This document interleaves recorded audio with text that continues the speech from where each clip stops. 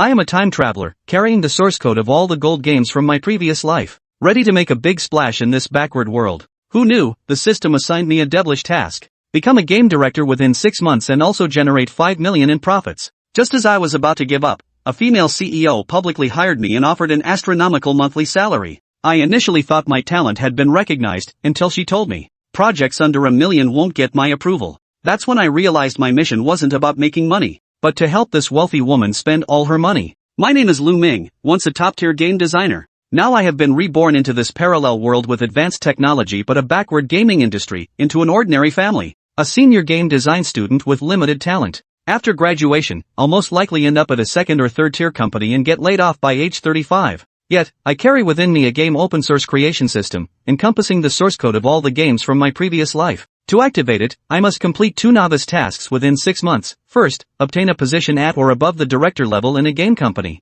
Second, the game has a favorability rating of over 80% and has generated profits exceeding 5 million. To complete the task, I took an unconventional approach, switching my graduation project from a grandiose CG masterpiece to a retro pixel game called Pixel Manager. At the campus recruitment fair of Moda University of Science and Technology, my booth went unnoticed. When a group of gaming company executives stopped to look, my instructor Fang Xiaoxiao also felt embarrassed about it. Chen Jiming, the CEO of Zongshan Company, curiously inquired, and I gave a detailed introduction to this game that combines simulation management with sports competition. However, the retro quality of the graphics made most of the executives scoff and leave one after another. Just as I was feeling disheartened and lamenting that failure was imminent, a tall and sexy woman walked over. She is Xià Tiān, the president of Sprout Gaming Company. Facing the disdainful gazes of everyone, she didn't hesitate to extend an olive branch to me. Come develop with our company as our game director. Her best friend Fang Xiaoxiao was so anxious she was stomping her feet, but Xià Tiān stopped her with a glare. Her eyes burned intensely as she looked at me, as if gazing upon a flawless piece of uncut jade, and she decisively declared, "We at Manhwa want you." Seeing that I had no internship or project experience, she was actually more satisfied. The surrounding executives snickered, dismissing it as mere antics from a newly established company. The next day, I arrived at Manhwa Company and became the game director. When I proposed that Pixel Manager would only require a budget of 50,000, Xià Tiān was utterly astonished. I thought the company was tight on funds, so I proactively reduced it to 20,000, only to have Xià Tiān sneer coldly, telling me that one of her rings was worth much more than that. She informed me that the company had principles, and projects under $1 million wouldn't get her approval. Hearing that number, my eyes lit up. Since the boss was being generous, I was more than happy to go with the flow. I suggested to Summer that we could outsource tasks like art design and UI work, then allocate most of the funds for promotion and distribution, such as hiring star athletes for endorsements and placing advertisements in subway stations, with the total budget controlled at $1 million. Summer was very satisfied after hearing this and immediately made the decision, agreeing to my plan. On the pretext of finding outsourcing, I became the only person left in the company.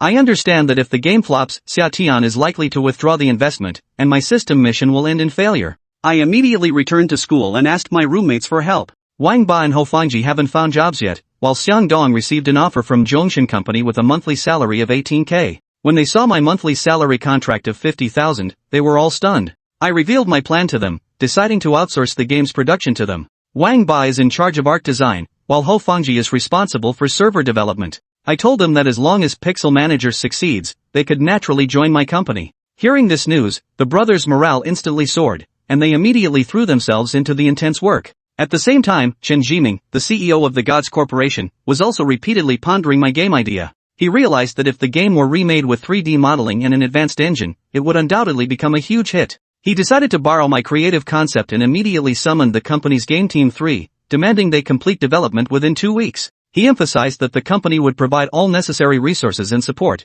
and they absolutely had to release it before I did. Chen Jiming immediately contacted the promotion team, instructing them to reach out to famous football stars to endorse the new game. He firmly believed that with the strength of a large company, he could easily crush a dreamer like me, a so-called genius. A silent competition had thus begun. Chapter 4: The Plagiarism Controversy. 2 weeks later.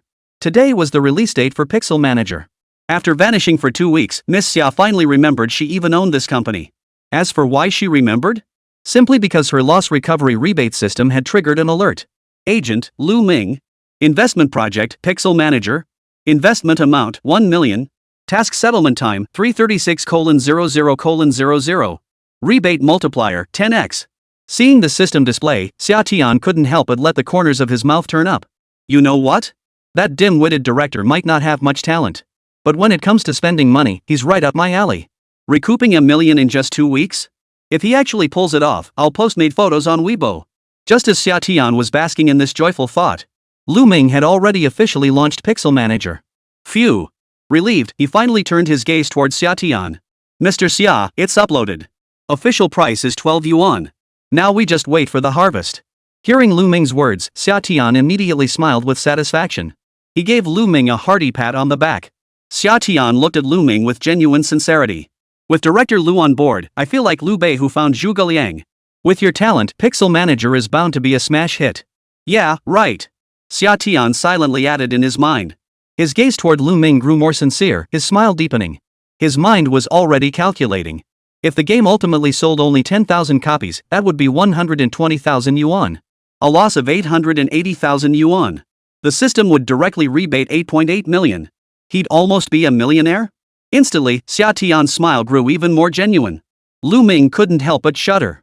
Honestly, when it came to the gaming sector, he wasn't entirely sure if he could break through the current competitive landscape.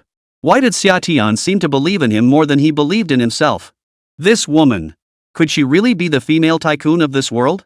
Just as Xià Tiān and Lù Ming were each lost in their own thoughts. Suddenly, Fang Xiaoxiao rushed into their office. As for why she came? Well, it's because he's the secretary Xià Tiān hired. It's perfectly normal for a college counselor to have a part-time gig, right? Besides, her best friend had given her way too much. But at this moment, Fang Xiaoxiao's face showed no trace of joy. Instead, her eyes were filled with shock, disbelief, and rage. Mr. Xia. Director Lù. There's been an incident. Someone plagiarized our company's game. What? Hearing Fang Xiaoxiao's words, both of them froze in shock. Fang Xiaoxiao picked up her tablet and immediately opened a game promotional video. This video was the latest game trailer released by Gods Corporation. Gods Corporation's new release, Professional Manager, has gameplay that overlaps heavily with our Pixel Manager. I suspect it's Chen Zhiming. He was the one who played Lù Ming's game at the campus recruitment event. He outright copied it, though the graphics are undoubtedly better than ours. At this point, Fang Xiaoxiao glanced at Lù Ming beside her, her expression torn. She couldn't find the right words to describe the ultra-high-definition graphics of Pixel Manager. As she gazed at Fang Xiaoxiao's game promotional CG and the celebrity endorsements behind it, Summer blinked in surprise before letting out a gasp. Whoa! Cooley? Mei Shi? Fan Jindong? International stars from several ball sports, they actually got them all on board? That must have cost a fortune. Hearing Xià Tiān's words, Fang Xiaoxiao nodded in agreement. Her expression grew increasingly grim. She hadn't expected it. That bastard Chen Zhiming was so shrewd. Even their promotional strategy was identical to what Menger had planned. The problem was, the gods had deep pockets. They'd signed 5 international sports stars from different ball sports as endorsers in one fell swoop. They've also launched promotions across major social platforms like Weibo and Douyin. Right now online, the top 5 trending topics were all bought out by them. In stark contrast, their Pixel Manager could only be described as a flop. What Fang Xiaoxiao found most unacceptable was that Chen Zhiming, whom he had personally invited to the campus recruitment fair? What he never expected was that the guy would be so underhanded. Stealing someone else's creative work without so much as a word? Beside him, Xià Tiān. After seeing the promotional tactics of the gods, he slammed his fist on the table. This is outrageous. The gods are nothing but a bunch of scoundrels. I'm going to sue them. After saying that, she turned to Lù Ming with a worried look, patting his shoulder. Don't worry, little Lù. I'll go get you justice right now. If this game really doesn't sell this time, it's definitely not your fault. I'll cover for you. With that, she stormed out, slamming the door behind her. Lù Ming. Who would have thought this wealthy woman Sia would actually be so loyal? What Lù Ming didn't know was, the very moment Xià Tiān stormed out of his office, the smile on her face instantly turned radiant. He. Holy cow. What a godsend. With their help, I'll rake in even more money. Yay. I was even thinking about how to console little Lù later, but now it's perfect, no need to make excuses. I'm the queen. Tonight I'm flying to Japan for a shopping spree. With that, Xià Tiān happily boarded the flight to Japan. This time, she didn't even bother pretending. She booked business class.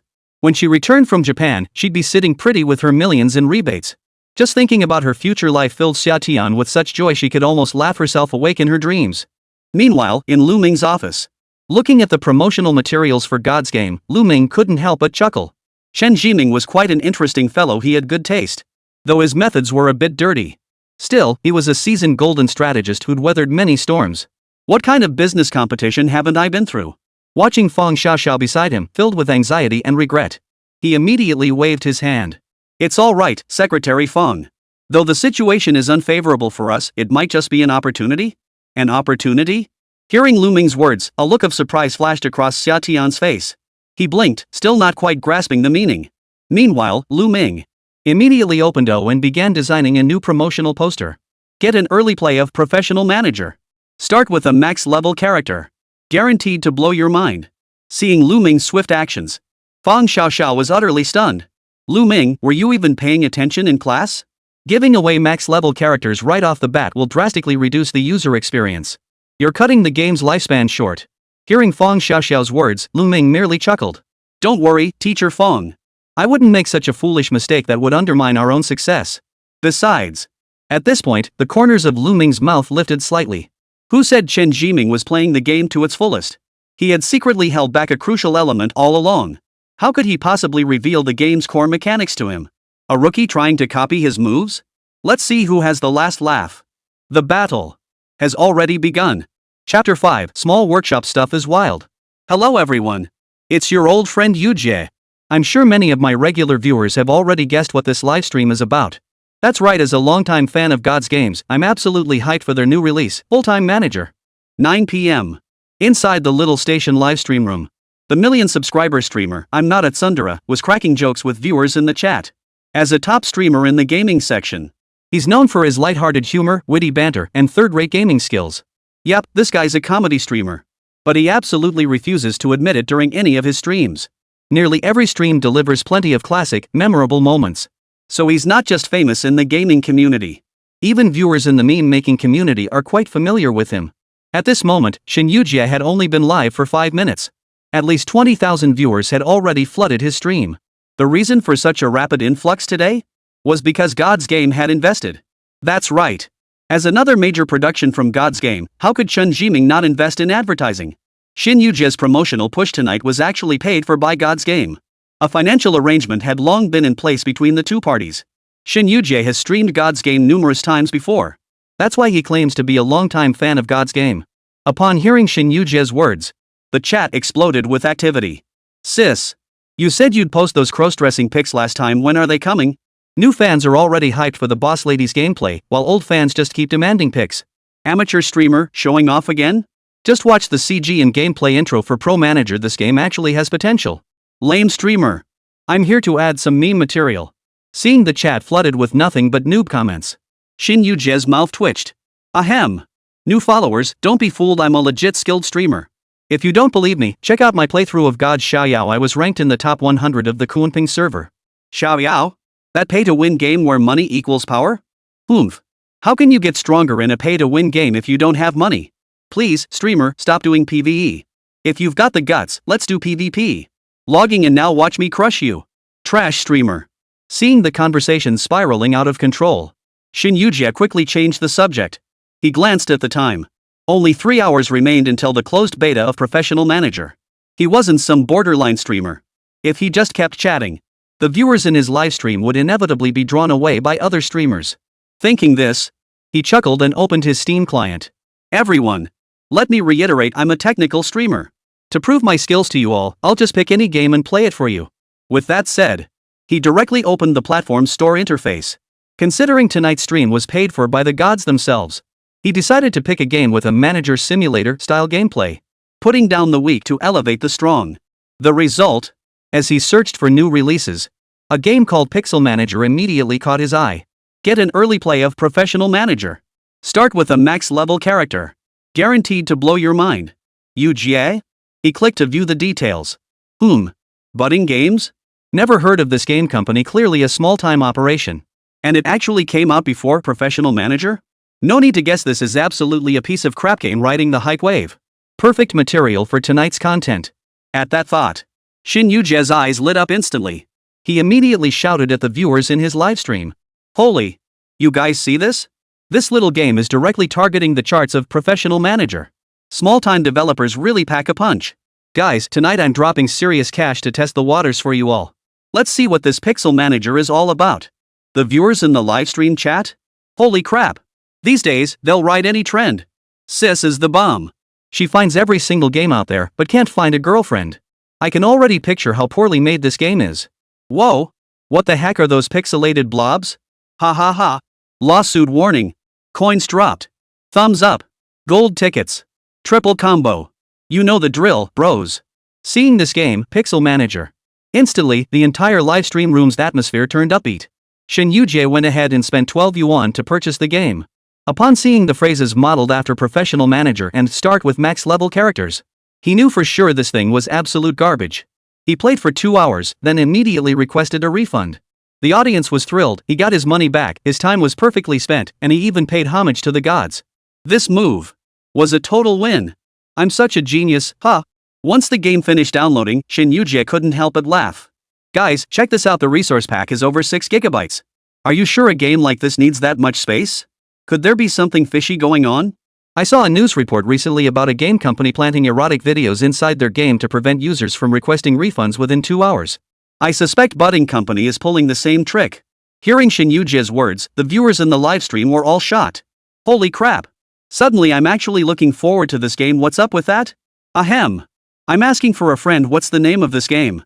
Yep, I'm the friend from the post above. Guys, lend me a game to talk about. Never gonna give you up, take it, no thanks needed. While the commenters were exchanging torrent tips in the bullet chat, Shin Yujie had finally finished downloading the game. He rubbed his hands together eagerly. He flashed a lecherous yet polite grin. Guys, I'm gonna give this game a shot right now and see how much fire this indie studio's got. With that, he launched Pixel Manager. The interface greeted him with a fully pixelated art style, dynamic character sprites and an animated office background. Seeing this intricate visual design, Yujie, who had already given up on expecting much from the graphics, couldn't help but pause in surprise. Hey, even though it's a small studio, the graphics are actually pretty impressive. Seems like this game studio has solid UI design skills. Of course, everyone, when it comes to games, the most important thing is the content. With that said, Shin Yujie clicked into the game. Immediately upon entering, a game pop-up appeared. Congratulations! You've obtained the all-attribute soccer star Qianlong. He tapped on Qianlong's pixelated character card. Suddenly, Shin Yujie was stunned by his explosive stats.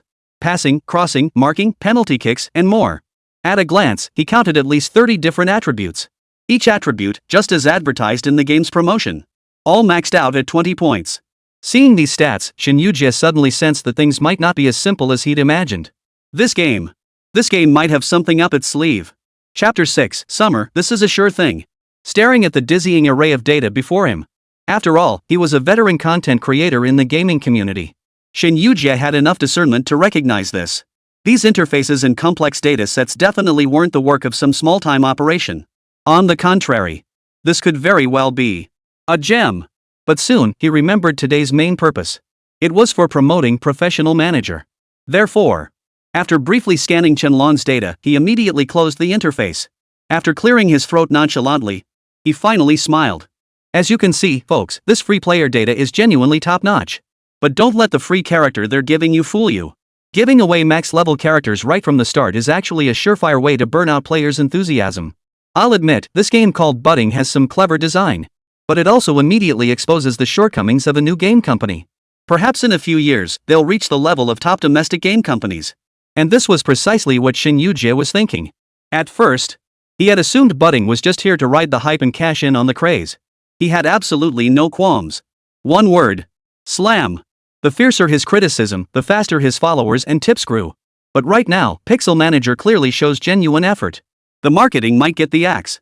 But that doesn't mean the game itself is bad. It has potential. That's his target audience. He naturally toned down his tendency to tear down others to elevate himself. The gaming world isn't just about fighting and killing, it's also about human relationships and social dynamics. Just as Shin Yujie was introducing the game Pixel Manager, at that very moment, far away in the neon-lit summer, was also watching the livestream of I'm Not at Sundara. After all, it was the company's first game. She naturally wanted to see how it performed. When she saw I'm Not at Sundara streaming Pixel Manager, her little heart fluttered ever so slightly. Without hesitation, she dialed her best friend back in Longwa. Xiao, that I'm Not at Sundara on Bilibili, did you arrange that? What? Hearing Xià Tiān's words, Fang Xiao, who was swamped with work at that very moment, froze in surprise. No way. And Xià Tiān, where are you? Listen to me. Lù Ming is beyond redemption. He's completely given up. Giving away max level players just for logging in. What is he thinking? He's literally draining the game's lifespan. Once players get bored, the refund rate within 2 hours will skyrocket. Ha! Hearing Feng Xiaoxiao's words, Xià Tiān, who had been feeling a bit worried just moments ago, his eyes lit up instantly. Damn, his dim-witted agent, Dao Xin, is already losing his cool? Ha ha ha. Doesn't that mean I'll rake in even more? Struggling to suppress a grin that was harder to hide than an AK-47, Summer cleared his throat softly and said, "Well, isn't this Xiao Lu's first attempt? Besides, he's going through a rough patch right now. Let's give him some time. I believe his next work will definitely be better." Yeah, right. Having said that, without giving Feng Xiaoxiao a chance to speak, she hung up immediately and began savoring the omakase prepared by the Michelin 3-star chef. While savoring the delicacies, she watched the live stream of I'm Not at Sundara. When she heard Xin Yujia's explanation of max-level players, the corners of her eyes crinkled into crescent moons. This money loss is guaranteed. So damn satisfying. With such a lucky charm by my side, how could I not become the world's richest person? My silly agent is a genius. Losing money? He's a pro at it. Right then, she stopped paying attention to the rest of the game stream. Instead, she quietly savored the novelty of high-end Japanese cuisine. Meanwhile, she pondered what to buy in Ginza later. Or, why not just buy a shop as an investment? 10 million yen. I'm gonna go on a spending spree. Swipe away. What Summer didn't know, though, right after she shut down her I'm Not at Sundara livestream, things started taking a strange turn. Choosing a league, selecting competitions, rehearsing formations and tactics, recruiting players, hiring staff, devising training plans, managing morale, organizing friendlies, giving praise, handling injuries, buying and selling players and so much more. Once Xin Yujie truly immersed herself in it, soon, he was drawn in by its intricate gameplay, diverse roster of players. The tactics he devised drew him in. Starting with selecting players and staff, he found himself constantly thinking. After finally completing his selections and tactical planning, he glanced at the time. What the hell? An hour and a half had already passed? The stream's chat, which had been active since he immersed himself in the game, had gradually thinned out. But in Xin Yujie's live stream room, the number of viewers not only hadn't decreased, but actually kept growing. Gamers accustomed to traditional pay-to-win systems had never seen such a rare gem. Holy crap! Is this game really this fun to play? Holy crap! This indie studio is no joke. Pixel Manager, right? Gotta download it and try it out. Damn impressive. Is this really a small studio's game? It feels like a major studio's secret project. This game is seriously awesome. Just analyzing these stats alone will take me forever. Streamer, get to the action. Didn't they say there's a competitive mode? I want to see Zhubo play soccer. Damn it. How can you not pick Longchao as a Chinese player? Scanning the chat stream, Xin Yujie rubbed his slightly bleary eyes before smiling. Looks like everyone's curious about the competitive mode. Well, let's give it a shot then. After saying that, Xin Yujie selected the top league. The game itself described it as a beginner-friendly mode. As for Longchao, official Easter egg. Non-pros do not attempt. After all, Dragonfoot is no good. Having chosen the Premier League, he immediately kicked off the first round of matches. Upon entering the game, Qianlong nearly a jack of all trades. Soon, everyone felt the competitive charm of Pixel Manager. Players can not only freely play as players on the field, but also take on the role of coach, issuing commands, rallying the team, making substitutions, and more. For detail-oriented players, absolutely perfect. At this moment, apart from the graphics, viewers in the livestream chat can hardly find any flaws. Impulsive players can opt for quick simulation. Those who prefer to control the entire game can choose to watch in detail. Xin Yujie watched for about 10 minutes before satisfyingly wrapping up his first round. Unsurprisingly, with the max-level character Qianlong present, he won effortlessly.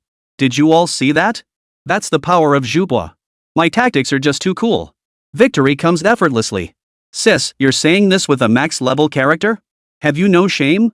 As a Dragon Nation citizen, choose Longchao. If I were devising the tactics, I could win with my eyes closed. This game's pretty good. I'm gonna buy a copy and try it out. Found a hidden gem. Gotta try it out too. Before they knew it, fans who watched Xin Yujie's first livestream suddenly found themselves itching to play.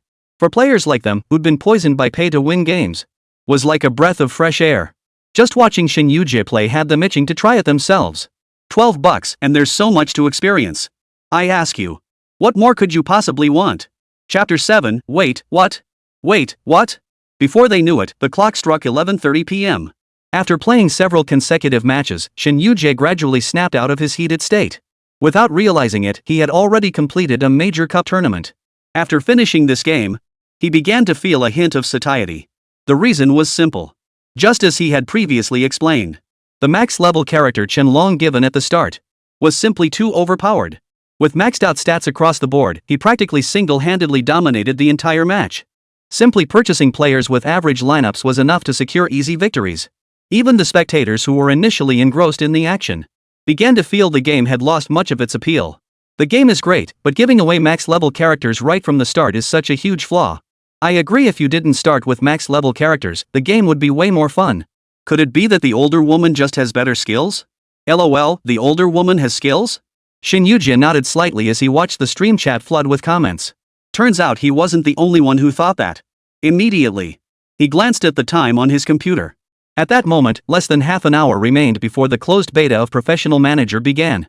He immediately stood up, ready to take a bathroom break. Alright, guys, just one more game. We'll be ready for tonight's beta test soon.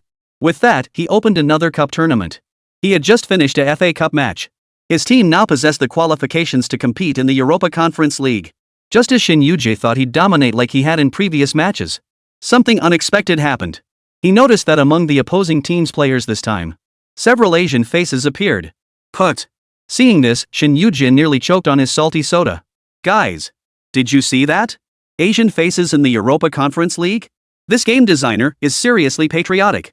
Let me check out the opponent's roster. Holy crap! Their entire coaching staff is made up of players from our Dragon Nation? Netizens? Why even bother playing?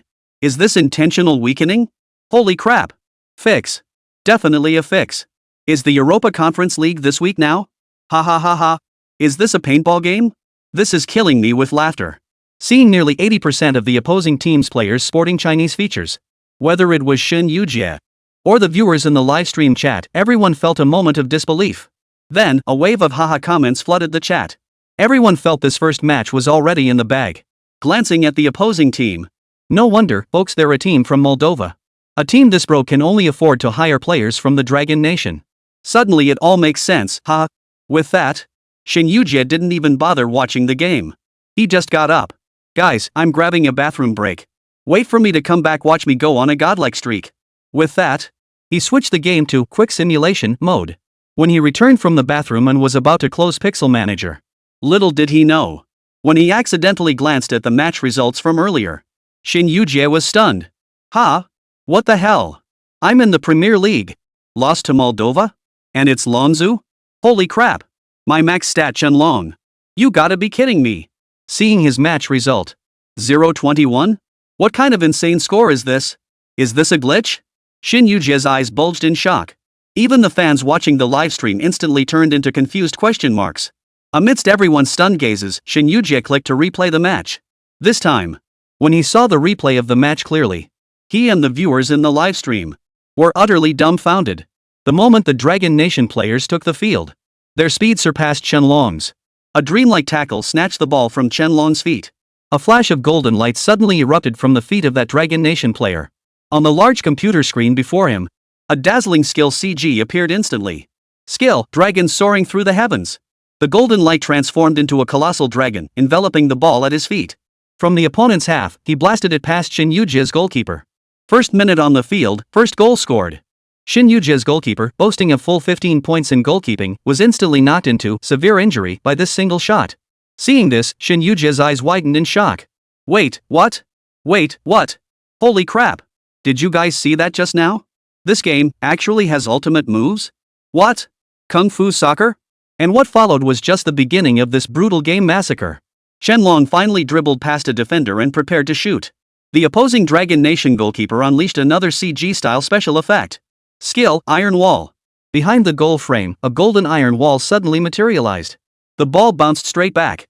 Xin Yujie. Seriously? Could this get any more absurd? The rest of the match was completely predictable. Everyone watched alongside Xin Yujie as the opposing players unleashed skill after skill. Skill, Taiji whirlwind. Skill, Phoenix Blaze shot. Skill, 8-step mysterious footwork. Xin Yujie. Netizens. Wait, am I actually playing that game? Holy crap. How did this game suddenly get so fun?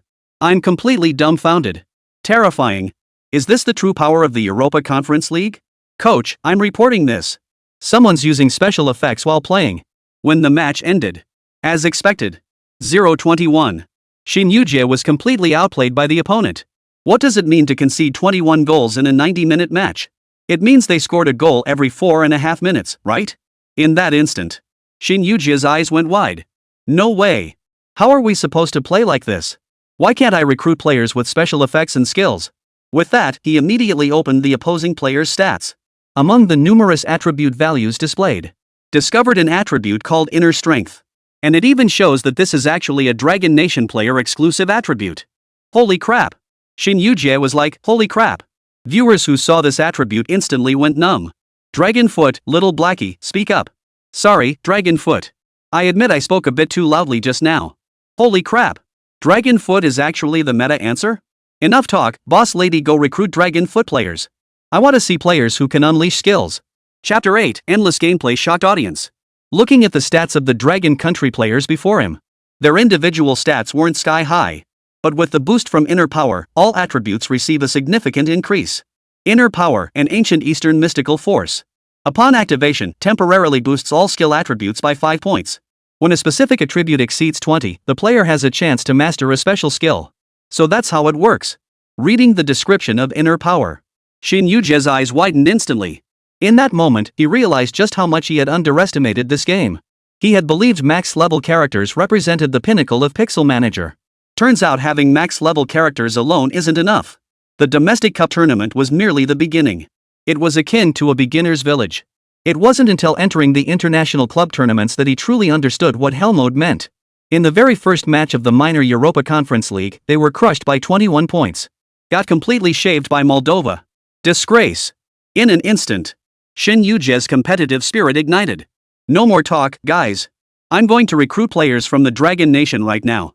With that, he opened the player information again. He began exchanging players. But mere transfers weren't enough, they also needed the right coaches. Immediately, Shin Yu-jie began searching for a coach suitable for the team, one capable of guiding players and cultivating internal energy.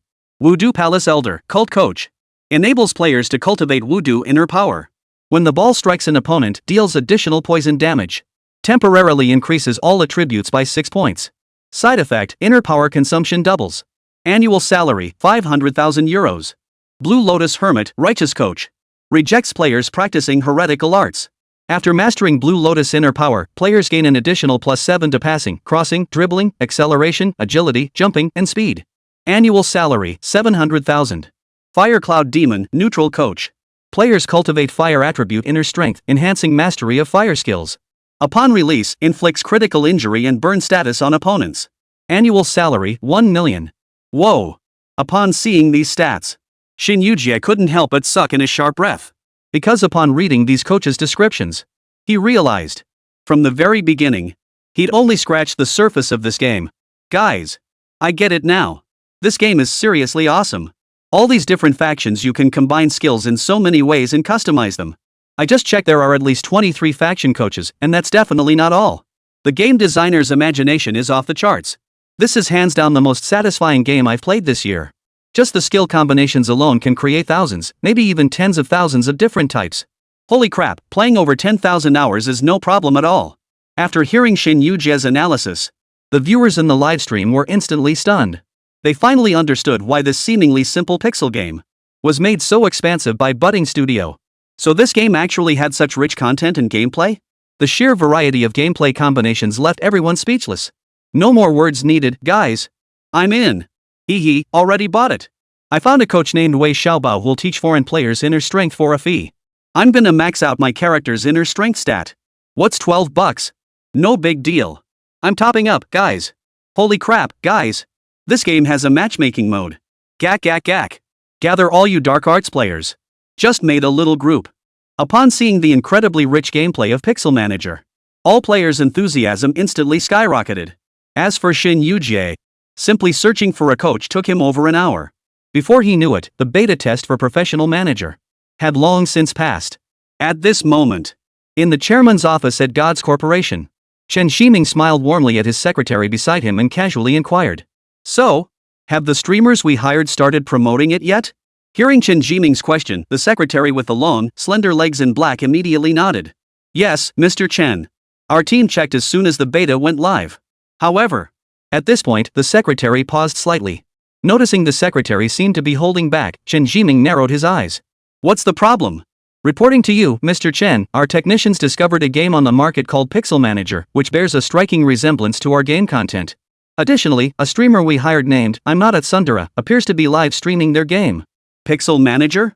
Hearing the secretary's words, Chen Zhiming, who had just moments ago appeared calm and composed, his expression instantly darkened, as if something had occurred to him. He immediately clicked into the live stream room of I'm Not at Sundara. Upon seeing Shen Yujie playing Pixel Manager, a flash of irritation crossed his face. At the same time, he felt a pang of dread. His plagiarism had been discovered by Manhwa. So was the other party rushing to release their game before he could? But soon, Chen Zhiming regained his composure. What's this talk of plagiarism? Isn't mutual inspiration commonplace in the gaming world? Besides, if both games launch simultaneously, how could that prove plagiarism? Glancing at the I'm Not at Sundara livestream, Chen Zhiming snorted coldly.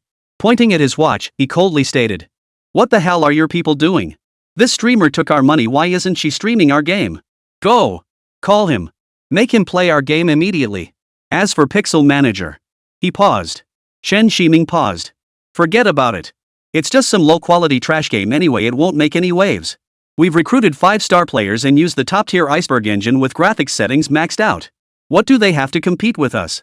Yes. Upon hearing Chen Zhiming's words, the secretary nodded promptly. Not long after, Shen Yujie, who was engrossed in his game, received a call from the PR team of God's Game. This interruption dampened his spirits. But soon, his expression abruptly changed. After glancing at the time displayed on the screen, he froze in place. What? I haven't even finished teaching my players yet, how is it almost 2 o'clock already? Sorry, got carried away with the game. I'll start the live stream right now. He hurriedly hung up the phone. He finally returned to the camera. But the look on his face was slightly off. Sorry everyone, I just had to use the restroom. Speaking of which, it's already 12 o'clock. Let's kick off the game, Professional Manager. Hearing Shen Yujie's words, the viewers in the livestream instantly lost their cool. Wait, what? I've already taken off my pants and now you're switching games? No way, bro. I want to keep watching this game. I just checked other streams, nothing interesting. Stick with Pixel Manager. Sis, you're missing out on prime content gold. No way. At least play one round, let me see how strong Dragonfoot really is. Chapter 9, Brothers share hearts, but you play mind games? Seeing the bullet comments in the livestream, Shen Yujie's heart ached. After all, in this industry, streamers rely on viewers for their livelihood. Defying the audience wouldn't exactly benefit his career. But alas, he'd taken the dirty money from the God's Game. He had no choice but to hold his nose and work for them. So he pretended not to see the bullet comments flooding the livestream. After entering the redemption code, he began downloading the game Professional Manager. During the download, he glanced at his live stream's viewer count. Sure enough, the viewership had plummeted from over 80,000 at the start to just 60,000. In just a short while, the chat had lost 20,000 viewers. Shen Yujie was kicking himself. But he could only put on a cheerful facade. Everyone, since this is a manager-type game, why don't we all enjoy the high-end graphics together? All this pixelation is straining my eyes. Big budget productions can't possibly be worse than indie games, right? Hearing Shen Yujie's words, the viewers in the livestream chat nodded in agreement. Nodding in agreement, the crowd stopped pressuring Shen Yujie to continue streaming Pixel Manager. Before long, as the game interface opened, what met their eyes were familiar ball sports stars. Seeing this rendering that looked even more realistic than the real thing, the viewers watching the livestream instantly lit up. Holy crap, after staring at pixelated graphics for so long, suddenly realizing this high-end quality is just so much better. Exactly. Look. It's Cooley. Meishi. Fan Jindong. So handsome. Just like the real thing. Wow. It's a full all-star lineup, so immersive. I can't wait to play. Damn it. I don't have a redemption code. Does anyone have an extra one? I have to say, God's Game really lives up to being a big company. Even though they only spent 2 weeks on it. But thanks to their massive pre-existing assets, they still managed to finish this game quickly. And when it comes to graphics quality, it's absolutely top tier in China. High-end game studios. It's all about the graphics. The engine. The rendering. Indeed. When the live stream audience saw this level of graphics, the viewers who had been clamoring to see Pixel Manager quieted down.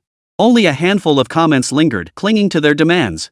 Seeing the viewer count stabilize, Shen Yujie finally breathed a sigh of relief. He immediately smiled and explained. What do you think, everyone? Big studio games are just different, right? If you like it, show your support. In just one more week, the official open beta will begin. If you're into it, show your support. With that, Shen Yujie opened the game interface. But, as he followed the beginner tutorial, a peculiar expression suddenly appeared on his face. This tutorial content. Why did it feel so familiar? It felt eerily similar to when he played Pixel Manager earlier. Though the UI was different, the core gameplay remained unchanged. At that thought, Shen Yujie's eyes suddenly widened. A terrible suspicion suddenly took root in his mind. Plagiarism. Did Mo copy gods? Unlikely. Having just experienced Pixel Manager firsthand, he could confirm with absolute certainty. It's a meticulously crafted, conscientious masterpiece. Every setting, even the player panel attributes.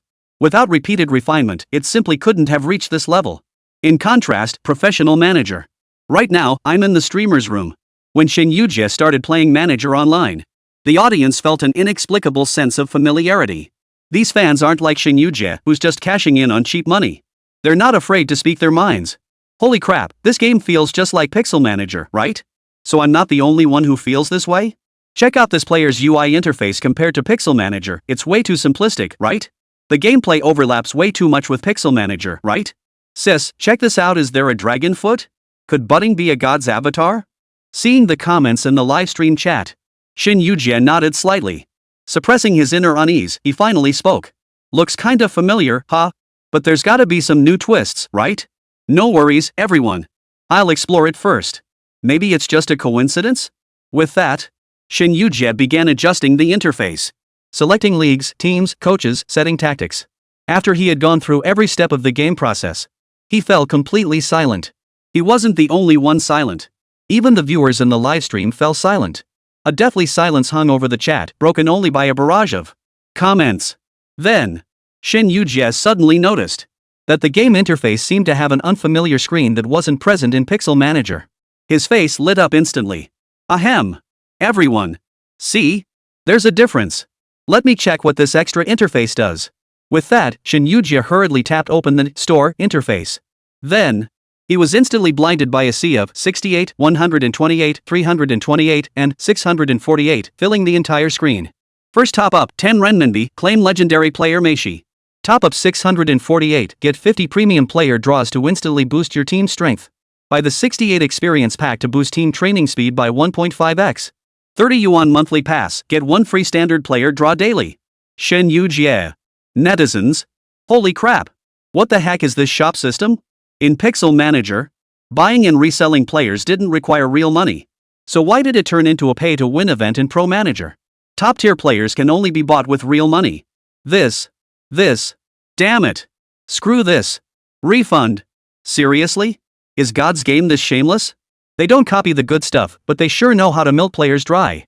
Damn it. We're brothers in arms, and you pull this on us? They're treating us like suckers to fleece.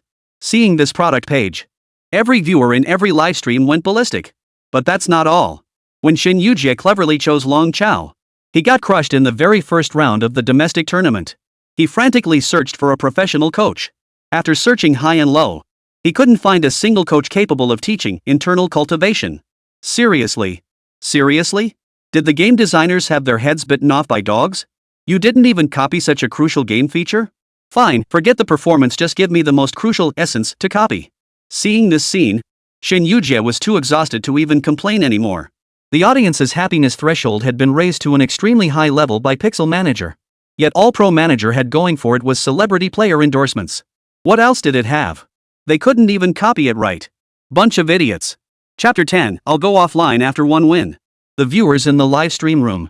Upon seeing the gameplay of Professional Manager, at that moment, only 2 words remained on their faces. Disappointment.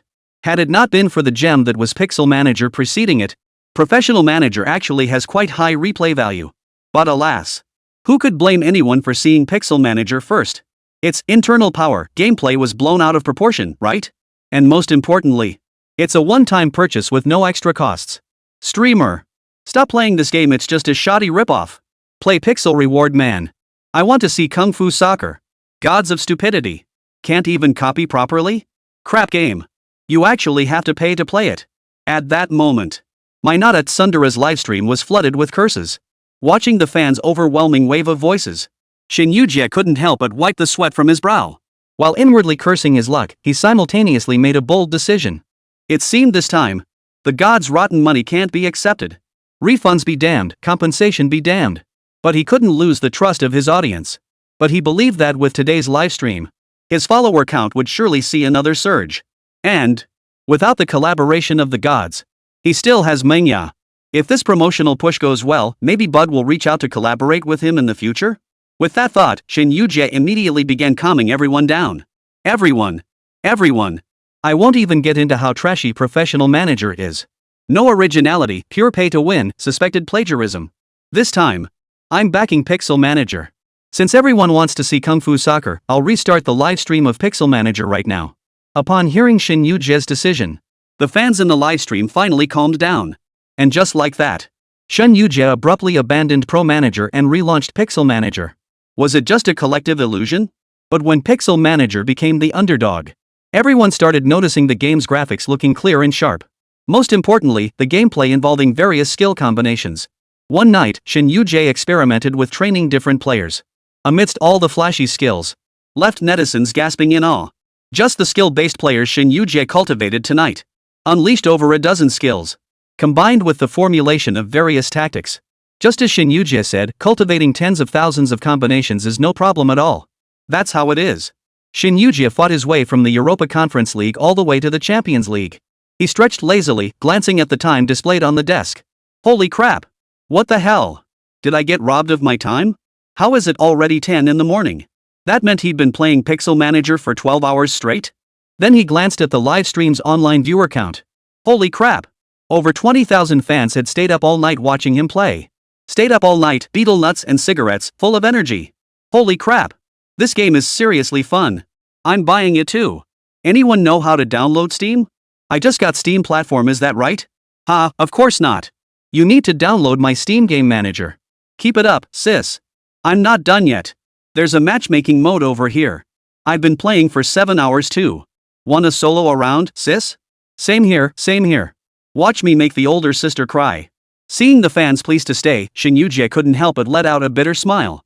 Guys, it's not that I don't want to keep going, I'm just dead tired.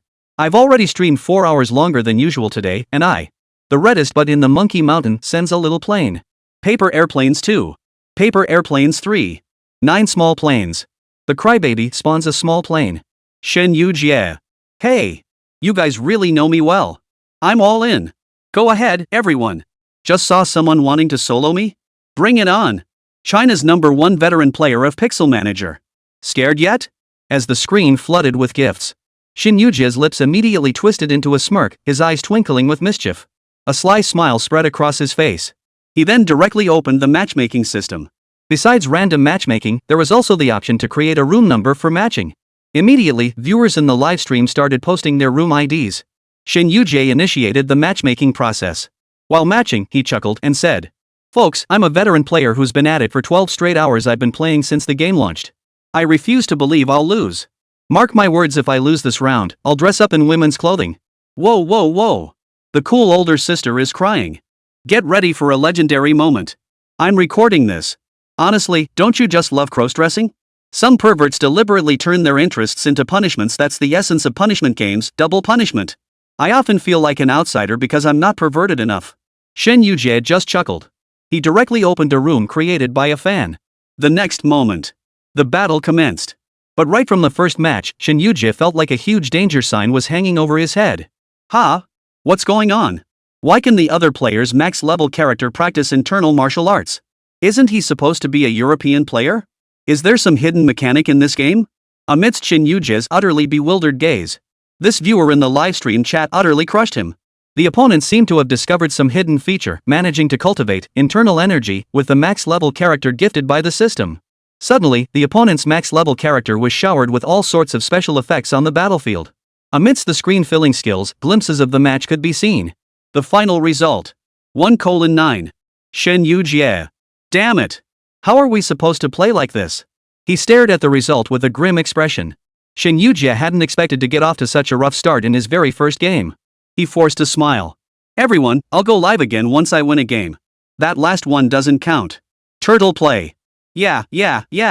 Sis, I'm a legit pro streamer. I suck. Big sis. Play with me, play with me. Don't fight over me, watch me make the diva cry. At this moment, Shin Yujie couldn't care less about the flood of comments on the screen. He desperately needed to prove he was a skilled streamer. It really wasn't because he was bad. He rematched with a fan. The result? Holy crap. What the hell? How did the other player knock out all my players with severe injuries and broken bones? Unfair play. Unfair play. As a gentleman, I refuse to be associated with you. This play doesn't count. Holy crap. Shaolin's 11 bronze men? Bro, isn't blocking the goal with 11 guys a bit much? Damn it. I'll quit streaming after one more win. One more game. One more game, just one. Chapter 11, game sells like hotcakes, praise pouring in. At that moment, inside Budding Company, Fang Xiaoxiao stared nervously at the computer. When a new game launches, the platform gives it a wave of recommendations. But she couldn't be sure how well it would ultimately perform. The thought of her dim-witted best friend pouring $1 million into this crappy pixel game made her cringe. As his secretary, her boss's heart was bleeding. At the same time, she shot a withering look at the culprit beside her. That's $1 million, for crying out loud. It would take her 2 years to earn that much, juggling her roles as counselor, best friend, and personal assistant. And Lù Ming just blew it all in one go. Couldn't he have been more careful? Who told you to spend so much? It's all because my silly bestie has such a kind heart. He asked for that much money, and you just handed it over? Now she sat anxiously at her computer desk, her face etched with prayer. Seeing Fang Xiaoxiao's anxious expression, Lù Ming couldn't help but smile calmly. Seriously, Fang? Mr. Xia said he'd cover us, right? Besides, Pixel Manager might just beat the gods.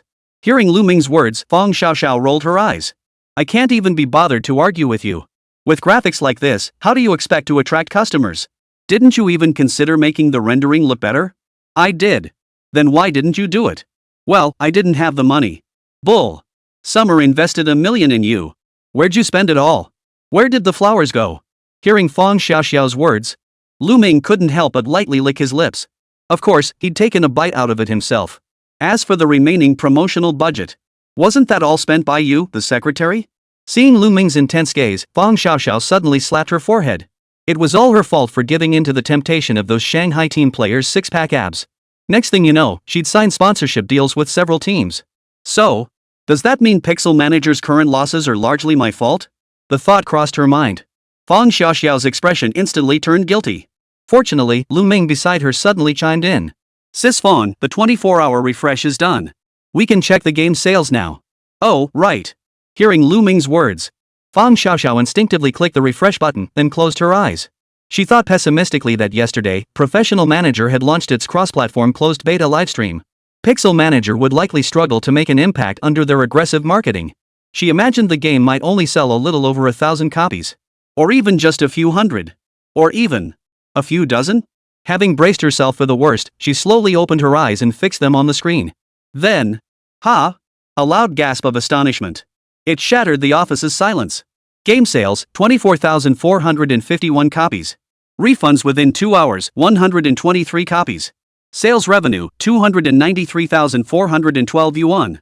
Current cumulative reviews, 1,982. Positive rating, 94% overwhelmingly positive. Wow. Am I dreaming? Seeing these sales figures, Fang Xiaoxiao instinctively rubbed her eyes. She counted them over and over. Finally, she dared to believe it.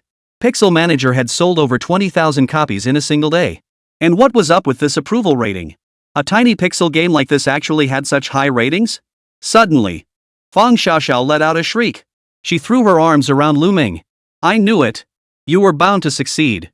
We're the 100 Daydreamers. Lù Ming. About 5 minutes ago, you weren't saying that. Woman, you really are a creature of change. He rolled his eyes slightly. Lù Ming said nothing. Given the gameplay of Pixel Manager, selling just over 20,000 copies in one night, he was actually a bit dissatisfied. But what could he do? Who could compete when the gods were throwing money around for promotion? Looking ahead, based on this sales trend, even if daily purchases dropped by 3/4, he could still easily rake in over 2 million in monthly sales. Completing the system's tasks within 6 months should be a sure thing. Looks like I won't have to worry about my memories being erased. Phew. At this thought, a faint smile spread across Lù Ming's face. As his first work in this world as a game designer. It was passable, I suppose. Meanwhile, Fang Xiaoxiao had already dialed Xià Tiān's phone.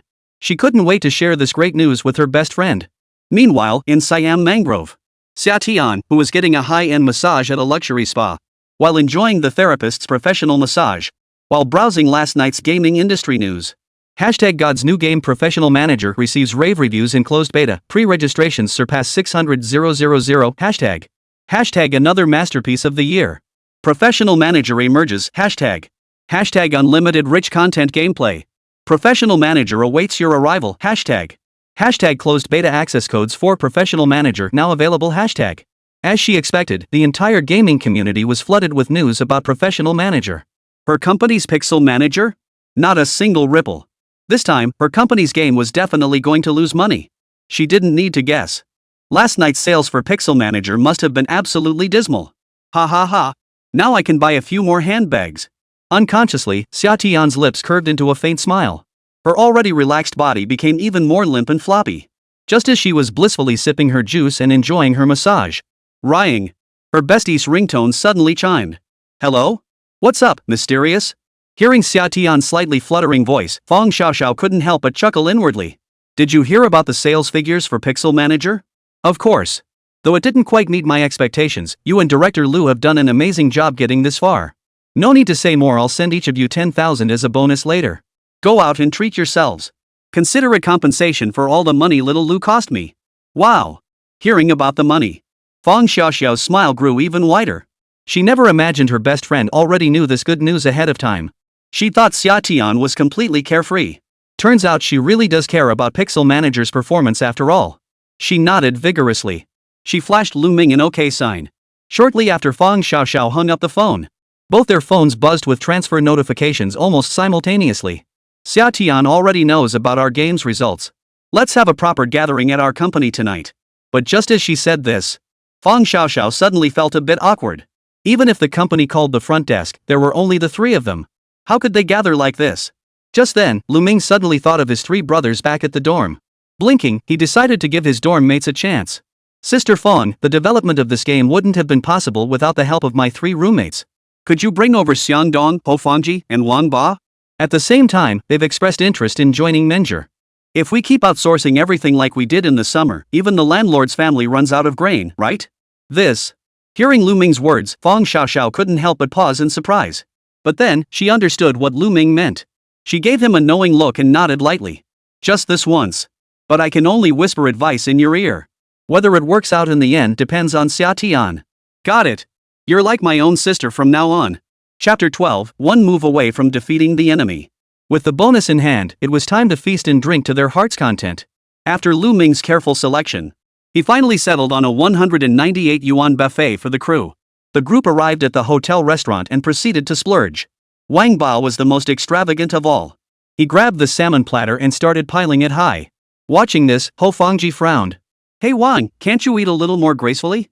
It's like you've never had salmon before. The other guests have been staring at you for ages. Why did you even bring over the hotel's plate? Hearing Ho Fangji's words, Wang Bao rolled his eyes. You're such a genius.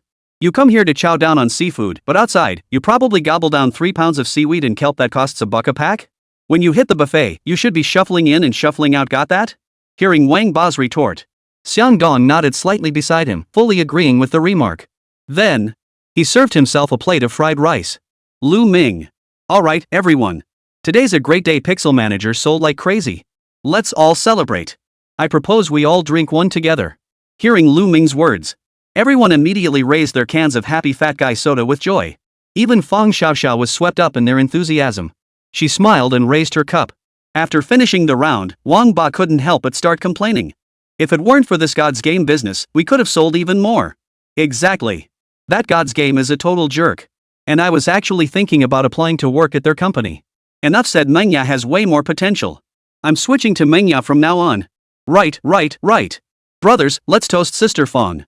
Feng Xiaoxiao. Even if you guys suck up like this, my bestie can't hear a thing. But seeing how lively the mood is, let's drink up. Ho Fangji, however, looked at Lù Ming with some concern. Old Lù, what's your plan moving forward? God's Corporation is ramping up their marketing efforts. Even if our game is solid, I doubt we can outplay them. Ha! Ho Fangji's concern wasn't unfounded. But for Lù Ming, who'd seen every dirty trick in the book, this was no big deal. Waving his hand dismissively, he laughed. I'm well aware of the situation you described. Rest assured, I already have a plan for dealing with that scum. After speaking, Lù Ming narrowed his eyes slightly and looked at Wang Ba and the other two. Did you bring all the gear you were told to pack? At Lù Ming's question, the three simultaneously produced their laptop bags. This was something Lù Ming had specifically instructed them to bring before they came. He patted his slightly protruding stomach. Lù Ming stood up immediately. Now that we've eaten, let's get moving. Guys, give me a hand and update another patch package for me. Just in case the gods try any more tricks, we need to take them all out in one fell swoop.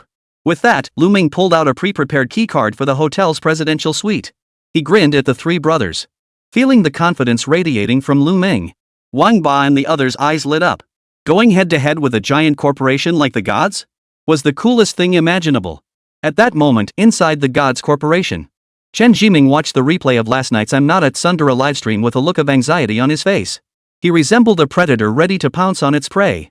His face twisted with rage as he turned to his secretary. Who can tell me what the hell is going on here? Why isn't the streamer following our instructions? Hearing Chen Zhiming's demand, the secretary's jaw dropped. She cautiously glanced at Chen Zhiming before softly replying. The other party claims our game involves severe plagiarism and refuses to associate with us. The breach of contract fee has already been paid, and they don't want any further association with our company. After speaking, she lowered her head, unable to meet Chen Zhiming's gaze. On Chen Zhiming's computer screen, a video from Bilibili was playing. Unsurprisingly, it was another highlight from Xin Yujia's livestream last night. Unoriginal, pure pay to win, suspected plagiarism. This time I'm backing Pixel Manager. Just one win and I'm done. I, Xin Yujia, am truly a skilled streamer. Various meme videos were pieced together by masterful content creators. Among them, the most concerning issue is the plagiarism allegations surrounding Professional Manager. The two games share striking similarities, but Pixel Manager clearly demonstrates greater polish. Not only that, what Chen Zhiming hadn't anticipated was that when Lù Ming first showed him the game, he had hidden the most crucial feature: the internal skills system. This was the smoking gun proving Professional Manager's plagiarism the fatal blow. This incident has already become trending news in the Bilibili community. If Chen Zhiming hadn't paid for trending topics and manipulated public opinion, Professional Manager might have sunk before it even launched. Watching the game replays in the livestream room, even Chen Zhiming had to admit, Lù Ming's imagination was truly boundless. This internal skill mechanic elevated an already engaging game to a whole new level of sophistication. Honestly, I'm a bit jealous. At this point, Chen Zhiming couldn't help but sigh. This time, he was thoroughly defeated by this young man. The thought that he once had the chance to persuade Lù Ming to join the gods faction. He felt a pang of regret. Then he recalled Feng Xiaoxiao's affirmation of Lù Ming back then. He never imagined that woman's eye for talent could be so sharp. Oomph, Manhwa really hit the jackpot. After saying that, he scrolled down with his mouse wheel and saw a barrage of insults directed at God Company beneath the video. Crap game. Think just because it's from a small company you can rip off others freely? How will Dragon Nation's gaming industry ever progress like this? Used to like God's stuff, but they've lost their magic. I predict this will be the beginning of God's downfall. A rising star is about to embark on its path to dethrone the gods. Holy crap. Sounds awesome. Following this. Love this game, already bought it. He closed the page in frustration. Chen Zhiming pondered what to do next. Ding-a-ling. Just then, the landline in Chen Zhiming's office suddenly rang. After answering the call, the expression on the CEO's face began to stiffen. After speaking with the other party for about half an hour, he finally hung up. Then came a long silence. Mr. Chen. What's wrong? At the secretary's voice, Chen Zhiming slowly lifted his head. His eyes were now filled with a cold, icy glare. The shareholders' meeting called. They want me to resolve this matter. Otherwise, I might be out on my ear. What? The secretary gasped in shock at Chen Zhiming's words. Chen Zhiming, however, remained composed. He spoke in a matter-of-fact tone. Gather everyone from Team 3. I need them to develop this internal energy mechanic. Everything must be completed by the public beta. After speaking, a gleam of determination flashed in Chen Zhiming's eyes. Right. He hadn't lost yet. He had the entire company backing him. It was time for the young upstarts to learn the true power of capital. Chapter 13, No More Pretending. 1 week later. As time dripped by.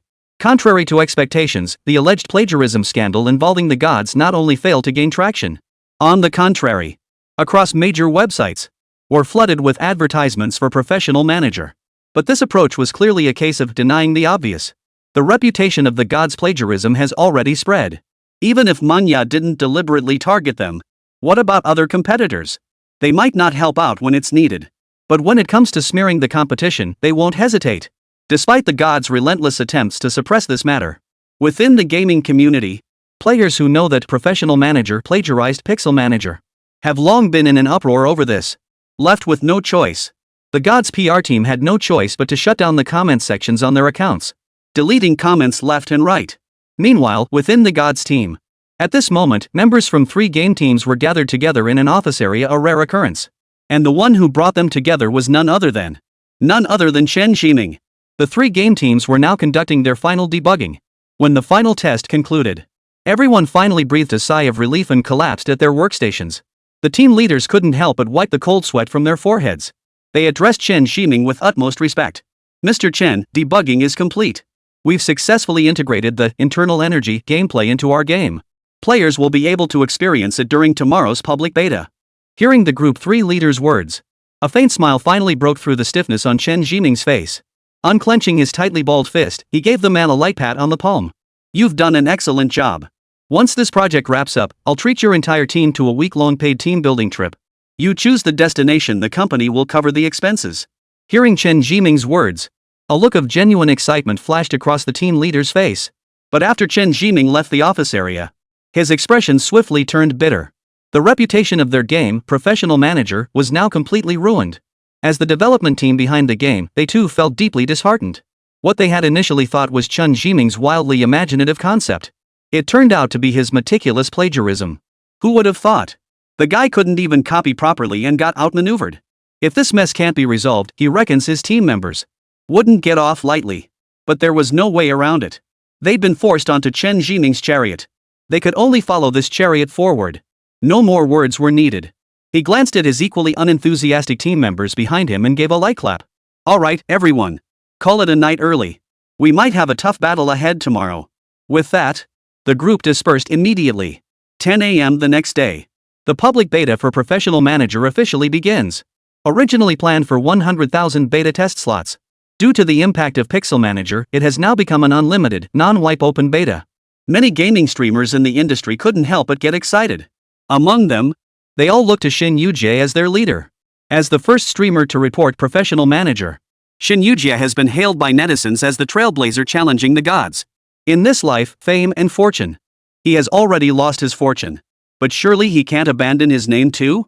Folks, today I'll join you in testing Professional Manager and lay bare the 10 sins of the gods. Let's compare the 2 games. Just how much did Professional Manager plagiarize? And what was the gods' biggest blunder? With that said, Xin Yujie proactively launched Professional Manager. But what they didn't expect was, upon seeing the CG content of Professional Manager, he couldn't help but be stunned. On the screen, Messi dribbled and kicked the ball simultaneously. In the next instant, the Bagua and lightning patterns appeared beneath his feet. His right foot delivered a fierce kick. The soccer ball transformed into a basketball and passed to Curry. Countless flames suddenly swirled around Curry's body. A three-pointer, the basketball was suddenly enveloped in a layer of flames. The ball then continuously transformed, passed from one star player to another. After witnessing the CG sequence of Professional Manager, Xin Yujie felt an ominous premonition welling up inside him. These sudden special effects hadn't been present during the internal testing phase. This newly added content. Why did it feel so familiar? It wasn't just him, his live streaming fans. They too sensed these effects weren't randomly added to the CG. Holy crap! These effects.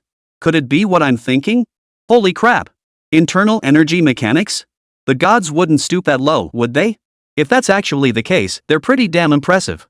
1-to-1 recreation? No acting involved, just straight up copying? Holy crap! The biggest scumbag in gaming this year has arrived. Ugh! Disgusting! At that moment, Xin Yujie's expression was equally grim. His face darkened as he clicked into the interface of Professional Manager. He methodically navigated through the game's content. When he saw the newly added martial arts coach slot under the coaching section, he couldn't help but curse out loud. Holy! The gods already had no limits, but this is like rubbing my intelligence in the dirt. Guys, check this out. Brand new high-fidelity replica. 1-to-1 recreation of Pixel Manager's game content. Wait, calling it a high-quality replica is an insult. Their upgrade is seriously insane, it surpasses the original. In just 1 week, they've managed to replicate every single gameplay feature from Pixel Manager. All I can say is, the devs are god tier. As the streamer displayed the screen of Professional Manager, every player's face betrayed a look of utter astonishment. Though many had already guessed how disgusting the gods were. They never imagined.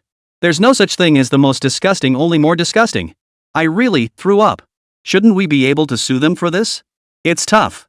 You know how it is, game mechanics being copied and all. Hard to sue over. And if it actually went to court, it's almost certain that the underdog would be the one crushed. Damn it. Are we just gonna stand by and watch the scumbag rip us off? If we don't fight back today, every game company could become the next Manhwa. Faced with such disgusting behavior, the livestream chat exploded with outrage. Those in the know wished they had 8 arms. They could have created multiple accounts to curse the gods. But, in the eyes of the many viewers in the livestream room, viewers who hadn't watched Xiā's streams before, a sudden surge of new viewers emerged, yet they voiced a different perspective. At this moment, inside the livestream room of I'm Not at Sundara, seeing the over 400,000 viewers in the chat, a cold gleam flashed in Chen Zhiming's eyes. He immediately tapped his secretary on the shoulder and issued a direct order. Alright, call in all our trolls. I want to completely turn the tide of public opinion. Chapter 14, New DLC Launch. With Chen Zhiming's command, a massive influx of viewers flooded the I'm Not at Sundara livestream. All simultaneously launched a barrage of comments. I think it's great. It's a game whoever has better graphics and gameplay wins, right? Same game, obviously the one with better graphics is more fun. I agree. If it's the same game, I wouldn't bother with pixel art. Ha! Pixel games aren't even worth a dog's time. The content in Professional Manager is amazing. I love it. Downloading now. Yeah. The store page for Pro Manager is gone, it's totally free now. Get the Media West skin just for logging in. Seriously, guys above, are you even being real? Suddenly feel like they're kinda right. If it were a game, God's Game's graphics would be unmatched. Seeing these bullet comments, Chen Zhiming, who had been glued to the livestream, suddenly let out a cold chuckle. He had long anticipated Xiā, that double dealer, would attack the gods. Accordingly, he had prepared his defenses. Through a monetary offensive, he had recruited a massive army of paid commenters. He then instructed them to flood the chat with brainwashing messages. The same game is obviously more fun with better graphics, this viewpoint. He relentlessly brainwashed the live stream audience with this message. His goal was to completely shift the audience's sentiment. After all, compared to the exquisite graphics of Professional Manager, Pixel Manager is a piece of junk. Once all players flood into Pro Manager, Manhwa will never recover. Sure enough, amidst the relentless brainwashing by paid commenters and livestreams, players who had been supporting Pixel Manager started shifting their tune. I kinda feel the earlier arguments actually make sense. Just registered and check, not only Dragon Nation players can learn inner power now, but players from other nations can too. Ha! Does that mean my favorite players can unleash skills now? Wow! This Gods feature is super player friendly for us hardcore fans. Love it! Plus, Gods of the Arena has so many star endorsements, Budding League just can't compete on that front. Netizens have no memory. Once capital starts aggressively entering any field, these small groups of netizens are nothing but sheep to the capitalists. Under the same brainwashing rhetoric, those whose stances were never particularly firm gradually switch sides. As the player base of Pixel Manager dwindles, they'll inevitably find themselves drawn into the embrace of Professional Manager. At this thought, Chen Zhiming immediately crossed his arms, a smug look flashing in his eyes. This is the nature of capital. Cruel, yet undeniably real. As more and more players defected to Professional Manager, a faint smile finally touched Chen Zhiming's tense face. His secretary, noticing his expression, immediately smiled too. Mr. Chen, just as you predicted, the tone in major streamers' live rooms has shifted. Player registrations for Professional Manager have now surpassed 200,000. Online players remain stable at around 150,000. Congratulations, you've created another blockbuster game. Hearing the secretary's words, Chen Zhiming's smile grew even broader. A cold gleam flashed in his eyes as he chuckled triumphantly. Excellent. I intend to completely crush Pixel Manager. Once Pixel Manager is gone, we'll open our merchandise page. Then it won't just be players, every coach, skin, and skill, they'll all have to pay to buy them. At that moment, Xiā, watching the sudden reversal of opinions in the livestream chat, he was utterly dumbfounded. He never imagined the tide would turn this quickly. Watching the viewers relentlessly praise the Professional Manager, his expression darkened. As a veteran streamer, he knew exactly what was happening. Gods Corporation was paying to manipulate the narrative. Faced with the tidal wave of corporate influence, even a major streamer like him was powerless to resist. Instantly, he felt drained of all energy and spirit. He slumped straight into his gaming chair. A flicker of reluctance crossed his face. He let out a cold snort. As if out of spite, he opened Pixel Manager and declared bluntly, Whatever you all think, I'm not paying for a game that's practically a complete ripoff. I'd rather jump off a building than play another game from Gods tomorrow. Tomorrow I'm deleting my account in Xiaoyao. As he spoke, Shun Yujie opened Pixel Manager. What he didn't expect, however, the moment he opened Pixel Manager, a new update notification appeared on the Pixel Manager interface. Brand new DLC, Norse Gods System added to the game. Upcoming updates, Yule Gods System, EG Mage System, Eagle Superpower System, Neon on Myoji System. Ha! Seeing this brand new update content, Shin Yujie's previously sour expression instantly transformed. As if he'd glimpsed a new ray of hope, he suddenly shouted madly into the camera. Guys!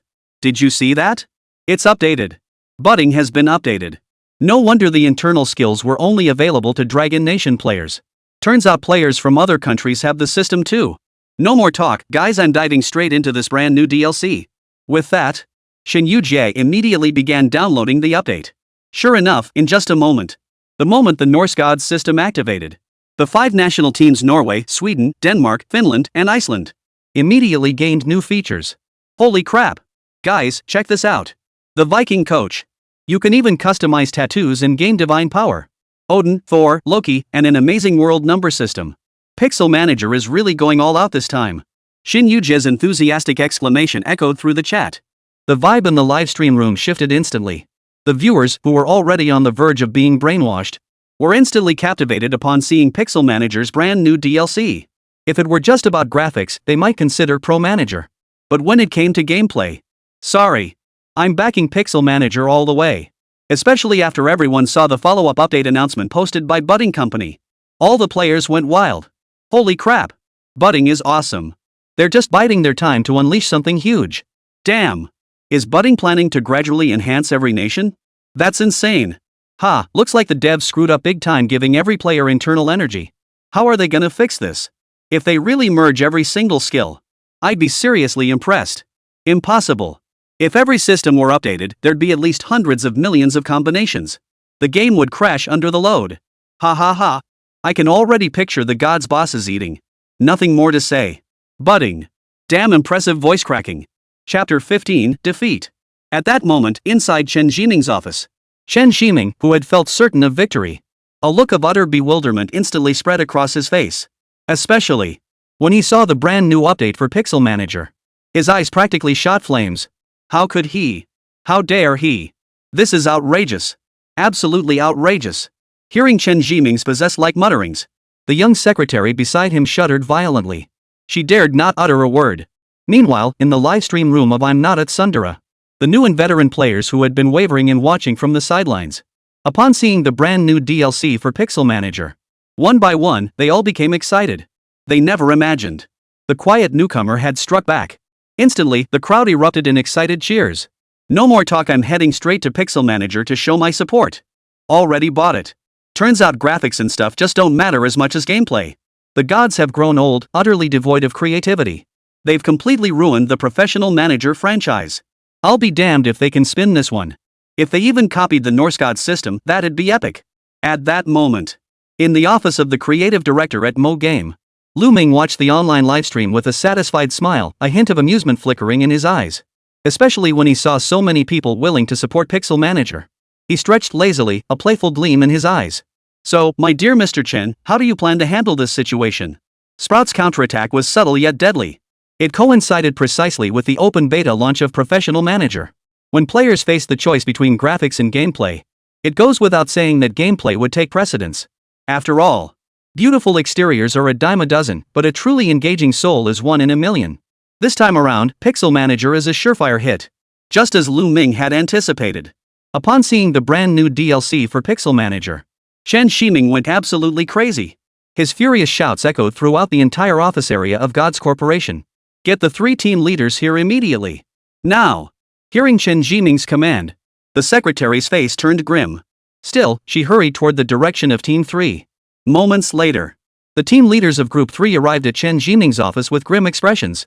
Upon entering, he saw Chen Ximing's computer. It had been smashed to the floor at some point, now a pile of scattered parts. Seeing him enter, Chen Ximing immediately grabbed his phone and pressed it in front of the Group 3 leader. This, the brand new DLC for Pixel Manager, can you copy that too? And all the subsequent content, rip it all off for me. Hearing Chen Ximing's words, The expressions of the 3 team leaders froze instantly. Swallowing hard, he finally mustered the words. Well, it's possible, but it would take far too long. Take this internal system, for example, it was only developed through the collaborative efforts of all 3 teams. If we just copy whatever the other team does, it'll severely hold back the other team's work. Now, take Pixel Manager.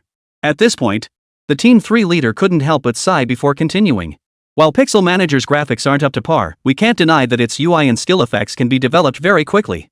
The higher the visual quality, the longer the production time. A principle I'm sure you understand, Mr. Chen. That was true enough. But Chen Ji clearly had no mind to dwell on such matters. Right now, his mind was consumed with cleaning up a mess and preserving his position. I don't care. You must find a way. Hire people if you have to. Just make sure this gets swept under the rug. Hearing Chen Jiming's unreasonable demand, the expressions of the 3rd team leader gradually darkened. If this had been the beginning, he might have chosen to stay aboard Chen Jiming's ship. But now, this ship was clearly a sinking wreck. He had no time left to clean up after that old fool. He shook his head slightly. He shattered the last shred of the other man's illusions.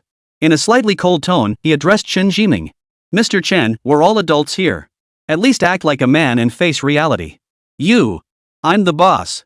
If you can't deliver, I'll fire you. Fine. I'll use up my annual leave and head home this week. Hearing Chen Jiming's threat, the Team 3 leader merely let out a cold laugh. He had the authority to fire him. But, a week later, when he had finished his annual leave, would Chen Jiming still be sitting in that position? The new president certainly wouldn't let a pillar of the company like him walk away. Immediately, the team leader of Group 3 let out a cold laugh. He promptly removed his employee badge. Before leaving, they couldn't resist giving Chen Jiming one last defiant look. And by the way, I'm not Team 3 leader, I have a name. My name is Zhang Bowen. With that, Zhang Bowen walked away without looking back, leaving Chen Jiming dumbstruck. He raged impotently in his office. A day passed. The data for Professional Manager was finally released. First day concurrent players, 33,000. Registered users, 320,000. These figures weren't blockbuster numbers, but they weren't dismal either. Most players were newcomers unaware of the truth. When they discover a game even more engaging than Professional Manager, it's predictable. Countless players will inevitably migrate away. The company shareholders gave Chen Jiming so many resources, even halting all 3 teams' projects, all to help him complete Professional Manager. This performance, it fell far short of the expectations he had painted for shareholders. In this competition, Chen Jiming had suffered a complete defeat. Ring ring. Inside the office, the only phone left on Chen Jiming's desk rang. He answered the call. After hearing the shareholders' furious outbursts on the other end, having already accepted reality, he could only let out a bitter sigh. Yes, it's all my fault. I'll take responsibility. I'll resign tomorrow. Thank you. He hung up. The vast company interior remained brightly lit. The dimness of his office stood in stark contrast to the bustling activity of the outer work areas. Chen Jiming slowly made his way to the windowsill, watching the bustling traffic below, silently lighting a cigarette for himself. He took a deep drag. It's beautiful. Too bad I probably won't get to see this kind of view anymore. Chapter 16, Summer, already facing a shortage? Time flew by, and another week passed in the blink of an eye. Minjia Game Company finally welcomed its true owner. Ding dong ding dong. After 2 weeks of shopping and sightseeing, CEO Xià returned to the company, thoroughly satisfied. As soon as he stepped through the company's front door, under the surprised gaze of the receptionist, she handed the receptionist a standard bucket bag from LV. Then, laden with a mountain of gifts, she made her way to Lù Ming's office. Upon entering, she found Lù Ming and her own best friend deep in conversation. Oh my! You two were at each other's throats just days ago, how come you're suddenly so close now?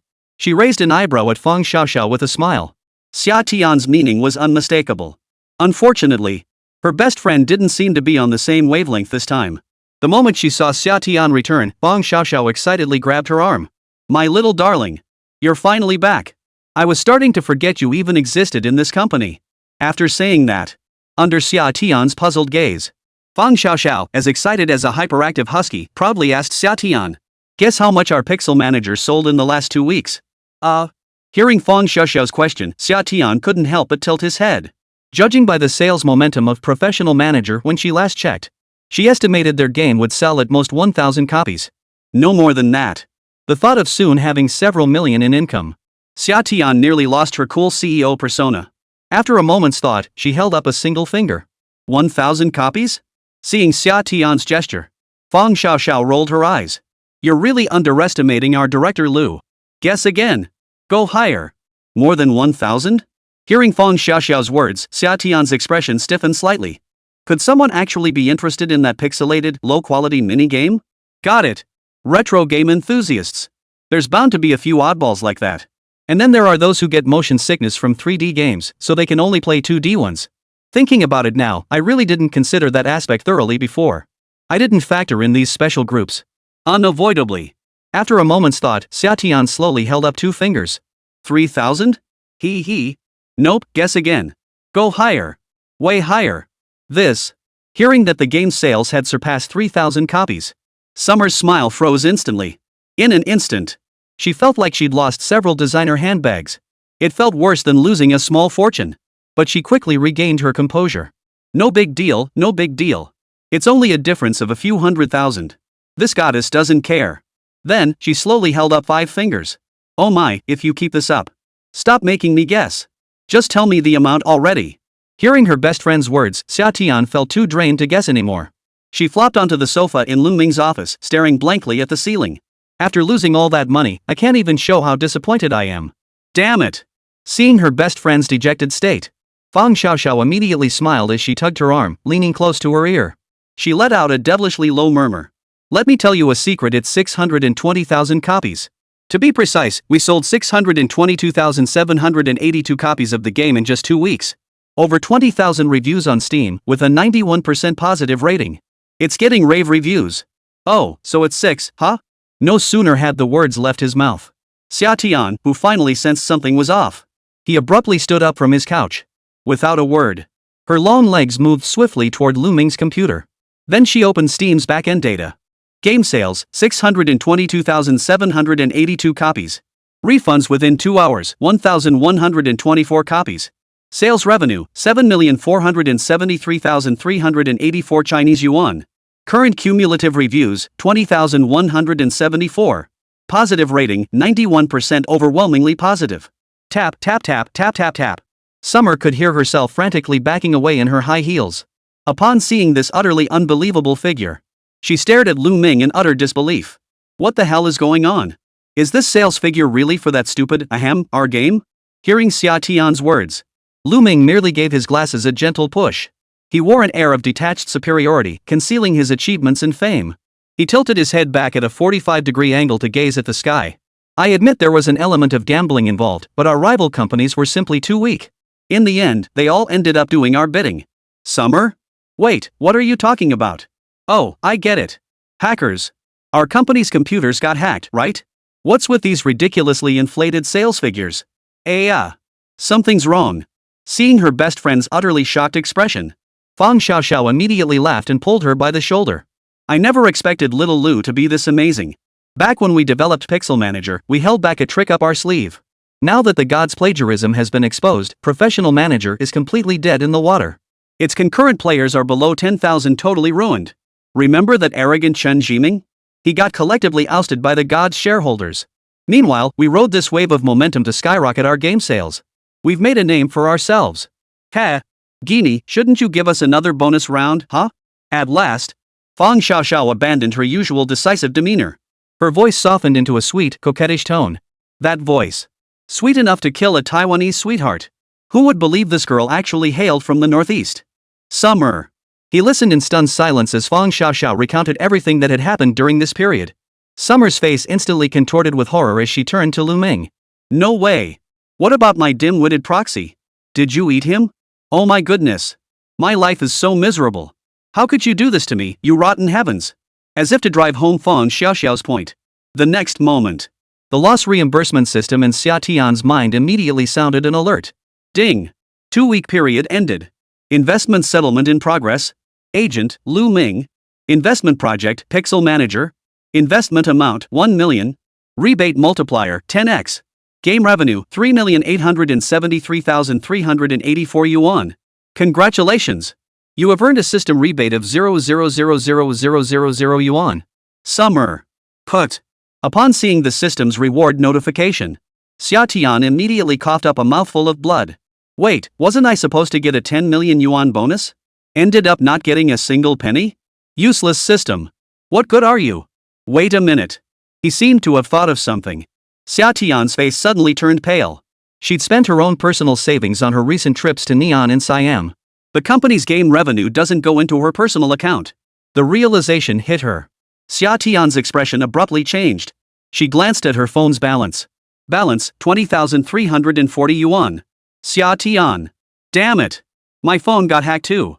All my little money's gone. This is where the famine begins? Chapter 17, Every dorm mate's a talent. Just as Summer was lamenting the emptiness of her little piggy bank, her bestie gave her a sharp nudge. What are you standing around for? Hurry up and thank our company's top contributor. Xià Tiān. She turned around. There sat Lù Ming, calm and composed at his desk.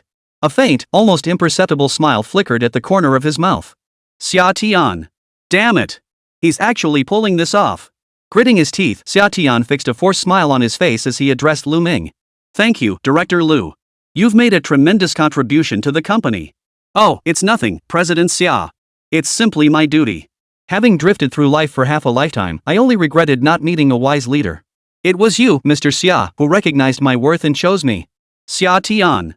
Yeah, there were so many people at the University of Science and Technology. Why did I get cursed with choosing a guy like you? Holy crap. You've been on the job for 2 weeks and already ousted the CEO of Jinshin Games? Are you some kind of demon? That level of combat power. Are you sure you're the same clueless guy I met back then? Gak gak. Summer's teeth chattered together. Her gaze turned icy as she stared at Lù Ming, unable to resist asking her system. System, can I bind to a different proxy? System notice. Once bound, an agent is permanently linked and cannot be changed for life. Xià Tiān. Lù Ming. I thank you. No need to thank me, Ms. Xia. It's my pleasure. I thank you. I thank your entire family. Lù Ming? Am I misunderstanding something? Why does it feel like Mr. Xia isn't satisfied with my work? He turned around. There stood Xià Tiān, gazing at me with a face that was all kind eyes and a gentle expression. It felt like a bodhisattva from Journey to the West? Instinctively, Lù Ming shuddered. Could it be that his scheme of spending 200,000 yuan to manufacture his own products had been exposed? Meanwhile, Fang Xiaoxiao beside him. At that moment, he tactlessly nudged Xià Tiān. Mr. Xia, shouldn't we celebrate tonight? How about grabbing some abalone, Australian lobster, sea cucumber, and shark fin at the Bulgari Hotel? Xià Tiān. She stared at her best friend in utter shock. No way. Are you some kind of devil? I only have 20,000 yuan left. Do you want me to starve this month? But, seeing Lù Ming's face full of anticipation, Xià Tiān's heart ached. Fine, I'll do it. But can we run it through company expenses? Well, the platform hasn't transferred the funds yet, so you'll have to cover it first, boss. Whoa, I just remembered I have something to do. How about we reschedule for another day? Hearing Fang Xiaoxiao's words, Xià Tiān's calves began to tremble. He glanced at the mysterious look in his own eyes. It was as if she were saying, you. But soon. A heavenly voice reached her ears. Lù Ming, who had been standing nearby, suddenly spoke up. Miss Xia, let's skip the dinner gathering. I promised my brothers I'd meet up with them tonight. After pausing for emphasis, Lù Ming continued. Mr. Xia, my dorm mates really helped me out with this game. Considering how tough it is to start a company, maybe it's time to hire some more people. Oh. That matter. Hearing Lù Ming's words, Xià Tiān felt as if a weight had been lifted. But when faced with Lù Ming's request, the words she'd prepared to agree to immediately did indeed falter for a moment. Wait a minute. What did little Lù just say? Did he say his roommate helped with the design of Pixel Manager? Whoa. One monster was already too much for him to handle, and now several more. Ahem. Suddenly, the words that had been on Xià Tiān's tip of his tongue halted once more. Hiring. I do have that intention, but I also need to assess their capabilities. I'll have Secretary Fang run background checks on them. As long as their records are solid, I'll hire them. Phew. Hearing Xià Tiān's words, Lù Ming immediately exhaled in relief. He glanced at Sister Fang beside him, only to see her discreetly flash him an OK sign. The judge is on my side. Wang Ba and the others are definitely getting hired now. Well, if there's nothing else, I won't keep you, Mr. Xia. Can I leave early today? Go ahead. You've worked hard these past 2 weeks. Get some rest. With that said, Xià Tiān hurriedly waved at Lù Ming. He was afraid he might follow Fang Xiaoxiao's lead and start demanding delicacies like Australian lobster or shark fin soup. Forget about abalone and shark fin soup. She was now pondering whether she could get the bag she'd just handed over to the front desk back. Why? She never imagined she'd end up short on cash herself. Damn it. It's all that idiot's fault. At that moment, Lù Ming had no idea he'd already been marked down in the boss's little notebook. He strode toward the dormitory entrance with a stride that showed no regard for anyone. Bang! He kicked the dorm door wide open. Everyone in room 519. Your daddy's back. Ah! Godfather. Godfather. Please have some. My freshly bought bubble tea. Godfather, would you like to eat first or take a shower? I'll serve you dinner, and for your shower, please use my newly bought shampoo. It works as shampoo, body wash, and facial cleanser, all in one. Lù Ming. Are you serious about that 3-in-1 thing? Alright. I know what you want to ask. It's just about work, right? This time, it's in the bag. Ha ha ha ha. Instantly. The entire dorm erupted in a chorus of ape-like shrieks. One by one, they all got so excited they regressed to their primal instincts. Lù Ming chuckled and stated directly.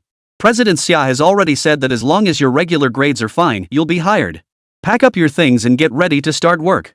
But what Lù Ming hadn't anticipated was that the moment his words fell, a sudden silence fell over the entire 519 office. Lù Ming? Don't tell me all of you have issues with your grades.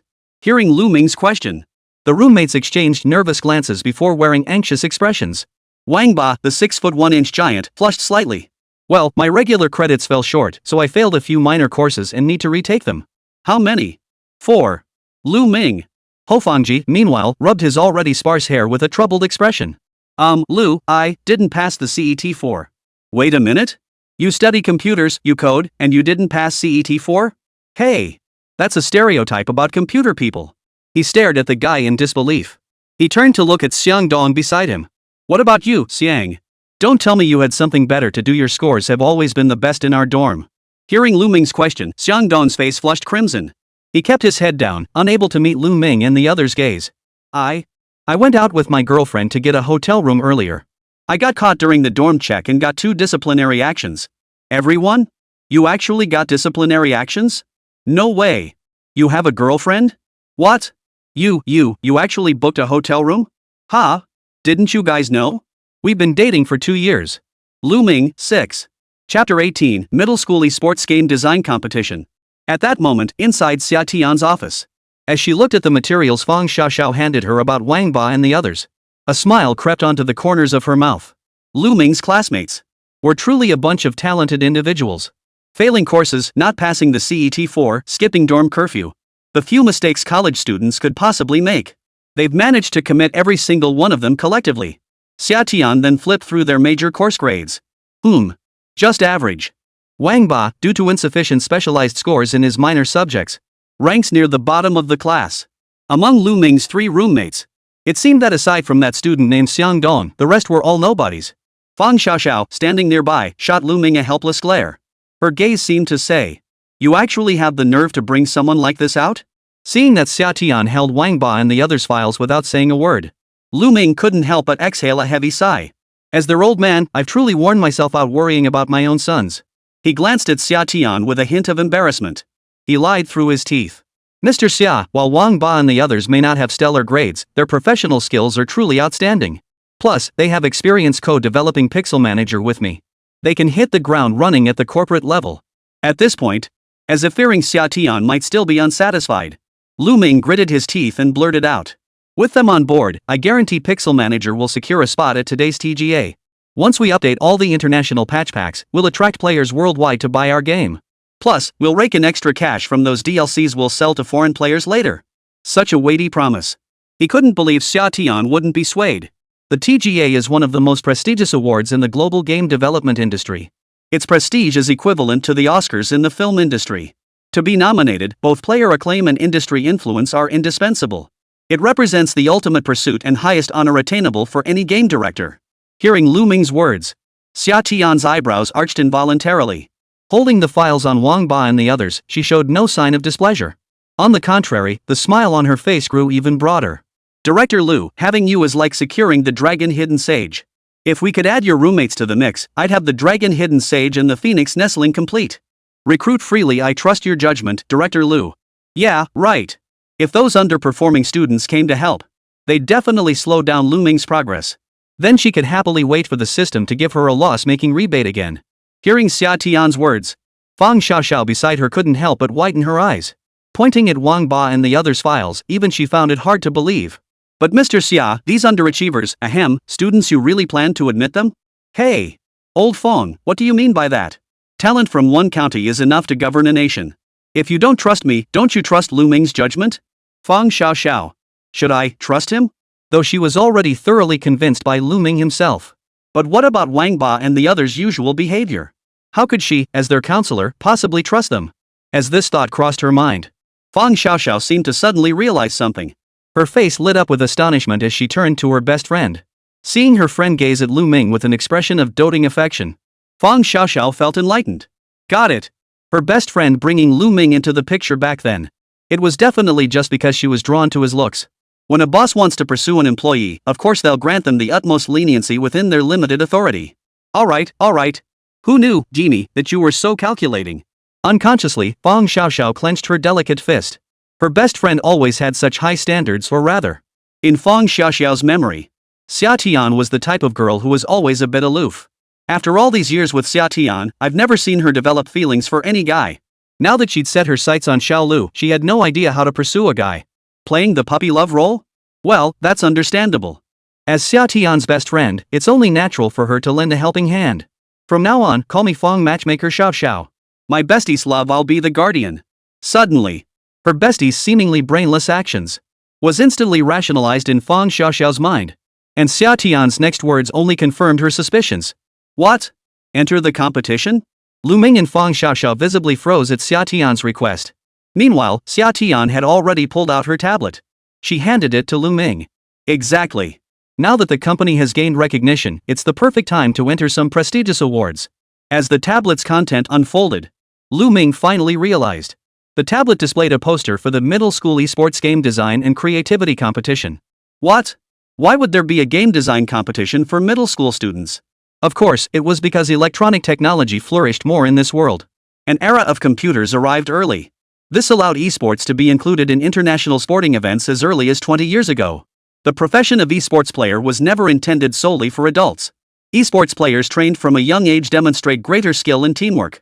Therefore, in Dragon Nation, to cultivate exceptional esports players, they annually call upon major game companies to compete in game design contests.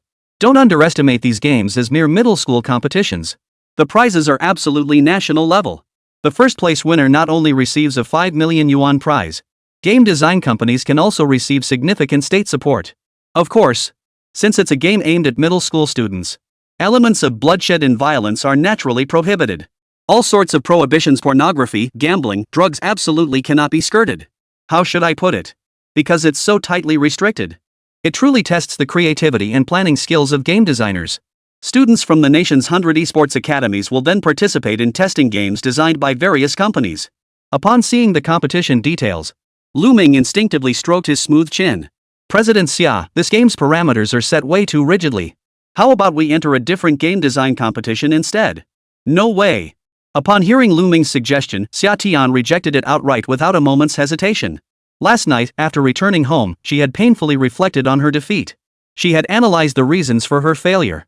The final conclusion was, he had given Lù Ming far too much freedom. So he sought out the most troublesome game concept competition among the many contests. With all these restrictions in place, she refused to believe Lù Ming's wildly imaginative ideas could still find a way to shine. And, thinking of Lù Ming's 3 roommates, Xià Tiān couldn't help but chuckle to herself. With 3 more dimwits on board this game investment, she just couldn't believe Lù Ming and his crew could actually turn a profit. After all, she'd discovered a glitch in her system. For competitions like this, the money earned besides the prize money was essentially free. If Lù Ming's game failed, she could pocket the full tenfold rebate. At this thought, a faint smile touched Xià Tiān's lips. Gently patting Lù Ming's shoulder, she said earnestly, "Director Lù, the company's future hinges on you. I'm confident that with you at the helm, we'll definitely win the award." Yeah, right. Chapter 19, New Project, Silent. Fong Xiao, standing nearby. Upon hearing Xià Tiān's request, her face immediately revealed an expression that said, "I knew it." Young people, it's not good for them to succeed too easily. When those company bosses manipulate their subordinates, don't they start by giving them a difficult case? Then, when the subordinate realizes they can't handle it, the boss steps in with ample understanding. At that point, getting Lù Ming under control would be a piece of cake, wouldn't it? Unconsciously, Fong Xiao's gaze towards Xià Tiān suddenly held a hint of inexplicable meaning. Who knew you were such a scheming little minx? Put. You trashy woman. You keep saying you admire his talent. You're shameless, you just lust after his body. But hey, she is my bestie, right? It's just a middle school game design competition anyway, couldn't possibly cost much. So let Xià Tiān do whatever she wants. But Xià Tiān's next words left both Fang Xiaoxiao and Lù Ming completely dumbfounded. What? This competition requires me to spend at least 1 million yuan? Upon hearing Xià Tiān's demand, Lù Ming couldn't help but regard Xià Tiān with renewed respect. True to her reputation as rich Xia, she casually mentioned $1 million investment. He had thought the rich Xia was just bragging before. But now it seemed he had been too superficial. Moreover, Xià Tiān had stated, $1 million is just the starting point for their additional investment in this game. Rest assured, Director Lù, go all out. With your talent, I have every confidence you'll succeed. If $1 million isn't enough, just withdraw funds directly from the account.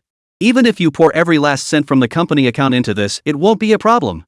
But there's one requirement. The investment must not fall below 1 million. Lù Ming, alright. With the boss having spoken, what else could he say? For a game designer, an unlimited budget was the ultimate dream come true. He couldn't agree faster. But Fang Xiaoxiao beside him. She stared at Xià Tiān in utter shock, inwardly marveling. Looks like my bestie is serious this time. Was she already grooming Lù Ming to be the boss's wife? She's actually putting Lù Ming in charge of the company's finances. You sly fox, your schemes run deep. You're so bad, I love it. Damn it. Why wasn't I born a guy? I want to be kept by a rich girl too, woof. Once Xià Tiān and Fang Xiaoxiao left the office, Lù Ming finally turned his attention to the promotional poster for the middle school esports game design creative competition, hereafter referred to as the middle school creative competition.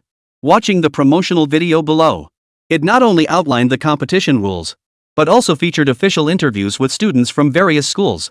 Among them, a reporter asked students, asking what kind of games they wanted to play.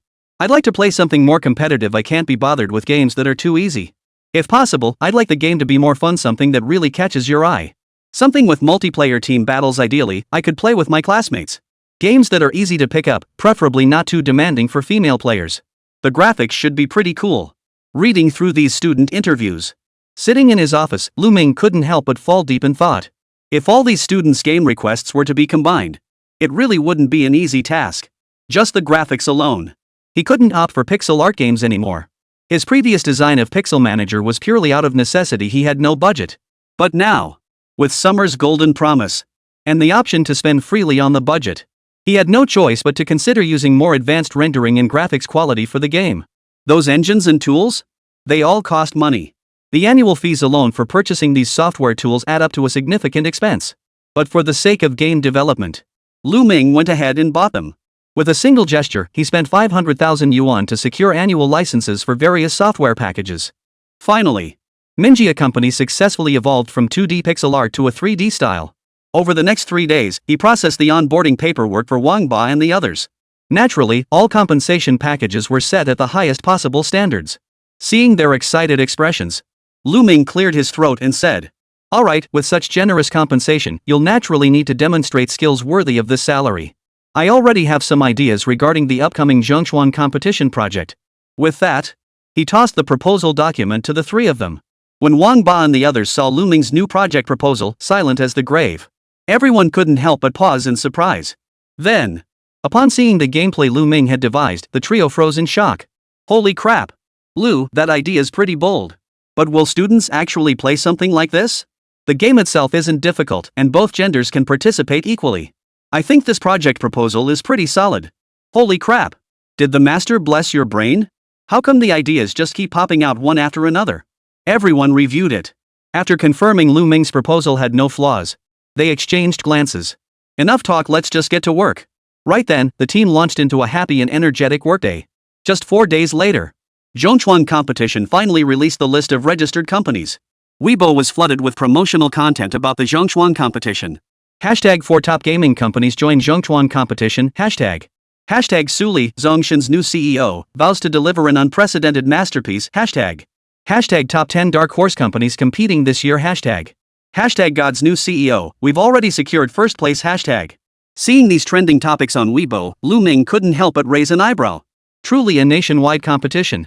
Every major game company in the country has indeed joined the fray. Many company presidents have made bold declarations. They all aim to vie for the top spot. This was clearly a case of buying trending topics. Among them, Gods Incorporated stands out the most. The recent plagiarism scandal had a significant negative impact on the company. Part of the reason the new president made such bold claims. It's highly likely they plan to increase their budget for the Zhongchuan competition. Everyone knows. The China Innovation Competition offers substantial rewards. But the first prize is only 5 million yuan. This effectively caps everyone's budget at 5 million. After all, they're game companies, not dream factories. They need to make a living. As for why Suli dared to make such bold claims, Lù Ming suspected he was prepared to invest a budget exceeding 5 million, overwhelming them with a financial offensive. Lù Ming merely shrugged at this. When it came to games, starting with Pixel Manager, he had proven through practice that gameplay matters more. So he didn't see the point in Suli's money. It would merely result in slightly more polished graphics. Just a few extra points on the scorecard.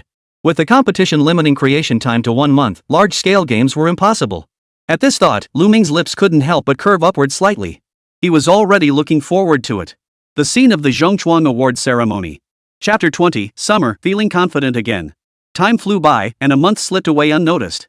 Compared to the day Pixel Manager was first released, was exceptionally tense. Tomorrow marked the official start of the Zhongchuan competition. As someone with no background in computer science, she had no idea how the game Lù Ming and his team had created actually turned out. She could only sit anxiously in her office, awaiting Lù Ming's report. Soon, a knock sounded at her office door. Fang Xiaoxiao brought Lù Ming into her office for the briefing. Lù Ming walked up to Xià Tiān with his laptop in hand. Displayed on the screen was their team's newly approved project, Silent as the Grave. Ms. Xia, our new game is complete and has just been uploaded to the Zhongchuan competition website.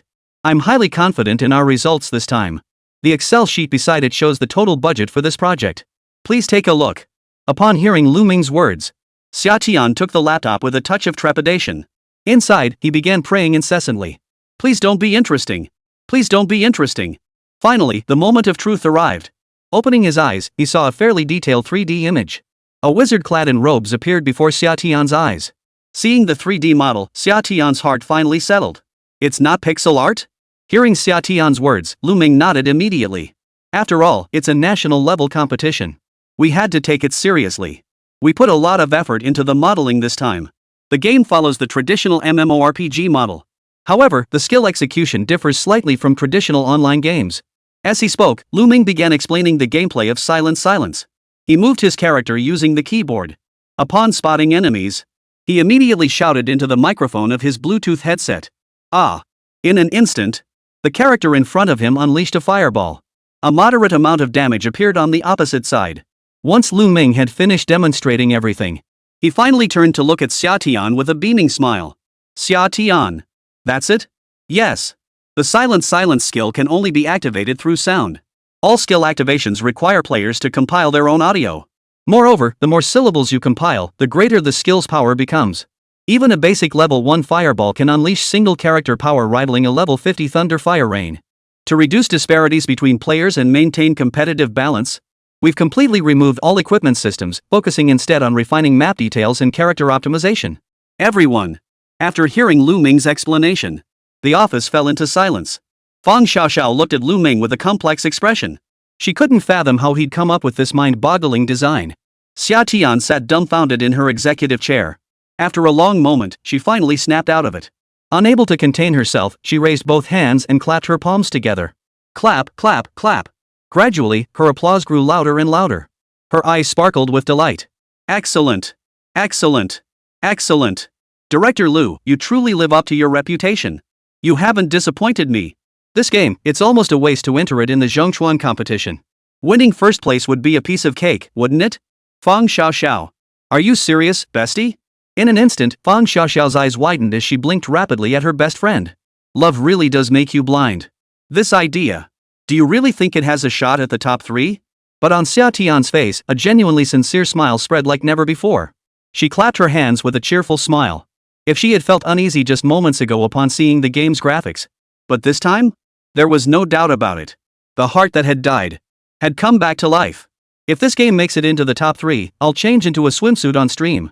Xià Tiān felt her heart settle back into place. She immediately began happily reviewing the game's budget. Whoa! The budget actually exceeded 1 million. That clueless director actually knows how to spend money. At that moment, the system notification finally chimed. Agent, Lù Ming. Investment project, Silent. Investment amount 1.43 million. Task settlement time 168:00:00. Return multiplier 10x. Seeing the system prompt, Xià Tiān couldn't help but beam with delight. Without hesitation, she waved her hand and announced, "To celebrate the completion of our game and also to celebrate its success in advance, our company dinner is tonight." But upon hearing Xià Tiān's words, Lù Ming merely shook his head slightly. "No rush, Ms. Sia. I'd like to see our game's data first." Understood. Faced with the director's request, Xià Tiān naturally complied without hesitation. He was generous with spending when making budgets. But when it came to his own treat, he knew how to say no. In any other company, this would make him a clueless jerk who doesn't understand social etiquette. But with Xià Tiān, there's simply no better game director who understands both making and saving money. Immediately, she beckoned her best friend with a delighted wink. Under Fang Xiaoxiao's unspoken gaze, the two left the office without a second thought. Yep, another early exit. As they walked, Fang Xiaoxiao whispered, "Summer, do you really think Lù Ming's game could actually win an award?" Of course. It's a game designed by Lù Ming. Lù Ming's creations are always top-notch. Please don't doubt my judgment. Yeah, right. Exactly. This time, Menger's going to lose big time. Just thinking about it, no nomination bonus at all. I'll be out a full 1.43 million. The investment rebate amount? A whopping 14.3 million. Her secret stash suddenly swelled with that much cash. She could go on shopping sprees and travel abroad again. She could buy even more handbags. Wait. How could buying handbags be enough? If I'm buying, I'll buy the whole company. Speaking of which, the seasonal change is coming. Isn't it time to fill my wardrobe with new clothes? The new wardrobe doesn't quite match the bedroom. Maybe it's time to buy a new house? Alright, I've been driving this car for a year now. Maybe it's time for a new one? If it's an old car, I'll just give it to my bestie. Should I buy a Maserati Gran Turismo or a Porsche 718? That very night. That summer, Fang Xiaoxiao, looking utterly bewildered, went on a major shopping spree. As the two sat on a cruise ship along the Huangpu River, savoring their meal, the clock struck midnight. The thrilling Zhongchuan competition officially commenced. Countless game creations were released simultaneously. Under the watchful eyes of gaming enthusiasts nationwide, the game competition officially commenced. Many schools even started live streaming the event immediately. At the same time, many visitors began trying out these games. Of course, visitors who tried the games did not have voting rights. To ensure fairness and impartiality, all voting rights were exclusively granted to registered middle school students. At exactly 9 a.m., students from 100 esports middle schools simultaneously logged into their accounts. Like sharks sensing blood in the water, they frantically searched for the games they wanted to play. First in line were the top-tier titles from leading game companies. Chapter 21, How Can Playing a Game Spread Like an Epidemic? Hello everyone, I'm Bubblegum. As you can see, behind me is the computer lab of Qingshui Esports High School. Soon, all of us students will be logging onto the official website of the Zhongchuan competition. Today, I'll be your guide as we explore the standout games worth playing in this year's Zhongchuan competition. Inside the computer lab, Kai Minmin was live streaming from her phone. Though she attends an esports academy, her streaming niche is somewhat unconventional. Competitive gaming isn't her main focus. On the contrary, she was a farming game enthusiast. Her fondness for the farming gameplay style. She's gained a significant following within the community. Combined with her love for makeup and cosplay, her fanbase is quite diverse. Each time she streams, she consistently draws at least 1,000 concurrent viewers. And today, as the official launch day of the Zhongchuan competition, she wouldn't miss out on this wave of traffic. So first thing in the morning, she applied a stunning makeup look. And last night, she had already scheduled today's live stream time in advance. Sure enough, the moment she opened her live stream, thousands of fans flooded into the chat instantly. Wow! Tang Tang looks so cute today. The twin ponytails really suit you. Tang Tang, hurry up and start streaming. Let's see if there are any fun farming games in this competition. Who would have believed Tang Tang is actually just a middle schooler? Guys, I'll lead the charge. Watching the fans interacting with her in the livestream chat, Kai Minmin waved her hand lightly and began the official livestream. Hey everyone! Today, my main job is to review the games from major top-tier game companies, as well as those from second-tier and third-tier game studios. Your support means a lot. Please drop some gifts, meow. After finishing her introduction, she deftly opened her account and logged in. Within moments, at least 1,000 game pages appeared before the audience. At the top of the page was a real-time chart tracking votes. At the very top was God Corporation's Weapon Master. It had already surpassed 6,000 votes. Each student held 5 votes, totaling 500,000 votes. Weapon Master's performance was already far ahead of the competition. It had secured the top spot right from the start. Of course, This success is undoubtedly tied to the massive promotional spending by God's Games. Looking at the top 10 rankings, they're largely dominated by major game companies and leading studios. For ordinary game companies, studios, or even individual game designers, it's incredibly difficult for them to make a name for themselves in major competitions. Of course. After all, these are products from major corporations. In terms of quality, there's simply no fault to be found. And naturally, the first game Kai Minman would play was God's Game. Alright everyone, I'll start by testing out Weapon Master. Later, I'll evaluate it based on 3 aspects: creativity, gameplay, and graphics. The total score is out of 10. What do you think I should give them? After saying that, Kai Minman chuckled. She immediately launched Weapon Master. The opening screen featured 2 exquisitely designed, dashing character models. 5 distinct classes were available for selection. Equipment relied entirely on upgrades. Accumulated experience no longer went to the character but to their equipment instead.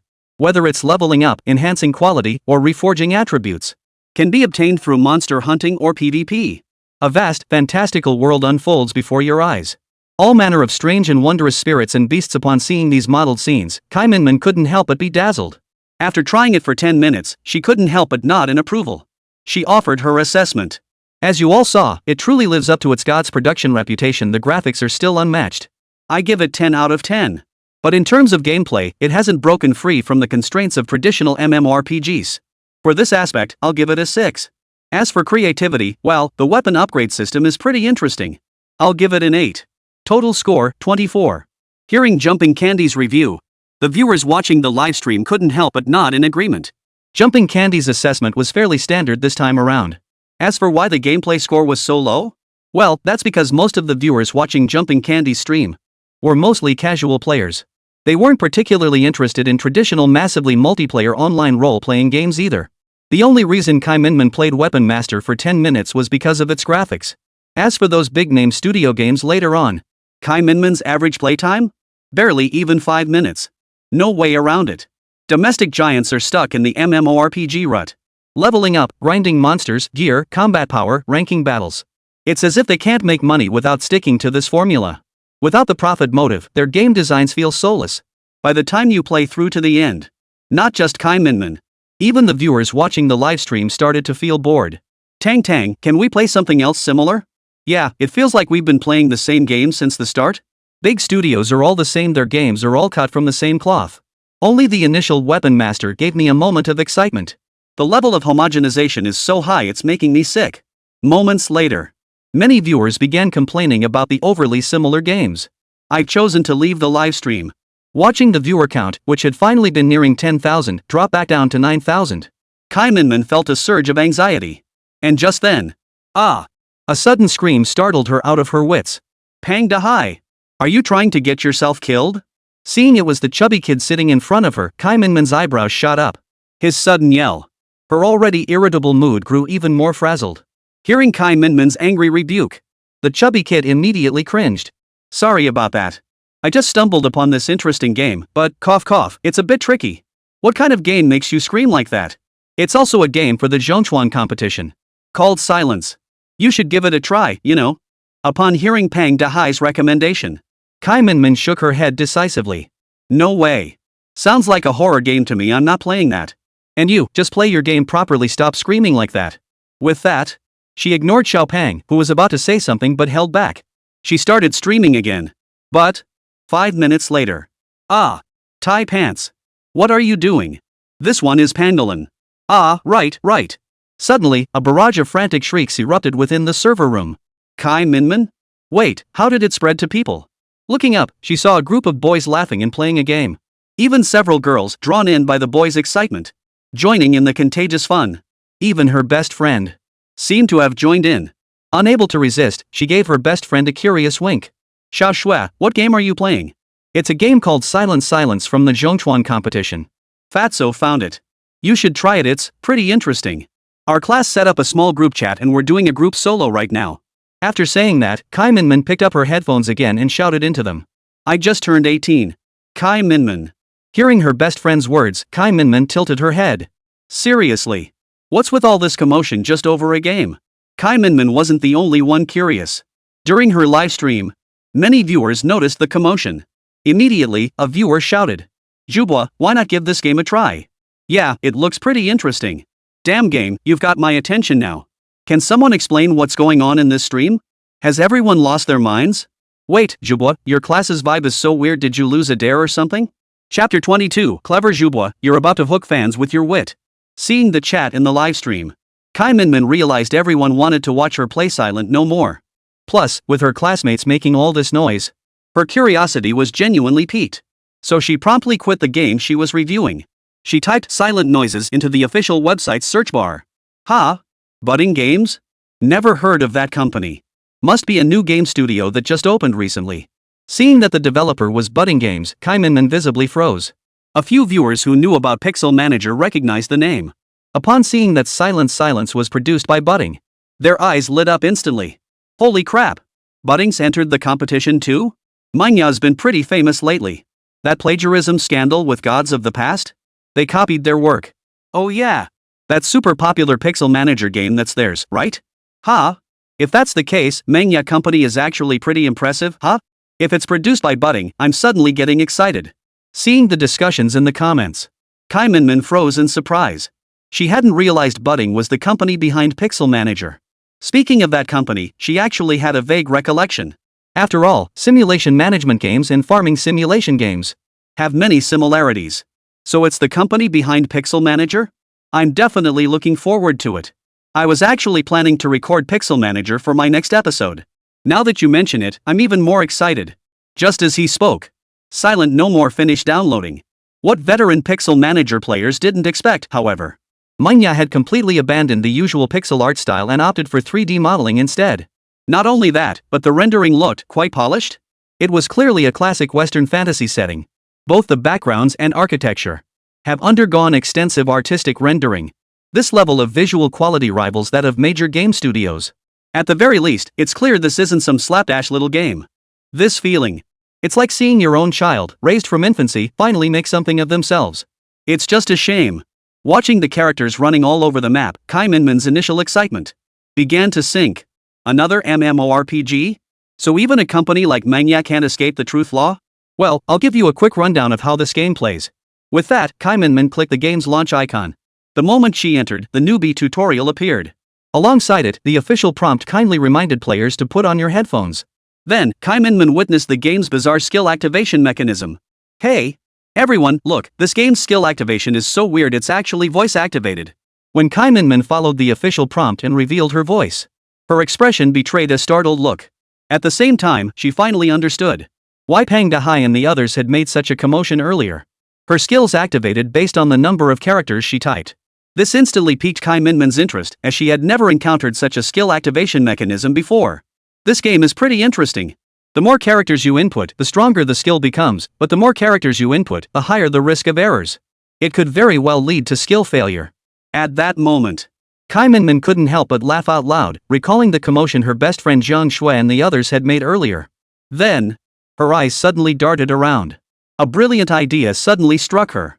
This matching mechanism was perfect for showcasing her special skills during a livestream.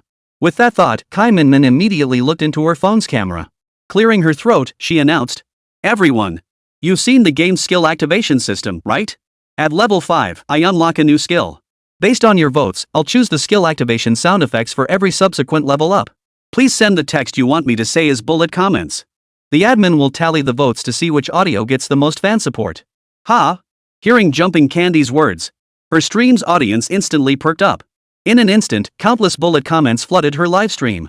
Her livestream, which had been gradually losing its heat, was once again filled with lively activity. Need I ask? Of course it's Monkey God activation. He. I propose that hurts. Why are you wearing Pinru's underwear? You're so sassy. Aim butterfly. Kai Minmin. Watching the increasingly inappropriate comments flood the livestream chat, her cheeks instantly flushed crimson. Hey! How could you send such inappropriate comments? This one doesn't count. That's true, what she said. But Kai Minmin was nearly dying of laughter inside. Better to be hot than dead. She said not to get too risque in the livestream. But she was the one most eager for it. The innuendo in her words. You know what I mean, right? When even this host drops hints like this, how could you not get hooked? Sure enough, the male viewers in the livestream room, upon hearing her words, One by one, they let out primal howls like humans reverting to their ancestral state. Within moments, the first audio clip was selected. It was. Ah, it hurts. Seeing this comment, Kai Minmin instantly flushed with shy embarrassment. Oh my goodness. You guys are so mean. How could you do this to Tang Tang? When you sent that comment, you were the only one voting for it. You dirty old pervert. Hey, kick.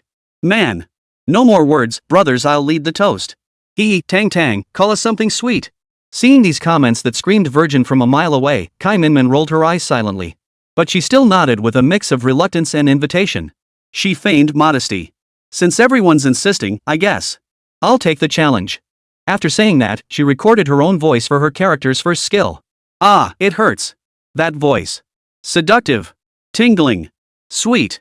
Sizzling. In an instant, many male players felt as though this sound had enveloped them from the base of their spine to the very marrow of their skull. Wah! One more time. One more time. Who came up with this? The streamer should give them a chicken leg. Holy crap, is Tang Tang considering voice broadcasting? Just blasted that on my bus, thanks, Tang Tang, for utterly humiliating me. You're lucky. I just turned on the stream at home, and my dad already told me to get back to my room. My little sister gave me a shy glance and asked me to come to her room later. What's going on? Hey, upstairs, bone-crushing warning. Chapter 23, I have an idea. And just like that, Kai Minmin's first skill was successfully recorded. After finishing the tutorial, she quickly entered the lobby. The game offered two modes. One was the random matchmaking mode. The other was create room match. Random mode pits 100 players against each other in a battle royale. Based on the experience gain mechanism designed by Lù Ming and his team, players who make it into the top 10 by this stage will reach at least level 40. That equates to 8 skills. Originally, Lù Ming had considered incorporating the poison zone mechanic from battle royale games. Unfortunately, with only a month to develop the game, so the map their team designed wasn't very large. It was about the size of a traditional Counter-Strike gunfight map. Map types included only 4: Magic Palace, Candy Castle, Orc Grasslands, and Mechanical City. Each map featured distinct gameplay mechanics. For instance, the Mechanism City combines competitive play with trap mechanics. It tests not only players' skill execution speed but also their character handling skills. Orc Grasslands features significantly more neutral monsters. Players who favor a cautious playstyle can become the sword god of Shirley Slope before venturing out to slay enemies. At this moment, Kai Minmin selected the Orc Grasslands map. Upon teleporting into the map, she immediately noticed several mages like herself appearing around her. She moved her mouse, aiming the crosshairs at an enemy. Kai Minmin let out a soft, whimpering cry. Ouch, that hurts. That sound made the male viewers in the livestream room clench their legs. Good. Good. Good. Not a streamer. Is this voice legit? Holy crap, Tang Tang must have some side hustle going on. Follow Shiching Zhubua. Put. I'm too embarrassed to hang with you lot. Followed. Oops. My bad for hurting Zhubua. Hey upstairs, I'll wake you up. Don't give him any sweetness, I'll handle the yellow. With that bone-melting voice, who could possibly care about the game anymore? And so, everyone listened as Tang Tang cried out over 20 times. Finally. The opposing player was finally taken down by Tang Tang. After all, they were students from the esports academy. Plus, Silent No More itself wasn't particularly difficult to control. Kai Minmin's level instantly jumped to level 3. Yes. Did you all see that? I took down the enemy. Seeing Tang Tang's energetic demeanor, the viewers in the livestream couldn't help but shudder. She had been moaning so passionately just moments ago. Now she was acting so bright and cheerful. Is this what they call a contrast? What a thrill. Instantly, countless "do it again" comments flooded the chat. Kai Minmin just chuckled and said, "Sure thing, everyone. But I'm already level 3 here. I'm planning to hunt down a few orcs later to level up to 5 early. You guys can think about it. I'll share the audio of my level 5 skill activation." Hearing Tang Tang's reminder, the fans finally snapped out of it. Right. What's the point of just hearing one kind of sound? If you're going to listen, you should hear more. With that thought, the strategists in the livestream chat immediately began discussing what audio to use for Tang Tang's next skill. Guys, I have a bold idea. Don't say another word, just go with Yame Dai. Give me back the original Tang Tang, or I'll fight you. Boil me alive. 91 Big Young has been muted for 10 minutes. Macau Royal Casino is live. Meanwhile, Pang Dahai and his group of guys. At this moment, he was awkwardly trying to say an internet meme. At first, the game seemed somewhat entertaining. But as they kept going, everyone started to feel a bit bored. After finishing a round, several boys gathered together. They started discussing what audio to switch to next. How about switching to Neon Speak? Use Naruto memes? Forget it. It's too easy to mess up and it's hard to remember. Then what do you suggest we use? I've got an idea, but I don't know if you guys are up for it. Then, from within the crowd, a bespectacled boy, the very picture of a standard strategist. He gave a slight lift to the bridge of his nose and chuckled. Hearing his words, everyone's gaze instinctively turned toward him. Glasses, just say what you think. What's the big deal? Upon hearing Pang Dehai's words, Glasses immediately leaned closer to the group, his voice low and hushed. Guys, remember how our dorm got docked points by Chen Xiaolong during the room inspection the other day? Why don't we just curse old Chen? Old Chen? Hearing Glasses' rotten idea, everyone's eyes widened instantly. Their expressions turned incredulous. Chen Xiaolong was actually their homeroom teacher. Not much of a guy, but with a temper to match, always ready to dock points. Other esports academies clearly didn't have so many rules. But under his strict demands, Esports High School 1 enforced a strict 10 p.m. lights out policy in the dorms every night and confiscated phones. It's as if they're here to be high school students. The entire student body dislikes this guy. Every school has one or two people everyone agrees are the most disliked. It could be a teacher or the strict grade supervisor.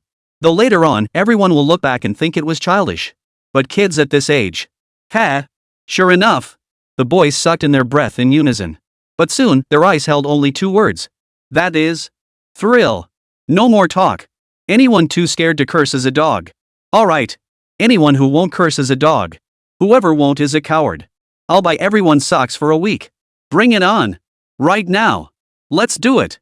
Things one or two people wouldn't dare do. But when enough guys got together, the whole thing changed. Sure enough, once everyone got fired up, they were harder to rein in than pigs at New Year's. One by one, they immediately began editing their first skill. Pang Dehai, the leader, excitedly finished editing his content.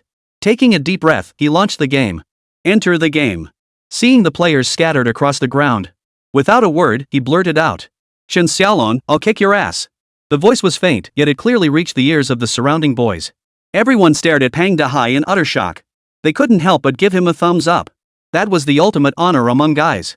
With one person taking the lead, the rest got fired up too. Chen Xiaolong, you son of a...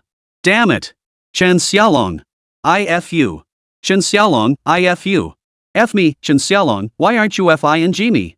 At first, their voices were still quite low. But soon, all the guys in the computer lab. Everyone was hyped. In moments, the entire server room. Waves of trash talk. Wave after wave, leaving Kai Minmin, who had been live streaming her burning call, momentarily stunned. Even the viewers in the live stream room, hearing the screen filled with shouts and curses, were left scratching their heads? Wait, does this school even have any normal students? It was abstract before, but now the heat is suddenly so intense? Chapter 24, Abstract. It's just too abstract. In moments, the entire computer lab echoed with shouts directed at old Chen. Meanwhile, in Jumping Candy's live stream room, listened as Jumping Candy imitated a rooster crow in the live stream, while also hearing the students in the computer lab cursing their grade director. Everyone?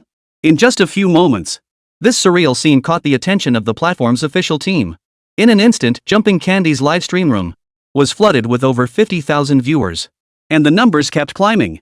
Seeing the surging traffic and numbers in the livestream, Kai Minmin felt like she was laughing herself awake in her dreams.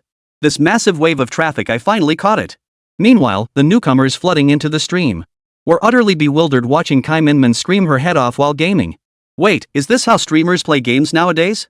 Honestly, Gen Z is getting harder and harder to understand.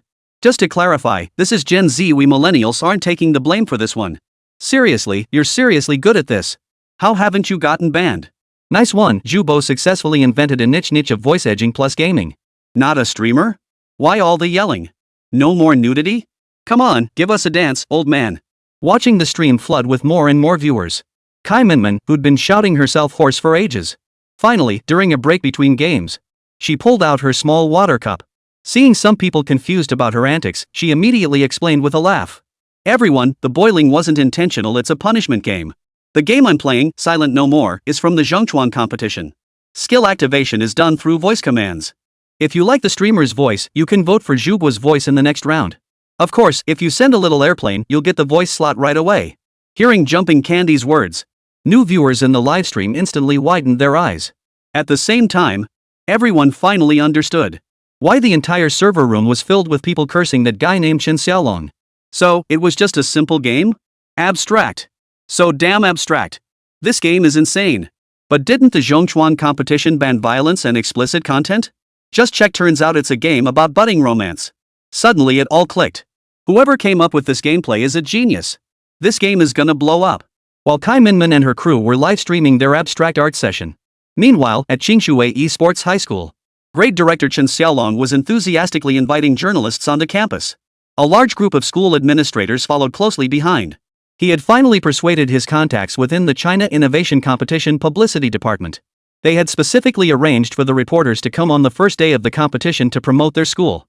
To secure this opportunity for exposure, he even dipped into his personal savings meant for buying a carbon fiber fishing rod. With this wave of visibility, as long as his students delivered solid performances, his selection as an outstanding cadre this year would be a sure thing.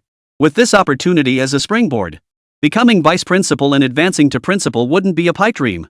Just imagining it brought a hint of spirited confidence to his slightly greasy middle-aged face.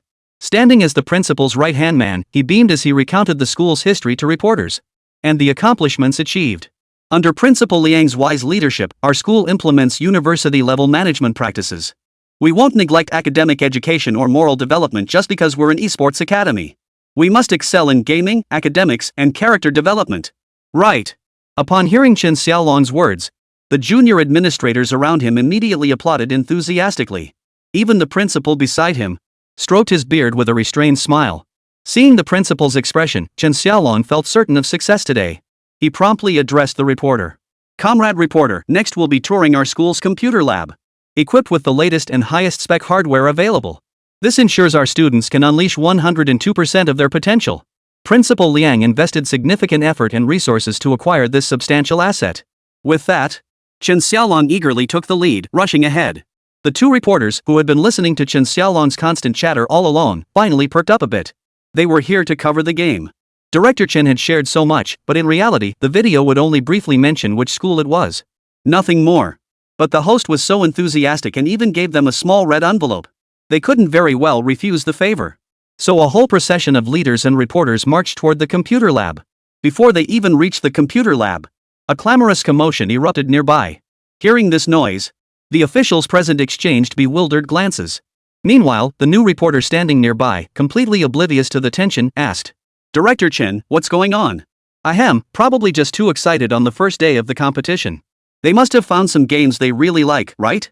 He had just praised the university's educational initiatives. And now this slap in the face? Which class has students this undisciplined? Even the usual gamers don't cause this much chaos, do they? Instinctively, Chen Xiaolong quickened his pace by 2 steps. He even outpaced Principal Liang beside him. "Principal Liang. Young man, you're walking a bit too fast. This year's Outstanding Cadre Award? You can kiss it goodbye the moment you step through the school gates tomorrow." But the very next second, Chen Xiaolong's hastened pace suddenly began to slow down. Not only did they slow down, but his complexion also grew increasingly sallow.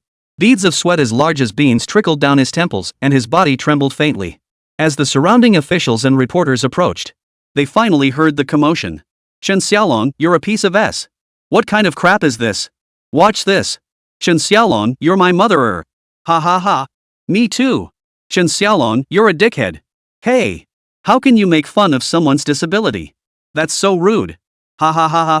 The entire computer lab echoed with the students' laughter and cheerful chatter. Meanwhile, outside, the administrators, their faces had turned as dark as burnt bread.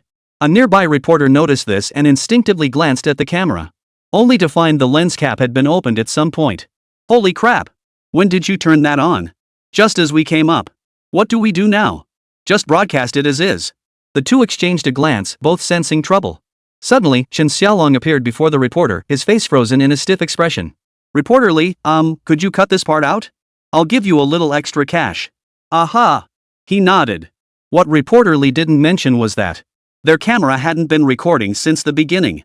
It was live. Chapter 25, Are you treating Director Chen like a neon sign? Inside the Zhongchuan competition livestream room, a group of netizens had just entered, eager to watch today's promotional livestream. But the moment they entered the livestream, they were met with an opening thunderclap. "Chen Xiaolong, you're a piece of S.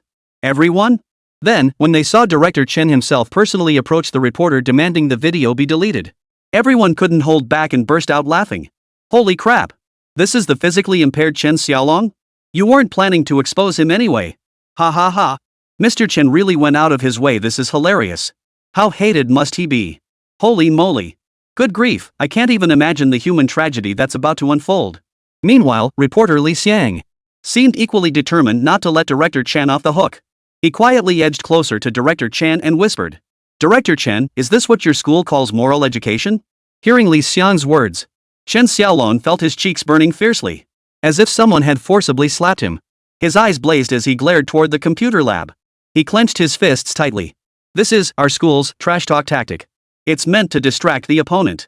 Of course, insulting classmates is wrong. I'm setting an example, making a small sacrifice so they only have to insult me. Surrounding leaders, WW. How else could he become a leader? What a shameless move. Damn impressive. After speaking, Chen Xiaolong gave a light cough. He forced a faint smile. I'll go tell the students in that computer lab to keep it down. Professor Xi, please take the reporters to another computer lab for a tour. But Li Xiang glanced at the cameraman beside him and couldn't help but give him a meaningful look. What are the view counts now? Over 200,000 views right after going live. Our stream is trending. Whoa. Seeing the cameraman gesture to indicate 200,000 viewers, Li Xiang instinctively sucked in a sharp breath. This sudden fortune, it just came out of nowhere?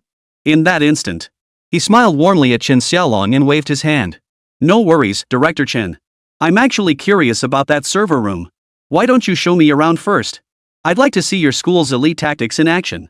Chen Xiaolong. Wait, did I give too little in the red envelope? Ha ha ha. Li Ji is totally treating him like a Japanese guy. I can't take it anymore. This Director Chen is a gem. Look at him, no wonder he's the boss. Which school is this? My son is absolutely not going there. It's our Qingshui Esports #1 high school. I'm a student there myself, ha ha ha. And so, with over 200,000 viewers soon to hit 300,000 watching, Chen Xiaolong suppressed his rage. Smiling brightly, he opened the computer lab door. The moment he stepped inside, a thick cloud of cigarette smoke hit him. Several boys, having completely let loose, were scheming ways to humiliate him. Pang Dahai, the ringleader. With a cigarette dangling from his lips, he took a satisfied drag and suddenly blurted out, guys, I've got another one. Chen Xiaolong, you little chicken. What do you think of this? Everyone." He'd imagined a chorus of approval for his clever new line. But the expected cheers never came. Pang, how can you talk about Director Chen like that? He's been so good to us. Exactly. I'm ashamed to be in the same class as a troublemaker like you. How could you smoke during class? TSK, those 60+ cigarette butts on the floor, you smoked them all, didn't you? How dare you speak that way about our beloved Director Chen? You're shameless. You're despicable. Please don't insult a teacher of such noble character. Pang Dahai. Hearing his classmates suddenly switch to a broadcast-style tone. As if suddenly realizing something, Pang Dahai's forehead visibly broke out in a dense layer of cold sweat. At the same time, the viewers in the Zhongchuan competition livestream, viewers in Kai Minmin's livestream, all eyes were fixed on this very spot. Over 500,000 eyes were fixed on Pang Dahai. Is there someone behind me? In the silent server room, no one answered his question. He turned his head, revealing a grimace uglier than a cry. Hey! Director Chen, what brings you here? Pang Dahai.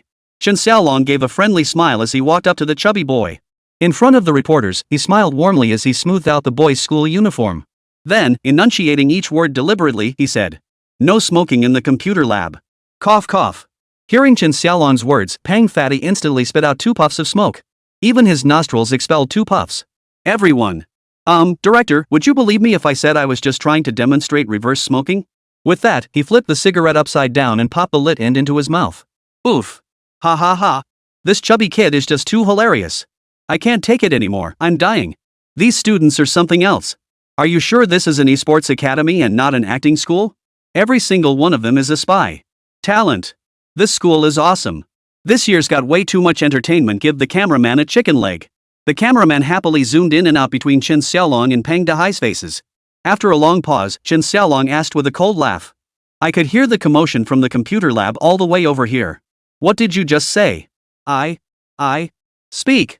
I just said you're a little chicken. Ahem. No, I meant you're big chicken. Cough cough. No. You don't have, no, that's not what I meant, Watching Pang Dahai stammer incoherently before him, the entire livestream audience went wild with laughter. With every word he uttered, Chen Xiaolong's expression darkened another shade. Finally, this esteemed teacher couldn't hold back any longer. Enough. Your face is a piece of S. It looks like it's been beaten by Victor. Now get your ass out to the field and run 10 laps. I'll have your parents called in later. I want to know if you act like this at home too. You've completely disgraced the reputation of Qingshui Esports High School. Ha ha ha. I can't take it anymore. This principal sure knows how to stir things up. No, Principal Chen, the school's reputation wasn't ruined until you blurted out its name. This self-disclosure, unbeatable. It's only the first day of the gaming tournament and the drama's already this big? Seeing the little chubby guy looking like he could cry but couldn't. Viewers in the livestream instantly burst into laughter. Within moments, the livestream's viewership surged past 1 million. Even Kai Minman's own stream hit over 300,000 viewers. This wave. Only Chen Xiaolong and Pang Dehai were injured in this world achievement. In less than 10 minutes.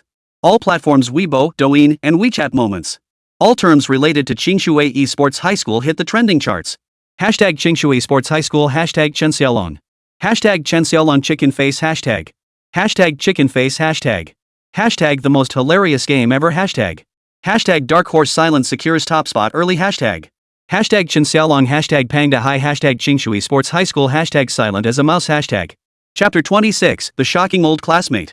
That night, Summer, soaking in the hot tub at home, suddenly leapt out of the water. He grabbed the tablet beside the bathroom. While soaking, she checked today's performance of Silent. She opened the official page of the Zhongchuan competition. She found the game rankings section. At the top, as always, was God's Weapon Master. It had already garnered 24,133 votes. At this rate, it should easily surpass 150,000 votes by the end of the competition. Gods should have this year's top spot locked up. Following that, Summer's game continues to climb steadily. The top 10 spots were dominated by titles from China's leading game companies. Nodding, Xià Tiān silently breathed a sigh of relief. Then she immediately searched for the name of Silence. Game title, Silent.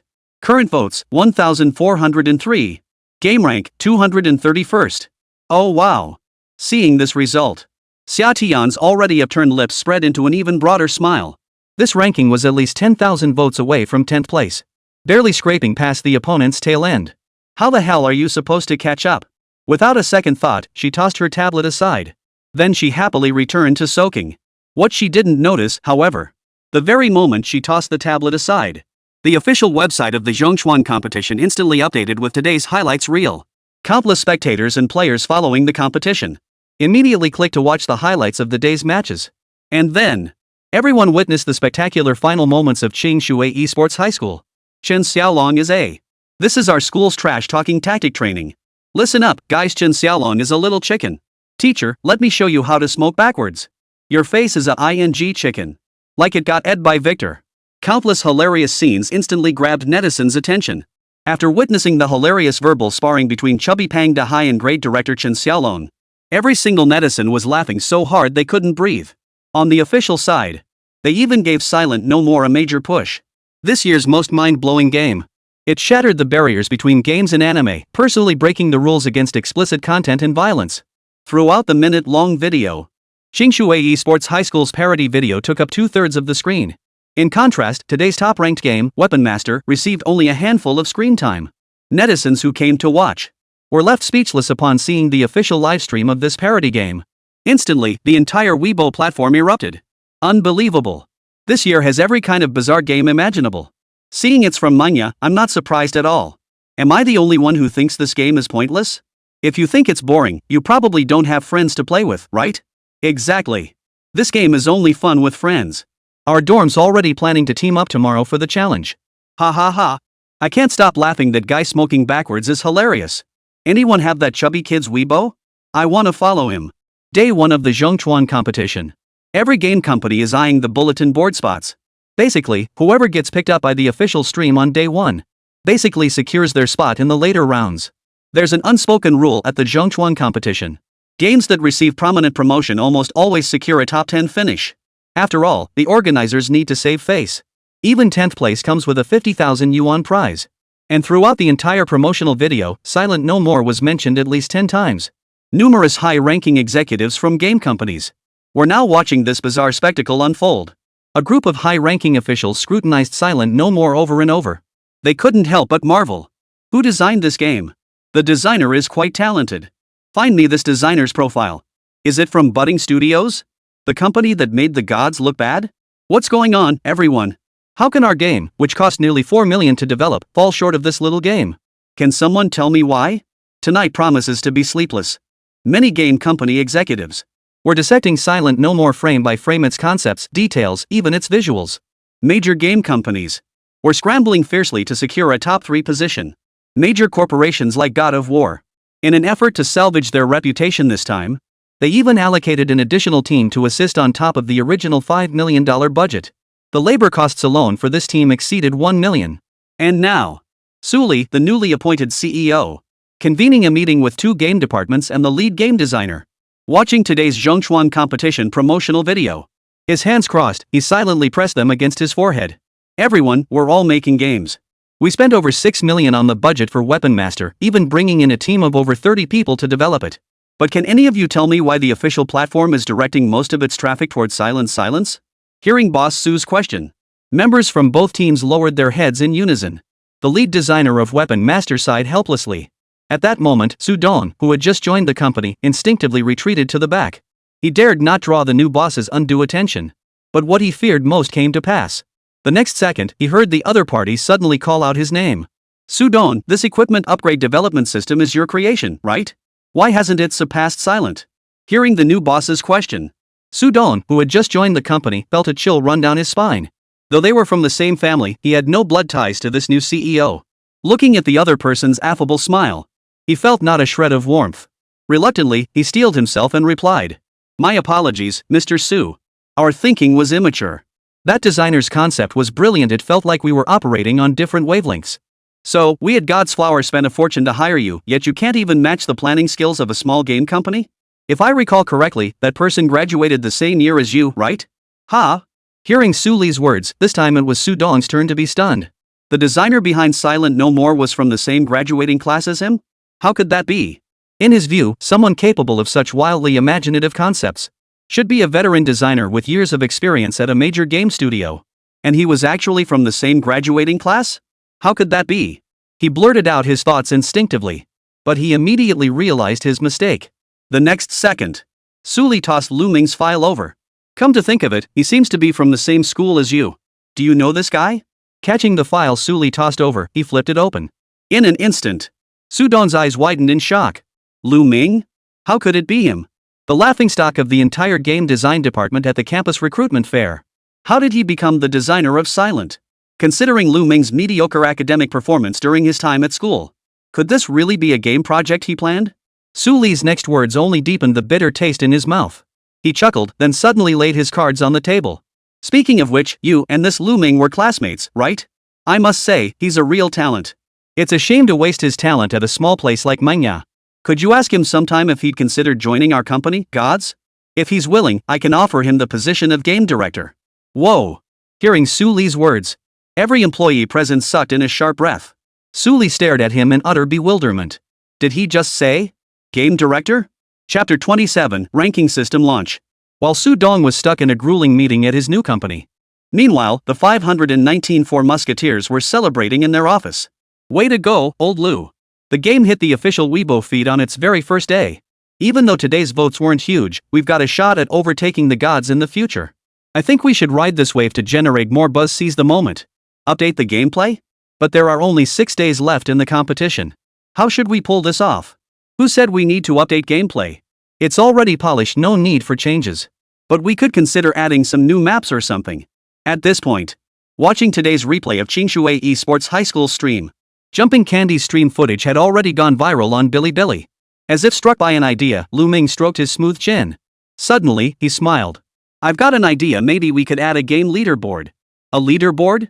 Hearing Lù Ming's words, the three of them froze in surprise. What kind of rankings could there be for their little game? Survival rounds? It didn't seem like it would boost traffic either. Lù Ming, however, smiled and shook his head, the corners of his mouth curving upward. Like this, and then like this.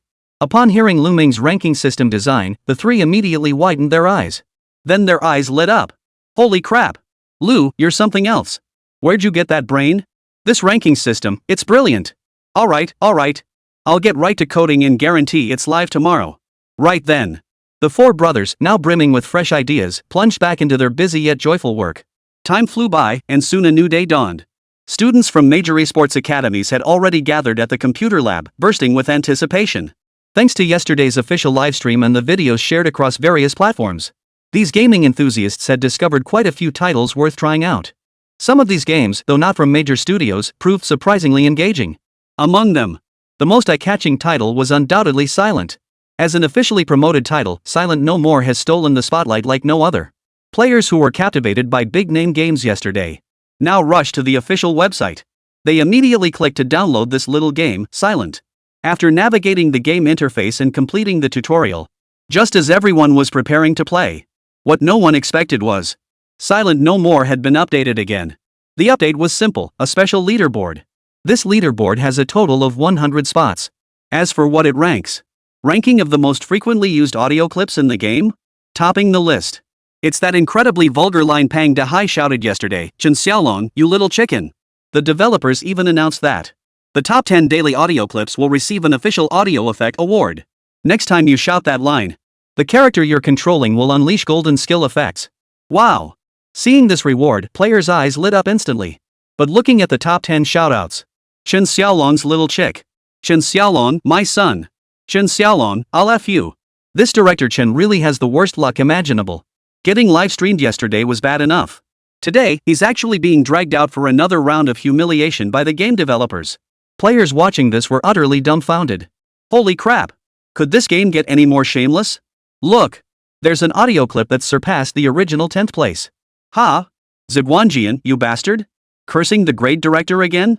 Totally normal. What school doesn't have that kind of idiot teacher? Guys, let's get our school trending too. We'll put that bald asshole Wong up there. Ha ha ha. That's exactly what I was thinking. Let's do it together. Let's do it. Anyone who doesn't join is a coward. Humans are creatures of herd mentality. Once one person dares to try something, many others will follow suit. When enough people try it, a trend spontaneously forms. Right then, in computer labs across major esports high schools nationwide, a chain reaction began spreading from person to person. The grade directors of major esports high schools found themselves caught off guard. In just one day, countless principals, grade directors, and teachers were left orphaned. On the rankings of Silent, the rankings of campus influencers at major universities kept shifting. Teachers nationwide, upon witnessing this scene, their heads are about to explode. On this day, all viewers watching live streams related to the China Innovation Competition were greeted with a barrage of opening round shockers the moment they entered the livestream. Chen Xiaolong, I'll FING kill you, UB. Wang Yuran, I'll F you up, you're a FING piece of S. F you, UFING piece of S. Seeing this scene, no need to panic. Experienced viewers already know. They're playing Silent No More. Holy! Is this game really that popular now? Let me see which school's teachers are dominating the leaderboards now. Ha ha ha. Our principal Chen is still holding strong at number 1. I can't stop laughing. Do these teachers even know they're being featured online? Good news, I become famous. Bad news, I become famous for the Silent. Meanwhile, the vote count for Silent is spreading at a viral pace. 1,000 votes, 10,000 votes, 30,000 votes, 50,000 votes. In just one day, Silent No More directly surpassed yesterday's trending hit, Weapon Master. It climbed to the top of the game rankings. Well, that's just great. The top spot that had been occupied by Weapon Master was instantly taken by Silent and Still. From now on, whenever players enter the official interface, we'll see Silent and Soundless as the very first game. Don't underestimate the power of being the first game. When people have free time, they'll naturally play the first game on the homepage. Once finished, exiting triggers the voting panel. Weapon Master's top vote count on its first day owes at least a quarter of its success to being the first game displayed. And now, that honor has been snatched away by Silent. By 9 p.m. tonight, the official website finally closed the voting. Upon seeing Silent's 87,653 votes at the top, every single game company was stunned. As for the runner-up, Weapon Master? Sorry, it only garnered 37,688 votes. That number wasn't even half of Silent and Still's total. Every game company witnessing this scene couldn't help but gasp in shock. They knew Silent and Still would be a hit today. They never imagined it would take off this hard. They built a bonfire from nothing. And you? What the hell is this rocket launch nonsense? Chapter 28, reported? Early the next morning, the 519 Four Musketeers had just arrived at the company. Lù Ming had just entered his office. He froze in shock at the sight before him. Holy crap! Mr. Xià, what are you doing in my office? Seeing Xià Tiān standing before them, all four men were stunned. Xià Tiān, who usually took Mondays, Wednesdays, and Fridays off and never showed up on weekends. Today, he had actually arrived at the company before them. They had even arrived 10 minutes early. Mr. Sia actually came to work early? Was the world about to end? At that moment, Xià Tiān was staring intently at Lù Ming's computer. He was examining the back-end data for Silent. His bloodshot eyes were filled with utter disbelief. Earlier that morning, she had instinctively opened the rankings for the Zhongchuan competition. The moment she saw it, she nearly flew off her bed. What the hell? How did Silent become number 1? And with such a huge lead over second place? Had the official website been hacked? How absurd could this get? Refusing to believe it, she immediately rushed back to the company to check the back-end data for Silent. The result? Staring at the terrifyingly steep upward curve before her, Xià Tiān's expression darkened as she slumped into Lù Ming's office chair. Her eyes were vacant, like a fish that had lost its dreams. No way. That crappy game? A game where you have to talk to unleash skills. What gives? It doesn't even have an equipment system. How is it supposed to create any player progression? Staring at the top-ranked game stats before him, Xià Tiān felt like her head was about to explode. Her eyes glazed over as she looked at Lù Ming. She desperately wanted to ask if they could just take the game offline. She really couldn't take first place. Oh no! The money earned from first place belongs to the company and is taxable. But the little money the system gives? That's all mine. How could she possibly give that up? As for Lù Ming, after seeing the data Xià Tiān had observed, he immediately smiled. Mr. Xia, you needn't worry about such trifles. At this rate, I can guarantee we've got first place locked down. All you need to think about is what to wear to the awards ceremony next week. Xià Tiān. Should I thank you for that? Oomph. A cold snort. Xià Tiān stormed out of the office in a huff. Lù Ming was left completely baffled. He'd already secured first place. Why wasn't Mr. Xia satisfied? Were the standards really that strict? But Lù Ming didn't dwell on it, proceeding to complete today's tasks as usual. As for Xià Tiān, he lurked furtively in her office. Nibbling on her nail tips, she pondered how to sabotage Lù Ming's game. She watched videos related to Silent No More. Each video was filled with laughter and, well, national treasures. It was precisely this reason that made Silent No More incredibly popular in this Zhongchuan competition. At this rate, it would be tough to even knock it down to second place. While Xià Tiān was growing increasingly anxious, senior executives at major domestic game companies were equally troubled by the surging popularity of Silent. They could make gods the top game, but they refused to let a fledgling project take the top spot. The gaming market's pie is only so big. Every slice taken away meant someone else got less. Capital is bloodthirsty and greedy. So, the CEOs of several game companies, watching the rising momentum of Silent No More. By the morning of its third day, it had already garnered over 150,000 votes. What's the concept? With only 500,000 votes total, Budding has already secured over 1/3 of them. So how many votes will Silent in 4 days get? They don't know the exact number. But they know one thing. That is, their own game's vote count would look absolutely dismal. No. This absolutely cannot happen. We must find a way to knock Budding off its pedestal.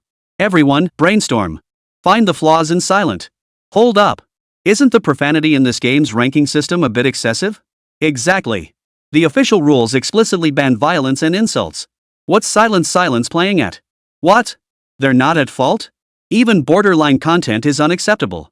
Report it. We absolutely must report it. And so, that very morning, countless reports flooded the organizing committee of the Zhongchuan competition.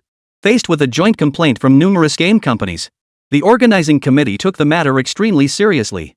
Within just half a day, the organizing committee had reached a conclusion. That afternoon, Xià Tiān suddenly received a phone call. She picked up the phone with a weary expression, holding it to her ear. Her spirit was as limp as a dried fish. Hello? This is Xià Tiān from Budding. Ha? You want to take our game down? We have to fix the inappropriate elements inside? Hearing the organizing committee's words, Xià Tiān was instantly stunned. But soon, that shock turned into delight. As she listened to the reported issues, she nodded excitedly. Oh. So that's why. I understand now. That's absolutely unacceptable. I'll have my team fix it immediately. No problem. Temporarily shutting down the voting system is fine. Even clearing all our votes is acceptable. Organizing committee. Hearing the slight excitement in the voice of the mighty ancestor on the other end, he began to doubt whether he'd misheard. Why did it feel like the female CEO on the other end of the line sounded excited?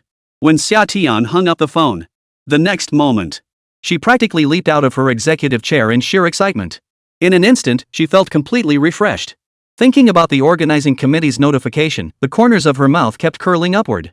Reporting it was a great idea. Why didn't I think of reporting this? If I'd known, I would have reported it right away. Then I wouldn't have ended up with so many votes.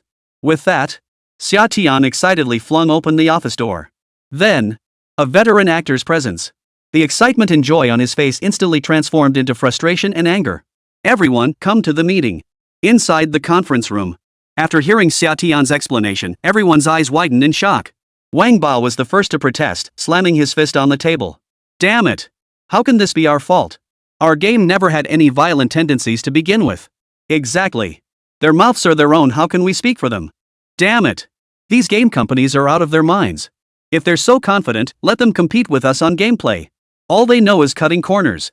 Hearing their outbursts, Xià Tiān's expression turned sad. He feigned helplessness. Silent No More got suspended. I'm more upset than anyone. The organizers already said that if we can't fix it before the competition ends, they might disqualify us. Then our results and prizes will be null and void. Guys, can you fix it? At this point, Xià Tiān nearly burst out laughing. If they actually made changes, it would fundamentally alter the game's core mechanics. Wanting everyone to stop swearing? Easy peasy. Just remove the voice input system. But doing that would strip silent from its biggest selling point. How would anyone play it then? At this thought, Xià Tiān's lips curled into a smile even harder to suppress than an AK-47's recoil. This time, Silent No More is doomed. Not even Jesus could save it now, I tell you. Chapter 29, this game actually has competitions? Inside the conference room. Everyone sat in place, lost in thought. Scratching their ears and rubbing their cheeks, they looked almost like monkeys. Xià Tiān wore a similarly frustrated expression, head bowed. But if you looked closely, she was actually checking flight schedules and travel guides for her trip to Bali in 4 days.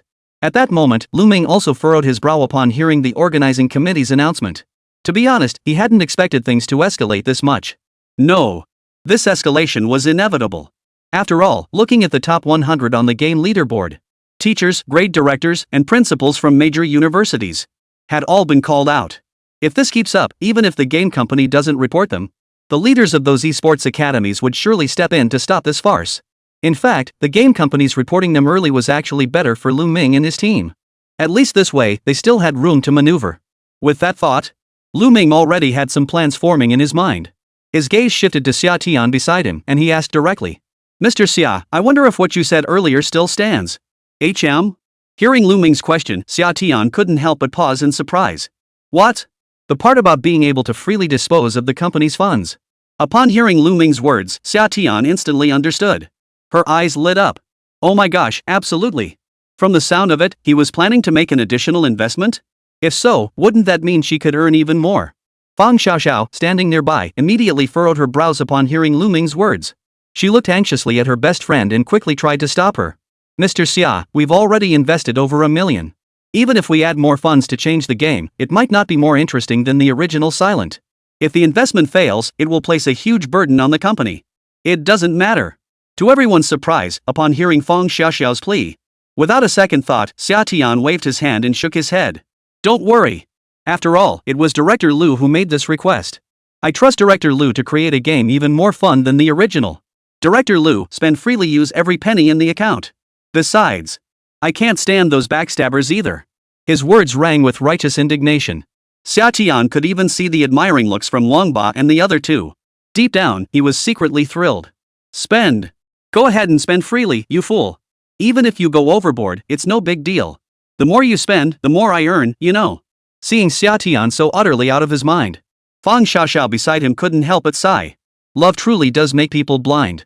Her little sister hadn't even started dating yet, and she was already throwing money at men. If she actually got into a relationship with this love-struck brain, wouldn't she end up being sold to northern Myanmar? Who knew you, usually so aloof and cool, could get swept off your feet like this?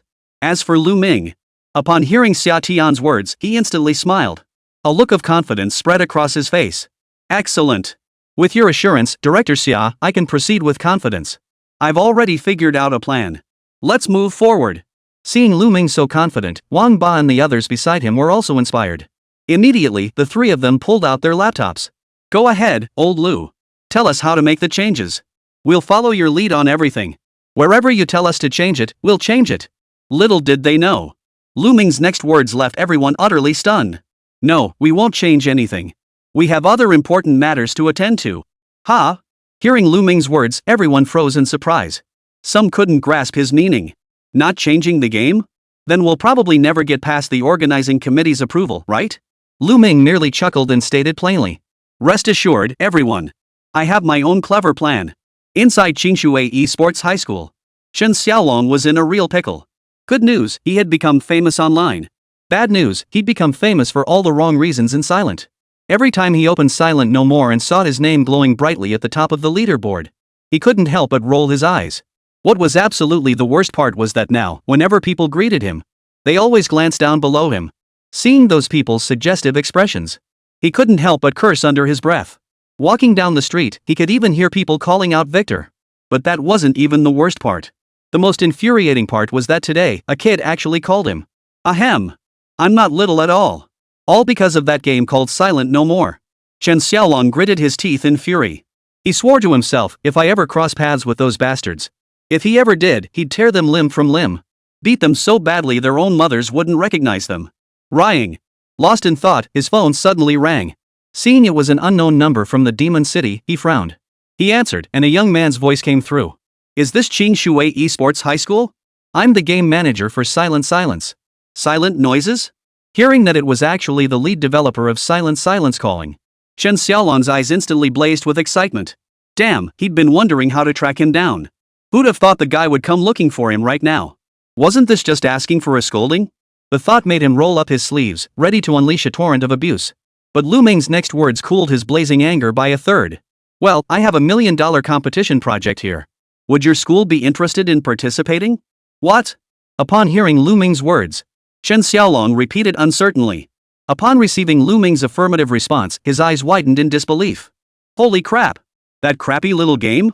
They're actually organizing a tournament for it? And the prize money is a whopping 1 million? Seriously? As the great director, Chen Xiaolong instantly sensed the money-making potential in Lù Ming's words. Instinctively, he couldn't help but inquire about the tournament rules. After hearing Lù Ming's explanation of the tournament rules, his eyes lit up even brighter. The last remnants of his anger vanished without a trace. Not only that, his body began trembling from sheer excitement. Without a moment's hesitation, he exclaimed, "All right. I accept this match on behalf of our students. Rest assured. Even without the prize money, we will definitely participate." After Chen Xiaolong hung up the phone, he felt utterly delighted. Clenching his fists, his eyes sparkled with joy. The chance for revenge had arrived. Someone, never mind. I'll go to Pangda High's class computer lab myself. Chapter 30, this project is downright evil. At that moment, inside Pangda High's class computer lab, a group of people excitedly booted up their computers, eager to enjoy another round of Silent No More. But the moment they entered the game, they discovered the developers had wiped out all the rankings they'd worked so hard to climb. Some even included a friendly reminder. Due to numerous reports, Silent No More will strengthen its management of uncivilized behavior. Any future instances of uncivilized conduct will result in account suspension. Upon seeing this notice, the entire computer lab erupted in a chorus of wails. What's going on? I wasn't even done enjoying it, why can't I curse anymore? Damn! This makes the game half as fun. I kinda don't feel like playing anymore. But I'm kinda tired of the other games too. Maybe we should just play this one. I have an idea, can we use homophones? Ha! At the strategist's words, everyone's eyes lit up instantly. Just as they pondered whether they could replace the original characters with homophones to form sentences with the same meaning. Suddenly, the door to their classroom computer lab swung open from the outside. Before their eyes, Director Chen appeared before them. The moment Pangda Hai saw Chen Xiaolong, his head ducked back. He silently pleaded. Don't see me, don't see me. Too bad. According to Murphy's Law, the more you dread something, the more likely it is to happen. The next second, Pangda Hai heard Chen Xiaolong's call. Pangda Hai. Hearing the director call his name, Pangda Hai instantly forced a smile that looked worse than crying. Director. I already wrote my self-criticism. I even called the parents. What more do you want from me? Hearing Pangda Hai's words, Chen Xiaolong rolled his eyes. What nonsense is this? Alright, everyone, quiet down. Chen Xiaolong clapped his hands, instantly capturing the attention of every student in the classroom. Then he announced the great news he'd just heard from Lù Ming. Our school has just received an official invitation from Silent No More to form a team and participate in their inaugural tournament. Following the school's decision, a team will be formed from your class, with Pangda Hai as captain. Me? Hearing Chen Xiaolong's words, Pangda Hai, who had only ever served as labor committee member in his entire life, jumped up from his chair in excitement. Really, Director Chen? Me as the team captain? The answer came from Chen Xiaolong's beaming face. He walked over to him with a cheerful smile and gave him a hearty pat on the shoulder. That's right. The first place team gets a whopping 1 million yuan prize. Do your best. Stay sharp. Bring glory to our first high. Mission accomplished. Hearing Chen Xiaolong's words, Pang Dahai instantly perked up. Being chosen as team captain was an honor reserved for students with exceptional gaming talent. Having served as a captain at the Esports Academy, after graduation, joining a professional team gave him an edge over his peers. Though he couldn't fathom why a game like Silent No More would host a tournament. But, just do it. Alright then. Pick a few of your good friends, form a 5-man squad, work hard, and don't let the school down. With that said, amidst Chen Xiaolong's eerie grin, he walked straight out of the computer lab. The very moment Chen Xiaolong departed, a crowd of classmates immediately gathered around Pang Dahai. Their eyes brimmed with envy. Way to go, Fatso. You're the captain now. Still calling me Fatso? That was fine when I wasn't captain, but from now on, address me as Pang Yi. Got it, fat boss. I'll be your loyal dog. Tacky. Approved. Seeing the first sycophant come forward, Pang Dahai, finally feeling the weight of his newfound authority, was instantly thrilled. The other students around him saw that all it took was some brown-nosing to join the team. One by one, they all became excited. Flattery rained down on Pang Dahai. To join the fight, they'd even throw away their dignity. Fat boss. Let me join the team too. I'll wash your socks for a week. A week? I'll wash them for a month. I'll wash them for 2 months. Step aside, I'll wash them for a semester. Plus I'll heat the water for a month. Alright. Ma-san, you're in. Fat boss loves guys like you. At that moment, Pang Dahai finally tasted the sweetness of power. Beaming with delight, he gathered the remaining 4 players, ready for the inaugural Silent Game Championship. Little did he know. At the same time, in the other esports academies participating in the Zhongchuan competition, countless computer labs were playing out the same scene. Those principals, grade directors, and teachers. The targets they selected all shared one common trait. That is, the troublemakers in their eyes. After Lù Ming finished his final phone call, his gaze finally turned to the exhausted Ho Fanji and the others. I've extended invitations to all parties. Barring any surprises, every school will participate in the competition. Hearing Lù Ming's words, Wang Ba and the others nodded in unison.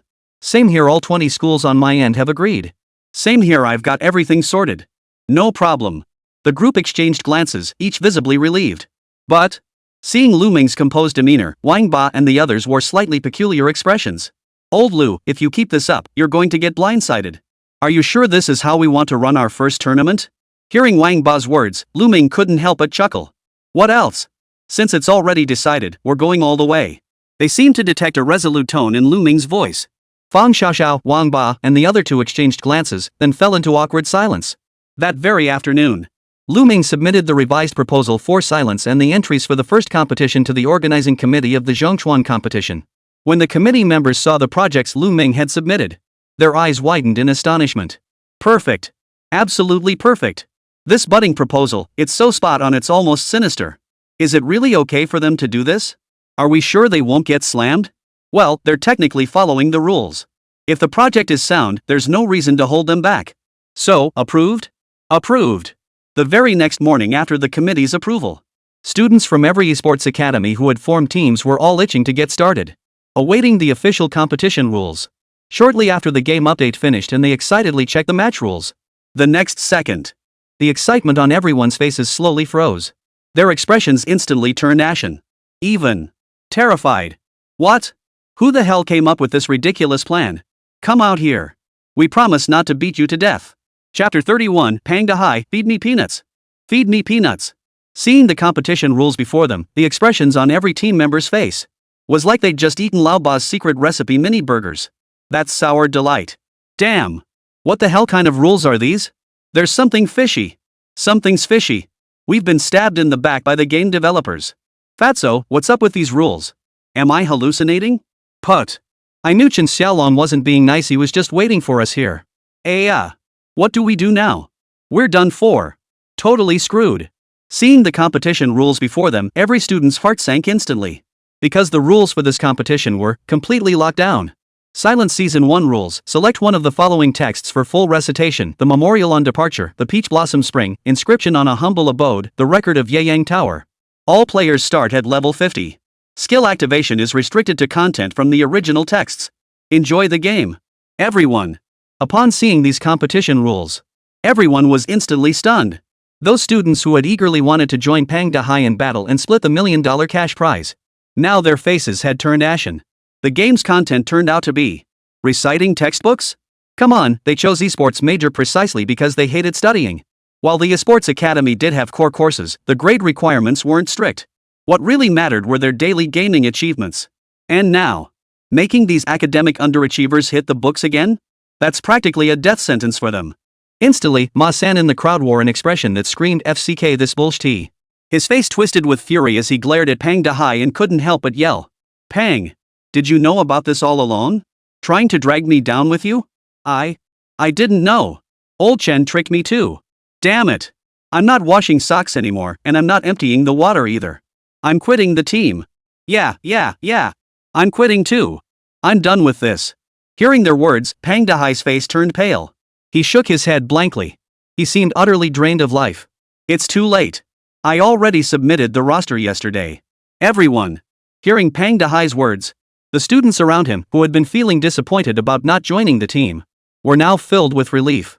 As they glanced at Pang Dahai and his group, their expressions and words brimmed with schadenfreude. Come on. It's just reciting a text. Just do it. No more talk, we absolutely have to pick the master teacher. That one has the most characters and unleashes the strongest skill. Yeah. If we win, there's $1 million prize. Bull. I'd rather not enter this crappy contest. Damn it. Pang Dahai, you've really screwed us over. Seeing Ma-san and the others glaring at him as if they wanted to skin him alive, Pang Dahai shuddered. But soon, his eyes lit up as he concocted another devious scheme. No problem. We'll just refuse to carry them. Then we'll deliberately let the other side win. Ha! Hearing Pang Dahai's words, the other's eyes lit up. But the very next second, Chen Xiaolong opened the computer lab door once more. There stood Chen Xiaolong, grinning broadly as he led in Pang Dahai's Chinese teacher. Under their stunned gazes, he announced directly. Congratulations on Pang Dahai's team formation. The teacher has specially arranged for a Chinese tutor to help you catch up on your studies. This competition will be broadcast nationwide, so you must compete with style and spirit. If I catch anyone cutting corners? TSK, don't blame your teacher for being ruthless. Pang Dahai. Hearing Chen Xiaolong's words, blood tears welled up in the eyes of the men. How could this be? Has old Chen blocked off even the last possible path? Gazing at Chen Xiaolong, who was beaming with satisfaction, the men were filled with hatred. This bastard is doing this on purpose. Just to get back at me for calling him short. Feed me peanuts. Feed me peanuts. Alas, it was too late for them to say anything now. The spots had already been submitted, leaving no chance to back out. And scenarios like this were playing out at esports academies across the country. A group of competitors, miserably cramming textbooks while playing Silent No More. Once the most thrilling game, now it lay before them like a deadly poison. And this poison? They'd shoved it down their own throats. Meanwhile, the news of the Silent Season $1 million bounty was announced. When netizens saw the rules for Season 1, one by one, they all fell silent. Is this the Silent No More I know? Whoever came up with this brilliant plan, is it just downright evil? No choice got reported. If they didn't change it, they'd lose their eligibility to compete. Wait, they asked for changes, not a complete overhaul. Who'd dare play this game now? Damn. The Silent No More devs are badass. Thanks, devs. I'm in the competition now, I'll get you back someday. I mean, repay you. Ha ha ha. You can practically feel the resentment radiating through the screen. At this moment, the entire internet was saturated with the resentment of those contestants. If all this resentment were pooled together, it could probably spawn a dozen Dark Sword Immortals. Ironically, many parents and teachers who initially opposed Silent No More have now switched sides one by one, raising their banners in support of the budding talent. This game's pretty good, I'll use it to get back at, to test my students. Fun and educational, I'll use it as a quiz game for our class from now on. A memorization game tailored for middle schoolers?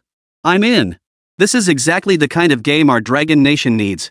I'm downloading it for my son right now. Wait, someone just said revenge, right? They definitely said revenge, didn't they? What kind of mind-numbing game is this? Middle schoolers' lives matter too. At that moment, the online sentiment shifted completely. Students betrayed by the game. One by one, they all stormed the Zhongchuang official website, bombarding it with furious low ratings. The love they once felt for the company now turned to hatred. The staff of the Zhongchuang competition were stunned upon seeing the new data for Silent. Throughout history, a game that garnered so many votes yet received such a low score. While it may not be the last of its kind, it is certainly the first of its kind. To make a game like this, the designers at this company, they're incredible. It's just a shame for the students who entered the competition. Back then, they looked pretty cool when they were cursing the teachers and the principal in class. But the sight of them being forced to memorize scripts late into the night by the organizers was truly pitiful. With expressions of agony, anxiety, and even sheer frustration etched on their faces, they recited the same lesson for 3 straight days. Finally, time flew by, and before they knew it, the final day of the Zhengchuan competition arrived. At the same time, the Silent Season 1 tournament officially commenced. Chapter 32, 10 people can't even put together one textbook lesson. As a game that garnered immense attention on its very first day of release, it also claimed first place in the Zhengchuan competition, the inaugural tournament hosted by the official Silent No More team. Naturally, it caused quite a stir, with all major esports high schools nationwide participating. And with the $1 million prize pool as its headline draw, this tournament was bound to draw massive attention. Inside the budding company headquarters, 3 days prior, Fang Xiaoxiao had already secured the official livestream account for Silent. Under the debugging efforts of Lù Ming and his 3 teammates, the game now featured a new spectator mode. In spectator mode, everyone could observe the competition while hear the voices of the players. After all, it's a game centered around sound. This feature is crucial. It's a shame there isn't a dedicated arena for competitive matches. After all, it's a small game. Silent No More can't possibly match those big-name tournaments. Dedicated venues for competitions. Therefore, all teams hosted their matches within their own campuses. However, major universities are eager to boost their school's reputation. And to comply with official regulations, they followed the tournament committee's lead and launched live streams in real time. After all, if you don't stream the matches, what if someone cheats? What? This game has cheats? Of course, it's a physics cheat to prevent anyone from literally reading straight from the book. 9 a.m. 1 hour until the match. On the Moya side, the livestream had already started warming up early. As for who's hosting this competition, none other than Mr. Sia, who usually serves as the company's mascot. Pushed onto the stage with a completely bewildered expression, Xià Tiān glanced at the live chat. The moment she appeared, countless male viewers were instantly dazzled. Wow! Where did the organizers find this host? She's gorgeous. This gorgeous girl, could she be a celebrity? I want every doujin of this girl within 3 minutes. Put. You guys are so vulgar. Just drooling over her body. Reading the comments flooding the live stream, Xià Tiān couldn't help but roll her eyes inwardly. She really had no choice but to take this job. She had no choice but to host this event.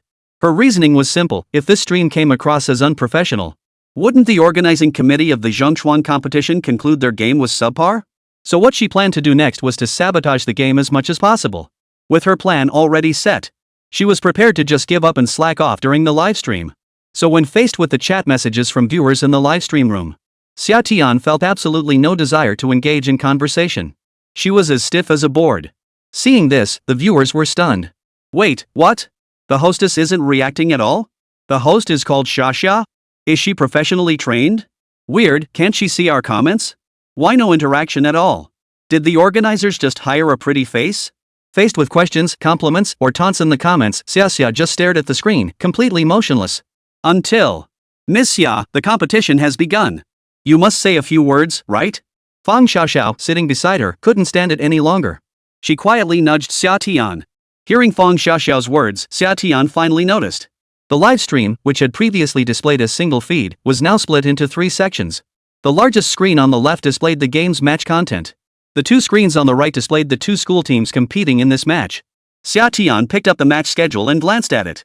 Next up are students from Hongshui Esports High School and Xinjiang Esports High School. Let's see what recitation passages they've drawn. Just as he spoke, the roulette wheel on the large screen began to spin. Several students from the esports high schools watched the spinning wheel with expressions of utter despair. When the wheel finally came to a stop on the memorial to the emperor, the students immediately clutched their foreheads. Holy crap! Did you guys memorize this essay? No way! I memorized the record of Yeyang Tower. Damn it! I memorized the Peach Blossom Spring. Seriously, you guys didn't memorize such important texts? You didn't either. What are we gonna do now? To everyone's surprise, this was only the first match, yet an unforeseen twist had already unfolded. Both teams couldn't produce a single person who knew the outline of the expedition by heart. Every word exchanged between the 2 teams in the livestream reached the ears of the audience. Suddenly, the audience, learning the truth, couldn't help but burst into laughter. Holy crap! 5 players, and not a single one can recite the memorial to the emperor? Look at that! Talk about top-tier torture. Silent is so awesome. I can't take it, this is killing me with laughter. Seriously? Is reciting a text that hard? Aren't these all required readings? Holy crap! I feel like I missed out on $1 million. I should have signed up for the competition. A crowd of spectators chuckled as both teams scratched their heads in frustration, waiting for Xià Tiān to half-heartedly announce the game's start. Both teams quickly dove into the game. Then, excellent, both teams are in position. They're about to start fighting. They're about to fight. Go ahead and fight already? Watching the two silent teams before him, they only kept moving their characters. At this moment, host Xià Tiān, the players from both sides, and the viewers watching the livestream were all silent. Xià Tiān? Watching these hopeless contestants, she finally couldn't hold back. What's going on? Don't these players know the rules? I'm saying more than all of them combined. Is this game supposed to be a parkour game? Should I remind you? I am but a commoner? Damn it! You're not even my contestant, and you're giving me the silent treatment? I've never treated anyone like this, okay? Audience. Hearing Xià Tiān's killer comeback, netizens burst out laughing. Holy crap! This hostess sure has a sharp tongue. 10 people can't even string a sentence together? I can't take it, I'm dying of laughter. What do you know? Pro players nailed the essence. Why else would the game be called silent? Holy crap, this host is hilarious too. Is she trying to kill me with laughter so she can inherit my Huabe? Wait, if no one talks, how can they even compete? And so, under Summer's frantic glare, the first match finally concluded 5 minutes later. Faced with this situation, Lù Ming and the others immediately added a new rule. Any team failing to inflict damage within 1 minute would be declared losers outright and kicked from the competition. Watching this bunch of hopeless underachievers, Lù Ming was utterly speechless. Wait, isn't the prize $1 million yuan? Aren't they even trying? Hearing Lù Ming's complaint, everyone else was equally speechless. They gained a deeper understanding of these academic underachievers. Fortunately, the first match was just a minor hiccup. Often, after such mishaps, what follows is even more blunders and mistakes. Chapter 33, Chow What? As time ticked by, the match proceeded with all sorts of hiccups. But thankfully, at least some school students were well prepared. Most teams' strategies were straightforward. That is, divided memorization. Each person memorized 1 or 2 passages on average. During team battles, they leveraged this by having individual players break through the overall defense. Though the sight of 4 players retreating while one attacks is comical. But you can tell, even in such a nonsensical game, these contestants have seriously considered their tactics. Time flew by, and soon they found themselves in a new squad. Having abandoned his tanking strategy, Xià Tiān glanced at the 2 new teams. Then he instinctively raised an eyebrow. Next up, we have the Qingshui Esports High School team versus the Aoguang Esports Middle School team. Hearing the resounding name Qingshui Esports No. 1 High School, many spectators' eyes lit up instantly, as the high school featured in the first day's coverage. Coupled with that hilarious chubby kid and the grade director, their meme-worthy videos had been circulating wildly across major video platforms for at least a week. So when Pang Dahai led his team onto the field, many spectators couldn't help but burst out laughing. Holy crap! That's the guy who smokes with his backhand. Ha ha ha! Isn't that Chen Xiaolong next to him? This chubby kid is genuinely hilarious. Has he considered becoming a pro streamer? I can already tell this is gonna be a fierce battle. Can't wait to see Qingshui Esports' legendary trash-talking tactics. At that moment, Pang Dahai watched the live stream before him with a hint of nervousness. But when he saw so many viewers supporting him in the chat, a surge of excitement welled up inside him. Glancing at his teammates behind him, they clenched their fists. Brothers, our chance to shine is here. This time, we're going to win. Brothers in heart. Let them see what we're made of. Let's do this. Amidst a barrage of encouraging comments, the 5 players were itching to get started. Enter the map. The next second, the lottery wheel began to spin. Soon, it came to a stop on Chao Guo's discussion of warfare. Seeing this comment, Pang Dahai's eyes lit up instantly. I know this one. I've memorized it. Chao Guo's discussion on warfare. Audience? Did he just mispronounce Chao Guo's name? Before anyone could react, Pang Dahai and his crew had already strategized. Guys, I'll charge up front. You guys stay back and watch my skills shine. Alright. Fatso, we're counting on you this round. With that, the 4 brothers immediately fled toward the map's cover points. As for Pang Dahai, he charged ahead. He charged right up to another player. Luckily, that player didn't know his lines either. Upon encountering Pang Dahai, the opponent was instantly scared out of their wits. He scrambled backward frantically. Don't you dare run, you little punk. With that, Pang Dahai charged forward, chanting the incantation for his magic. In the 10th year of spring, the Qi army attacked us. As the Duke prepared for battle, Chao Gu requested an audience. System determined failure. The fireball he'd been brewing for ages vanished instantly. Pang Dahai? Ha! Why did my skill fail to activate? Seeing Pang Dahai's skill fail, the remaining 4 teammates were equally baffled. Did you miscast it? Try again. In the 10th year of spring, the Qi army attacked us. As the Duke prepared for battle, Chao Gu requested an audience. Holy crap! Why isn't it working now? Hold on, recite the next part. You can't possibly have messed up that one too, right? His fellow villagers said, the leaders are plotting in what room is there for us to interfere? Gue replied, the leaders are narrow-minded, they haven't thought far ahead. Wait, what? Still not working? Holy crap.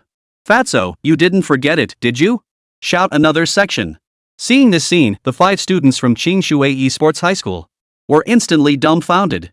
Meanwhile, across the field, the opposing player, who had just been scared out of his wits by Pang Dahai, discovered Pang Dahai was just as clueless as him and instantly flew into a rage. Marker. If you can't memorize it, just pretend you can. Follow me. Niafong, come over. There's a guy who can't recite it joining my route. The location is near the small building. Coming. Hearing his teammates outburst, the trainee from the opposing Alguan team who could recite the script immediately rushed over. Spotting the fat guy, he fired off a perfectly enunciated voice command. In an instant, a high-quality fireball composed of a full 14 characters struck the character controlled by Pang Dahai. Ah! Daddy, save me! I'm sorry. I'm sorry. I was wrong, don't hit me. 10 years of spring. Chao Gue, please see. Ah! What the hell? Why didn't it work? Watching Pang Dahai's character cower and flee in panic. Suddenly, the viewers in the live stream room burst into laughter. Just imagining this kid desperately memorizing the wrong lesson. They nearly lost the strength to stand up from laughing. Poor little Chubby, you've been memorizing for so long and still can't tell Hui from Gue? Holy crap! The guy behind him recited the entire thing. Chubby's health is plummeting. I can't take it, I'm gonna laugh myself to death. The guy across from him knows the first line to 5 of them ganging up on him. Like a donkey grinding at the mill, stuck in that endless circle. Oh man! This is just too much. I can't take it, I'm dying. The little chubby guy never realized how crucial getting the homophones right was, even in death. Didn't he just mispronounce that Jian too? 4th tone, I'm pretty sure. Watching Pang Dahai run while reciting his lesson, the audience burst out laughing. Chen Xiaolong beside him was sweating buckets from sheer frustration. Seriously? What kind of morons are they at first high? Chao Gu was at least a historical figure, don't they even know how to pronounce his name? What's most infuriating is that those 4 idiots beside him don't know either? You 5 are about to completely disgrace Qingshui Esports High School. Finally, Chen Xiaolong couldn't hold back any longer. Pang Dahai. Think carefully. What was that guy's name again? Chow my ass. Help me. Daddy, I'm sorry. Don't hit me. Chen Xiaolong. Did he just curse me while screaming for help? I get it. It's Chao Sui. Fatso, recite it again. Chen Xiaolong, think again. Damn it, that's not right. Chen Xiaolong, red-faced beside him, was itching to give a hint. But with the livestream watching, if he gave a hint, he'd be disqualified immediately. But keeping it bottled up was killing him. Seeing the looks on those academic underachievers' faces made him so furious he could kill someone. Chow what? Chow. Chow. Chow's balls. I don't know. Should I just concede, director? I can't recall it, wha? Chapter 34, the end of the contest, an unexpected windfall. Pang Dahai never dreamed this would happen. His esports dream was shattered in the very first round by the opposing team. Though their Qingshui Esports #1 high school team suffered an unfortunate defeat, the laughter they brought to the audience was nothing short of relentless. Everyone burst into laughter upon seeing his pairing with Chen Xiaolong.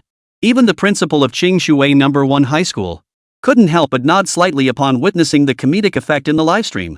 Principal. That last round of matches just added over 50,000 new followers to our academy's official account. And they're all praising Pang Dahai and Director Chen. That many? Hearing the vice principal's words beside him, Principal Liang's eyes lit up with delight and he immediately checked the live stream data. Sure enough, it was just as the vice principal had said. Their follower count, which had been around 70,000 to 80,000, had now surpassed 120,000. It's important to note that most of the followers of Qingshui Esports High School were alumni from previous years. Qingshui High School itself didn't have particularly outstanding competitive achievements, so their school account wasn't particularly well known. Who would have thought? It was merely an informal match. Pang Dahai and Chen Xiaolong. They helped the school gain more followers than it had in nearly 3 years. Now look at the school's live stream channel. It's filled with fans expressing their love for Pang Dahai and Chen Xiaolong. These two are cracking me up. Ha ha ha.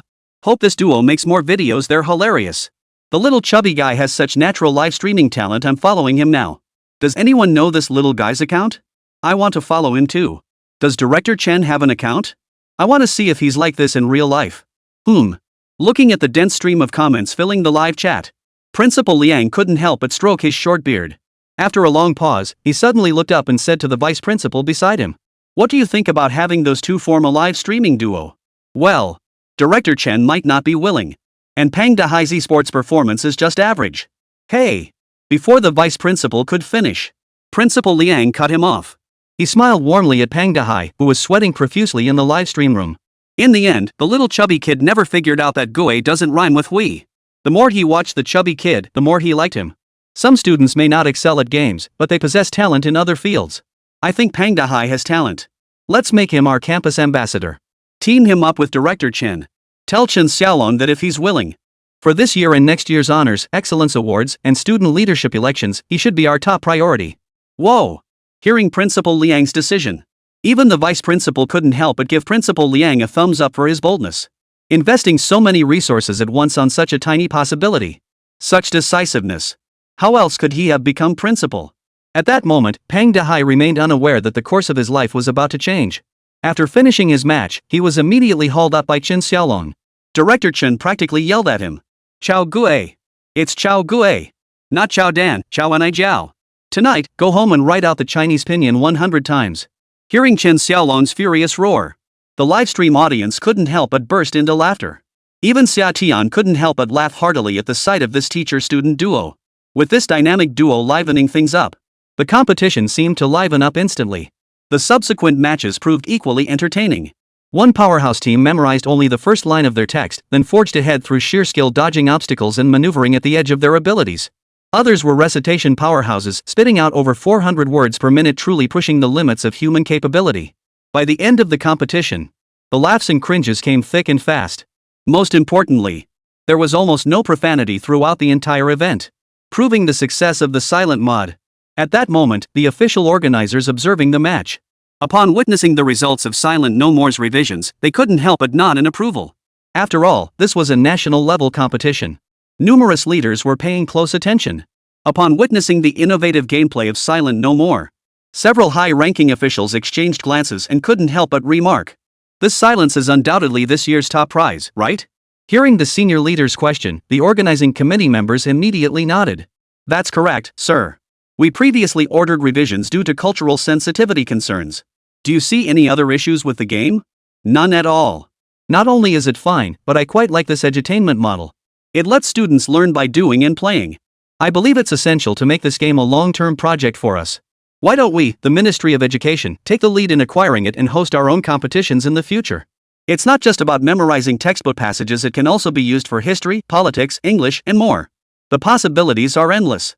Hearing the senior leader's words, the staff below immediately exchanged glances. Their expressions seemed to say, "Are you a devil? Excellent. As expected of the big boss. This idea is truly brilliant. I've long recognized the excellence of Silent. Get someone to handle this. Remember, this is being spearheaded by the big boss. We'll handle it immediately. A game this good must be promoted nationwide."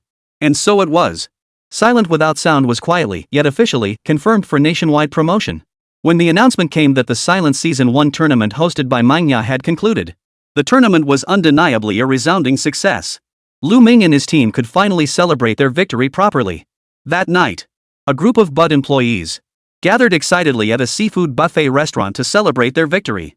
Only Xià Tiān sat alone, her smile strained as she picked at crab legs. She seemed a bit listless. "Boss, why do you look so unhappy? Don't you like seafood?" "Ah, no.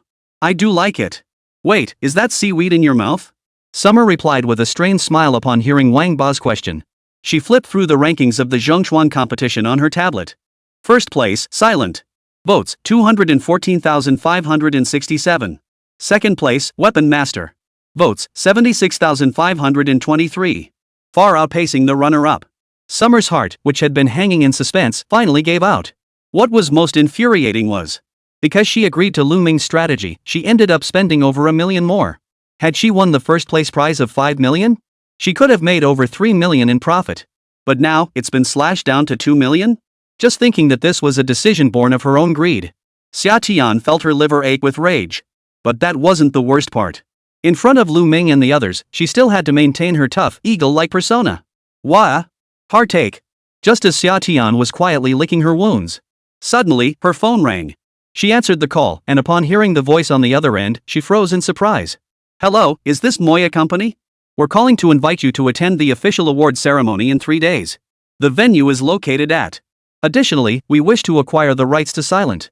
When might you be able to send someone to discuss this? Ha! Upon hearing the official committee wanted to purchase their game, Xià Tiān, who had been silently lamenting his losses, shot up from his seat. Upon hearing the official offer, her eyes lit up instantly. Without a second thought, she threw her arms around the clumsy guy beside her. Woohoo! Our company's rolling in cash again. The tournament organizers want to buy our game. The offer, 5 million. Chapter 35, smiles never disappear, they just shift. Seeing Xià Tiān suddenly hug Lù Ming, everyone who had been eating seafood froze mid-bite. Fang Xiaoxiao stared at Xià Tiān in utter disbelief. Surprise flashed through her wide eyes. Then, her face flushed crimson before anyone else's. No way, girl? How dare you? I love it. But soon, everyone joined Xià Tiān in cheering. This is a 5 million yuan order. Holy crap! Our company made this much from a small game in just 1 month? Ha ha ha. No need to say more, we're celebrating big tonight. Boss. Bring us your biggest king crab. And pop open a bottle of champagne. Boss. You're getting all worked up over a buffet? At that moment, Xià Tiān finally snapped out of her excitement. Then, she glanced over at Lù Ming with a touch of embarrassment. Her flushed cheeks held a mischievous glint in her eyes. Had she just revealed her true penny-pinching nature? Oh no, oh no. My cool goddess persona is crumbling. But, hee, my little brother smells so good. What's with that faint seafood scent? At first, Lù Ming was just as bewildered. But soon, he pretended nonchalance as he released Xià Tiān's small hand. After joining Wang Ba and the others for another round of seafood, under the resentful gaze of the buffet restaurant owner, the guys finally headed back to the dorm. Only Xià Tiān and Fang Xiaoxiao remained. They stood at the entrance, smiling as they watched the 4 departing figures. Fang Xiaoxiao nudged her best friend beside her and couldn't help but chuckle. Who'd have thought our goody two-shoes would actually take advantage of a guy? Hey! Don't go slandering someone's reputation for no reason.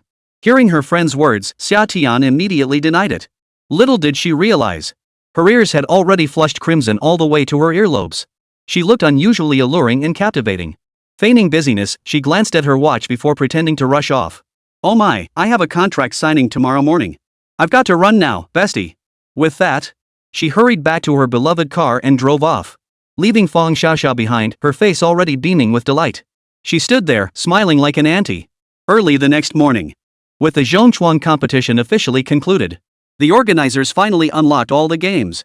Not only that, but they thoughtfully implemented a rating system, allowing everyone to collectively tally their personal scores for each game they'd played. At that moment, in Pang Dahai's class at Qingshui Esports High School, a group of students were grinning ear to ear, laughing heartily as they watched the replay of yesterday's Silent No More tournament. Especially when they saw Pang Dahai's spectacular moves, everyone was doubled over with laughter. Fatso, you're awesome. Who even mispronounces? If I'd competed, no other team would have stood a chance. Put. Did you see the Hanyang team? Their speech rate? 404 words per minute, that's practically human limits. I can't take it anymore, I'm dying of laughter. Let's play another round of Silent No More later, yeah? Sure. We've already arranged a match with the class next door. Let's solo together then. Hearing his classmates' remarks, as the person involved, Pang Dahai, along with his 4 teammates, sat motionless and expressionless in their seats, saying nothing. Ever since this morning, Pang Dahai's name at school had been transformed into Chao Hui. One by one, they spotted him and shouted, "Hey, isn't that Chao Hui? Pang Dahai?"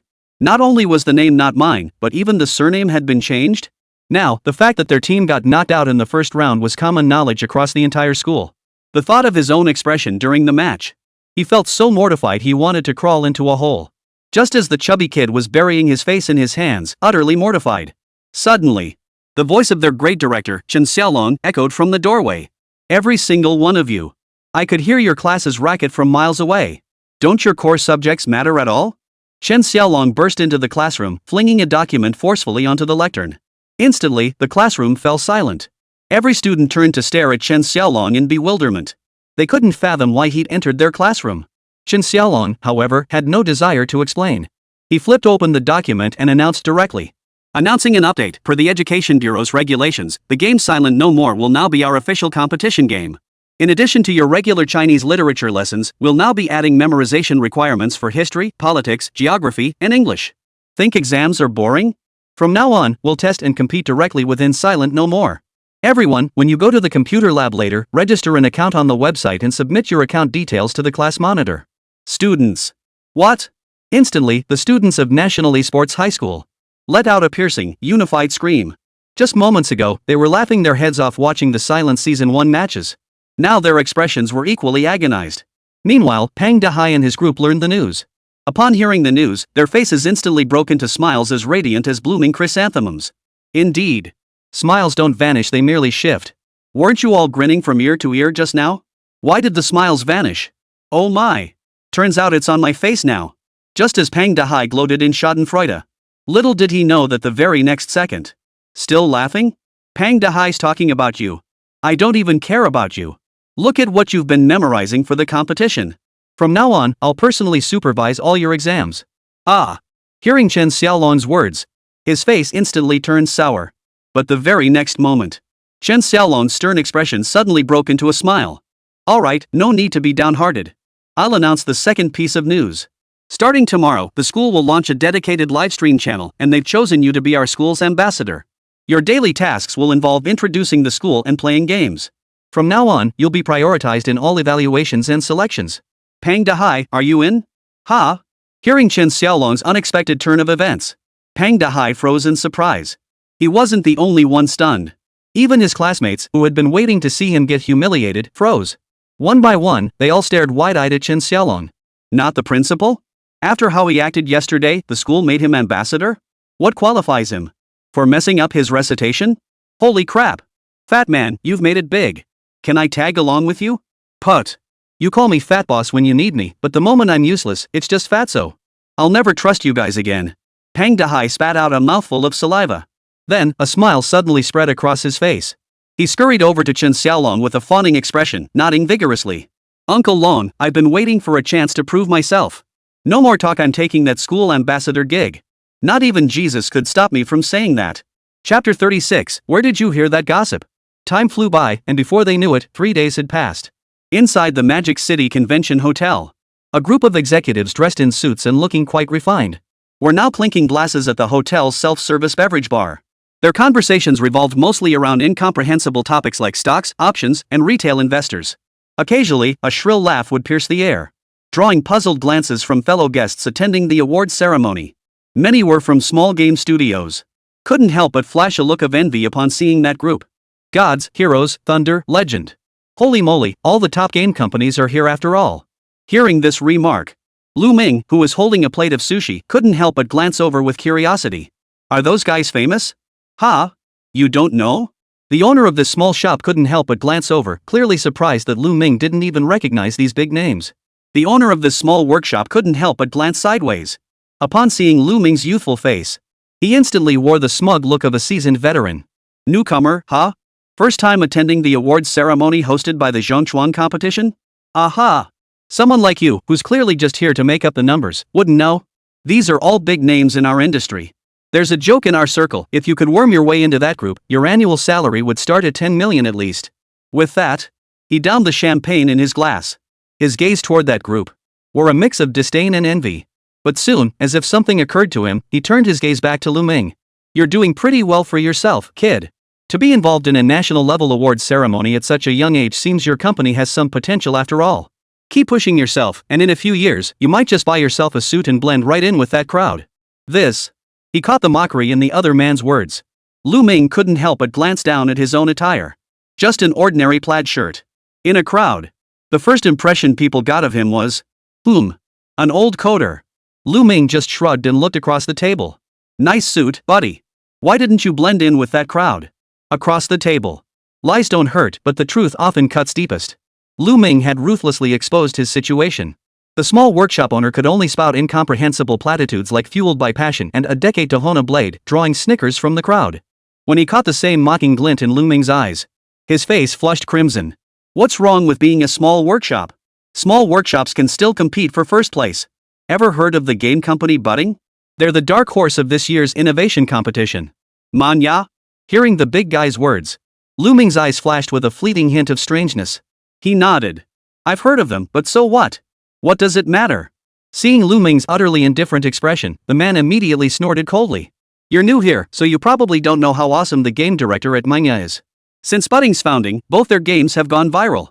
I heard he was publicly humiliated by the former boss of gods, who called him unfit to make games. Right then, he pointed his finger at the guy and roared. Times change, and fortune favors the bold. I'll make a blockbuster game myself. He punched his way through the gods, toppling former CEO Chen Zhiming from his pedestal. Truth is, the current CEO solely owes his position to director Lù. Whoa! That director Manga is that formidable? If I didn't know better, I'd think I was listening to a Dopa Quan Xian story. Pretty much. And that's not even the most outrageous part. Want to hear some juicy gossip? Seeing the guy across from him looking all mysterious, Lù Ming couldn't help but chuckle at the flattery. He cleared his throat lightly, adopting an attentive posture. The other guy immediately chuckled. I heard that budding director Lù got dumped by his fiancée. The guy who stole his girlfriend? Chen Zhiming. First the mockery, then stealing someone's wife, and finally, director Lu's 3-year term ended. He returned triumphant with 2 games, Pixel Manager and Silence, like a Dragon King reclaimed his throne. Not only that, but he hooked up with that wealthy CEO of 50-something woman weighing over 200 pounds. Such talent, such audacity, daring to drive a tank at such a young age. I, Xiao, am truly impressed. Lù Ming? Listening to the increasingly absurd gossip, Lù Ming nearly choked on his sushi rice. Wait, how did the conversation even get here? Why is President Sia suddenly involved? And this story of yours, how did you mix elements from Dopa and Dragon King? Bro, did you even hear this gossip from a reliable source? He shot the gossip monger a strange look. Lù Ming, who had been eager to hear more, instantly lost interest. He rolled his eyes. He stared at the now empty plate of sushi before him. His gaze swept around the room. He immediately zeroed in on the ice cream dessert section nearby. He quietly slipped away, having just scooped a spoonful of ice cream. The next second, Xià Tiān's exasperated voice came from beside him. Lù Ming, you're the director of our company now. You're representing Mingya's image. Don't you know to wear a suit to such an important competition? He turned his head. There stood Director Sia, staring at his outfit with an exasperated expression. Looking at this over 50, over 200 pounds Mr. Sia, Lù Ming couldn't help but chuckle. He waved the ice cream cone in his hand. Rum raisin Häagen-Dazs, Mr. Sia. Care for a cup? All right. And so it went. Lù Ming and Xià Tiān, one in a plaid shirt and the other in a royal blue evening gown. The two of them proceeded to sample every flavor in the ice cream section. The CEOs from other game companies were either expanding their networks or scheming to worm their way into the inner circles of the bigwigs. At the entire event, only these two stood out as mavericks. The two of them polished off 1/20th of the ice cream at the venue. If it had been just Lù Ming eating alone, that would have been one thing. But Xià Tiān's striking features and captivating figure quickly drew the attention of several older men. The group couldn't help but burst into laughter at Xià Tiān's appearance. Which company's new hire is this? Doing nothing but stuffing her face. If their boss saw this, he'd probably be furious. Young people these days, no manners whatsoever. Probably just some small company that got lucky. That girl's pretty though. I'll have my secretary ask her if she wants to come to my room for some champagne and ice cream. You've got class, Mr. Huang. No wonder your company came in third. Ah, can't compare to President Su. Didn't your weapon master also take second place? A bunch of old men, patting each other's backs. As they chatted, the conversation drifted toward unspeakable territory. That foul expression and stench could be detected even from a distance. Just as they were about to continue their banter, suddenly, a surge of rousing music filled the hall. The sound of the music signaled that the award ceremony was about to officially begin. In an instant, those executives with their exaggerated expressions instantly transformed into proper gentlemen. Even before the ceremony began, Lù Ming had witnessed a fascinating tableau of human nature. Wiping the corner of his mouth lightly, he finally smiled at Xià Tiān. All right, President Sia, the award ceremony is about to begin. The real stars are about to take the stage. I have a feeling tonight's competition is going to be quite interesting. Chapter 37, he just insulted me, right? At that moment, during the Zhongchuan competition award ceremony, several figures who were clearly high-ranking officials were escorted onto the stage by a group of beautiful hostesses. Their demeanor was reminiscent of cerebral palsy patients needing support. Their airs were as grand as could be. Lù Ming couldn't help but roll his eyes wildly. But the crowd below, those CEOs who love to suck up and flatter, glared intently at these high-ranking officials. Even though the officials hadn't said a word, their gazes were so intense it looked like they were about to join the party. In their eyes, Lù Ming saw only 2 words: truth. Clap, clap, clap. Amidst the applause, the veteran leader smiled and gave a slight nod to the crowd. Then the MC began, reporting on the performance and achievements of this Zhongchuan competition. Simultaneously, he expressed heartfelt congratulations and gratitude. Finally, after a lengthy introduction and series of acknowledgements, the sweet-looking young lady spoke with an air of mystery. Now, everyone, can you guess what part of the event we've reached? Everyone knew exactly what was coming. Yet they all put on a dumb, clueless act, letting the other person run with it. That's right. It's time for the exciting award ceremony. Wow! I really couldn't have guessed. Lù Ming, sitting in the audience, burst into the most enthusiastic laughter he'd ever given. Seeing his comical antics, Xià Tiān couldn't help but burst out laughing. You're such a goofball. But before she could finish her sentence, the MC on stage announced with a beaming smile. The game that won the most popular award among local middle school students at the Zhongchuan competition is Sprout. Silence. The next moment. On the screens at the back of the hall, a montage of Bud's most thrilling gameplay moments began to play. Holy! Everyone! Opening critical hit. The crowd, who had been laughing moments ago, was instantly stunned into silence. Did that game just curse at us? Unbelievable. Who said that? Who said that? A game like this deserves first place? How vulgar. Oh, it's silent. Makes perfect sense. Seeing that the insult came from silent, everyone present immediately exchanged knowing smiles. Everyone knew full well that silent had been reported. Many company executives were even secretly fanning the flames behind the scenes. What no one could have anticipated, however.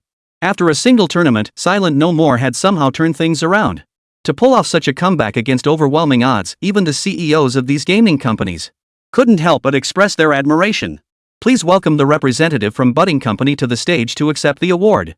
Hearing the MC's words, Lù Ming nudged Xia's own beside him. Go on, Xia. You're dressed so elegantly it'd be a shame not to show it off. But to his surprise, Xià Tiān merely smiled and shook her head. She gave him a gentle push on the back with one hand. Silent as a whisper, winning first place is almost entirely your doing. Who says you have to wear a dress to go up on stage? Come on. Let's show those snobs who look down on plaid shirts what it means to judge a book by its cover. Lù Ming seemed taken aback by Xià Tiān's unexpected words.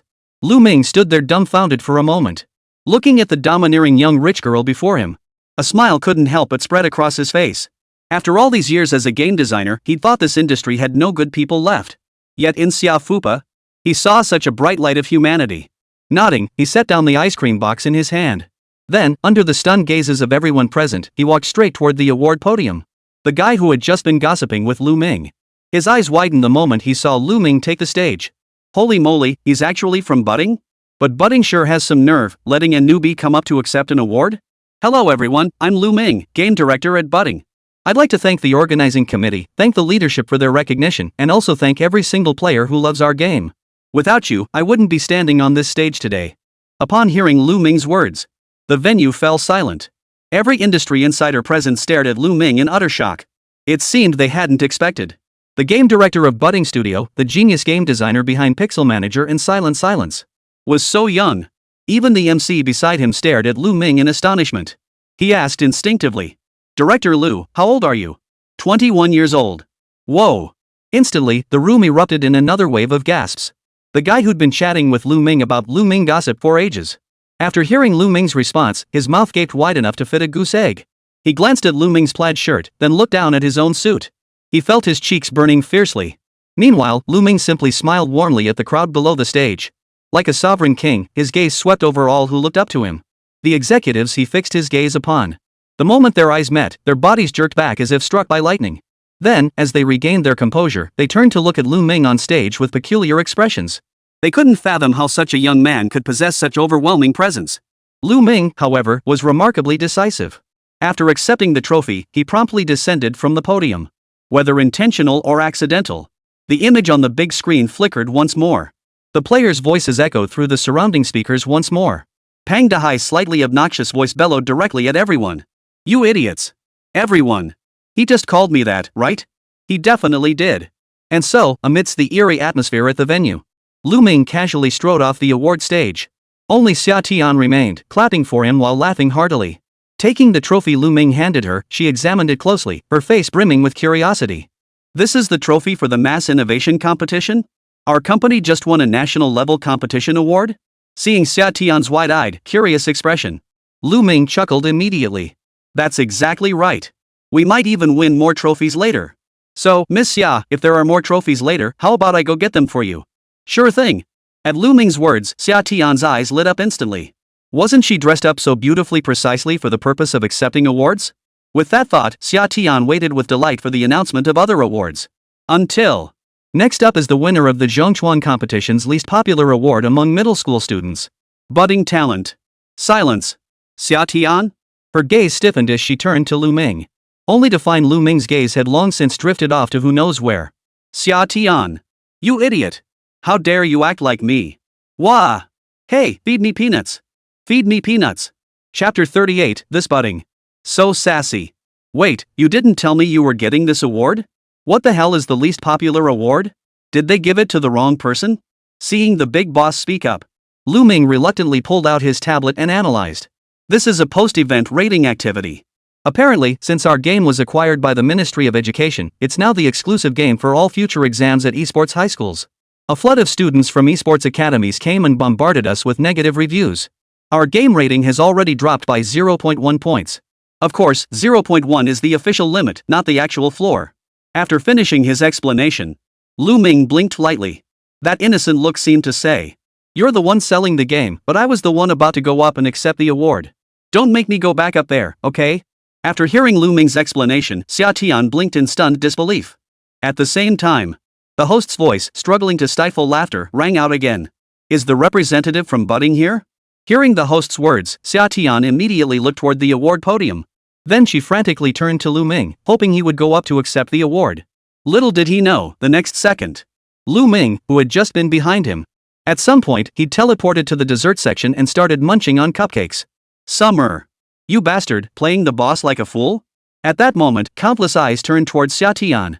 Cold sweat instantly broke out on her forehead. Finally, under everyone's gaze, she was forced to flash an awkward yet polite smile as she made her way to the podium. The most popular award was a raised thumb. And the least popular award? A downward pointing thumb. A group of fellow executives witnessed Manhwa suddenly claiming both the most unlikely pair of awards. Each of them looked utterly dumbfounded. This Manhwa, what a showstopper. Gotta admit, whoever came up with the season gameplay is a genius. Seems like it was that Lù Ming guy who just came up with it. Then who's this guy up there accepting the award? Heard he's the CEO of Budding. Huh? I just heard someone say the CEO of Budding is a rich woman weighing over 200 pounds who loves playing sugar mama games. Damn it. That Lù Ming, even his boss, is prettier than ours. And so, the award ceremony finally drew to a close amidst this bizarre atmosphere. And Manhwa Company left a lasting impression on its peers. Summer stood there, pouting with her little mouth, holding her trophy with a clearly displeased expression. She shot Lù Ming a hateful glare, her displeasure practically written all over her face. You get all the glory, while I get the blame. Who's the boss here, you or me? But that wasn't even the most devastating part. What was even more devastating was that even the damn system suddenly popped up to mock her. Ding! Time reset, investment settlement in progress. Agent, Lù Ming. Investment project, silent. Investment amount, 2.46 million. Return multiplier, 10x. Game revenue, 10 million. Congratulations! You have received a system rebate of 0.0000000 yuan. Summer. Staring at the 0 yuan bonus gifted by the rebate system. Xià Tiān, this woman as fierce as an eagle, finally couldn't hold back. Bitter tears streamed down her face. Whatever. Let the world explode. Lù Ming, standing nearby, watched Xià Tiān suddenly burst into tears, utterly bewildered. It's just asking you to go up on stage to accept an award. Why are you crying like this? Xia, come on, it's not that bad. Next time I'll make sure you get your award properly, okay? Besides, our company still made 10 million, right? Cheer up. Xià Tiān. Better left unsaid. The moment Lù Ming spoke, her sobs grew even louder. If it weren't for you, I could have made 24.6 million. Now look at me, do you even know how painful it is to scrape by on that measly monthly salary? During the release period of Silent, she didn't even go on vacation. You idiot, you're just making me angrier. The system is pissing me off too. I'm going dark, damn it. Just as Summer glared angrily at Lù Ming. Suddenly, her phone rang. When she saw the caller ID, her face, which had been flushed with rage, froze in mid-expression. After answering the call and casually humming a few times into the phone, she nodded in agreement a few times. Then, under Lù Ming's bewildered gaze, she said with a hint of apology, "Sorry, Lù, but something came up at home. I won't be able to drive you back. I'll transfer you 10,000 yuan. Take a taxi back and celebrate properly." With that, Summer floored the gas pedal and sped off in a hurry. watching General Manager Xia, who had just been the red-eyed beauty, suddenly transform. Lù Ming was left utterly bewildered. Sure enough, women are all eels in disguise. But hey, when the rich lady Xia was so generous with her money, Lù Ming decided not to pursue the matter further. Just as Lù Ming was about to hail a taxi to leave, a car horn suddenly blared beside him. He turned to see a black Maybach slowly approaching his direction. As the vehicle drew nearer, the rear window slid down. A middle-aged man with a kind-faced expression appeared. Mr. Lù, don't you have a car? I'm heading that way anyway. How about I give you a ride? Oh? Seeing the man inside the car, Lù Ming raised an eyebrow. He recognized this man. That storyteller had mentioned him once, even pointing him out. He seemed to be the new head of the gods. His name was Su Li? Then I'll leave it to you, Mr. Su. It'll save me some money. Meanwhile, over at Xià Tiān's place, she drove her beloved car for nearly an hour. She slowly pulled into the outskirts of the metropolis. Her car came to a gentle halt outside an estate on the outskirts. Though technically part of the outskirts, its proximity to the metropolis meant land prices were naturally not cheap. Most importantly, the estate was enormous. Its grounds were nearly the size of a golf course. As the estate gates slowly swung open, Summer drove for another 10 minutes or so. Finally, the car pulled up to the entrance. By now, no fewer than 50 luxury vehicles were parked at the entrance. An elderly butler approached, opening the car door for Lù Ming with utmost respect. Fourth young miss, the master and mistress are in the dining hall. The banquet is about to begin. Thank you, Uncle Fu. By the way, what's the occasion today? Why did the old master suddenly decide to host a gathering? Upon hearing Xià Tiān's question, the butler, Fu Bo, paused slightly before turning to Xià Tiān with a gentle expression. She said with a hint of surprise and admiration. You didn't know? Master called this family banquet early, seemingly just for you, fourth young Mississippi. Me? Hearing Fu Bo's words, Xià Tiān was instantly dumbfounded. How was this connected to her? Chapter 39, Family Banquet. Entering the villa within the estate. Guided by the staff, Xià Tiān made her way to the dining room on the third floor. Though called a dining room, it was nearly as large as the hotel banquet hall she'd just visited. In the vast room, 2 maids stood at each of the 4 walls. 2 more stood beside the food elevator. 5 tables filled the entire room. At the head of the table sat the patriarch of the Sia family, Xià Tiān's grandfather, Sia Chunsheng. He was currently listening to financial reports from her uncles, aunts, and other relatives. Dad, Xinghua Pictures earned another 2 billion this quarter. We have 65 films, TV series, and variety shows scheduled for the second half of the year. Next year's performance is expected to set a new record. Xinghua Music isn't far behind. We secured rights to numerous artists this year, attracted over 20 million new users, and saw advertising revenue increase by 12% compared to last year. In talent development, we've discovered several promising new faces. We're preparing to launch 2 more idol groups and collaborating with Third Brother on a new variety show featuring several veteran stars. Listening to these uncles, aunts, and other elders report their progress, Xià Tiān felt a wave of headache wash over her. She'd realized long ago she had no business acumen whatsoever. So she'd always kept a low profile in this family. The other siblings around her, upon seeing Xià Tiān approach, didn't pay much attention to this fourth sister who usually blended into the background. Instead, they boasted about their hotel profits, the latest services at their club. They boasted about their connections to high-ranking officials and wealthy families. As for these topics among her brothers, sisters, and even younger siblings, she showed no desire to join in. She picked up a bowl of coconut chicken and some lychee meat, scooping them onto her plate. She ate as if no one else was present. Tonight at the banquet, she'd only eaten ice cream. That stuff didn't fill her up at all. She was just about ready for a bite. But the sound of her eating soon caught the attention of several peers. When her brothers saw how loudly Xià Tiān was eating, couldn't help but burst out laughing. Look at you, sixth brother, starving like that. Haven't you eaten in days? No matter how good the cook at home is, do you really think you're just here to eat today? You're not still living off that pocket money from home, are you? Look at the hotel I've been given. We're in the running for a 4-star rating this year, and soon a Michelin 3-star restaurant will be opening here. Guess how much net profit I made this year? Hearing second brother Sia Yan's words, the surrounding peers burst into laughter. Just as Lù Ming couldn't understand why those peers would play along with the MC's nonsense, Xià Tiān was equally baffled. Were his brothers and sisters all comedians and straight men? Did they really have to burst into exaggerated laughter like villains in TV dramas whenever someone made a remark? Is our family some kind of comedy troupe? Why do you need so many straight men? But when it came to dealing with her own siblings, she had plenty of tricks up her sleeve. Her almond-shaped eyes lifted slightly, and the corners of her mouth curved upward into a smile that was 3 parts disdain, 3 parts mockery, and 4 parts utter indifference. Slowly, she uttered a single word. Oh. Ha. Ha ha. Instantly, The other peers, as if NPCs triggering an event. They all burst into laughter in unison. Xià Tiān? What the hell? Sia Yan, standing nearby, heard Lù Ming's words. His breathing instantly grew ragged. He snorted coldly, his voice tinged with irritation. Everyone's working so hard, yet every year you're the only one slacking off. Doesn't that bother you? Seeing people like you just makes me annoyed. I'm clearly doing nothing. Why are you annoyed? She shot her second brother a withering glance before returning to her coconut chicken soup. Just then, her eldest sister, Sia Shui, couldn't help but interject. Sixth brother, you're still part of the Sia family. Shouldn't you contribute? We have so many family businesses to manage. Didn't you get your MBA? Why not come help me out? With your background, you'd be more than capable as an idol. If you wanted, the family could even package you into a superstar. No, it's too exhausting. Without a second thought, she flatly refused her sister's suggestion. All she wanted was to eat, drink, and shop. Work? So tiring. Now I even have to go to the office for an hour every day. Do you have any idea how hard that is for me? Seeing her younger sister looking so listless, Sia Shui didn't press the issue. It was the same every year, so she just offered a token reminder. Besides, the family could easily afford to feed one more mouth. Whatever. But the other siblings.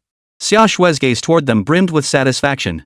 The young ones of the Sia family, each and every one of them was doing well. After exchanging a few compliments, everyone moved their chopsticks a little before launching into casual conversation. Clearly, faced with such a feast, only Xià Tiān had come to eat with genuine intent. Meanwhile, the report from Old Master Sia next door finally concluded. At 69 years old, the old man had retired from the front lines 4 years ago. After listening to his children's reports with satisfaction, he spoke slowly. Very good. Each of you has made gains, especially you, second son. To maintain profits and keep them rising during this industry's winter that shows real skill. While that assessment was accurate, yet there was little warmth on Old Master Xia's face. In his eyes, this seemed like precisely what these children should have achieved. Hearing the old man's praise, Xià Tiān's second uncle, Xià Miao, immediately lit up with a pleased expression. In the Sia family, to receive praise from the stern and uncompromising patriarch was a source of great pride. Moreover, it signaled that the Sia family would make additional investments in his business ventures in the coming quarter. For someone vying to become the next family head, this was undoubtedly the best possible news. Sure enough, upon hearing the old patriarch's praise, their faces flashed with a hint of resentment and envy. But soon, the stern expression on Old Master Xia's face suddenly shifted. His stern expression gave way to a satisfied smile. The unexpected smile visibly startled several members of the second generation of the Sia family. They stared at the old man in disbelief. Who would have thought his smile could ever be so radiant? While your achievements are commendable, this year among the grandchildren, there is one who has truly satisfied me. In my view, she has inherited 7 parts of my true teachings. Wow! Hearing Old Master Xia's words, the 3 generations of the Sia family, who had been conversing moments ago, fell instantly silent. One by one, they looked at each other. Skepticism flashed across their faces. Was there really someone in the 3 generations of the Sia family as formidable as the old master described? How had they failed to notice?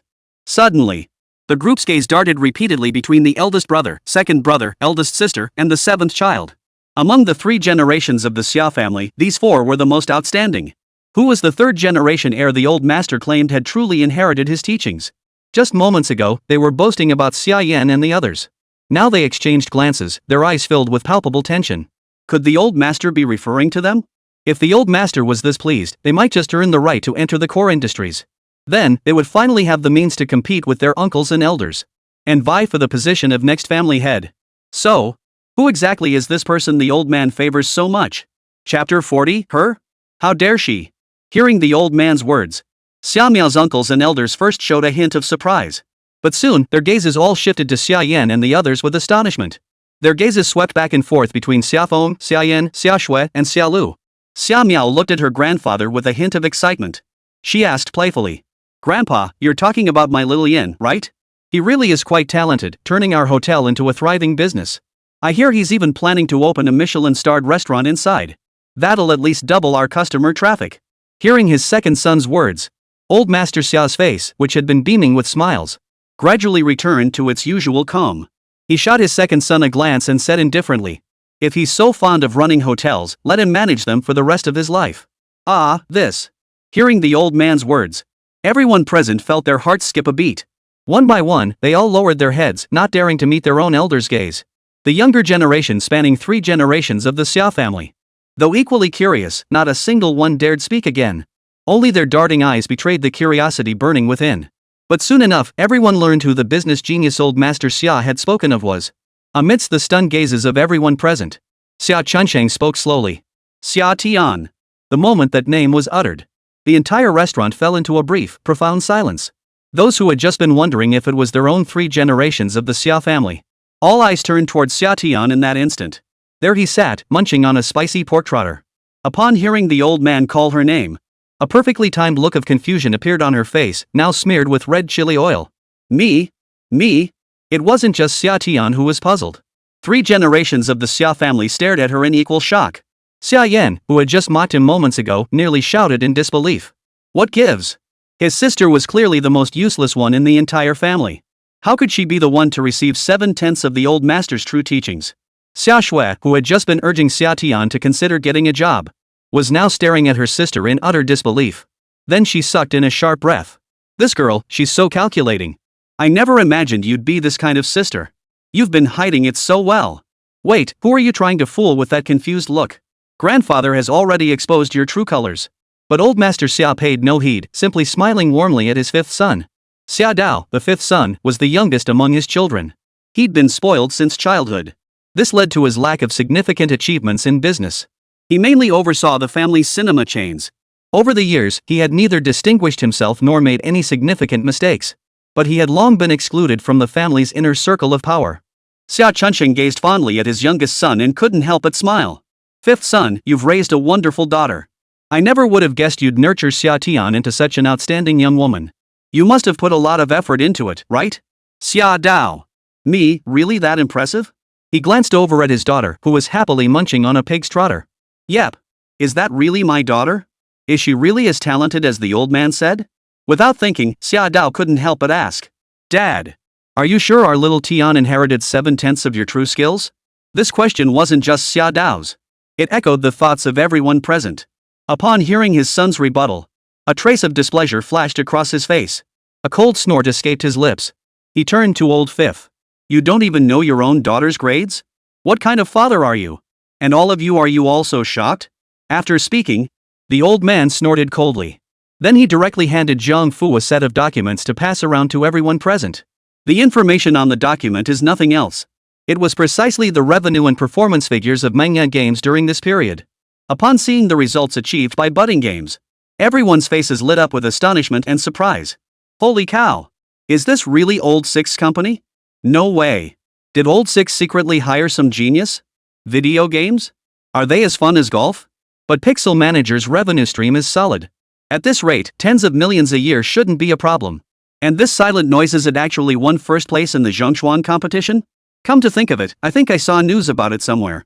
Everyone murmured as they examined the report before them. Their eyes held surprise, confusion. But more than anything, disbelief. Was this still the summer they knew? But just then, Sia Feng, the eldest brother of the Sia family, couldn't help but adjust his gold-rimmed glasses as he studied the report. Frowning at the data before him, he couldn't help but say, Grandfather, while Xià Tiān's performance is indeed outstanding, the profits seem rather lackluster to me. Even if she created 2 hit games, it doesn't mean she can keep making money indefinitely. And even if she does make money, is she earning as much as we are? Hearing Xia Feng's words, Xia Yan, Xia Shui, and Xia Lu, their eyes lit up instantly. The sudden emergence of this competitor naturally left them feeling quite displeased. At this moment, Xia Feng brought up Xià Tiān's sales figures. They naturally sided with him, cheering for their eldest brother. But, upon hearing Xia Feng's words, a mocking smile flickered across old Master Xia's face. His gaze fixed on Xia Feng as he suddenly shook his head. You still haven't grasped my meaning. After speaking, his gaze swept over his children and grandchildren. His expression turned icy. You're merely guarding the empire I built. What right do you have to be proud? Which of the company managers isn't more capable than you? Without the identity of Xia Chunsheng's son or grandson, do you think you could have climbed to your current positions? All these years, only one person in this family has ever taken the initiative to pioneer new business avenues for us. Having said that, old Master Xia's gaze turned coldly towards Xia Feng and the others. He spoke with a hint of disdain. Could any of you achieve Xià Tiān's feats without the support of family resources? I'll make this clear today, if anyone can do it, I'll hand over the position of next family head to you. Hearing the old patriarch's resonant words, Xia Feng, who had been seething moments ago, fell instantly silent. Sia Yan, Sia Shui, Sia Lu, and the others dared not utter another word. Only Xià Tiān continued to stare blankly at her grandfather. How come she never knew she was this amazing? He. Being praised like that made her feel a bit embarrassed. Grandpa, praise me more. More. At that moment, her grandfather gazed at Xià Tiān with a kind expression, unable to help but smile. Xià Tiān, you've done remarkably well. If you need it, Grandpa is prepared to invest heavily in your budding game.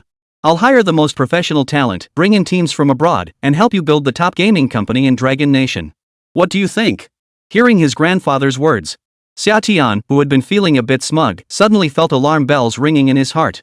If Grandpa sent people to work at his company, wouldn't the company make a killing? How could she possibly offer loss-leading rebates then? Without a second thought, she blurted out. No way. In an instant, the previously harmonious atmosphere was shattered by her instinctive scream. Every member of the Sia family stared at her in utter shock.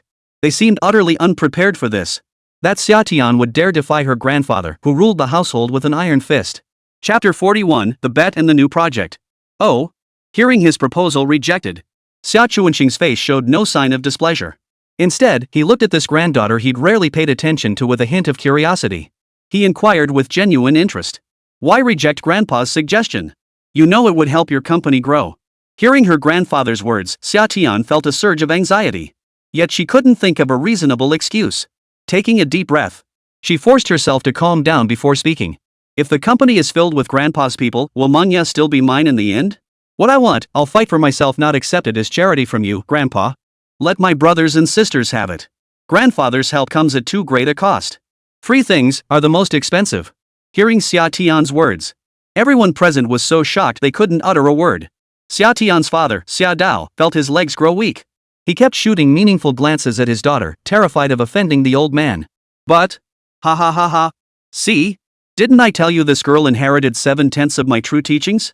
Now look at you lot, how many of you are any good? You don't even grasp the most basic principles of business, how could I possibly trust you? To everyone's surprise, the old man not only didn't get angry, he instead let out a hearty, booming laugh. Hearing this laughter, everyone immediately ducked their heads, not daring to speak. Only the 3 generations of the Sia family stared at Xià Tiān in utter disbelief.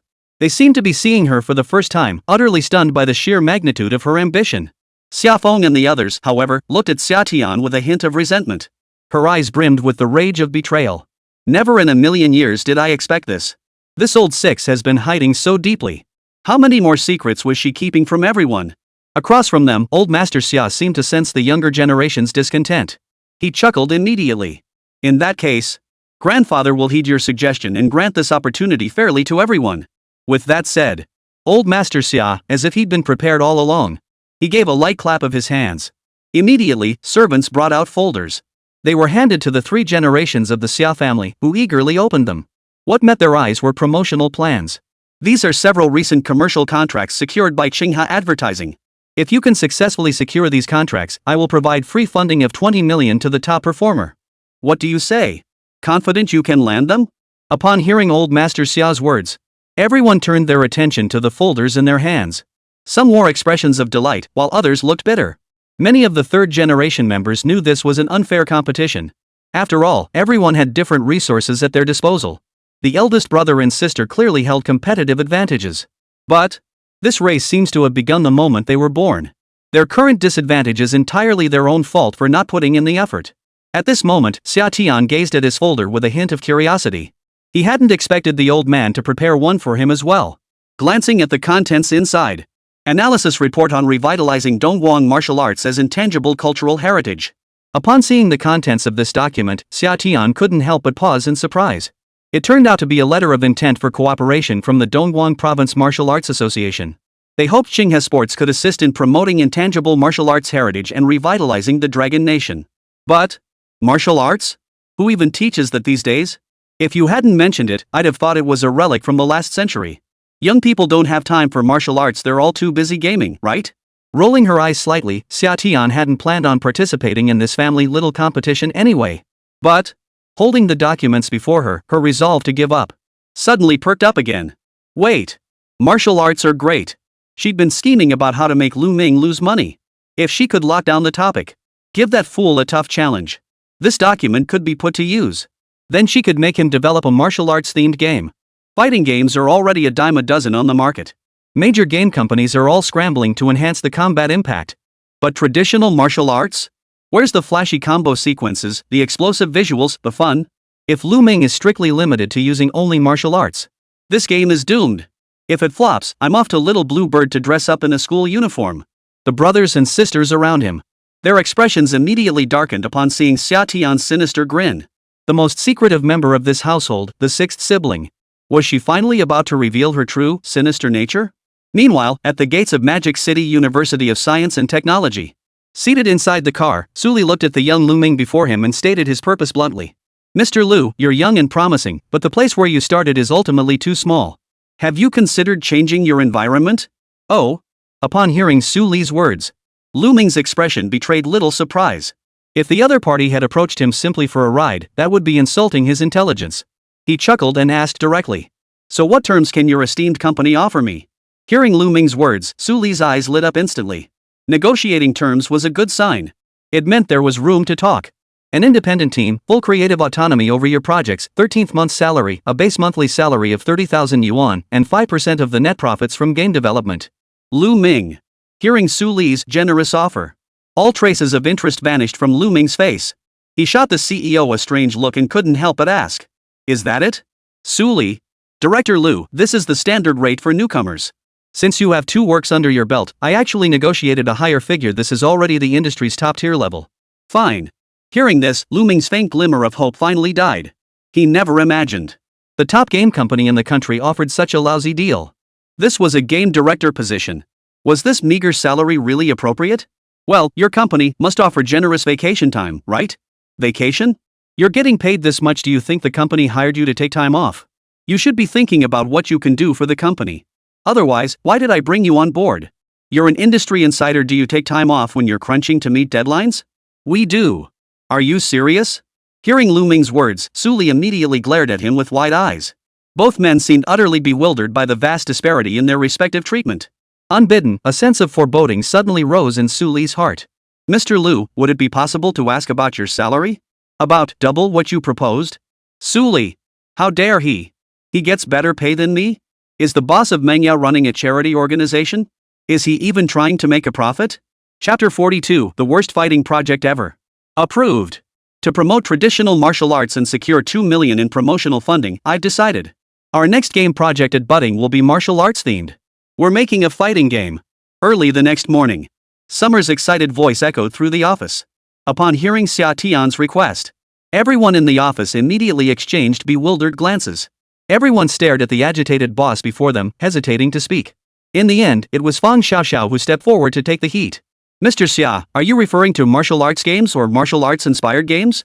The market is flooded with fighting games, with many major companies having their own titles, like God's Mowing Down the Three Kingdoms, Shibing's Ink Warrior, and Thunder's Soul Slash. These games are all online fighting titles built on traditional martial arts foundations. To be honest, the fighting game market has already shrunk considerably. If we rashly jump in now, we could very well face a crushing defeat. At this point, Fang Xiaoxiao paused briefly. She finally turned to look at Lù Ming, who sat beside her with an unruffled expression. Why not let Director Lù take the lead? Like we did before? Little did she know. Upon hearing Fang Xiaoxiao's words, Xià Tiān rejected her suggestion without a moment's hesitation. No. You've seen the materials just now. This game project is a joint venture with the Dongguan Martial Arts Association. We're developing this game to meet our clients' requirements. So I'm setting some rules for this game's production. It can't exceed the boundaries of traditional martial arts, and the game absolutely cannot have those obviously fake-looking combat effects. It must feel authentic. Can you deliver that? Everyone. Hearing Xià Tiān's words, everyone rolled their eyes in unison. Wang Ba and the others looked especially troubled. But Mr. Xia, who practices martial arts these days? Exactly. Last year, there was this new movie called The Master that supposedly used authentic traditional martial arts, but it got absolutely slammed by audiences. Without special effects, what's the point? Exactly. Players dive into fighting games for that satisfying punch-to-punch feedback and flashy moves.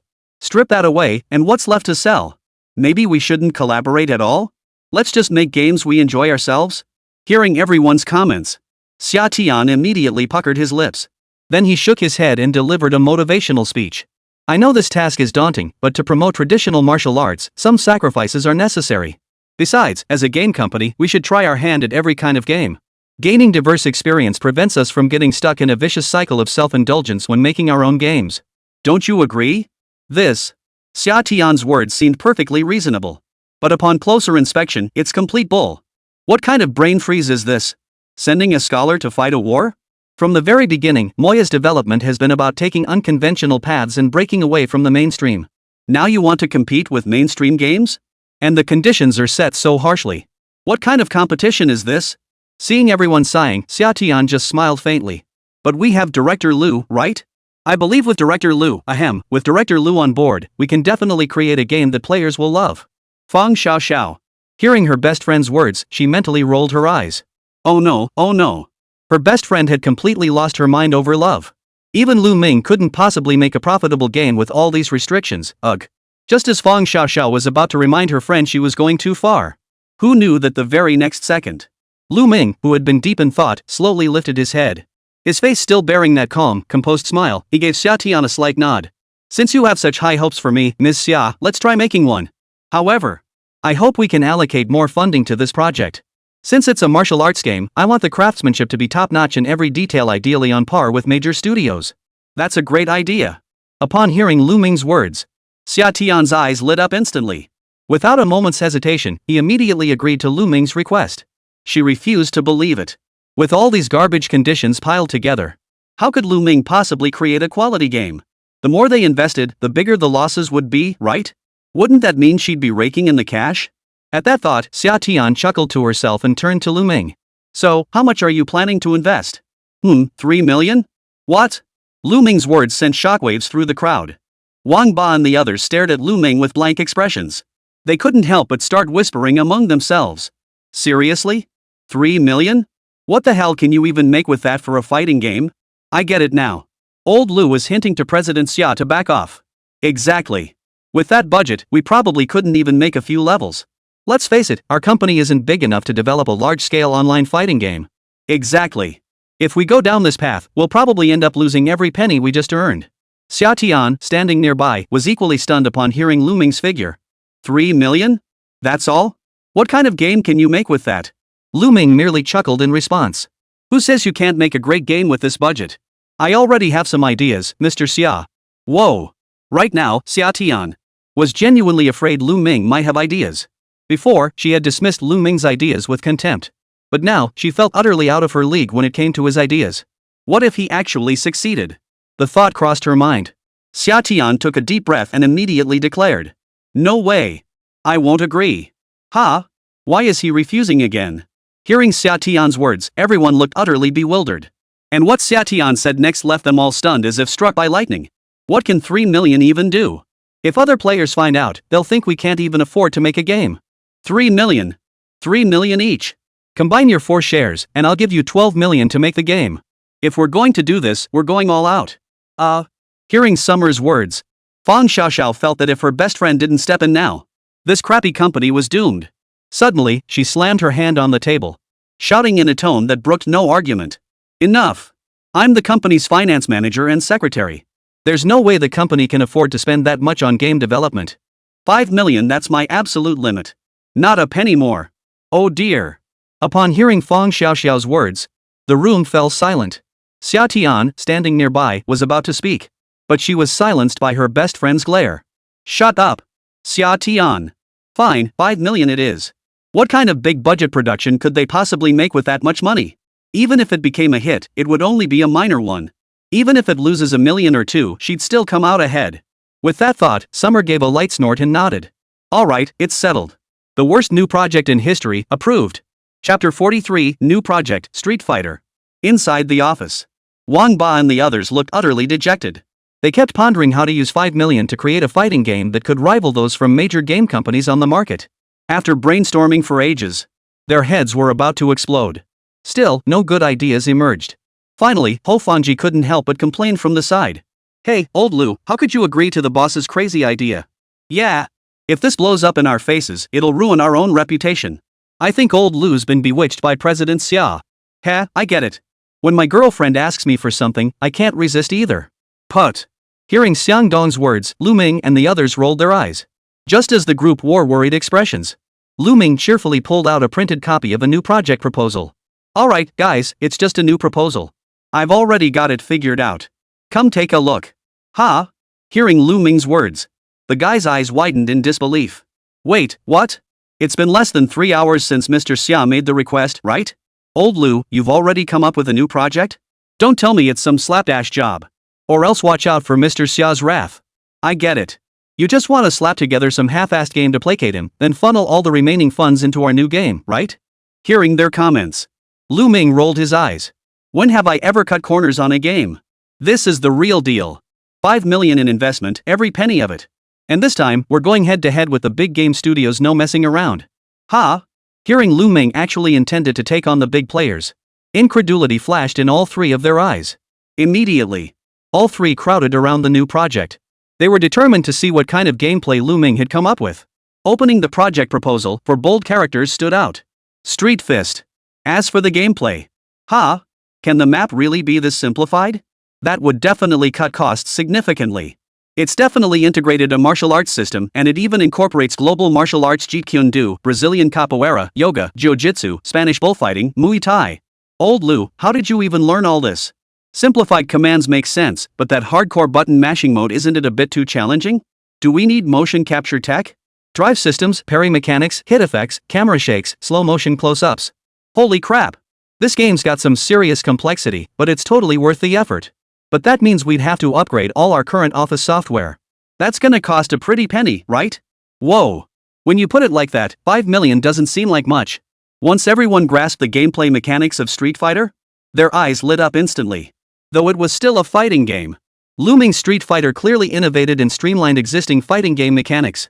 It should be called a pure PvP fighting game. Gone were the cumbersome systems of traditional online fighting games. No equipment systems, skill combinations, weapon enhancements, character awakenings, or PvE content whatsoever. To Wang Ba and his crew, could even be called rudimentary. Of course, crude doesn't mean simple. This fighting game, stripped down to its bare essentials, is remarkably authentic. It made Wang Ba and his two companions feel an immediate urge to create it themselves. The three exchanged glances, then nodded in unison. As expected of old Lù, this game has real potential. Without a moment's hesitation, Wang Ba and the others cracked their knuckles. Alright. I can already tell this is going to be another grueling battle. Then let's get ready for some grueling overtime. Let those big game studios see how we underdogs take on the giants. I've got a feeling this game will absolutely take the fighting game scene by storm once it launches. And so it began. The four began developing their new game, Street Fighter. Meanwhile, Lù Ming, armed with his understanding of Street Fighter from his previous life, though he hadn't obtained the system or purchased the game's source code, Street Fighter remained a cherished memory of his childhood arcade days. It was also his introduction to fighting games. He still vividly remembered the characters within. Ryu, Ken, Guile, and Blanca were all his go-to characters. Of course, when it comes to his absolute favorite, it was undoubtedly Chun-Li. He also dabbled in later Street Fighter editions like Ryu and Sagat. After extensive research and frame-by-frame game analysis, after 2 months of dedicated effort, Street Fighter, The King of the Ring was finally completed. The game features a total of 18 playable characters. Additionally, a large open-world gaming community has been built.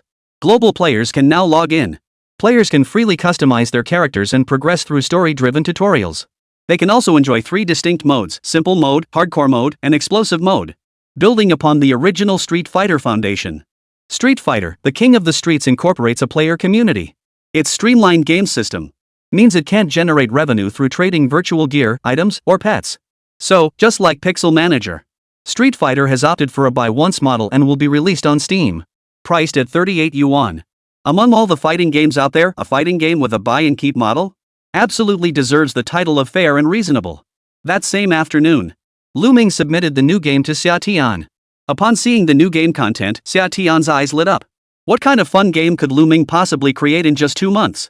She instantly felt certain this game was a guaranteed money loser. Entering the game, she first clicked on easy mode, then engaged in single-player training against the AI. Following Lù Ming's instructions, she rapidly tapped the light punch, light kick, heavy punch, and heavy kick attack buttons on the keyboard. Then she blinked in surprise.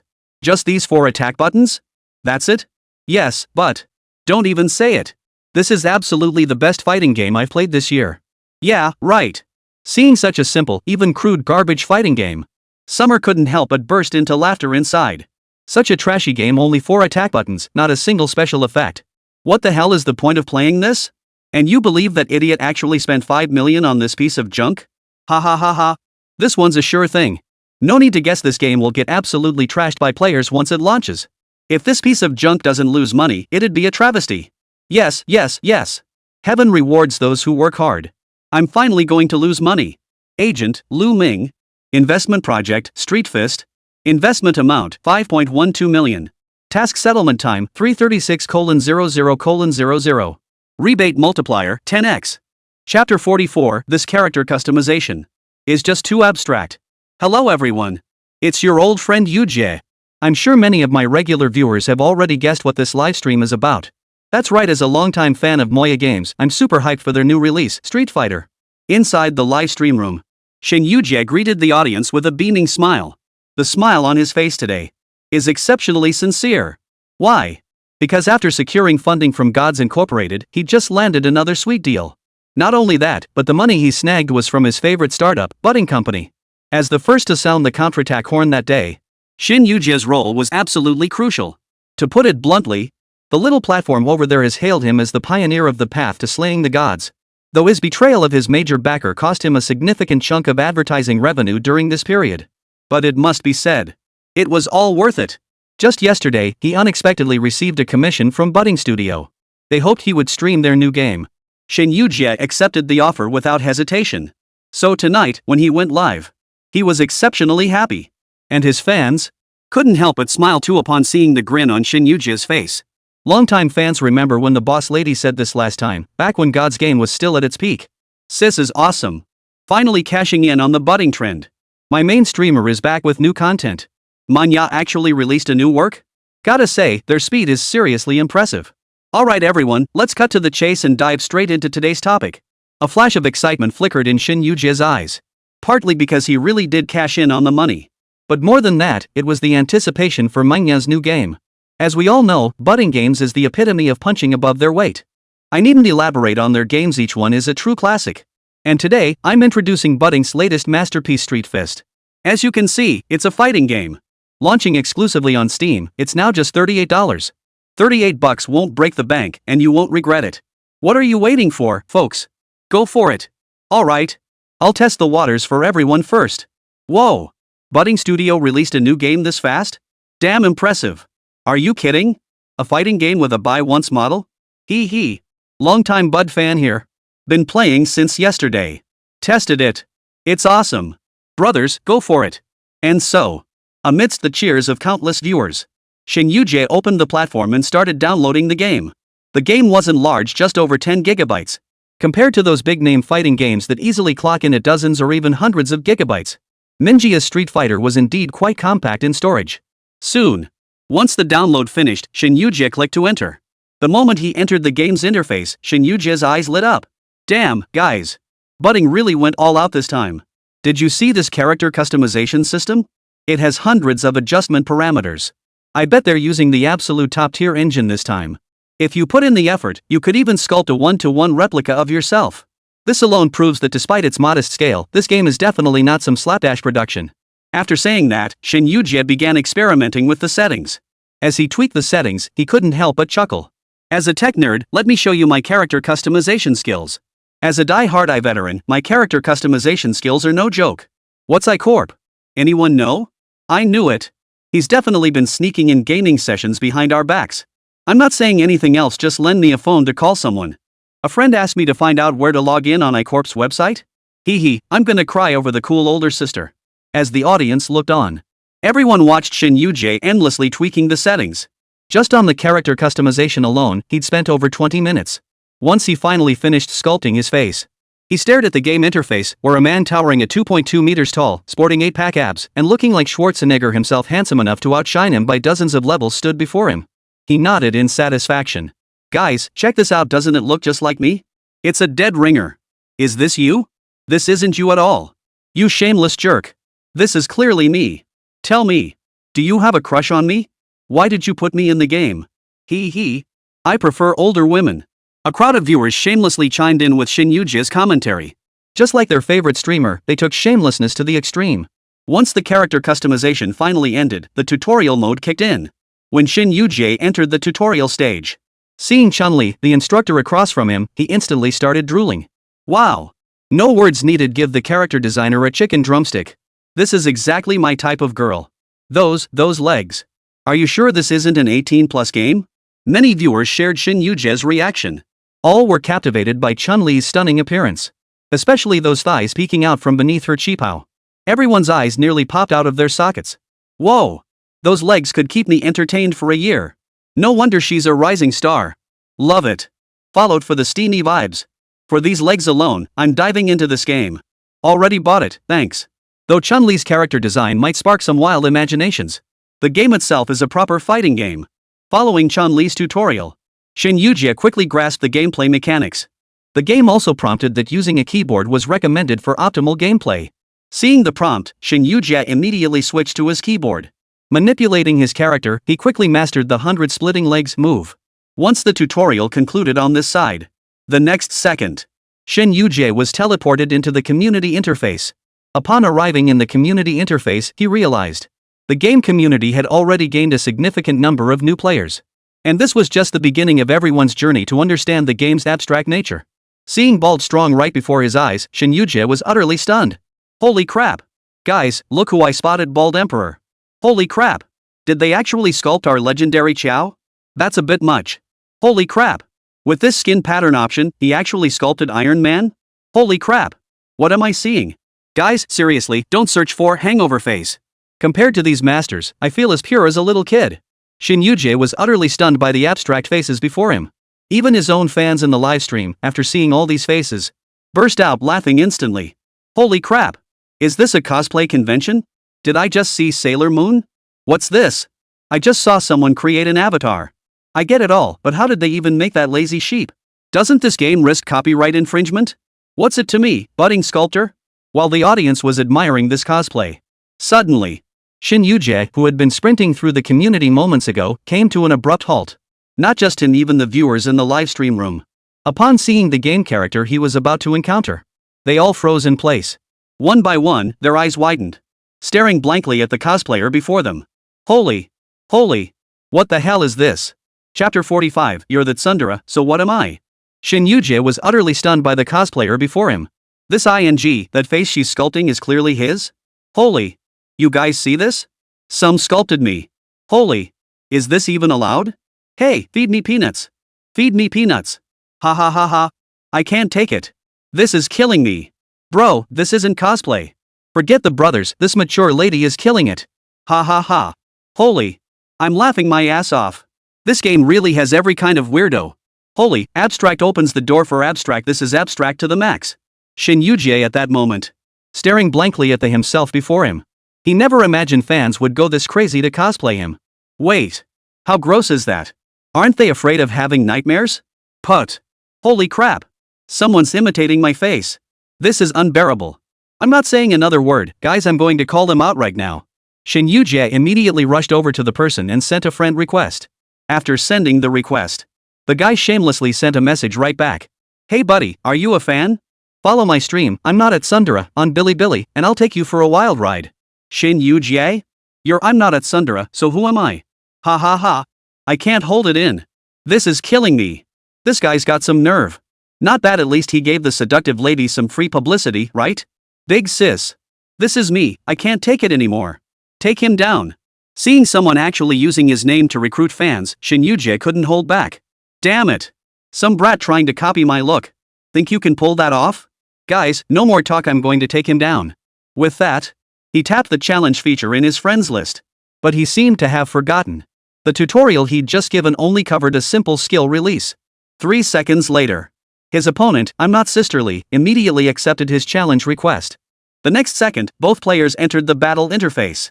Just like the previous side-scrolling 2D interface, the two individuals who entered the page immediately began their fighting match. Following Chun-Li's earlier joystick tutorial, he repeatedly pressed the kick button. Instantly, his character launched a flurry of flying kicks mirroring Chun-Li's moves. Upon witnessing Shin Yujie's skill, the opponent, I'm not sisterly, without a word, began retreating. Then, amidst the stunned gazes of everyone present, the opponent unleashed Gu Lai's signature move, Sonic Hand Blade. With a sharp Ayu, Shin Yujie's character dropped a small health bar. Ha! Why does he have a ranged attack skill? It's okay, guys, we'll just close in on him. With that, Shin Yujie commanded his character to advance. But, Baiyu. The opponent unleashed another sonic hand blade strike. Shin Yujie's character froze again. Damn it! You coward! Stop using ranged attacks. Come face me so I can kick your ass. Across the battlefield, I'm not sisterly. Did nothing but frantically back away. Then kept unleashing sonic hand blades. By the time he closed in, Shin Yujie had already lost 2/3 of his health to the opponent's attacks. How the hell was he supposed to fight like this? Oomph. The moment he closed in, he let out a furious roar. Finally, we can take this kid down, brothers. Let me show you what a real tech streamer looks like. Double kick 100 splitting legs activated. In an instant, the character unleashed the 100 splitting legs. But it was effortlessly blocked by the opposing player. I'm not sisterly. Then, Dragonfly Touch Yoga Teleport Cannon Spike Ascension Kick. After a dazzling combo sequence, Shin Yujie didn't even get a chance to fight back before getting kicked flying. KO. The massive KO displayed on the screen shattered along with it Shin Yujie's resolve. The viewers in the livestream room, watching that smooth combo on the other side, were all stunned. Holy. This is insane. This is insane. The skill transitions in this game are so smooth. But how does he have so many skills? Compared to him, the older sister character is just a noob. While everyone was discussing this, the opposing player, I'm not sisterly, taunted Shin Yujie again. Bro, you're no good. If you suck, practice more. Remember, I'm a technical wizard. Know what a techno boost is? It's something you can't even look up to. Shin Yujie. Watching the taunts coming from the other side, the viewers in the live stream room saw Shin Yujie's face visibly flush red. His face was as red as a chili pepper. Some might have thought he'd chugged counterfeit booze. Instantly, everyone got even more excited. Ha ha ha. You know what? These are all classic lines from the mature woman. Jubwa, didn't you say you're a tech-savvy Jubwa? Sis, that's right, I'm a tech-savvy cook. I can't take it anymore, I'm dying of laughter. This is way too abstract. In an instant, Shin Yujie's livestream chat exploded with comments. Even the platform admins, seeing his stream's impressive metrics, they gave him a traffic boost. In just a few minutes, his livestream hit a staggering 300,000 viewers. This move? He hit the jackpot. But, alongside the I'm Not at Sundara livestream trending on hot searches, was another streamer named I'm Not Sisterly. Many fans of I'm Not at Sundara, upon seeing the I'm Not Sisterly livestream, seemed to have a sudden realization. The next second, everyone rushed into the I'm Not Sisterly livestream room. There sat a young guy with a buzz cut, frantically showing off his skills in the stream. See that, bro? That's what I call skill. What? Is it bad that I'm using someone else's avatar? Come on, I'm promoting the mature lady here. If he finds out, he'll thank me. This game's competitive scene is seriously intense, and it's a global server.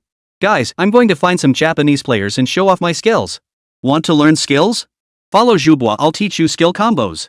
Seeing the custom avatar in the I'm Not Sisterly livestream, fans who weren't into the mature lady instantly figured it out.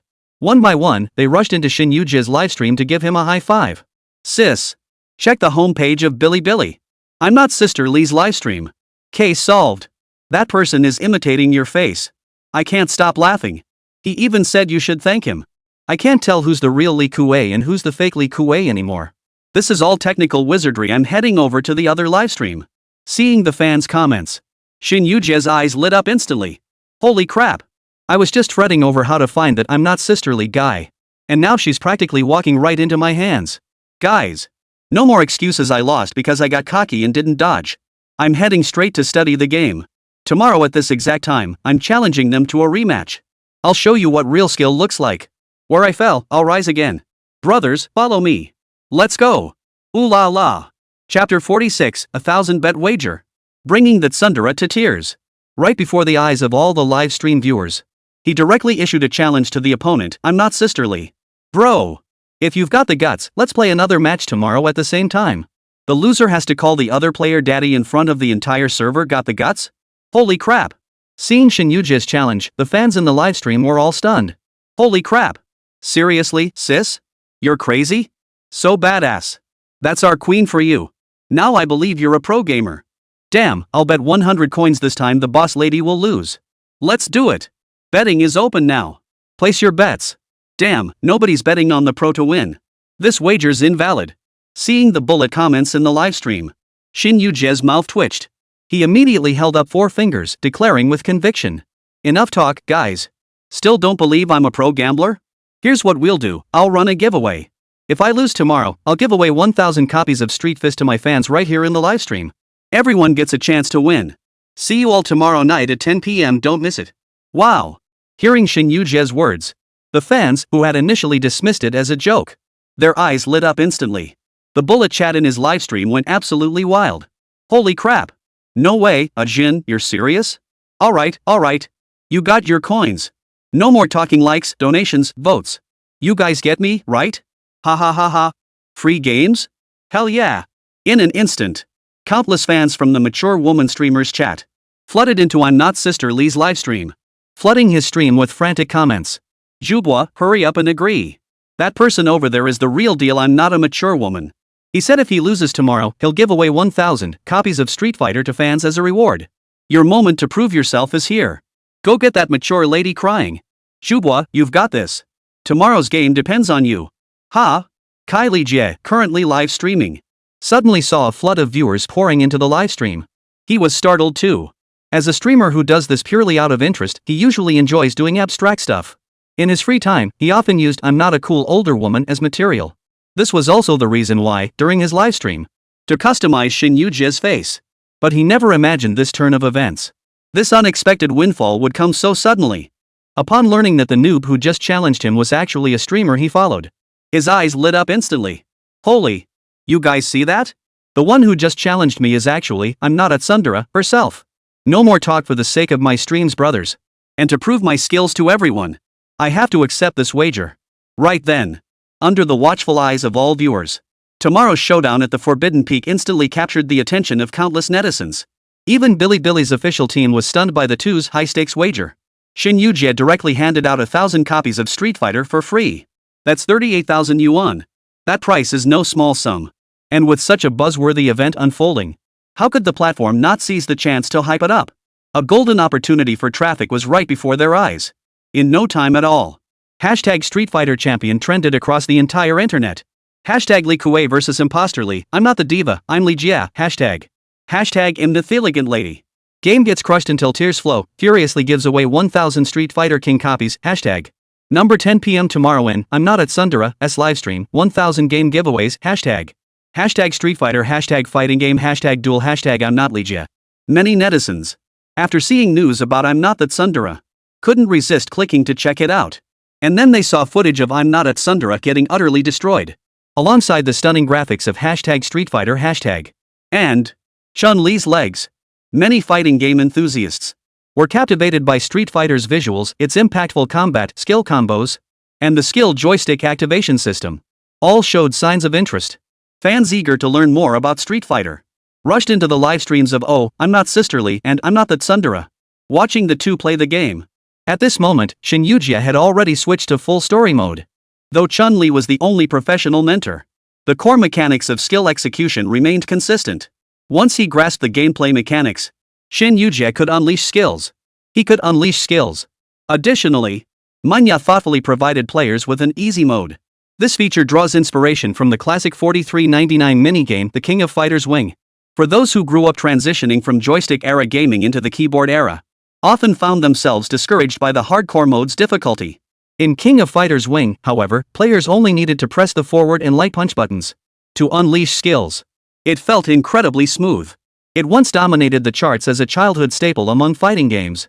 Whether it's easy mode or hardcore mode, both modes found their dedicated fan bases. Take Shin Yu-jae right now. He had already issued a challenge to Not Sisterly. Yet all night long, he'd been playing nothing but easy mode. Even a dog would shake its head at this. Sis, the girl next door, I'm Not Sisterly, is playing hardcore mode. Isn't easy mode a piece of cake? Looks like the big sis is giving up, but don't forget you still gotta call me daddy. No way, sis? You're a pro player. I thought there was an apprentice feature. Besides Chun-Li's moves, you haven't mastered any combos yet, right? How are you supposed to win? Many fans watched Shin Yu-jae's livestream as he deliberately underperformed and frowned in disapproval. As for Shin Yu-jae, glanced at the concerned comments streaming by, offered only a faint smile. He said nothing. I appreciate your kindness, brothers, but don't forget this is technical cooking. Taking down a mere clown is a piece of cake, right? I'm just getting used to the skills now. Just wait and see me blow the enemy to smithereens. That said, but anyone with eyes could see. With Shin Yu-jae's current skill level, Defeating the opponent is nothing short of a pipe dream. Right now, the most optimistic person about this outcome is probably himself. On the other hand, Jia. He's been in hardcore mode the entire time, relentlessly taking on the World Martial Arts Tournament one team after another. Starting with taking on 3 teams in a row, he'd gradually progressed to challenging 4, 5, even 6 teams consecutively. Gradually, his skills were getting better and better. Seeing the growing number of fans cheering him on in the livestream chat, he squeezed his slightly pale fingers and flashed a devilishly wild grin. No more talk, brothers. Tomorrow, watch me crush the diva. Our goal is to make the boss cry. Let's go, everyone. Ooh la la. Chapter 47. This moment has become art. Time flew by, and soon it was the following night. The battle between I'm not the diva and I'm not sisterly had already commenced well before 10 o'clock. Inside I'm not sisterly's live stream room, Jia was frantically rolling his joystick. The slight redness in his eyes was unmistakable. He must have undergone intense training the night before. His nimble fingers moved with fluid precision. At that moment, watching his stream now, everyone felt like they were witnessing a work of art. The clock struck 9. Jia couldn't hold back any longer and started his stream. Seeing his stream, viewers in the chat couldn't help but wonder. Is Sisterly streaming right now? What if she's not in the mood later? No worries. I watched the mature lady stream all night yesterday. She was on easy mode the whole time. He's already been taken care of. Sisley, tonight's free stuff depends on you. Stay sharp. Don't embarrass us. With this form, I'd crown him the undisputed king of street brawling. Guys, I couldn't resist. I played first, woo woo. Seeing the caring comments in the livestream chat, though Jia felt secretly thrilled inside. But outwardly, he maintained a calm, carefree smile as he said, no worries, everyone. I came an hour early just to warm up. Also, I've already cleared all stages of yesterday's World Martial Arts Tournament. On top of unlocking the original characters, I even managed to unlock the hidden character. Any brothers wanting to learn can hit me up. I've set up a small group to teach everyone some smooth combo techniques. At this point, he couldn't help but feel a surge of pride.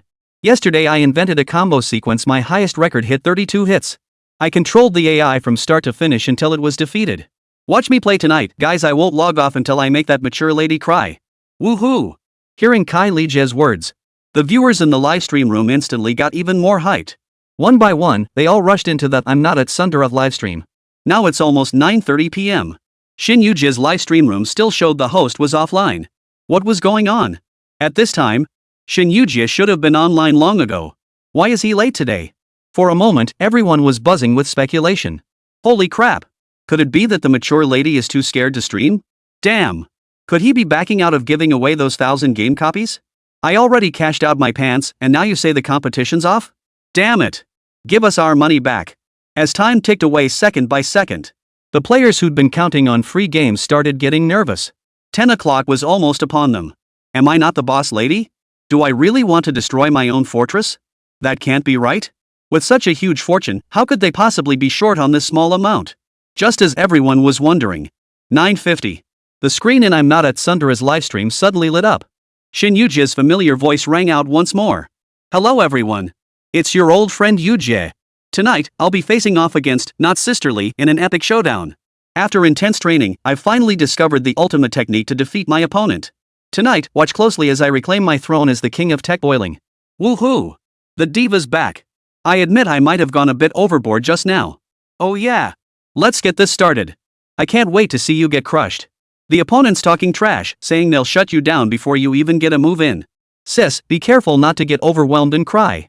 The moment Jia appeared, the entire livestream room erupted with excitement. All viewers watched excitedly as the long-awaited Jubo finally appeared. It was like a story reaching its climax. Winners always make their grand entrance last. But it didn't matter. No one believed Jia could win this match. After all, everyone had seen this tech streamer's skills with their own eyes. Amidst the excited gazes of the crowd, Jia calmly logged into his account. Then, when everyone saw his character's face model, silence fell over the entire room. Holy crap? What the hell is this? Holy crap! Ha ha ha! Holy crap! Jubo really knows how to pull off a prank. No words, guys, this is killing me. Art. Absolute art. Who says our player's ninth world lacks art? The older sister is so awesome. Screaming. Amidst the stunned gazes of all the players, Jia's rugged face, once reminiscent of Schwarzenegger, had been replaced by a little yellow-haired kid. Wait a minute. Did you just say a little yellow-haired kid? You got that right. He'd molded his character's face into that of Choi Lee Kid across the table. Who says you can only use his face?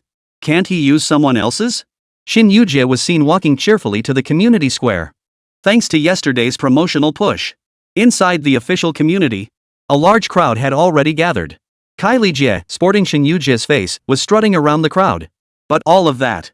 Upon seeing that face sculpted to be his exact replica, he was instantly paralyzed. He rubbed his eyes. Staring at his own reflection before him, he was utterly dumbfounded. Meanwhile, the fans in his livestream room burst out laughing the moment they witnessed this scene. Holy crap! Can't tell them apart. I seriously can't tell them apart. Ha ha ha ha. I've made it big, Dao Yi. Awesome. Already recorded it. I have a feeling a big show is about to unfold. Damn. This is killing me. Go Bo. Make sure you make the other side cry. Staring at the face across from him, a perfect mirror image of his own.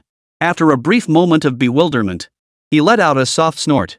Guys, I've figured out the boss lady's tactics. He must think I'll go easy on myself when I see my own face, right? But if that's the case, he's dead wrong. Remember our motto, it's make the boss cry. Instantly, the live chat exploded with a deluge of comments. At that moment, the atmosphere in the livestream room instantly ignited. Without hesitation, Kai Lijie directly issued a challenge to Shin Yu-jie. The next second, the battle commenced. The two rivals locked eyes, their hatred flaring. Without a moment's hesitation, Kai Lijie unleashed a furious attack on himself. A seamless combo. Guys, check out this combo: charge plus Hadouken plus Shoryuken plus EX Thunder Punch plus double spinning kick. At that moment, everyone seemed to see the essence of every Street Fighter character. Push 2 hits. Push 8 hits. Push 16 hits. Push 28 hits. Push 34 hits. A flawless combo sent Shin Yu-jie flying through the air, completely disoriented. The viewers in the livestream were left speechless after witnessing Kai Lijie's explosive performance. Just as Kai Lijie had said at the start, he wouldn't let Shin Yu-jie land a single move. At that moment, only 2 words echoed in everyone's minds. That was awesome. In an instant, Shin Yu-jie across the battlefield was obliterated. But, facing his defeat, his face showed no trace of disappointment or panic. On the contrary, under the gaze of all fans across the entire network, he actually smiled. Chapter 48. I won, but why does it feel like I lost? Ha! Seeing Shin Yu-jie actually smile, many viewers watching the livestream couldn't help but look puzzled. Ha! How come the boss lady is smiling after losing? Yuan Feng, what's your take? This god is taking a wild guess. Someone must be lying on their side watching right now. There must be a big boob moment coming. Whoa, did the boss lady just lose her mind? She didn't even get to use a single skill combo. I'd be losing my mind too. Scanning the bullet comments flooding his livestream, Shin Yu-jie's face now twisted into an unprecedented, vindictive, twisted grin. His character returned to the player community, grinning as he stared at Kai Lijie, who was pinching his cheeks. At that moment, Kai Lijie was about to feign generosity, telling Shin Yu-jie he didn't need to call him dad. Shin Yu-jie need only fulfill his promise to fans by giving away 1,000 copies of the game. But before he could speak, Shin Yu-jie suddenly began typing rapidly in the community chat. Everyone. I'm not sisterly, and I lost to, I'm not that Tsundere. As promised, from now on, I'm not that Tsundere is my dad. I'm not at Tsundere is my dad. Dad is so strong. Dad is awesome. I'm not a diva is unbeatable. I crown him the undisputed champion of Street Fist. I'm 5. I can't beat I'm not the cool sister. I'm just a noob. Kai Lijie. Livestream viewers. A crowd of people watching Shin Yu-jie shamelessly blast his megaphone in the livestream. Everyone was stunned. In an instant, Shin Yu-jie's longtime fans finally got his drift. Watching Shin Yu-jie staring intently at Kai Lijie's face, then glancing at Kai Lijie staring intently at Shin Yu-jie's face. Holy crap! The boss lady just played a masterstroke. Abstract. Absolutely mind-bending. The strategist enters the game himself, gaining a half-step advantage over heaven.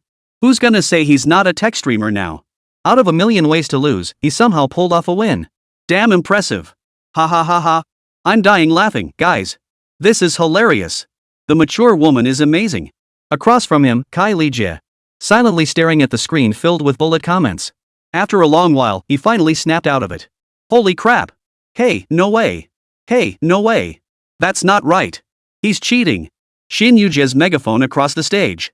Kai Lijie felt his cerebellum was about to shrink. He was clearly the winner. That jerk was brazenly using his own face to constantly trash talk him on the public channel. Somehow, even though I won. But it feels like I lost? Damn it. This isn't fair. Did you guys see that? I clearly won. He immediately rushed to the player's front. No way. That's not fair. Everyone, did you see that? No way. I'm not sisterly, I'm the real deal.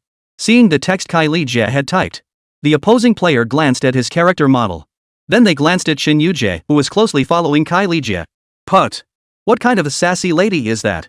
I'd recognize the chicken-faced bastard even if he turned to dust.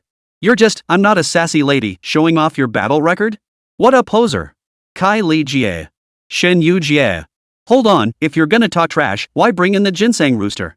How did I end up with a cocky face? Ha ha ha. I can't take it. I'm dying. The fake raccoon turned into the real crown prince who can tell the difference between the empress and sisterly now? I'd call this the greatest art in gaming history. Guys, no more talk, I'm buying this game to do whatever I want on my classmate's face. Found the right way to play this game, I can't stop laughing. At this moment, the audience had long since stopped caring about the game's outcome. The moment Kai Li Jie accepted Shin Yujie's duel challenge, he was destined to lose to abstraction. Shin Yujie in the live stream room finally felt satisfied after sending 10 consecutive broadcast messages. Looking at the fans in the live stream, he immediately laughed. Alright everyone, even though I lost, I'm genuinely thrilled. As promised, the game giveaway will start streaming shortly, please show me lots of support. Oh. You're such a boss lady. Abstract streamer followed. Wild guess, tomorrow the diva will be trending in the meme section again. You really gave us a great show, here's a tip. The screen was flooded with comments and gifts. Shin Yujie's stream viewership even broke his previous record. 700,000 concurrent viewers. The stable viewership exceeded 500,000. Not only did he start with a trump card, this wave of activity saw his follower count surge by a whopping 200,000. It's like Qin Shi Huang touching an electric gate. He's won big time. And in the process, the game Street Fighter on Steam experienced an unprecedented surge. In just one night, over 300,000 players purchased the game. The character customization feature alone proved irresistible to countless players.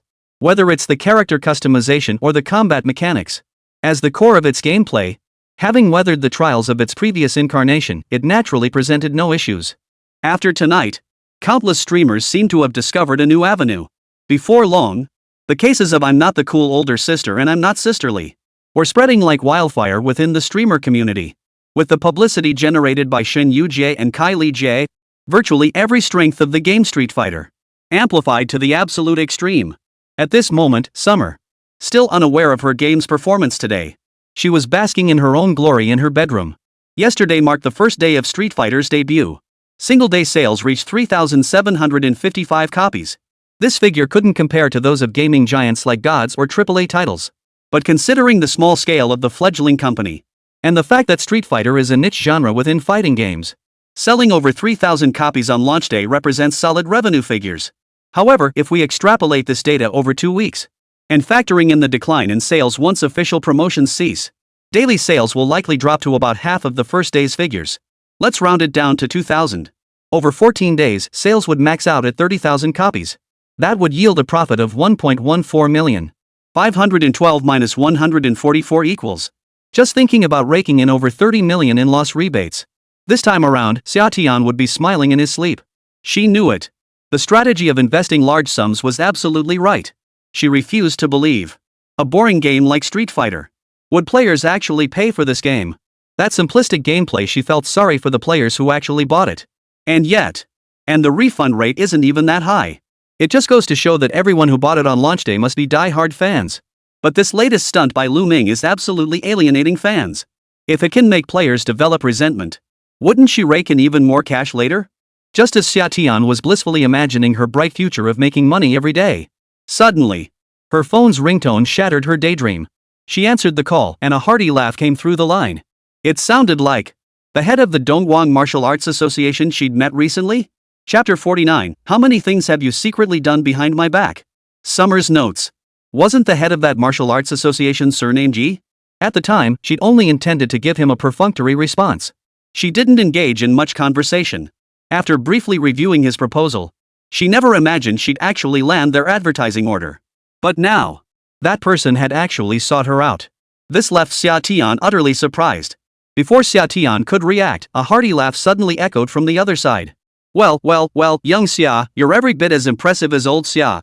I truly never imagined you'd manage to breathe new life into our martial arts association. Today alone, martial arts schools across all of Dongguan have been reporting good news. Following your promotional strategy, hordes of young people are flocking to our schools. This has greatly promoted our Dragon Nation's traditional culture. Ha! Hearing Vice President Ye's words on the other end, Xià Tiān's expression froze visibly on the other end of the phone. A sudden sense of foreboding washed over her and she instinctively asked, "Is our proposal really that good?" "You bet. I never imagined martial arts could be combined with gaming. My grandson absolutely loves the game you guys made. In fact, following Director Lu's suggestion, I'm planning to privately host a nationwide street fist martial arts tournament. We'll feature lion dances, dragon dances, martial arts performances, the whole shebang. It's a win-win for both of us." Whoa! After hearing Vice President Ye's words, Xià Tiān had already pieced together what was going on. At that moment, her mind buzzed. It felt utterly helpless, like being stabbed in the back by her own staff. Oh no! My company is about to make money again? Why is my life so miserable? I'm just a boss who wants to lose money. Why is it so hard? So many other bosses breeze through their KPIs. Why do I have to make money? Isn't it said that making money through entrepreneurship is incredibly difficult? My employees are all useless deadweights. Why do I keep running into all these messed up situations? Why am I so lucky? Every person I call in is a genius? Lù Ming is one thing, but what's up with his roommates? Suddenly, after exchanging a few strained words with Vice President Yi on the phone, without another word, she immediately got in her car and sped toward the company. Arriving at the company, he saw Lù Ming and the others celebrating their victory from the previous day. Seeing them all laughing so happily, Xià Tiān immediately puckered her little lips. "You guys must have pulled off another achievement behind my back, right? Why didn't any of you tell me, the boss, about such a big mistake?" Seeing their innocent grins, Xià Tiān froze in place. She stormed over to them. Pointing her finger at her nose, she demanded loudly, "Lù Ming, how many things have you been secretly doing behind my back?" Hearing President Xia's loud interrogation, Fang Xiaoxiao, Wang Ba, and the others, who had been clear-headed moments ago, immediately shifted toward Lù Ming. The gossip radar above their heads was flashing wildly. Something's up with these two. The looks Wang Ba and the others shot at Lù Ming were like staring at the man who murdered their own father. "You little bastard. When did you hook up with Xia's own? Damn it. You deserve to die. Wait, what? You're always hanging out with us. How did you find time to make a move on Xia? Are you some kind of time management guru? I actually noticed something was off about him a long time ago. Hold on, Teacher Fong, how did you know our secret handshake? Ha! You greenhorns trying to pull off a secret glance with me?"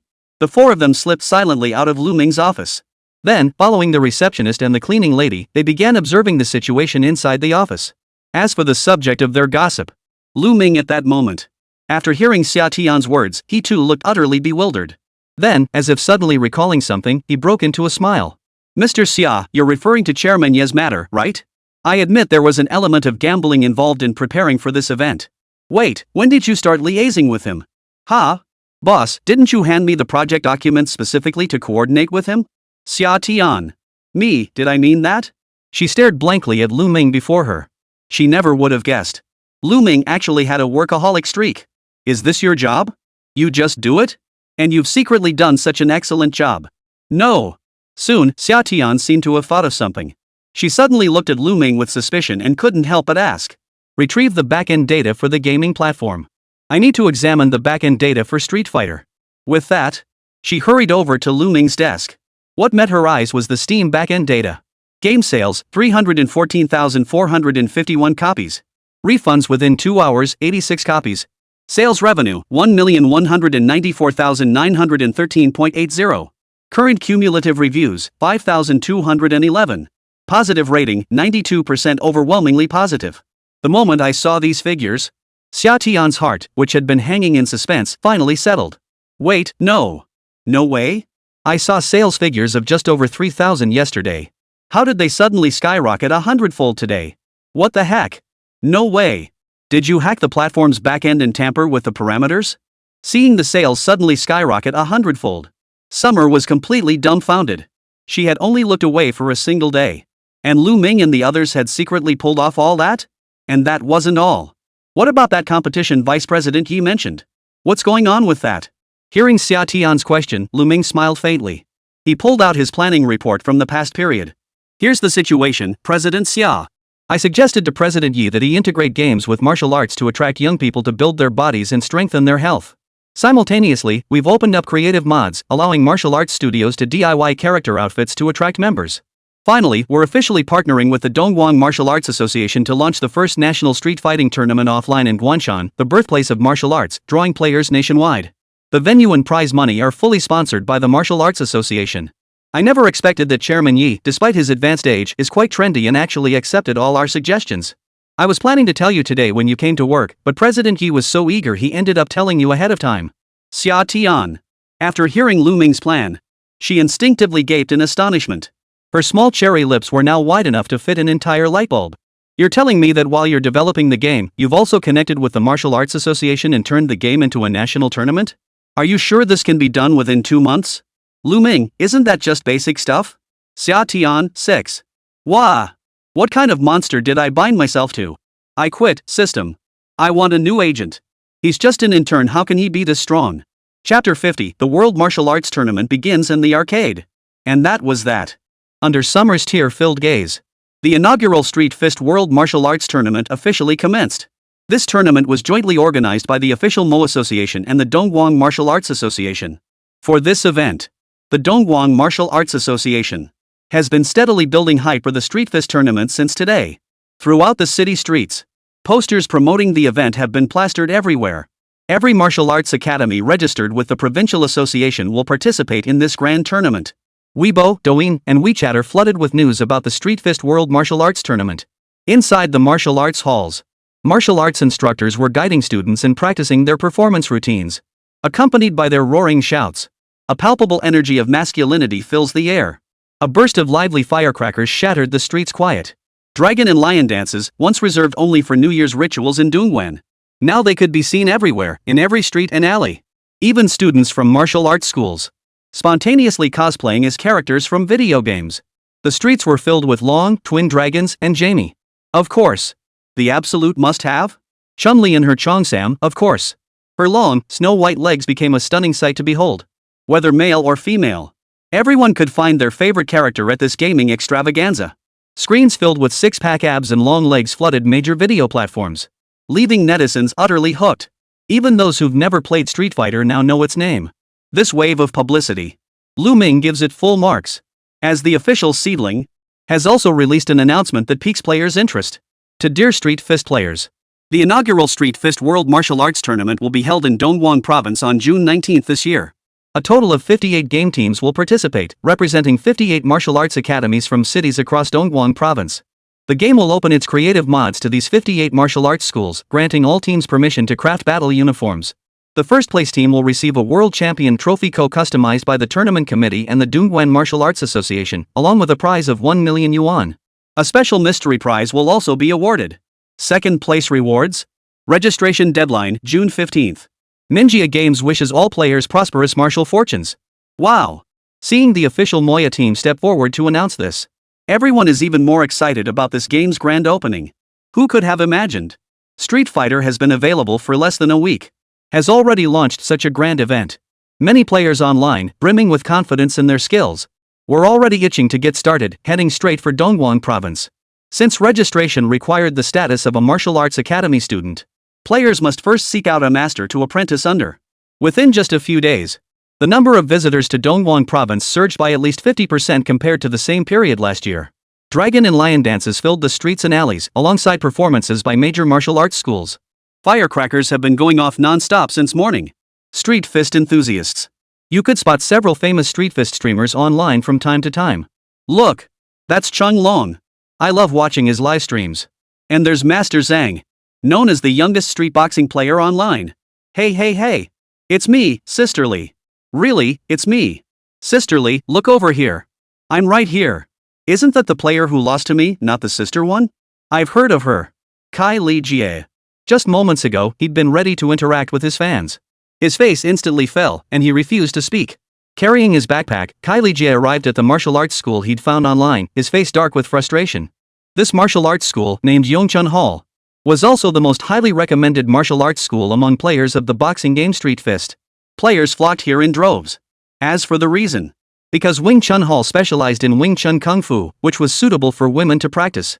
This means that during martial arts demonstrations at this academy, many senior sisters cosplay as Chun-Li. Same martial arts school.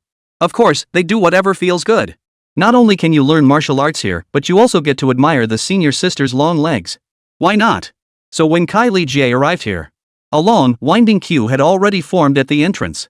Countless players who clearly looked like geeks were excitedly crowding together in line, backpacks slung over their shoulders. The familiar sound effects of Street Fighter's combat attributes could be heard intermittently all around. Unconsciously, Kai Li Jie curiously pushed his way to the front, wanting to figure out what was going on. Then he witnessed a scene that astonished him. Inside the martial arts school's courtyard, Two players were standing before two bulky machines. the street fist sound effects had apparently come from these two bulky machines. What astonished Kai Li Jie was that this massive box could actually run Street Fighter. What is this? His face lit up with curiosity at the sight of this marvelous machine. A player beside him, who looked like an old-school gamer at first glance, Upon hearing Kai Li Jie's question, he immediately adjusted his thick-rimmed glasses. you didn't know, bro? This thing's been around since the 1970s. It's called an arcade machine. Arcade? Seeing an arcade machine for the first time, Kai Li Jie couldn't help but feel curious. His companion, eager to show off his knowledge, continued explaining. That's right. Back then, the Americans created two games, Pac-Man and Space Invaders. They were huge hits. But in the 1980s, personal computers burst onto the scene. The arcade era hadn't even begun before it came to an end. So it only spread within a small circle at Eagle's Place. I hear Manhwa's game director, Lù Ming, is a retro gaming enthusiast. Coming up with this arcade concept? He's a real genius. Is that so? Hearing this, Kai Li Jie suddenly fell deep in thought. He hadn't thought about it that deeply. He just assumed it was a gimmick the game developers cooked up specifically for the competition. But, looking at the joystick and buttons on the arcade cabinet, it was undeniably much more convenient than using a controller. Most importantly, when the two arcade cabinets were linked, the scene of players behind them all crowding around to cheer and encourage each other. even if Sai Li Chi wasn't the one playing the game, even just watching felt thrilling. Praise, trash talk, and excited shouts. They formed a vibrant scene within the martial arts gym. This made Kai Li Jie itch to play. He turned to the guy who'd just spent ages explaining things to him and blurted out, hey, buddy, could you tell me, how do you play this arcade game? Do I need to sign up for the gym to play? But when he heard the other guy's response, the man immediately shook his head with a smile. No, this is the dojo's assessment method. Right now, the dojo is running a promotion with Street Fist. See that player over there? He's the examiner from Wing Chun Hall. Beat him and you join the martial arts school for free. Lose? No worries, just pay a 2,000 yuan enrollment fee. You'll still get to play the arcade games, earn valuable creative modules, and even compete for the martial arts club. Awesome. Hearing the other's marketing tactics, Kai Li Jie couldn't help but give a thumbs up to Budding and the Martial Arts Association. This move truly captured the hearts of Street Fist players. Wouldn't registration fees pour in like water then? Just as Kai Li Jie was thinking this, the next moment, the crowd gathered around his machine suddenly erupted in cheers. Senior sister is amazing. Truly a Street Fighter veteran. She's already won 7 straight matches. Chapter 51, Chun-Li watches over every long-legged player. Amidst the crowd's cheers, a figure clad in a custom Chun-Li themed cosplay Cheongsam, with straight, muscular legs, smiled and waved her hand at everyone's compliments. Though she feigned modesty, anyone could tell she was in high spirits. Her slightly swaying legs revealed more of her thigh. Suddenly, the surrounding crowd's cheers grew even louder. All right, no more compliments. Is anyone else here still up for a challenge with me? Me. Pick me, senior sister. Why you? I've been waiting in line forever, it's my turn. How am I supposed to know you've been waiting? It's my turn. So many people crowded together, none willing to yield. But just then, Kai Li Jie raised his hand lightly, feigning nonchalance. Everyone, how about letting me give it a try? Who the hell are you? Wait, holy crap. Sisterly. He's not my sisterly. Hearing Kai Li Jie's words, a player was about to retort angrily. But the moment he saw Kai Li Jie's face, he instantly recognized who he was. After all, the game Street Fist's popularity was inseparable from his legendary battle with Shin Yujie. Moreover, Kai Li Jie was the first player in the game to achieve a 34-hit combo, pioneering the first dominant-style playthrough. The players present had seen his instructional videos to some extent, so this person recognized Kai Li Jie immediately. Upon hearing the exclamation, all turned their gaze toward Kai Li Jie. Facing the crowd's gazes, some filled with surprise, others with admiration, Kai Li Jie was just about to offer a few modest words. That's the guy who got beaten so badly by me, not some mature woman that he cried daddy? Yeah. Heard he cried so hard he spammed 10 public announcements. TSK, the guy who got beaten into calling someone dad, he actually has the nerve to show up? Who knows? Maybe he's here to claim his dad? Kai Li Jie. Damn it, whoever brings this up is dead meat.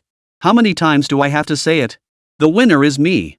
Glaring at everyone present with a look of deep resentment, Kai Li Jie was nearly driven to storm out in anger. But in the end, the lure of the arcade machine still held him back from walking out.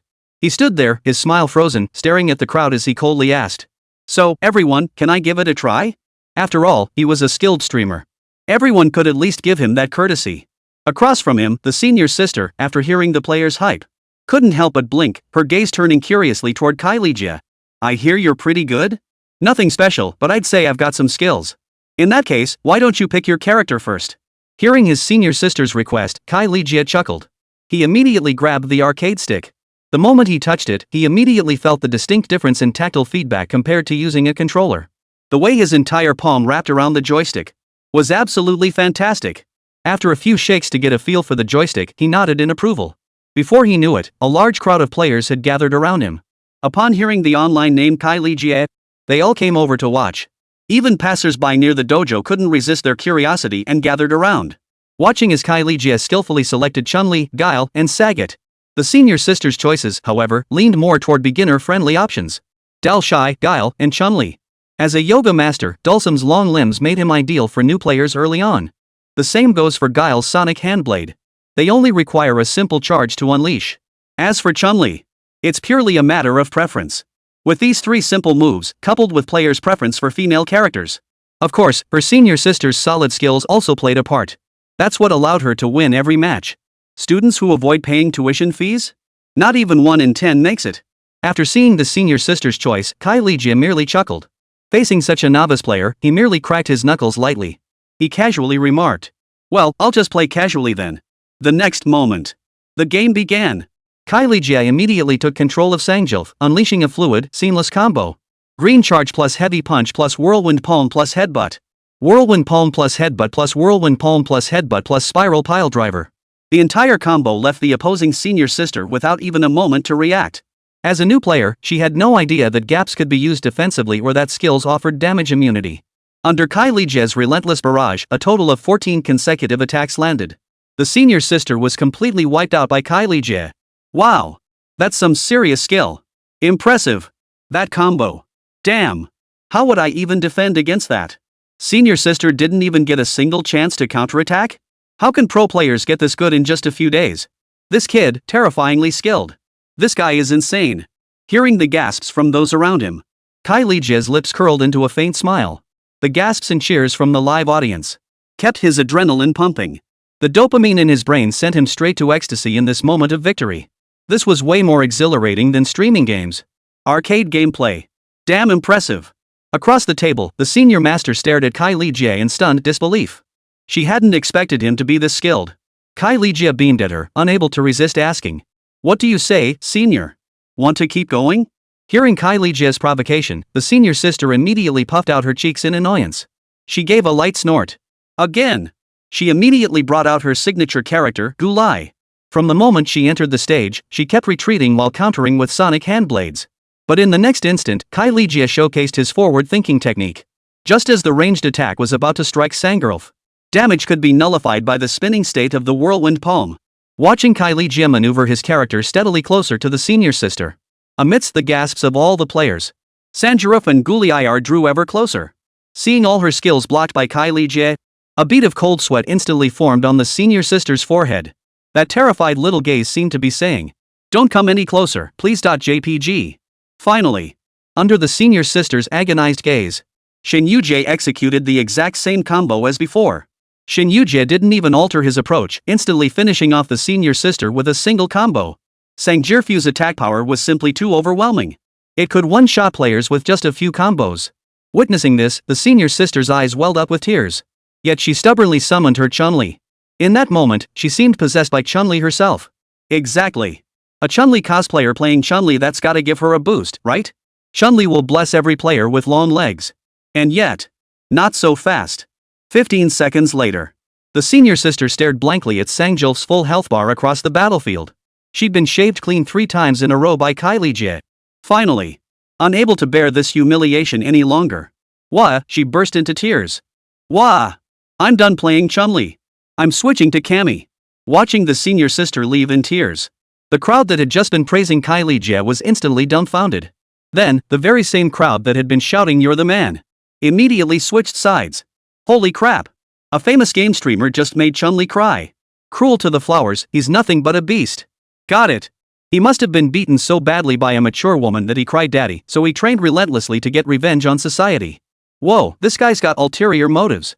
I always knew something was off about him. Put. I'm ashamed to be associated with him. In an instant. The crowd that had been watching the spectacle scattered in an instant, leaving only Kylie Jia standing there dumbfounded, on the verge of tears. Wait, no. I was just playing a game, why are you all acting like this? Also, I really did win that game. I didn't call out to dad. Chapter 52, The Budding Expansion.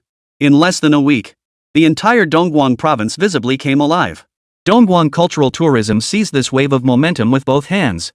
The fusion of gaming and martial arts had garnered them a significant wave of attention.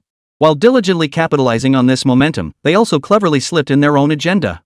Not only did they showcase various intangible cultural heritage traditions in rotating displays, even anime conventions began sprouting up like mushrooms after rain across the region.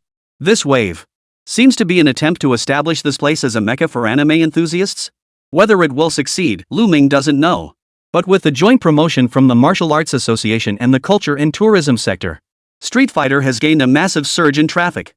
Even players unfamiliar with the game now know Chun-Li exists. It even sparked a wave of Cheongsam enthusiasm in some regions. Inside the office, whether influenced by Chun-Li or not, General Manager Xia has been wearing Cheongsams these past few days. Those long legs were distracting enough to make Lù Ming lose focus at work. Finally, he slowly closed his laptop, glancing at Xià Tiān with a hint of resignation. Miss Xia, why are you in my office? Hearing Lù Ming's question, Xià Tiān merely shot him a hateful glare. If it weren't for you, how could I have made so much money? Is this making money? You're clearly bleeding me dry. That's why I'm corrupting you with material things so you lose focus on work. Beauty trap, woof. Long legs, woof. Scared yet? Her right leg draped over her left calf, deliberately showing off her perfect leg curves in summer. Munching on ice cream, she declared without a care for her image. Isn't this office sofa comfy to sit on? Plus, staying here lets me hear your work progress updates anytime. Hearing Xià Tiān's words, Lù Ming merely shrugged. He slowly rose and walked towards Xià Tiān. Seeing Lù Ming suddenly approach, Xià Tiān was startled. His legs, which had been casually dangling, immediately drew together and clamped shut. You, what are you doing? Business trip, Mr. Xia? Chairman Yi invited us as hosts for the inaugural Street Fist martial arts tournament. The tickets are already booked. Today's the registration deadline, and the tournament starts in 4 days. We need to go now, and we'll be presenting awards to the players later. Ha! Hearing Lù Ming's words, Xià Tiān finally snapped back to reality. Had time really flown by that quickly? Since it was a company-funded trip, as the big boss, she absolutely had to go. Great idea. I've been bored stiff in your office for ages. Let's head out now. Lù Ming. If you're so bored, why not just go home properly? Why have you been hanging around me so much lately? At this moment, Lù Ming was still unaware of the boss's cunning plan. After packing his things, he exchanged farewells with everyone and left with Xià Tiān. The guys watched Lù Ming and Xià Tiān leave, their faces frozen in shock. The moment they left, they immediately huddled together. Holy crap! Old Lù and Xia Zong are going on a business trip together? A man and a woman alone together, won't they get carried away? Who knows? You all know what kind of guy old Lù is. If I were him, I'd definitely have a wild time. Ahem. Young men, you're still too green. While Wang Ba and the others whispered among themselves, Fang Xiaoxiao had appeared beside them without anyone noticing. Not at all, not at all. You're underestimating our CEO Xià. Let me tell you in confidence, it's not Director Lù pursuing CEO Xià, but... She didn't finish. Fang Xiaoxiao flashed a knowing smile that spoke volumes without words. Hearing Fang Xiaoxiao's words, Wang Ba and the others instantly widened their eyes in shock. No way. Why? Because old Lù is handsome? Talented? And works himself to the bone? You just don't get it, do you? If someone can bring tens of millions in profits to my company, I'd be willing to work with them even if they're a guy. Holy. You're not right in the head. Don't share a dorm with us anymore.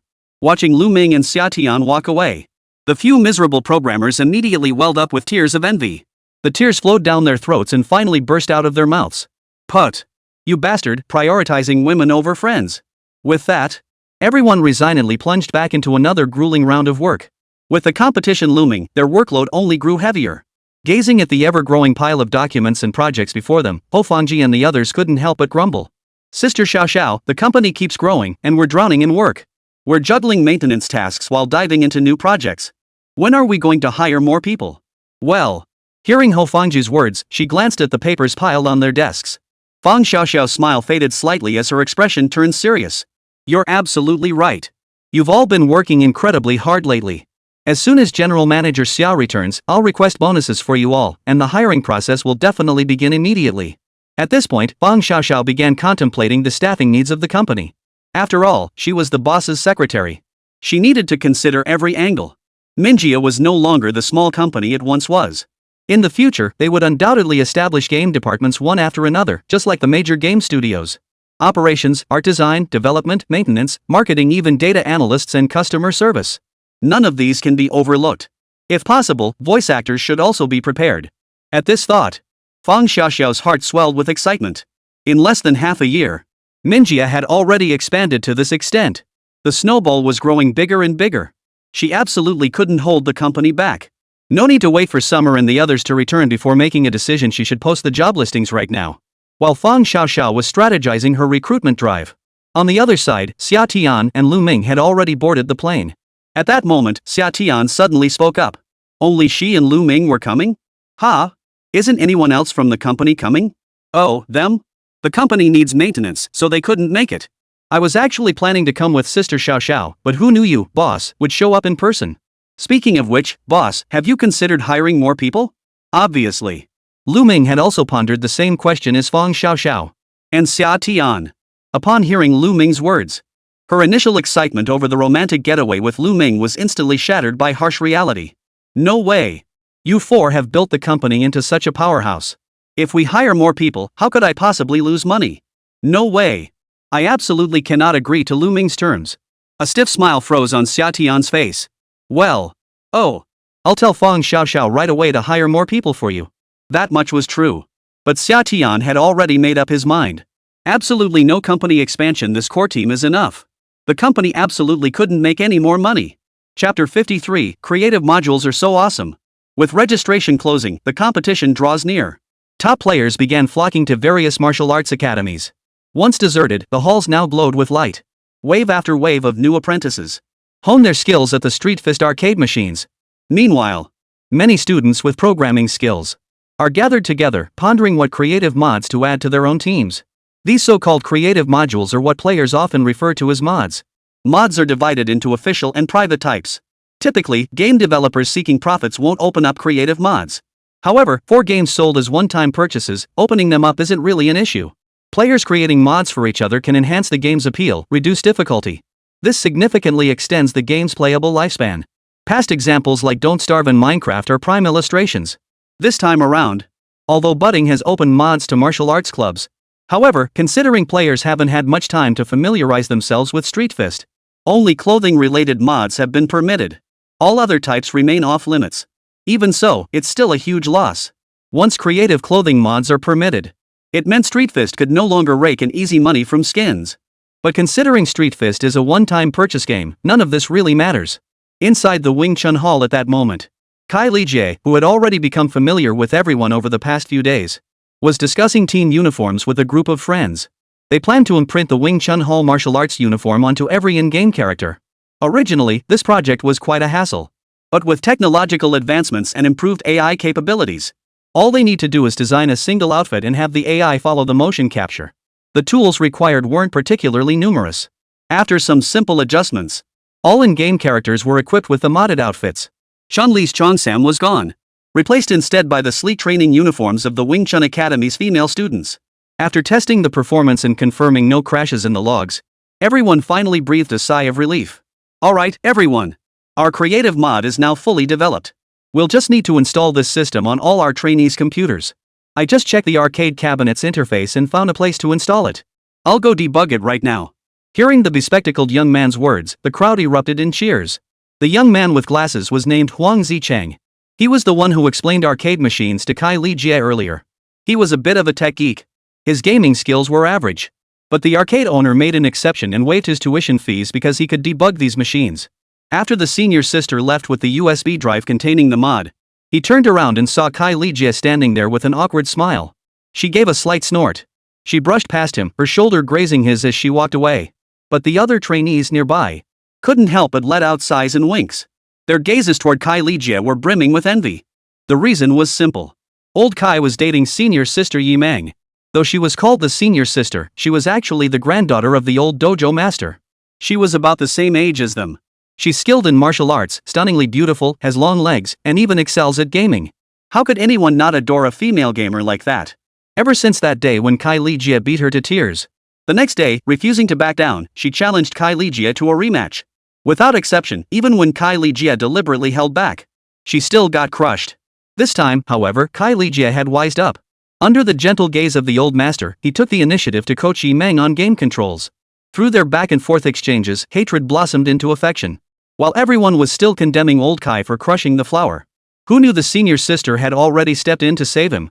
And with her bold, passionate nature, she even kissed old Kai in front of everyone. Everyone. Turns out I was the fool all along. These days, the young couple's playful banter had become nothing new to everyone. As for old Kai, due to his past domestic violence against his girlfriend, he'd occasionally stage dramatic chasing the wife to the crematorium scenes at the martial arts studio. Everyone had grown accustomed to it, treating it as part of their routine. Watching Kai Lijia chase after the senior sister as she walked away. The crowd, who had been indifferent moments ago. The next moment, blood tears streamed from every pair of eyes. Damn it! Old Kai's just a bit better at the art, what gives him the right? Wah! He actually got the senior sister. This hurts worse than death. I signed up first. Why didn't senior sister choose me? Maybe it's because the senior sister doesn't like fatty meat, but she loves ribs? Ha ha ha ha. The group teased each other playfully, preparing to leave. Just as they were about to call Huang Zicheng to leave. But then they saw him still tinkering with the creative mod. Hey! Old Huan, what are you doing? Isn't that module already finished? Hearing his fellow apprentices' voices, Huang Zicheng turned his head slightly. His face flushed slightly. Well, I really like Chun-Li as a character, so I'm planning to use the creative mod to make another set of Chun-Li outfits. Everyone! You can actually do that? The next moment. The crowd, who had just been teasing her moments ago, all rushed over to Huang Zicheng at once. Then, holy crap! You beast! Where's my goddess's clothes? Weren't you supposed to make clothes? Where are they? Well, the emperor's new clothes? You beast! Give me a copy. I'm taking this back to properly condemn it. Right. I'll take a critical approach and go home tonight to properly, study it. This mod is insane. Master Huang. Can you hook me up with a maid outfit? I like Jiami. Could you also make me a set of the emperor's new clothes? A group of trainees stared in shock at the mod Huang Zicheng had created. Their blood boiled. Damn! It's just too damn awesome. Such an amazing creative mod, we absolutely have to take it back and appreciate it properly. Hearing their reactions, Huang Zicheng nodded slightly but whispered. Let's just keep this thing to ourselves. Don't let the senior and junior sisters see it, or we'll be dead to the club. Relax, relax. Need we even say it? We've got it covered. Enough said, old Huang, you're officially our godfather from now on. If we ever elect a new leader, you'll get my vote first. Get it? With that, each of them discreetly wiped away the blood trickling from their noses. They hurried back to their rooms. Over the next few days, Yiwen, the master of Wing Chun Hall and vice president of the Martial Arts Association. During his patrol, he noticed something peculiar. Why did his students all have such dark circles under their eyes? Seeing their exhausted and overworked expressions, the old master shook his head slightly. He patted Huang Zicheng and the others on the shoulder with emotion inside. You've all worked so hard these past few days, training with such dedication. Enough talk tonight, I'll treat you all to my treasured tiger bone and deer antler tonic wine. Keep up the great work. Male students. No thanks, master. We really can't handle any more tonics. It's all the creative mod's fault. That crappy game ruined my health. It's just so damn spicy. Chapter 54, now it's the era of female fists. June 19th, sunny. Today is an important day. The long-awaited First Street Fist World Martial Arts Tournament finally commenced at Mount Gao. Early in the morning, the eagerly awaited internet celebrities gathered here early. Throughout the streets and alleys, lively firecrackers were set off. Whoosh! Whoosh! Ha! Hey! Lion dance troops made their way toward the competition grounds, surrounded by crowds of tourists and locals.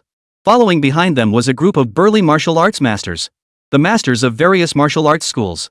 Surrounded by cheering locals, they led their students forward. Students from every school were dressed as characters from Street Fist. Lined up in formation, their presence.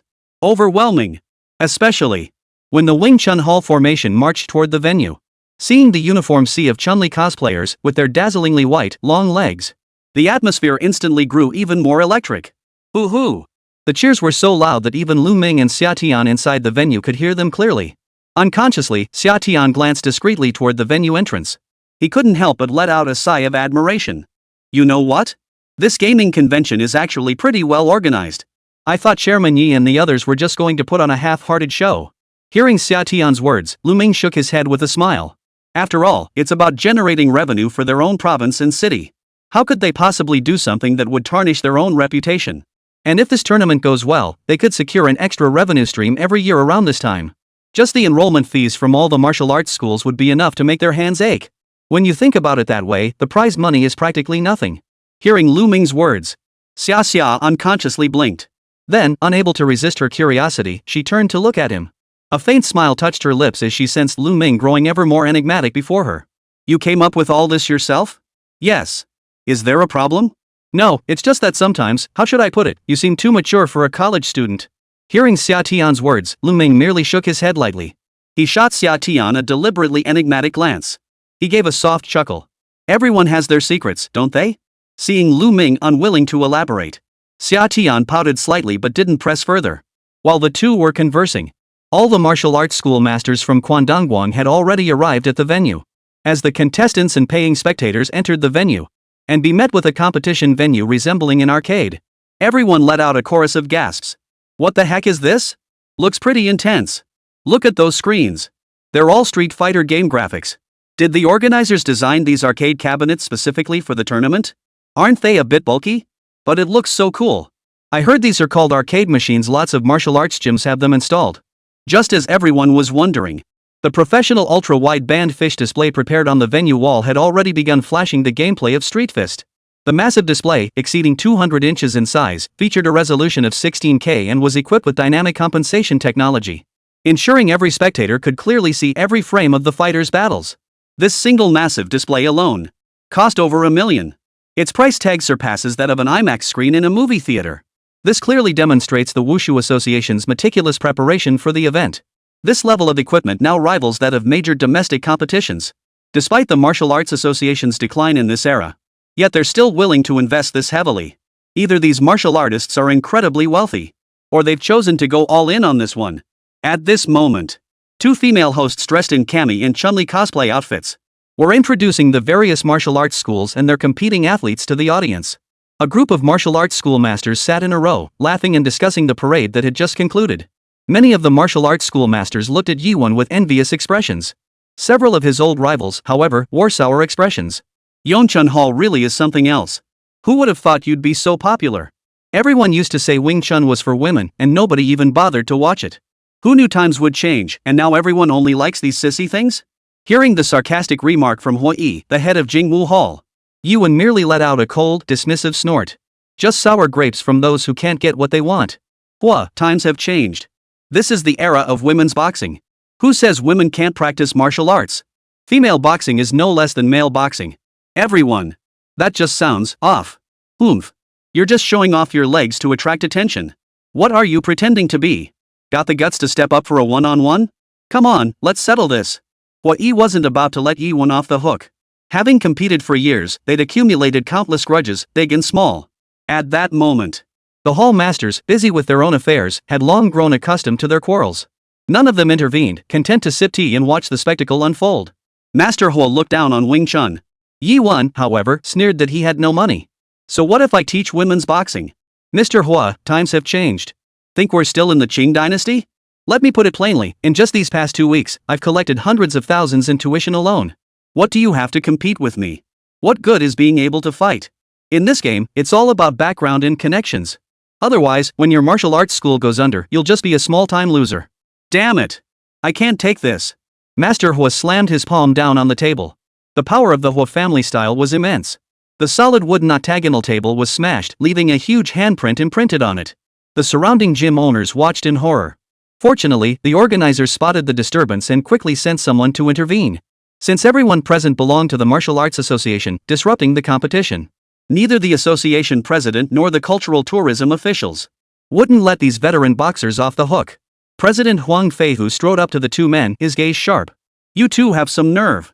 Disrupting today's crucial match, I'll revoke your licenses this year. You're grown men, what's there to fight over? If you must compete, let your disciples do it. Exactly. Hearing Chairman Huang's words, Yi Wen immediately stood up, a bright smile lighting up his face. Glancing at Hua Yi beside him, he regained his swagger. Hua, if you've got the guts, let my disciple prove himself in the tournament. Let me tell you, our Wing Chun Hall recently recruited a prodigy skills that have left every martial arts school in the dust. So tell me, are you scared? Bah! That's only because he hasn't faced my student yet. Bring it on. Yi, I'll wager those 2 lion head walnuts on your wrist. Deal. If we win, that family jade pendant on your waist is mine. Seeing Hua Yi fall for his provocation, Yi Wen's face lit up with delight. Watching Kai Li Jie on stage, clad in his own martial arts school's training uniform, he felt like a grandfather admiring his grandson-in-law. The more he watched, the more satisfied he became. Unconsciously, he pointed at Kai Li Jie and gestured to the other martial arts masters. See that young man over there? He's the son-in-law I've chosen for my granddaughter. He's quite the prodigy. Just like me when I was young, exactly the same. Chapter 55, This Mod. Damn, that's wild. At the competition venue, amidst the roaring cheers of the massive crowd, Kai Li Jie felt his heart pounding wildly. He slowly spread his arms wide. This was his stage. Today, he would redeem himself. Prove his status as the undisputed champion of Street Fist. Behind him, Yi Meng watched her boyfriend's excited expression. Couldn't help but pat his back encouragingly. Go for it, honey. If you win this match, I'll grant you one outrageous request. Really? Hearing his senior sister's words, Kai Li Jie nearly jumped up on the spot. As if remembering something, he instinctively wiped his nose though no blood was there. What kind of lucky day is today? Career and love both hitting the jackpot, wow. After glancing around to make sure no one was looking their way, Kai Li Jie immediately leaned in close to his senior sister's ear, whispering softly. Senior sister, if I win the championship tonight, I want you to wear Chun-Li's cosplay outfit and keep me company. Hearing Kai Li Jie's words, Yi Meng shot him a sidelong glance. Then she smiled sweetly. So that's your thing? Why didn't you say so sooner? Don't worry, I'll definitely be wearing Chun-Li's outfit to keep you company. Woof. In an instant, Kai Li Jie let out a wolf-like howl. He clenched his fists excitedly. Then he strode toward his assigned arcade machine. At this moment, contestants from all major martial arts schools had taken their places. The host announced. Alright everyone, please load your respective costume mods into your consoles. The first round of competition will officially begin in 10 minutes. Upon hearing the host's announcement, Kai Li Jie immediately turned to look at Yi Meng behind him. Senior sister, where's the USB drive? I'll load the mod. Ha? Didn't you bring the USB drive? Ha? You said you brought it alone? The words had barely left his mouth. Both fell silent. Then, the rest of the squad realized something was off. Holy crap! You two didn't forget the USB drive, did you? What do we do? Is there still time to go back and get it? No time. It'll take at least 20 minutes round trip. Well, maybe we should just skip installing the mod and go straight into the competition? Hold up.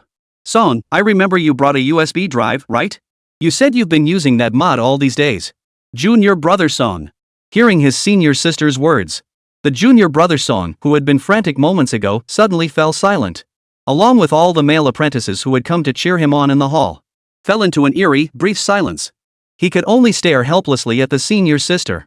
I did bring my USB drive, but the mods inside are. Enough. If you brought it, hand it over. Senior sister, brother Song has it. Hearing that someone had brought a USB drive, Yi Meng, who had been panicking moments ago, suddenly lit up. She hurried over to brother Song and snatched the USB drive from his hand. Thanks, Song. I'll treat you to dinner when we get back. Hey!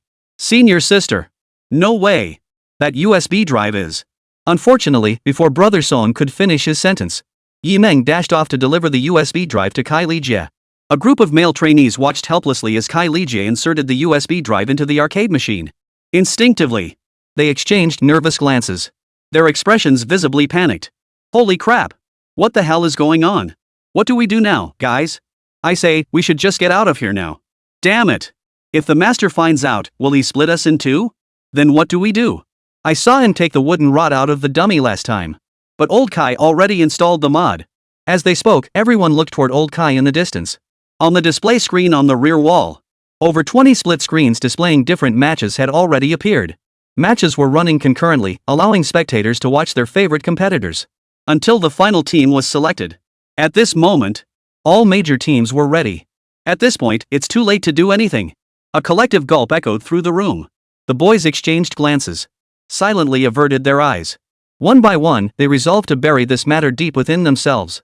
Soon, as time slowly ticked away, the host dressed as Chun-Li suddenly let out a loud shout. Everyone!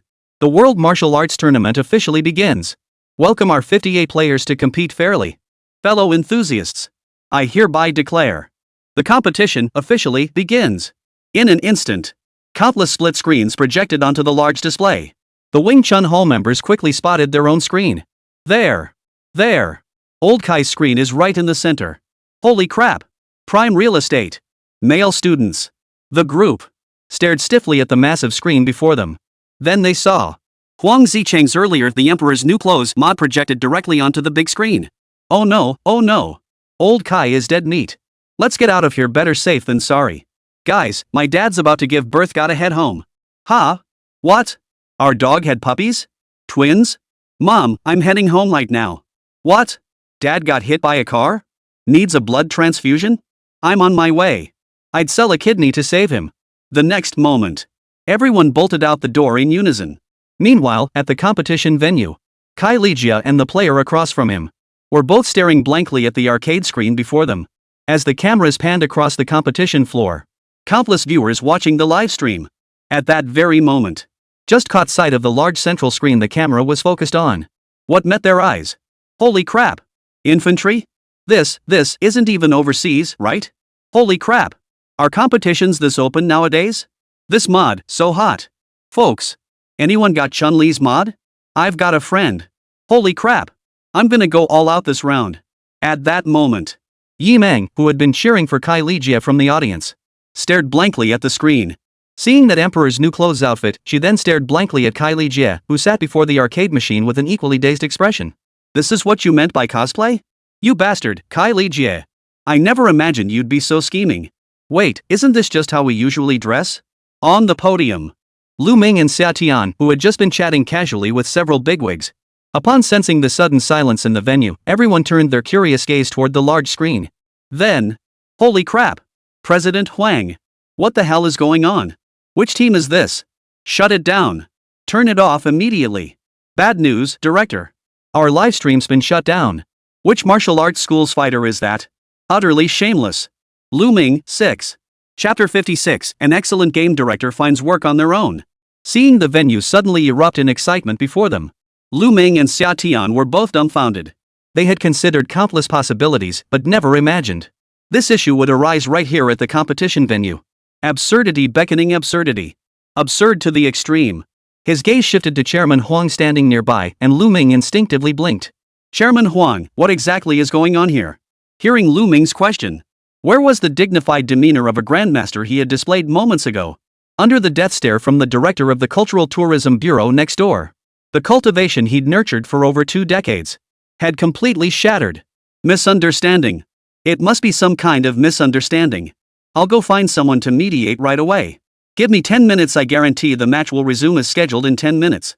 With that, the old master leapt into the air. Right in front of Lù Ming and the others, he soared over 3 meters through the air. Truly a veteran, even his jumps are full of power. At that moment, Kai Lijia stared blankly in the direction not far away. There, the female apprentices in the martial arts hall were staring at him with expressions that seemed to say, "What a piece of trash." Wait, what? I'm innocent. That USB drive clearly wasn't mine. Huh? Suddenly, Kai blind student Lijia seemed to have spotted the key point. His gaze abruptly shifted toward Huang Zicheng and the others. There they were, Huang Zicheng and the others having slipped out to the venue entrance without anyone noticing. Catching old Kai's resentful glare, they all turned to him with expressions of regret and sadness. Sorry, old Kai, we're bailing first. You bastard. Watching their retreating figures, Kai Lijia couldn't help but realize what had happened. What was most infuriating was, these guys had such a fun mod and didn't even tell me. On the podium, What Yi stared at the mod displayed on the large screen and burst into a hearty laugh. At that moment, he was beaming with triumph. And how utterly humiliated Yi when looked beside him. Old Yi, you really have taken on a fine disciple. Oh, what did you just say? This disciple is exactly like you were in your youth? TSK, never imagined you'd be this kind of old Yi. Pa. I'm ashamed to be associated with you. Yi won. Crash. Yiwen slammed his palm down, shattering the octagonal table. Glaring at Hui, who was still mocking him, Yiwen was so furious he nearly spat blood. You old fool. You're asking for it. Taste my little thought-seeking bridge and pointing finger. Oomph. Think I'm some lowly underling? Today we'll see is it the might of the Hua family fist or the prowess of your Wing Chun? You two, stop this at once. As the two masters were about to come to blows, Huang Feihu immediately stepped in to stop them. But, with his social credibility already in tatters, Yiwen couldn't care less about the consequences. He threw caution to the wind and clashed with Hui. In the blink of an eye, the original duel between two quickly escalated into a three-way brawl. Fists and feet knew no mercy, filling the venue with a deafening barrage of punches and kicks. The sound thundered like explosions, instantly drawing the attention of every spectator. Holy crap! They're fighting! They're fighting! Old school brawls are something else. Brutal! Holy, this is exactly why I love Manhwa's events, it's hilarious. This ticket was worth every penny, same price, 2 matches. Go Master Yi. Go Master Hua. Go President Huang. In just a moment, what started as an esports match turned into a full-on brawl. The three venerable masters unleashed a full-on brawl right before everyone's eyes. 10 minutes later, the livestream was finally unblocked. When viewers returned to the match livestream, who could have imagined that the perfectly normal live broadcast had suddenly turned into a full-on brawl? Holy crap! Isn't this the Street Fist tournament? How did it turn into a real fight? This old dude is fierce. His moves are textbook perfect. Holy crap! What the hell happened during that message break? Everyone, come see the old man fight. This is way more intense than the game. Damn! Nobody told me the tournament was this wild. I just want to keep watching the match from earlier. Who has that mod? We'll pay big bucks for it. A group of netizens, originally planning to rewatch the match, but after witnessing the clash between the three old masters, they were instantly drawn into the three masters duel.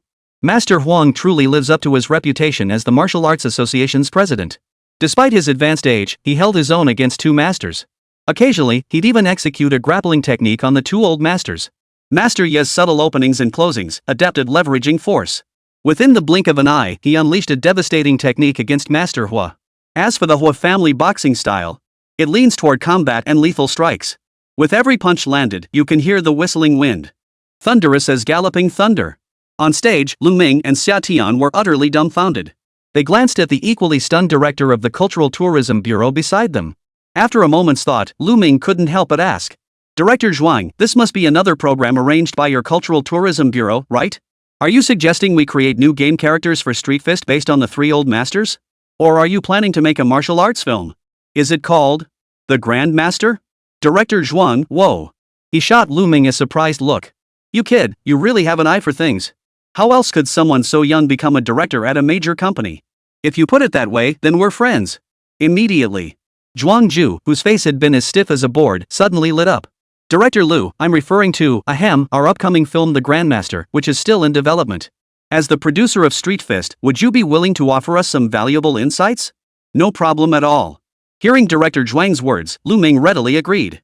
Ignoring Xià Tiān, who was watching the scene unfold like a spectator, he sat down right beside Director Zhuang. Xià Tiān beside him, watching Lù Ming engage in lively conversation with Director Zhuang. She was utterly stunned. Was this the legendary top-tier game director? Out of work, yet he'd actually seek out business opportunities himself? No way. You know a thing or two about movie scripts? Are you sure this is a college student? Seriously, he hasn't even graduated yet, but he already has 30 years of work experience? I advise you not to go too far. Off stage, apprentices from Wing Chun Hall, Jingwu Hall, and Bao Zealand. Upon seeing their three masters start fighting, they instantly rushed forward. In the vast hall, who cares about the competition now? With the three factions on the verge of another brawl, Zhuang Huikai, who had been chatting animatedly with Lù Ming, finally couldn't stand it anymore. A fight between three individuals could be explained away, but how could a full-scale brawl be justified? He performed a fist salute toward Lù Ming. Director Zhuang sighed helplessly. Director Lù, I apologize. I need to attend to some matters. As for the script you mentioned earlier, I'm quite interested. Shall we discuss it after the competition concludes? Certainly. If you're concerned about handling it alone, Director Zhuang, I can accompany you downstairs. Oh, how could I trouble you? Well then, thank you in advance, Director Lù. Ha ha ha. Chapter 57, The Renegade Disciple. just as the three martial arts schools stood locked in confrontation. Suddenly, a deep voice boomed from outside the crowd. Make way! Everyone, make way! From within the crowd, Lù Ming and Director Zhuang slowly made their way to the front. Director Zhuang glanced toward the cameraman. He gestured for the cameraman to film this side. Instantly, the live stream camera focused on him and Lù Ming. Their faces appeared before the viewers, and Director Zhuang smiled as he announced, "Everyone, what you just witnessed was a special performance arranged by our organizing committee just for you. It also relates to Mengya's upcoming project. I'll let Director Lù explain the details." Hearing Director Zhuang's words, Lù Ming nodded slightly beside him and smiled. "As you've witnessed, the combat footage you just saw is actually the new character data for the upcoming Street Fist 2. We will incorporate elements from various martial arts traditions in the later stages. The first three characters to be released are the martial arts master Hui Yuanjia, who masters Sia Family Boxing Yip Man, the master of Wing Chun and Wang Fei Hung, the practitioner of the Foshan Shadowless Leg. Additionally, we'll introduce 3 foreign martial arts masters. We appreciate your continued support." Ha! Hearing Lù Ming's words, a look of confusion spread across the netizens' faces. Is this a scam? Was all that just an act? Of course it was staged. Why would they suddenly start fighting for no reason? Probably just halftime entertainment. Didn't the livestream get blocked suddenly? Seems like a match would have ended by now. Honestly, those 3 old masters really packed a punch. I'm already hyped for Street Fist 2. But what was up with the game footage earlier? Was that also part of the official setup? You've got some nerve saying that. Aren't you afraid of getting investigated? Many netizens were completely fooled by Lù Ming's clever words. Only those who were actually there knew what was really going on. It was nothing like the breezy description Lù Ming gave. The 3 old men were clearly fighting for real. But neither Lù Ming nor Director Zhuang cared. What they needed was a plausible excuse to help them weather the current storm. Meanwhile, Wang Feihu and his team were gradually coming down from their earlier state of excitement. Seeing the director of the Culture and Tourism Bureau personally stepping in, continuing the fight would be impolite. Immediately, the 3 venerable masters approached Lù Ming and his group with smiles on their faces. Each took their place, hands clasped behind their backs to conceal their swollen palms. Then, simultaneously, they flashed a kind smile. Hey! That look! You could tell they were seasoned actors. Now that things had calmed down, it was time for them to take their apprentices home. Yi Meng and Kai Lijia cautiously approached Old Master Yi. A hint of bitterness flashed across Kai Lijia's face. Seeing Kai Lijia, Old Master Yi, whose anger had just subsided, flared up again in an instant. Gritting his teeth, he glared at Kai Lijia. If not for the cameras still trained on him, he would have unleashed a full set of Wing Chun combinations on the man. He'd show him what the 8-cut knife and 6.5-point staff were all about. After a long pause, he coldly spat out 2 words. Rebellious disciple. Hearing his future father-in-law's words, Kai Lijia's face instantly drained of color. Just as he was about to explain, Yi Meng gently patted his back and shook her head reassuringly. She signaled that she'd handle this while he went to the competition. Under Kai Lijia's lingering, hesitant gaze, he obediently returned to the competition venue. As for the rest of the competition, while all other teams utilized their respective mods, only the Wing Chun Hall character used the default skin. Viewers who had watched the livestream from the beginning, well, they knew exactly what was going on. As for Kai Lijia, endured immense mental pressure. Braving countless mocking glances from the audience, he forged ahead through adversity. Though much unfolded today, fortunately, he withstood the pressure and made it to the final round. As the competition reached its climax, the atmosphere at the venue grew intensely heated. Amidst the roaring cheers of countless spectators, Kai Lijia unleashed his signature combo move once more. Using just one character, he knocked all 3 of his opponent's characters to the ground. This instantly sent the match's atmosphere into a frenzy. Game over. Amidst the cheers of the 2 hosts, the inaugural Street Fist World Martial Arts Tournament concluded successfully. Lù Ming, Zhuang Zhu, and President Huang, holding the trophy and prize money, walked awkwardly onto the award stage. Noticing Kai Lijia's stiff expression, Director Zhuang patted his shoulder and spoke earnestly. Young man, having talent is a good thing, but don't get too cocky. Absolutely, absolutely. Hearing Director Zhuang's words, even though he'd won first place, Kai Lijia felt like shrinking into a little bird. He had originally hoped to prove himself through the competition. Now, he was terrified of anyone recognizing who he was. This competition likely marked the complete end of his career. In the future, no official body would dare invite him to compete in such events again. If he pulled another stunt like this, the organizers would likely be furious enough to curse. Holding the trophy and prize money, Kai Lijia felt a wave of bitterness wash over him. Meanwhile, Lù Ming smiled as he accepted the microphone handed to him by the host. He announced the mystery grand prize. As I mentioned in the pre-race announcement, a special prize awaits the first-place finisher.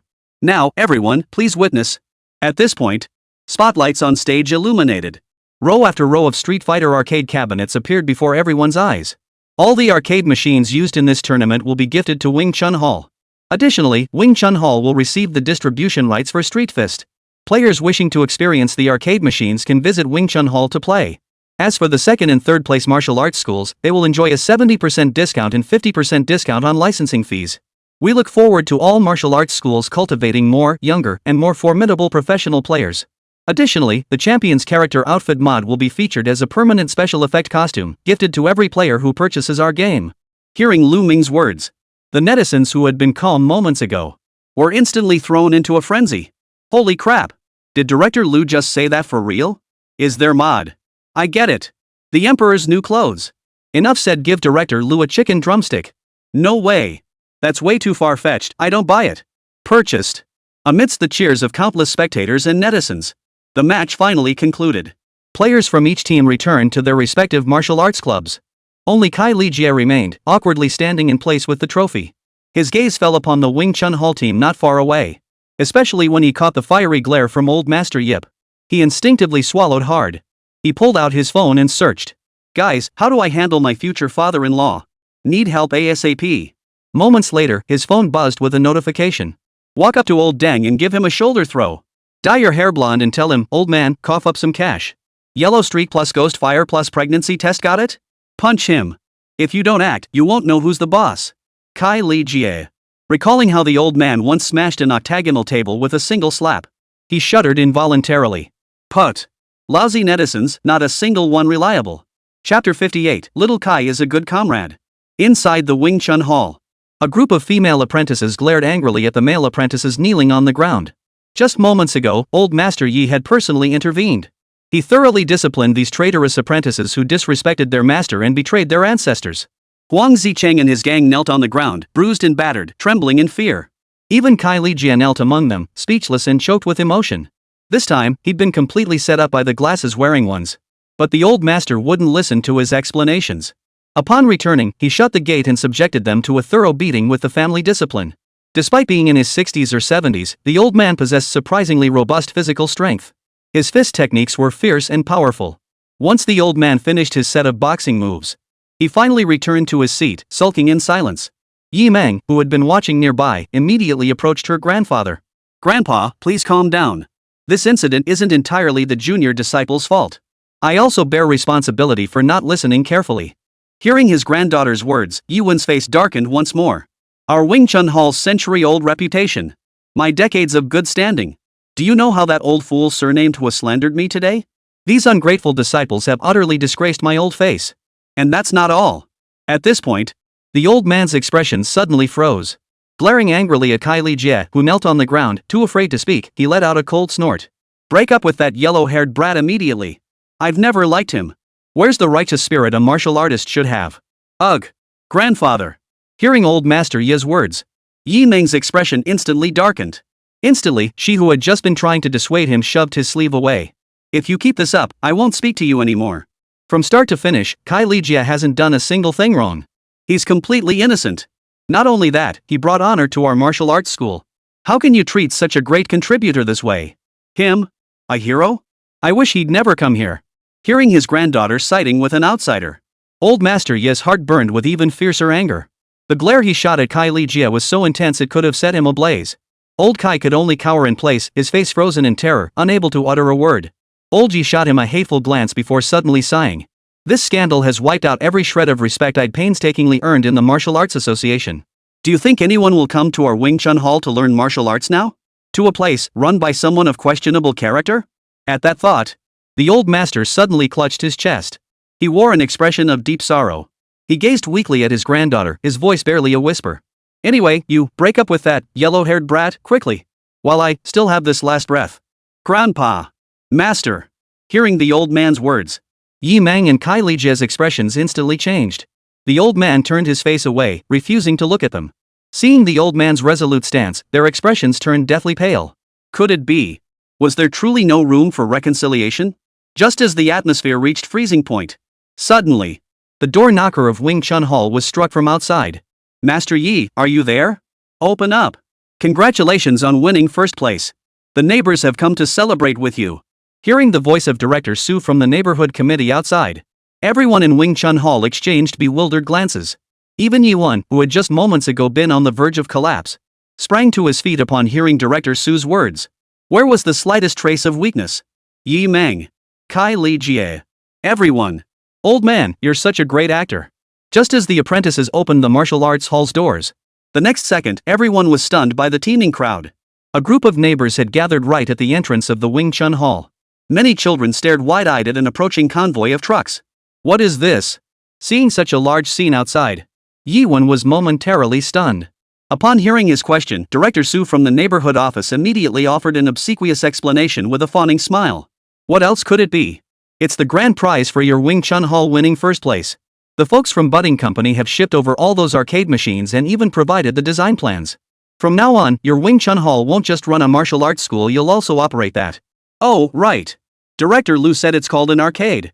Everyone's waiting to come play games. Just as he spoke, the neighbors nearby kept nodding in agreement. They looked at Yi-won and couldn't help but discuss enviously. Master Yi, we heard the winner of the tournament is Ming Ming's boyfriend. Is that true? You bet. That young man is quite the catch. He won 1 million yuan in prize money alone. No wonder he's an esports pro. Do you think our little Hu could be as good as him? Master Yi, could you arrange for Ming Ming's boyfriend to be our teacher? I want my grandson to learn from him too. Exactly. That way he can train in martial arts and play games without missing a beat. My grandson showed talent from a young age, he'd be perfect for an esports academy.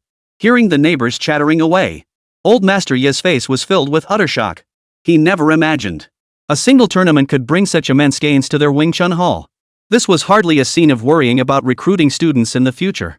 Not only that, numerous street fist enthusiasts had come to the Wing Chun Hall specifically to see it. Master Yip, could I get an autograph from fighter Choi Lee Kit? Yeah. I've been a huge fan of Sister Lee for ages. Does he teach here? If Sister Lee is here, I want to sign up. Exactly. I want to sign up too. Where do I pay the tuition? Hearing these words, old Master Yi, who had been looking a bit down, his face instantly broke into a beaming smile. Looking at the neighbors and tourists before him, he couldn't help but ask again. Are you really here to sign up? Yes. The resounding chorus instantly enveloped the old man in bliss. By the ancestors, the once deserted martial arts hall would finally flourish under my hand, Yi-won. At that moment, the old master's expression turned solemn. Then he chuckled. You're right. Little Kai is a fine fellow. I knew he was the one the moment I saw him. Tomorrow he'll become the master teaching street fist at our martial arts school. Everyone, hurry up and sign up. Xiao Kai, what are you doing? Why are you still kneeling? Oh, practicing martial arts. Two of you, come quickly and help my grandson-in-law up. Hearing the old man's words, Kai Li Jie, who had been kneeling on the ground moments before, was suddenly stunned. Yi Meng firmly helped him up and he was immediately presented before the crowd. Then, the master, who had been seething with anger moments before, now patted his shoulder with tender warmth. Little Kai is a fine young man. Just like me when I was young. Full of chivalrous spirit, he's clearly my ideal grandson-in-law. Come on, little Kai, give everyone a smile. Say a few words for your award acceptance. Kai Li Jie. All the martial arts school apprentices. Master, are you practicing the formless divine skill? How else could you possibly not even care about your face? Chapter 59, I do my thing, you do yours. Ding. 2-week period ended. Investment settlement in progress. Agent, Lù Ming. Investment project, Street Fist. Investment amount, 5.13 million. Return multiplier, 10x. Game revenue, 26,776,722 yuan. Congratulations! You have earned a system rebate of 0.0000000 yuan. Summer. At the airport, Xià Tiān fell silent upon hearing the system notification. Staring at the string of zeros in the system rebate. For some reason, she felt strangely accustomed to it. She never imagined that in just 2 short weeks, Street Fighter had generated such substantial profits for the company. Of course, a significant portion of this profit was achieved through the promotional boost from the first martial arts tournament. Although quite a few things happened along the way. For some reason, the live streaming incident that occurred in the broadcast room back then. Instead, it gave Street Fist sales another boost. It was quite peculiar. Lù Ming, standing nearby, watching General Manager Xia, who had just been cheerfully chatting with him moments ago, suddenly seemed to burn out, turning into a silent gourd. His face was instantly filled with question marks. Mr. Xia is a pretty decent guy. But she can be quite peculiar at times. Could she be bipolar? Can rich people get that too? Just as Lù Ming was pondering this, Xià Tiān seemed to have come to terms with it. A bright smile suddenly returned to her face. Upon arriving at the airport parking lot, she couldn't help but glance at Lù Ming and gave him a flirtatious wink. Lately, she'd been quite curious about Lù the dopehead, wondering how many more secrets he held. Little did she know, a woman's attraction to a man often begins with the mystery he carries. With a charming smile, she proposed directly. Alright, now that we're back, shouldn't we celebrate how smoothly this competition went? Let's grab Fang Xiaoxiao and the others later and go grab a nice meal? Hearing the boss's words, Lù Ming saw no reason to refuse. He nodded. Just as he was about to head back with Xià Tiān. Suddenly, Xià Tiān's phone rang. Seeing the caller ID, Xià Tiān frowned slightly. After a few words on the call, she hung up immediately. She then looked at Lù Ming with an apologetic expression. Sorry, little Lù. I have to leave now, something came up at home. You can take a taxi back on your own, right? Wealth Treasure received 100,000 yuan. Lù Ming. Goodbye, Ms. Xia. It's no big deal, I could easily earn that much even if I had to run back home. True to her reputation as a little rich girl, she sure knows how to spend. Giving so much money. Forget taking a taxi back. It's enough to buy a car and drive back. Who wouldn't be satisfied? He fawned all over her as he saw Xià Tiān off. Lù Ming immediately whistled to hail a cab and left the airport. Shortly after parting ways with Xià Tiān. 2 hours later, Xià Tiān drove back to the Sia family estate.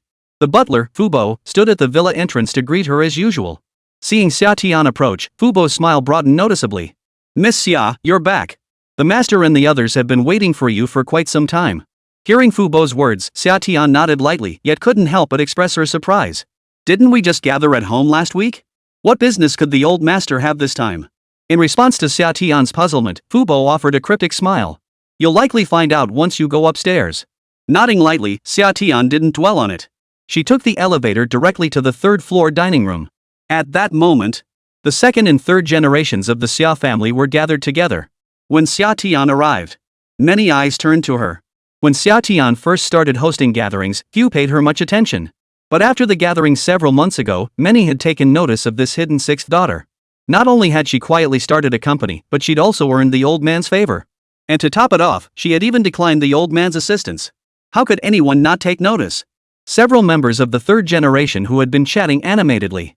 Upon seeing Xià Tiān take his seat, the group at the table fell into an eerie, brief silence.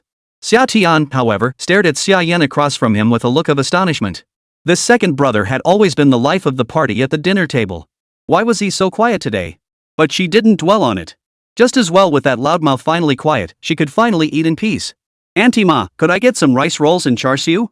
I've been really into Cantonese cuisine lately. Upon hearing Xià Tiān's request, the housekeeper named Auntie Ma nodded promptly. When the dishes arrived, Xià Tiān then realized. Everyone was still staring at her intently, not saying a word. Wait. This makes it even harder for me to eat in peace. Do you think staring at me will fill my stomach? Unconsciously, she let out a soft sigh and turned to look at her eldest sister, Xiaxue.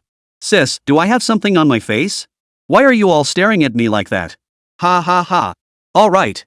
The 3-generation NPC skill automatically triggered. Xià Tiān. Dining with this bunch is such a hassle. Meanwhile, the eldest sister, Xiaxue, stared intently at her younger sister and couldn't help but ask. Tiān, how's the task Grandpa gave you coming along? Hearing her eldest sister actually ask her a business question, Xià Tiān was stunned. Didn't she know she was the most clueless one in the family? Why should I care about that business? She muttered listlessly while fiddling with her rice rolls. Whatever. I had my people handle it. No idea if they actually did it or not. Hearing Summer's reply, he wasn't sure if it was his imagination. Xiaofeng, Xiayan, Xiaxue, and Xiaolu all seemed to visibly relax. Xiayan, who had been somewhat tense, upon hearing Xià Tiān still being his usual nonchalant self, his whole demeanor hardened once more. Little sis, I really have to talk to you about this. Is Grandpa's mission that simple? How could you possibly accomplish it without doing it yourself? Take me, for instance. The old man sent me to expand channels in commercial districts and even to set up base stations in rival-owned malls. That's ridiculous. I've been dead tired these past few days, washing my feet daily. They're practically worn out from all the running. Xia Yan's words clearly resonated with the other brothers and sisters. With him leading the charge, everyone couldn't help but let out a collective sigh. The old man told me to team up with a famous director and produce a money-making project. God knows how long I've been begging him, and I still haven't convinced him. Same here. My family's Qinghai Electronics needs to launch new ventures or shut down several old factories. If we fail to meet targets, at least 200 people will lose their jobs. The pressure's killing me. My family seems to be eyeing expansion into Dongguan. They want me to pioneer the market, their tough call. Southerners place great importance on family ties. It's not easy for us to just barge in. At this point, the siblings exchanged glances. They all sighed deeply. Even Xia Feng and Xia Shui found the situation tricky. For the other third-generation members, it was naturally even more difficult. Among all these people, perhaps only Xià Tiān took this matter least seriously. I'll do my thing, you guys do yours. As everyone complained about their recent experiences. Ahem. A deep, resonant cough abruptly cut through the chatter. An elderly gentleman in traditional Chinese attire had quietly entered the dining room. The Sia Family Gathering began anew. Chapter 60, You're not the doggy we used to know. At this moment, Xia Chunqing wore a broad smile. This caused the second and third generations of the family to secretly breathe a sigh of relief. It seemed the old man was in a good mood. Then today's gathering wouldn't be stressful. The family was once again filled with the familiar sounds of laughter and cheer. The second generation of the Sia family were now seated together. Looking at their fathers or fathers-in-law, they couldn't help but ask, Dad, what's got you so happy today that you even called us all back? Hearing Xia Miao's question, the smile vanished from old Master Xia's face. He reverted to his former stern self. He gave his son a lukewarm glance and asked indifferently, What? Can't I call you back when I have nothing to say? Well, that wouldn't do. What are you saying? We came running the moment you called, didn't we? Seeing she couldn't coax anything more out of her father, Xia Miao gave a sullen smile. But the elders' gazes couldn't help but turn toward the three generations gathered around Xià Tiān. The old man had suddenly summoned everyone back. And he hadn't given them any reason why. If it wasn't about the company, it must be about the third generation. Judging by the smile on the old patriarch's face when he entered the room just now. Could it be that someone among the third generation grandchildren had completed the impossibly difficult task the old man had assigned? But it's only been a few months whose youngster could be that efficient? The uncles, aunts, and cousins exchanged glances. They could see the confusion in each other's eyes. They had heard rumors about their own children's activities lately. But none had mentioned completing the old man's task? Just then, as if something occurred to them, all eyes suddenly turned towards Xiao Dao. Xiao Dao, with his simple, honest looks and slightly plump figure, was currently eating crab. He found himself under the watchful eyes of several older brothers, sisters, brothers-in-law, and sisters-in-law. He blinked innocently. Xia Miao gave her youngest brother a forced smile and couldn't help asking, Youngest, how's your Tian doing with his tasks lately? My Tian? Hearing his second brother's question, Xiao Dao visibly froze. He recalled his daughter's usual behavior at home. She was either binge-watching dramas, shopping online, or playing games. What else could she possibly be doing? Oh, right. She even went on a trip a few days ago. Scratching his head, Xiao Dao said with a simple, honest expression. Nothing different from usual. She just stays cooped up at home all day, never going out to make friends. She's getting on in years, but she won't even go on blind dates. It's driving me crazy. Xia Miao and the others believed Xiao Dao's sigh. Xia Miao and the others believed him.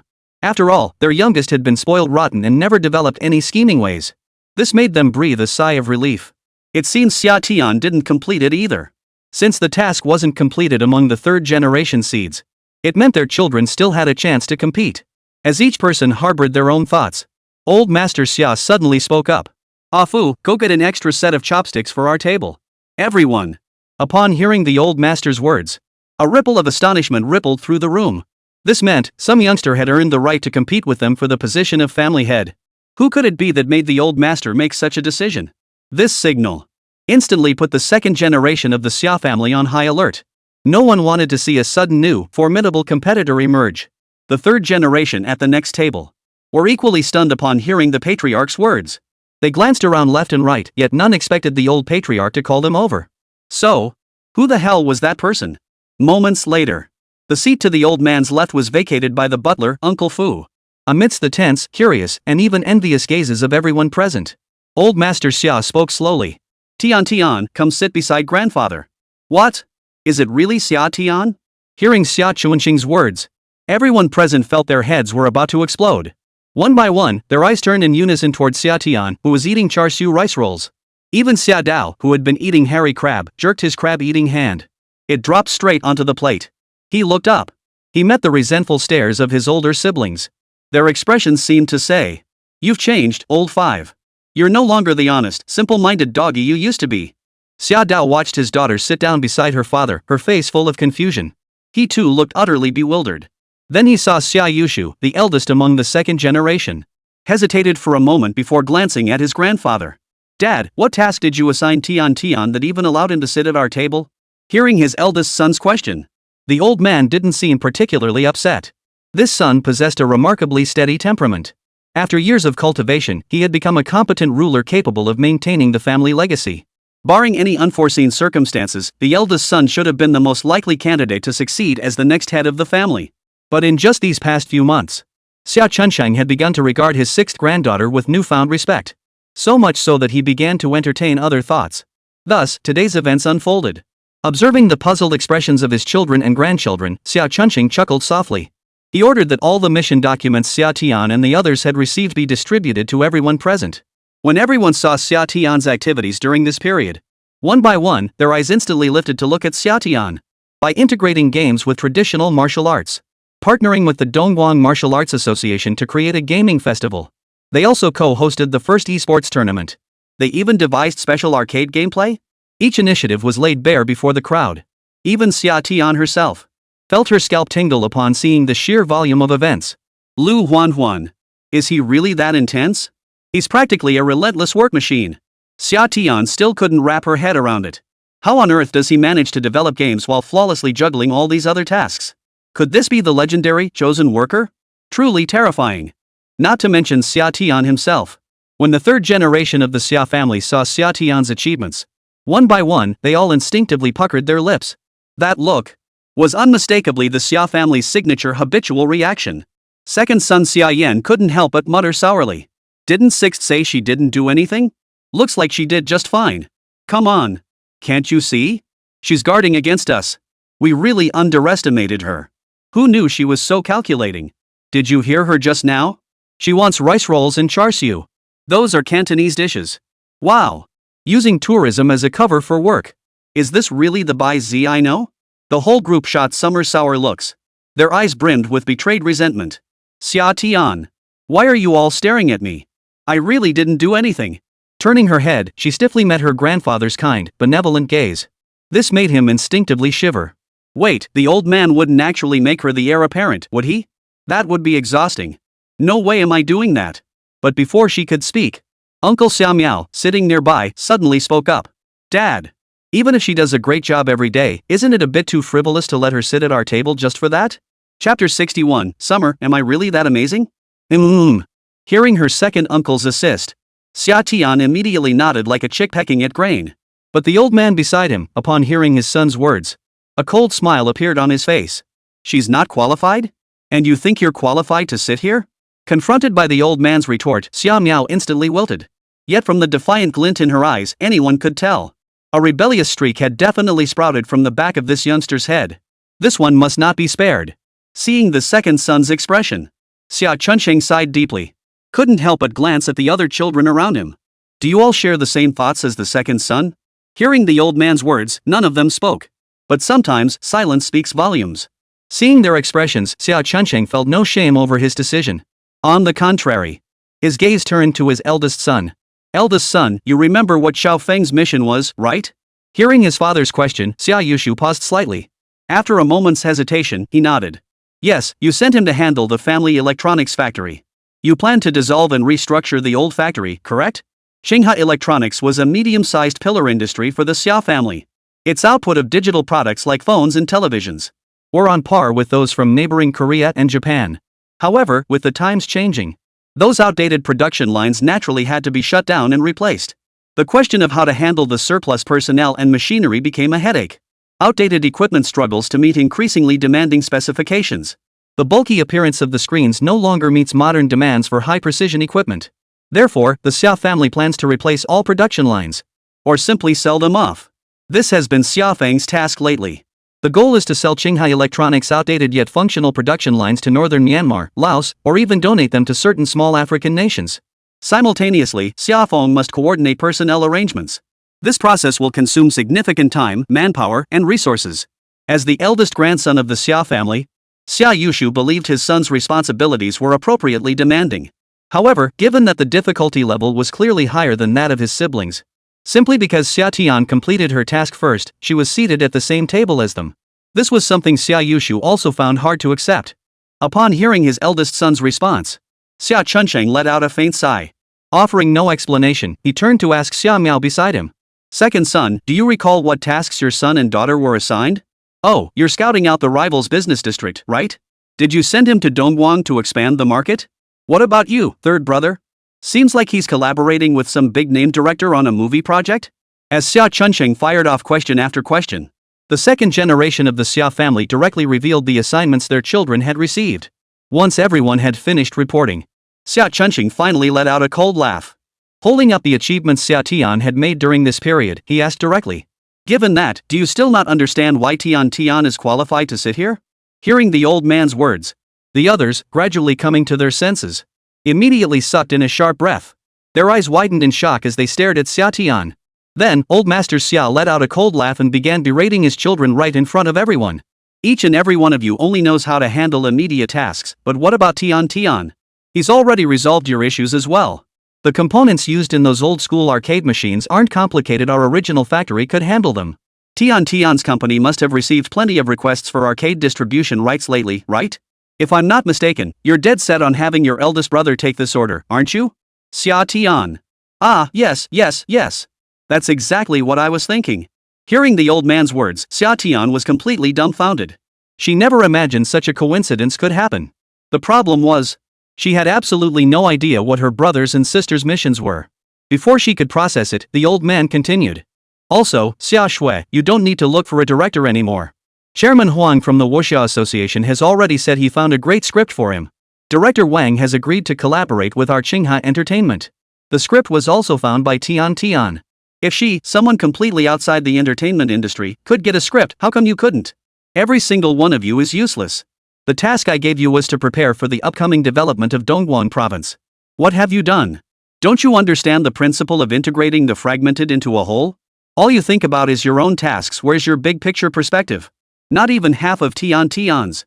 Number 1, number 2, number 3, number 4, why aren't you saying anything? Speak up. The old man slammed his fist on the table. The atmosphere instantly turned icy cold. Everyone froze in place, too afraid to utter a word. Seeing no response, the old man finally smiled and said, "But look at Xià Tiān, she's the one who truly resembles my granddaughter. Whether it's her vision, decision-making, or execution, she's no less capable than I was in my youth. She single-handedly accomplished the work of so many of you. Director Zhuang from the Culture and Tourism Bureau has a favorable impression of Qinghe. With this connection established, our plan to enter Dongguan is just around the corner." After speaking, the old man let out a cold chuckle. Then he fixed his gaze squarely on Xia Miao and asked, "Second son, do you still think your niece isn't worthy of sitting at this table?" Hearing the old man's words, Xia Miao dared not utter another syllable. He stared at his niece in utter shock. He couldn't fathom it. How on earth had Xià Tiān managed to be so efficient and outstanding? Compared to him, his own son was nothing but a good-for-nothing. Unconsciously, he clenched his fists. He felt his belt tightening. Hard. His fists were hard. Everyone present was just as stunned as Xia Miao. The crowd stared in disbelief at Xià Tiān, seated beside his grandfather. The entire 3 generations were so stunned they couldn't utter a word. At that moment, Xia Yan remained unaware of his predicament. He stared blankly at that 6th sister. Where was the shadow of the little sister he remembered? Could it be this girl had been putting on an act since childhood? All for this very day? Whoa! It was instinctive. Every member of the Xia family sucked in a sharp breath. The look in Xià Tiān's eyes had changed completely. "You kid, you sure know how to hold back." As for Xià Tiān himself, she sat there blankly, listening to her grandfather's story. Only one question lingered in her mind. "So, I'm actually this amazing?" Xia Dao, standing nearby, stared at his daughter with an equally bewildered expression. Recalling Xià Tiān's demeanor at home, "Dad said it, is this really my own daughter? Got it. My daughter must have been possessed. Or perhaps she's awakened memories from a past life. Is she actually the reincarnation of an empress? Otherwise, how could she possibly not match the image of his daughter in his memory?" It wasn't until he saw Xià Tiān listening to the old man's speech with a blank expression, and secretly eating rice rolls, he finally breathed a sigh of relief. A little glutton who still had the appetite to sneak snacks at a time like this. She must be his daughter. Chapter 62, Catfish. At the Xia family dinner table, everyone was too intimidated by Xia Chunsheng's earlier outburst to speak. Xia Chunsheng, however, glanced at his favorite little granddaughter and immediately smiled. As previously agreed, the 20 million will be transferred to your company via an electronics factory order. You did well this time, Tian. I feel your talents are being wasted on this game company. How about joining Qinghe Entertainment? Hearing the old man's words, the second generation of the Sia family instantly grew wary. Qinghe Entertainment was the true pillar of the Sia family. If Xià Tiān were to join, what position would she hold? As everyone nervously watched Xià Tiān, wondering what position she would claim, to everyone's surprise, Xià Tiān casually waved her hand. No need, grandfather. The gaming market is a vast untapped blue ocean. If done right, it might even surpass Qinghe Entertainment. I won't be joining the company. Just wait and see how big and powerful my own company becomes. Yeah, right. If she really took that job at Qinghe Entertainment, given Grandpa's personality, he'd definitely assign me a clear role. Then I'd just be working for the Sia family. How could I possibly enjoy the carefree life I have now? Not to mention working 5 days and resting 2, with only 1 hour of work per day. Tell me, who else gets to live such a heavenly life? Hearing his niece's words, the second-generation members of the Sia family visibly relaxed their gaze towards Xià Tiān. Fortunately, my niece is smart enough not to get into a fight with them. Otherwise, just sharing a meal with her at the same table in the future would make them feel uneasy. And if they had to work alongside her, given this niece's work efficiency, wouldn't that drive them to despair? As for Xià Tiān's request, the old man just chuckled and said nothing more. Looking at his precious granddaughter, he grew fonder of her with every glance. She was the spitting image of him in his youth. Once, he too had a golden opportunity to rise to the top, but he too refused to bow to others. Working for others? Nothing compared to standing tall on your own 2 feet. Xia Chunsheng, who now understood Xià Tiān's ambition. He simply wanted to quietly watch his granddaughter grow and strengthen the budding enterprise. In short, at this meal, aside from Xià Tiān's family, no one ate with peace of mind. When the gathering finally concluded, the second generation of the Sia family gathered once more. The second son, Xia Miao, picked his teeth while eyeing his eldest brother. Seeing his brother's solemn and dignified demeanor, he snorted coldly, pretending to be righteous. Since the other party wasn't inclined to speak, he'd take on the role of the troublemaker himself. Ahem. He deliberately cleared his throat loudly before turning his gaze to the other siblings. The fifth daughter is something else. She's actually starting to compete with us uncles and aunts for position. We've watched this little girl grow up, and this level of composure. Honestly, I really think the old man might pass the position on to her. Hearing Xia Miao's cheap provocation, the other 3 merely shot him a cold glance. They gave a light snort. Xià Tiān's aunt standing nearby asked coldly. Enough, second brother. If you have something to say, just say it. I've got a facial appointment with the ladies group this afternoon. Fine. I'll be straightforward. The old man says we lack pioneering spirit? Then why not create one ourselves? Our little niece is too sharp-tongued. If we don't discipline her now, she'll suffer the consequences later. Let us uncles and aunts teach her a lesson. Upon hearing Xia Miao's words, the 3 immediately turned their gaze toward him. A flicker of hesitation crossed their eyes. That doesn't seem quite right. If we do this, Dad will be upset, won't he? Xia Ji, the 4th son, couldn't help but speak up. No, Dad loves nothing more than healthy competition. Haven't you noticed the old man's true intentions? Xià Tiān is like a catfish. He wants us to stir things up. If we don't move, we might just get swallowed by that little catfish. Xia Miao's words sounded an alarm for everyone. But for an elder to take action against their own juniors, it would indeed seem rather unseemly if word got out. While Xia Ji, Xia He, and the others hesitated, Xia Yushu, who had remained silent, suddenly nodded. Very well. The gaming industry is indeed booming. If Xià Tiān can make so much money in it, there's no reason we couldn't with our resources. I'll personally invest 10 million yuan to establish Qinghe Games. Xia Yushu's words left everyone stunned in their tracks. Who could have imagined? The usually reserved and cautious boss, when he acted, it was nothing short of earth-shattering. Instantly, the other 3 siblings exchanged glances. They all nodded in agreement. I'll put in 10 million too. Me too. Alright, then we'll pool 40 million to establish Qinghe Games. As for recruiting talent, third brother, you should have some connections in this area, right? Don't worry, I'll start poaching talent right away. They'll be absolute top-tier industry talent. While the 4 quietly discussed how to unite against budding games, little did they know, every move they made was being overheard by a chubby, earnest figure. Xiao Tao, that is, Xià Tiān's old man. Though he wasn't particularly skilled, he knew his older siblings inside out. The moment they gathered together, he sensed something was off. Now, upon hearing his siblings secretly plotting against his precious daughter's career, he was so startled he hurriedly slipped out of the estate. Back home, seeing his daughter sitting calmly on the sofa eating ice cream as if nothing were wrong, He hurried over and snatched the Häagen-Dazs from her hands to calm his nerves. Only then did he manage to suppress his panic and say, "Stop eating, kid. Do you know your uncle and aunt are after you?" "Ha?" Hearing her father's words, Xià Tiān, who had been about to retort, froze in place. Unconsciously, she furrowed her brows slightly and couldn't help but ask, "What exactly is going on?" After Xiao Tao relayed the information he just overheard to Xià Tiān's eyes lit up instantly. A delighted smile flickered in her eyes. Yet she feigned indifference. "Put. A bunch of nobodies, what have I got to fear? Rest assured, Dad. As long as I'm here, they won't get anywhere. In the end, it'll only make grandfather favor me more. You can rest easy." But deep down, she didn't think that way at all. If Uncle and the others want to play games, fine. Should she start leaking bits of Lù Ming's plans? If they compete head to head, it would inevitably split the game's sales. Then wouldn't I end up losing money? Wahahaha. I'm such a little genius, combining beauty and talent. Let them fight it out with Lù Ming. My uncles and aunts aren't small fry like Chunjiming. This time, he wouldn't believe it being targeted like this by his uncles and aunts. Minjia can still make money. Chapter 63, Hiring? Hiring. Early the next morning. As usual, Xià Tiān arrived at the company. Just as she was about to clock out and sneak home as usual, she found the office unusually bustling today. Many people dressed in business attire, holding resumes, were waiting at the entrance.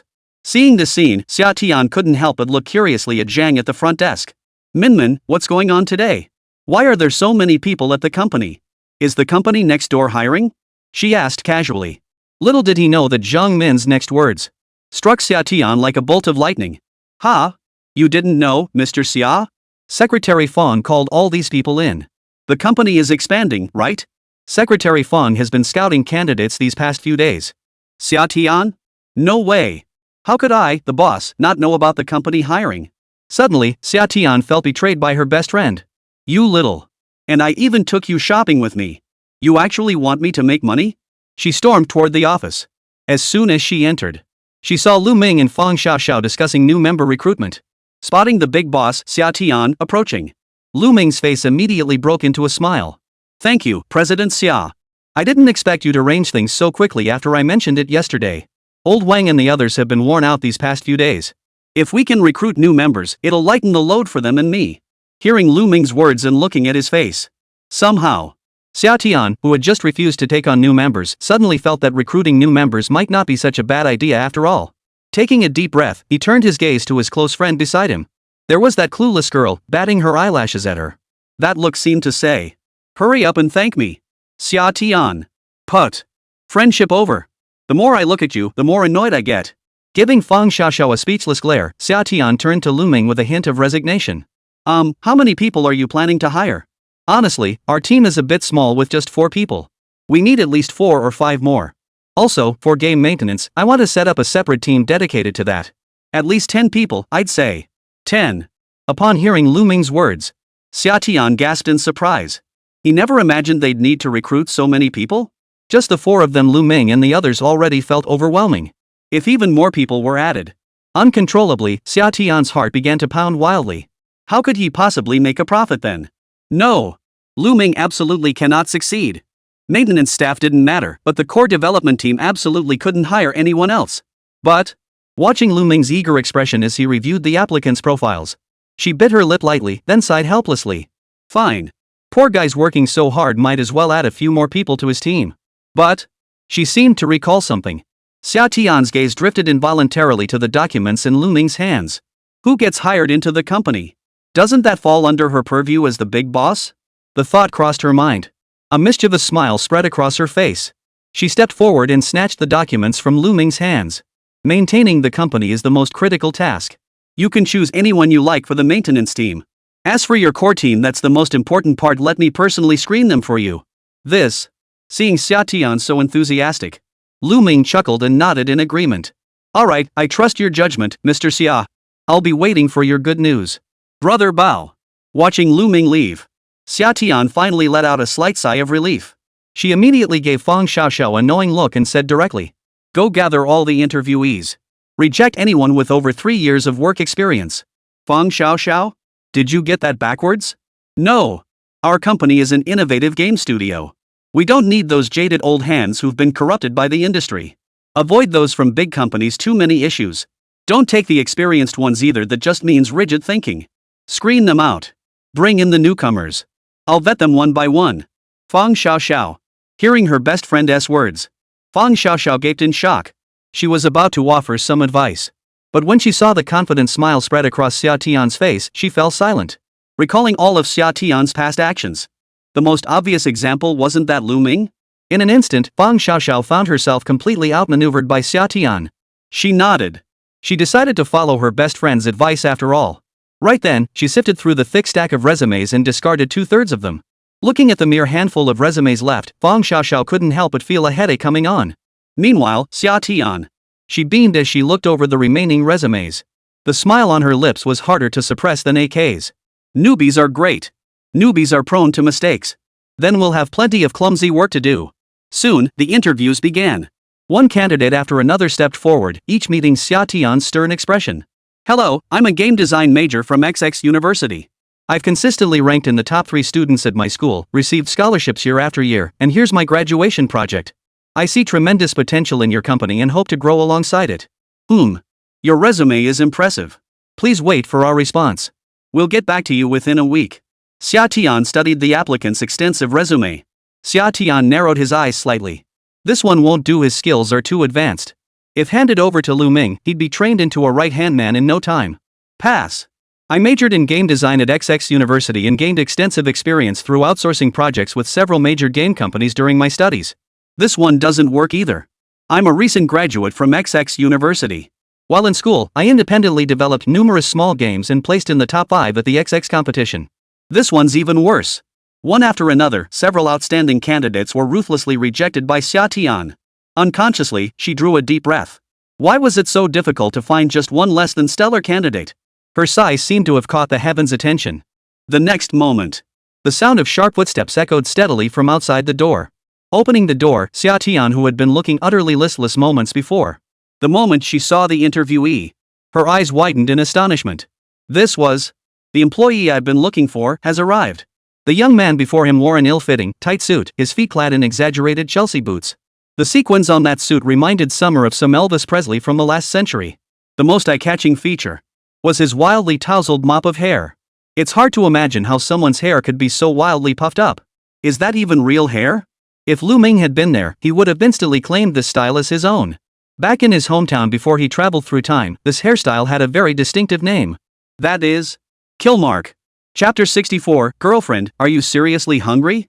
Looking at the guy in front of her with his rock and roll vibe. He definitely didn't look like someone here for a technical position. But here he was. Such outlandish attire, not just Summer was shocked.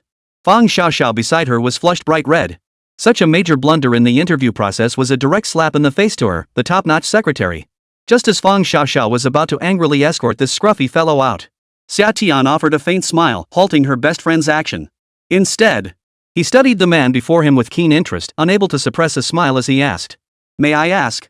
Mr. Li Zhang, is it? With that outfit, are you really here for the job interview at Manhwa, or did you come to host a concert?" Hearing Xià Tiān's question, Li Zhang glanced down at his own attire and scratched his head slightly. "I was a bar singer yesterday, but my boss kicked me out and the band broke up. But I majored in computer programming in college, so I believe I can handle this job." "Oh, and would you like to hear a song I wrote myself?" Before Summer and the others could respond, he just started singing right there on the spot. "I miss you, I miss you. I miss you every day. Just want to see your face. Miss you, miss you. I miss your laughter. My whole heart belongs to you. Summer." Fang Xiao. Why are you singing everywhere? And this song, it's not quite pop, not quite rock, not quite hip-hop. It just sounds weird no matter how you listen to it. At first listen, Xià Tiān just thought the song was as peculiar as the singer. But after the singer stopped, that haunting melody was relentlessly assaulting her brain. What does haunting melody even mean? Is this guy a lunatic? Staring at Li Zhang before her, Fang Xiao was utterly exasperated. She was about to roll up her sleeves and kick this person out. But Xià Tiān couldn't help bursting into laughter. "Ha ha ha. Talent. True talent. You're absolutely brimming with artistic flair. Our company needs someone like you. Come join us. You'll be our music director, arranging, composing, voice acting, we'll be counting on you." Fang Xiao. Hearing her silly best friend's words, she was utterly stunned. "No way, Ajin, you're serious? Bringing someone who's clearly a troublemaker and a salary thief into the company. Aren't you afraid the company will implode? Before she could even try to talk her out of it, Li Zheng across the table shot to his feet. Thanks, boss. I'll start work tomorrow. After Li Zheng left, Fang Xiaoxiao finally turned to look at Xià Tiān with utter disbelief.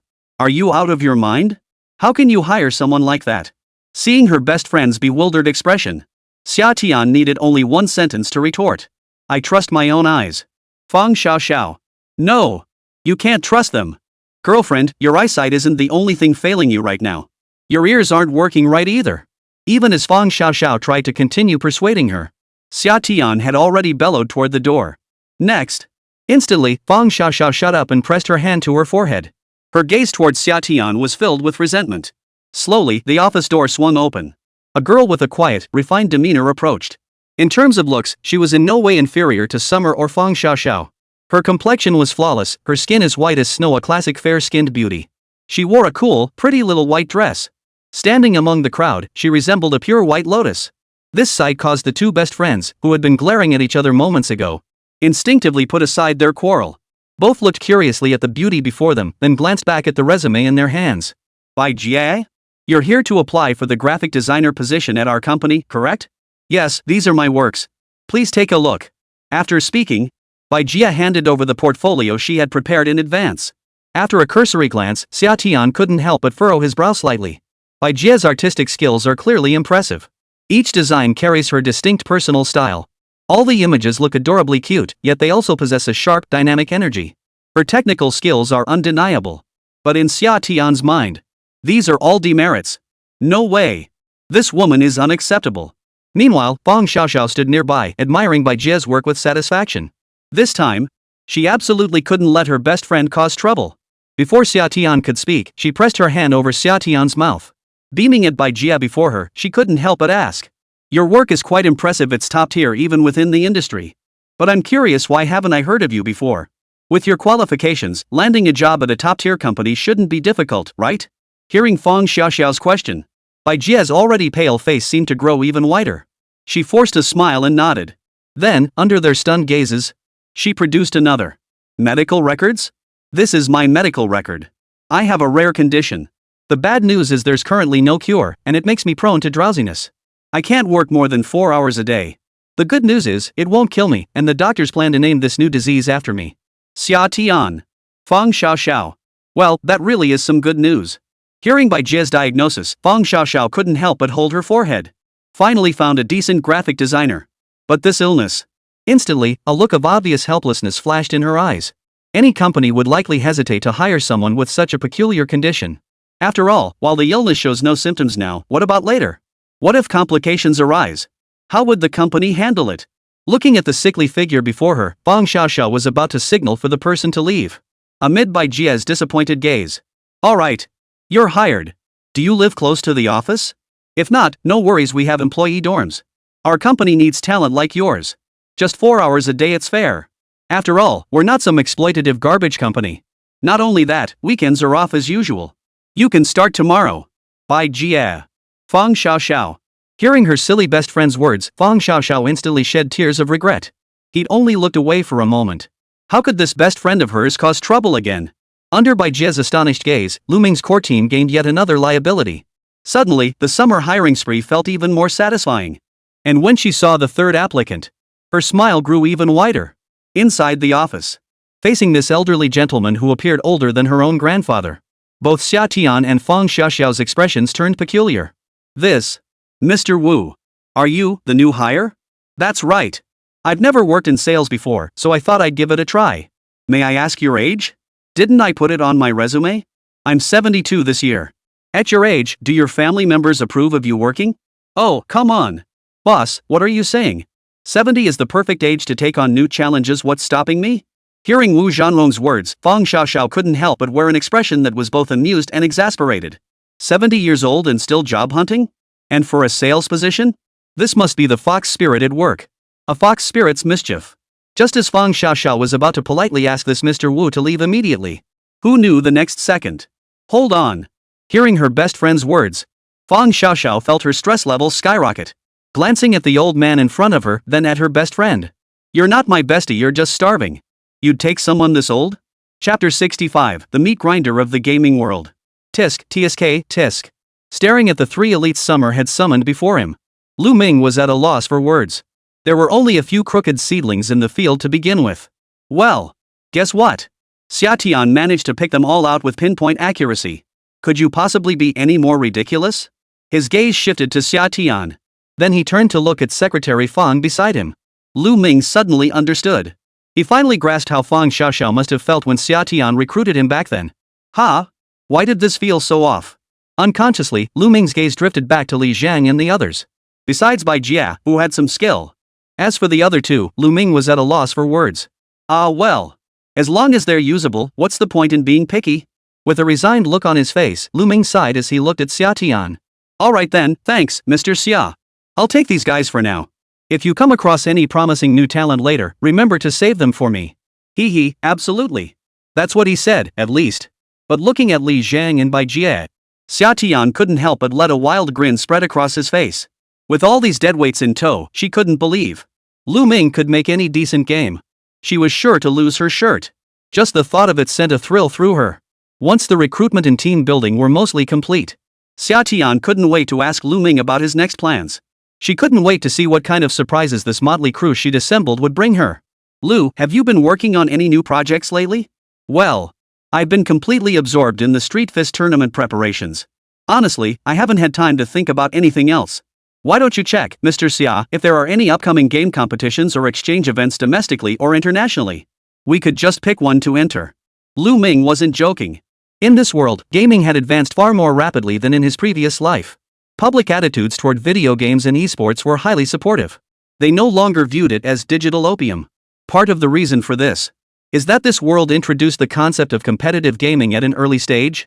Esports is not merely a form of leisure entertainment. On the contrary, to a certain extent, it holds the same significance as Olympic competitions. Skilled professional players can also bring glory to their country. Precisely for this reason, the authorities maintain a very favorable attitude toward video games. As long as they don't cross the line, the government supports all games. This is precisely why Street Fist received swift approval to host its tournament. Though the game pales in comparison to its predecessor. But sheer volume prevails. In this era of flourishing electronic games, tournaments and exchange events sprang up everywhere. Conveniently, Lù Ming hadn't had any new ideas lately.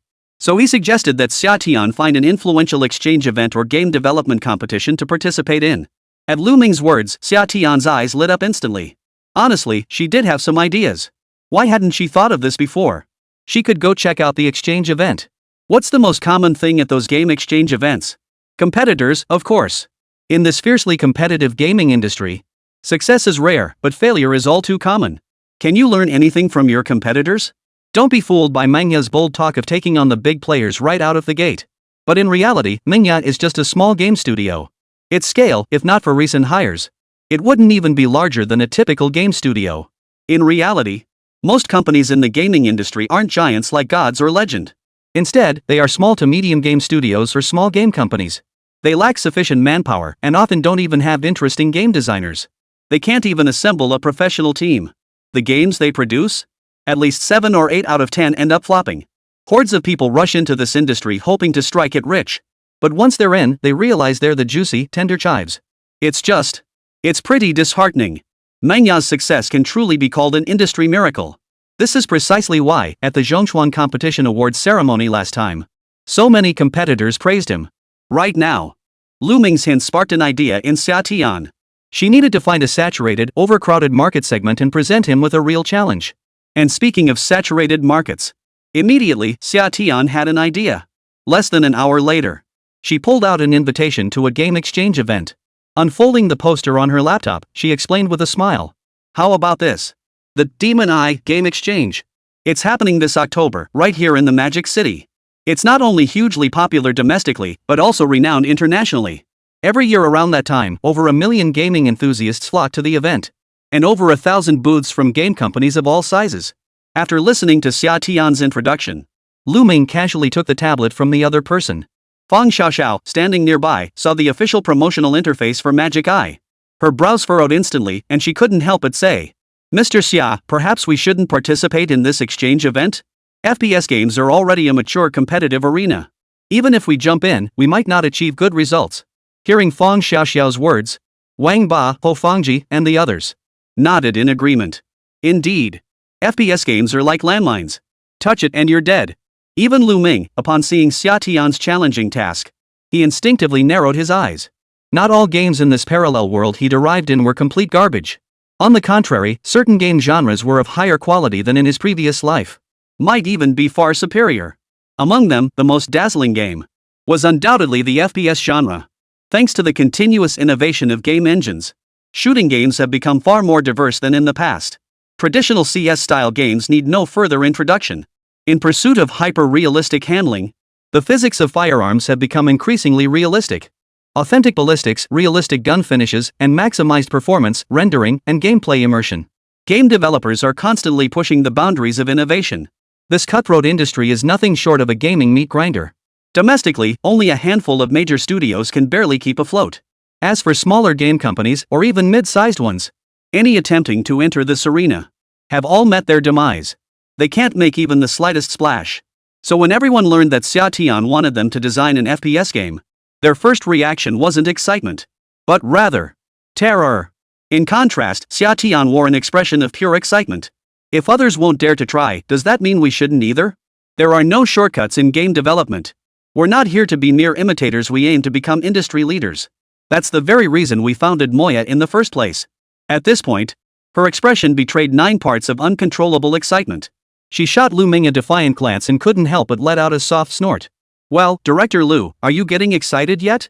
Lù Ming? Sorry, boss, not really. Chapter 66, Summer, I can finally lose money. Excellent. Signing up for the Magic Eye Exchange is settled. Everyone, work hard. Players from all over the world will be coming to exchange ideas. Don't embarrass us in front of our competitors and foreign guests. Before Lù Ming could voice any objections, Summer promptly and cheerfully sealed the deal. The group exchanged stunned glances. He pressed his hand to his forehead. The moment Xià Tiān left, the entire office erupted in a chorus of groans. Holy crap! An FPS game? That's the industry's meat grinder. With our current capabilities, can we really pull this off? Crossfire, Battlefield, Sniper 2. They've taxed FPS games for the next century. Man, every innovative gameplay mechanic is already out there. How are we supposed to make this? I propose, let's cash in on the anime craze. That won't work. Life Sniper 2 and Rakapichu are already milking that niche. Then what do we do? Any decent game in this niche requires serious cash. Can our company account handle it? Secretary Fang? Hearing someone call her name, Fang Xiaoxiao lifted her face, her brows slightly furrowed. After a moment's thought, she replied. The company account can currently advance you 40 million. That's the absolute limit we can access. I just checked before even proposing this project. President Sia had already registered us for the exchange conference. The Magic Eye officials, upon learning of our participation, specially reserved a prime spot for us. If we were to withdraw. At this point, Fang Xiaoxiao's face couldn't help but show a wry smile. Then our budding team would be utterly humiliated. Hearing Fang Xiaoxiao's words, everyone was left speechless. Who could have imagined Fang Xiaoxiao's hand would move so swiftly? Truly, when the boss speaks, subordinates run themselves ragged. If this ends up in the red, wouldn't they be unemployed the moment they started? Finally, all eyes turned to Lù Ming. The group stared at Lù Ming with bated breath, pinning their last shred of hope squarely on him. To this, Lù Ming sighed deeply and shook his head. Hold on a moment, let me think. Old Wang, old Ho, you guys get me copies of every FPS game on the market. Especially the major titles. I need to take a look first. After speaking, Lù Ming rubbed his temples with a hint of resignation. A flicker of pressure crossed his eyes. This time, he genuinely felt a bit stumped. Truly a thrilling challenge. Even with the limited mental capacity he possessed from his previous life, he felt it was gradually becoming insufficient. Mainly, even if he remembered how to play certain games. But without the source code, everything had to be developed from scratch by him and his team. This significantly increased the workload of game development. Just as he sighed and rubbed his temples in frustration, suddenly, that game creation system he'd nearly forgotten about suddenly began to glow. Ding! Task 1, independently develop a game within 6 months. 1-1, become a game director at a game company. 1-1. Ding! Task 2, within 6 months, achieve over 80% positive reviews for the game. 1-1 and generate profits exceeding 5 million. 1-1. Tasks completed. System successfully activated. The system's notification chime rang out. The next moment, a sudden click echoed in Lù Ming's mind. As if some kind of lock had suddenly been unlocked. All the source codes of the ninth art from the world before his transmigration surged into Lù Ming's mind. Not only that, the system also possessed an auto-search function. When he needed to understand certain aspects of game content, it would automatically jump to the relevant game page, and it would align as closely as possible with the specific game content he required. Here lies the source code for every game. It's truly a treasure trove of the ninth art. Of course, not all source codes are free. For every 10,000 yuan earned from games designed and planned by Lù Ming, he receives one open source point. Glancing at the system store, Lù Ming realized he had already accumulated 3,678 open source points without realizing it. Lù Ming briefly browsed several popular FPS games from his previous life. For the well-known Call of Duty series, purchasing the entire set would cost at least 1 million open source points. Of course, if one were to purchase the player-acclaimed classic Call of Duty, Advanced Warfare, would still require at least 50,000 open source points. With his current open source points, it was completely out of reach. He's still a bit too broke. Even though he's made a decent amount of money, he's still a broke ass. This instantly plunged Lù Ming's mood, which had been lifted by the system on lock, into the depths of despair. Under these circumstances, he couldn't afford to make impulsive choices. Life still demanded careful budgeting.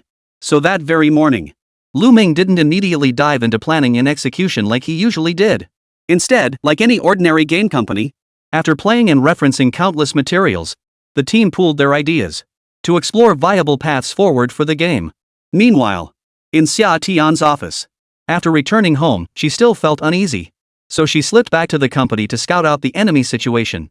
She pressed her ear against Lù Ming's office door and listened for a long time. After confirming that Lù Ming and his team hadn't come up with a viable solution yet, she couldn't help but breathe a sigh of relief. Compared to Lù Ming's usual planning speed, this planning process is downright sluggish. No need to guess. Lù Ming was stumped by her test. Instantly, Xià Tiān's lips curved into a faint smile. This is a sure thing. This time it's definitely in the bag.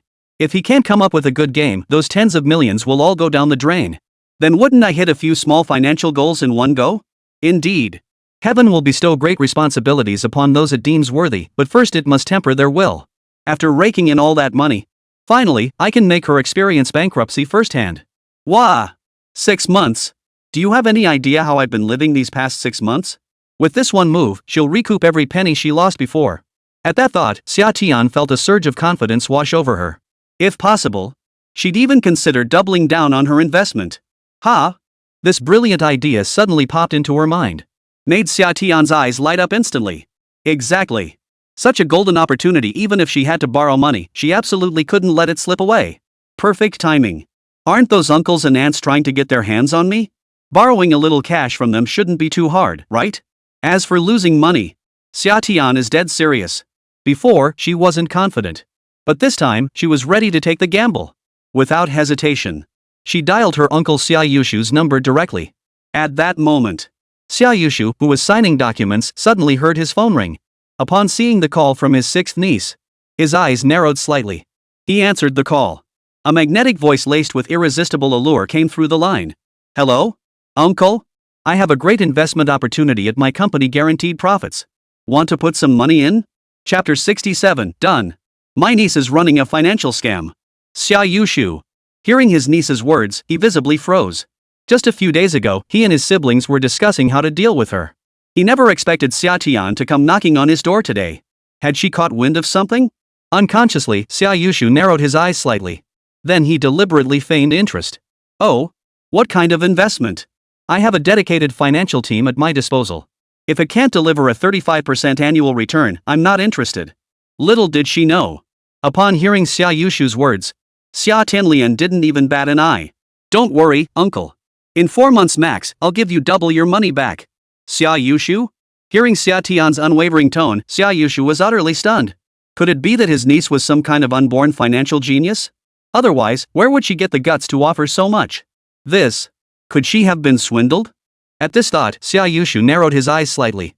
Xià Tiān, have you heard some insider information? Your uncle told you that news in the financial world is the least reliable. Don't believe a word of it. Even I haven't heard of such a lucrative deal. What makes you think you're the exception? In Sia Yushu's view, competition among family members was ultimately their own affair. But if an outsider dared to swindle his niece out of her money, as her uncle, he couldn't just stand by and do nothing. A gentle reminder was in order. There are countless examples of young people getting carried away with money. Who would have thought?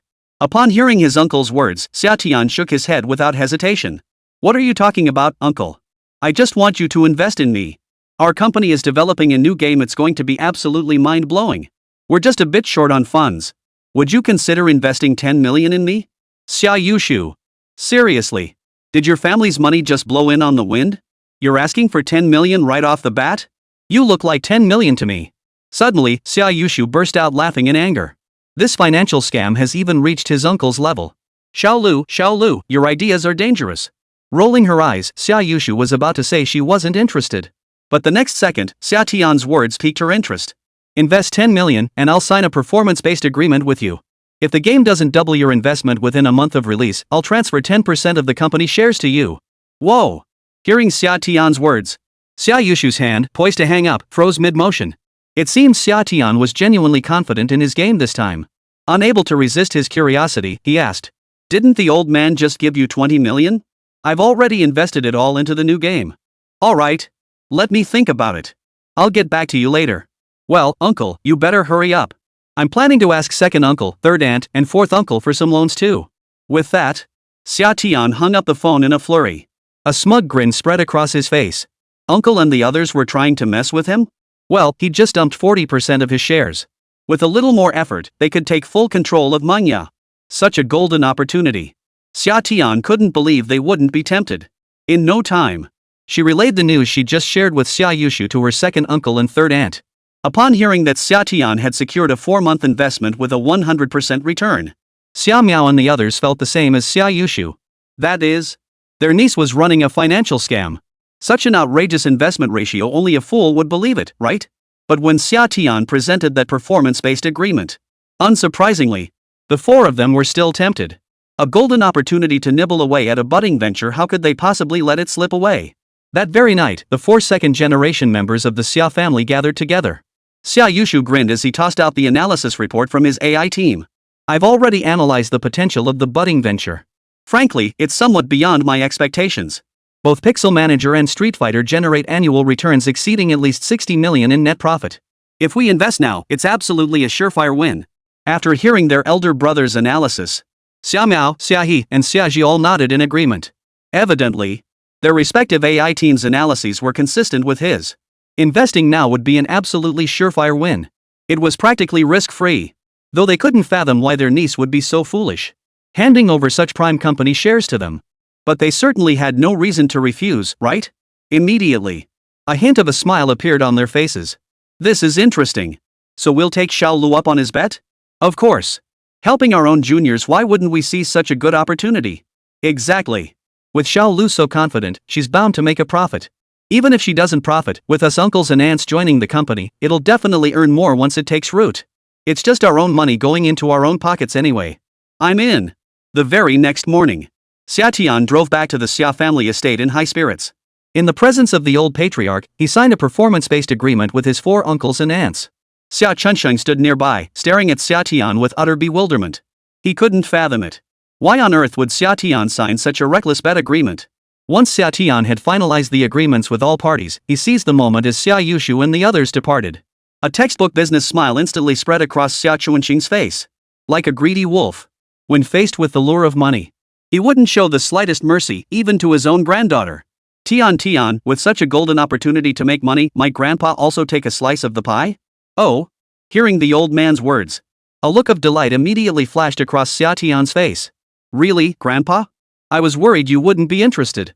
I still have 60% of the shares here, why don't you invest everything? Sia Chunsheng, do you take me for a fool? If I bought all the shares, wouldn't this company just become mine? Then you'd just start over and launch a new game company. Wouldn't I be left with nothing? Wait, that's not right. Honestly, with just Pixel Manager and Street Fighter, he's already reaped substantial benefits. But as a capital shark, Sia Chunsheng wanted more. No, 60 million. To buy your remaining 31% stake. What do you think? This sum would secure him the position of largest shareholder. Of course. Provided Sia Tiān couldn't repay the debt. As for Sia Tiān, she only wanted to lose money. At this moment, she couldn't care less how much the old man invested. On the contrary, she felt the old man hadn't invested enough. This prompted her to tentatively ask, Grandpa, are you sure you don't want to invest a little more? Sia Chunsheng, That sly look in the little girl's eyes, she's got my old charm. But, isn't this financial fraud? Chapter 68, Breaking Down Mental Barriers. Time flew by, and a week had already passed. The entire development team at Budding Company was rife with pessimism. Nearly a week of continuous game testing. They'd essentially played every well-known FPS game on the market, both domestic and international titles. After Lù Ming had played through every single one of these games, Lù Ming helplessly tossed his controller onto the sofa.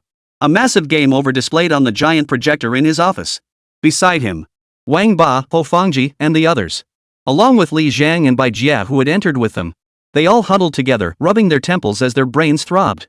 The game was great, but playing too much made them feel like they were going to throw up. Even from the perspective of Lù Ming, who'd been through it all. He couldn't find any issues with the game's optimization. Compared to the FPS games he'd played in his previous life, these games could almost be called masterpieces. Even the special effects in each game are nearly 1:1 replicas of real-world realism. The dynamic engine was simply unrivaled. Even the explosion of a single grenade achieves a 1:1 physical recreation, building upon the original foundation. Each game carries a distinct touch of the final's signature style. The most iconic example? Buildings can be blown apart. A physics engine reaching this level. Even Lù Ming felt a pang of inadequacy. Lù Ming felt that, even if his company tried to recreate these games, they couldn't do better. No, it was absolutely impossible to do better. If that's the case, he couldn't help but sigh. Turning to Wang Ba and the others, he called out again. Alright guys, back to the meeting. Let's discuss our new game project. With that, he concluded. He walked over to a display panel and pulled up yesterday's development plan. Yet the LCD panel's content hadn't even filled a single page. Progress could essentially be called 0.1. The leap from 0 to 1 remained as distant as ever. In the early days of development, as the boss, Xià Tiān had been quite attentive to their project's progress. But since yesterday, she seemed to revert to her old habit of goofing off. Every day, she clocked in with a smile, goofed off, and clocked out. Her attitude is off the charts. It feels like, as if she weren't spending her own money on this game development. Even Feng Xiaoxiao couldn't help but wonder whether Xià Tiān truly wanted to develop the game. But, with the Sia family continuously injecting funds into the project, Lù Ming and the others could distinctly feel the weight on their shoulders. The more money the boss invested, the more they had to make this game a success. Even though Lù Ming had analyzed nearly every FPS game out there, he still hadn't found a better project. Unless he could redeem Call of Duty right now. The problem was, he really didn't have the funds. Just as Lù Ming and the others were thinking listlessly, suddenly, old Wu, who hadn't spoken much lately, suddenly raised his hand. Ha! Seeing Wu Zhanrong raise his hand, a hint of confusion flashed across Lù Ming's face. To be honest, due to his advanced age, everyone in the company tried to accommodate him as much as possible. While he was quite skilled with his phone, when it came to video games, his grasp of them was genuinely limited. After trying a few rounds with Lù Ming and the others, he never played again. The reason? He gets motion sickness from 3D. Even so, Uncle Wu still insisted on attending every development meeting. Even if he couldn't contribute anything, he'd make sure to brew everyone a cup of coffee. Everyone just treats him like the coffee expert Summer hired at great expense. You gotta admit, the old man really had a knack for brewing coffee. At the moment, when no one else had any ideas, old Wu suddenly raised his hand. This caught Lù Ming off guard, and nodded toward him. Go ahead, Mr. Rong. Ahem, ahem. Regarding games, I don't really have any profound insights, but I've been doing some research lately. At this point, Mr. Wu unexpectedly pulled out a stack of paper documents from his briefcase. In a gaming company filled with digital products, this felt decidedly out of place. I believe a good game doesn't have to be confined to one niche. Perhaps we could explore the lower-tier market. Lower-tier markets? Hearing Mr. Wu's words, everyone's gaze instinctively turned to him. Some were confused by his meaning. Take Life Sniper 2 for example. That game stitches together many gameplay elements and borrows heavily from classic FPS games in its design. I wonder if we could create a similar game. It's like if I leased a fish pond, I wouldn't necessarily have to make money just by raising fish. I could also rent it out to anglers for fishing or develop it into a farm-style leisure spot. Diversifying our approach, adding another avenue, could we forge a game that's distinct yet equally iconic? Hearing old Wu's explanation, everyone instinctively furrowed their brows. Wang Ba expressed his helplessness. The problem is, that path of borrowing inspiration has already been taxed by Life Sniper 2 for a decade. If we pull this stunt now, won't it just seem like we're copying others' ideas? Players might not buy into it. Hearing Wang Ba's analysis, everyone nodded in agreement. But Lù Ming seemed to grasp a sudden flash of insight. He waved his hand urgently. Hold your thoughts for now. I've got an idea. Upon hearing Lù Ming's words, the room fell silent. Meanwhile, Lù Ming. Wu Zhanrong's 2 words echoed relentlessly in his mind. Suture. He suddenly realized he had been trapped in a misconception from the very beginning. Because of Xià Tiān's word pioneering, he had subconsciously abandoned traditional FPS gameplay. But on the path of innovation, the toll of FPS games had already been collected by competitors a decade later. Relying solely on the gunplay mechanics from his past life was no longer enough to compete in this world. But who says that just because I'm creating a hybrid game, it has to be a hybrid FPS? I'd been so foolish. There are so many gameplay mechanics to draw inspiration from. He'd been fixated on a dead end. Right then, Lù Ming slapped his forehead hard and addressed everyone. Everyone. I've got a new idea. I hope you'll join me in bringing it to life. Seeing Lù Ming suddenly radiate confidence before them, the members of Team 519 immediately stiffened. The Lù they knew was back. Without a word, Lù Ming. He wiped out all of yesterday's plans. Simultaneously, he delved into the countless games stored in his mind. Finally, he exchanged for the source code of 2 classic games. Ding! You have spent 2,000 open source points. You have successfully purchased Crash Continent. Ding! You have spent 1,500 open source points. You have successfully purchased World War Z. The source codes for both games surged directly into Lù Ming's mind. Instantly, a faint smile touched the corners of his lips. On the LCD screen, he slowly wrote several large characters. Survival, building, FPS, and action adventure. Chapter 69, New Project, Defend the Frontline. Everyone saw the bold text Lù Ming had written on the LCD screen. A look of confusion spread across everyone's faces. Lù Ming, however, smiled faintly and stated directly, I'm planning to mix things up a bit, give players a fresh, unique experience. Though I call it one game, I'd rather describe it as 2. At this point, Lù Ming paused before continuing. Traditional FPS games have become a bit stale. It's just players fighting for survival against each other, right? But the game I'm designing? I plan to make it a multiplayer cooperative experience. Then, Lù Ming wrote 2 large characters on the display screen. Zombies. Zombies? Yes. Just like the zombies from classic movies and TV shows. Players will face overwhelming hordes of the undead will make their adrenaline surge.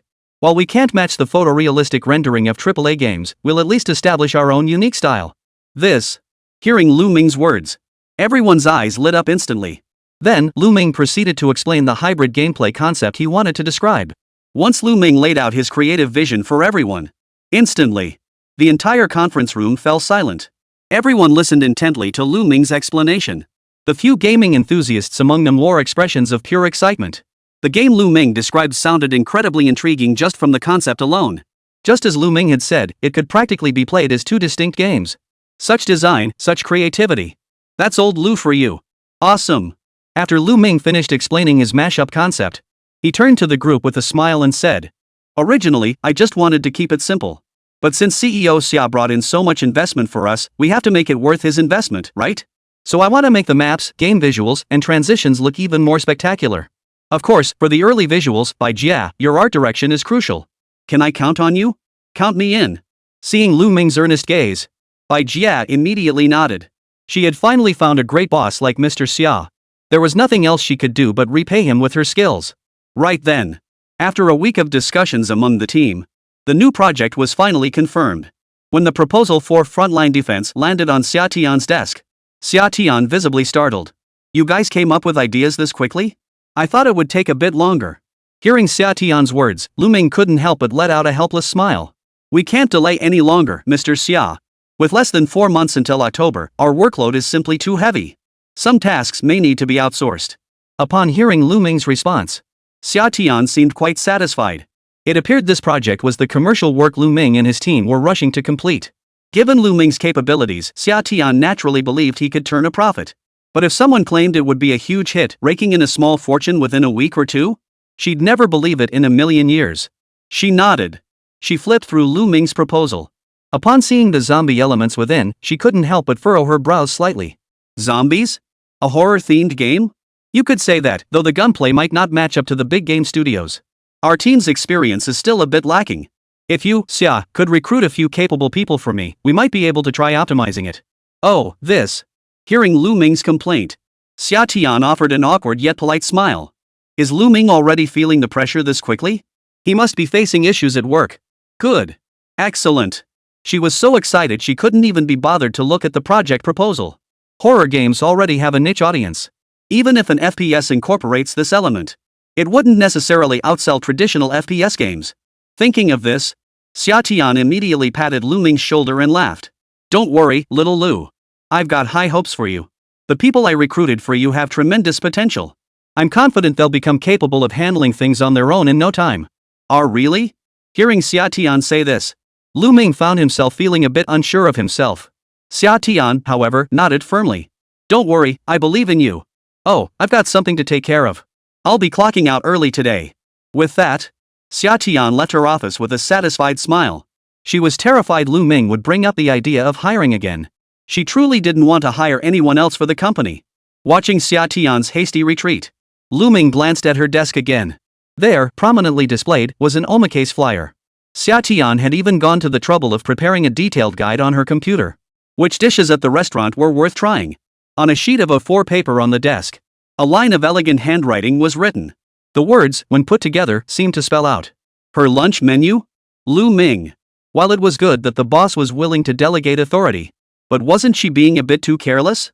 It was only because she met him in the summer. But she ran into a shady old hand. That 100 million yuan budget of hers? Half of it could easily get swindled away. Now that Xià Tiān has confirmed this, then he could officially begin executing his plan.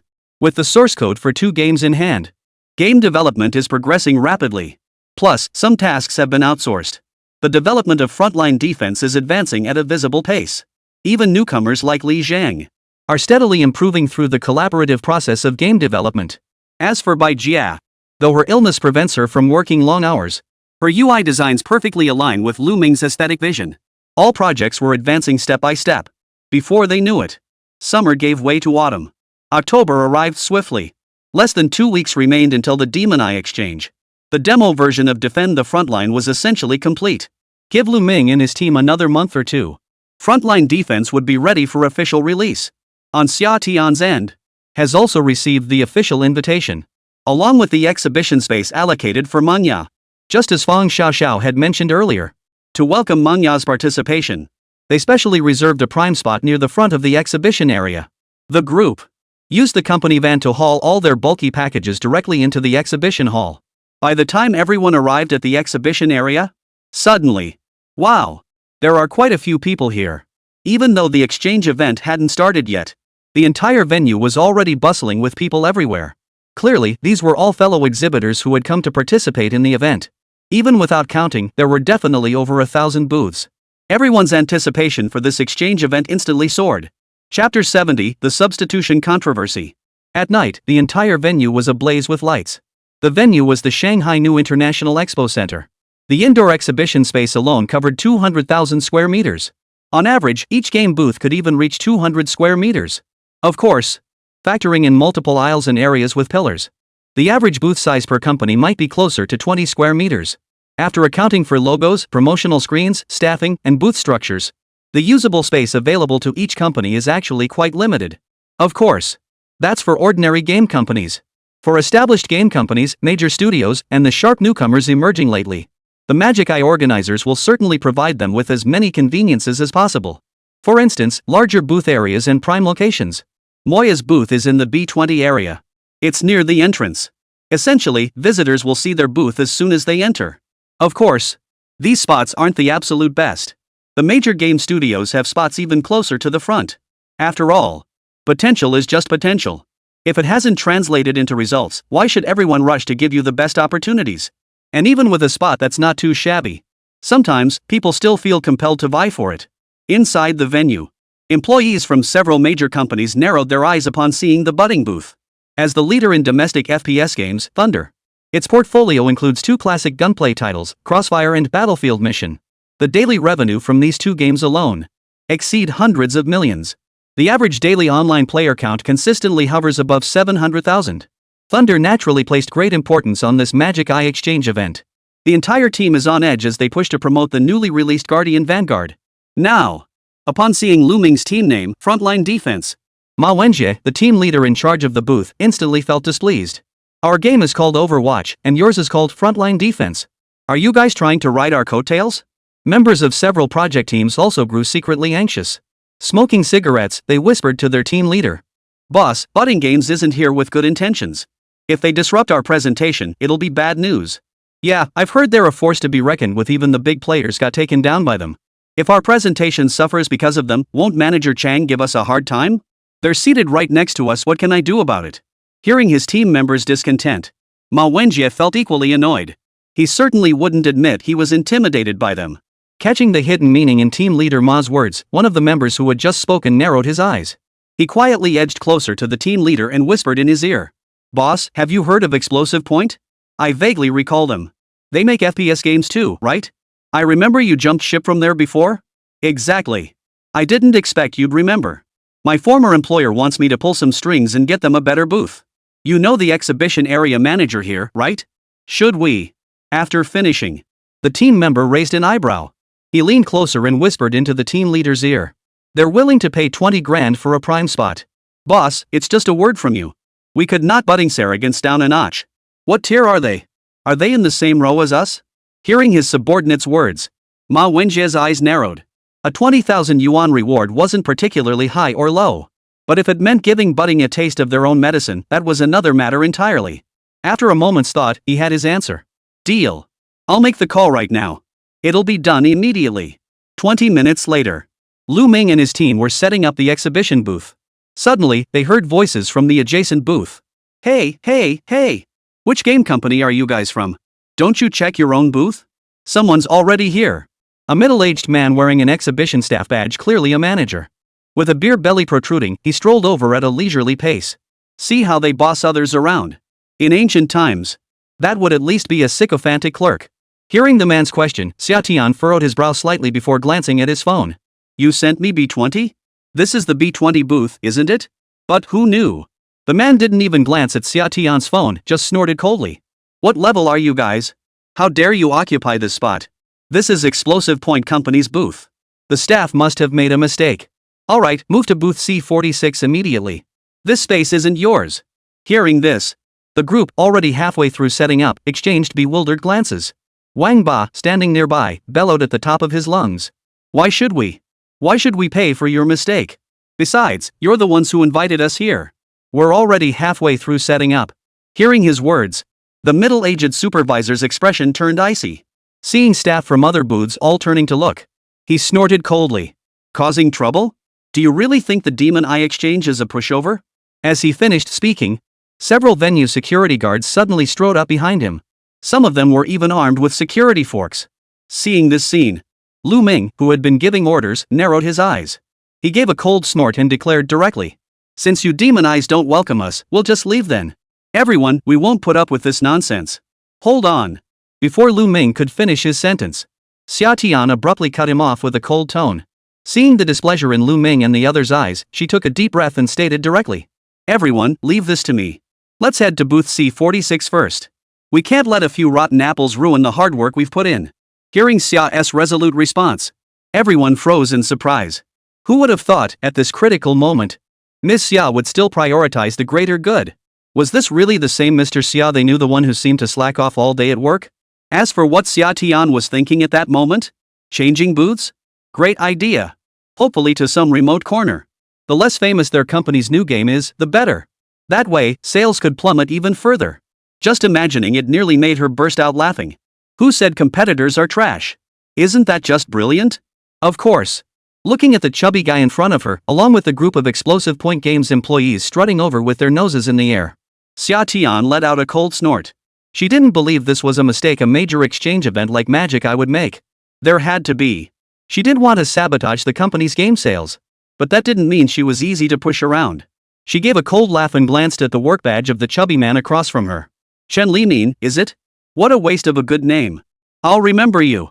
Heh, plenty of people remember me. Who do you think you are, budding? I'll say this right now, as long as I'm here, you'll never get a good position. Chapter 71, The Demon Eye Exchange. Begins. Chen Li Min made quite a scene. Staff at the surrounding booths all wore expressions of schadenfreude upon hearing his quarrel with budding. Competitors are enemies. Seeing Manhwa humiliated was the most satisfying thing imaginable. Moreover, with one less competitor, they secretly breathed a sigh of relief. The folks from Explosive Point Company were already grinning as they approached Lù Ming and his group. "Excuse us, folks. Seems our booth got mixed up with yours. Sorry about that, bro made you set up for so long. Hearing the provocation in their words, Lù Ming merely snorted coldly. Back in his previous life, if any exchange event had dared to play games like this with him, that would likely have been their last event ever. Given his old temper, he would have stormed off in a huff. But now, he looked at Xià Tiān, who stood blocking everyone's path. After a deep breath, he waved his hand decisively. Pack up and let's go. Damn. Hearing Lù Ming's words, the guys who had been ready to stir up trouble couldn't help but sigh. The group, who had considered themselves minor players in their own right, never imagined they'd get slapped in the face right after arriving at the exchange meeting. With a cold snort, they packed up their things and left. Watching their retreating figures, Ma Wenjie and his group couldn't help but grin smugly. See how they act? Like a pack of dogs. Ha ha ha. They actually think making a good game is enough? What era do they think this is? Nowadays, everyone plays the game of social connections. After saying this, Ma Wenjie exchanged a knowing glance with the team leader from Explosive Point Company. Everything was understood without words. Meanwhile, the team from Budding Company. They walked silently to booth C46. This location was actually a pillar-adjacent area. This meant one side of their booth fell into a blind spot for visitors.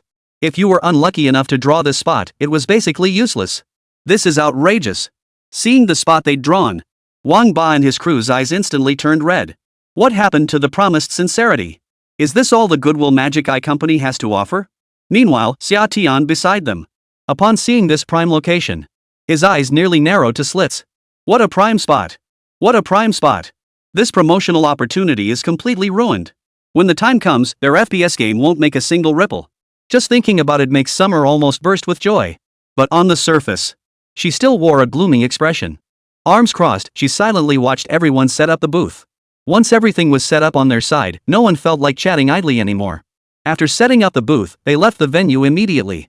The fellow exhibitors in Zone C, however, were quite friendly toward them. Upon learning that Manhwa had suffered unfair treatment, everyone was filled with righteous indignation. But alas, everyone had made it to Zone C and knew exactly what tier they were in. With little clout, they could only join in the complaints. No further action was possible. If they kept protesting, they might even lose their booths. Shen Limin, standing nearby, watched Xià Tiān and the others leave with a cold smile. Then he spat on the ground. Put. What a joke. Acting all tough. But that female boss is pretty hot. If she'd give me a good time, swapping booths wouldn't be out of the question. Heh. That night, after returning home, Xià Tiān called his grandfather. Grandpa, someone pulled some dirty tricks on your granddaughter. You've gotta help me out. Oh? Hearing his precious granddaughter's words, Xià Chunxing chuckled and asked directly. Didn't you say you wouldn't rely on this old man? Why do you need my help now? Oh Grandpa, this is just a small request from your precious granddaughter. I don't need you to do anything. Could you come to the Magic Eye Exchange meeting to take a look? You don't have to say anything, just come and watch. Oh? Hearing the confidence in his granddaughter's voice, Xià Tiān's tone paused. After a moment's thought, he finally nodded. All right. I'll see what commitments I can reschedule and make time to visit you then. With that, Xià Chunxing hung up the phone immediately. But the very next second, his gaze turned cold and hard. Though he claimed over the phone that he didn't care about his granddaughter, reality was different. What grandfather doesn't cherish his granddaughter? Especially such an outstanding precious granddaughter. Ah foo. Find out what happened to Tiān today. Do you think the Sia family is so easy to bully? Yes, sir. Time flew by, and before they knew it, it was 9 o'clock the next morning. As early as 7 o'clock, the new International Expo Center was already packed with visitors. The annual million-person crowd was no joke. A massive crowd pressed against the entrance like a horde of zombies. If a biohazard outbreak occurred here, it would guarantee mass casualties and it would be completely uncontrollable. Amidst the sea of people, one distinct group stood out. That's right. That would be game streamers. It's the golden age of FPS games. Not just those who primarily play these games. Even streamers who don't play these games are jumping on the bandwagon. Among them was a certain Shin. Facing the sea of people before him, Shin Yujie felt like he was about to be squashed into a steamed bun. October's chill was setting in, yet outside felt like a steaming cauldron. Glancing at his phone, even with a noise-canceling microphone attached, the live stream remained a cacophony of noise. With no other choice, Shin Yujie shouted loudly. Guys! Look where I am. That's right. I'm already at the Magic Eye Exchange event. In 2 minutes, this place will open. I, unworthy as I am, have been invited by the conference to attend as a promotional ambassador. Hey! Who just slapped my butt? Which brother's gun poked me just now? Just as he spoke, Shin Yujie suddenly let out a shriek. His voice was as shrill as a young girl's. Hearing his scream, the livestream chat erupted in laughter. Holy! Truly a dominatrix. A human succubus. Damn! It must be one of our viewers. Did something I've always wanted to do. Holy crap! You guys really went for it with the scare the mature woman thing? This guy's legit. He's the real deal. Can't stop laughing, this is killing me. The dominatrix looking so vulnerable, that must have really hurt, right? Demon eye exchange? What's that even for? Watching the rapidly scrolling comments in the livestream. Just as Xià was about to explain, a whistle suddenly pierced the air ahead. A group of security guards yanked the barrier rope aside. Instantly, wave after wave of tourists rushed in with their tickets in hand. Looking around, visitors of every skin tone and eye color filled the space. It was absolutely a grand feast for FPS gamers. Xià couldn't hold back any longer. He let out a loud shout. No time for chit-chat, folks. I'm heading to the ticket gate.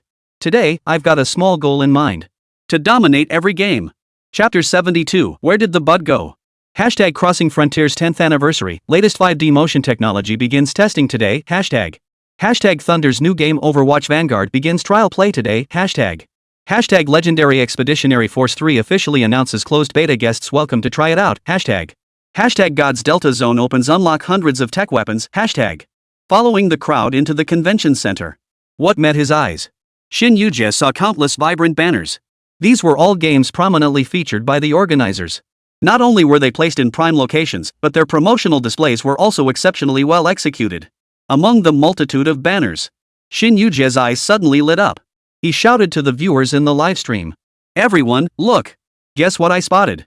Manhwa is actually participating in the Magic Eye Exchange event too. At Xià's words, everyone's gaze immediately turned to the screen. Then, amidst the sea of banners, one banner read, hashtag Manhwa's first FPS masterpiece, Frontline Defense, officially launches today, hashtag. As a fan of Xià, many of his viewers were longtime fans of Manhwa. They never imagined they'd actually see Manhwa at the Magic Eye meetup. My favorite company has released a new game. Real or fake? Making an FPS game must cost a fortune, right? Go check it out, sis. Anything from Manhwa is guaranteed to be top-notch. A new game already? An FPS? Talk about a quick draw. No joke, Manhwa's director Lù Ming is famously fast. While netizens were chatting away. Meanwhile, Xià had already arrived at the venue. Surrounded by game developers and displays of all kinds of games. Everyone's faces lit up with excitement. Gunfire echoed everywhere. And the cheers of players. Groups of visitors sought out their favorite booths, reveling in the thrill each shooter game offered. Long queues had already formed in front of the booths of the four major companies. Especially at the Qibing booth. At the booth 4, crossing the front line, touted as a 5D shooting experience. 10 experience pods were set up. After donning specialized motion sensing vests, grabbing simulated firearms, and putting on AR goggles, could immerse themselves in what was billed as an absolutely authentic gun battle experience. After just 10 minutes of play, began screaming wildly. This piqued Xià's curiosity so much. He even momentarily forgot about finding Manhwa's booth. Swallowing hard, Xià grinned and said, Everyone, I'll go try out crossing the front line first to see how fun it is for you all. Don't worry, I have my ambassador badge. Every booth will give me priority access, and there's even a dedicated VIP area. With that, Xià had already arrived at the experience pod. With the staff's assistance, his live streaming equipment was directly connected to the game pod. He began guiding all players through his first-person perspective. The moment Xià entered the game, in an instant, though he had been in reality just moments before, the next second felt like he had been transported. Plunged into the thrilling game battlefield. Seeing the gear on his body, Xià immediately started shouting. Holy crap! Guys! This immersion is insane. It's not quite the 100% physical feedback they advertised, but the visuals are incredibly realistic. Let's try it out together right now. Following the tutorial's instructions, he mastered walking, running, crouching, prone positions, and shooting. Moments later, he and 9 other players were simultaneously transported into the ship's cabin. Gazing at the map, familiar yet strangely unfamiliar, Xià couldn't help but shout excitedly. This is perfect. Forget everything else, I've played this map hundreds of times. I know every corner like the back of my hand. Guys, I'm taking you out to take down some enemies right now. With that, he grabbed his MA-41 and charged straight out. Inside the vast ship's hold, 10 players clashed fiercely. Within minutes, gunfire erupted all around. The immersive gunfire ringing in his ears sent adrenaline surging through Xià's veins. Without hesitation, he charged forward, weapon in hand. Then, bang, bang. He felt the sound of bullets striking his body armor vest. By the time he regained his senses, he had already returned to the respawn point. Shen Yujie. Ha ha ha. Technical skills are rock solid. As expected of a mature woman, she always sends you off so quickly. If you're clumsy, just don't play FPS games, they're way too demanding on your skills. And didn't you notice? That gear the older sister is wearing looks pretty heavy. Yeah, the map is pretty big to be realistic. Taking minutes to find someone feels a bit long. Seeing Shen Yujie get killed right off the bat, the viewers in the livestream instantly burst into laughter. Shen Yujie, who had just returned, froze mid-excitement. Guys, that was just a warm-up. I know a sniper spot, watch this. With that, Shen Yujie maneuvered his character onto a shipping container. Sure enough, it wasn't long before he spotted the enemy. Fire! Rat-a-tat-tat. The explosive sound of bullets echoed. The player he ambushed vanished instantly. Seeing Shen Yujie secure a kill, a wave of 666 bullet comments flooded the livestream chat. But Shen Yujie's own face showed little excitement. He shook his head, staring at the simulated motion-sensing gun in his hands. This shooting mode, well, the game does have recoil, but the physical gun itself has none. Of course, that makes sense, game companies can't have players getting hurt. But that just makes it feel like controlling a mouse shaped like a gun pretty pointless. He said. Shen Yujie played for about 10 more minutes. He made occasional progress along the way. But his enthusiasm was clearly not as intense as it had been at the start. Each match lasted until one team reached 40 kills. The entire match took over 20 minutes. By the time Shen Yujie finished the game, he was drenched in sweat. After removing his AR glasses, he could feel sweat soaking through his hair. Especially when he removed his haptic vest. His white shirt instantly revealed his lean frame. He shook his head slightly, a wry smile spreading across his face. Looking at himself as if he'd just stepped out of a steamer, he shrugged helplessly. Guys, if the game's motion control gets 10 stars, I'd give it 5. For ease of use, I'd give it 10 stars. But this is way too physically draining, and the game takes way too long. But if they shrink the maps, it'll just feel like a half-baked mess. Hope Special Forces can find the perfect balance here. Guys with low stamina should probably skip this. It'd be fine for Special Forces training or something. But for us regular homebuddies, they might as well rename it Weight Loss Simulator. Overall, 6 stars. That's not too harsh, right? Hearing Shen Yujie's words. Then seeing his pitiful state. The guys in the livestream were stunned. Holy crap. It started off looking pretty good, but who knew there'd be so many issues? You can say the mature woman is weak, but you can't say she's unprofessional. It's just a demo version after all, maybe it'll be optimized by the time it officially launches. If you buy it individually, the motion suit, motion gear, and AR glasses all cost money. Average households might not be able to afford it. Internet cafes and schools could use it, but how would they charge? Feels like the game is all flash and no substance. This game is a bit too ahead of its time. It's hard to say how it'll fare now, but the older sister's suggestion was spot on. It could be great for training Special Forces soldiers.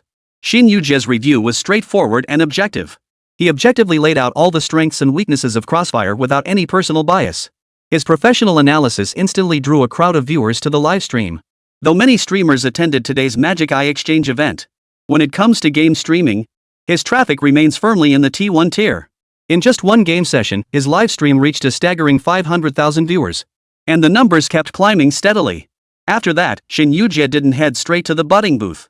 Instead, much like many kindergarten children, he preferred to save his favorite food for last. So over the next 2 hours, he played through all the shooter games from the 4 major studios. And also tried out all the upcoming popular domestic games. Before he knew it, his livestream had finally surpassed 1 million viewers. Seeing this number, he felt he'd played enough. He immediately wrapped up his session. Guys, I've tried most of the fun stuff out there. Let me break it down. Thunder's Guardian Vanguard is worth playing. The character skills are really interesting, and they'll probably add new characters later. I give it 8 stars. Legends Expeditionary Force 3 is decent too, but it doesn't really surpass Expeditionary Force 2 by much. Just a bit more story depth. I'll give it 7 stars. God's Delta is flawless in both dynamic lighting and material details, featuring multiple vehicles and a gun rating system. I give it 9 stars. After he finished introducing all the games from the 4 major studios, Shen Yujie rubbed his hands together with a hint of excitement. Alright, everyone, I won't go into detail about the rest. I'm sure the other streamers will cover them more thoroughly than I could, so I'll cut to the chase. I'm sure many of our longtime fans can hardly wait. Next, we're heading to the budding booth for a live stream. Speaking of which, where exactly is Manhwa's booth? Just as he spoke, Shen Yujie scanned Section B with growing curiosity. In his view, given Manhwa's standing, if not at the front of Zone B, it should at least be in the middle section. But he had just passed by numerous booths and hadn't seen mangas anywhere. This left him feeling a bit suspicious. Damn, could Budding be in Zone C? That would mean their game rating isn't high enough. That doesn't make sense. With Moya's perfectionist attitude, they shouldn't be over there. Faced with Shin Yujia's confusion, viewers in the livestream chat were equally puzzled. But someone offered an explanation. It's normal. The FPS market is saturated. Even manga might not be able to capture that segment. Minjia's games are decent, but expecting to make a killing in FPS without any capital is clearly unrealistic. Maybe Moya is just cashing in? Otherwise, why wouldn't they be in the B exhibition area? I agree. FPS games operate in a completely different ecosystem. With Moya's capabilities, breaking into it would be incredibly difficult. As the conversation unfolded, the livestream audience gradually began to voice pessimistic predictions. Clearly, no one was optimistic about manga.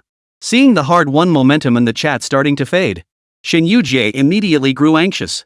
Everyone, you haven't even played it yet, how can you say it's not fun? I believe Bud will never disappoint the players who love it. With that, Shin Yujie began searching for manga's booth right in front of everyone. While Shin Yujie searched relentlessly. At that very moment, inside the C46 booth, seeing the sparse crowd of visitors before them, the competitors at the surrounding booths were dumbfounded. The guy at the neighboring C45 booth was already playing their own game for the fourth time. Seeing that hardly anyone had come over to their booth yet, he was getting so anxious he was practically going nuts. He kept scratching his head and pulling at his ears. Didn't they say over 1 million visitors would come to Demon Eye? Why are there so few people here? Hearing his words, several experienced attendees nearby let out a resigned sigh. You look young, kid.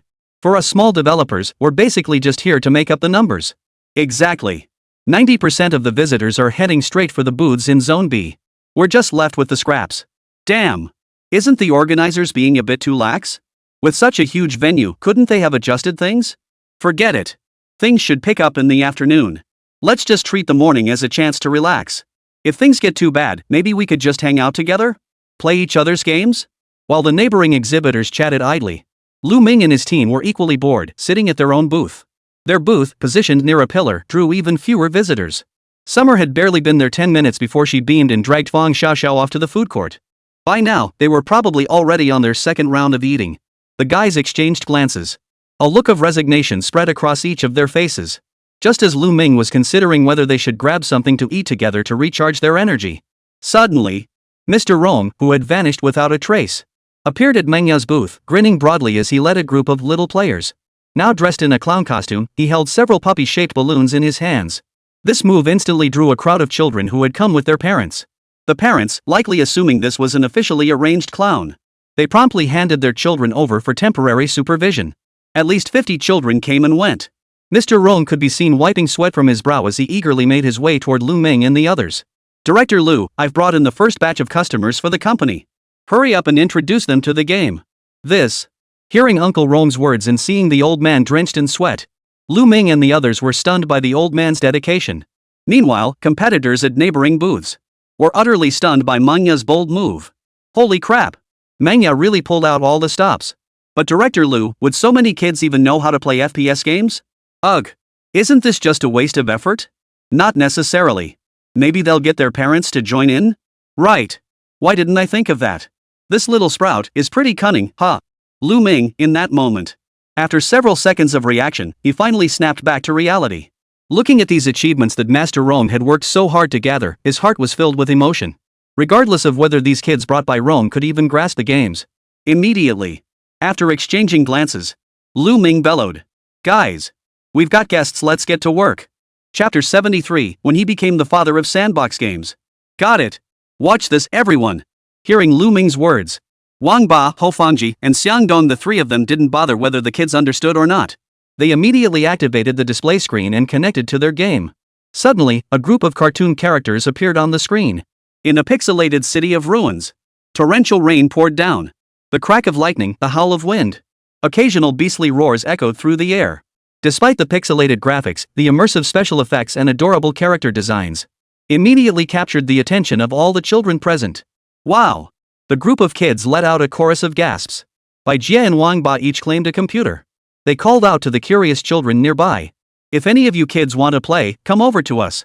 We'll guide you through trying out this game. Don't worry, everyone gets 10 minutes to try it out. No need to crowd. Lù Ming gave a slight smile. He began explaining to all the children present. Upon hearing his words, the crowd immediately surged forward in a dense throng. Then, under the guidance of Bai Jie and the others, they selected their characters and began controlling their avatars. The vast map could accommodate up to 16 players simultaneously. Bai Jie smiled as she held the little girl's hand in front of her and laughed. As she took the little girl's hand and explained with a smile. This is Frontline Defense, developed by our company, Mo. The story is set in the future, when a zombie outbreak occurs. To cover the retreating squad, we must stay alert and hold back the approaching horde of zombies. Kids, are you up for the challenge? Yes. Hearing these words from the gentle older sister Bai Jie, everyone became like little kids in kindergarten. They nodded in unison. Excellent. Now, let's gather all the supplies we can find around us. First, following our beginner's guide, find the required items. 3 wooden planks, 2 iron bars, and 2 screws. Has anyone found these yet? Upon hearing Bai Jie's words, the group of young players immediately began controlling their game characters. They began searching for supplies amidst the city ruins. In just a moment, they discovered countless supplies. Iron ingots, batteries, scrap metal, magnifying glasses, data panels, and more. With Bai Jie and the game guide's assistance, they quickly gathered all the supplies. They constructed their first workbench. Great! We've unlocked the workbench. Now we can unlock even more stuff. We're going to build defenses, walls, combat robots, and weapons. Let's do this. Hearing Bai Jie's gentle voice, these kids quickly became engrossed in scavenging for materials. At that moment, the commotion at booth C46 quickly drew the attention of other nearby exhibitors. Driven by curiosity, everyone gathered around, watching Wang Ba and his team conduct a live demo. Upon witnessing the game's resource gathering and construction mechanics, astonishment spread across their faces. One by one, they turned to look at Lù Ming. Unable to contain their curiosity, they asked, Director Lù, this isn't an FPS game, is it? Traditional FPS games. Isn't it just about picking up weapons and fighting? Which game developer doesn't strive to push their physics engine to the absolute limit? But what the hell is this style and defend the frontline? This is actually a freaking pixel game. Can this get any more absurd? At that thought, the usual competitors immediately swarmed around Lù Ming, watching the gameplay unfold. The result? After watching for a while, forget gunfights. These kids were quite skilled at collecting. After all, the action was mechanical and straightforward. But after building for ages, they kept building defensive structures. If not for Wang Ba and the others reminding them, they'd have completely forgotten to craft weapons for their characters. For a game billed as a shooter, don't you think the atmosphere feels a bit too harmonious? Director Lù, is this really an FPS game? How exactly do you plan to design this game's physics engine? Are you saying it's a bullet hell shooter? The gameplay feels pretty average. Yeah, the old Raiden series was popular for a while, but bullet hell shooters have long since faded into history. Not entirely. Games like Toho, Metal Slug, and Geometry Wars still feature classic gameplay. But, what the hell is this gather resources, build stuff nonsense? Facing the complaints from competitors, Lù Ming smiled faintly and explained to everyone. Everyone, first off, you've got one thing wrong. Our Frontline Defense isn't just an FPS game, I'd rather call it an open-world action-adventure game. The core gameplay revolves around gathering resources, building bases, and survival management. I'd call it a sandbox construction game. Sandbox game. The most famous sandbox game of the past. That would definitely be Minecraft. Its core gameplay lies in players' ability to freely alter that world. Lù Ming's new game, Frontline Defense, is a hybrid game that blends sandbox mechanics with gunplay. This ingenious idea, conceived by Lù Ming, allows players to challenge other competitors. It doesn't necessarily have to be an innovation built on existing foundations. He could seamlessly integrate elements absent from this world into the FPS genre. His original plan was to introduce the sandbox game concept to conference reporters at the booth. If luck was on his side, he might even be hailed by players as the father of sandbox games. Just imagining it sent a thrilling rush through him. Unfortunately, the anticipated publicity effect never materialized. Up until now, no one else had come by except for this bunch of little kids. This left Lù Ming's already anxious heart completely shattered. Now look at the scene. A group of fellow merchants all wore expressions of vague awe. But, what use were they to Lù Ming? Where were the journalists? The players? The streamers? Where are the people who could drive traffic to their own games? Why the hell didn't any of them show up? Put. They go on and on about how much they love butting. But when it really matters, they've all vanished. So frustrating. After spending the entire day carefully managing his image, it all came crashing down in front of this bunch of clueless competitors. Shooting a bored glance at the group, Lù Ming finally managed a weak voice. My idea is to let players experience the joy of collecting and building. Then, using the defenses they've set up, face the incoming zombies. Of course, different characters unlock different skills like crafting medkits that restore more health, dealing higher damage, or even getting double loot drops. As the game progresses, the difficulty increases. Hardcore players can try endless mode, working together to see how many days they can survive and unlock achievements. After hearing Lù Ming's introduction, the room erupted in enthusiastic applause. But, after the applause died down, all the competitors suddenly realized a problem. That is, wait a minute. Isn't this an FPS game? How did it become your sandbox game's presentation stage? Chapter 74 made the kids cry. Director Lù, after all this time, you still haven't mentioned the gunplay elements in your game? A competitor raised his hand like a kindergarten kid asking a question. Suddenly raised their hand. Hearing this guy's question, Lù Ming's eyes lit up instantly. Excellent question, my friend. Actually, our colleague Bai already mentioned it earlier. The game is set in a future zombie apocalypse. Our adversaries, naturally, are the zombies. So, Director Lù, where exactly are these zombies? Yeah.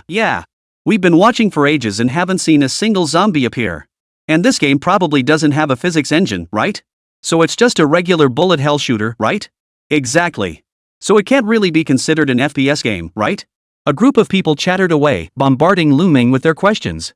Hearing everyone's questions coming from all sides, they all inevitably circled back to the game's gunfight elements. Clearly, if Lù Ming had merely added some bullet hell shooting elements to the map, it wouldn't satisfy the crowd. In their view, it would merely be an RPG with some shooting mechanics. What the hell kind of FPS game is that? Hearing their words, Lù Ming chuckled. He glanced at the game's stats displayed on the large screen. He immediately chuckled. Don't get ahead of yourselves, folks. This game's real charm comes out at night. Night is when the zombies come out. See the game timer at the top? The 5-minute daytime gathering and building phase is over. Tonight, you'll finally get to experience the game's true gunplay excitement. Don't rush, let the bullets fly for a while. Just as he spoke, the kids who had been playing it like a farming sim, gathering and building, suddenly realized the daytime in the game. As the time in the upper left corner hit 18 hours, the next moment, the daylight abruptly turned to night. The pixel characters controlled by these children suddenly all looked down at the weapons in their hands. The next second, a thunderous boom echoed. The cozy 3D pixel art vanished instantly, replaced instead by a realistic physics engine and meticulously rendered visuals, accompanied by death sound effects so terrifying they made your scalp crawl. The pixelated hands and firearms instantly transformed into three-dimensional hands and firearms. A game with an overhead view during collection and construction suddenly transformed into a first-person shooter. Holy! Witnessing this scene, all the competitors felt their scalps tingle. Never mind anything else. Just this game transition alone was absolutely mind-blowing. It looks like a simple transition, but it's actually the game transitioning from its original 2D visuals to full 3D graphics. That instantaneous shift instantly immerses players in the FPS experience. Adrenaline surges alongside the game's roaring sound effects. Even just watching others play, their own adrenaline surged through their veins. Roar! Suddenly, a zombie burst through a door from inside a building, smashing it open. Their skin was rotting, limbs mangled, and even parts of their internal organs were exposed. Purple veins and blood vessels crawled across their pale, ashen skin. Their cloudy, milky eyes held pupils that dilated unconsciously. They sniffed the air around them with intense focus. The next second, this zombie instantly locked onto the building where the player was located. Roar! The first zombie let out a thunderous roar. The shockwave of sound rippled out across the entire city. The next second, whether it was the players or the fellow developers watching the game, were utterly dumbfounded. Roar, roar, roar. On the streets, suddenly, a dense swarm of zombies surged forth. Some crawled out from manhole covers, others kicked open car doors with a single stomp. Above the sky, a dense swarm of zombies leapt from rooftops. Moments after hitting the ground, their bodies twisted unnaturally as they rose to their feet. In an instant, the entire street was instantly filled with the figures of the undead. They suddenly opened their gaping maws, charging swiftly toward the players. At that very moment, the fellow players behind them finally noticed. The defensive structures the kids had just built had materialized in the three-dimensional game world. Those blood-soaked stakes, mechanical saw blades, bear traps, and scarecrows had all transformed into props blocking the zombies' advance. And the weapons crafted by the players had become the very tools to stop them. Seeing this, Bagua immediately shouted, "Kids, the zombies are coming. Let's crush this wave of enemies." But the expected battle never materialized. Instead, the little girl sitting in Bagua's arms Upon seeing the ghastly, terrifying faces of these zombies, her previously rosy cheeks instantly drained of color in sheer terror. Zombie-themed games. For children like them, were still far too early. Forget about fighting. Just hearing the terrifying game sound effects. Some kids already feel their pants getting a little damp. Then, wah! Zombies. Bad. Tonton's not playing anymore. Mommy. Wah! Those zombies are so scary. I want to numb myself. Don't hit the zombies. Wah! I don't want to play this game. Where's the other game? Wah!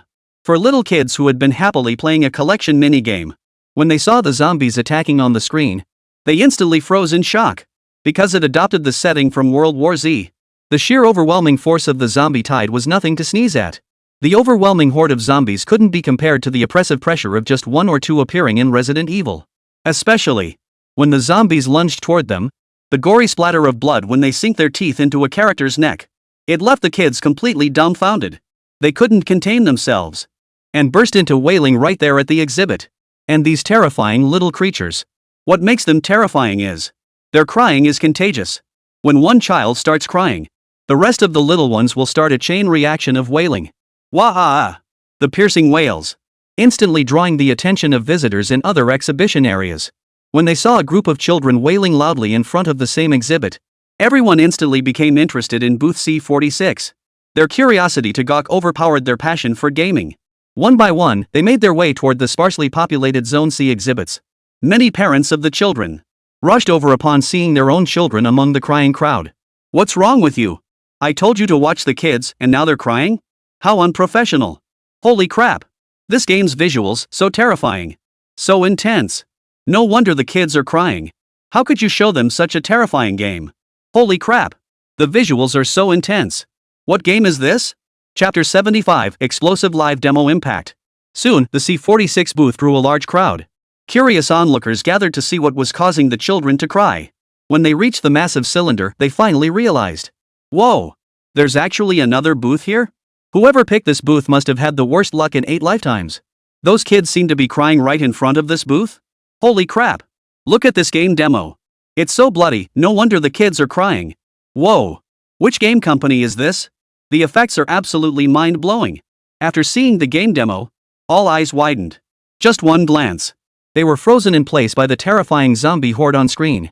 The sheer oppressive force of facing such a vast horde of undead. And the sheer visual impact. In just a moment, everyone was instantly drawn into the game's content. Hey guys, what game is this? Looks pretty fun. Frontline Defense? Whoa! Are you guys from Budding Corp? Sprout Studios? That super successful company from the news lately? The one that made Street Fighter? They're making an FPS game now? Wow! This live demo is absolutely mind-blowing. Can I give it a try? Lù Ming and his companions, who had been a bit flustered earlier, upon hearing that a visitor wanted to try it out, their expressions instantly lit up with excitement. This time, they were truly getting down to business. Without a moment's hesitation, they immediately got down to business. Everyone, if you'd like to try it out, please take a seat. We'll reboot it for you right now. Would you prefer online play or single player? Single player can be quite challenging, so I personally recommend online mode. In that case, let's go online. More players means more fun. It supports up to 16 players online. Everyone can join. Whoa! That many players? Turns out the ultimate luxury in gaming really is having friends to play with. Under Wang Ba and the others' arrangements, a new round of gameplay commenced swiftly. And when the players saw the sandbox gameplay of Defend the Frontline, they were stunned. Was this really the same FPS game they'd just seen? Such an adorable art style, it was downright deceptive. No wonder it scared those unsuspecting kids into tears. And Lù Ming once again explained to everyone what a sandbox game truly was. After hearing his explanation, the players finally showed expressions of sudden realization. Then they began experimenting with this entirely new sandbox gameplay mode. Some reporters who had gathered nearby, after hearing Lù Ming's explanation, their eyes lit up with excitement. They never imagined they'd come just to pick up a small story, only to stumble upon such a major scoop. Sandbox games. Sprout Games had pioneered an entirely new genre. As for whether sandbox games are fun, just look at these FPS enthusiasts enthusiastically gathering resources and building defenses. Just look at how much fun they're having right now. Hey, anyone got 2 extra screws? I'm sure 2 right here. Got some right here. Give me a set of iron ingots and I'll swap with you. Just found this thing called an energy core seems to unlock level 2 weapon stations. Guys, I'm short on materials, let's pull our stuff, yeah? Found a locked container out in the wild, need an iron key. Anyone got one they could send over? Coming right up. I'll drop it off immediately. We'll split the loot evenly later. Holy crap. A level 4 rocket launcher. Plus 10 rounds of ammo. This is a steal. Soon. The collection time ticked away. Before long, it was 6 p.m. A sudden, thunderous roar erupted from within the game. The next second, the game's visuals abruptly transformed. The transition from 2D to 3D left every first-time player of Defend the Frontline with hearts racing. Especially when they witnessed their own defensive structures transforming from cartoon-style sketches into realistic 3D renderings. The screech of gears grinding, lifelike scarecrows, and deployed fixed turrets. Everything stimulates everyone's nerves. The group stared in stunned silence at the scene that had abruptly transformed. In that moment, they finally understood what the ninth art truly meant. Holy crap! The artistic quality in frontline defense is off the charts. Did you catch that special segment? I'm blown away. Holy crap! That zombie scene gave me goosebumps. Guys! Zombies are coming. Shoot! Shoot! Didn't we just build a Gatling turret? I'm heading up there. The next moment, the players had already taken cover behind their pre-deployed defenses. Gazing at the tide of zombies surging before them, everyone instinctively swallowed hard. Then, rat-a-tat-tat-tat. The sound of bullets tearing through the air erupted. The first wave of zombies ahead were instantly riddled with holes and collapsed to the ground. A player pulled out the rocket launcher he'd looted from a treasure chest. He aimed at the dense horde of zombies before him and fired a rocket. Boom! The zombies on the ground exploded like scattered dandelion seeds. Not only was the ground littered with debris, the surrounding walls, the streets, countless splatters of blood remained. The visual effects were absolutely maxed out. Whoa! Holy! Witnessing this incredibly satisfying scene, all the players immediately let out waves of gasps. Even without rocket launchers, ordinary assault rifles alone provided them with an incredibly satisfying gaming experience. And now, they just unlocked the special Tier 2 weapon station. Level 2 laser guns, Level 2 electromagnetic guns, Level 2 flamethrowers. One sci-fi inspired novelty weapon after another. Now they were being put to immediate use. The scene erupted in a kaleidoscope of colors. Bullets, lightning bolts, flames, and beams flew everywhere. Players slaughtered zombies everywhere. The sheer thrill of mowing them down reached its peak. Though the overwhelming tide of zombies appeared chaotic, under the players' defenses, order emerged from the chaos. As the foremost wave of zombies approached, the surrounding defensive gears and fixed turrets activated. Rat-a-tat-tat. Bursts of fire formed a dense metallic storm, instantly annihilating the zombies attempting to breach the front lines. Soon, 5 minutes passed. Time slowly crept into the morning of the next day. As the sun rose, the zombies immediately turned away, retreating back into houses, sewers, or cars. Witnessing this scene, the players, already drenched in cold sweat, finally snapped out of their shock. Only then did they realize that the thrilling battle they just experienced had only lasted 5 minutes. Thrilling, absolutely thrilling. Awesome. Seriously awesome. Haven't played a game this thrilling in ages. My mission level went up, and my skills can be upgraded now. Look, that zombie we just took down dropped a ton of loot. We can build even more defenses now. Forget building, I'm going treasure hunting. Let's find those chests. Bro, wait till we hit level 3 construction. Then we'll have teleporters and can explore way more of the map together, yo. Alright. Let's level up fast. I can't wait to craft level 3 weapons or even higher tier gear. Chapter 76, even if you're an animal, you still have to line up. Soon, the 10-minute gameplay session ended. Though reluctant, the players eventually left their seats. Just as they prepared to queue again, they realized behind them had already been packed with arriving visitors. A crowd of people watched the scene before them, still wanting more. Then, with a hint of regret, they found themselves at the very back of the line, queuing up once more. Both modes of this game were just too much fun. You could never get enough of it. Those waiting in the back couldn't wait to rush to the computers and dive into the thrilling gameplay. Especially the thrill of facing the zombie horde. Just watching wasn't enough. Of course, you want to get your hands on it yourself. While everyone was immersed in the experience, the surrounding competitors all gazed enviously at Lù Ming's booth. Meanwhile, their own booths were deserted. Those visitors who came over would rather queue at booth C46 than play their games. It was as if everyone was only there for manga. The competitors were green with envy. Just moments ago, we were all selling the same official product like a bunch of broke losers. How come you, Lù Ming, the big brother, suddenly hit the jackpot? Amidst the resentful stares of the competitors, In just a few moments, a serpentine line of over 100 people formed before Manhwa's booth. From the very start, Wang Ba and the others finally experienced the hectic pace of working for a major company. Now they were all running around like crazy, guiding players through the game mechanics. Who had time to fraternize with competitors? What made their competitors even more envious was, not only were visitors lining up to visit their booth, but several small-time streamers with their phones out had even appeared in front of the budding booth. And among this crowd of streamers, a shadowy figure suddenly slipped in. None other than Xià, who had been searching everywhere for Manhwa's booth. At this moment, upon arriving at Section C, he immediately spotted the peculiar scene at booth C46. His curiosity got the better of him, and he couldn't help but move closer. Then, with just one glance, he spotted the massive logo of Budding Games. Holy crap! Guys, look who I spotted. Budding's booth is actually here. That's weird with Budding's production quality, they should be in Section B, right? Why are they in such a remote spot? Seeing the Budding Games booth right before him, Xià was absolutely thrilled. And so were the netizens.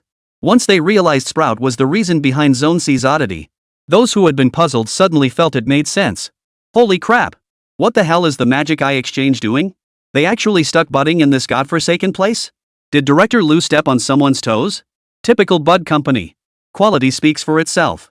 With this many people lining up and players actually coming to this dump, this game must be something special. I have a feeling Bud is about to create another smash hit game. Sis, hurry up and try it out. I can't wait to see you play. Seeing the comments flooding his livestream, Xià gave a slight nod and agreed immediately. Alright, since everyone's so eager to see it, I'll head over and give it a try right now. With that said, Xià walked straight to the front of the crowd, about to enter. But the tourists waiting in line behind him were immediately displeased. Hey! How can you cut in line like that? Hearing the man's words, Xià paused slightly, then offered an apologetic smile. He pulled out his badge and explained. Sorry, I'm actually a game streamer. Who cares if you're a streamer? Does that give you special privileges? Hearing this honest guy's words, the players behind him immediately started ranting. Exactly. Everyone's waiting in line, why should you get special treatment? Ha! Begging for attention even at a meetup? Even if you're an animal, you're still waiting in line today. Alright, buddy, back off. Xià. Hearing the tourist's words, tears of regret instantly streamed down Xià's face. Though he had some fame on that little platform, he wasn't primarily an FPS player. It was only natural he wasn't recognized. But that guy calling me a beast. That was a bit hurtful, don't you think? Glancing at the long queue stretching hundreds of people ahead. Then glancing at the 6'3" guy blocking his view. In the end, Xià gave a wry smile and didn't dare to argue with the other guy. Sighing, he pulled out his other phone. Alright, buddy, you're something else. You pushed me too far, I'm calling for backup right now. Ha! Who do you think you are? Some gangster? Calling for backup? Without a ticket, do you really think your friends can get in? Facing Xià's threat, the guy across from him wasn't the least bit intimidated. Arms folded, he grinned at the young upstart before him. Xià's fans, seeing him arguing with a tourist, looked worried. Holy crap! Is the boss lady getting bullied? The guy's honest enough, but he's illiterate. Can't he see the huge ID badge on the boss lady? If this escalates, it won't be good for the boss lady. So who's the boss lady planning to call over? Security? It shouldn't come to that, right? Seeing the interactions among the fans in the livestream, Xià gave a mysterious smile and whispered to the camera. Just sit back and watch, everyone. The person I'm calling in has some serious clout. Just as Xià's fans were speculating which celestial being he might summon, suddenly, a collective gasp erupted from the conference hall behind him. Holy crap! Everyone, look! It's Eggplant. Eggplant is at the exchange event too. It's real. Can I go ask him for an autograph? Which major studio invited him? Ha! Wait, why's he heading to the C exhibition area? Let's follow him over and check it out. There he was. Lù Ming, the renowned FPS streamer known as Eggplant, suddenly appeared at the venue. As one of China's top FPS gamers, many regarded him as their idol. Having achieved success across major FPS titles, he has long since reached the pinnacle of his career. Though he has since retired from competitive play, he remains widely recognized by netizens as the ultimate gun god. And today, this low-key gun god unexpectedly appeared at the Magic Eye Exchange event. His arrival instantly sparked curiosity among players, especially when everyone saw Eggplant arrive at booth C. Their expressions turned to utter astonishment. In an instant, the previously crowded B exhibition area saw nearly 1/10 of its visitors diverted to the C exhibition area due to Eggplant's presence. Under the stunned gaze of the man who had been confronting Xià, Lù Chia greeted Shin Yujie with great familiarity. What's up, sis? What's going on? Hearing his words, Shin Yujie raised an eyebrow and smiled at the stunned man across from him. What do you think, buddy? Are the guys I called in tough enough? Tough. Really tough. I didn't recognize a mountain when I saw one, brother Chiezi. Want to get in line? Join my queue. Yeah. Bro. I'll give you my spot. Can I get your autograph? Holy crap. Eggplants at the C46 booth. What's going on over there? Is there a cool game there? That booth has a long line. Should we check it out? Sure. We'd be waiting forever here anyway. Let's go check it out. Chapter 77, PY Collaboration. Inside Shin Yujie's livestream room at that moment. The sudden appearance of Chiezi. The viewers in the livestream instantly erupted with excitement. As the undisputed king of FPS esports in China, few would fail to recognize him. Eggplant. It's actually Eggplant. Holy crap. The boss actually knows Eggplant? That's some serious clout. Only my brother Eggplant could pull this off. Everyone else just steps aside when he shows up. So what game is Manhwa working on this time? How come so many people are lining up? Wow. The older sisters really made it big. Even Eggplant knows her now. Under the gaze of countless spectators, Lù Chia grinned as he looked at Shin Yujie beside him. You called me to Section C saying there's a great game. Where is this great game? Hearing Lù Chia's question, Shin Yujie immediately hooked an arm around his shoulder and chuckled. I haven't played it myself yet, but trust me, any game from Budding Studios is guaranteed to be a blast. Whoa. That's a bold claim. Better not mess this up. Impossible. Absolutely impossible. Want to bet on it?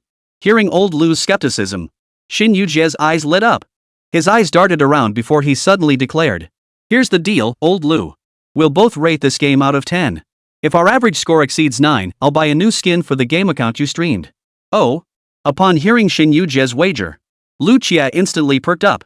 At his level, money was no longer a concern. The main thing was having something to talk about and keeping his own popularity up. That's why he dared to try all kinds of new shooter games. As a humorous, skill-based game streamer, his streams consistently drew massive viewership. This made Lù Chia quite envious. Though they hail from different streaming platforms, they're actually pretty close in private. However, Lù Chia leads a relatively low-key life, commonly referred to as an I-person. This is also why he didn't appear on camera with Shin Yujie. By the way, the one who just patted Shin Yujie's butt, that was him. He usually looks pretty serious. But when he smiles, well, he's a total old pervert. Since Shin Yujie called him over to help just now, there's no way he wouldn't back up his brother. Since it was being streamed live, he instantly switched from spectator mode to live streaming status. Instantly getting into character, he seized this opportunity alongside Shin Yujie, aiming for another trending topic. Upon hearing Shin Yujie's wager, he grinned and turned to ask him, what if I lose? Simple. Right now, there are, a million fans watching our livestream and my channel. How about this, when Frontline Defense officially launches, you send 100 fans in my livestream a copy of the game. 100 copies might not seem like much, but with a series of promotions like giveaways, if executed well, it could bring Lù Chia a significant influx of new followers. This livestream allowed Shin Yujie to ride Lù Chia's popularity for a bit. In less than 10 minutes, the number of viewers in his livestream room had already surpassed 1.2 million. And people keep pouring in. Only then did he return the favor by proposing this wager to Lù Chia. In that case, as long as Lù Chia wasn't an idiot, he'd know exactly how to hype up Manhwa's new game. Then, as the streamer who boosted sales for Manhwa's new game, and maintained an excellent cooperative relationship with Manhwa. So tell me, is this a massive advertisement for me? Answer me. Look me in the eyes. Just as I thought. After hearing Shin Yujie's wager, Lù Chia's eyes lit up instantly. They were all veteran streamers who thrived on trending topics and hot searches. Almost instantly, they struck a deal across the screen. Right then, Lù Chia smiled broadly at the viewers in the livestream. Alright.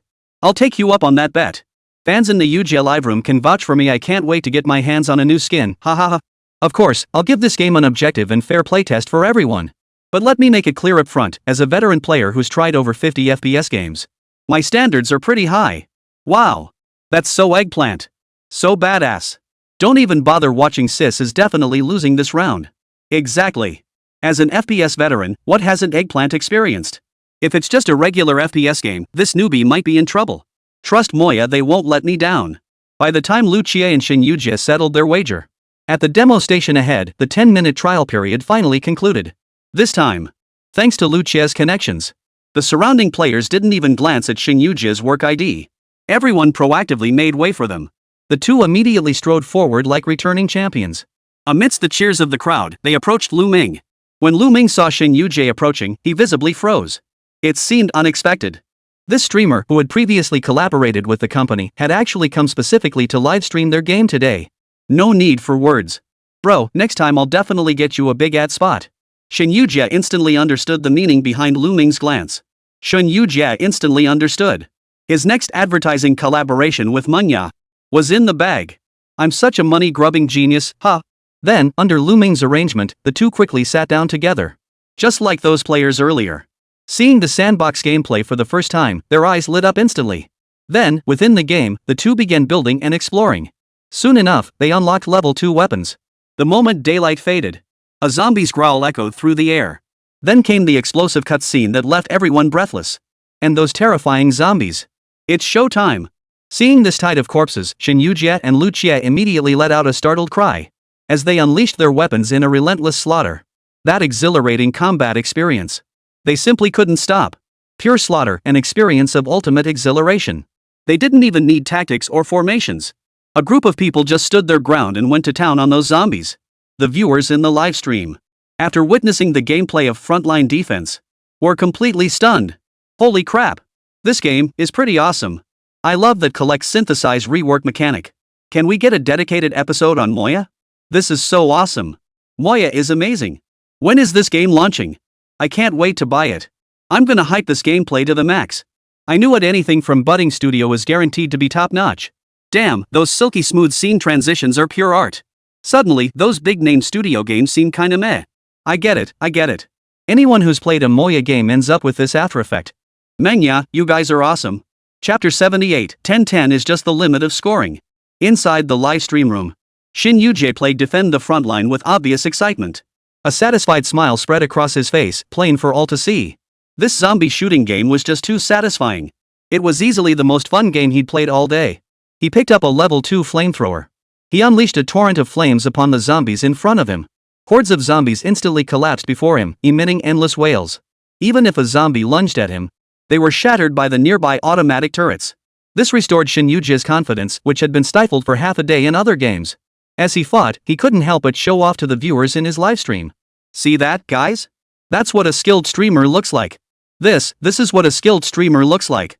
Put. You're getting cocky over some mindless mowing minigame? Ha, how many did you even kill? Check out my bro Eggplant over there, now that's a real skill streamer, okay? Jubwa, can you switch the camera? I wanna see Eggplant. Gotta say, this game looks seriously fun.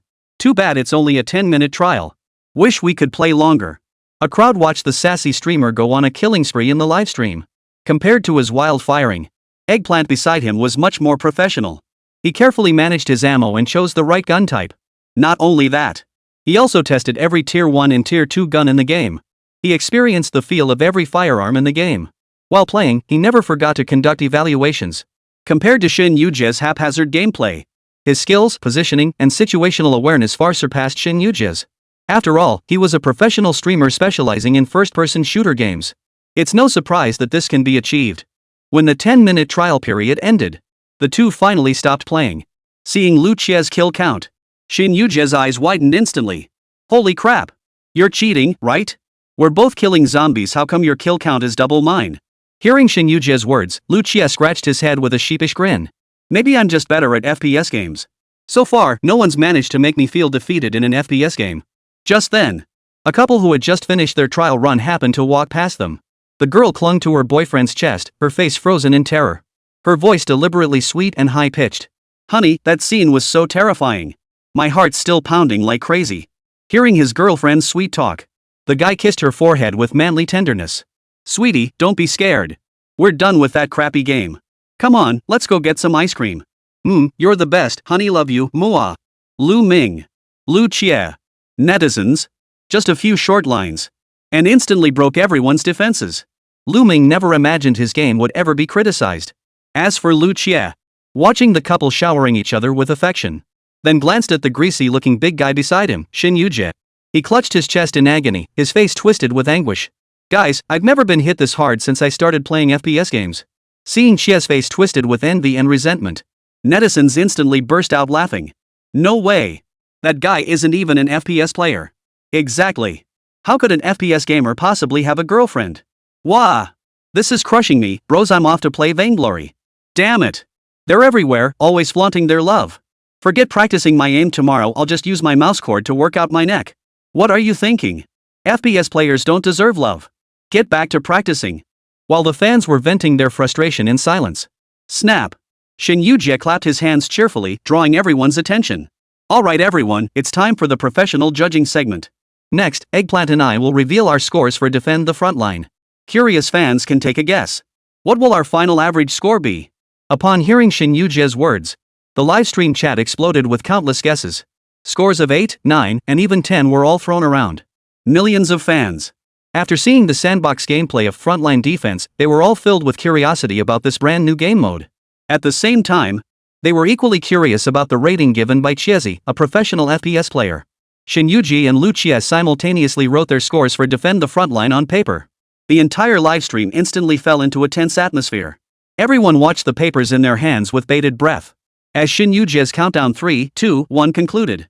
Immediately, both men simultaneously revealed their scores. First was Shin Yu-jie.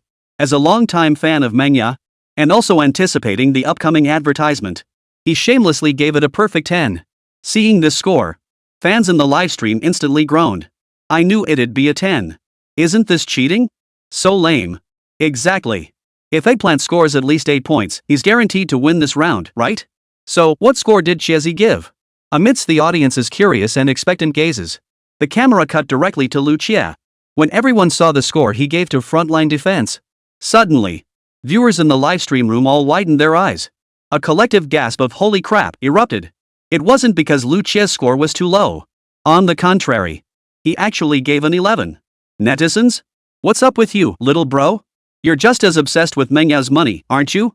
Even Shin Yu-jie never imagined Lù Ming would back Mengya so fiercely. Without thinking, he voiced the same question on his livestream. Eggplant, why'd you give Frontline Defense an 11? Upon hearing Shin Yu-jie's words, Lù Ming smiled faintly and explained directly. Admittedly, Defend the Frontline's graphics rendering and gun handling still need improvement compared to some heavyweight FPS games I've played. Its physics engine certainly isn't the best. But I can tell you all, this is absolutely my favorite FPS game of the year. Gunfights aren't just about gunfights. Director Lu's sandbox mode and multiplayer team cooperation have shown me a new direction for FPS games. Over the years, most FPS games have been about competitive play 5v5, 10v10, and honestly, I've grown a bit tired of it. But today's Frontline Defense is ingeniously designed, with its strengths far outweighing its flaws. From the cinematic transitions to the breathtaking zombie hordes and the ingenious futuristic weaponry, it's all just incredible. This game has so many strengths, I don't even know where to begin praising it. To wrap things up, Lù Ming directly addressed the audience in front of the camera for his final summary. 10 points is just the limit of the score, but it's definitely not the limit of Frontline Defense. When the game launches, I'll be streaming live with everyone right on schedule. Interested friends can join my livestream to watch together. I doubt I'll be leaving this game anytime soon.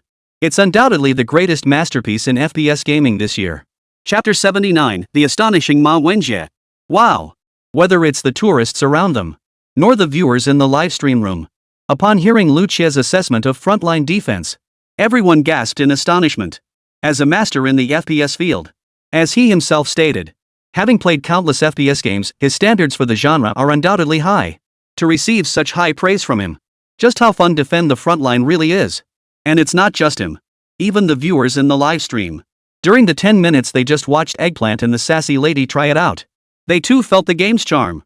A gameplay demo is all about showcasing the game's highlights during a player's trial run. Much like a movie trailer. To grab viewers' attention, the studio must pack the film's highlights and most thrilling moments. Showcase the film's highlights and most compelling moments. Only when viewers feel genuinely intrigued. Will they be willing to buy in? The 10-minute demo for Frontline Defense is undoubtedly a resounding success. It essentially showcased all the core gameplay elements. Along with its most essential features, the sandbox gameplay, special effects transitions, and zombie horde waves were perfectly showcased to players. The game's unique features and strengths, as Lù Ming mentioned. These standout qualities overshadow any minor flaws. This is precisely why Lù Ming gave such high praise after testing Defend the Frontline. And why he gave it such high praise. For a game endorsed by a top-tier streamer. For Frontline Defense, this undoubtedly sets a promising start. Take right now, for instance. In Shin Yu-jie's live stream room. After everyone listened to Lù Ming's explanation, Everyone started eagerly anticipating the release of Defend the Frontline. Hearing Xià explain it like that, it really does make sense. Especially that sandbox gameplay, it sounds so fun. Damn it! I really want to be there to try it out. Can't Eggplant and the older sister play a bit longer? I want to see what happens next. No way. If they let you play the whole thing, what would happen then? Honestly, it's no surprise Sprout's quality has always been incredibly high. Even the surrounding visitors, after hearing Lu Qia's review, also grew more interested in frontline defense. This made the tourists, who were already curious about frontline defense, grew even more intrigued by the game. Throughout the entire C-zone, players queuing at booth C46 had stretched all the way back to Area B. A spectacularly long queue had formed. It was bound to draw even more curious passers-by. Hey, what's that line over there? No idea. Heard it's a game company called Budding launching a brand new FPS game. FPS games are all the same, right? How much variety can they really offer? You know nothing. Eggplant just tried it out and gave their game a super high rating. He even said he'll stream it live when it launches. Whoa. They actually got Xiezi? Suddenly I'm curious. Wow. With this many people lining up, how awesome must this game be? Seeing the long line stretching before them, the surrounding visitors immediately let out waves of gasps. Meanwhile, throughout the entire venue, whether it was competitors in Zone C or Zone B, were drawn to the commotion over here. At that moment, at the Thunder booth, Ma Wenjie frowned as he surveyed his own booth. Not only had visitor numbers to their booth suddenly halved since the start. During the trial play session, they couldn't even gather 10 players. With no other choice, they had to have their staff fill in for one of the spots. Logically speaking, until the afternoon, their booth shouldn't have experienced this kind of situation. But it wasn't even noon yet. How could the foot traffic have dropped so drastically? Unconsciously, his gaze shifted to his deputy behind him, and he asked directly, "What's going on? Did some other company release a blockbuster hit this year? This shouldn't be happening." I checked out Legend, Surprise Strike, and God's Games. While their quality is solid, our Overwatch should clearly be superior. I've seen the other T1 companies' games too, they're just meh. This is strange. Go find out what's going on. Upon hearing team leader Ma's order, the subordinate immediately went to investigate. Moments later, he returned, drenched in sweat, his face slightly ashen. Team leader, it's bad. See exhibition area. See exhibition area. They've got a massive hit over there. Exhibition area C? Hearing his subordinate's words, Ma Wenjie's face instantly betrayed utter disbelief. Are you sure you're not joking? That bunch in C-Zone, aren't they all just small and medium-sized game companies? In previous years, forget blockbusters, they barely had any hits. Do they even have the capability? The funding to develop a blockbuster hit? Little did he know. Upon hearing Ma Wenjie's words, the subordinate immediately shook his head, sounding somewhat nervous. No, boss. Remember Budding? They've made a huge splash this time. That director Lu guy created an entirely new gameplay system. What the hell? Are you kidding me? A gameplay system? Like you can just invent that out of thin air? I swear it's true. Boss, you gotta check it out. That game, it's seriously good. Whoa. Hearing his subordinate's increasingly wild claims, Ma Wenjie couldn't help but feel a bit tense. When he saw the incredibly long line forming at the Budding booth, he was utterly dumbfounded. No way. They're all crammed into this godforsaken corner, how could they possibly pull this off? I heard Eggplant endorsed this game. That company must have some connections. Xiezi endorsed them? Whoa. Hearing his subordinate's words, Ma Wenjie's eyes widened instantly. When it comes to Lu Qia, how could he not know? In fact, when Overwatch was completed, he specifically sought out Lu Qia. Even Lu Qia himself offered quite favorable praise for Overwatch. The skill system added to the game truly caught his attention. But even so, the company offered a hefty sum of 1 million yuan to bring Lu Qia on board for a promotional campaign. Lu Qia still declined. And now, upon learning that Lu Qia had actually visited Meng's booth and promoted it for him, Ma Wenjie felt a wave of sourness wash over him. At the same time, he couldn't help but wonder, what kind of game was this? That even Lu Qia, with his notoriously high standards, had nothing but praise for it? Then, he dashed to the front of the booth. From a distance, Ma Wenjie spotted a crowd of people unwilling to queue, gathered up front, eagerly trying out the live demo. Every so often, the front row would erupt in gasps. Holy crap! This is so awesome. Shoot. Didn't you just get a level 3 weapon?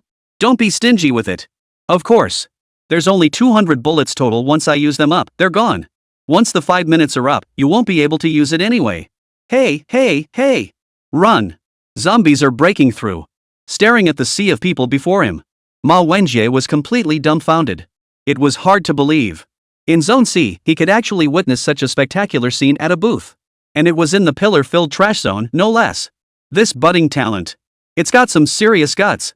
After struggling through the crowd, he finally reached the front.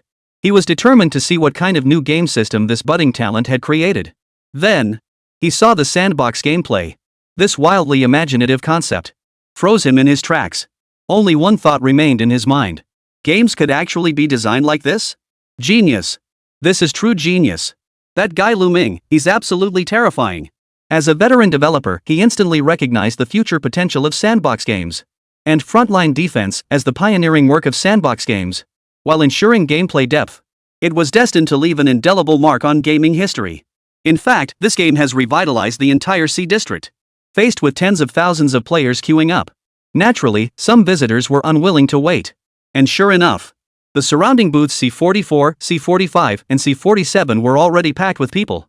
Thanks to Defend the Frontline, their games also gained significant exposure. Several fellow exhibitors were quick to act. Without hesitation, they borrowed dozens of small stools from the venue. Their main focus? Serving the budding talent. At this moment, they were practically ready to put Manhwa and Lù Ming on a pedestal. It was clear. Their company's next game sales figures would be nothing to sneeze at. This time, Manhwa is awesome. Chapter 80, Lù Ming, time to strike back. Gazing at the long queue before him. At this moment, Ma Wenjie wanted to slap himself. His eyes filled with despair as he muttered under his breath. Damn it. What kind of monster did I provoke? It wasn't surprising he felt this way. The moment he saw the sandbox gameplay of Defend the Frontline, he knew. This Demon Eye exchange event. Whether big studios or small, they could only play second fiddle to Defend the Frontline. This game was simply too outstanding. It had reached a point where nothing could stand in its way. Had Defend the Frontline been placed in Hall B instead, riding on the coattails of the big name games around it, it wouldn't have created the spectacle we see today. But damn it, the problem was, Ma Wenjie pulled strings to move them to Zone C. Now look at this. With all those shorties around to play off against, Frontline Defense, already a formidable contender, now looms even larger. Even mythical. The thought that this ultimate boss was his own creation. Ma Wenjie couldn't help but shudder. At this moment, not just Ma Wenjie, other competitors in Exhibition Hall B had also dispatched representatives to inspect the status of Frontline Defense.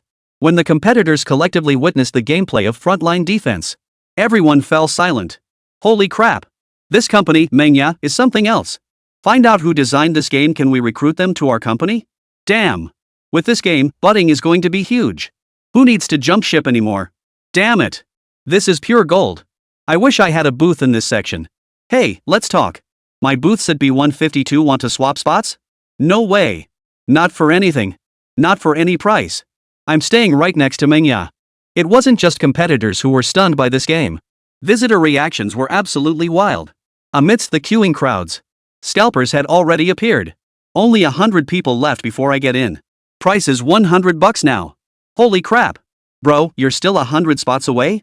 You're charging for this? Heh, they let 8 players try it per session. Max wait is 2 hours. What more do you want? You think if you start queuing now, you'll get a turn by the day after tomorrow?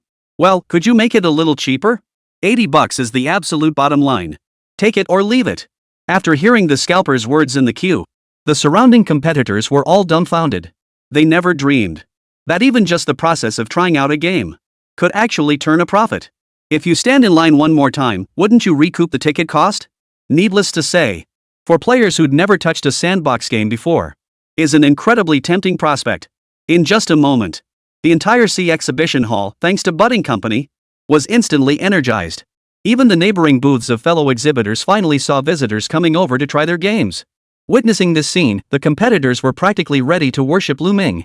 Meanwhile, Lù Ming, completely unaware of his competitors' thoughts, watching the enthusiastic visitors before him, a genuine smile finally spread across his face. At that moment, he unbuttoned his collar and loosened his tie. He passionately explained to all the players the original intent behind designing this game. As you can see, our Frontline Defense is not just one game, it's essentially 2 games in one. Later on, if you start to feel bored, you can skip the nighttime battles. Once your base defense rating reaches a certain threshold, you can skip it entirely. Players focused on map exploration and building can also hunt zombies across the map and loot dropped items. Additionally, various special infected will appear later in the game. As the five-fold time progresses, these special infected will become increasingly numerous. My goal is for every player to find enjoyment in our game. We've also introduced an endless mode, where all sorts of special weapons await your unlocking, even super weapons. Listening to Lù Ming describe the hidden content awaiting them later in the game, players listened with rapt attention. Even those who hadn't tried the game yet felt an irresistible urge to try it out. Finally, one player couldn't hold back any longer. He directly asked Lù Ming, "Director Lù, could you add more camera angles?" Yeah. Didn't they say the game supports 16-player multiplayer? Why are there only 8 slots? Exactly. We're all ranked way beyond the 1000s. How long are we supposed to wait? Can't we ask the devs to fix this? Hearing the visitors' complaints, Lù Ming's face twisted into a helpless, wry smile. My apologies, everyone. We've been specifically assigned here by the official staff. They stated that without the other party's permission, they cannot grant us any operational permissions. For now, we're stuck here. Please bear with us. Holy crap! Hearing Lù Ming's words, the fellow developers who had just been listening to his passionate introduction of the sandbox game concept and the content of Defend the Frontline were suddenly wide-eyed. This Lù Ming, brave. He actually dared to confront the official representatives of the Demon Eye Exchange. But Ma Wenjie, standing among the crowd, his expression changed instantly upon hearing Lù Ming's words. Damn it, he's calling me out. If netizens discovered his underhanded dealings, it would escalate into a scandal involving shady business practices. The thought sent a chill down Ma Wenjie's spine. Without another word, he immediately left the place with his deputy. This matter absolutely couldn't be linked to Thunder. He needed to extricate himself as quickly as possible. Meanwhile, in Xin Yujie's livestream chat, upon hearing Lù Ming's words, were left gaping in disbelief. Holy crap! What did I tell you? There's definitely some shady stuff going on. I was just wondering why Budding Game was in Zone C. Turns out there's a bad apple among our comrades. Damn! Such an amazing game stuck in the C zone? Honestly, it deserves a spot in the Prime B zone position. This overwhelming fortune has been handed to the Demon Eye Exchange, but they can't handle it. Whoever the hell thought of doing this to Director Lù? Report them. Thai Exchange. Never going back there again. The surrounding crowd were filled with righteous indignation upon hearing Lù Ming's words. Such an exceptional game, one that could even be called groundbreaking, was relegated to the C exhibition hall and the worst spot by the pillar, no less. Who could stand for that? The journalists nearby. Their eyes lit up instantly upon hearing Lù Ming's words. Without a moment's hesitation, they began transcribing his words. Wasn't this the major scoop magic I needed today? Hashtag Magic Eye Exchange suppresses industry dark horse. Deliberately shelves heavyweight game. Hashtag Magic Eye Exchange reveals blockbuster game. Yet it's the very title buried by the official release. Hashtag this year's most anticipated FPS game. Hashtag Eggplant and I am not at Sundara wholeheartedly recommend. The most fun FPS game of the year. Hashtag Magic Eye Exchange. Hashtag suppression. Hashtag censorship. Hashtag frontline defense. Hashtag. In just a moment, breaking news about the Magic Eye Exchange. It blew up Weibo instantly. Chapter 81, The Arrival of Old Master Sia. As the news of the Magic Eye Exchange suppressing continued to ferment online, at that very moment, Xià Tiān was busy hunting for food with Fang Xiaoxiao in Exhibition Area A. As a mega convention capable of accommodating millions, the organizers naturally had to consider every detail outside the main venue, and had already gathered a large number of food trucks and stalls. Many cosplayers and visitors gather here to take photos, rest, or host small exhibitions. The atmosphere here rivals the fervor of gaming enthusiasts inside the main hall. At that moment, Fang Xiaoxiao was eating a parfait featuring an unnamed game character. Glancing guiltily at Xià Tiān. Xià Tiān, is it really okay for us to be eating here? Lù Ming and the others might be busy inside the convention right now. Put. Hearing her best friend's words, Xià Tiān burst out laughing. That cramped little booth they got. It'd be a miracle if any visitors even noticed them. And it's in the obscure C section, no less. If the morning foot traffic exceeds 100, she'll admit defeat. Without a second thought, Xià Tiān waved her hand dismissively with a smile. It's fine. I've already figured it out, there won't be much foot traffic in the morning. We'll just wait until the afternoon to help out. We'll bring Lù Ming and the others some juice and bubble tea. I reckon we'll have a pretty laid back time over the next 3 days. Oh dear. Watching her best friend's carefree demeanor, Fang Xiaoxiao couldn't help but sigh. What exactly was there to be happy about when her game promotion wasn't taking off? Unable to help herself, she shot her friend a sidelong glance and urged. Didn't you say you'd handle the location? Any updates yet? Well. Caught off guard by her friend's question, Xià Tiān's expression instantly turned guilty. How could she possibly have gone to the official authorities to explain? Manhwa had replaced her with this prime spot. She couldn't have asked for more. There was no way she'd file a complaint. Facing her best friend's inquiry, she brushed it off with a flimsy excuse. Just as she was about to lead Feng Xiaoxiao to the next food truck for a bite, suddenly, her phone rang. Seeing the caller ID, Xià Tiān froze in surprise. Because the caller ID showed it was her own grandfather? Answering the call from Sia Chunsheng, she heard a steady, authoritative chuckle on the other end. Tian, where's your booth? I'm free around noon and thought I'd swing by to see how your exhibition is coming along. Ha! Hearing his grandfather's words, Sia Tian's expression abruptly changed. He never imagined that such a busy man as Grandpa would actually come to the Magic Eye Exchange. That's not really necessary, Grandpa. Everything's going perfectly fine here. After all, I invested in your game, right? As an investor, it's only fair I check in on my investment, isn't it? Or, are you planning to abscond with the funds? Hearing the old man's sudden shift in tone, Sia Tiān couldn't help but swallow hard. Faced with the old man's decisive and forceful manner, she had no choice but to steel herself and say, Grandpa, where are you? I'll come find you right now. No need. I'm already inside the venue. Just tell me where your booth is, and I'll come find you. Whoa! Sia Tiān hadn't expected it. The old man was already inside the venue. C46 exhibition area. You should go take a look. After saying that, Sia Tiān sighed helplessly and rubbed his forehead. With their booth stuck in that crappy spot, it'd be a miracle if anyone even bothered to look. What if the old man discovered his results weren't up to par? Would he blame her? The mere thought of the old man losing his temper. Sia Tiān couldn't help but feel a headache coming on. But soon, she exhaled a breath of relief and reassured herself. No need to panic. As long as the money's right, everything will be fine. I'm about to become a little rich woman worth billions. That money is just pocket change. That's true, but why are you hiding behind me? Feng Xiaoxiao watched her best friend's spineless demeanor from the side. She couldn't help but roll her eyes. So you know our booth is in a bad spot and won't get any visitors? If all our money goes down the drain, the old man won't let you off the hook, will he? Hearing Feng Xiaoxiao's words, Sia Tiān shrugged her shoulders. Her heart was racing with panic. She forced a casual tone. It's fine. Worst case, we just mess up a few matchmaking events. From the way you talk, you actually have experience with this? After silently rolling her eyes at her best friend's remark, the two hurried straight into the venue. Just as the two of them dashed to the venue that summer day. At that very moment, inside the Demon Eye venue, as the host representative, Su Jianhua had received word of Xia Chuanxing's impending arrival a full hour earlier. Learning that this entertainment industry heavyweight was coming, he was completely stunned. Hadn't the Sia family ever been involved in gaming projects? Or were they preparing to enter the gaming industry and came to scout the scene? But regardless, a heavyweight like Sia Chunsheng was not someone a small fry like Su Jianhua could afford to provoke. Don't be fooled by the sheer scale of the Demon Eye Exchange. It only happens once a year. Compared to behemoths like Xingha Entertainment, they weren't even worthy of tying their shoes. At this moment, Su Jianhua stood at the doorway with utmost deference. Spotting Sia Chunsheng entering with his bodyguards, he immediately approached with respectful greetings. He then recited the prepared materials to the other party. Sia Chunsheng listened impassively to the explanation, occasionally nodding. Surveying the numerous game booths within the vast exhibition hall, his gaze shifted, as if searching for something.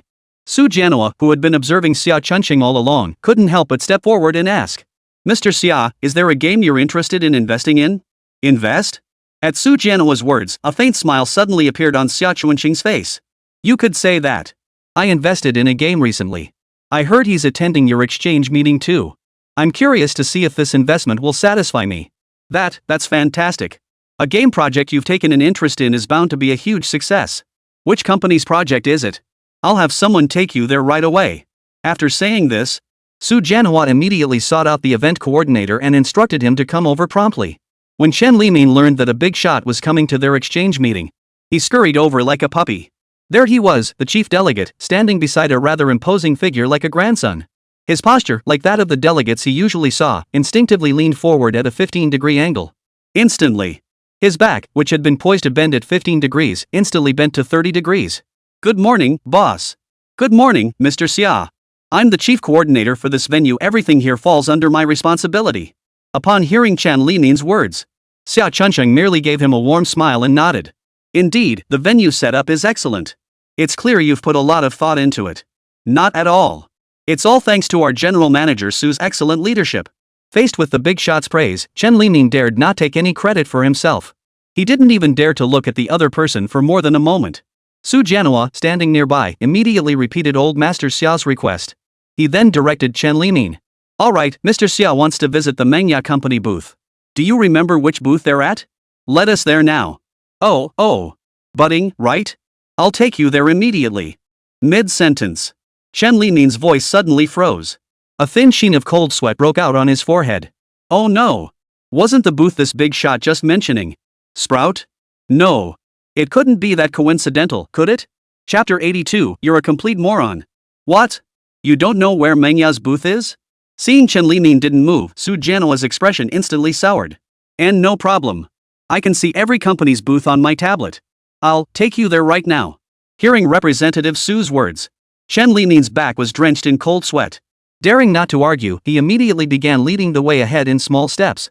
He never imagined that behind that fledgling company lurked a powerhouse even Su Jianhua feared. Had he known, not even 10 times the courage would have made him dare to pull this stunt. At this moment, the only thing he could do seemed to be to slow his pace. That way, he could delay his demise for a little longer? Behind him, Su Jianhua frowned at Chen Limin's dawdling pace, his voice tinged with irritation. What's wrong with you? Why are you walking so slowly? And no. It's just that the seedling booth isn't in Zone B. We need to go to Zone C. What? Hearing Chen Limin's words, Su Jianhua was utterly stunned. As an industry insider, he knew a thing or two about Mengya Company. He'd also heard rumors about the discord between Budding and God's Corporation. And this small company's ability to stand up to gods naturally made it somewhat famous. For such a company to participate in the Demon Eye Exchange Conference, even if it wasn't a prime location, shouldn't it be an exhibition area B? So why the hell was it assigned to the C exhibition area? Suddenly, Su Jianhua felt a burning gaze on his side. Then he saw Xia Chunsheng staring at him with a look of pure skepticism. Seems your networking event has high standards. Can't even our Qinghe investment games satisfy you? This. No, Mr. Xia, Chen Limin. What the hell is going on? Xia Chunsheng's voice remained calm. But in Chen Limin's ears, it thundered like a bolt of lightning. No, Mr. Xia, there must be some misunderstanding here. Just as Su Jianhua was about to explain to Xia Chunsheng, suddenly, the crowd surging ahead interrupted their conversation. Then, under the astonished gazes of the crowd, inside Exhibition Hall C at that moment, though not as bustling as Hall B, it was equally lively. At each game company's booth, there were typically 3 to 5 visitors browsing. This left Su Jianhua and Chen Limin thoroughly surprised. The Magic Eye Exchange Conference was now in its 11th year. They were certainly aware of the general situation. They hadn't expected Exhibition Area C to draw such a crowd by midday. The queue at one particular booth had grown to almost absurd proportions. Just then, they had only just entered Exhibition Area C, and they already saw a crowd lining up. Seeing the long line before them, Xia Chunsheng asked in surprise, "Which company's booth is that? The line's pretty long." "Old Chen." "Oh, I'll go check which company it is." After saying that, Chen Limin flipped through his tablet, trying to figure out the details of that booth. When he found the booth's information, he froze in place. He muttered repeatedly, "C46, C46. Don't just repeat the booth number. Tell me which company it is." Hearing the delegate's question, Chen Limin swallowed hard. He forced a smile that looked more like a grimace. "Representative, that booth belongs to Budding Company." Whoa! Su Jianhua was startled by Chen Limin's words. But when he saw the long line forming in front of the Budding booth, he exhaled a long sigh of relief. Thank goodness it was the Budding booth. Judging by the crowd lining up at this booth, no need to guess Mengya's game was undoubtedly a huge hit. This would make it easier to explain to Mr. Xia beside him. His gaze shifted cautiously towards Xia Chunsheng beside him. But he saw that Xia Chunsheng had already made his way to the very front of the line. His eyes fell upon Lù Ming stood at the very front. He stood there, radiating confidence and pride, explaining to the audience what a sandbox game was. Meanwhile, on the large screen behind him, the live gameplay footage of the game was being broadcast. Seeing Lù Ming's demeanor, Xia Chunsheng couldn't help but nod approvingly. Though he knew little about games, his eye for talent was always spot on. Lù Ming's confidence radiating from within was genuine. It seemed his granddaughter had recruited a remarkable talent, truly worthy of being Xia Chunsheng's granddaughter. Behind him stood Chen Limin and Su Jianhua. Seeing the smile on the old man's face, they quietly breathed a sigh of relief. It seemed that Mr. Xia was quite satisfied with this demonstration and wouldn't blame them. Until, "Mr. Lù, can we add a few more camera positions?" "Yeah. We're totally running out of camera angles." Then everyone heard Lù Ming's forced smile as he coldly stated, "Sorry, everyone. We've been specifically assigned to this spot by the official staff." They said we can't get any operational permissions without the other party's approval. One sentence. Instantly, Chen Limin, who had just breathed a sigh of relief, felt as if facing a formidable enemy. He looked up blankly, his face frozen in shock as he stared at Lù Ming. Only 2 words echoed in his mind. Holy. Damn it. This is gonna kill me. The bullet he'd casually fired yesterday had now struck him square between the eyes today. In that moment, Chen Limin felt like he'd fallen into an abyss. He looked up to see Su Jianhua glaring at him with savage intensity. Beside him, Xiao Chunsheng continued to smile warmly at Lù Ming, nodding approvingly. It seemed the more he watched this kid, the more pleased he became. Old Chen, what the hell is going on here? Don't try to pull the wool over my eyes. A game this impressive, how could it possibly be at Booth C? Hearing Representative Su's sharp questioning, Chen Limin's legs began to shake violently. He stared at his boss's murderous glare. Finally, he dropped to his knees with a thud before Su Jianhua, taking full responsibility for the mistake. I'm sorry, Representative. That Thunder representative is a friend of mine. He gave me 10,000 yuan to help his friend switch booths, so I chose butting. Damn it. You're a bloody moron. Hearing Chen Limin's words, Su Jianhua's entire face turned slightly pale. Turning to the old man beside him, he found the elder completely speechless. He didn't know what to say. As for Xiao Chunsheng, after observing the scene before him with a smile, he simply remarked indifferently. No worries. Looks like quite the lively scene here. Proves our family's game lives up to the saying good wine needs no bush, right? Guess it passed the test after all, ha ha ha. Seeing that old Master Xia was so easygoing, the two finally exhaled in relief. But the very next moment, before their sighs of relief had fully escaped their lips, Xia Chuanxing's voice rang out again. This time, however, his tone was noticeably colder. But moving us to a spot next to a pillar might not be quite appropriate, would it? Representative Su, Chief Controller Chen, could you kindly arrange for a larger booth for butting? At the very least. I don't want others to take what rightfully belongs to us. Chapter 83, You're raking in more kickbacks than I am? Hearing Xia Chuanxing's words, Su Jianhua and Chen Limin instantly felt cold sweat trickle down their temples. Only then did they realize he hadn't been holding back his anger. He simply didn't need to raise his voice at minor figures like them. All it would take was a word from the big boss, and plenty of people would be sent to deal with them. It's a misunderstanding, Mr. Xia. Absolutely a misunderstanding. What are you spacing out for, old Chen? Hurry up and move Manhwa to a different spot. Remember. Get a good spot. A prime spot. Pick the most visible location. Wah! After being scolded like that, Chen Limin finally snapped out of his daze. He immediately trudged back to Exhibition Area B, arriving at the original B20 booth. Glaring at the ballpoint booth before him, he now wanted to curse those bastards to death. If only they hadn't meddled so much. How could he have provoked such a big shot that even Representative Lian Su couldn't afford to cross? He rolled up his sleeves and stormed over to the B20 booth, cursing under his breath. He couldn't touch a big shot like Xiao Chunsheng. But these small-time punks? He could certainly handle them. Without hesitation. His face cold, he strode straight to booth B20. Paying no heed to the visitors testing games nearby, he turned to the team leader and barked coldly. Hey! Explosive Point Company, right? You can't use this booth anymore. Get back to your original booth now. What? Hearing Chen Limin's words, the team leader of Explosive Point Company was stunned. His face flushed with panic as he pulled Chen Liming aside. Then he handed over a pack of premium cigarettes, grinning obsequiously. Come on, Mr. Chen. We've only been here half a day. Didn't we agree you'd give us the spot? Little did he know. Seeing the other's underhanded maneuver, Chen Limin let out a cold laugh. With a sharp snap, he flicked the cigarette from the other man's hand, his eyes brimming with contempt. A small-time crook like you has the nerve to hog such a prime spot? Do you even look at yourself in the mirror? How many people have your booth attracted all this time? Get lost. This spot is going back to butting. With that, he shoved the man aside without a shred of mercy. Chen Limin snapped his fingers sharply. His two henchmen stepped forward. Armed with riot forks, they stood ready for action. This left the team leader from the opposing explosives company flushed with alternating waves of anger and embarrassment. Seeing the other side about to act. Damaged machinery was a minor issue, delaying the company's business was the major one. Fine, let it be Zone C. He had secretly checked out the nascent game too. His skills were indeed inferior, there was nothing he could do about it. But the other team leader shot Chen Limin a displeased look and snorted coldly. You can leave. But I can give you 50 grand as a bonus. Give me my money back or don't even think about me moving. Smack. Hearing the other's words, Chen Limin instantly flashed a cold smile. Before the other could react, he smacked him square across the face. You pig-brained bastard. Daring to make such an outrageous demand? I only took 10 grand from his mother, and you dare to swindle me for so much? Here's your damn money back. Got the guts to take it? Guys, beat him to a pulp.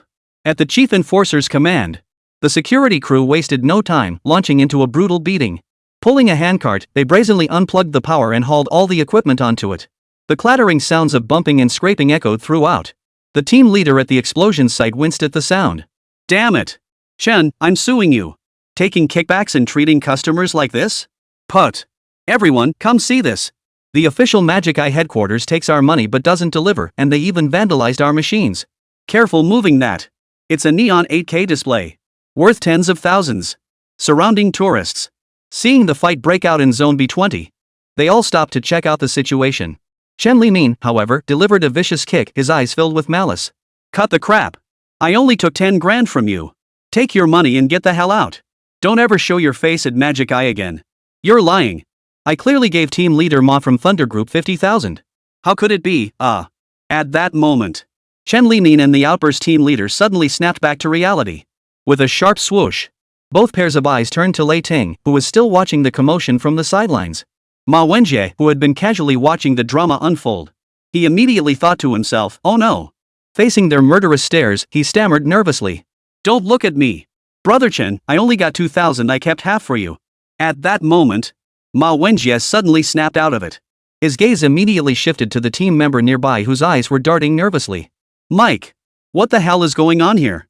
You're pocketing kickbacks and you're getting more than I am?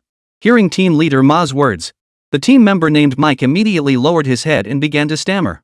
Seeing his demeanor, how could the three of them not understand what was going on? So all this time, they'd been played by a lowly employee?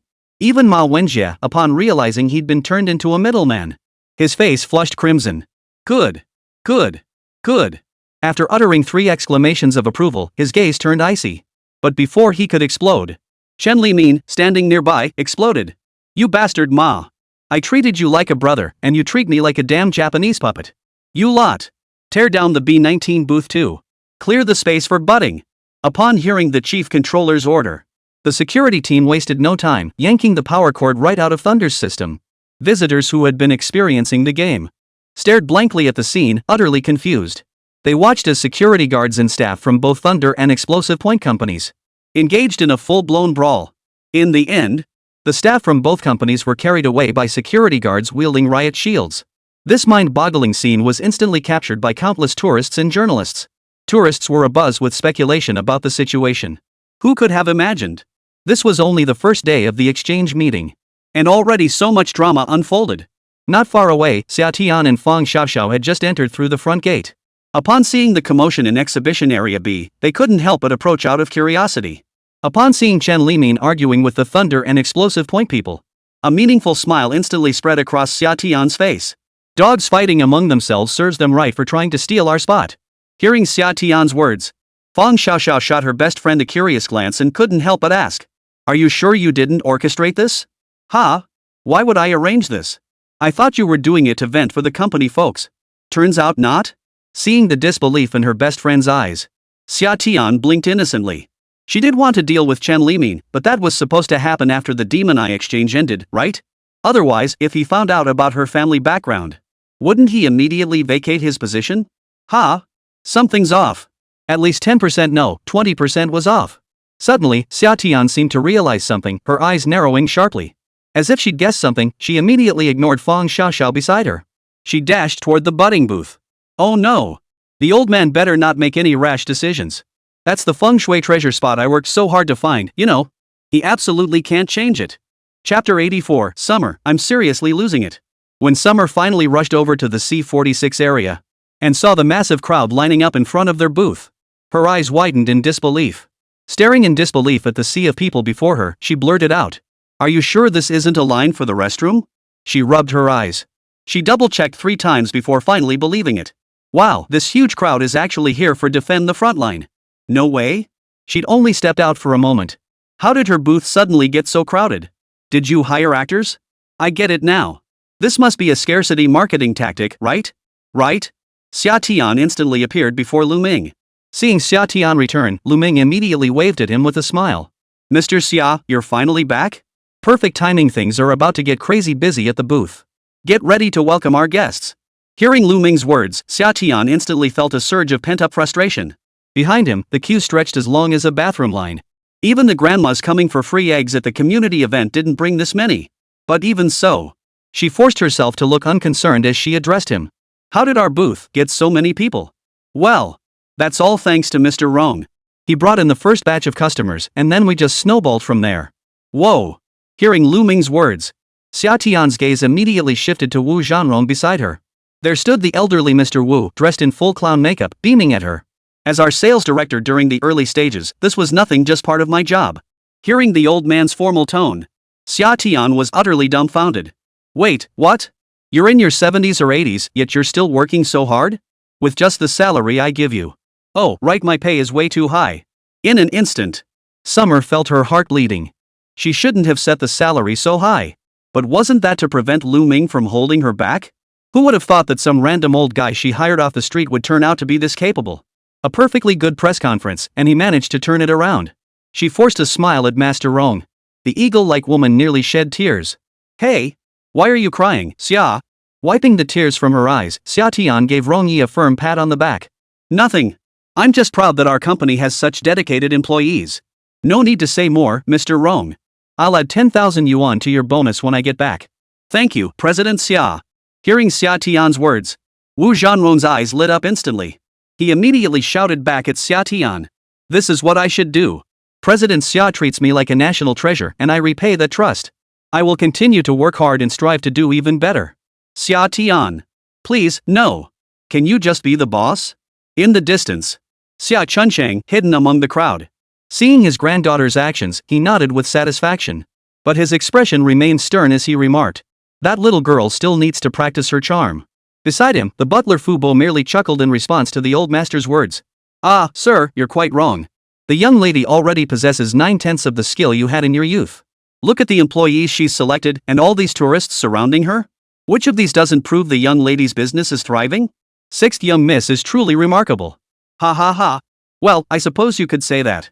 Hearing Fu Bo's words, a rare smile finally touched the stern face of Sia Chunsheng. At the same time, his gaze drifted toward Lù Ming, who had just finished his speech at the front desk. This young man. The more he looked at him, the more he liked him. He was handsome and well-built, with an indescribable aura about him. Not bad at all, a solid brick for the Sia family. That look in his eyes. He's clearly a seasoned capitalist. Just then, Uncle Fu kindly interjected from the side. Sir, should we go see the young lady? After all, we're already here. If the young miss knew you specially found such a large venue for her, she'd be overjoyed. Very well, I'll go see her. Upon hearing Ah Fu's words, Sia Chunsheng adjusted his tie and strode purposefully forward. Summer, who had been numb, suddenly saw her grandfather approaching through the crowd. She shuddered violently and cried out. Grandpa! Grandpa? Hearing Xià Tiān's words, Lù Ming instinctively echoed the call. Behind them, Wang Ba, Fang Xiaoxiao, and the others. Oh my goodness! Already calling him Grandpa? Way to go, old Lù. Sia Chunsheng, who had just been so pleased with Lù Ming moments ago, instantly grew wary upon hearing Lù Ming's words. You little. Who do you think you are calling me Grandpa? In an instant, Sia Chunsheng's gaze toward Lù Ming automatically took on a lecherous filter. I thought you were just a sucker, but you actually want to be my grandson-in-law? Put. Your heart is truly despicable. I firmly oppose this marriage. Xià Tiān across from him was also startled upon hearing Lù Ming's address. But surprisingly, she didn't object. Instead, her cheeks flushed crimson. And that expression, when seen through the eyes of Sia Chunsheng and Fu Bo, immediately took on a layer of meaning. Sia Chunsheng's gaze toward Lù Ming grew increasingly displeased.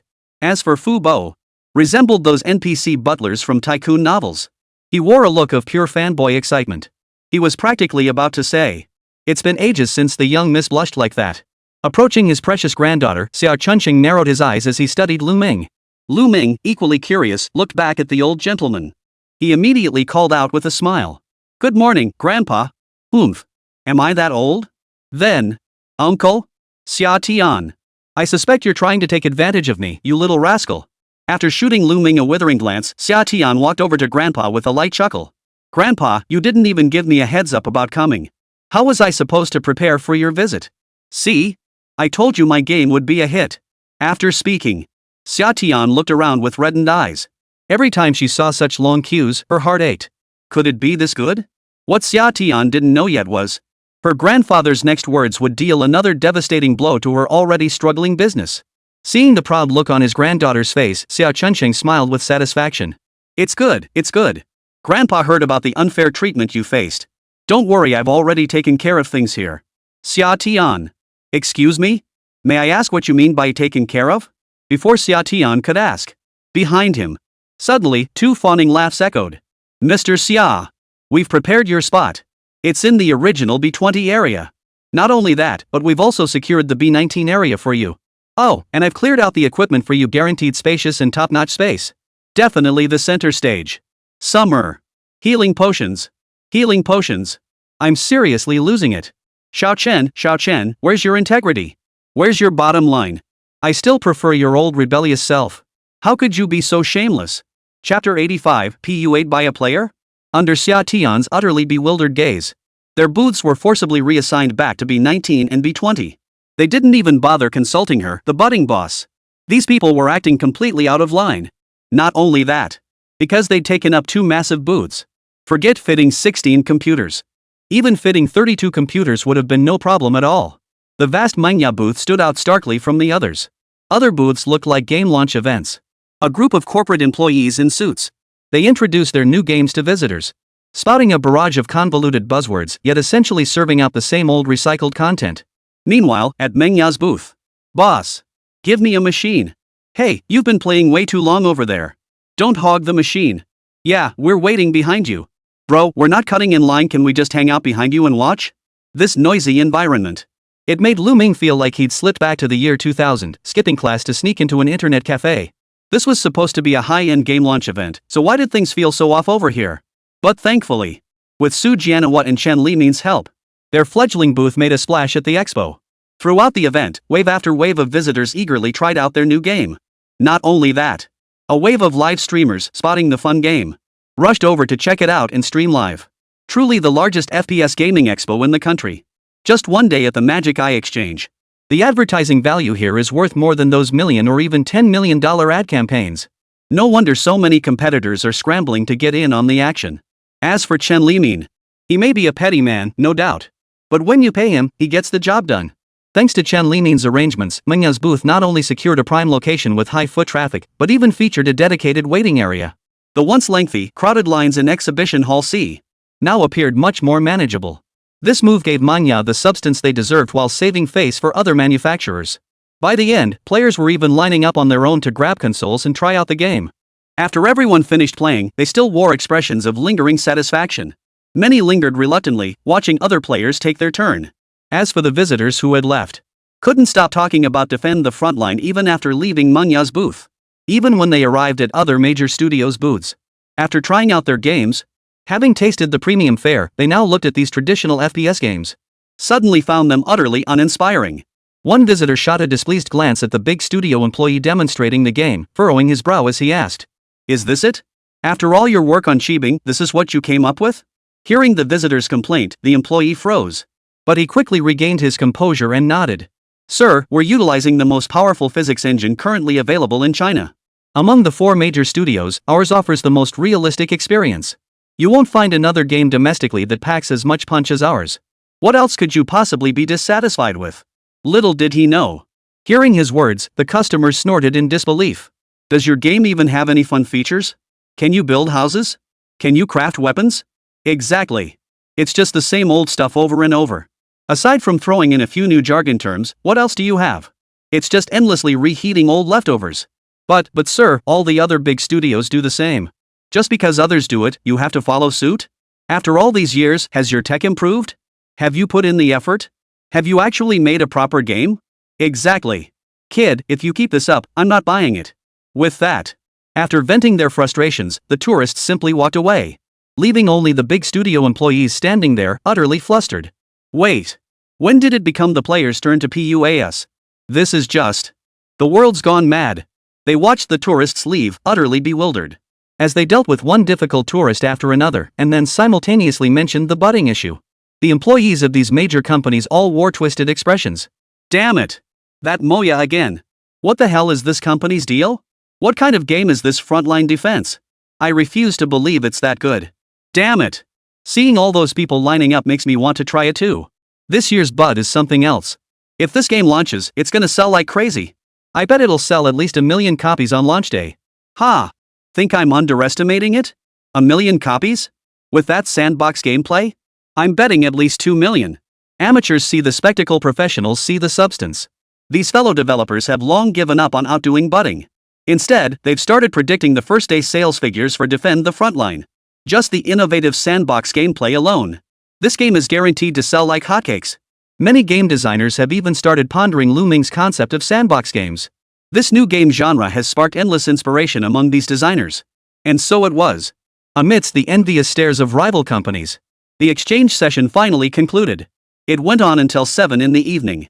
As for Bagua, she had already gone home by noon. At this moment, having hosted at least 10,000 visitors, Lù Ming and his group were completely exhausted.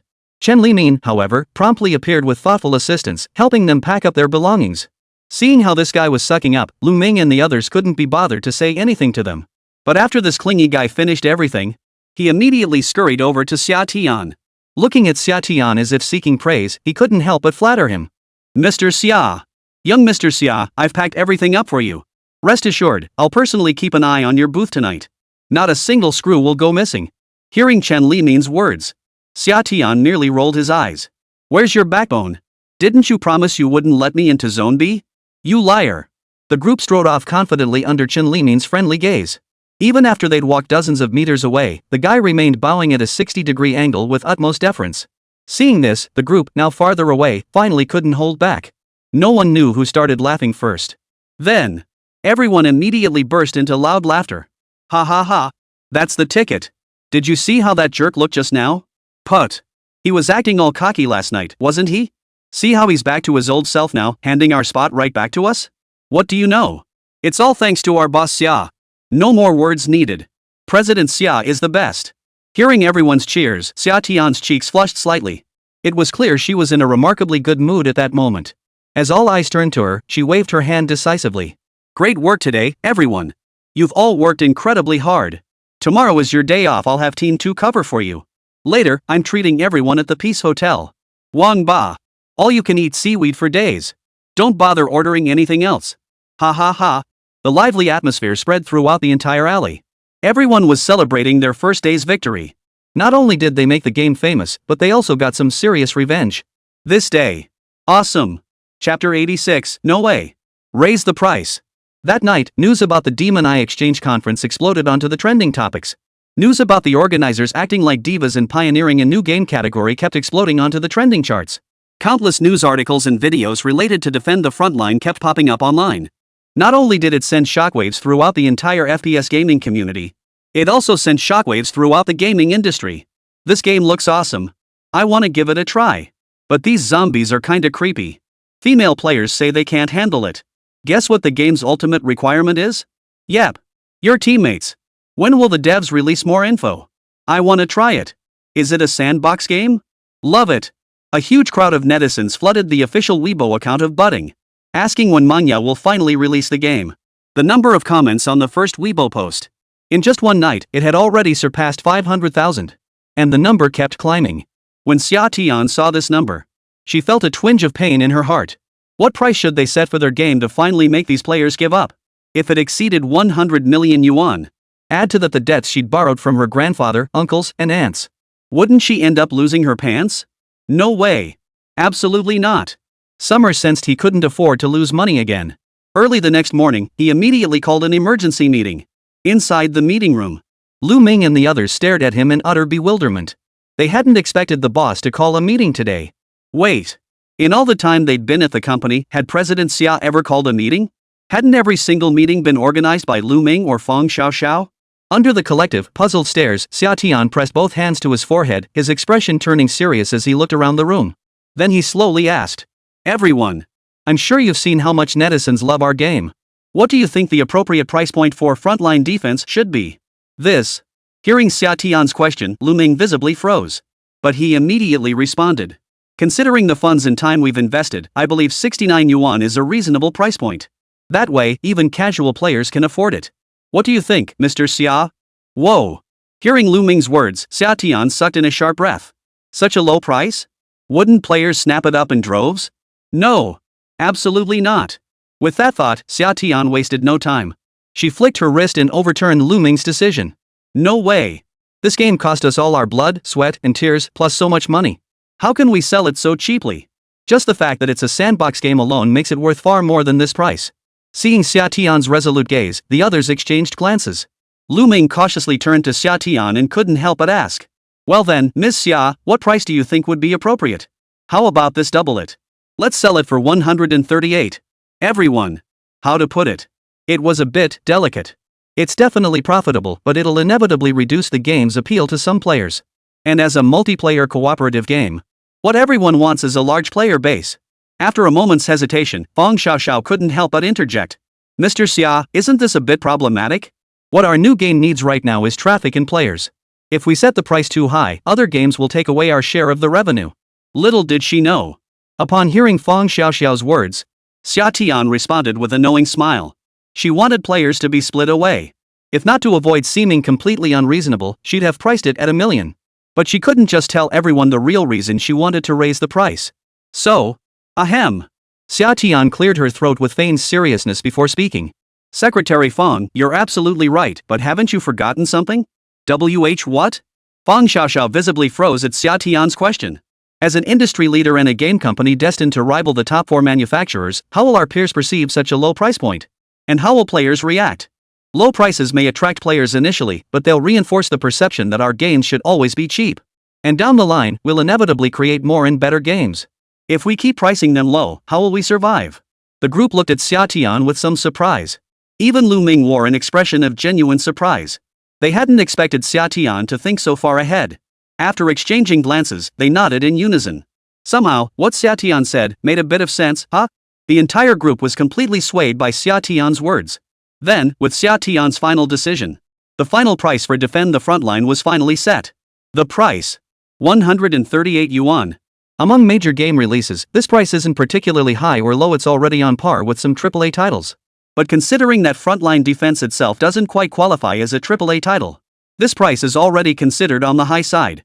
For a paid, one-time purchase game, if an ordinary game company dared to set such a high price, it would likely be abandoned by players immediately. But if it's just a fledgling studio, that's a different story altogether. Across the entire industry, there's likely no other company with the confidence that Moya possesses. And so, another 2 months passed. Today marks the grand launch of Defend the Frontline. A crowd of players eagerly awaited this groundbreaking masterpiece. All budding employees arrived at the office early, anticipating a successful day of revenue. As Lù Ming uploaded the game to the platform, the next second, Xià Tiān's system notification sounded simultaneously. Agent, Lù Ming. Investment project, Defend the Frontline. Investment amount, 107 million yuan. Mission settlement time, 336:00:00. Return multiplier, 10x. The moment the system countdown began, Xià Tiān couldn't help but clasp his hands together in prayer. Please don't make a profit. Please don't make a profit. At the same time, a group of players who couldn't wait to experience Frontline Defense were left wide-eyed upon seeing the price tag. Holy crap! 138? That's kinda pricey, huh? Forget it. I'm buying it. I'll just eat instant noodles at the end of the month. Just consider it supporting the devs. Buying it. That expensive? I could buy my girlfriend a lipstick for that. Forget it, I'll just watch others play. Anyone got a Frontline Defense account? Can I borrow it to play? Wah? Broke student can't afford it. Any kind souls willing to sponsor me? Damn. Has this company gone broke? How dare they charge so much for a crappy game? Chapter 87, Disappointing Data. Frontline Defense's 138 yuan price tag deterred many players. This price point might be manageable for working adults, but for college students, the main consumers of gaming products, it was slightly less than ideal. Players who had been ready to try out the game were met with a chorus of groans upon seeing the price tag.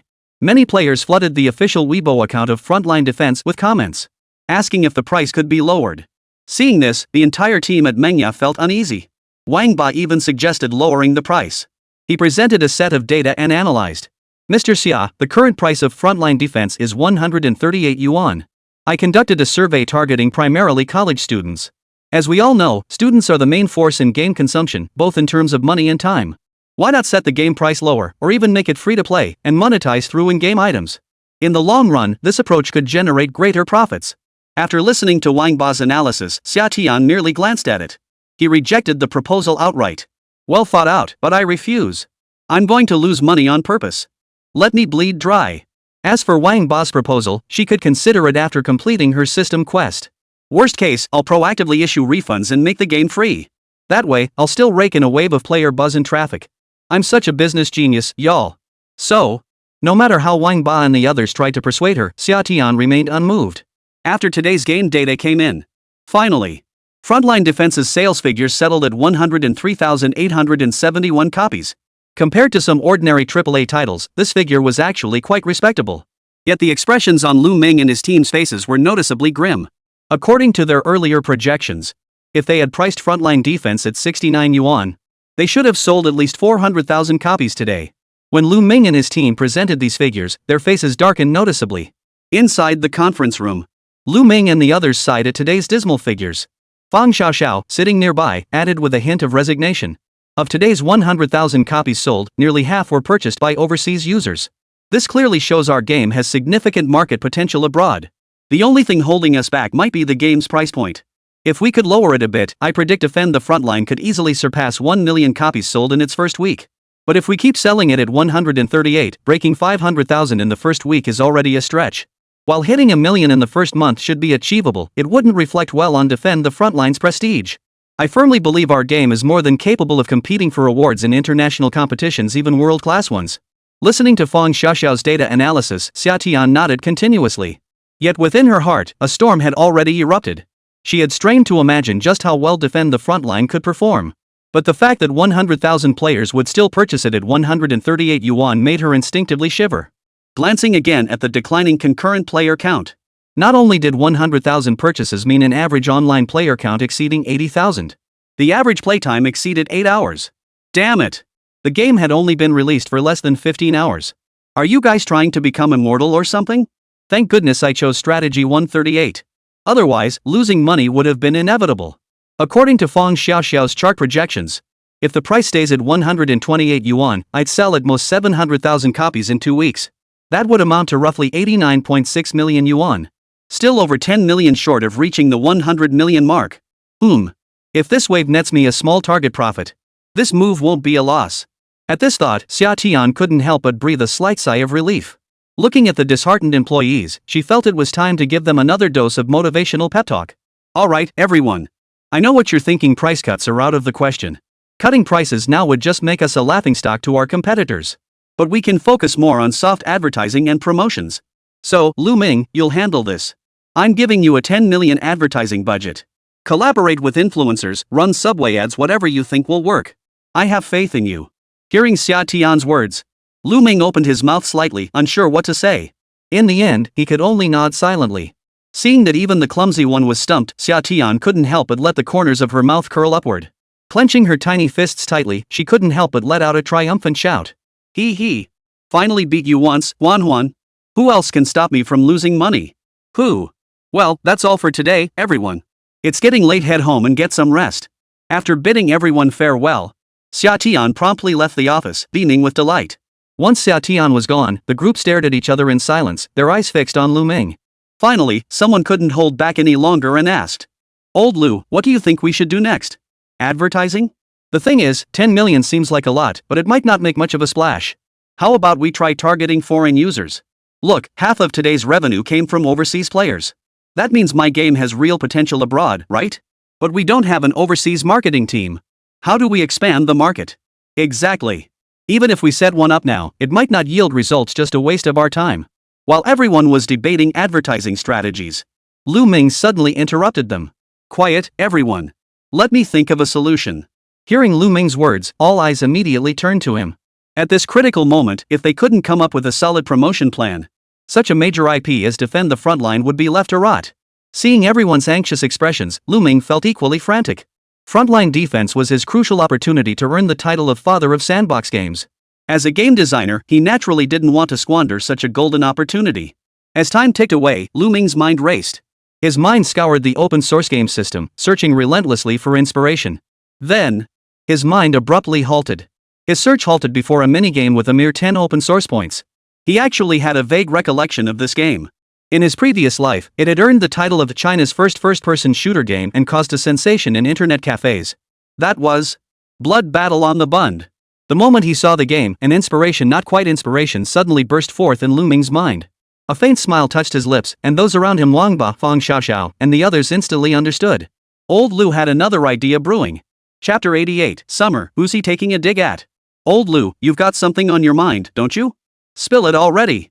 Yeah. I'm dying here. Just spit it out already. Watching Wang Ba and the others look anxious, Lù Ming just chuckled. I do have a few ideas I'd like to discuss with you all. I plan to focus on patriotic sentiment. Patriotic sentiment? Hearing Lù Ming's words, the others present exchanged puzzled glances before turning their surprised gazes toward him. Wasn't their game, Defend the Frontline, a zombie shooting game? How could it possibly be connected to the word patriotism? Seeing their puzzled expressions, Lù Ming merely smiled faintly. He voiced his thoughts. I want to open up the game's creative mods so all players can freely customize our game. Hearing Lù Ming's words, everyone's expressions grew even more perplexed. You're modifying the game, fine, but why bring patriotism into it? Seeing their continued confusion, Lù Ming simply waved everyone over. After whispering a few words in their ears, Holy! You bastard, you're brilliant. No way. Old Lù, how did you even come up with this mind-blowing move? Ha ha ha. This is the first time I've seen a game that can be linked to patriotism. Damn, Lù. You're full of genius ideas. And with this approach, we only need to swap out the models. We don't even have to design them ourselves, just outsource it. Exactly. We'll just pass it off as a private mod. The models being a bit rough won't matter at all. After hearing Lù Ming's idea, everyone instantly felt enlightened. Immediately, Wang Ba bellowed out loud. Enough talk. Let's get started tonight. We'll aim to break the million sales record within a week. Hearing Wang Ba's words, everyone instantly became full of drive.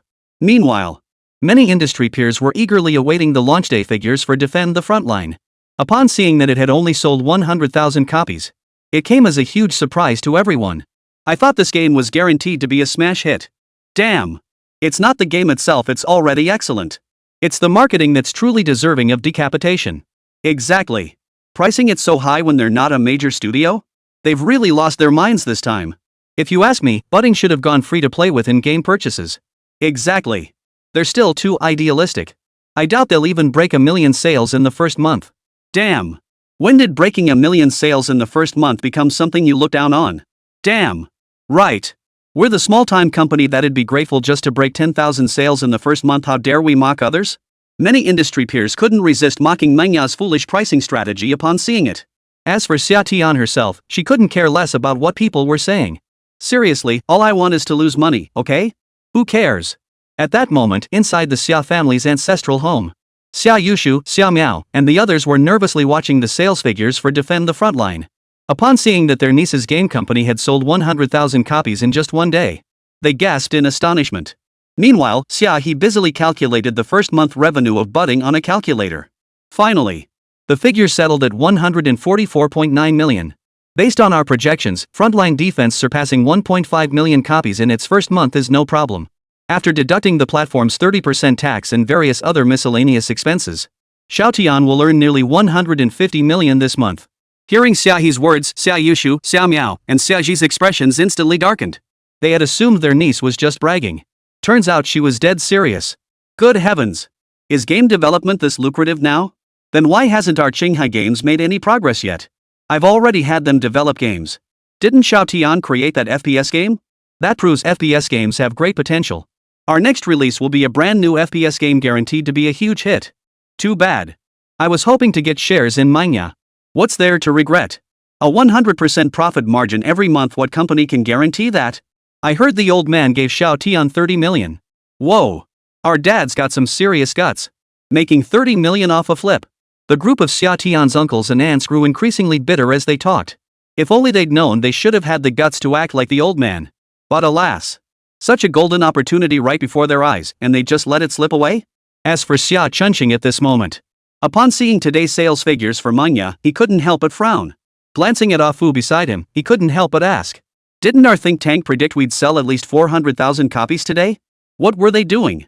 How could the gap be so huge? Hearing Xia Chunqing's question, Ah Fu let out a helpless, bitter laugh. Sir, this time it really can't be blamed on the think tank. Their projected price range was 59 to 89, but Budding was suddenly priced at 138. I suppose the young lady was a bit too eager. Impossible. Without a moment's hesitation, Master Sia shook his head at Ah Fu's words. My Tian is so intelligent, how could she make such a foolish mistake? I say someone must have persuaded her to do this. It might even be that scoundrel Lù Ming. I knew he was no good the moment I laid eyes on him. Ah Fu. Sir, might you be a bit biased against that director Lù? Old Master Sia snorted coldly. After a moment's thought, he still dialed Xià Tiān's number. Hello? Tian? It's your grandfather. Xià Tiān. Who's in charge of marketing at your company? Who approved those prices? They're completely brainless. Is it that Lù Ming? He's nothing but a black sheep in the company. Don't let that sort of person handle marketing anymore. Just stick to making games quietly. If you ask me, he should be punished by cleaning the toilets. What kind of rotten idea is that? Xià Tiān. Xià Tiān, who had been beaming with delight moments ago, was suddenly dumbfounded upon hearing his grandfather's rant. Wait. Grandpa, every word you say about Lù Ming is actually aimed at me? Who are you really calling out? Who are you taking shots at? How am I the one with a pig's brain? Why am I the black sheep of the company? And why the hell am I the one who has to clean the toilets? So frustrating. Yet you won't admit it was me. Suddenly, Xià Tiān's face was twisted with frustration. But he still had to nod innocently. Got it, Grandpa. I'll make him scrub the toilets right now. Only after old man Sia hung up did he exhale in relief. It had been ages since he'd felt this sense of commanding the world. Awesome. Beside him, Ah Fu, a devoted shipper of Lù Ming and Miss Lù, watching the old master's displeasure toward Lù Ming, couldn't help but hesitate. Sir, what if this is all part of Director Lu's strategy? Strategy? What does a youngster like him know about marketing or strategy? Let me put it this way, if Defend the Frontline breaks 1 million in its first week, then it's a strategy. Otherwise, it's bull. Youngsters are so full of themselves, no clue about the real world. If he breaks 1 million in the first week, I'll go clean his toilets. Chapter 89, Preparing for the Launch. The mysterious female guest appears. Time flew by, and 2 days had already passed since the launch of Defend the Frontline. As a major hit game. Not only FPS streamers. Even casual game streamers were broadcasting it. Xià, a longtime loyal user of Moya Games, would naturally not miss the opportunity to stream Frontline Defense. Moreover, due to a prior agreement with Xiezi, over the past couple of days, the top streamers from both platforms have collaborated on a joint livestream. They explored new content and played the game together. This also brought the upcoming content of Frontline Defense into players' view. For instance, the special infected zombies in the upcoming updates. New skills available for player characters. And new items, weapons, and equipment to be unlocked. With Lù Chia's assistance, even when just the two of them matched up and then paired with 14 random players simultaneously, the game easily progresses into the late stages. As the battle intensified, the overwhelming tide of zombies had viewers in the livestream room screaming with excitement. At its peak, their livestream attracted over 1 million viewers. This surge dramatically boosted their follower count and provided massive publicity exposure for Frontline Defense. Many players who hadn't seen the game's promotions before also expressed their desire to jump into the game. Of course, more players are still hesitating due to the game's price point. They're currently holding back, hesitating whether to buy it. 8 o'clock at night. Xià opened his livestream right on time. Welcome to my stream, guys. I've missed you all so much. Yesterday, Eggplant and I finished the game's main story mode. We basically unlocked everything: builds, materials, weapons, the whole shebang. Today, Eggplant and I will unlock the game's endless mode and see how many waves we can survive. According to the game's official materials, Infinite mode unlocks more super weapons and some special infected enemies. Plus, the difficulty ramps up every 5 levels. Plus, Eggplant and I will be bringing in a mystery guest star. See if you can guess who it is. Upon hearing Xià's words, the viewers in his livestream instantly erupted with excitement. Wow! Got a new player today? The game is fun, but it's just too expensive. I'm waiting for a price drop before buying. Buy early, enjoy sooner. Can the streamer join in? Drop a room number. A new guest? I'm kinda excited. The stream had only just begun. Over 200,000 viewers flooded Xià's livestream room. Even this isn't considered a huge number. The fan base of the streamer next door is undoubtedly much larger. At this point, all major platforms are well aware of the explosive popularity of Frontline Defense. Without any proactive promotion from Manhwa, countless streamers were already scrambling to broadcast the game. Major gaming influencers have already begun their early exploration. They're determined to secure their share of the Frontline Defense pie before other streamers do. Currently, any streamer broadcasting this game can expect significant attention and official promotion. Even veteran streamers from other genres are squeezing in sessions of Frontline Defense during their downtime. All to boost their viewership. Streamers will stop at nothing. Even Lù Jie and Xing Yujie have been forced to devise alternative strategies. Take right now, for instance. The moment that mysterious female guest appeared, Lù Jie and Xing Yujie's live stream rooms instantly exploded. Netizens who recognized this streamer were all in an uproar. Holy crap! It's Meow Bud. That sassy lady's really hitting it big. Wah! My wife has arrived. Tell the boss lady tonight I'm not just boiling him, I'm boiling Miao-Ya-chan to tears. Isn't our Miao-Ya-chan supposed to be an esports commentator? Why is she suddenly streaming games too? Love it! Love it! Who has this girl's room number? I'm adding her right now. Inside the live stream room, a stunning 9-headed beauty dressed exquisitely suddenly appeared before the camera. Dressed in intricate lace Lolita attire, she looked like a cosplayer. She is none other than Miao-Ya-chan, as known by netizens. Standing at 171 centimeters tall with a perfect 9 head-to-body ratio, she possessed sweet looks and had trained professionally in broadcasting. Besides modeling, because she's also a skilled gamer, she frequently appears at major gaming tournaments. Boasting a substantial fan base, she personally commands over 2 million followers. While Miao-Ya Jiao does stream games regularly, the games she streams aren't particularly competitive.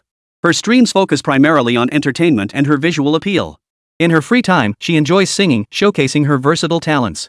The moment she appeared, cheers erupted in Xing Yujie's livestream. Xing Yujie gave a sidelong smile as he looked at Miao-Ya Jiang. Oh my, Miao-Ya-chan, the moment you joined my stream, the fans went wild. Some even asked me to inquire, do you play FPS games in your free time? Upon hearing Xing Yujie's question, Miao-Ya Jiang first smiled and greeted everyone. Then she shook her head. No, this is actually my first time playing an FPS game. To be honest, I'm a bit nervous because I'm actually a little scared of zombie-themed games. So I'll need the help of the cool older sister and brother Chia to guide me through. Please don't laugh at me if I suck. Xing Yujie's face immediately broke into a lecherous grin upon hearing Miao-Ya Jiao's words. He. So it's your first time? Well, I'll gladly take your first time. Netizens. Damn it. Miao-Ya Chan's first time should be mine. Certain netizens, please stop spreading rumors. Do you know how long Miao-Ya Chan had to explain things to me? You're something else, sis. Never expected you to be like this. Following. Awesome. You're really hitting the jackpot. Miao-Ya Chan's even streaming with you now. I have a feeling tonight's stream is gonna blow up. Seeing Xing Yujie's expression, the fans immediately burst into laughter. Soon, after some friendly introductions and chatting, the trio officially began tonight's new adventure. After selecting endless mode, the auto-matching system kicked in. Within 3 seconds, all 16 players were successfully matched. The next second, everyone entered the slightly adorable chibi-style 3D interface. Seeing the chibi avatars of these guests, Miao-Ya Chan couldn't help but let out a delighted gasp. The modeling in this game is pretty good, huh? These characters are so cute. My friend said this game was pretty scary, but it doesn't seem that bad to me. Oh? Hearing Miao-Ya Chan's words, Xing Yujie and Lù Jie exchanged a knowing glance. The two sleazy men instantly exchanged knowing grins. Exactly. This game isn't scary at all. Just play it. We guarantee you won't make a peep once you start. Chapter 90, Miao-Ya Chan cried her eyes out. Seeing Miao-Ya Chan's innocent expression, the viewers in the live stream room all shared a mischievous grin. Instantly, all the viewers in the live stream stopped sending comments. They watched with amused smiles as Miao-Ya Chan busily crafted props, buildings, and weapons. Before long, 5 minutes passed.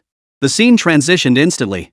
At that very moment, a fierce roar suddenly echoed through Miao-Ya Chan's headphones. Her body jerked violently, and a look of tension immediately flashed across her face. Whoa! What's that sound? Don't mess with me. I'm so scared. Wait, wasn't it still a god's eye view just now? How did it switch to first person? Wasn't this game supposed to be non-horror? Whoa! Is that a zombie? Wah! You scared the crap out of me. Wah! You guys are all mean. Why didn't you tell me? Watching the scene suddenly shift before her eyes, Miao-Ya Chan, who had been giggling just moments ago, suddenly stopped giggling. Before the screen, a zombie filled with terrifying tension suddenly opened its gaping maw. Its rotting gray-green skin was covered in spiderweb-like blood vessels, with murky cerebrospinal fluid continuously seeping from beneath the skin. Upon contact with air, this cerebral fluid instantly solidified into translucent, egg-shaped crystals, each encapsulating writhing linear parasites. Its jaws snapped open like a snake's, snapping wide to a full 180 degrees. This utterly grotesque spectacle left Miao-Ya Chan, who'd never played a horror game before, utterly dumbfounded. The next second, right in front of all the viewers in the livestream. Wah! Wah! You guys are so mean. You didn't tell me these zombies were this terrifying. Wah! This game is so scary, I don't want to play it anymore. It's coming. The zombie's coming. Inside the livestream, Eggplant, who had been about to discuss tactical deployment, was stunned to discover At this moment, how could he possibly speak? The moment he opened his mouth, Xià Tiān's startled shriek erupted beside him. He didn't even get a chance to strategize.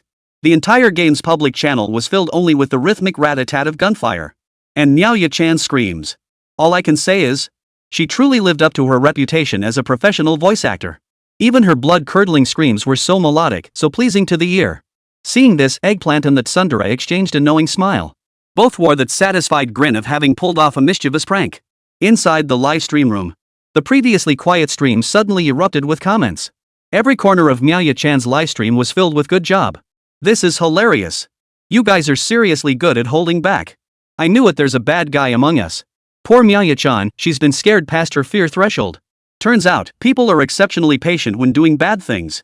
Honestly, frontline defense is great in every way except it's way too scary. I think it should be rated 18+. My little brother snuck into my game yesterday and scared himself to pee the bed, lol. Thankfully, the terrifying zombie attack only lasts 5 minutes. Once those 5 minutes passed, the screen reverted to its usual cute art style. And Xià Tiān, the hat and wig she'd been wearing on her head, had been knocked askew by the sheer intensity of her fright. It was clear she was genuinely terrified. Her breathing was choked with sobs. Tears welled up in the corners of her eyes, causing her flawless makeup to smudge slightly. What a tragic beauty. Instantly, the fans in the livestream fell even harder for her. Yagio is awesome. First time seeing you stream like this, I'm dying. Holy crap, Yagio can't handle horror games? Should we make horror game streams your thing next time? Honestly, making someone who's never played horror games jump straight into frontline defense is a bit much. Jubwa, I recommend a game that's not scary at all called Cabin in the Woods. Give it a try. You bastard upstairs. I searched it and it's a spot the difference game, then suddenly a ghost face pops up and scared the pants off me. Ha ha ha. Where is it? I'm gonna search it up and show my friends. At this point, Xià Tiān was on the verge of breaking down. Just as netizens had warned. Having never played overly intense games before, her first game was a high-difficulty zombie horde game like Frontline Defense. It was way too intense. Her entire being looked as though she'd been trampled by 100 zombies. By now, she was crying so hard she could barely catch her breath. Eggplant and the older sister, who had been laughing moments ago, couldn't help but feel a bit panicked at the sight. Oh no. Looks like we really scared the crap out of her. This left the two of them feeling rather flustered. They'd gone to great lengths to bring Xià over for the show's effect. Well, now they had the drama. But it went too far. One wrong move and they could be facing a live streaming disaster. Who knows, tomorrow they might get labeled shrimp head guy by some feminist netizens. What on earth are we supposed to do? Two grown men, sitting in a room with the AC set to over 20 degrees, were suddenly drenched in cold sweat. Unable to help himself, Xiezi kindly offered a reminder. Yajian, can you still stream? If not, maybe we should just quit for today? Yeah, this game really is too hard. How about we play dress-up games with you instead? I remember this wireless mode lets you skip the nighttime scenes, right? If it's too much, we can just skip them. Hearing their words, Miao Mao remained silent, only weeping. Now they were really in trouble. Eggplant and the older sister panicked even more. They looked like kindergarten boys who'd made their girlfriend cry. Eggplant was nearly driven to the brink of madness. Just as the two were at a complete loss, suddenly, a pop-up window appeared on Xin Yujie's computer screen. Seeing the notification, Xin Yujie's eyes lit up instantly. Eggplant, could you calm Xià Tiān down for me? I need to respond to a message from an advertiser. After saying that, Xin Yujie pulled out his phone and showed it to the audience watching the screen. Then he promptly made a quick exit. Lu Chia. You bastard, Xie. Leaving your brother hanging like this, you're such a jerk. In an instant, the Eggplant, who was already socially anxious, was on the verge of tears. Bud-chan, stop crying. If you keep this up, I'll start crying too. Seeing this scene, the fans of Eggplant and Bud-chan couldn't help but burst into laughter. How did he end up crying while trying to cheer someone else up? Poor Eggplant, he has no clue how to cheer up a girl. Oh no, tonight's livestream is probably cancelled. Gossip alert. Did Eggplant make the little girl cry? Whoa. Miao Meng Bean confessed to Eggplant and got rejected, then cried? Holy crap. Haven't you had enough chaos already? Fine, I'll spread rumors too. Chapter 91, The Bloodline Within. Awakens. At that moment, Xin Yujie, who had hurriedly slipped away, breathed a long sigh of relief. Then he saw a message pop up from Lù Ming. Big sis, busy right now? Seeing Lù Ming's message, Xin Yujie nearly dropped to his knees in gratitude. Thankfully, Lù Ming's message arrived just in time. He'd never felt so grateful to anyone before. Without hesitation, he waved his hands repeatedly and replied with a smile. Not busy at all, Director Lù. What can I do for you? Here's the thing, our creative mod for Defend the Frontline is now open. Considering the excessive horror elements in the original, I created a less terrifying mod and would like to invite you to be our game's first playtester. Seeing Lù Ming's message, Shin Yujie's eyes lit up instantly. A non-scary game? That's perfect. Perfect timing just now. Nya-chan started crying because frontline defense was too terrifying. If the game wasn't so terrifying, maybe the livestream could continue. With that thought in mind, without any hesitation, Shin Yujie immediately agreed to Lù Ming's request for a trial play. After raking in another wave of donations, he returned to the livestream with a beaming smile. Watching Eggplant scrambling frantically beside him and Nya-chan still weeping, he cleared his throat forcefully before speaking. Alright, everyone, let's get back to streaming. We'll continue playing Frontline Defense. Ha? You think things aren't chaotic enough already? Hearing the older woman's words, Chezi was instantly speechless. Does he want even more trouble? Isn't he afraid of being called Shrimp Head Guy? Even the viewers were puzzled how come after just stepping outside, the mature lady suddenly seemed so confident?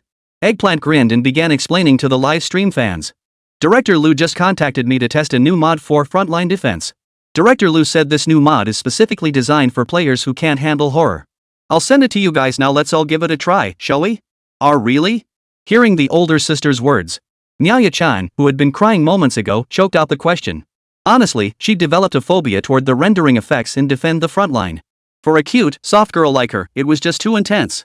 After receiving the older sister's repeated assurances, she finally nodded. Alright then, let's give it another try. Alright. I'll send you all a copy of the mod right now.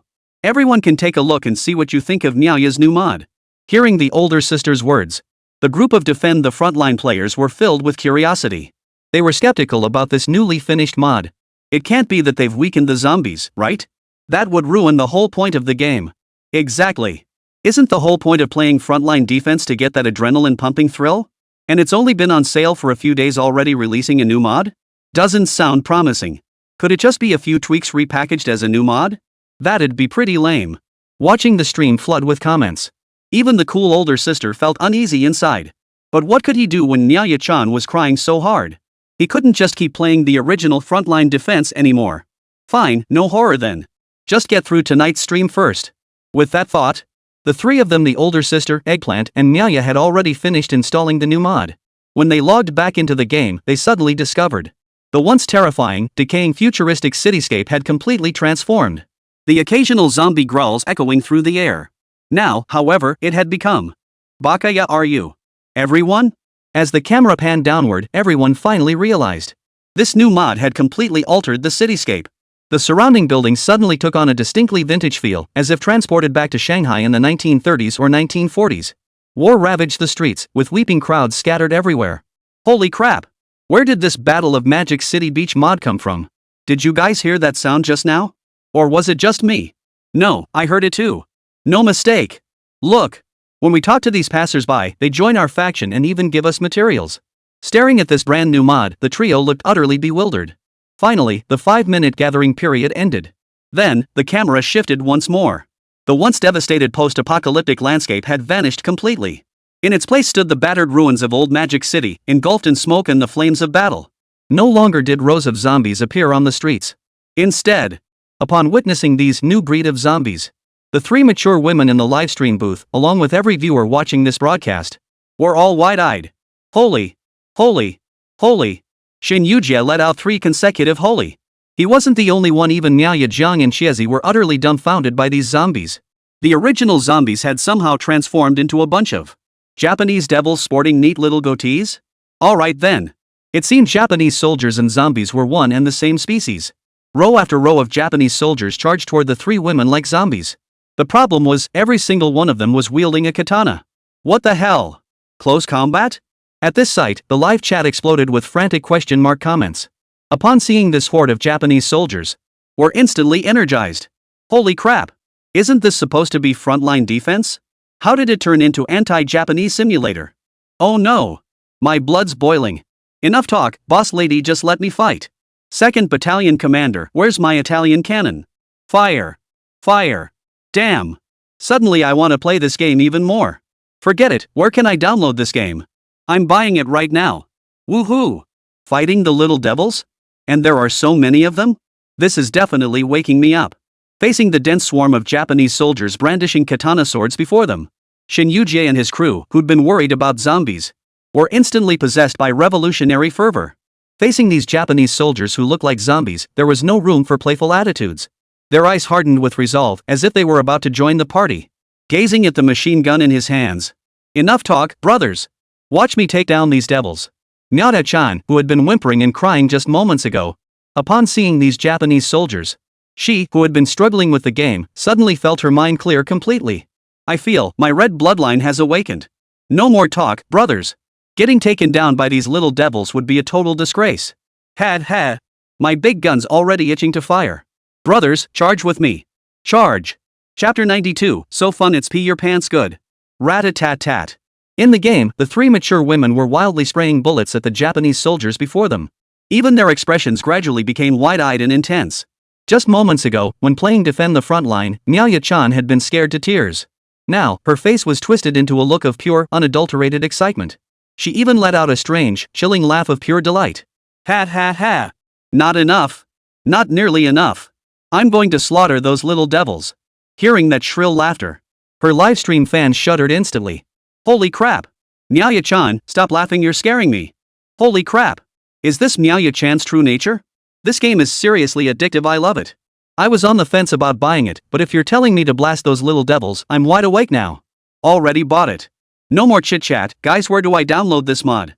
Watching wave after wave of Japanese soldiers die before the mature women. Every viewer in the livestream went wild. Especially when the special infected appeared on day 5. Everyone was laughing so hard they couldn't stop. Codename, Pangolin, reporting for duty. Bagua, long live the great empire of Japan. Their tank division has arrived. It's the Kamikaze Special Attack Unit. Wave after wave of classic minor bosses appeared before Xinyuji and his men. Seeing these little devils, they didn't panic at all. They even charged straight out of their own fortress to engage the Japanese soldiers. Mowing down the little devils, roasting them, slicing them with laser blades. Every trick in the book was unleashed upon these little devils. Watching these little devils get mowed down without mercy in the older sister's livestream. The blood of every Dragon Nation citizen went completely wild. In the trio's livestream, their grins grew increasingly savage and twisted. They didn't even need Eggplant to call out any tactics. They'd already coordinated their counter-strategies on their own. After clearing the 50th stage, they finally unlocked their super weapons. When they saw the new super weapons, the livestream instantly erupted with a new wave of excitement. Holy crap! It's mechs! Guys, look, mechs! The entire audience erupted in cheers at the sight of the alloy mecha before them. Once Eggplant and his two companions entered the mechs, they launched into a rampage against the screen-filling Japanese bosses and their ordinary minions. Level 50. Level 60. Level 70. The further they advanced, the more overwhelming the enemy waves became. Yet their faces showed no trace of fear. Instead, their expressions radiated a resolute determination to fight to the death. Even when the final 5 minutes of gathering and crafting time proved utterly insufficient. Even as their own fortress was hacked to pieces by the Japanese invaders, they never relinquished a single opportunity to secure victory. Before they knew it, the livestream stretched from 9 o'clock at night all the way to 9:30 the next morning. Xinyuji and his teammates rubbed their bloodshot eyes. Finally, at level 75, one careless mistake cost them everything. Seeing their record, Xinyuji and the others couldn't help but sigh inwardly at the missed opportunity. What a shame we were so close to winning this level. After saying that, he glanced at the time on his computer. Suddenly, his brain buzzed.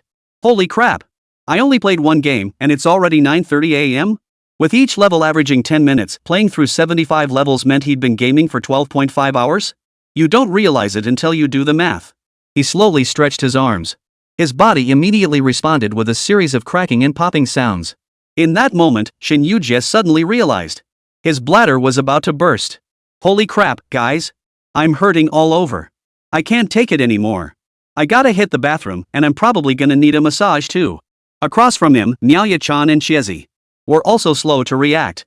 Instantly, they felt every part of their bodies was in agony. Holy crap, now that you mention it, me too. I've been holding it in so long I can't even feel it anymore. This game is great in every way, except it doesn't have a pause button, not very bladder friendly. Seriously, everyone should wear diapers while gaming. Alright, guys, I'm out. Gonna hit the shower and crash. 3 people who'd been streaming all night. At this moment, they all looked utterly greasy. Xià-Tiān's makeup, ruined beyond repair by oiliness and constantly shifting expressions, was a complete disaster. The viewers in the livestream chat finally snapped to attention upon hearing their comments. Holy crap! They've been streaming this long? I told myself I'd sleep at midnight, but here I am still awake. This game is awesome, it's just so damn satisfying. Been watching all day, I'm beat. Bye, everyone. Shin Yujie glanced at his live stream viewership count. He couldn't help but inwardly exclaim, holy crap. Over 200,000 viewers were still hanging in the stream. A huge wave of fans had been watching them for over 12 hours straight. These were true die-hard fans. At this time of day, if the stream went into the daytime, having 3,000 to 5,000 viewers would already be considered a decent result. Yet today, so many had stayed. But he rubbed his stiff, aching neck. At this moment, Shin Yujie still hadn't recovered from the adrenaline rush. His mind was filled only with the exhilaration of slaying the little devils, and the bitter regret of failing to clear level 75. Paired with his bloodshot eyes, he looked like he'd been possessed by a demon. Even the viewers in the livestream room were filled with dread at the sight of the mature woman. They all urged him to go to bed. Not long after Shin Yujie and the others had all gone to bed. What they didn't know was, at that very moment on Weibo, the Battle of Magic City Beach Mod 4 Frontline Defense was dominating the feed. Across the entire gaming community, and indeed the whole of Weibo, was flooded with news about this anti-Japanese simulator.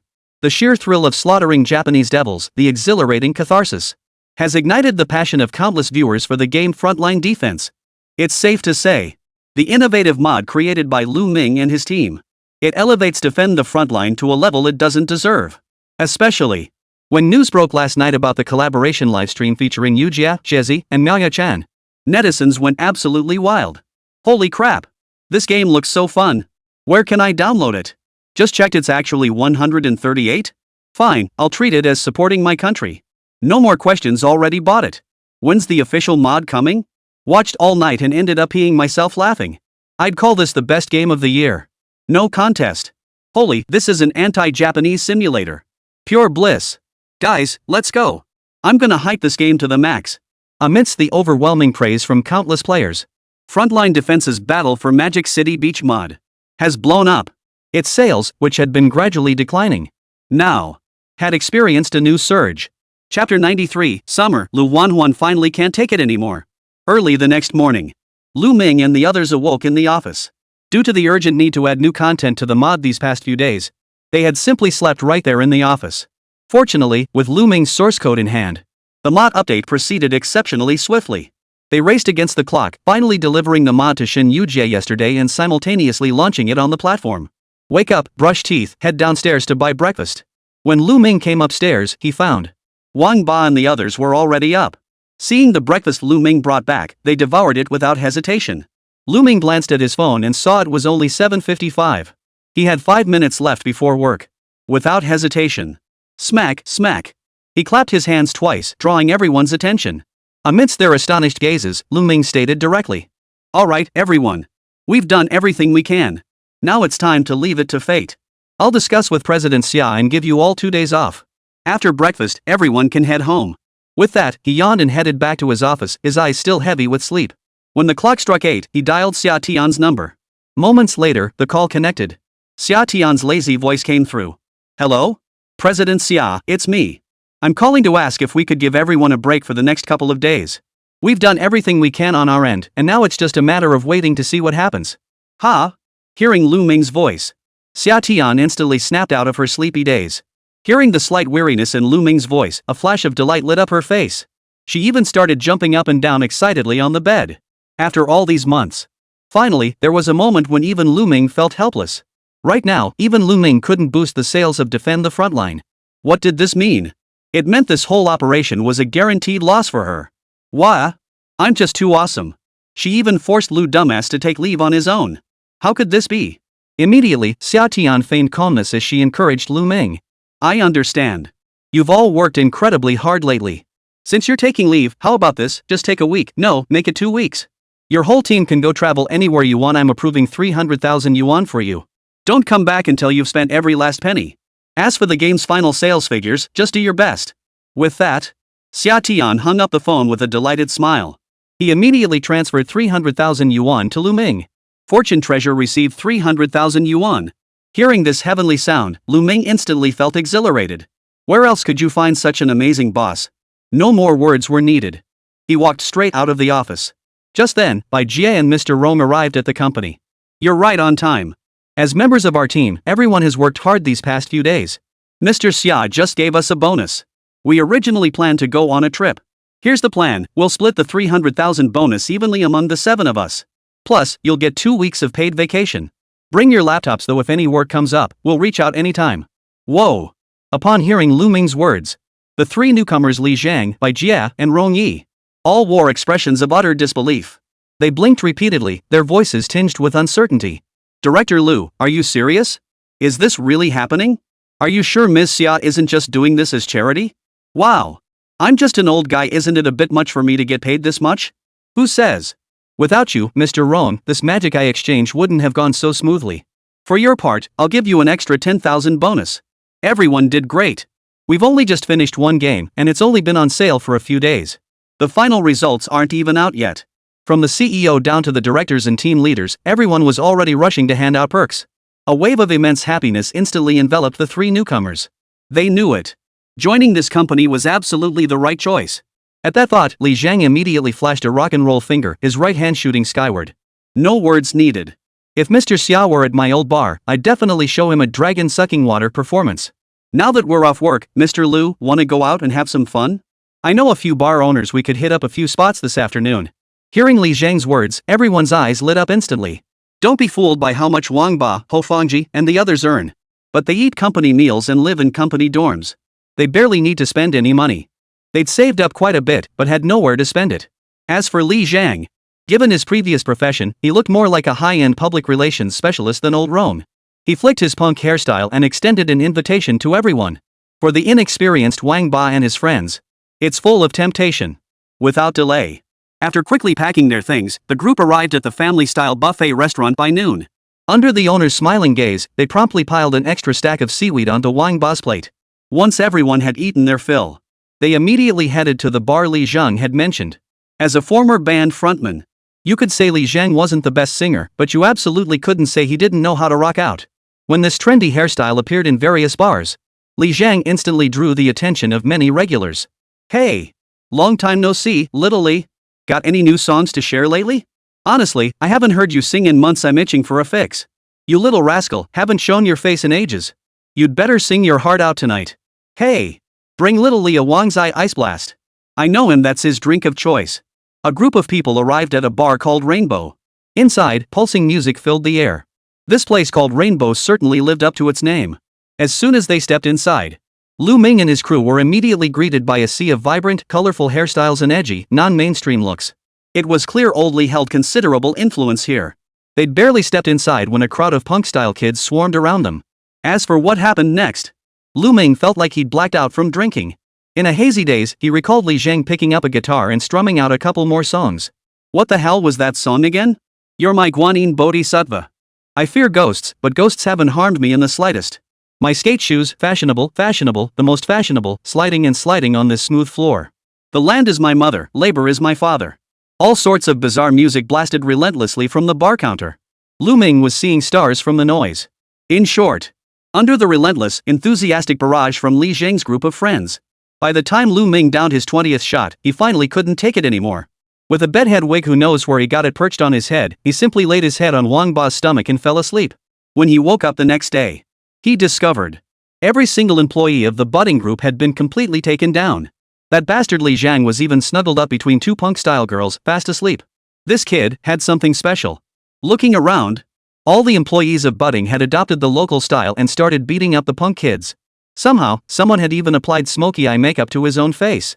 Lù Ming said nothing, just kept snapping photos. Though he was mostly sober now, his mind was completely filled with Li Zhang's hauntingly catchy music. Like an earworm, it refused to leave him. Last night's experience alone began to stir a glimmer of thought within his mind. But as his buddies all woke up, the inspiration that had been on the verge of crystallizing simply vanished. After a day of wild fun, everyone dragged their exhausted bodies straight home. When Lù Ming returned to his dorm, he instinctively checked yesterday's sales figures for Defend the Frontline. The result? The moment he saw the sales figures, holy! He blurted out a curse. In an instant, the lingering buzz from his drink vanished completely. He slammed his fist on the table and bellowed at Wang Ba and the others, who were about to drift off to sleep. Guys, wake up! It's blowing up! My game sold like crazy yesterday. Chapter 94, let's reap the world together. Hearing Lù Ming's shouts, the guys, dragging themselves over with faces etched with exhaustion and their smoky makeup smudged beyond recognition, shuffled zombie-like toward Lù Ming. The moment Wang Ba's gaze landed on the data for Defend the Frontline. In an instant, his previously exhausted face flushed crimson as blood rushed to his brain. Holy? How many? How many copies sold yesterday? Am I seeing this right? Holy crap, tens, hundreds, thousands, 10,000, we sold 300,000 copies yesterday? How is that even possible? Ha ha ha ha. Old Lù made it. It must be because of the new mod we added. Where is it? Where is it? Quick, let me see. I'm dying here. Xiang Dong and Ho Fangji immediately pushed their way to Lù Ming's computer. After seeing the sales figures for the day before yesterday and the day before that, the two immediately joined the celebration. Game sales, 574,581 copies. Yesterday's game sales, 410,701 copies. Refunds within 2 hours, 1,024 copies. Sales revenue, 79,292,178 yuan. Current cumulative reviews, 87,022. Positive rating, 96% overwhelmingly positive. Upon seeing the sales figures for Defend the Frontline from just yesterday alone, Lù Ming and his three companions all stared wide-eyed. This figure was nearly 4 times their game's first-day sales. In gaming history, while it may not be unmatched in the future, it was absolutely unprecedented. Lù Ming immediately opened the detailed back-end data. He discovered that the majority of yesterday's purchasers were almost entirely players from Dragon Nation. They accounted for a staggering 96% of all purchasers. He immediately scrolled through all the reviews below the game. Some had only been on sale for 4 days. Every single user who left those reviews had clocked over 20 hours of gameplay. Truly grinding away at the game. Frontline defense, anti-Japanese simulator. Gamed all night with my dorm buddies and still can't figure out why we lost on level 90. Invited my Japanese exchange student to play, ended up punching him halfway through. I'm not going home tonight, tell my mom I'm no coward. Awesome. Absolutely awesome. Definitely the best FPS game of the year. Scrolling through the comments section. Almost entirely positive reviews. Clearly, as a player from the Dragon Nation, even in a game, taking down the little devils was a thrilling and exhilarating experience. Once the bloodline within awakens, it cannot be reclaimed. Seeing this data, Lù Ming and the others' eyes lit up instantly. Wang Ba slammed his thigh and couldn't help but shout excitedly. Way to go, old Lù. This mod of yours is pure genius. It's breathed new life into the game. With the game's data surging so strongly now, they, as its developers, were naturally overjoyed. Every game they designed was like their own child. What parent wouldn't be thrilled to see their child succeed? And right now, their child was truly excelling. If only this momentum could be sustained. At this thought, Ho Fangji couldn't help but gasp in astonishment. What do you think, do we still have a shot at hitting 1 million sales in the first week? At Ho Fangji's words, everyone's eyes lit up instantly. But before long, Xiang Dong beside him had to pour cold water on the idea. I doubt it. While our game benefits from patriotic sentiment, the truly patriotic players would have bought it on day one. Even if we keep advertising relentlessly afterward, we won't achieve yesterday's impact again. After all, our pricing is what it is. Breaking 1 million sales in the first week is unlikely, but hitting it within 2 weeks should be manageable. Hearing Xiang Dong's analysis, everyone couldn't help but grimace. Sure, hitting 1 million sales in 2 weeks sounds pretty impressive. But it just doesn't pack the same punch as breaking 1 million sales in the first week, right? Frontline defense was just one step away from reaching the pinnacle. To surrender at this critical moment. They simply couldn't accept that. At this moment, even Lù Ming felt the same way. With such a golden opportunity right before their eyes, how could they not fight for it? To refuse a gift from heaven invites misfortune. He shot up from his seat with a sudden jerk, pacing back and forth. He pondered what else he could do to add fuel to the fire of Defend the Frontline. His eyes fixed on the data displayed on the computer screen. He paced back and forth in front of the computer. Wang Ba and the other two sat quietly beside him, like well-behaved children, not causing any trouble. Finally, Lù Ming's eyes suddenly lit up, as if he'd hit upon an idea. He navigated to the back-end data page and scrutinized yesterday's sales figures once more. After seeing the overseas sales figures from the previous day, a bold idea suddenly struck him. Guys, I've got an idea. Oh? Hearing Lù Ming's words, Wang Ba and the other two perked up instantly. Old Lù, just tell us where your guns. Point us where you want us to shoot. Staring at the back-end data before him, Lù Ming suddenly burst into laughter. I've got an idea. Since we can get domestic players to buy our game in droves through the blood battle on the Bun mod, there's no reason why only Chinese people should be patriotic. Xiazong, you should still have plenty of advertising budget left, right? Starting now, go find outsourcing partners worldwide and mass-produce similar mods. Then we'll have the Japanese take on the Americans, the Japanese take on the Germans, the Americans take on the Russians. And the French take on, well, everyone. From now on, outsource everything and get famous foreign streamers to promote our game. I refuse to believe our game won't sell like hotcakes. Whoa. After hearing Lù Ming's explanation, the three present all sucked in a sharp breath. Then they all gave him a thumbs up. Brilliant. Absolutely brilliant. Only you could pull this off, old Lù. You've really mastered this marketing strategy. Ha ha ha. Exactly. Why didn't I think of that? Since we invented this sales method, we should maximize our profits. We should harvest the whole world. We can't wait any longer. Every minute counts. No more sleep. Get Li Zhang and Bai Jie back here. Forget about Mr. Rong. Also, reach out to those who know history, preferably those familiar with World War II era outsourcing firms, and get them to rush the mod development. Don't skimp on the budget. Time is what we need now. Where's Sister Fong?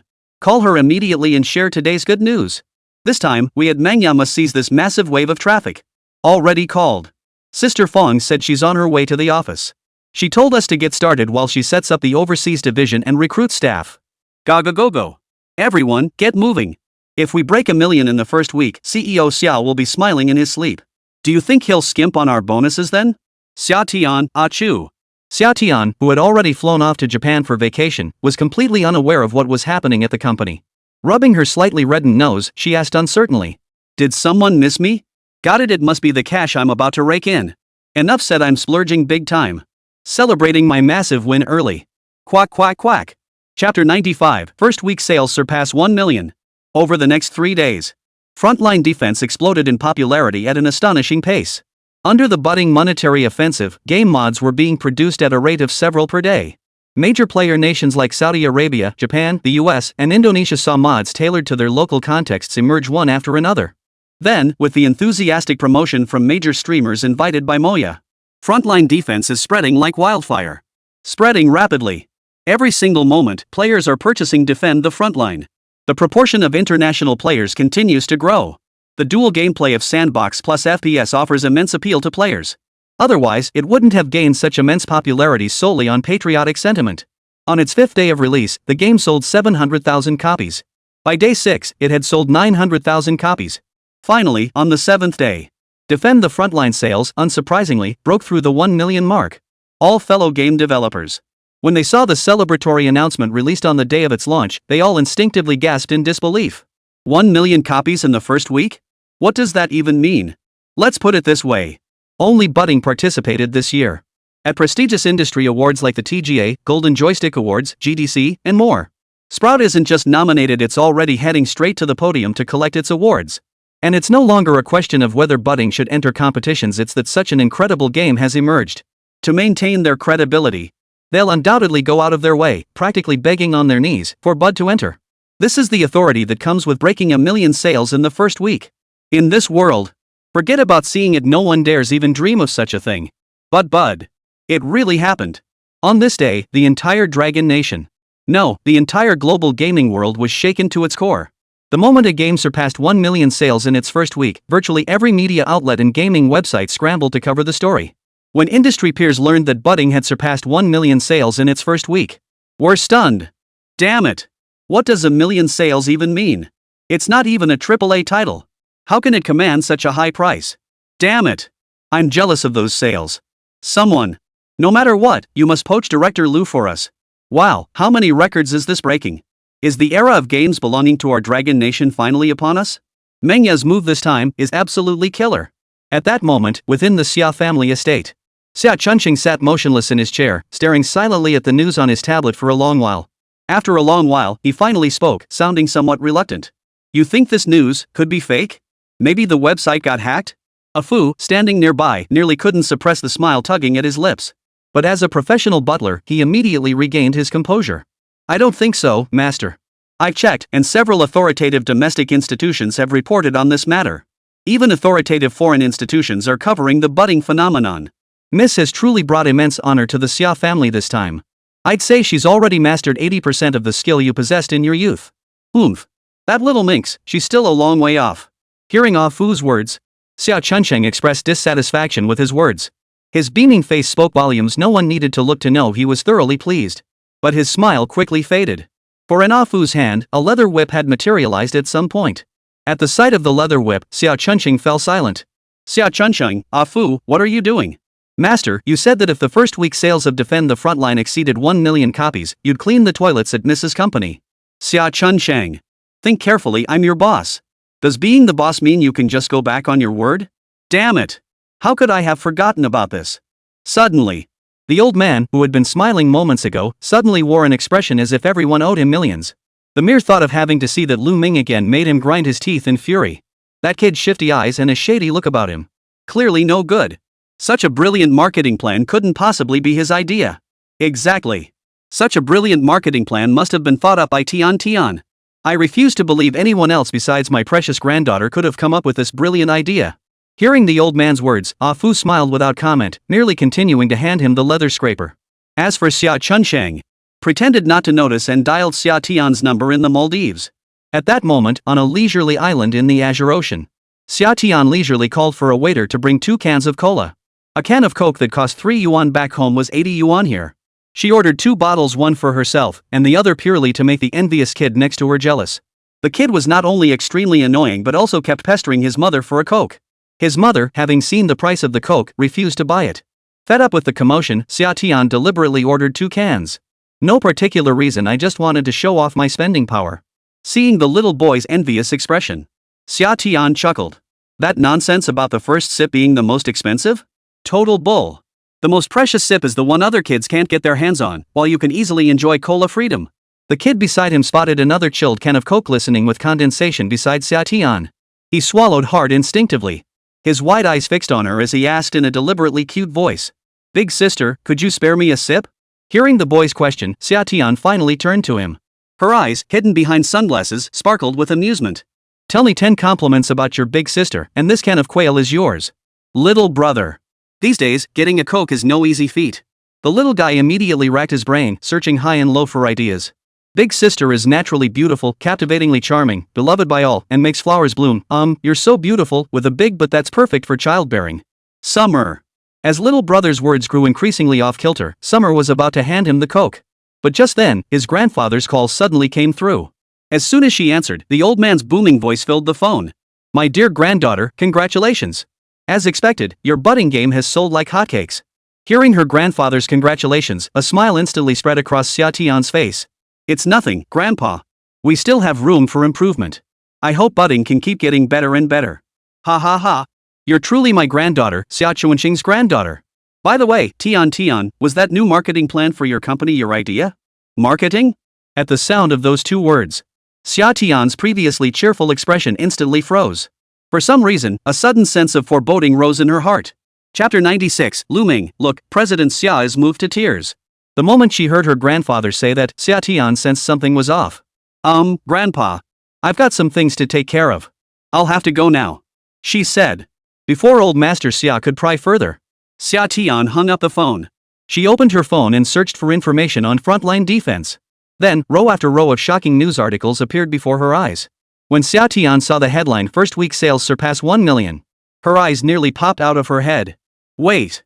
Wasn't the initial projection around 700,000 copies sold in 2 weeks? Where did this first week million copy sales figure come from? I get it now. I must have time traveled. I've traveled to a world 1 month in the future, right? Skeptical Summer immediately pulled out her phone to check the situation. But the date matched. Had only a week really passed? Holy crap. If it sells 1 million copies, that would be a huge profit. Woohoo! That's over 100 million in profits? How did that happen? Didn't I send Lù Ming and the others on a trip?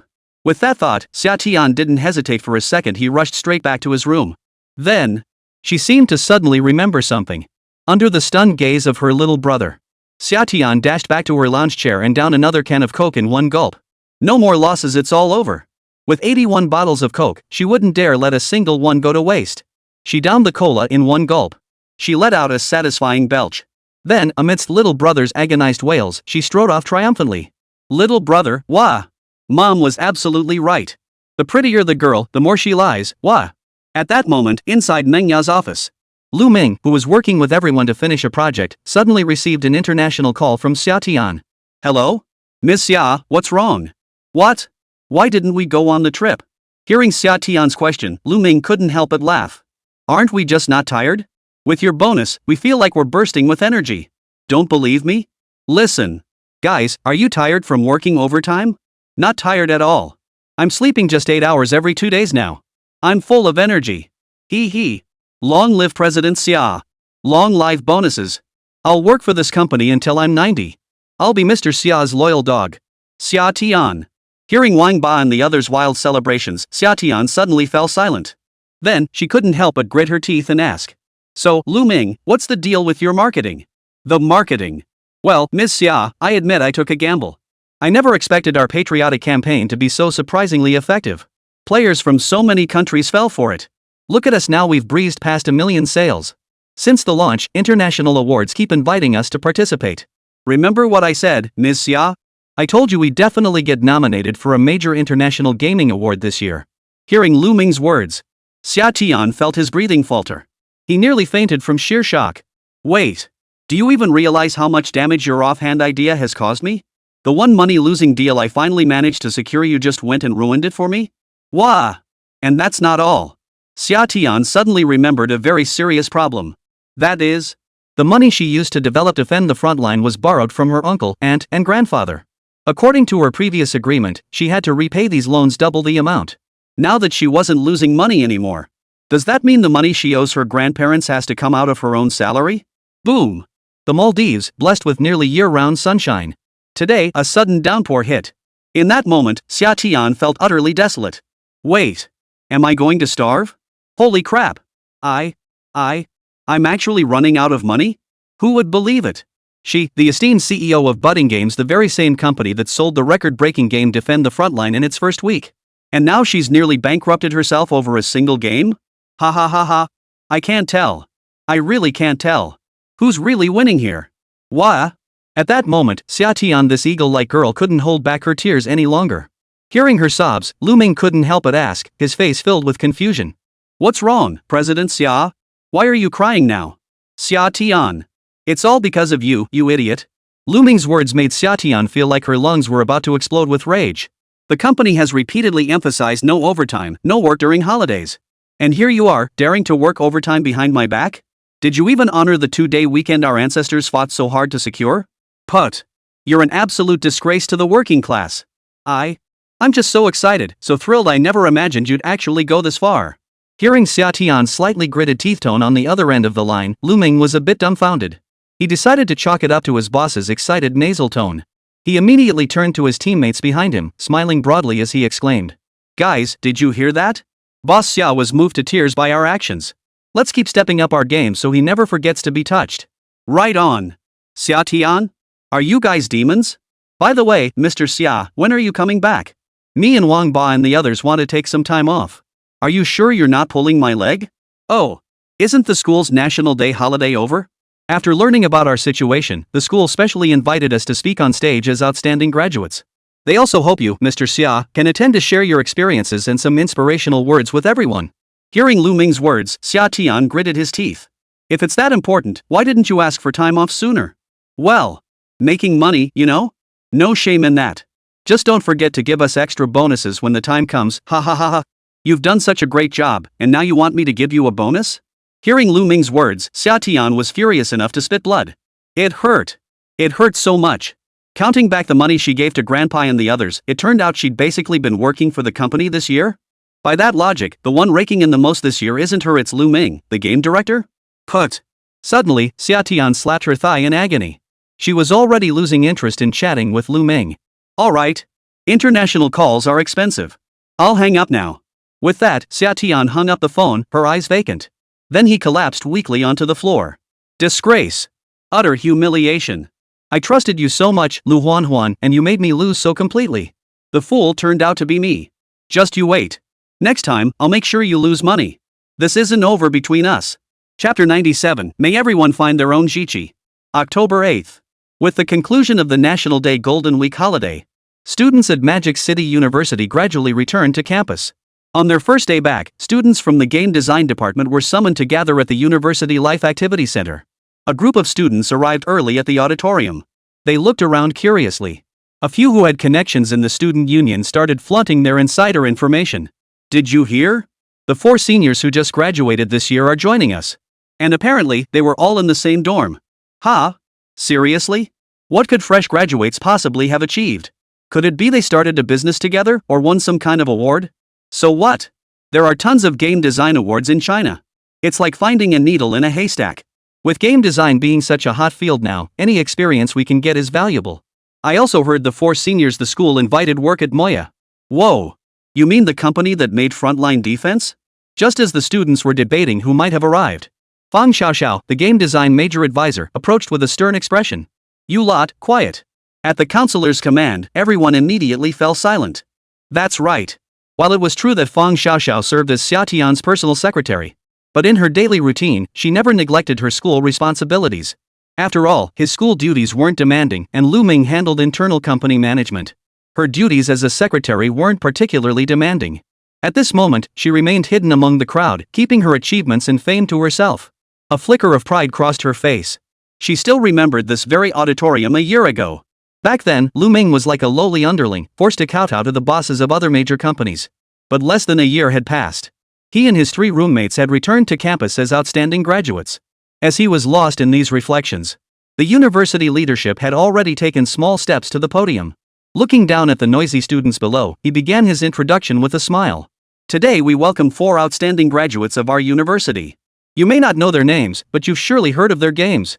Strictly speaking, some of you might even know them personally. Next, I'll show you several clips from games they've created. See if you can guess which ones you've seen before. As the school leader's words trailed off, the lights dimmed abruptly and the large screen began to flicker. First up, a group of bullet screen characters playing Pro Evolution Soccer. The retro pixel art style instantly gave away the game to many students. It's Pixel Manager. I've heard of it. A senior from our school made it last year. Is this real? Holy crap, our school actually has a genius like that? Just this one game alone could probably set that senior up for life. Wait. I've seen this game too. Wasn't it the first place winner at this year's Zhongshuan competition? Hey! I saw it too. It was huge back then. As the scene shifted, a silent image appeared before everyone. The image of a group of middle schoolers painfully reciting their textbook lines instantly became an eternal classic. Then, the scene shifted again. Hey, you! Long, clad in a martial arts uniform, appeared before everyone. His dazzling fighting techniques drew a collective gasp from every student present. Holy crap! Street Fighter. My favorite game ever. I play this at least 2 or 3 times a day. It's seriously fun. Holy crap! Is this also the seniors' creation? They're just too awesome? This is absolutely insane, you guys. So freaking awesome. Yet, this wasn't what shocked everyone the most. As blood spilled and the crimson moon rose, the revolutionary 2D to 3D transition graphics instantly ignited cheers from every student present. Students who had played the game let out screams of excitement. Frontline Defense. It really is Frontline Defense. Holy crap! Did those 4 seniors really make this? Damn! Are the seniors still recruiting? I want to join budding too. Ha, you? Think miracles like this just happen? Amidst the cheers of countless students at the scene. At that moment, Lù Ming and his 3 companions, dressed in suits, hidden behind the stage, gazing at the sea of students before them, their hearts began to race. Wang Ba, looking utterly cocky, turned to Lù Ming and couldn't help but boast. Old Lù, did you see that? They're all cheering for us. Who would have thought, just over half a year later? Can you believe it? If you ask me, it's all thanks to old Lù. Otherwise, who knows where we'd be, probably slaving away writing code at some exploitative company. No, this is all of our achievements. Every single one of us deserves these cheers. Hearing their words, Lù Ming merely smiled and shook his head. After glancing at Wang Ba and the others, he finally spoke with a warm smile. Come on, guys. It's time for us to take center stage. With that, welcomed by the school leadership, the 4 of them, dressed in sharp suits, strode toward the center of the stage. It was clear that Wang Ba and the others were still a bit nervous. Lù Ming, however, as a golden producer from his past life who had attended countless award ceremonies, was already accustomed to such events. Smiling, he extended his right hand to greet all the students present. Then, amid the flattery of the school leaders, he accepted the microphone handed to him. Such flattery were meant for big shots like Chen Xining. Yet, barely half a year had passed. Lù Ming now enjoyed the treatment reserved for the CEO. Smiling as he took the microphone, Lù Ming addressed the crowd. Hello everyone, I'm Lù Ming. Behind me are my partners and roommates of 4 years, Wang Ba, Ho Fangji, and Xiang Dong. As you can see, all 4 games just presented are our creations. Hearing Lù Ming's acknowledgement, the trainees present erupted into another wave of astonished gasps. It seemed they hadn't expected the creators of such polished, mature, innovative, and bold games would be so young. Next, Lù Ming proceeded to showcase his creative journey and share insights into game design. By the time Lù Ming had finished his presentation, the leader had specifically set aside half an hour for student questions. Immediately, many budding fans in attendance raised their hands. Lù Ming pointed to a bespectacled student and gave him a warm, encouraging smile. The student who was called upon couldn't contain his excitement and asked, "Senior, I'm also a niche enthusiast who loves retro games. Do retro games and pixel games have a future?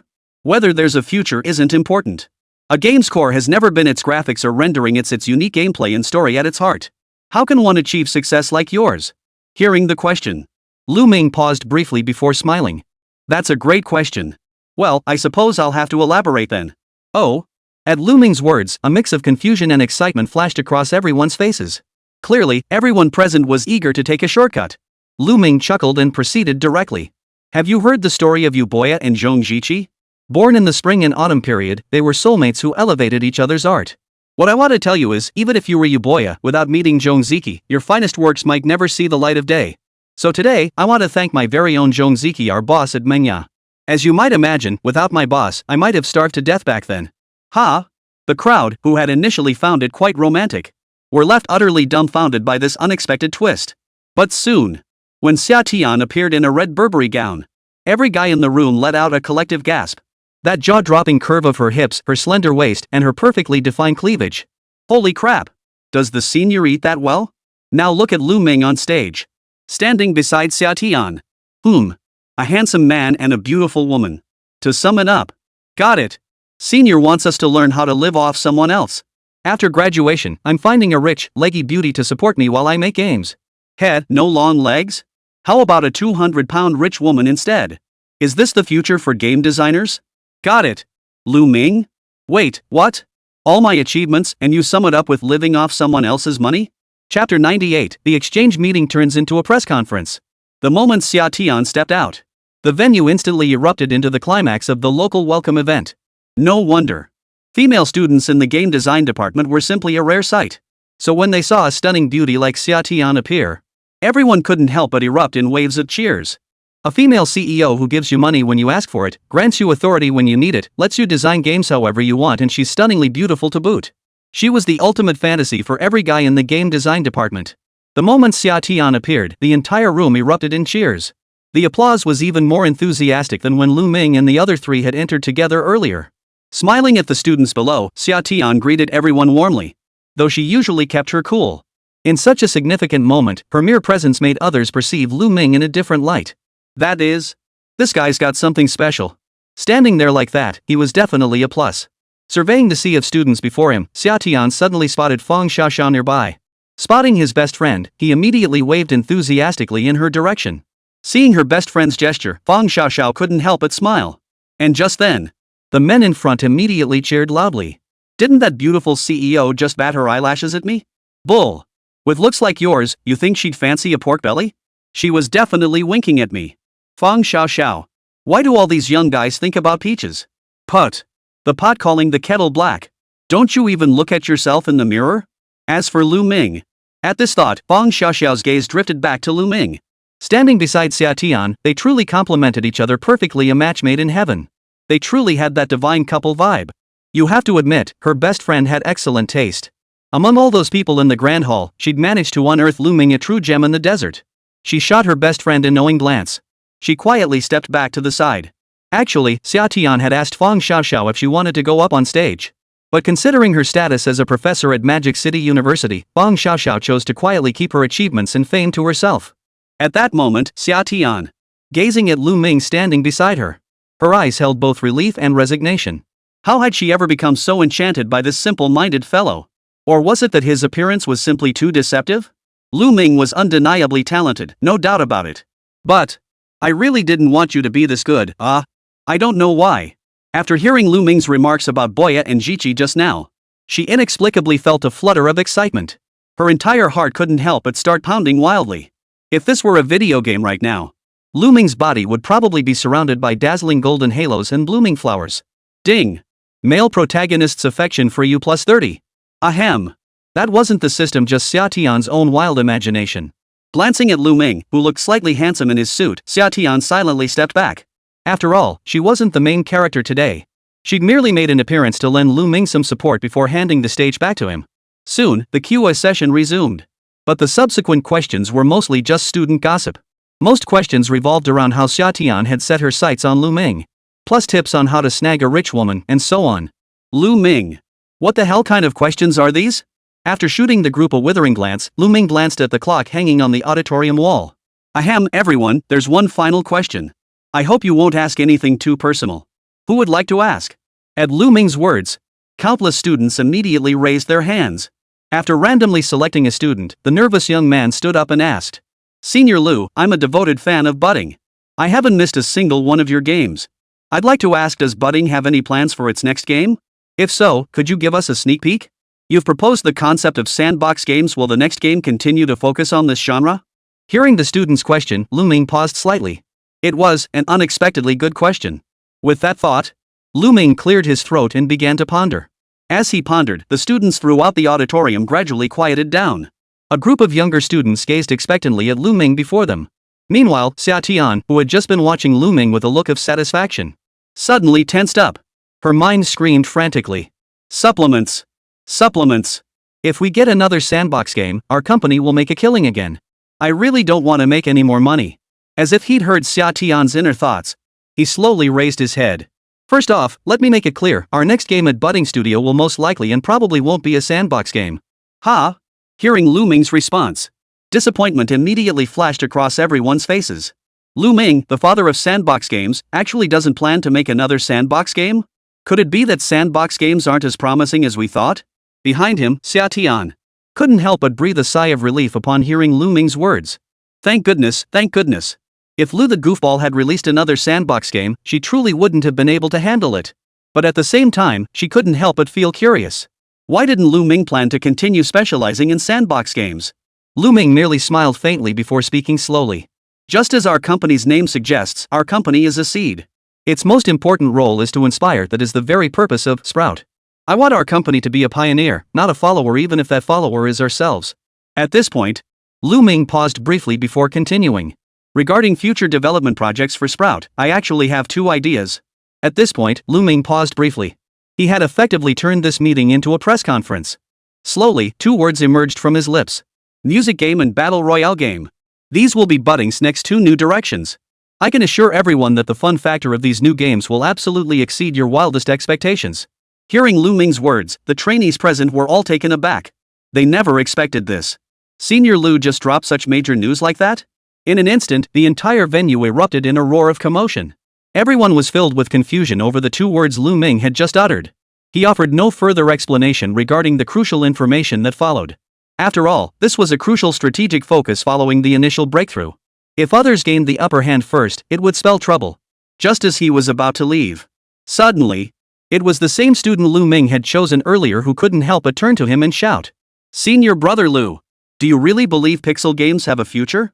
I want to specialize in pixel games. Hearing the other's words, Lù Ming, who had already begun to walk away, suddenly halted his steps. He silently observed the student for a moment, undeterred by the rudeness. In this student, he glimpsed a hint of extraordinary potential. This kind of persistence. He had seen it in many successful people before. Though still in its nascent form, it didn't prevent him as a professional golden strategist from offering a bit of advice and investment. He slowly turned away, under the other's admiring gaze. He delivered a cold reality. Personally, I don't think the game you're talking about stands a chance of succeeding. Chapter 99, Summer, you're full of. What? Upon hearing Lù Ming's words, the room fell silent at first. Then the entire venue erupted in an uproar. Everyone stared at Lù Ming in disbelief, unable to fathom that such words could come from him. Even the young man who had asked the question turned deathly pale upon receiving Lù Ming's negative response. His clenched fists betrayed a look of bitter resignation. As for Lù Ming, simply smiled faintly before asking, feeling pretty bitter? Like everything's just bull? Hearing Lù Ming's question, the other man abruptly lifted his head. After giving him a serious look, he nodded vigorously. Yes. That's good. I felt the same way when I first met you. Lù Ming's smile widened at the response. But quickly, his tone shifted again as he shook his head. But I must apologize for one thing, I wasn't joking just now. Looking at the games in our society today, they're full of pay-to-win mechanics and exploitative practices. Games that only focus on graphics and combat feedback, how much meaning can they really have? Game developers won't choose you just because your game is fun. Instead, they'll pick whatever mainstream games are popular. What defines a mainstream game? It's a game that makes them money, that's what makes it mainstream. This runs completely counter to the original purpose of us game designers. Fun games don't necessarily make money, and profitable games aren't necessarily fun. Even I struggle to strike that balance, constantly worrying my games might lose money. At this point, Lù Ming couldn't help but sigh softly. The students all wore thoughtful expressions. As for Xià Tiān, after hearing Lù Ming's words, she was nearly boiling with rage. The last shred of her sanity was screaming at her to hold back, hold back, hold back. If she could speak right now, she'd be pointing at Lù Ming's nose and yelling, "Bull! If it's so hard, why did you design it to be so profitable? Why does every game you make rake in the cash? And I mean rake it in." He stared at Lù Ming in speechless disbelief. Then he glanced at his naive juniors. These wide-eyed college freshmen. You still don't understand the terrifying nature of Lù the simpleton. Everything he says is bull, don't believe a word of it. In short, what we game designers must do is seek a unique balance between these two extremes, and that's precisely what I'll strive for next. After wrapping up his final summary, Lù Ming suddenly smiled faintly and turned to the young man who had spoken earlier. "Student, what's your name?" "Ding. Dingwon." Dingwon visibly startled at Lù Ming's question. It was the first time Lù Ming had proactively asked someone's name since entering the auditorium. After hearing Dingwon's reply, Lù Ming chuckled softly before speaking slowly. "Very well, Dingwon. I'll remember your name. If you aspire to create outstanding games among domestic game companies today, I personally believe only budding can meet your requirements. If you wish to fulfill your grand ambitions, come to Manhwa." Whoosh! Hearing Lù Ming's words, the students present erupted into a roar of astonishment. One by one, their eyes turned to Dingwon, filled with envy. Several classmates from the same department and major couldn't help but shake their heads at the sight of him. Old Ding's got some skills, huh? Landing a Manhwa offer already? If I were like him, would Director Lù look at me differently too? Yeah, right. Do you have what it takes? Do you have the guts? True. Guys like him are few and far between. At that moment, Dingwon's expression was equally stunned. After experiencing confusion, shock, and excitement, his face was now filled with delight. Thank you, Director Lù. Don't thank me just yet. To his surprise, Lù Ming shook his head and suddenly turned his gaze toward all the trainees. After a moment's thought, he finally spoke. As a graduate of Magic City University of Technology, I was nurtured by this institution. It is only right that I give back to the school upon achieving success. So to all of you here today, I issue a challenge. Within 1 year, create a game that major game publishers will deem useless. You will internally vote to determine which game is the most interesting and fun. The top 3 designer teams will receive scholarships of 300,000, 500,000, and 1 million yuan respectively, and gain entry into our budding program. Having said that, Lù Ming turned his gaze back to Dingwon and smiled slowly. Our company doesn't need smooth talkers. We need doers and leaders. If you can lead your team to win this competition, simply place in the top 3. Minjia will welcome you anytime. Of course, if you claim you can secure a top 3 finish single-handedly, I'll still want you. Hearing Lù Ming's words, the students present finally understood. So there were conditions attached to securing an offer from Manhwa after all. But soon, everyone became even more excited than before. If Lù Ming's earlier conversation with Dingwon had been confined to just the two of them, now, the challenge Lù Ming had initiated now directly involved every single one of them. The top prize? A whopping $1 million super bonus. With that kind of money, you could easily start your own game studio and go solo. Unconsciously, Lù Ming's gaze shifted to the equally stunned school administrator beside him, his expression tinged with regret. I'm sorry, Principal. This decision I made on my own, it won't cause you any trouble, will it? Hearing Lù Ming's words, the school leader froze for a moment. But soon, he was grinning from ear to ear. He shook his head hastily. Not at all. If only our Magic City University of Science and Technology could have more outstanding students like you. I'd gladly have every student excel as brilliantly as Director Lù. Thank you. The award Lù Ming had established was quite intriguing. If it proved successful, the university might even develop it into a dedicated competition. As Lù Ming's reputation grew, it would inevitably boost the university's prestige. Naturally, the university was overjoyed with Lù Ming's initiative. Once Lù Ming had finished handling all the matters he needed to address, he stood up and led Xià Tiān and the others away from the scene. Inside the venue, the students' murmurs of discussion continued unabated until the very moment they departed. In just half a day, Lù Ming's speech at Magic City University had already garnered widespread attention within the industry. The 2 specialized terms he introduced left everyone equally intrigued. They racked their brains trying to figure out what kind of game Lù Ming was actually planning to create. Meanwhile, regarding the competition Lù Ming had proposed, major game companies saw it as a transparent ploy. Could major game studios host design competitions like his? Yes. Not only could they, but they could organize it even better. But would they? If they actually did that, they'd be undermining their own foundation. Major studios accustomed to monetizing through in-app purchases and milking players for cash if they were forced to develop games that don't turn a profit. How could they possibly agree? Even knowing this could attract a wealth of talented individuals, they certainly won't take that path. After all. You little upstart, you think making a few games makes you something special? Think you're some kind of big shot? Do you really believe you can reshape the gaming industry on a whim? Let him run wild. Ha. Sooner or later, he'll bankrupt himself. Then we'll just take over, the talent will still be ours. Games that don't make money? What's the point? This fool. I'll say it right here, Lù Ming will never succeed. Chapter 100, an official collaboration invitation. Shortly after Lù Ming left Magic City University, the entire studio descended into a sluggish atmosphere. Although Lù Ming had presented concepts for 2 new games at the university's exchange event, it didn't mean he had to start working on them immediately. In just 1 short year, he had led the company to complete the production of 4 games. That production pace was already astonishing. At the same time, another crucial factor is that, at the end of each year, game companies generally avoid developing games during this period. Why? Because the end of the year is when major game awards are being selected. Releasing games during the Chinese New Year period typically yields lackluster responses. Therefore, by year's end, game companies typically focus their efforts on networking and public relations at major game award ceremonies. Even budding is no exception. In this timeline, gaming has flourished due to more advanced technology. So there are actually quite a few global gaming awards. The Golden Joystick Awards and DGCA2 prestigious gaming honors from the past still exist in this world. What? Why is the TGA gone? Well, that's because Sony and Nintendo, who should have made their first big profits back then, never really took off in this world. Over in Japan, the console gaming market doesn't hold the same sway it did in the previous world. Players there have also embraced PC gaming. Instead, the Golden Finger Awards hosted by the Dragon Kingdom government took its place. Every December, the government invites the world's top 100 game companies to compete for this award. The official body evaluates newly released games from multiple perspectives, including public reputation, ratings, sales figures, and total playtime. The main awards include Game of the Year, Best Action Game, Best Game Director, Best Art Director, Best Esports Game, Best Esports Player, Best Esports Team. Additionally, several subsidiary awards will be presented, including Best Family Game, Best Fighting Game, Player's Choice, and Most Anticipated Game. This event represents a golden age not only for China's gaming industry but for the global gaming world as well. Every game company strives to leverage this occasion to boost their game's visibility. Boosting their game's visibility. Lù Ming had even considered soliciting votes.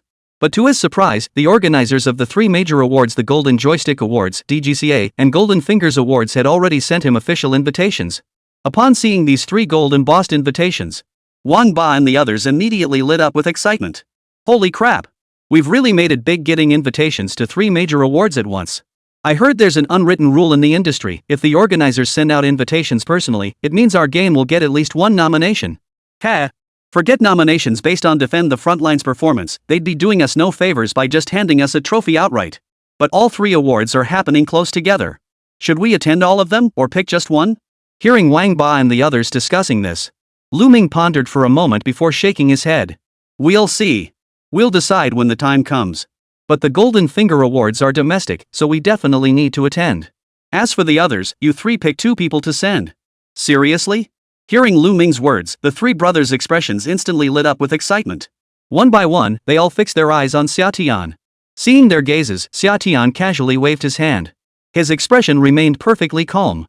You can go to whichever one you want, the company will cover it.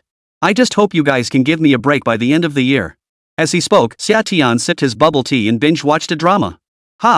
You ask why she didn't go home to binge-watch shows but stayed at the office instead? Well, the truth was, just the thought of going home made her feel sick. Ever since she settled the bet with Grandpa and the others, Xià Tiān realized she was completely broke. Now, every day when she gets home, she has to listen to her old man nagging non-stop in her ear, and asking if he could bring Dad along next time there's such a great investment opportunity. Xià Tiān. Every time she heard her dad's final jab, it drove her crazy. So she simply stopped staying home, content to binge-watch dramas and snack at the office. As for Lù Ming and the others, whatever. Even if they quit gaming, it wouldn't matter, they couldn't make her lose money anyway. That's right, you guys keep working your asses off. I'm done with all that nonsense. Just as Xià Tiān sat in her office, watching shows with a detached expression, suddenly, the landline in her office rang. Usually, Fang Xiaoxia would answer calls at this time. But today, since she was actually in the office for once, she picked up the phone herself. Hello, is this budding company? This is the Dragon Nation Gaming Association. The Dragon Nation Gaming Association? Hearing the caller's words, Xià Tiān was taken aback. The Dragon Nation Gaming Association was an official organization. However, its role was usually minimal, only making appearances during the year-end award season. They appeared less frequently than the broadcasting authorities and held no real authority over game management, making them a rather useless organization. Hearing the Dragon Nation Gaming Association calling, Xià Tiān couldn't help but feel curious. Hello, this is Xià Tiān, the owner. May I ask what this concerns? If you're inquiring about whether we received the Golden Finger Award invitation, we just got it yesterday. But to his surprise, upon hearing Xià Tiān's words, the callers shook their head. No, Mr. Sia, invitations aren't our responsibility. We're from the game promotion department. The thing is, this year we're developing a community-based game targeting middle-aged and elderly players. It's designed to help those who love computer games. People born in the 70s, 60s, even the 50s and 40s find a second spring online. It also aims to help them better understand the internet and engage in online socializing.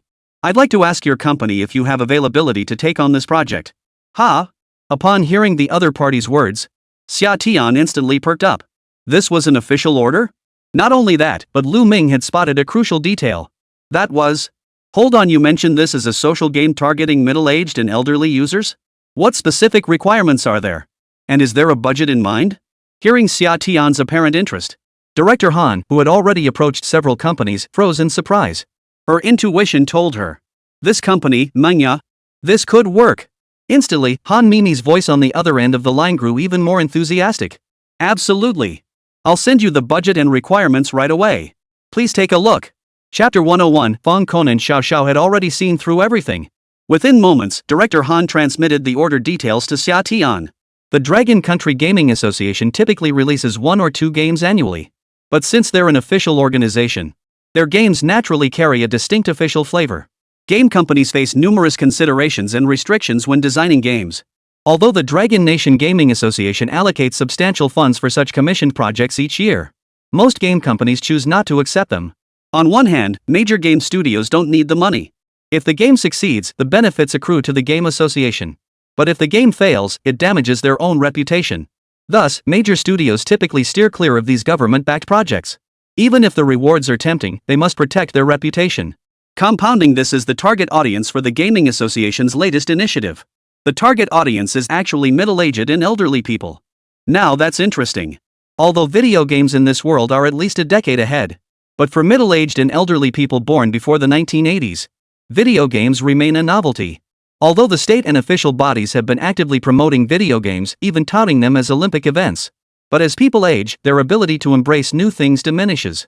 Even now, on streets and alleys everywhere, you can still see groups of elderly men and women dancing in the squares, doing square dances, ballroom dances, and so on. It's no different from the world Lù Ming knew before his journey. So, when Xià Tiān saw the requirements for Director Han's latest assignment, she nearly burst out laughing. It really was divine intervention. A sharp smack. Xià Tiān clapped her hands sharply, then tapped her head in frustration. I'm such an idiot. How did I not think of this sooner? Our target audience should have been those middle-aged and elderly folks who don't understand games from the start. What do they know about games? No one will play it. Even if it were Lu Huanhuan, he'd never be able to create a game that appeals to middle-aged and elderly people. As this thought crossed his mind, when Xià Tiān saw the game's budget had skyrocketed to 10 million, a bright, radiant smile instantly lit up her face. A small profit target. The little money she'd lost recently would finally come back. If this were a daunting task, Lù Ming would never have been able to accomplish it. Without a moment's hesitation, she called Director Han again. Director Han? I saw your request. This idea is truly brilliant. You're absolutely right. The country should consider the middle-aged and elderly population and strive to bring everyone into the digital age. It can't just be us young people moving forward. We need to bring our elders along with us. Yes, our team will take on this project. What? No need to discuss it. Let's sign the contract right now. Machem, I know we'll need to front the funds. That's only fair. Right, sign it. When Xià Tiān hung up the phone, she felt refreshed and invigorated. Without another word, she burst out of her office. Lù Ming! A loud shout instantly drew the attention of everyone in the office. All eyes immediately turned to Xià Tiān, puzzled as to why she was suddenly in such a rush to find Director Lù. Lù Ming, who was in the office. He paused slightly upon hearing Xià Tiān's call, then stepped out of the room with a puzzled look. Seeing Xià Tiān approach, he couldn't help but ask with a puzzled expression. What is it, Ms. Sia? I've taken on an assignment, an official task from the Gaming Association. If we execute it well, it could significantly boost our company's reputation. Ha? Fang Xiaoxiao, the secretary, was completely dumbfounded upon hearing Xià Tiān's words. She practically jumped to her feet, her voice trembling with concern. Mr. Sia, how could you just take on a task like that? It's a task from the Game Association. Not only is it a lot of work, but they're stingy with the pay. If you don't do it well, they love to pass the blame. Look at all the game companies that VE worked with them who hasn't ended up with a bloody nose. Oh, and this isn't going to be one of those jobs where we have to front the money, is it? At this point, Fang Xiaoxiao immediately rushed between Lù Ming and Xià Tiān to inspect the Game Association's assignment. Upon seeing the requirement to front 70% of the costs, she froze in shock. 70% upfront payment? That means we have to front 7 million yuan? Sia, how could you agree to such an outrageous demand? Seeing her best friend impulsively grab this order without thinking, Fang Xiaoxiao was completely dumbfounded. Without a second thought, she shouted, "No way! I refuse this project. Turn them down immediately." Too late. Hearing her best friend's words, Xià Tiān's face instantly turned pale, revealing a panicked expression. In that moment, she channeled her inner Oscar-winning actress. She put on a look of deep regret. I'm so sorry. I genuinely didn't notice the advance payment requirement. The official terms looked so favorable that I just signed the contract without thinking. Ha? Hearing Xià Tiān's words, Fang Xiaoxiao was struck down with shock. Seeing that Xià Tiān had indeed signed the contract, she was overcome with regret. What are we going to do? The penalty fee is 30%? Oh my goodness. You're usually so sharp, how could you make such a mistake? I'm sorry. Hearing Fang Xiaoxiao's reproach, Xià Tiān immediately lowered her head, her expression threatening to break into tears. But the moment she lowered her head, the corners of her mouth immediately curled upward, nearly stretching to her ears. She knew that such an outrageous demand, such harsh conditions, would baffle anyone who saw it. Right now, even Lu Hanin would be utterly dumbfounded upon seeing the association's terms, right? But who would have thought? No problem. I think this order Xiazong took on is pretty good, a full 10 million yuan. And with our capabilities, Sister Fang, are you worried we can't pull it off? But Lù Ming didn't even glance at the contract's contents. He just stared at the little money god, who looked like he was about to cry. After pocketing so many red envelopes from the boss, he had to stand by him now, right? So he immediately put on a righteous facade, smiling as he took the fall for Xià Tiān. Hearing Lù Ming's words, Xià Tiān looked up in confusion. Then she saw Lù Ming staring at her with absolute confidence, his face brimming with affection. Instantly, she lowered her head shyly, unable to meet Lù Ming's gaze. After all, she had tricked him. She feared she might burst out laughing. Across from them, Fang Xiaoxiao caught every flicker of Summer's peculiar expression. Instantly, Fang Xiaoxiao's eyebrows shot up, sensing something was amiss. Something was off. Her best friend was usually so sharp, how could she make such a rookie mistake? Besides, the official order wasn't even that expensive. And then there was that coy expression she'd just flashed. All things considered, my bestie is actually pretending? As Xià Tiān's longtime bestie, she could spot that subtle micro-expression. But there was one thing Fang Xiaoxiao couldn't quite grasp. That is, what was Xià Tiān's motive? What reason would drive her to accept this official order even if it meant losing money? Instinctively, his gaze shifted toward Lù Ming. Whoosh! In an instant, Fang Xiaoxiao understood. You sly fox. So you were trying to show weakness to Lù Ming, to present your vulnerable side, right? Then if the project fails, you can have Lù Ming come comfort you. Then you'd find an opportune moment to return the favor, portraying yourself as a vulnerable woman in need of care. Then, just like in the TV dramas, everything falls into place. Whoa! Well played, you sly fox. Never expected you to be so calculating. You almost had me fooled. Chapter 102, The Tricky Player. Oomph. Good for you, Lù Ming. Go ahead and spoil her. Fang Xiaoxiao stormed off in a rage. The employees present exchanged bewildered glances. They had no idea. The boss and his secretary had already engaged in a PY operation. Though there had been a minor misunderstanding along the way. But their goals were the same. Xià Tiān slowly lifted her head, her eyes brimming with helplessness as she looked at Lù Ming. I'm sorry, Lù Ming, for causing such trouble for the company. But the contract is already signed, and it's still a task from the Tourism Association. You must see it through. No matter how much it costs, we can cover it up front. Even if it costs a bit more, it's fine. At this point, Xià Tiān couldn't help but feel a surge of excitement inside.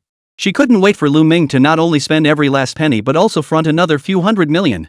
Best if it all went down the drain. Hearing Xià Tiān's words, Lù Ming merely smiled faintly and patted his chest. Rest assured, Mr. Xià. Leave this to me. I'll call a meeting immediately and ensure this game is completed before the end of the year. Then I'll leave everything to you. Upon hearing Lù Ming's words, Xià Tiān immediately nodded in agreement. Once she stepped outside the company, she nearly jumped for joy. Finally, she'd found Lù Ming's weak spot. Games for middle-aged and elderly people. If I lose even a single bitter tea seed, I'll write my surname backwards. Shortly after Xià Tiān left the company, Lù Ming's gaze finally settled on that peculiar task order. Noticing the meaningful glances from Wang Ba and the others, Lù Ming shrugged. Alright, everyone. Since we're all bored out of our minds lately anyway, let's just treat this as practice for our next game. Everyone in Team 1 head to the conference room for a meeting. With that, he took the order specifications and led the way into the conference room. With Baijia's help, copies of the requirements were quickly distributed to everyone. When everyone saw the order requirements, everyone exchanged bewildered glances. Games for middle-aged and elderly people? Seriously, do they even understand how to play? I'm curious, what kind of games would they even like? Competitive games? There are middle-aged esports players online, you know. Maybe it's for that crowd? Sorry, it's actually meant for the general public. Looking at the order requirements before him, Lù Ming couldn't help but rub his temples. This game association is just messing around. Developing a game for the 50s-70s generation, while also guaranteeing a minimum of 1 million concurrent players. This demand. Do they really think this is a big studio's pay-to-win game? While the middle-aged and elderly market remains a blue ocean, this so-called untapped blue ocean is clearly a dead sea. At this thought, Lù Ming's gaze suddenly shifted to Rong Yi. Mr. Rong, what year were you born? Me? Born in 52. Why? Do you play online games? I didn't before joining the company. My eyesight's gone, I can't see clearly anymore, and 3D makes me dizzy. Plus, I don't know all those complicated moves you young folks use. I only use one finger on the keyboard. Everyone. Uncle Rong's situation pretty much represents his generation. For someone born in the 1950s like Mr. Rong, Lù Ming felt he was already quite up to date. After all, he can use a phone, right?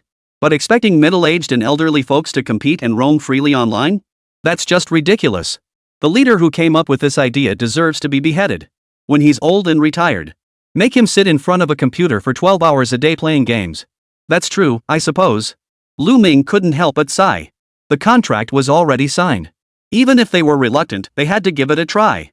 Understanding the preferences of middle-aged and elderly people, their daily games, was essential. With that thought, Lù Ming clapped his hands and declared, in that case, let's start by understanding the preferences of middle-aged and elderly people. Find out what kinds of games they typically play. Also, you guys go online and see if there are any games with a larger middle-aged and elderly audience. It doesn't necessarily have to be the most popular ones. Just pull up any games that people play and show them to me. Yes, sir. Upon hearing Lù Ming's request, everyone immediately sprang into action. Gathering this information wasn't as straightforward as it seemed. Unlike conducting online surveys, there just aren't that many middle-aged and elderly people online to begin with. Therefore, the original online data couldn't be very accurate, forcing them to switch to offline methods. Over the next few days, the team at Manhwa Company embarked on their grueling fieldwork. Spotting middle-aged and elderly people on the streets, they immediately approached to ask about their gaming habits. Games? That's something our grandchildren play. I don't know anything about that. Don't even touch that stuff. My grandson did it. He secretly took his parents' money to top up his game account. Those game companies are despicable. What about dancing? We just like to dance, play chess, and play cards. Mahjong, maybe? I occasionally play Mahjong on my grandson's computer. My phone's a flip phone. I don't know how to play games. After everyone compiled the collected information one by one, even Lù Ming felt a wave of despair upon seeing the data compiled from over 1,000 cases. The final conclusion drawn from all this information was, middle-aged and elderly people almost never play video games. Getting them to learn how to operate games would be a century-long challenge. Mr. Rong even personally brought over a group of their friends for paid testing. Lù Ming and his team paid these elderly folks to test the game. Every type of game on the market was put through its paces by these seniors. But unfortunately, those exquisite game visuals, high-end rendered scenes, and dazzling combat effects, all of it has now become a liability. This is way too bright, it's hurting my eyes. You move the character with the keyboard, right? Oh, this one's forward backward, this one's left right. Wait, which two keys were forward and backward again? Whoa, the sound's too quiet. My hearing's not great, I can't make it out. It's way too complicated, and the text is too small. I can't even read the rules. Ugh. I can't even figure out how to play this, let alone actually play it. After the group of elderly folks finished testing, Lù Ming and his group were utterly devastated. Behind them, Xià Tiān, who had watched the entire testing process, couldn't help but burst into laughter upon seeing the outcome. though she had long anticipated this outcome. She never imagined the effect would be this spectacular. This time, they were definitely going to lose big on this game. No one could possibly save Manhwa. If this actually worked, she'd post her little blue bird account in the company group chat. Oof. Lu Huan, let's see how you'll make money for me this time. Chapter 103, New Project, 9 out of 10 gambles are scams. A heavy silence fell over the conference room. Clearly, everyone was highly skeptical about this new game development. Getting middle-aged and elderly people to play games was just too difficult. However, they weren't entirely without gains. Xiang Dong, sitting nearby, suddenly pulled out a special set of data. Old Lu, we found several games on the market that middle-aged and elderly people actually play, and a few of them have quite a large player base. Oh? Quick, show me. Hearing Xiang Dong's words, a glimmer of hope flared in Lù Ming's eyes once more. But when he saw the names of these games, he couldn't help but fall silent once more. Thunder Mahjong, Legendary Landlords, Military Flag Heroes, God's Chess. All sorts of games, every single one a board or card game. And these games seemed like they could be played in real life too. Unless it was those grandpas and grandmas nearing retirement, still having free time at work, who might consider playing games online. In general, not many middle-aged or elderly people would choose to play games online. Most people still prefer playing in real life. Therefore, the stickiness of these game users isn't particularly high. Plus, some items like Thunder Beans require real money to purchase, and middle-aged and elderly people are the group least willing to spend money on video games. This buff is almost maxed out. Seeing these numbers, even Lù Ming felt a bit overwhelmed. Instantly, everyone's expressions turned gloomy. Seeing that no one had any ideas, Lù Ming couldn't help but sigh. His gaze drifted involuntarily toward his system store. Since the launch of Defend the Frontline, it had earned him over 10,000 open source points. This had suddenly made his little wallet quite plump. Though it still wasn't enough to buy those expensive games.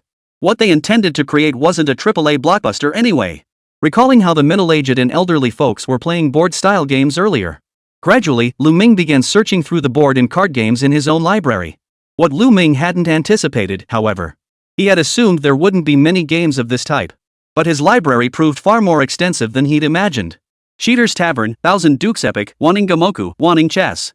Countless crystallizations of games from the previous world all surfaced in Lù Ming's mind. Most importantly, these games were incredibly affordable. Take the cheapest one, Wanting Gamoku would only cost him 10 open source points. What's the difference between that and getting it for free? Games like The Swindler's Tavern and Thousand Lords Saga weren't overly expensive either. 50 to 100 points with his current finances, he could easily afford the source code for these games. At this thought, a sudden gleam of light flashed in Lù Ming's eyes. His mind raced through the data he'd collected over the past period. Finally, a bold idea took shape in his mind. I've got an idea. At Lù Ming's words, everyone's gaze immediately turned to him. Lù Ming now stared at them with intense focus before picking up the data Xiang Dong had brought over. I've figured it out. Since those middle-aged and elderly folks aren't open to new things, we'll just start with games they already know how to play. With that, he swiftly wrote the project title for this game development on the LCD screen. 10 gambles, 9 cheats. The moment they saw the project title, everyone was left scratching their heads. Lù Ming, however, grinned as he began explaining the game's mechanics. Once he revealed the core mechanics, everyone's faces lit up with an expression of utter amazement. A strange gleam began to sparkle in their eyes. Wang Ba couldn't help but exclaim with delight. Way to go, old Lu. This idea is absolutely brilliant. Not just middle-aged and elderly folks, I'd love to give it a try myself. You bet. And our game isn't like those official gambling-themed ones. To be precise, we're creating a game that helps players overcome addiction. Seriously. But boss, how did you come up with all these ideas and card tricks? It's truly amazing. It's perfectly normal. As a game director, isn't it expected that I know a thing or two about cheating techniques? Is that really normal? But soon, Lù Ming's gaze shifted to Rongyi beside him. With a hint of anticipation in his eyes, he couldn't help but ask. What do you think, Mr. Rong? If it were you, would you want to play this game? After hearing Lù Ming's question, Wu Zhanrong pondered for a moment before nodding firmly. Absolutely. Forget the specifics. Even without knowing the exact games you mentioned, I'd love a platform that aggregates them all. It's just so convenient. Besides, we older folks know how to play these games too, we could totally get into it. Hearing Wu Zhanrong's words, everyone present immediately exchanged glances, seeing nothing but pure excitement in each other's eyes. If even 72-year-old Uncle Rong said so, then their game truly had potential. With that thought, they exchanged another glance before declaring. Excellent. In that case, I'll approve the project launch. Confirmed. I can't wait to get this game made. These games aren't difficult at all. As long as we nail the core gameplay, there won't be any problems. Ha. Doesn't seem like it'll cost much at all. My guess is we can pull it off with just 2 or 3 million. Alright, everyone get ready. Set your small goals and aim to finish 10 gambles, 9 cheats before the year ends. Got it. That's how it went. Everyone enthusiastically began developing the game. The next day, when summer arrived, upon discovering that Lù Ming and his team hadn't even held a meeting, her expression instantly darkened. Immediately, she hurried to Lù Ming's office, her black suede pumps clicking on the floor. Lù, I heard your new project has been established? Yes, Ms. Xia. Would you like to take a look? Hearing Lù Ming's words, Xià Tiān nodded immediately. She hastily took the project proposal from Lù Ming. After scanning the contents, she froze momentarily before asking uncertainly. Mahjong? Poker? Various board games? That's it? Haven't all these other games already been done? Hearing Xià Tiān's question, Lù Ming saw nothing amiss and simply nodded. Exactly. We researched the preferences of middle-aged and elderly customers. Their tastes are quite limited. We can only build a gaming platform around these few options to attract that demographic. Oh. As Lù Ming explained, Xià Tiān's eyes grew wider and wider. By the end, she nearly shouted out loud. Great! Just build a platform covering all game genres, great! Who would have thought even Lù Ming could run out of ideas? Great! This game is going to cost me a fortune. Not even Jesus could save it now, I tell you. Chapter 104, finally getting to lose money, why not lose more? Looking at the project proposal Lù Ming sent over, Xià Tiān couldn't help but nod. But, when he saw the project budget for this game, she frowned in displeasure. Hold on, Lù Ming. What's up with this budget? Only 3 million? Our commission is 10 million. Hearing Xià Tiān's question, Lù Ming rolled his eyes decisively. Then he couldn't help but vent. Miss Xia, the 10 million is the fixed payment for the Game Association's order. Whether we do a good job or a bad job, that's all they're paying. And they've only paid us a 30% deposit. What's the deal? You actually want to front the money? Factoring in server rental costs, 3 million is already the absolute maximum. We can't afford to go any higher. What? That's not acceptable. Hearing Lù Ming's words, Xià Tiān panicked instantly. She'd finally snagged this chance to milk the system. If it was only 3 million, what if Lù Ming actually achieved his goal? Therefore, she not only wanted Lù Ming to spend money, but ideally, he should spend far beyond the 10 million yuan budget. With that thought in mind, Xià Tiān took a deep breath and declared directly. No. We can't lower our standards just because our target customers are middle-aged and elderly. We must treat them just as we would treat young people. Having said that, after pondering for a moment, Xià Tiān turned to Lù Ming. Old Lù, what do you think if Director Han and I get the game's payment system transferred to our accounts? We could allocate more budget to improve the special effects. What's your take? Well, if we were to integrate a recharge system into the game, that would indeed be a great money-making idea. After pondering this for a moment, Lù Ming finally relented. Alright. If the payment system is tied to our company, we could easily spend not just 10 million, but even 20 million. But in that case, Mr. Xia, our risk exposure would be significant. Little did he know. Upon hearing Lù Ming's words, Xià Tiān's face lit up with a broad smile. I don't mind the risk being big, I just don't want there to be no risk at all. I want you to make me money. With that thought, she waved her hand decisively. Don't worry about that. Our company isn't after money, it's after reputation. Even if this game loses money, I won't blame you at all. After all, this whole thing started because of me. Do whatever you want. Be bold. Let everyone see our company's dedication. Yes. With your assurance, I guarantee we'll accomplish the mission. Hearing Xià Tiān's words, Lù Ming couldn't help but laugh. He doubted any other game company leader would be as bold and uncompromising as Xià Tiān. This was precisely why Lù Ming preferred staying at budding. Truth be told, he'd long since spread his wings. He could easily strike out on his own without any issues. But Xià Tiān's meticulous care for her and his unwavering commitment to the game deeply moved Lù Ming. A game company that genuinely cares for its employees shouldn't just collapse like this. That's why he'd stayed here all this time. At this moment, Lù Ming's eyes were filled with warmth as he looked at Xià Tiān. After chatting for a while longer, Lù Ming finally left Xià Tiān's office. Meanwhile, Xià Tiān promptly approached Han Mimi to request amendments to the contract. After just a brief discussion with the senior leadership, the other party agreed to the seedling proposal. After all, they never expected this game to actually turn a profit. Evidently, the higher-ups knew full well that getting 1 million players online simultaneously, especially middle-aged and elderly players, was an utterly absurd notion. So monetization? They hadn't even considered it. Instead, they were deeply impressed by Manhwa Company's decision to allocate an additional 10 million for game development. The top leadership expressed high praise. They were practically ready to hatch the project themselves. Did they really think the top brass at the game association had no other responsibilities? On the contrary, they have plenty and plenty more besides. A 20 million yuan investment in a game is already a huge gamble for many small and medium-sized game studios. Thus, the leaders of the game association are brimming with anticipation and confidence in the budding 10 gambles, 9 scams. As for the content within, the bigwigs merely glanced at it before giving the green light. Soon, the collaboration between budding and the game association was finalized. Meanwhile, at Qinghe Games, Xià Yushu and the others were now inside the newly established Qinghe Games office, addressing their team members. After witnessing the substantial profits generated by buddings defend the front line, Xià Yushu and his team immediately reinvested the return on investment they received from Xià Tiān into the production of their new game. For their new project, Star Agent, they directly hired the original team behind the recently popular FPS game, Guardian Front. Not only that, Xià Yushu and his team harbored immense ambition. Their sights weren't set solely on Dragon Nation, but rather, to conquer the entire world. After all, the more players there are, the higher the game's appeal becomes.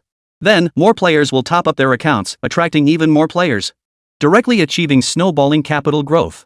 Therefore, Xià Yushu and his team are actively reaching out to overseas markets. Compared to Manga, Qinghe Group possesses an advantage that Manga lacks. That is, overseas markets.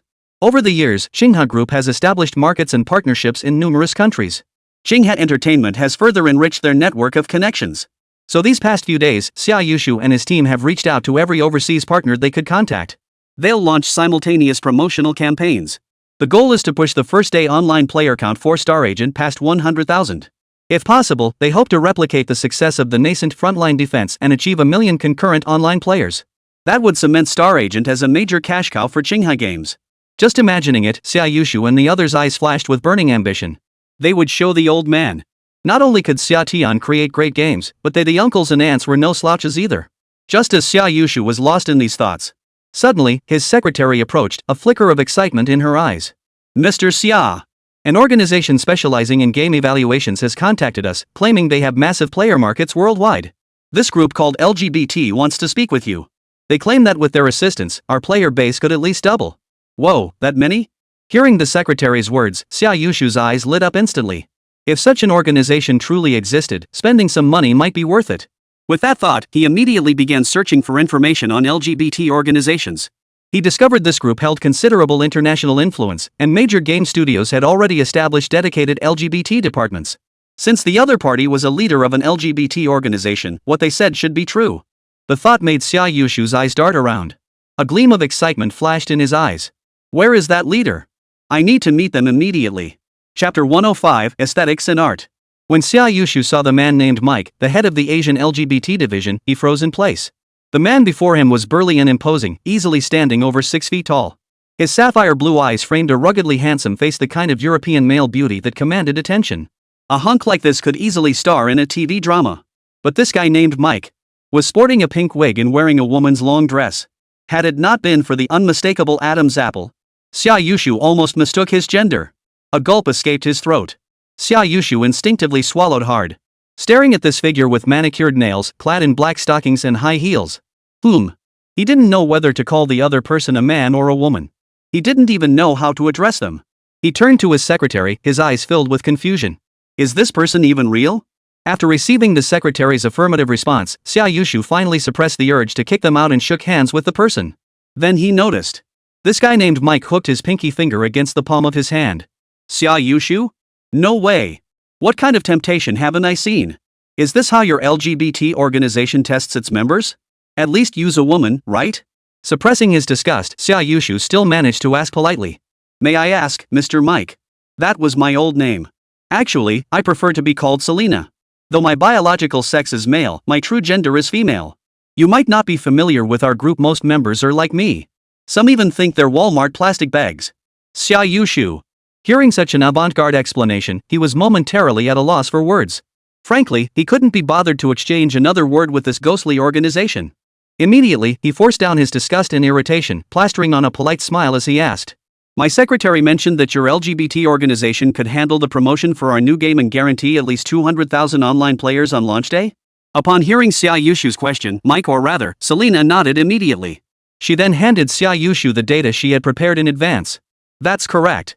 Our LGBT organization has members spread across the globe, and our community is growing steadily. While we can't choose our birth, we can embrace our true gender identity. Perhaps deep down, Mr. Sia, you're actually a cute little girl? He. Listening to the other person deliberately speaking in a high-pitched voice, Sia Yushu felt his forced smile nearly freeze into a grimace. Every single second spent with this fake man felt like torture. He fought back the urge to gag. For the sake of making money, he just endured it. Honestly, I've sacrificed way too much for this company. He knew he wouldn't be able to eat for at least 3 days after getting back. Suppressing the urge to slap Selena across the face, he forced himself to look at her data despite the nausea. The data showed nothing but contributions made by LGBT organizations within major gaming companies. LGBT organizations wanted major game companies to design their characters to better respect them as a sexual minority group. And under his guidance, many companies had achieved commendable results. They'd earned a favorable reputation within the sexual minority community. If Qinghe Games were to establish a contractual relationship with LGBT organizations, they would dispatch employees with deep expertise in game character design to specifically assist in designing and modifying game characters. The pricing is favorable. Qinghe Games would only need to pay a one-time character modification fee and copyright usage fee to the LGBT organization for permanent rights. After reviewing the general terms, Sia Yushu, after confirming there were no issues, he finally nodded in agreement. The LGBT organization's materials revealed their active efforts to attract members of sexual minority groups. Even if their numbers are small, just a fraction of a percent. Globally, that still amounted to tens of millions. It was worth Sia Yushu taking a gamble. Not only that, but it could also earn them another wave of positive reputation. Demonstrate Qinghe Games' international flair. Why not? Without hesitation, he signed the contract with Selena right then and there, then bolted from the company as if fleeing.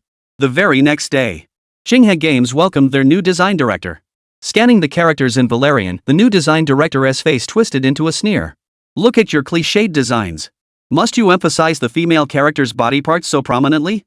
And must men always be handsome and women always beautiful? Who told you to design like this? Your grandmothers? Hearing the new director's words, the Astro City team members froze in shock. After all, this was the same team that had created Overwatch. Team leader Ma Wenjie, staring at this middle-aged woman dressed like a Michelin tire, immediately wore a look of displeasure. Who are you? This is my team's business.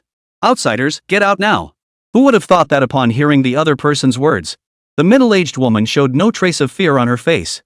Instead, she picked up her employee badge and flung it right in front of Ma Wenjie. See this? I'm the new design director.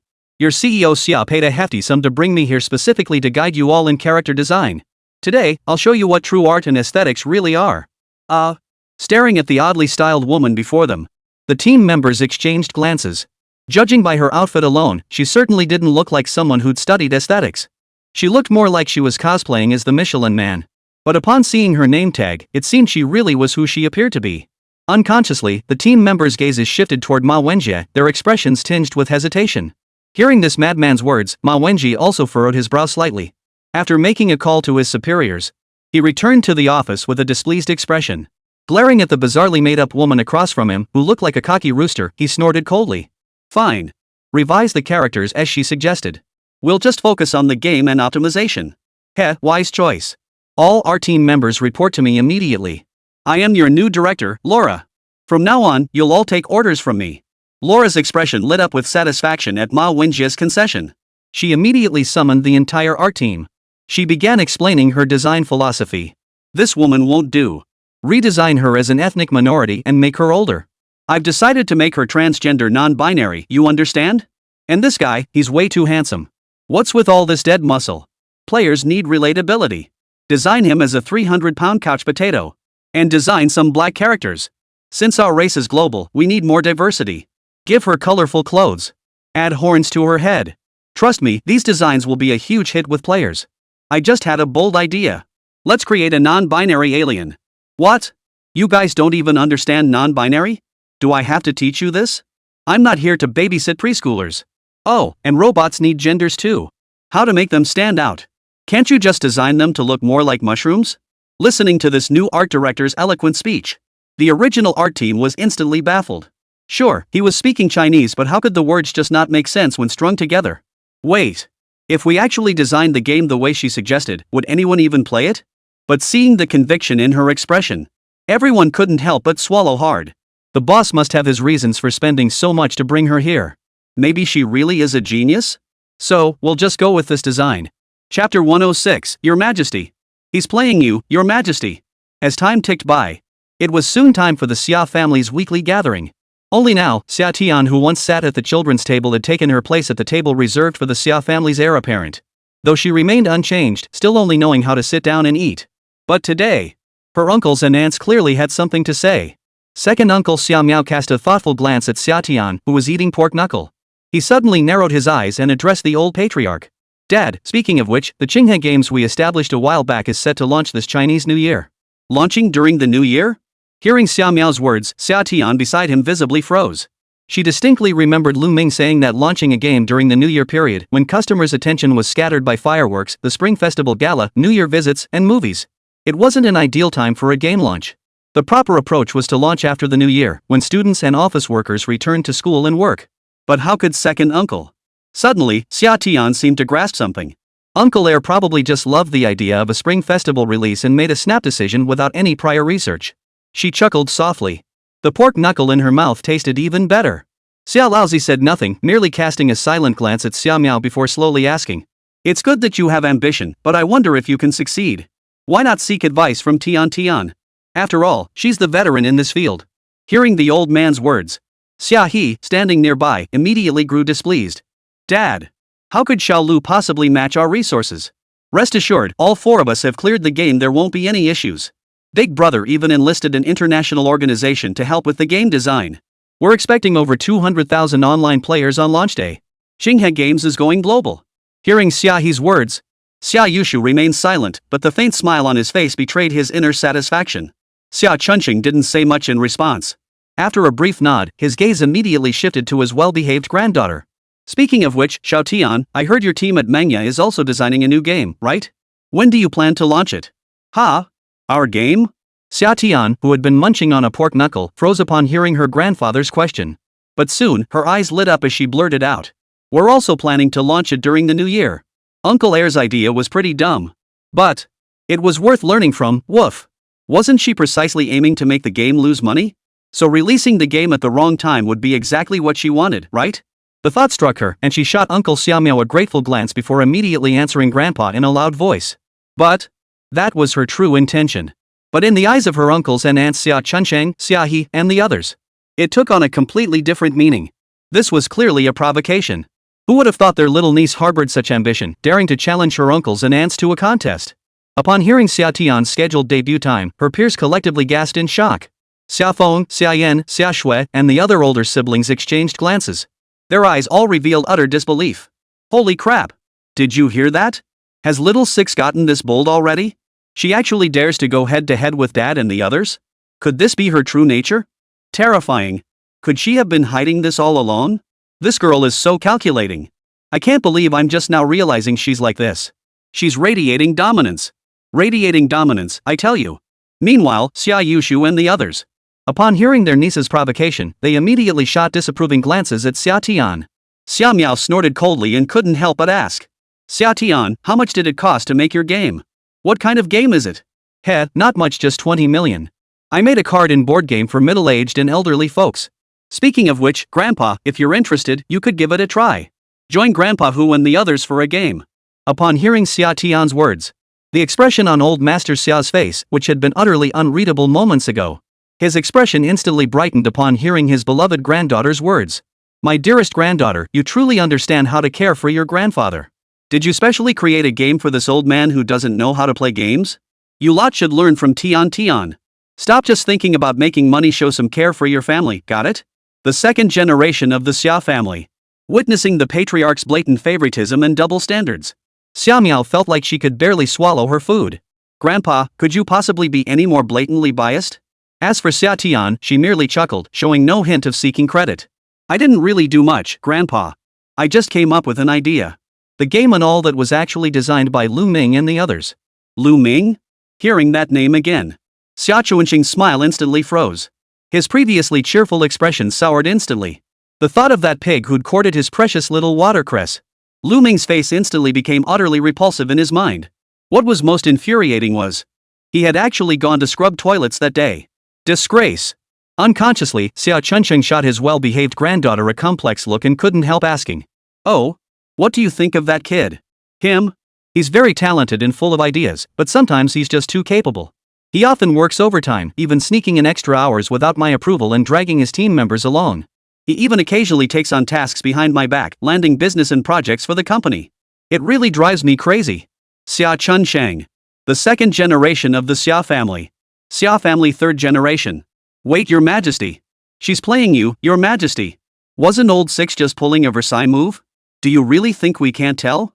No way. How can there be such an amazing worker these days? She's practically a divine worker. A saint of labor. You're actually upset? Don't give it to us.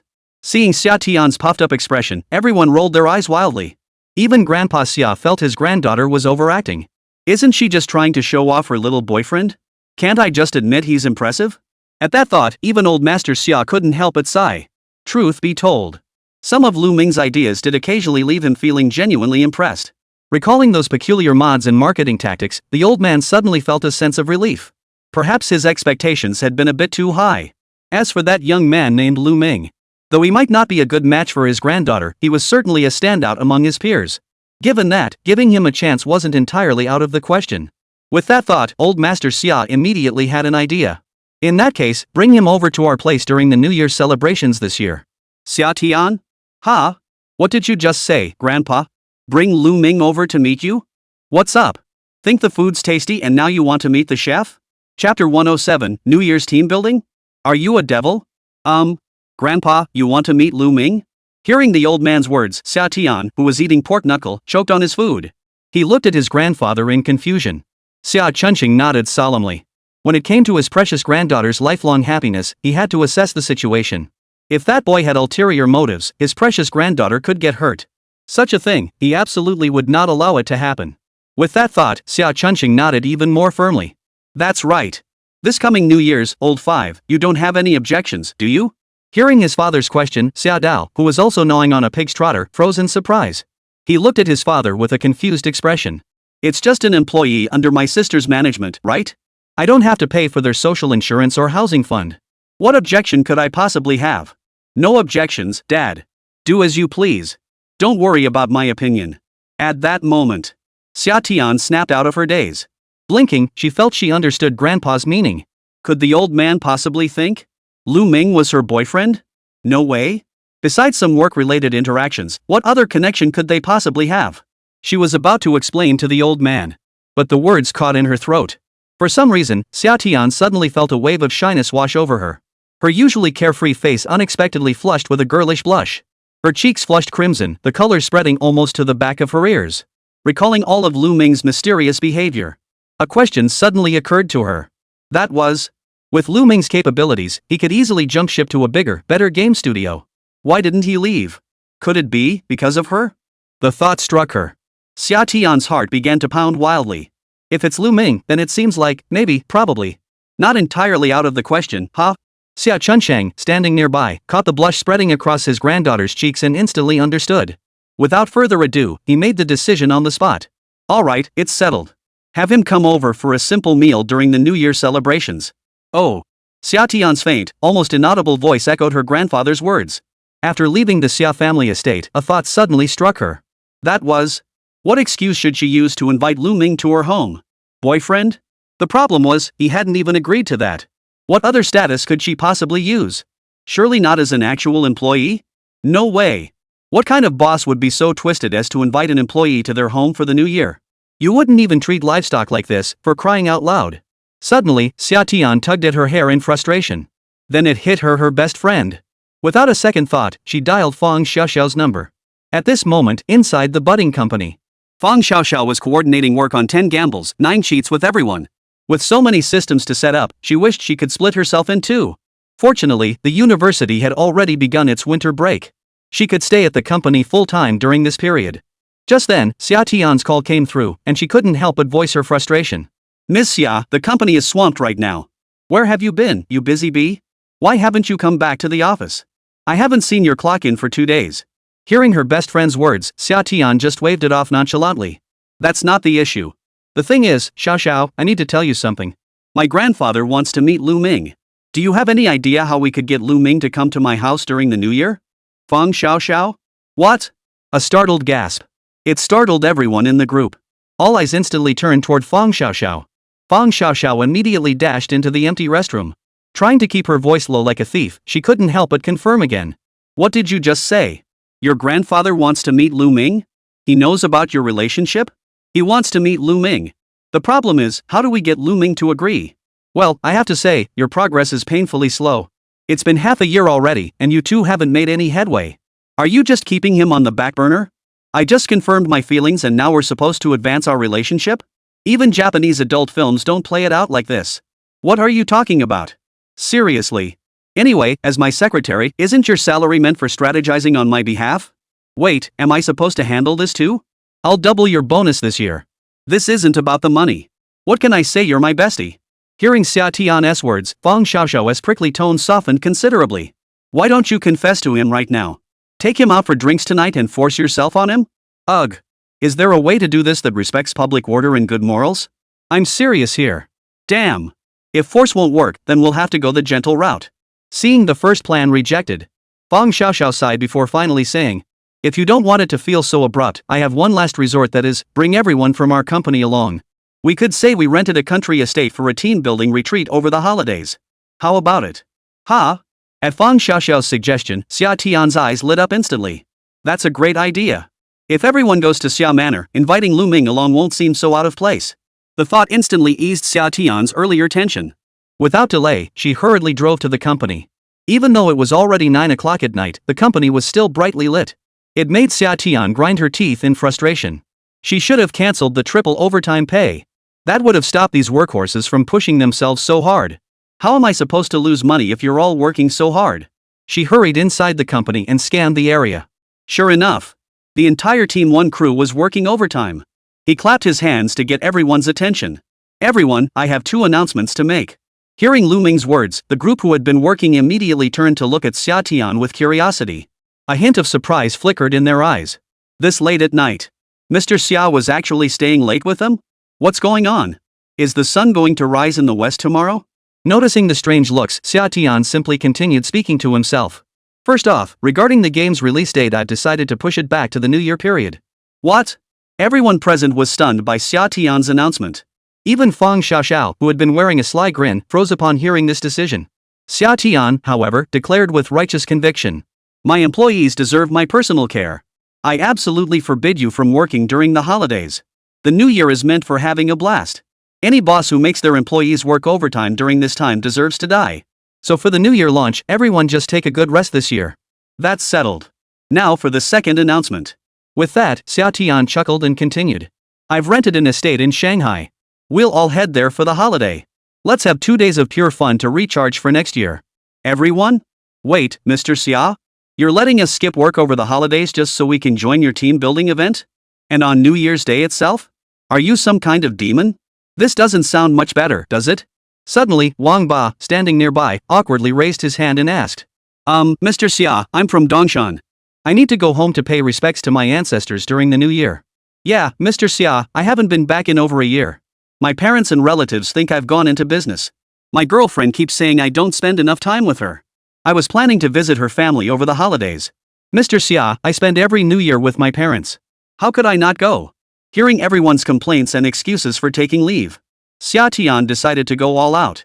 For those who go, an extra 100,000 yuan bonus each. Everyone? Damn it. I've made up my mind. How could my ancestors be more important than my boss? If my family knows I'm doing this for the boss, they'll definitely praise me. I'm telling my parents right now I'm going into business, so I won't be coming home this year. Forget it. I'll just slap 2 grand right in that old fart's face. Let's see if he dares give me attitude. Hey, Mom and Dad, I booked your flights to the South China Sea. You guys go vacation there this year, I'll celebrate the New Year with my friends. Chapter 108, Lunar New Year Soft Advertisement. And so, time trickled by. Both Manga Games and Shanghai Games were rapidly pushing forward with their work. Before anyone knew it, red lanterns began appearing on the streets of the Magic City. Every shop door. And festive red foo characters and spring festival couplets adorned shop fronts. Even in bustling Shanghai, a rare sense of languidness emerged. Finally, in the final month before the New Year, after its final round of testing, 10 gambles, 9 sheets was finally declared complete. Lù Ming directly sent the game to director Han Mimi. Simultaneously, he discussed promotional strategies with her. Though the Game Association might seem low-key and unassuming in its day-to-day operations, it remains an official organization. They still held considerable resources. With Manhwa injecting another 10 million into the project, the top leadership was highly satisfied. They directly dispatched their own trusted personnel to proactively follow up on the progress of 10 gambles, 9 cheats. After experiencing the content of 10 gambles, 9 cheats, Han Mini was thoroughly satisfied with the game created by Manhwa. She immediately said, "Director Lù, we plan to promote the game on Douyin and Weibo. We'll also reach out to our partner live streaming platforms for game promotion. Any other suggestions? Yes, if possible, I'd like to feature our game on the Spring Festival Gala for promotion. Is there a 5-second ad slot available?" Hearing Lù Ming's question, the other party visibly froze. "I'm sorry, Director Lù. It's not that we don't want to, but your request is a bit too rushed. All advertising slots during the Spring Festival Gala have already been booked by other companies. However, while the National Spring Festival Gala might not be feasible, perhaps you'd consider trying with a local station's version?" Hearing this, Lù Ming felt a slight disappointment that it wasn't the national broadcast. But larger provincial satellite channels also host their own Spring Festival galas.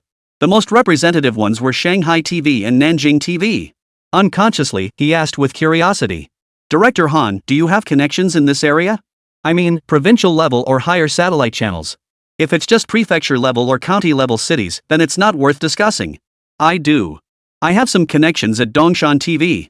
But I must be upfront about one thing, their Spring Festival Gala has never been particularly impressive. The ratings hover around a fraction of a percent. Of course, low ratings have their perks.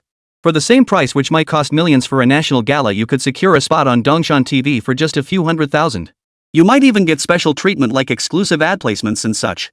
If you're willing to invest a bit more, having the hosts wear outfits with your game's logo isn't out of the question." Hearing Han Mini's words, a spark of interest lit up Lù Ming's face.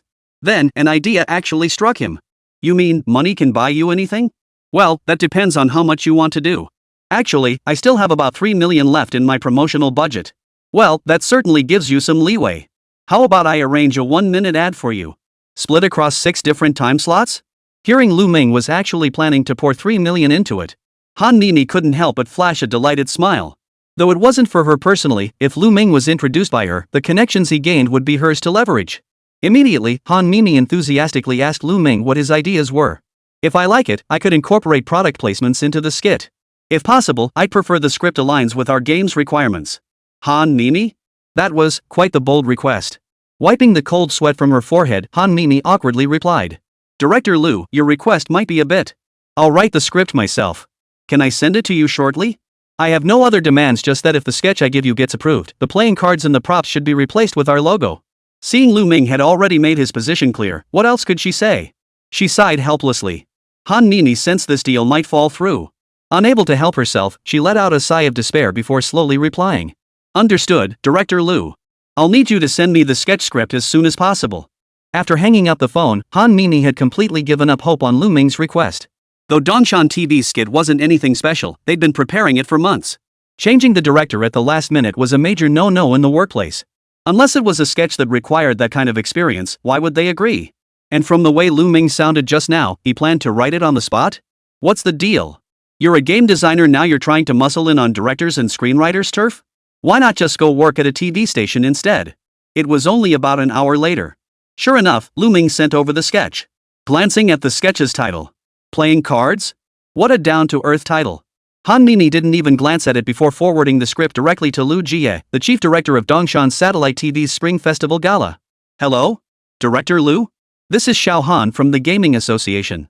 We met once before, remember when you filmed that commercial? Yes, it's me.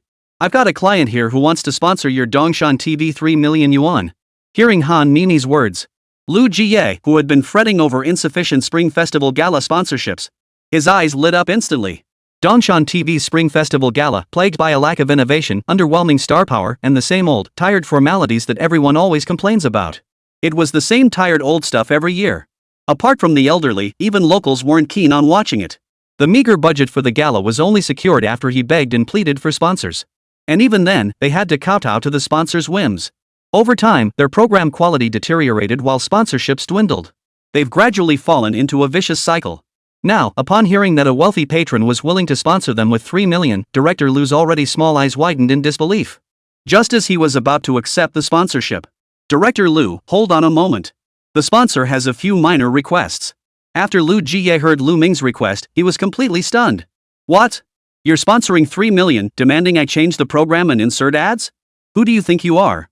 A man may be killed but not disgraced. Director Lù was furious. He was about to refuse angrily.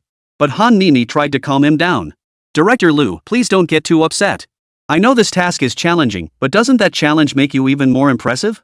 I heard the other side script was written by a top-tier screenwriter. Why don't you take a look first? If you find any issues, you can polish it up yourself? Lù Jie. Hearing Han Nini's words, Lù Jie took a deep breath and reluctantly suppressed his anger. For 3 million, he'd endure it. He'd see what kind of nonsense they'd come up with. If he wasn't satisfied, he'd definitely fling that script right in that country bumpkin's face. Chapter 109, The young Mrs. Staff truly don't treat themselves as outsiders.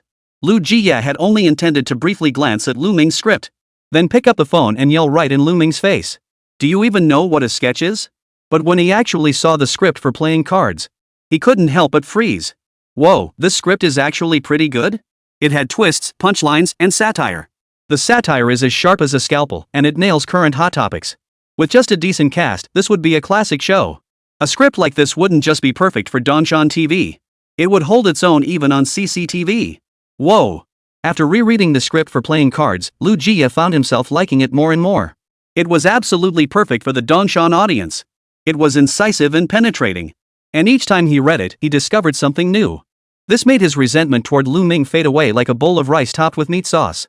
Bro, you should have said so earlier. If you just said your script was this awesome, no sponsorship fees would have been no problem at all. What Lù Jie didn't know was that the sketch playing cards was actually plagiarized by Lù Ming. On his original Earth, it was a sketch performed by Huang Hong and Ho Yaowen in 1994. It was later included in the CCTV Classic Sketch Collection. It was hailed as the quintessential satirical sketch of the 1990s. For a piece like this, Lù Ming wouldn't have bothered to plagiarize it if it weren't for promoting 10 gamblers, 9 cheats. Especially since others charge money for such plagiarism. But here he was, not only copying it for free, but actually paying to do so? Does that make any sense? Soon after, Han Nini received a call from Lù Jie. Hello? Director Lù? Didn't get selected? No problem, Wait. What did you say? Selected? Wait. The Spring Festival Gala is in a month. Are you sure it's wise to make this change now? Ha ha ha. Perfect.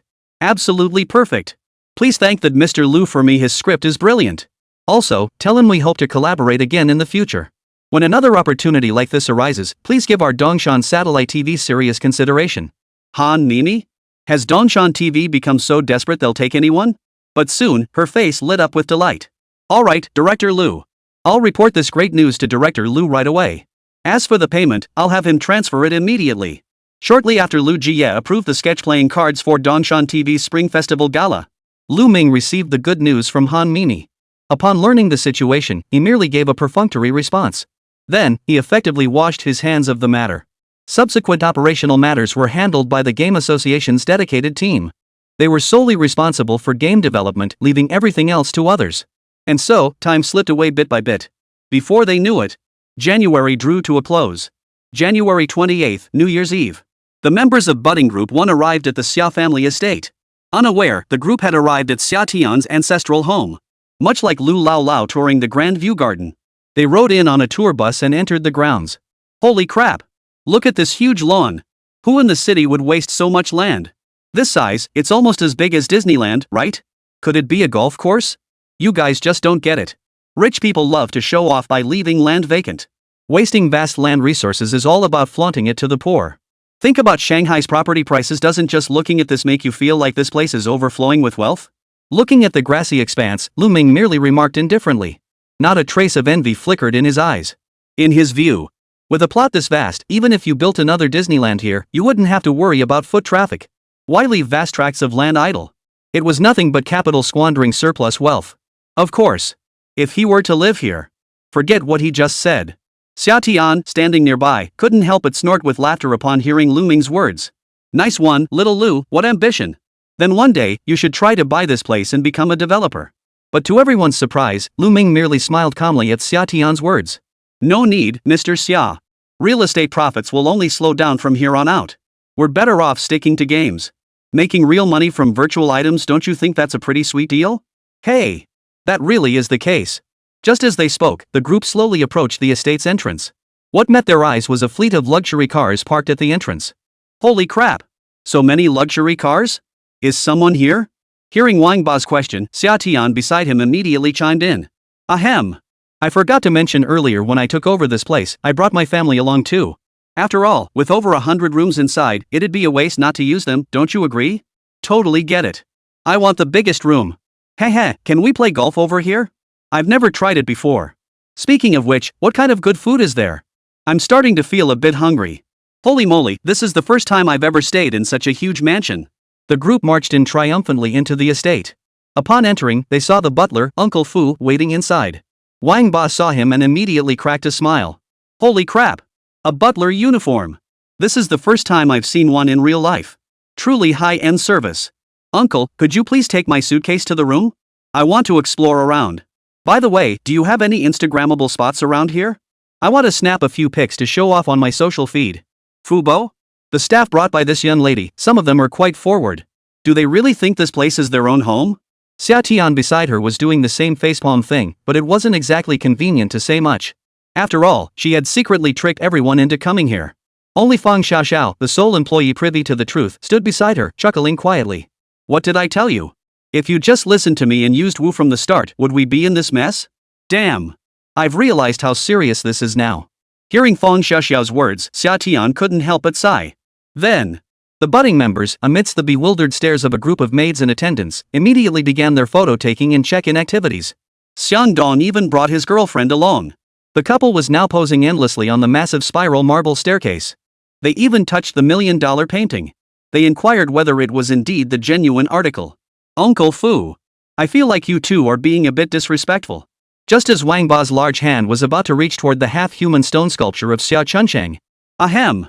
A sharp cough drew everyone's attention. There stood old Master Xia, dressed in traditional Chinese attire, equally speechless on the second floor. His face twitched slightly as he surveyed the budding crowd below. His granddaughter's employees. Was there not a single normal person among them? Suddenly, old Master Xia's gaze sharpened. Almost instantly, it locked onto Lù Ming. Observing Lù Ming, dressed casually in a down jacket, the old man's mouth twitched for a moment. Taking a deep breath to suppress his anger, he finally spoke coldly. Come up and eat first. Chapter 110, Xia Lu's Little Scheme. When a group of people arrived at the restaurant via elevator, the first thing that caught their eye was a group of people dressed in suits, chatting away inside the restaurant. The round tables where the Sia family had once dined had all been removed, replaced by long buffet tables. Rows of male attendants were circulating with trays of drinks. Upon noticing an empty champagne flute or wine glass, they would discreetly refill them with fine wine. Their movements were smooth and seamless, clearly the work of professionally trained staff. As soon as Xiang Dong's girlfriend entered the room, she spotted several familiar celebrities. He couldn't help but let out an excited gasp. Holy crap! Is Xiaobai vacationing here too? This estate must be super popular. How come I've never heard of it before? What do you know? This place is clearly a high-end custom estate. Do you think you could book a spot here for a few million? We only got in thanks to Mr. Xia. Wow! That super popular young diva is here too? Can I go ask for her autograph? Just as they were talking, Lù Ming and the others watched as Xiang Dong and his girlfriend sneaked up to the celebrities and started asking for autographs. The celebrities they approached looked utterly bewildered. Though Xiang Dong and his group were dressed plainly. Since they were attending the Sia family's year-end gathering, they couldn't help but wonder if these individuals might actually have some kind of status. After a moment's hesitation, the celebrities immediately flashed polite smiles. Not only did they sign autographs, but they even humbly thanked the couple. They were afraid of provoking the wrong people. Now that's settled.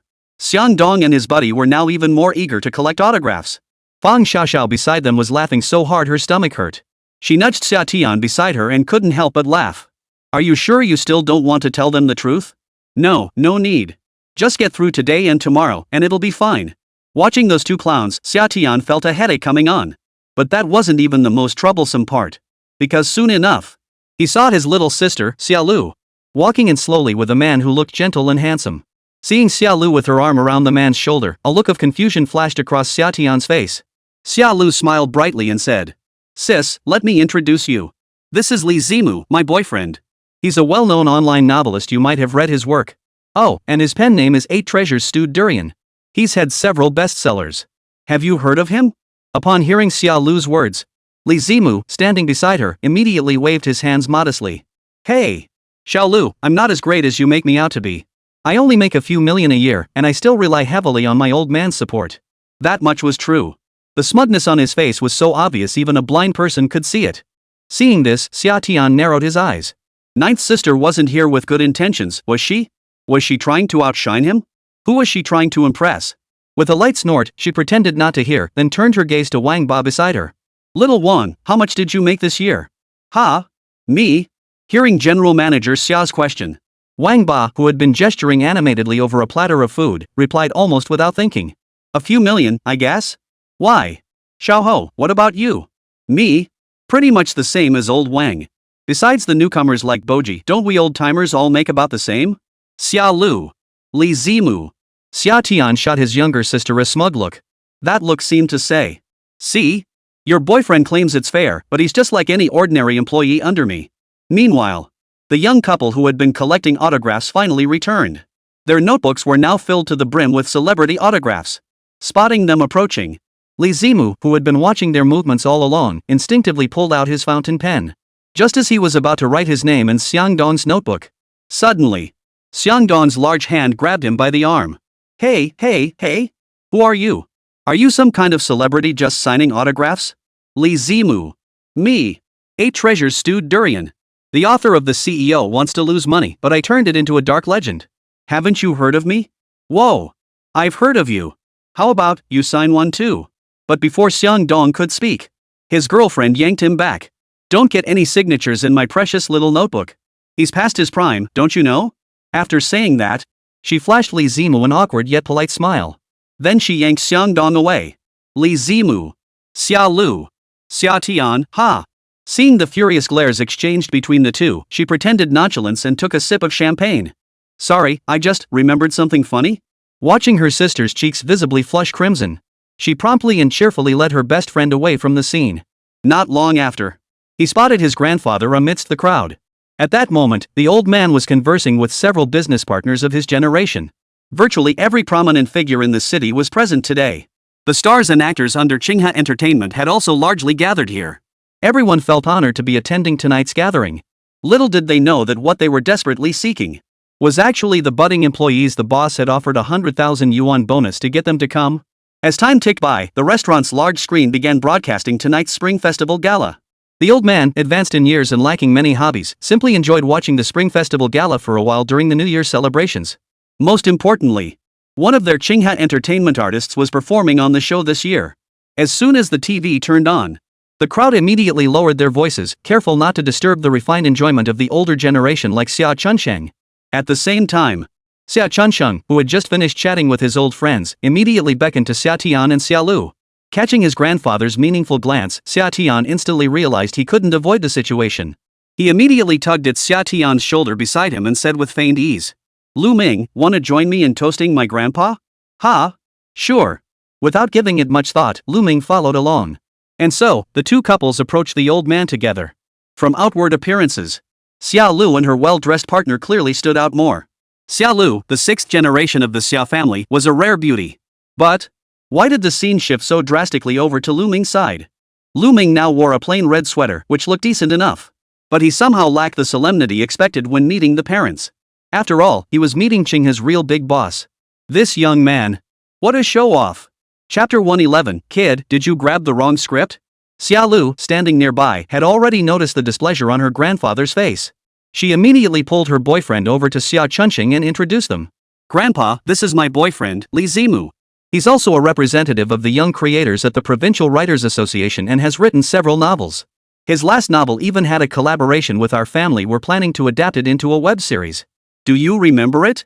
Hearing Xia Lu's introduction, a rare smile flickered across Xia Chunsheng's face. His gaze toward Li Zimu carried a hint of approval. The older generation still placed great value on culture. Although this young man named Li Zimu seemed somewhat superficial, if he had caught his granddaughter's eye, he must possess some talent. Hello, writer. Our family truly appreciates cultured young people like you. Little Li, right? Keep creating, strive to write more great novels and scripts. I have high hopes for your generation. Hearing the old gentleman's praise, Li Zimu's face lit up with excitement. He took the opportunity to praise himself in front of the grandfather and offered a wave of goodwill. I heard you have a passion for collecting calligraphy and paintings. I managed to secure a piece by the late Master Chi's group of shrimp painting. I hope you'll like it. It's not one of his famous works, but rather an early piece. Li Zimu hurriedly produced an unframed ink painting. He unfolded it right there in front of everyone. Upon hearing Li Zimu's words, Xiao Chunsheng raised his eyebrows slightly, his smile growing broader. Young man, you're well-mannered and have good taste. I like that. Gazing at the lifelike painting, Old Chi's works now routinely command tens of millions. Even his works from his younger days commanded several million. This young man named Li Zimu could afford to spend so much on a single painting. Regardless of his motives, he clearly has the means to earn it. Plus, he's quite handsome, not a bad match for my granddaughter. Admittedly, it's a bit utilitarian, but let's put a positive spin on it. This is called ambition. And who among us here hasn't come seeking advancement? With a smile, Xiao Chunsheng nodded, his gaze drifting involuntarily toward Lù Ming beside him. And then he saw that Lù Ming seemed to be playing with his phone. Xià Tiān, standing nearby, caught the old man's disapproving gaze. Her heart skipped a beat. She quickly tugged at Lù Ming's arm. Ahem. What are you doing? Can't you see Grandpa's watching you? Hearing Xià Tiān's words, Lù Ming finally lifted his head and looked around the room, only to find every pair of eyes in the room fixed squarely on him.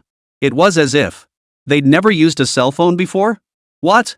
Has using a phone become such a luxury now? Meanwhile, Li Zimu, seeing Lù Ming's expression, couldn't help but burst out laughing.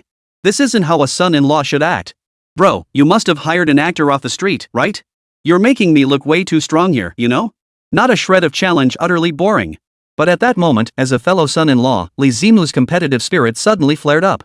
He crossed his arms, grinning at Lù Ming, unable to resist teasing him. Brother Lù, what's got you so busy that you're checking your phone even when meeting grandfather? Don't you have any self-control? Hearing Li Zimu's provocative words, Lù Ming lifted his head slightly. He glanced at the fellow but said nothing. Instead, he turned his calm gaze toward the old man and offered an apologetic smile. My apologies, Grandpa. I wrote a sketch script earlier that's scheduled to air on the Spring Festival Gala. The director reminded me to watch it. Li Zimu. His face, which had been beaming moments ago, instantly turned sour. Huh? Wait, what? Dude, you're taking this way too far, aren't you? I'm the novelist. If anyone should be writing the script, it should be me. You little punk, did you grab the wrong script? It wasn't just Li Zimu. The crowd, who had been watching the spectacle unfold, suddenly fell silent.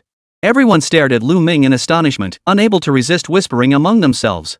The sixth miss of the Sia family hired a screenwriter? Wait, isn't it more like they're in the same industry? Or even an employee under her? Bull. You're a coder, how could you write sketches? That's a huge leap. Isn't a game designer who doesn't aspire to be a screenwriter a good son-in-law? Wait, isn't the Spring Festival Gala showing dance performances right now? Just then, an observant guest suddenly noticed. The Spring Festival Gala performance wasn't a sketch at all, and Lù Ming wasn't the screenwriter. Li Zimu, standing nearby, heard the murmurs and instantly breathed a sigh of relief. Meanwhile, Xià Tiān nervously watched Lù Ming, gently tugging at his sleeve. Lù, this joke is going way too far, don't you think? Little did they know, upon hearing Xià Tiān's words, Lù Ming's mouth twitched slightly before he sighed helplessly. Ms. Xia, you haven't been to the company in nearly a month. If you just glanced at anything upon returning, you would have seen my advertising and marketing arrangements. Besides, the script I wrote wasn't for CCTV, it was for Dongshan Satellite TV. Of course you wouldn't see it here. Dongshan TV? That can't be right. What have you been secretly up to now? Hearing Lù Ming's response, Xià Tiān felt like his brain was about to explode. Wait, you little. You made a whole pot of dumplings just to get jealous? I told you to make an ad, but you wrote a sketch that made it to the Spring Festival Gala? Do you have to be this awesome? Hearing Lù Ming's words, Xià Tiān was utterly stunned. She never imagined Lù Ming could be this incredible. Wait. You went and took it upon yourself to handle a job for me again? And such a big one at that? The thought of Lù Ming's professional capabilities instantly drained the color from Xià Tiān's face. Xiao Chunsheng, who had been eavesdropping on their entire conversation. Upon hearing Lù Ming's words, he let out a cold laugh. Young man, don't get too cocky. Dongshan TV may not be a top-tier network, but it's still a provincial broadcaster. How could they just accept any script from anyone? Just watch me expose your little trick. He immediately turned to Athu beside him and said directly. Since my granddaughter's boyfriend is so talented, why don't we all enjoy a skit adapted from his script? Hearing the old man's words, everyone present nodded instinctively, none daring to refuse. Lù Ming, however, after hearing the old man's words, he was momentarily stunned. Wait a minute? What had the old man just called him? It seemed like... Instinctively, Lù Ming's head turned toward Xià Tiān beside him. But he saw Xià Tiān's head turn in the same direction, as if in sync with his own. Mr. Xia, shouldn't you explain? Ahem, keep quiet. I'll explain later. I'll bump your year-end bonus up by another 100,000 this year. It's not about the money, Mr. Sia. 200,000. Hey. I'm your boyfriend. What type do you want? Puppy boy or wolf boy? Elite university guy or bar dancer? Or do you prefer Japanese host boys? Arigato, Zizai-chan. Xià Tiān, ugh. Chapter 112, Will You Be My Boyfriend? At that moment, Uncle Fu had already fetched the remote control. With his adjustments, the TV channel quickly switched to Dongshan Satellite TV. On Dongshan Satellite TV, the host was cheerfully announcing the next program. Just as Lù Ming had said. It was a sketch comedy. At the bottom of the TV screen, a line of text appeared. Sketch title, Playing Cards. Cast, Wangzhan Ho Xiaobao. Screenwriter, Lù Ming. When the screen displayed the screenwriter's name, everyone instinctively turned to look at Lù Ming. Could it really be him? Li Zimu, who had been thinking Lù Ming must be joking.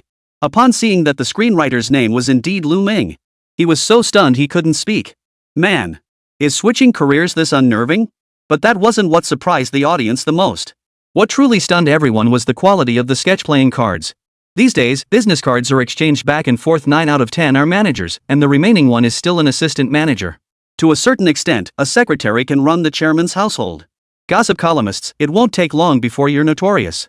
10 years of grueling practice offstage can't match a pop star's 3-minute performance, and they charge 30 grand per appearance.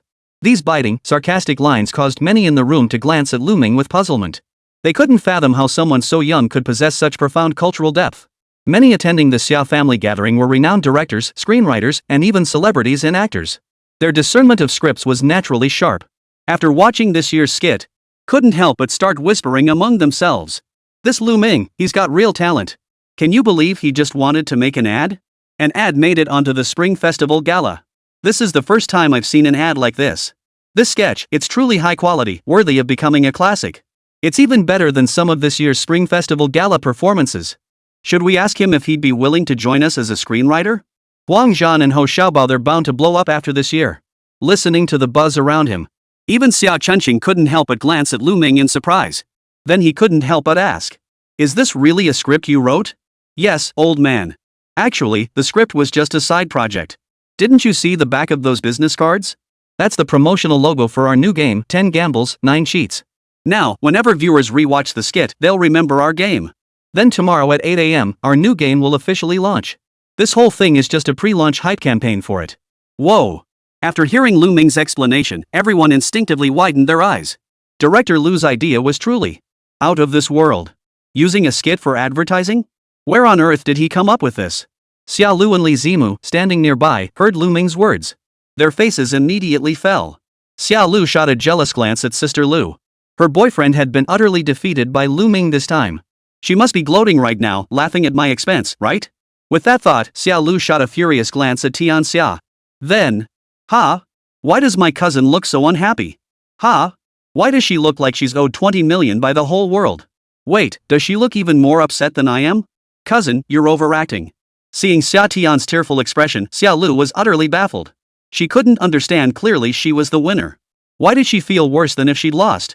As for Sia Chunqing at that moment, after hearing Lù Ming's account, his gaze turned complex as he looked at Lù Ming. He'd originally intended to nitpick. But this kid seemed. What do we do when someone is just too outstanding? Folks, I'm out of ideas on how to give my grandson-in-law a hard time. Any suggestions? Waiting online, pretty urgent. He glanced awkwardly at Lù Ming before him. Sia Chunqing suddenly lost all desire to continue questioning him. But turning to glance at little Li beside him, he couldn't help but ask one more question. Xiao Li, how does Xiao Lu's screenplay quality stack up in your writers' association? Could you write something like that? Xiao Li. Man. That's not fair. In that instant, Li Zimu felt as if an arrow had pierced his chest. He froze in place, wishing he could dig his toes into the ground and carve out a 4-bedroom apartment. Once the meeting on this side finally concluded, Xià Tiān and Lù Ming finally breathed a sigh of relief and quietly slipped away to the side. But, once they were alone, he crossed his arms, gave Xià Tiān a half smile, and couldn't help but ask, "Ms. Xia, when exactly did I become your boyfriend?" Xià Tiān, shut up. Hearing Lù Ming's question, Xià Tiān's ears instantly flushed crimson. But Lù Ming had no intention of indulging this domineering woman. He continued to press her relentlessly.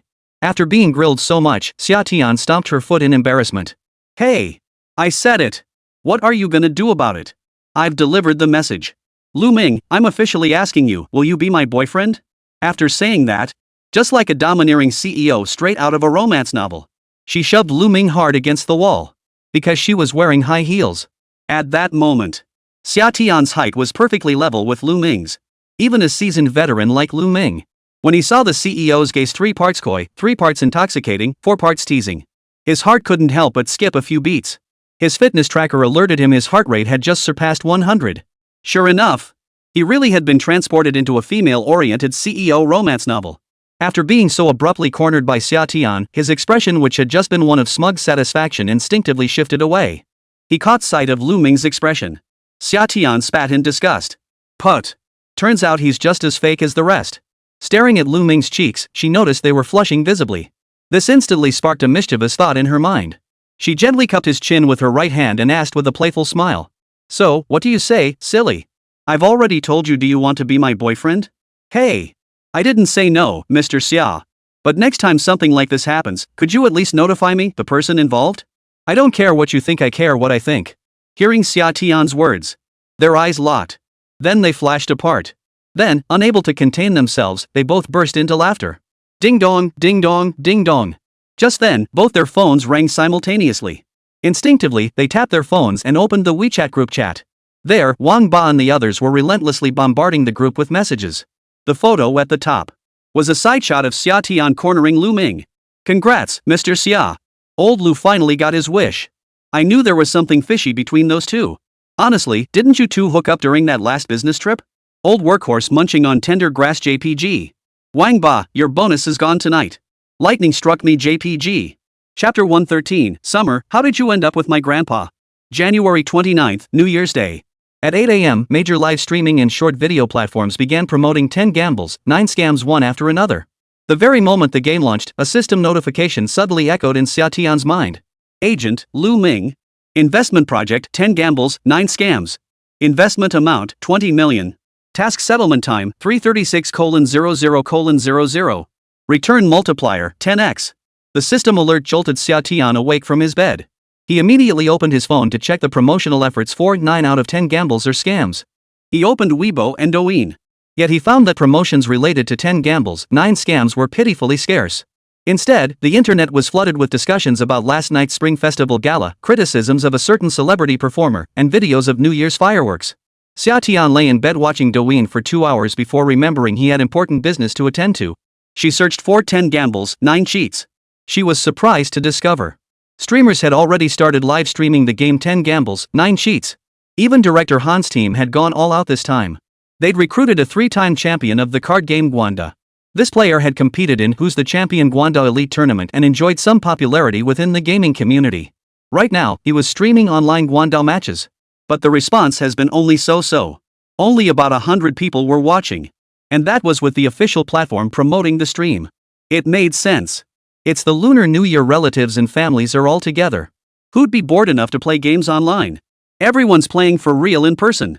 After briefly scanning a few live streams, Xià Tiān's heart, which had been hanging in suspense, finally relaxed.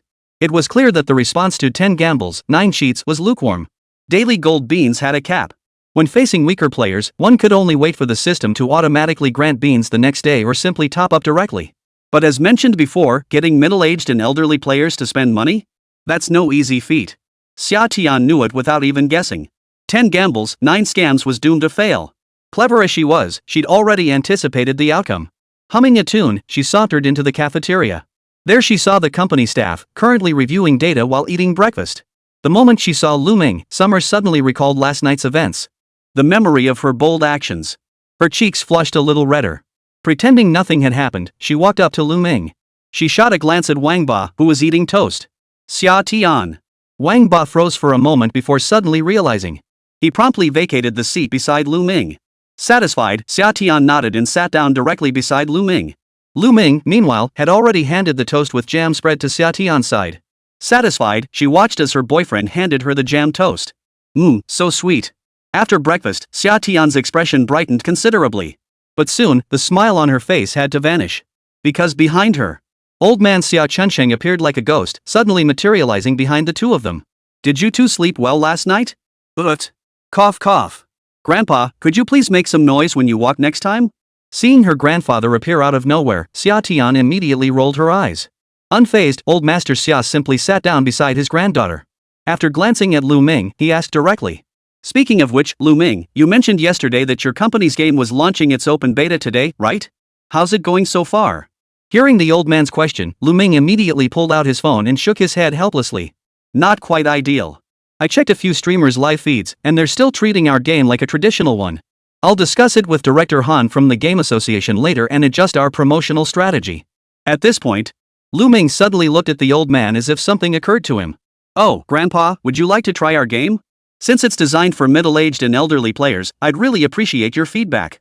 Hearing Lù Ming's words and seeing his confident expression, Xià Tiān pondered for a moment before nodding. Alright, I've got nothing else to do. But let me make one thing clear, I'm a tough critic. Don't worry, old man. I get it. Trust me, this game is guaranteed to satisfy you. In fact, if you master the tricks of our game, I guarantee you'll win every single bet. Win every bet? Is that really possible? Seeing Lù Ming's earnest expression, a hint of doubt and anticipation flickered across Xià Tiān's face. He immediately turned to Afu beside him and gave a direct order. Afu, go get old Hu, old Chen, and old Su to play a game too, just those three. Set up the game for me. Today, I'm going to win big. Yes, sir. I'll arrange it right away. Upon hearing Xià Tiān's order, Afu promptly began arranging for the others to join the game. Nearby, Xià Tiān overheard the conversation between Lù Ming and her grandfather. She instantly felt her face go pale. Looking at Lù Ming, she desperately wanted to ask, "Aren't I your girlfriend? How did you end up with my grandfather?" Xià Tiān, who had originally planned to take Lù Ming out for a trip and shopping, she immediately pouted. But Grandpa's authority was too overwhelming, so she could only follow him to the study with a pout. There, the butler, Uncle Fu, had already downloaded 10 gambles, 9 cheats. He had even set up a private room. But when Lù Ming saw the preset room, he shook his head. He cancelled the room number outright. Ha! What are you doing? Seeing Lù Ming's action, Xià Tiān couldn't help but pause in surprise. Didn't we agree to play mahjong? Why did you cancel the room? Hearing the old man's question, Lù Ming merely chuckled and shook his head. It is a mahjong game, but Grandpa, before we play, we need to find a few mentors to learn some useful gambling skills first. Just as Lù Ming was guiding Xià Tiān through the game. Meanwhile, inside the live stream room of I'm Not at Sundara, Xin Yujie, dressed as the god of wealth, officially kicked off his first New Year livestream at 10 a.m. Happy New Year, everyone! Wishing you smooth sailing, good fortune, and a prosperous year ahead. I'm here to pay my respects. It's been 2 days since we last met. Did you catch last night's Spring Festival Gala? Oh wow! Hello, big sis. This year, I'm gonna make the diva cry. Spring Festival Gala? Not even a dog would watch that. Did anyone catch Dongshan TV's Spring Festival Gala this year? Did Manhwa actually make it on? What? Seriously? How come I didn't see it? Not CCTV's, it's Dongshan TV's. Called Playing Cards, super fun. Chapter 114, boring game? Hidden Easter egg? Seeing the comments in the livestream chat, Xin Yujie couldn't help but pause in surprise. Wait a minute? Manhwa actually aired commercials? And a skit? Is this real? I'm from Dongshan province, why didn't I see it? Hearing Lù Ming's question, the netizen immediately nodded. I watched it with my grandma. That skit called Playing Cards was hilarious. And the screenwriter was director Lù himself. Holy crap. Seeing this comment, Xin Yujie felt the other person was getting more and more ridiculous. With that thought, his eyes darted around. Well then, everyone, since there aren't many good games to play during the holidays anyway, how about we watch a sketch first? You all know director Lù from Manhwa were as thick as thieves. What? Think I'm bragging? If you don't believe me, go ask director Lù yourself. If he says it's not true, then I'll take it back. With that said, the group lazily searched for the sketch Playing Cards. Surprisingly, Xin Yujie actually found it. When they saw the screenwriter's name was actually Lù Ming, he and his group of friends were instantly stunned. Holy crap! Who knew director Lù had this kind of talent? That's so cool. Hey, did you guys notice? That's their new game's logo on the business card, right? Wait, Budding Studio released a new game? How come I didn't know about this? Ha ha ha. That skit was hilarious. I'm dying. The group laughed as they watched the entire Playing Cards skit. But Xin Yujie noticed something. That was, his favorite company, Manhwa, had actually released a game. As a longtime fan of Budding Company, he hadn't even known about this. With that thought, Xin Yujie immediately began searching for information on 10 gambles, 9 cheats. He discovered it was actually a promotional game spearheaded by the Gaming Association, designed to help middle-aged and elderly players find their digital home. The goal was to get more middle-aged and elderly people hooked on this game. After reading the information on the Game Association's official website, Xin Yujie pretty much understood what was going on. It was clearly a political assignment. Games with this kind of political flavor. They're usually pretty lame. Probably why Manga didn't bother promoting it either.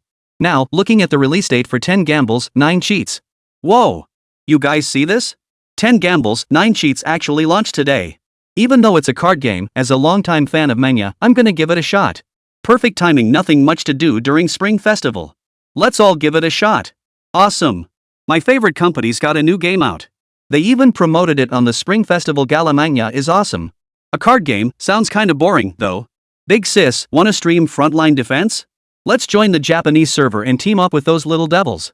Yeah, a few days ago some guy went to the Neon server just to troll his teammates, had me cracking up. Seeing how polarized the players are in the livestream. Honestly. Shin Yu-jae felt he'd been playing himself into a rut lately. Ever since Frontline Defense launched, he hadn't touched any other FPS games, only Frontline Defense. And every time he played, hey, guess what? He'd end up singing "Where Has All the Time Gone" at the top of his lungs. By the end, he had to stream while wearing adult diapers. Otherwise, it was just too much for his bladder. When fans asked him to stream Frontline Defense again, he instinctively shuddered. Guys, Frontline Defense isn't fun without teammates. When Eggplant and Bud are streaming, I'll invite them to join me, okay? Today's the holiday, so give me a break. We'll stick to casual games today, okay? Without waiting for fan reactions, Shin Yu-jae had already downloaded 10 Gambles, 9 Cheats. The game's total content was under 5 gigabytes. Upon entering the game, a vast, customizable community appeared. Only a handful of players were gathered there, making it look quite empty. As for Shin Yu-jae's character, it was an egg? Seeing his own adorable little egg, Shin Yu-jae couldn't help but laugh out loud. Sure, it's 3D modeling, but didn't they just slap something together this time? Just an egg? But I have to admit, the UI design here is pretty soft and cute. I like it. Next, Shin Yu-jae spotted several NPC egg characters in the plaza. Each corresponding plaza had its own dedicated NPCs. The NPC beneath the giant mahjong tiles was specifically for organizing mahjong games. The one beneath the chess pieces handled board games. The card game square had the most NPCs, offering various poker variations. Players could freely match with teammates or create private rooms. How to describe this game? Unconsciously, Shin Yu-jae furrowed his brow slightly. Even as a longtime fan of budding, he couldn't help but frown slightly upon seeing the game's design. Everyone, this game has a pretty strong industrial aesthetic, huh? Doesn't every game have that? Could it be that Moya just threw poker, mahjong, and such together? While the idea of building a platform is interesting, if that's all it is, I'm going to be disappointed. With that said, Shin Yu-jae joined the NPC room and casually started a few games. Whether it was because he was genuinely terrible or not, after trying every game available, he had completely depleted the 10,000 gold beans the system had given him. Once he'd sampled all the games, Shin Yu-jae didn't need to say anything. The fans in the livestream started getting restless. This is just a hodgepodge of card and board games. What's the point? Sis, just quit playing. You've already lost all your beans anyway. Exactly, boring. I want to see you stream Frontline Defense. Seems like Manga has run out of ideas, making such a boring game. Not watching anymore, not watching. So boring. Seeing the flood of boring comments in the chat, Shin Yu-jae couldn't help but sigh softly. Unconsciously, he scratched his head in confusion and couldn't help but mutter. This doesn't make sense, everyone. Based on what I know about Budding Studio, they shouldn't have made it like this. And you all know what kind of person director Lù is, right? I absolutely refuse to believe he produced such an uninspired game. This. Hearing Shin Yu-jae's words, some fans scoffed while others nodded in agreement. After all, Manga had delivered so many surprises to everyone, it simply wouldn't make sense for them to ruin their own reputation. Even if they hadn't taken on this project, they wouldn't have made a game like this. So, Shin Yu-jae controlled his egg boy, running through the map multiple times. With his keen gaming instincts, he actually uncovered something extraordinary. Namely, there seemed to be far too many NPCs in this community. Some NPCs served as tools for opening rooms, but why were others just leisurely wandering around the community? Was it merely for aesthetic purposes? Curious, Shin Yu-jae approached one of the NPCs, intending to initiate a conversation. But the moment the NPC spotted Shin Yu-jae, it vanished from his sight. Shin Yu-jae was startled, sensing something was amiss. Guys, this NPC is fishy. Let me catch up and investigate. I have a hunch director Lù must have hidden all sorts of fun Easter eggs for us in the game. Chapter 115, The True Gameplay of 10 Gambles, 9 Cheats. Hearing Shin Yu-jae's excited shout, the fans in the livestream chat were utterly baffled. Oh man, this mature lady's gone off the deep end. How do you know it's a hidden Easter egg? Maybe this is just the NPC's fixed behavior pattern, and you'll never actually catch him? True budding enthusiast. Go chase it, sis. If there's an Easter egg, I want to see it too. Go! Go! Go! The cool lady had spotted a special NPC. Though most people expressed some skepticism. But everyone was still eager for a good show and encouraged the older sister to follow through. What if something interesting really happens? Might as well treat it as a bit of fun. Xià Tiān, meanwhile, rubbed his hands together with a sly grin. With his experience as a veteran player and his understanding of the Mo game, Lù Ming absolutely couldn't have created such a boring game. There had to be some special Easter egg hidden within this game, just waiting for him to discover it. Even if Bud hadn't invited him to stream this time. And that, precisely, was the composure of this veteran artist. With that thought, Xià Tiān immediately maneuvered his character to search for that NPC with the peculiar behavior logic. Then, in a corner of the community, he spotted the NPC's trail once more. Unsurprisingly, the NPC was running again. Xià Tiān chased after him back and forth several times. Just as everyone began to wonder if he had made a mistake, that this NPC was simply impossible to catch. Suddenly, that NPC actually entered a tavern that had never been accessible before. A special icon on the community map lit up abruptly. It was the tavern. A hidden Easter egg. In an instant, the netizens who had just been laughing at the mature woman's joke were all stunned. Holy crap! Guys, did you see that? It's really a hidden Easter egg. What did I tell you? Come on, come on. All you haters, speak up now. Holy crap. 666. Truly a mature woman. Every inch of her is shaped like a bud. Are you sure this isn't just a cash grab? Honestly, with that kind of adventurous spirit, she totally deserves to be a top streamer. Sis is awesome. Rewarding you with a wave of little planes.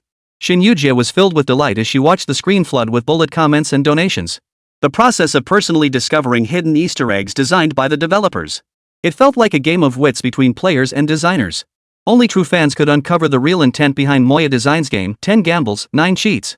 The instant Xià Tiān pushed open the hotel doors with his egg boy, countless special NPCs suddenly appeared inside the bar. And every single one of these special NPCs could be interacted with. Xià Tiān had only one target from the very beginning.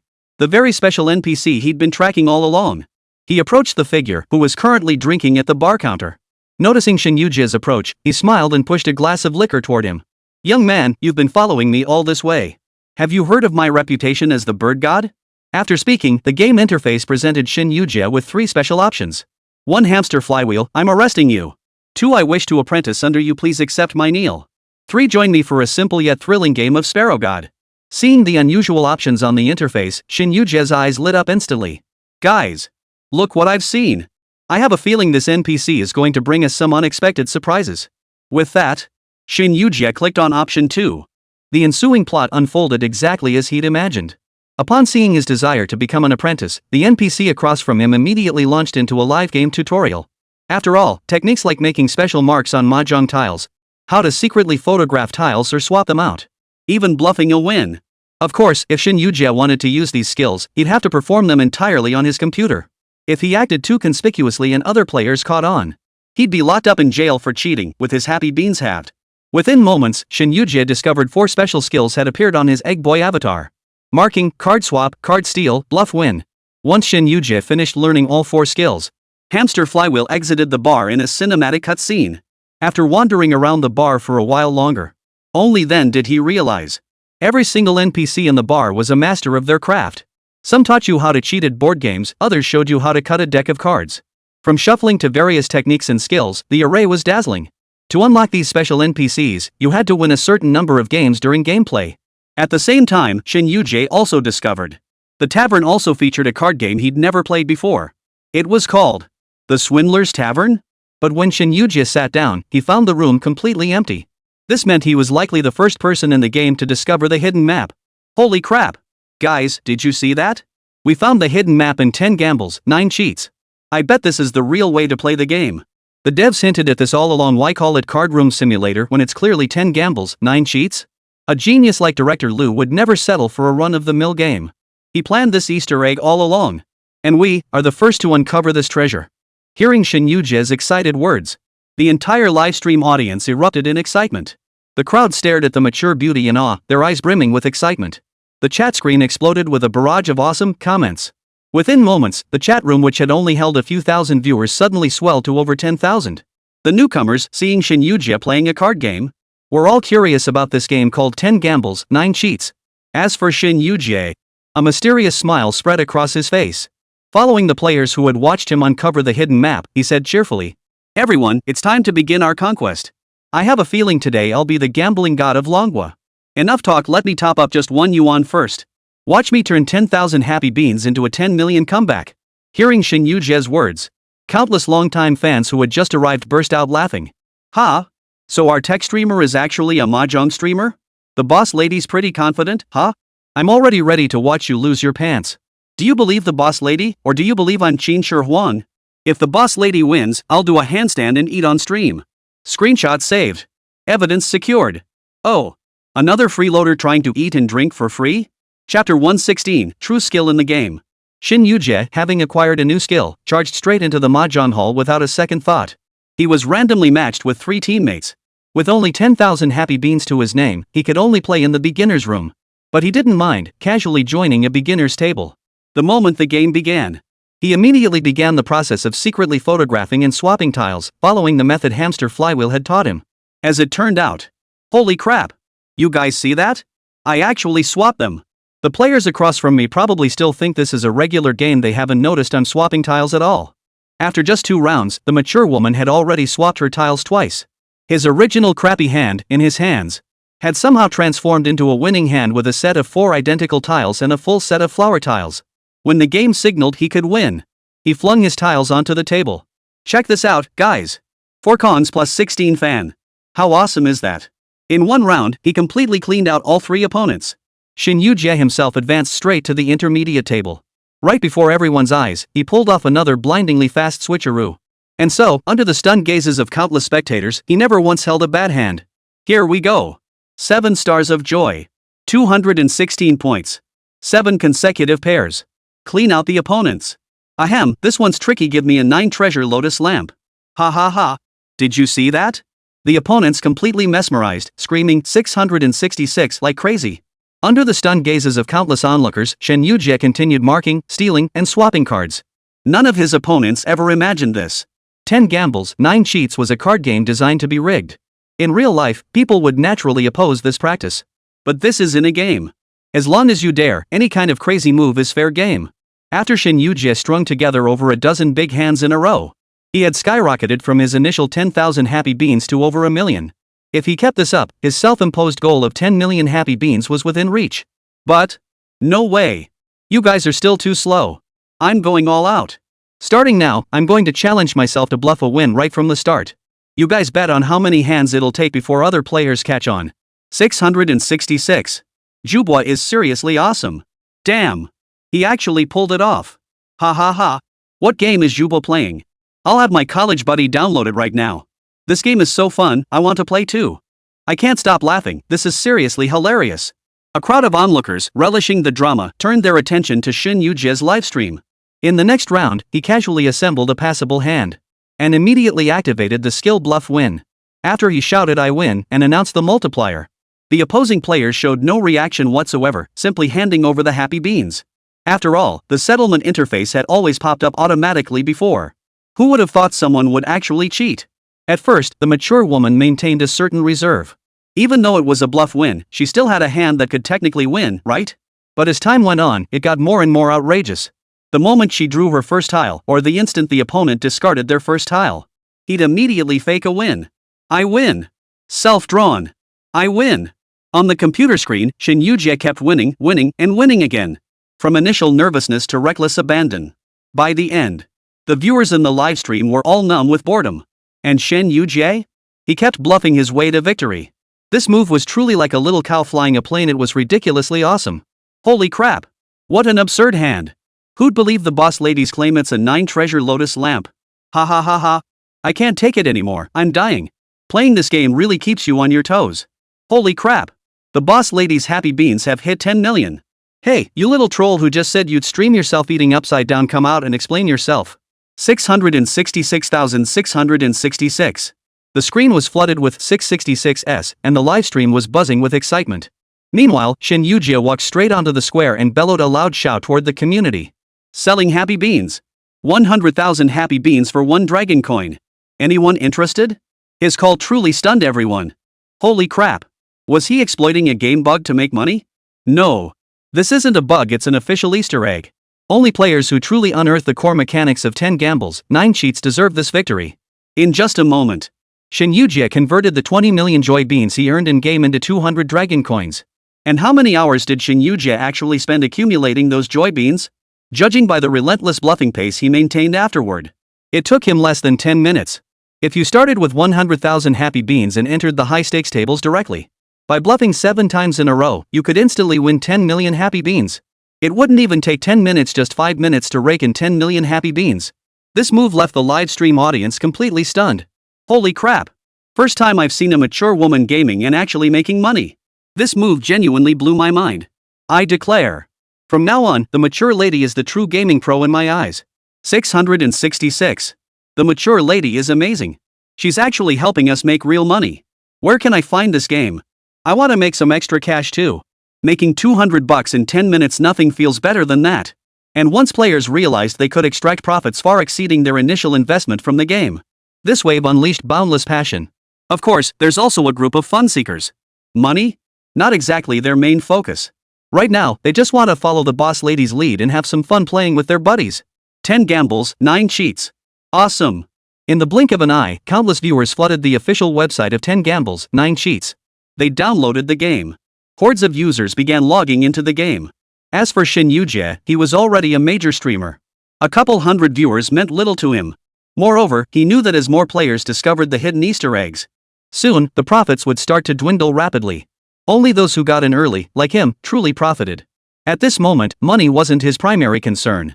What he truly wanted to pursue were the other NPCs within the game tavern. Fortunately, he had just completed the 10 consecutive wins achievement, unlocking the Poker Master. Rubbing his hands together, he grinned at his live stream audience. Guys, I just unlocked a new character. Let me take you all on a poker rampage.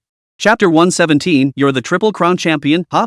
Xià soon found the poker mentor. Under his hands-on guidance, he quickly mastered some sneaky poker tricks. Armed with several new skills, he was ready to dominate the poker tables. But before he could even get there, a fan suddenly sent an urgent message in his livestream. Big sis. Head to room 7032. Old Hu from Shanbei. That 3-time consecutive Guandao King is streaming live right now. Can you go give him some special attention?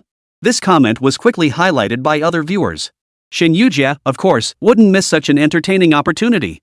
Since he was streaming anyway, why not stir up some drama? Without hesitation, he waved his hand and declared, "Alright. Since you all want me to see what this 3-time Guandao champion is made of, I'll go meet him." After saying that, he entered the room number as requested by the viewers. But he couldn't get in. Switching to spectator mode, he saw Old Hu from Shanbei in the middle of the game. The opponent was indeed skilled, playing the cards with precision and flair.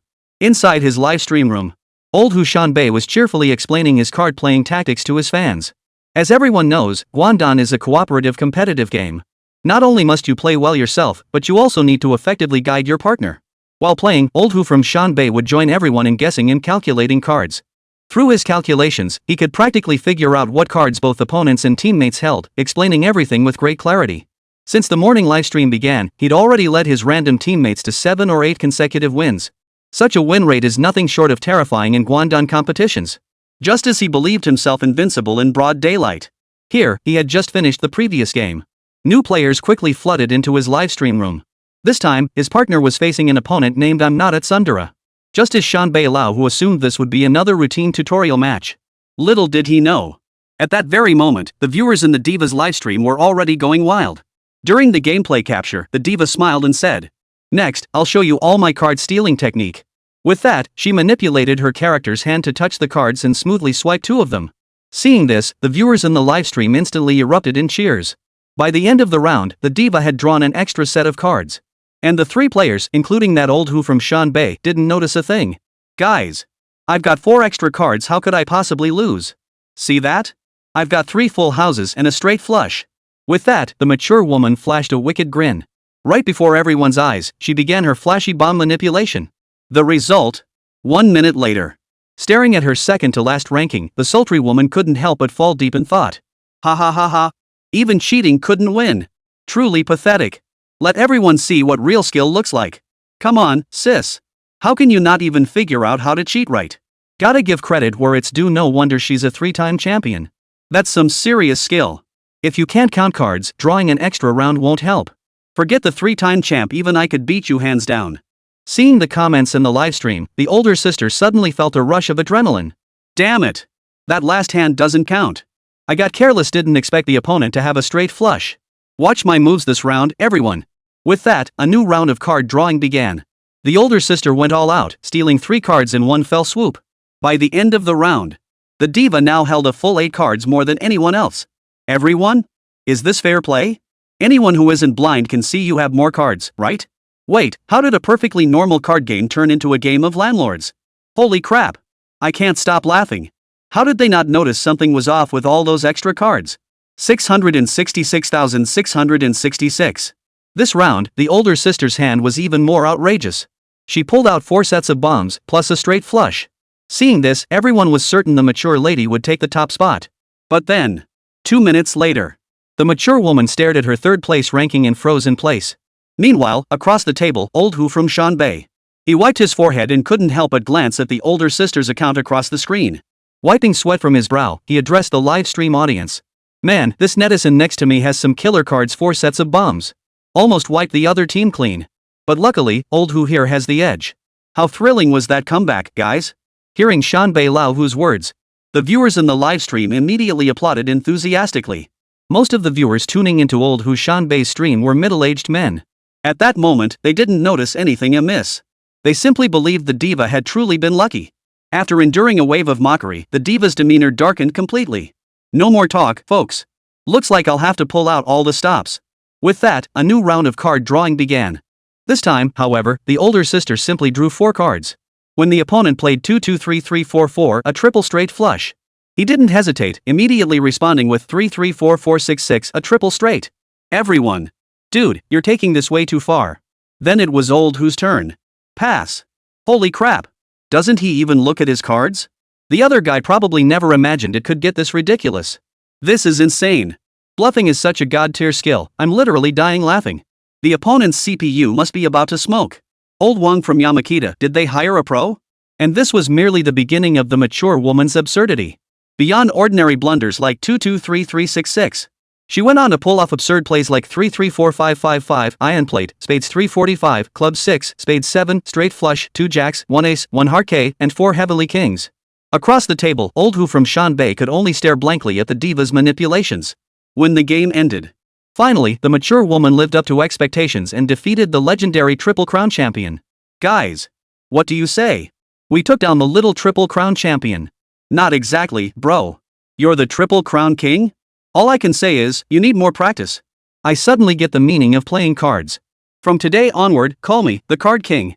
Watching the suddenly elated Yujie before them, everyone burst into uncontrollable laughter. Watching him scheme and maneuver with all his might, everyone became spectators of the spectacle, then flooded into Shanbei Lao Hu's livestream. There sat Shanbei Lao Hu, his hands clenched into fists, his brain practically smoking. His eyes were practically crossed like a cockfight. He kept repeating, "Wait, something's off. Wait, something's off. Guys, did 5 jokers just appear?" Chapter 118, they suspect he's cursed, not you. Hearing old Hu Shanbei's words, the fans who'd come specifically to gawk at the spectacle froze in their tracks. But when people are up to no good, they can be surprisingly patient. In the livestream chat, everyone silently tried to comfort old Hu. Yet not a single soul revealed why he lost. What followed was even more outrageous from the mature woman. She played so wildly that Shanbei Lao Hu on the opposing team was completely dumbfounded. Hey, guys, something's wrong. I'm done. How did this hand end up with 10 sixes? Is there something wrong with these cards? How come there are 3 jokers? Damn it! Did I play the 5 threes twice? What's going on? My head's spinning the more I try to figure this out. Ugh. Guys, my head's spinning. At that moment, old Hu from Shanbei sat there utterly baffled, counting the cards in his hand. After checking the accounts all night, he only ended up more confused. He couldn't shake the feeling that the game was getting weirder by the minute. It was broad daylight, how could he be cursed? By the time this round ended, his faith was utterly shattered. Shaking his head, he addressed his fans in the livestream with a slightly pale face. Sorry, guys. Looks like I didn't sleep well last night, my head's all messed up. I can't do this anymore. My brain's fried. I'm gonna catch some sleep and stream later. With that, Shanbei Lao Hu shut down the stream and went offline. Seeing this, the fans of the mature woman were laughing so hard they couldn't breathe. Frog fun. Who's tougher, the boss lady or the boss lady? Making old Hu play the little devil. He thinks he's possessed, not that you're cheating. Can't take it anymore, laughing so hard my stomach hurts. Where can I download this game? I want to play it right now, haha. It's so hilarious.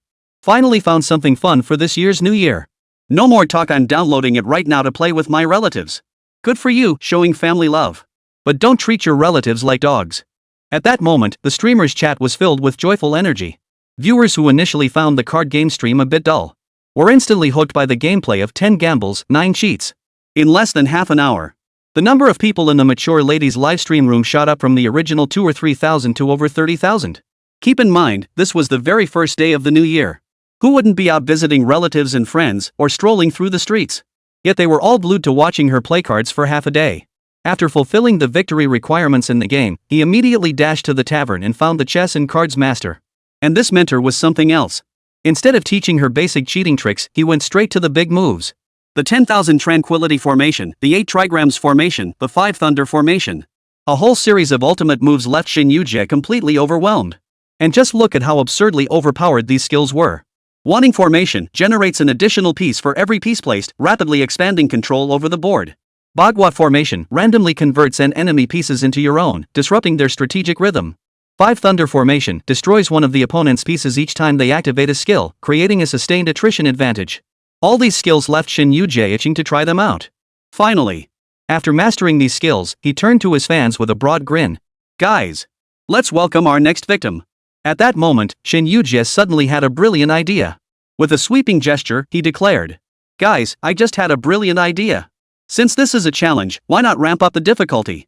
Let's start by taking down the world champion." Audience? Next, everyone watched as Xià Tiān dialed a number with a mischievous grin. As a big shot on Billy, he might not be great at everything, but his networking skills were second to none. Once you reach a certain level, meeting anyone is a piece of cake. After a moment, the call finally connected. Immediately, Xià Tiān shouted into the phone. "Hello? Is this Ku Jie? Happy New Year." Ku Jie on the other end clearly paused for a moment before responding with a laugh. "Is that you, sis? Happy New Year. I never expected you to wish me a Happy New Year. Happy New Year, Happy New Year." Netizens were stunned upon hearing who Xià Tiān had called. Holy crap! Ku Jie? The Go champion? Holy crap! Yujia's really going for it. Suddenly got interested. I can't hold it in, just thinking about how this will end makes me laugh uncontrollably. No, Ku. Don't let him off the hook. Poor Ku Jie, he has no idea he's about to be played like a puppet by the mature woman. Holy crap! You're not playing fair, sis. At that moment, the older woman greeted Ku Jie with a mischievous grin. Happy New Year, Ku Jie. Fancy a little sparring session with me? Right now? Yes. Right now. Pixel Manager? Sure, I'll log in right now. Ku Jie was a Go player, the world's top Go player, in fact. But he's also a gaming streamer. Besides streaming Go matches, his youthful, handsome looks and frequent streams of online games made him very approachable. This has earned him a substantial following. Of course, while he possesses remarkable talent in Go. But as the saying goes, when heaven opens a window for you, it closes a door. Just like Xià Tiān. As for their gaming talents, can only be described as technical noodling. Well, Xià Tiān's so-called technical noodle soup. Let's just leave it at that. If you can even hold your own against Xià Tiān, let alone match him blow for blow, how good could your skills possibly be? Upon hearing Xià Tiān wanted to spar with him, Ku Jie's first thought was Pixel Manager. But the other guy just chuckled and shook his head. No thanks. I've been having some epiphanies in Go lately. My fans want me to challenge you, I'm sure I can win. Ku Jie. Hearing Xià Tiān's words, he was instantly speechless. He couldn't help but roll his eyes inwardly. Are you serious? Don't mess around. Of course. Over 300,000 fans are watching my livestream right now. To put it simply, I'm 5 points stronger than you. Ku Jie, humph. Hearing Xià Tiān's words, he was so furious he burst out laughing. Hey kid, who do you think you're talking to? Me. The world's #1. A professional Go player. Since you're genuinely begging for a beating, how about we play a couple of games? Alright. Play 10 gambles, 9 cheats now. Room 1024. I'll be waiting here. And let's add a little wager: if you lose, you give the winner a new mod for Pixel Manager, how about it? Fine. Wait there, I'm going live right now. If I don't beat you by 20 points, I'll take your last name. Chapter 119, this game can only be played at noon. Soon, at Xià Tiān's insistence. The next victim, Ku Bao, directly downloaded and registered for 10 gambles, 9 cheats. He quickly found the room number 4, I'm not at Sundara. Upon entering, the match commenced immediately. Ku Bao flashed the older woman a cold smile that screamed, I'm going to make you cry. If you beg for mercy now, I might just let you off the hook. I beg you. Please beat me with your full strength. You know my nickname? Human Alpha. The ultimate brain. Scared yet? Whoever loses has to announce they're a fool over the community PA system. And post a real name verified short video. 666. Are we really going this big? I'm asking if you've got the guts. Ugh. Folks, I want to give him a chance, but Kubao is useless. Fine, bring it on. Watching both sides keep upping the stakes. The mature ladies fans were nearly laughing themselves silly. They kept urging Kubao, garlic, garlic. But when someone's on a roll, they won't listen to reason. Without another word, he launched into a new round of chess with the diva.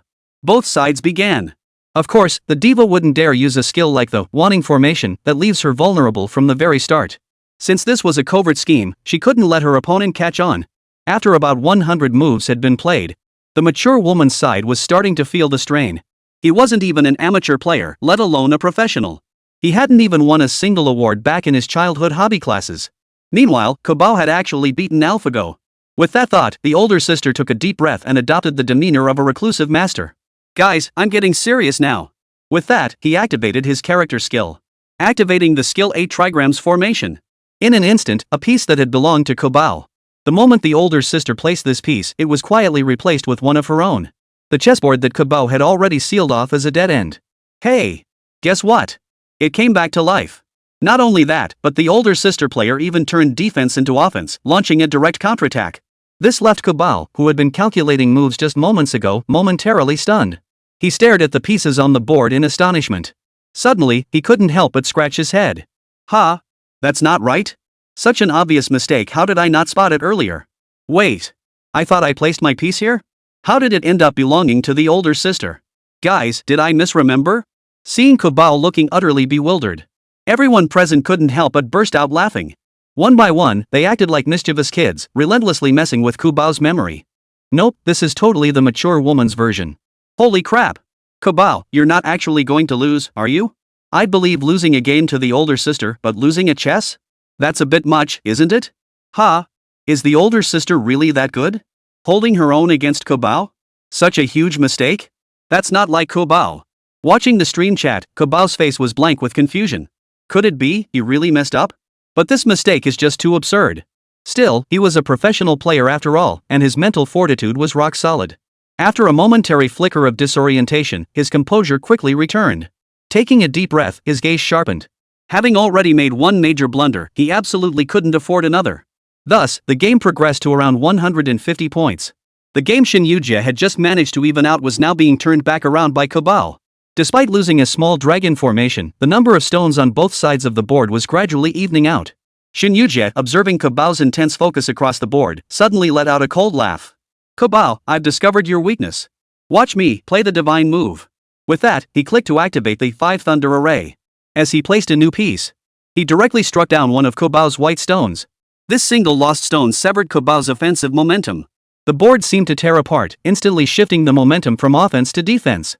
Across the board, Kubao was still puzzling over what nonsense Xinyujie was spouting. But the very next second, when he looked back at the board, his expression suddenly changed drastically.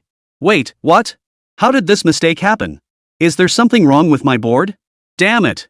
Realizing he'd made yet another fatal blunder, Kubao nearly shut down completely. Making a mistake earlier was one thing. How could he have made such a stupid, unforgivable mistake? Seeing Kubao looking utterly dejected, the viewers in the mature woman's livestream couldn't help but burst into laughter. Ha ha ha! Kubao looks so adorable. I'm dying. Holy crap! Sis, you're totally treating Kubao like a little brat. That divine move rivals the little sticks. Kubao probably never dreamed this chess game could involve cheating. Ha ha ha! You're awesome, sis. I'm dying. Guys, this game can only be played at noon. You know why? Because trouble's bound to happen sooner or later. Kubao, fine. You want a skin, huh? I'll go get you one from the kitchen right now. The whole group stared at Kubao, whose face looked like it had been struck by lightning. They all burst into uncontrollable laughter.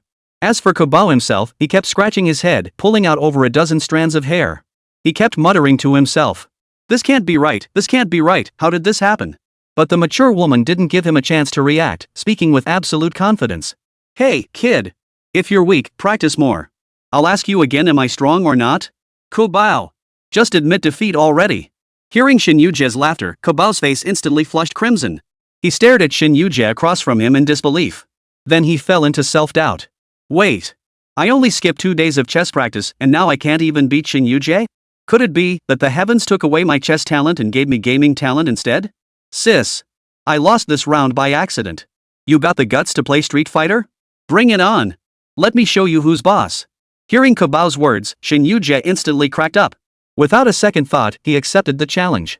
They battled from Street Fighter to Pixel Manager, then from Pixel Manager to 10 gambles, 9 cheats. Mahjong, poker, board games, they left no stone unturned. The result? He lost every single game? Kabao, refusing to believe his luck, even challenged the mature woman to a game of Go. The result of this wave? He shattered his spiritual core. Holy crap. Unforgiving. What the hell, guys? I can't game right now, I need to go into seclusion for some intense training. No more gaming streams for a while. Gotta compete in a few matches to steady my spiritual core. With that, the mature woman turned off the stream, her face etched with sorrow. She didn't give Yuje a chance to explain. Watching Kujia leave the stream room with a blank stare. Shin Yuje scratched his head awkwardly. Guys, did we take this a bit too far? But hey. I just beat the world's best. From today onward, my name is Shas King. Everyone? You little brat, are you trying to push your luck? Chapter 120, Uncle Fu, Master hasn't laughed like this in ages. While Shen Yuje was dominating the game world. Meanwhile, at the Sia family estate, Lù Ming was guiding the old master, as if teaching him to cheat within the game. When Xia Chunsheng witnessed Lù Ming's gameplay, a delighted smile instantly spread across his face. Especially since, currently, only he knew about these skills. And his old friends across from him were unaware. Could anything be more satisfying? The feeling of having his peers play right into his hands was simply too satisfying. Old Master Xia beamed at his 3 old comrades across the table.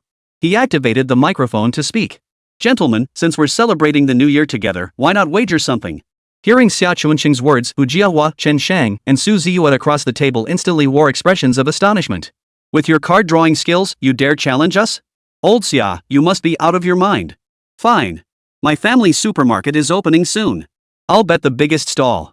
Old Xia, if you lose, help promote my grandson, will you? Old Su, you've got some nerve. Your grandson weighs nearly 250 pounds, right? What variety show is he auditioning for? A weight loss trainee program? Hearing old Su's words, the other 2 couldn't help but tease him. To them, this was clearly an unequal deal. But what they didn't expect was, Xia Chunsheng agreed without a moment's hesitation. Fine. If you can beat me, I'll get your grandson on TV. Win 10 rounds, and I'll get someone to cast him in a drama with a role. Win over 20 rounds, I'll have a script written just for him. Win over 50 rounds, I'll make him a top-tier star. Whoa! Is this really the time to bet so big during the new year? Instantly, the entire crowd stared at Xia Chunsheng in utter shock. What on earth had gotten into this old gun? Why was he so reckless today? Old Su, who had been joking around, suddenly perked up at Xia Chunsheng's words. Fine. A man's word is his bond. If I win 10 times, I'll lease you the entire first floor. If I win 50 times or more, I'll give you my new shopping mall district. Hearing the 2 men's wager, Old Hu and Old Chen couldn't help but feel their hearts itch with excitement. At their age, money had long ceased to be a concern. What hadn't they experienced? What truly mattered was that thrill, wasn't it? So the remaining 2 elders also raised their stakes.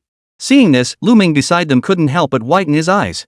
He quietly asked Xià Tiān, Grandpa, won't this get us into trouble? It's fine. Anything that can be solved with money isn't really a problem.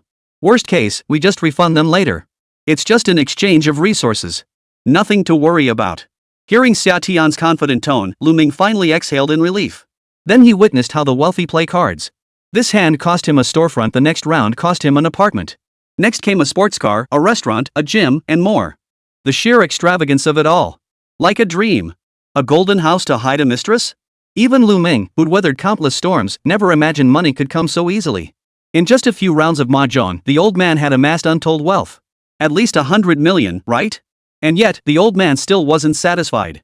Right before everyone's eyes, he pulled off a perfect hand, 13 orphans, the ultimate winning combination. The moment they saw that hand, even the 3 old men who had been losing consistently couldn't stay calm. One by one, they stared at the hand in utter disbelief. They examined it again and again. Old Su, who had bet the heaviest against Xia Chunsheng, flew into such a rage he flung his keyboard across the room. Damn it! You're messing with me, Xia? You actually played the 13 orphans? Don't you fear spending your life before your time? Exactly. If this thing hits, it'll shorten your lifespan. You want money? I'll go get it from the kitchen right now. Even these three old men, as dim-witted as they were, could sense something was terribly wrong. They unleashed a barrage of colorful language at Xiao Chunsheng. But upon hearing their words, Xiao Chunsheng's face didn't show anger, it showed delight. He couldn't help but burst into loud laughter. He slapped Lù Ming's shoulder with a satisfied smile. That smile was 100 times more joyful than when he saw the shrimp painting Li Zimu had given him. As the saying goes, what haven't the wealthy seen? Do they lack money or gifts? Not at all. What do they lack? They crave joy. They crave that sense of superiority that comes from having something others don't. In short, a sense of mischief. At this moment, old Master Xia resembled a mischievous old boy who had pulled off a successful prank. He even found himself warming up to Lù Ming, the creator of the game 10 Gambles, 9 Cheats. He gave Lù Ming a hearty slap on the shoulder and laughed with full vigor. You kid, you've got some spirit. I like it. From now on, our family's daily affairs are all yours. You've really given me a chance to vent my frustration. Hearing old Master Xia's words, Fubo, who had been standing by his side all along, immediately wore a deep smile. His expression seemed to say, it's been ages since the old master laughed like that. Lù Ming. So I've ended up in some old tycoon's novel? Still, with the old man's blessing, Lù Ming felt genuinely happy. After explaining the roles of several NPC mentors to the old man, Lù Ming finally got the green light to let Xià Tiān leave the study. As for old Master Xia, he didn't linger with his old buddies either. He headed straight to the lobby to randomly match victims. At this moment, he was utterly immersed in the exhilaration of cheating, unable to tear himself away. Before anyone could react, he intended to enjoy this to the fullest. When he became the god of mahjong. And so, the old man played from morning until noon, and then from noon until night. Even at tonight's family gathering, he didn't show up. Xia Yushu and the others asked the old man what exactly had happened. Only after asking Uncle Fu did they find out. The old man had developed an internet addiction? The Sia family members? Wait a minute, Uncle Fu, did you just say Grandpa was online? Does he even know how to use it? He probably can't even type. What kind of game could Dad possibly play? It can't be matching pairs, can it? The old man is playing the new game released by the young Mrs. Company. He's been playing it all day. Everyone, whoa. Hearing Uncle Fu's words, Xia Yushu and the other two, who had been full of confusion moments ago, were suddenly filled with peculiarity. Wait a minute, the old man is actually playing Budding's game? What gives? Xia Miao shot to her feet, protesting indignantly. Why is Dad being so biased? If we're talking about the main branch, Xinghe Games is the legitimate one, right? No way. I can't let Dad keep playing that. I'm making him try our cosmic agents too. Lù Ming. All Moya employees? Making the old man play an FPS game? Are you guys trying to abuse the old man? Chapter 121, oh no. Grandpa's in an online romance and got scammed? Without a word, Xia Miao charged straight into the study where the old man was. No matter how much Uncle Fu tried to dissuade him, he wouldn't listen. Seeing the second son's state, Xia Yushu and the others exchanged glances, saying nothing more. After all, it was better to let the old man see their achievements than have their little niece steal all the glory. With that thought, they exchanged another glance before slowly falling in behind Xia Miao. This way. It seemed like a forced confrontation. Watching Sia Tiān's uncles and aunts depart, Lù Ming couldn't help but glance at Sia Tiān beside him. This won't cause trouble, will it? What could possibly happen? They just want to take credit. Let them do as they please. Sia Tiān shook her head nonchalantly and asked the nanny for a bowl of crab roe noodles. Seeing her still able to eat at a time like this, Lù Ming couldn't help but marvel at how incredibly resilient Sia Tiān was. After a moment's hesitation, he cautiously suggested, why don't we go take a look? I'm actually curious myself, what kind of client game did Xinghe Games come up with? Fine. Unable to resist Lù Ming's persuasion, Sia Tiān reluctantly followed him out. With her departure, the dining room instantly lost a table of people. The younger generation of the third generation, upon seeing Sia Tiān and their parents head to the grandfather's study, immediately set down their chopsticks, all eager to see what the commotion was about. At the same time, everyone was curious what kind of game could possibly keep the old man so engrossed that he forgot to eat or sleep. And so, a large group made their way to the study where the old man was. As for Xia Miao, despite his tough demeanor moments ago, he felt a twinge of hesitation upon actually entering the study. He glanced back and saw his older brother, younger siblings, and cousins all watching him. Behind them trailed a whole group of younger Sia family members. To turn tail and leave now would be utterly humiliating. With that thought, he took a deep breath and knocked on the door. But after a long while, there was no response from the old man inside. Dad? Are you in there? Xia Mao asked timidly. Still no answer from inside. Did he go out? Hearing no answer from inside, Xia Miao immediately breathed a sigh of relief. But just as she was about to leave, who would have thought that suddenly, the old man's voice echoed from inside the study. Ha! Hearing the old man's voice from the study, Xiao Miao, who had already started to leave, froze slightly. Dad's in the study, so why didn't he answer me? Could it be deliberately avoiding me? The thought sent a chill through Xiao Miao's heart. 1,000 bitter emotions surged through her. Finally, she steeled her resolve and yanked open the study's wooden door. Simultaneously, Lù Ming and the entire group of Sia family members all craned their necks like turtles, peering into the study. There sat the old man, headphones on, engrossed in a game while chatting away. From his tone, he seemed quite cheerful. But the content of his conversation, the more peculiar it sounded to the group. Oh, you're from the Magic City? Oh, me too. Ha ha ha. You're 77? What a coincidence. I'm just 3 years older than you. Nah. Desert Lone Wolf's name is just kinda cool. Your Sunset Glow is pretty nice too. Sunset Glow, you're out of happy beans? No problem, I'll top you up with 10,000 right now. What happy beans? Cash. Give me your bank card password. Everyone. Hearing the old man's words, everyone present immediately exchanged bewildered glances. Eyes darted from one to another, filled with bewilderment.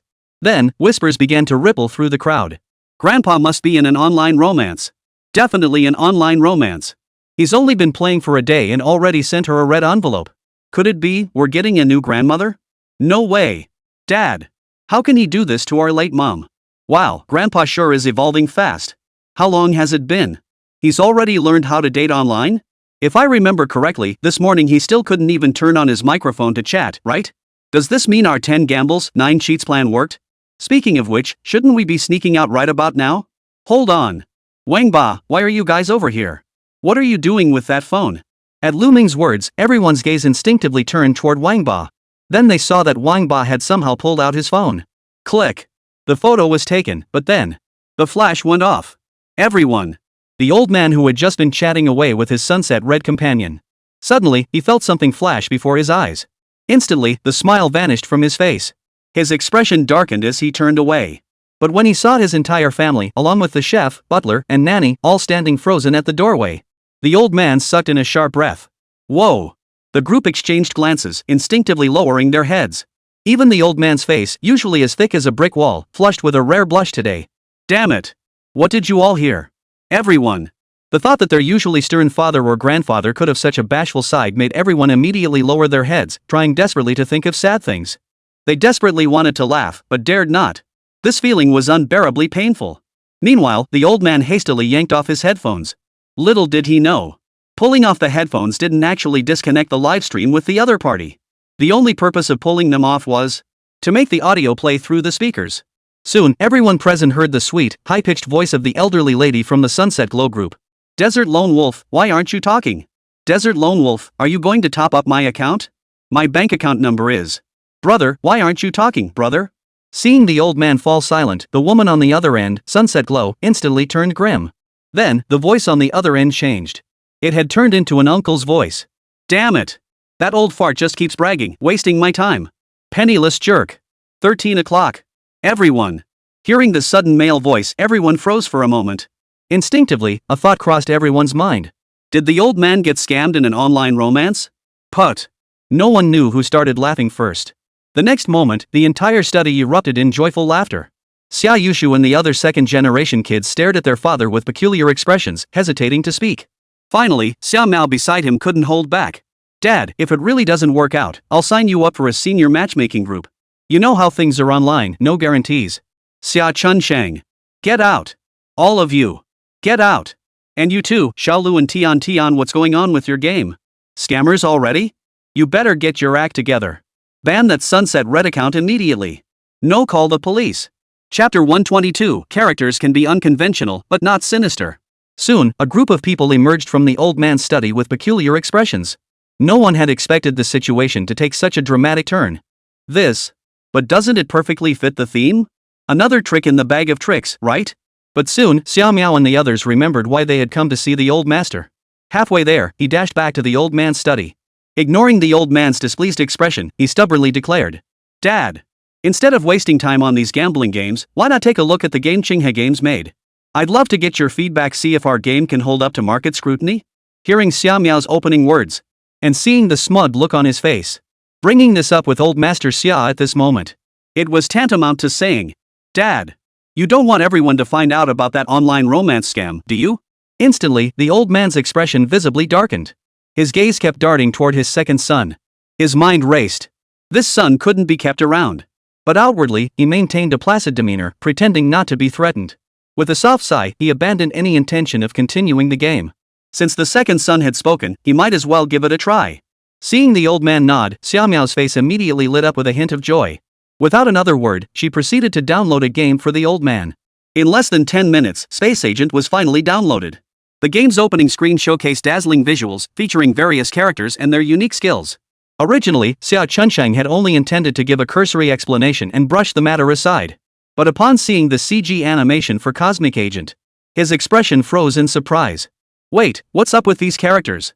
Staring at the bizarre character designs before him, Xia Chunsheng was instantly rendered speechless. What was he seeing? A nimble fat man? A black woman with horns on her face, or some other unidentifiable feature? Plus an ethnic minority figure adorned with a cluster of star-like organ-shaped ornaments. And then there was a robot that looked like a Western chrysanthemum? When he saw these character designs, not just Xia Chunsheng, even Xiao Miao stared wide-eyed at these characters. Behind them, Lù Ming and the others couldn't help but widen their eyes at the game's CG animation. Unable to contain herself, Xià Tiān covered her mouth to stifle a laugh as she asked. That robot just now was a fake foreigner, right? No way. The innuendo in this is way too thick. It's practically a 16+ game. Whoa, what kind of designer is this? They must have hired a master. As a professional game designer, Lù Ming could only say, the designer behind these characters deserves to be shot. He even wondered how the hell this game got approved. With designs like this, even dogs wouldn't play it in my past life. Design can be unconventional, but it can't be downright bizarre. He couldn't help but wonder, in a country like Longwa that takes drug control seriously, what kind of genius came up with these bizarre designs? Are they afraid the game's reputation isn't ruined enough? At that moment, even old Master Xia, after watching the game's CG animation, his expression darkened visibly. His gaze fixed intently on Xiao Miao as he coldly demanded. This is the game you spent nearly 100 million on? Xiao Miao. I don't know. Upon seeing the game's characters that seemed to have been created by some kind of demonic obsession, he too froze in place. The thing was, he'd only provided the funding and hired the team. He hadn't been involved in the actual game development. Without a second thought, he immediately passed the buck to his big brother. The character design was Big Brother's idea. Dad. You know that. I'll never forgive gambling and drugs. Get out of here. Xia Yushu. The old man's thunderous roar echoed through the room. Instantly, everyone present fell silent. Xia Yushu heard the old man so enraged he'd shouted his full name. He nearly dropped to his knees in fright. Xia Chunsheng stared coldly at his eldest son, a flash of fury in his eyes. Pointing at the game characters, he couldn't help but curse. You designed these trashy characters? How did our family produce such a good-for-nothing like you? Are you trying to corrupt children with this trash? Would you let your own kids play this game? And how the hell did this game even get approved? Who can explain this? Hearing the old man's furious roar, everyone present fell silent. As for Xia Chunsheng, he merely stared coldly at the bizarrely stylized artwork, his face flushing crimson with rage. Seeing his grandfather so enraged, Xia Yushu immediately tried to calm him down. Dad. Please don't be angry. This game, it wasn't designed for domestic players. That's right. It's for exporting overseas to earn foreign currency. Foreigners are more open-minded, right? They love this kind of art style.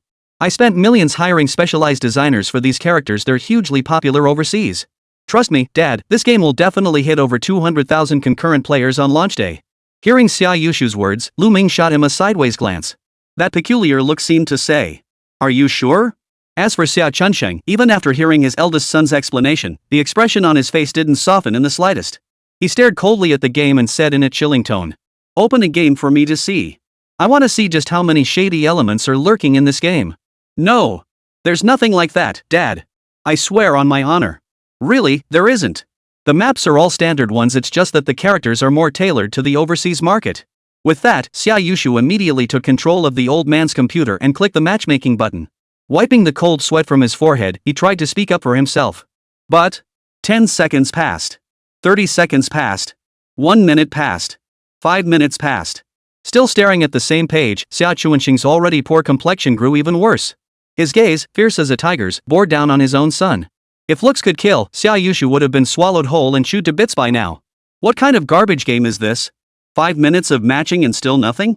This is the 200,000 players you promised me on launch day? If there really are that many players, why haven't I matched after being online for 5 minutes? Xia Yushu, you better give me a proper explanation. My money, Sia Chuanqing's money, isn't for you to squander like this. Misunderstanding. It must be a misunderstanding, Dad. It's a bug. Yes. It must be a bug. I'll ask my staff right now what's going on. Chapter 123, How many online players? Xia Yushu was sweating coldly as he dialed the technical support team for Cosmic Agents.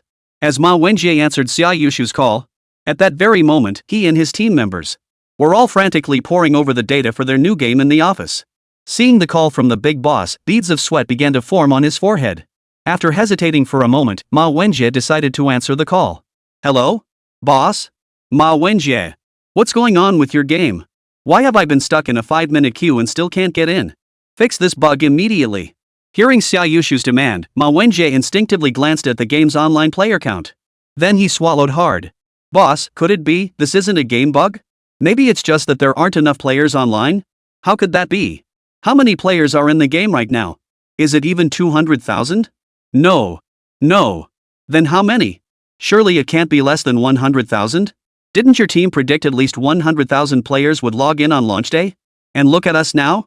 Hearing Xia Yushu's complaint, Ma Wenjie's expression darkened considerably. He couldn't help but complain back. Boss, this really isn't our fault. You saw our Overwatch launch just in Dragon Nation players, we had 300,000 online on day 1. We predicted Cosmic Agents could easily match that level. This whole mess is because of that character designer you brought in. You have no idea the moment she walked in, she started making sweeping changes in your name.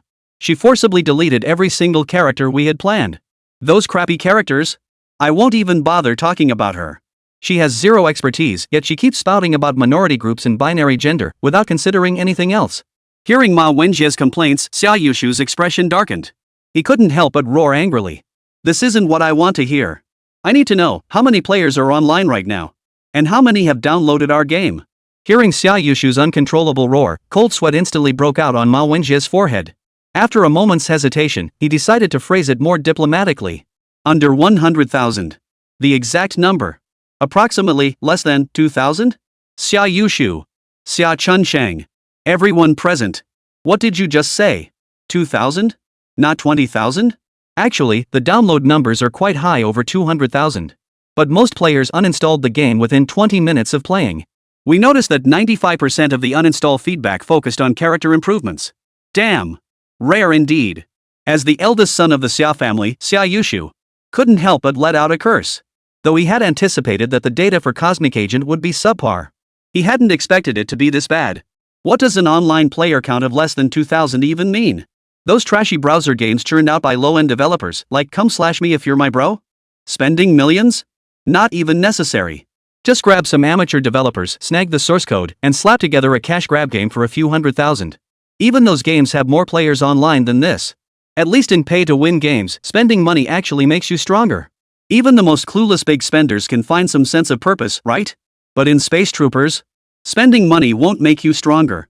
Spending money on skins just gets you a bunch of uglier character skins. This reverse pay-to-win approach is absolutely unbeatable.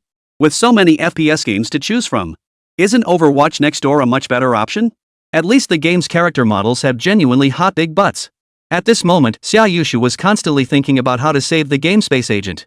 Standing by the phone, he kept brainstorming ideas. No way. We poured 100 million into this game, we can't just let it end like this. Get in touch with the streamers. Call every single one of them over here. Let's get them playing our game. Damn it. I'll leverage every connection and resource to promote this game. Starting now, overhaul the character models. Revert them to the original designs. Also, find me the head of LGBT. That damn queer dared to play me. Enough. Just as Xia Yushu was about to lose his mind, a sudden, harsh shout cut through his thoughts. Old Master Xia, who had remained silent until now, stared at the game before him with a face darkened by anger. Then, his gaze turned icy as he fixed it on his 4 sons. His gaze was so dark it could almost drip with venom. In that moment, the Sia family members were once again reminded of the fear of being dominated by the old master. In the Sia family, there could only ever be one true head of the household, and that was Xia Chunsheng. Hearing the patriarch's roar, Xia Yushu, who had just been scheming about the gala, suddenly trembled. His face paled slightly as he looked at his father, wanting to explain. Dad, there's still a chance. With our connections, we could get this game. I've said enough. Without giving Xia Yushu another chance to speak, the old man's expression turned icy. Do you think capital can forcibly distort people's values and aesthetics? You spent nearly 100 million to produce a pile of data garbage for me. And it's not just you. Second son, third son, fourth son, you were involved too, weren't you? I'm glad you only wasted 100 million to prove you're utterly unfit for entrepreneurship. From now on, just take your share of the family business and live out your days peacefully. Hearing the old man's words, the second generation of the Sia family felt as if struck by lightning. Who could have imagined the old man would utter such heartless words? Though his voice wasn't loud, it thundered louder than any storm. The patriarch continued. Starting tomorrow, the Cosmic Agent project is to be shut down immediately. As for the people from Qinghe Games, at this point, Xia Chuanxing's gaze suddenly turned to his little granddaughter. A rare hint of tenderness flashed across his face. Integrate them into budding. With a single sentence, he held the fate of an entire company in his hands. Yet not a single person present dared to voice an opinion. Hearing the old man's words, Xia Yushu and the other three were instantly overcome with humiliation. They never imagined that a single failure would cause the old man to dismiss all their efforts. His gaze lifted with bitter hatred, fixing on the direction where Xià Tiān stood. He didn't need to guess. That sixth niece was surely mocking his ignorance right now. He looked up. Sure enough, Xià Tiān was now wearing an expression of "Ha!" When Xia Yushu met Xià Tiān's gaze, he froze in confusion. What was going on? Why did he sense that his little niece's expression toward him? A hint of envy? Chapter 124, The clever struggle in vain, while the foolish find inspiration. Summer at this moment, watching her uncles first, second, third, and fourth all looking utterly dejected. For some reason, though she hadn't done anything, she had become the biggest beneficiary of this incident. But she just couldn't bring herself to feel happy. Ugh. Even now, she was staring at her eldest uncle with an expression of pure envy. How could someone be so damn talented at losing money? She worked her fingers to the bone, scheming and plotting. Yet the company kept raking in profits. And her uncle? With just a few casual moves, he lost 100 million. 100 million. If he were to lose that money, wouldn't he turn around and make $1 billion? Just thinking about it made Sia Tiān green with envy. How does the saying go? A villain's cunning schemes can't match a fool's sudden stroke of genius. If only she'd known her uncle was so gifted. She should have made him the agent for her gaming company back then. In the end, Sia Tiān let out a deep sigh, her expression filled with regret. How could the gap between people be so vast? Having said that, her gaze involuntarily drifted toward Lù Ming. Then, her sigh grew even louder. Lù Ming? The company has gained a group of capable subordinates, why aren't you happy about it? Miss Xia, you're overacting. Right now, your smile must be harder to suppress than an AK-47, right? But soon enough, Sia Tiān's mood turned wonderfully bright again. Though she couldn't make the company lose 100 million. But 10 gambles, 9 cheats would definitely make budding studio bleed money. Don't be fooled by how enthusiastically the old man was playing. But did you see him topping up his balance? Clearly not. Apart from that nearly scammed 10,000 yuan from an online romance, 10 gambles, 9 cheats has absolutely no place for real money spending. The free happy beans the system gives out daily are more than enough for players to splurge on. Thinking about it this way, I might just lose 20 million? Even if I don't lose 20 million, 10 million is still a win, right? A small win toward a modest goal this round's totally worth it. By the next morning, after a hurried breakfast, everyone left Sia Manor immediately. They had no choice but to leave. The atmosphere at home was just too oppressive. Even Xià Tiān had lost his appetite under the strain. For breakfast, he had just a bowl of scallion oil noodles, 2 jiaozi, 2 pan-fried buns, a bowl of soy milk, and a fried dough stick. He had absolutely no appetite. Lù Ming, looking at the ravenous girl before him. Lù Ming couldn't understand how her body could possibly hold so much food. How the heck does she eat like a horse and never gain weight? Does she have a little bell in her stomach? After the group returned to the company by bus, Lù Ming slowly stretched and addressed Wang Ba and the others. Since we're all back at the office, why not let me work a little longer? New Year overtime, and while we're at it, let's brainstorm ways to make 10 gambles, 9 cheats profitable. Ha! Hearing Lù Ming's words, Xià Tiān's body instantly tensed up. He then turned to stare at Lù Ming with a look of caution. You insolent brat! How dare you corrupt my resolve? I'm finally about to lose money, and you want me to make it? No! Absolutely not. Without another word, she immediately blocked everyone's path. Alright, everyone. Since it's the holiday season, no overtime. Isn't this the perfect time to spend money? If you don't spend it all, how can you focus on work afterward? Right? At this point, Xià Tiān's expression as she looked at Lù Ming suddenly turned strange. Xià Tiān, Omega. Under normal circumstances, she wouldn't dare give Lù Ming orders like that. But now it was different. She wasn't just Lù Ming's boss, she had another identity. That was his girlfriend. As your girlfriend, it's perfectly normal for me to ask you to accompany me shopping, right? With that thought, Xià Tiān immediately grabbed Lù Ming's wrist, her eyes crinkling with a smile. No overtime for you either. I've got plans set for today, you're spending the whole day with me. This. Hearing Xià Tiān's words, Lù Ming couldn't help but scratch his head. Only then did he remember he actually had a girlfriend now. In his previous life, he hadn't married either, and he certainly hadn't lacked girlfriends. But dating his boss? That was a first. Now, both his boss and girlfriend had extended a date invitation to him, how could he possibly refuse? Shrugging his shoulders, he finally sighed. Alright then, no overtime today. It's a rare holiday, everyone should enjoy their time off. Hearing Lù Ming's words, Xià Tiān's face lit up with a sly, triumphant grin. Without another word, she dragged Lù Ming out for a stroll. She refused to believe it. Without Lù Ming, 10 gambles, 9 cheats could still turn a profit. Little did she know. While she was happily shopping with Lù Ming, Weibo and Douyin were already exploding. Weibo was flooded with headlines like #GoChampion crown changes hands and #Kujia's devastating defeat #. Sensationalist headlines instantly drew massive attention from netizens. People were baffled, how could Cabal, who was doing just fine, suddenly lose his top spot? Then, everyone saw the replay of yesterday's match between Xin Yujie and Kujia. At the time, Kujia never imagined Xin Yujie would actually use his special move. 2 consecutive games ended in utter defeat. After 2 games, Kujia was so disheartened he ended the stream immediately. At the same time, the game 10 gambles, 9 cheats entered everyone's field of vision. This game looks pretty fun, huh? Poor Kujia, he'd considered every possible scenario but never imagined the game could be rigged. I was there live, I literally died laughing. This game is seriously hilarious. Need to deal with annoying relatives during the holidays? Just make them play 10 gambles, 9 cheats. Played all day yesterday and made 2 grand off 10 gambles, 9 cheats. Sweet. Holy crap. A card game that actually pays out? You gotta be kidding me. Before long, more and more netizens started sharing their stories of playing 10 gambles, 9 cheats during the new year. Some tricked relatives, disciplined naughty kids, or swindled New Year's money. Hilarious cases kept popping up. Only then did everyone realize the card game 10 gambles, 9 cheats could actually be rigged. Those prank videos had everyone laughing every time they watched them. But that's not all. When players discovered others were actually making money through 10 gambles, 9 cheats, the online community erupted. And when Xin Yujie's livestream replay showed him earning 200 yuan in under half an hour, those game gold farmers instantly pounced like sharks smelling blood. They started paying attention to this game. A game that can make money? It instantly ignited the passion of countless players.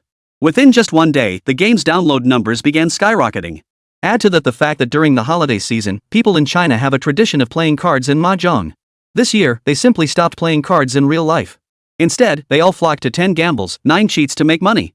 Chapter 125, Pang Dehai's New Year live streaming journey. At this moment, after a period of buzz building, many netizens had heard about 10 gambles, 9 cheats. Especially after seeing that this game actually allowed players to earn money. Initial skepticism gradually gave way to growing belief, and curiosity began to run rampant. And right at this moment, countless netizens suddenly stepped forward, declaring emphatically on their phones, "Hey, you guys get it. My biggest New Year's red envelope this year actually came from 10 gambles, 9 scams. I made 3,000 yuan in red envelopes in one night. I made 800 yuan just by flipping those happy beans. Just find that special NPC, and that's where our money making begins. Just a 10 yuan first deposit, and we can quickly recoup our losses and start raking it in." Countless messages like these flooded ordinary people's WeChat moments, Douyin feeds, and QA platforms. This instantly turned skeptical customers into firm believers. Add to that the involvement of some small-time streamers. Countless real-life examples were laid out before everyone. More and more players, unable to resist the temptation, flocked to join 10 gambles, 9 scams. At that moment, Pang Dehai, who was home for the new year, saw the game advertised on Douyin. His eyes lit up instantly.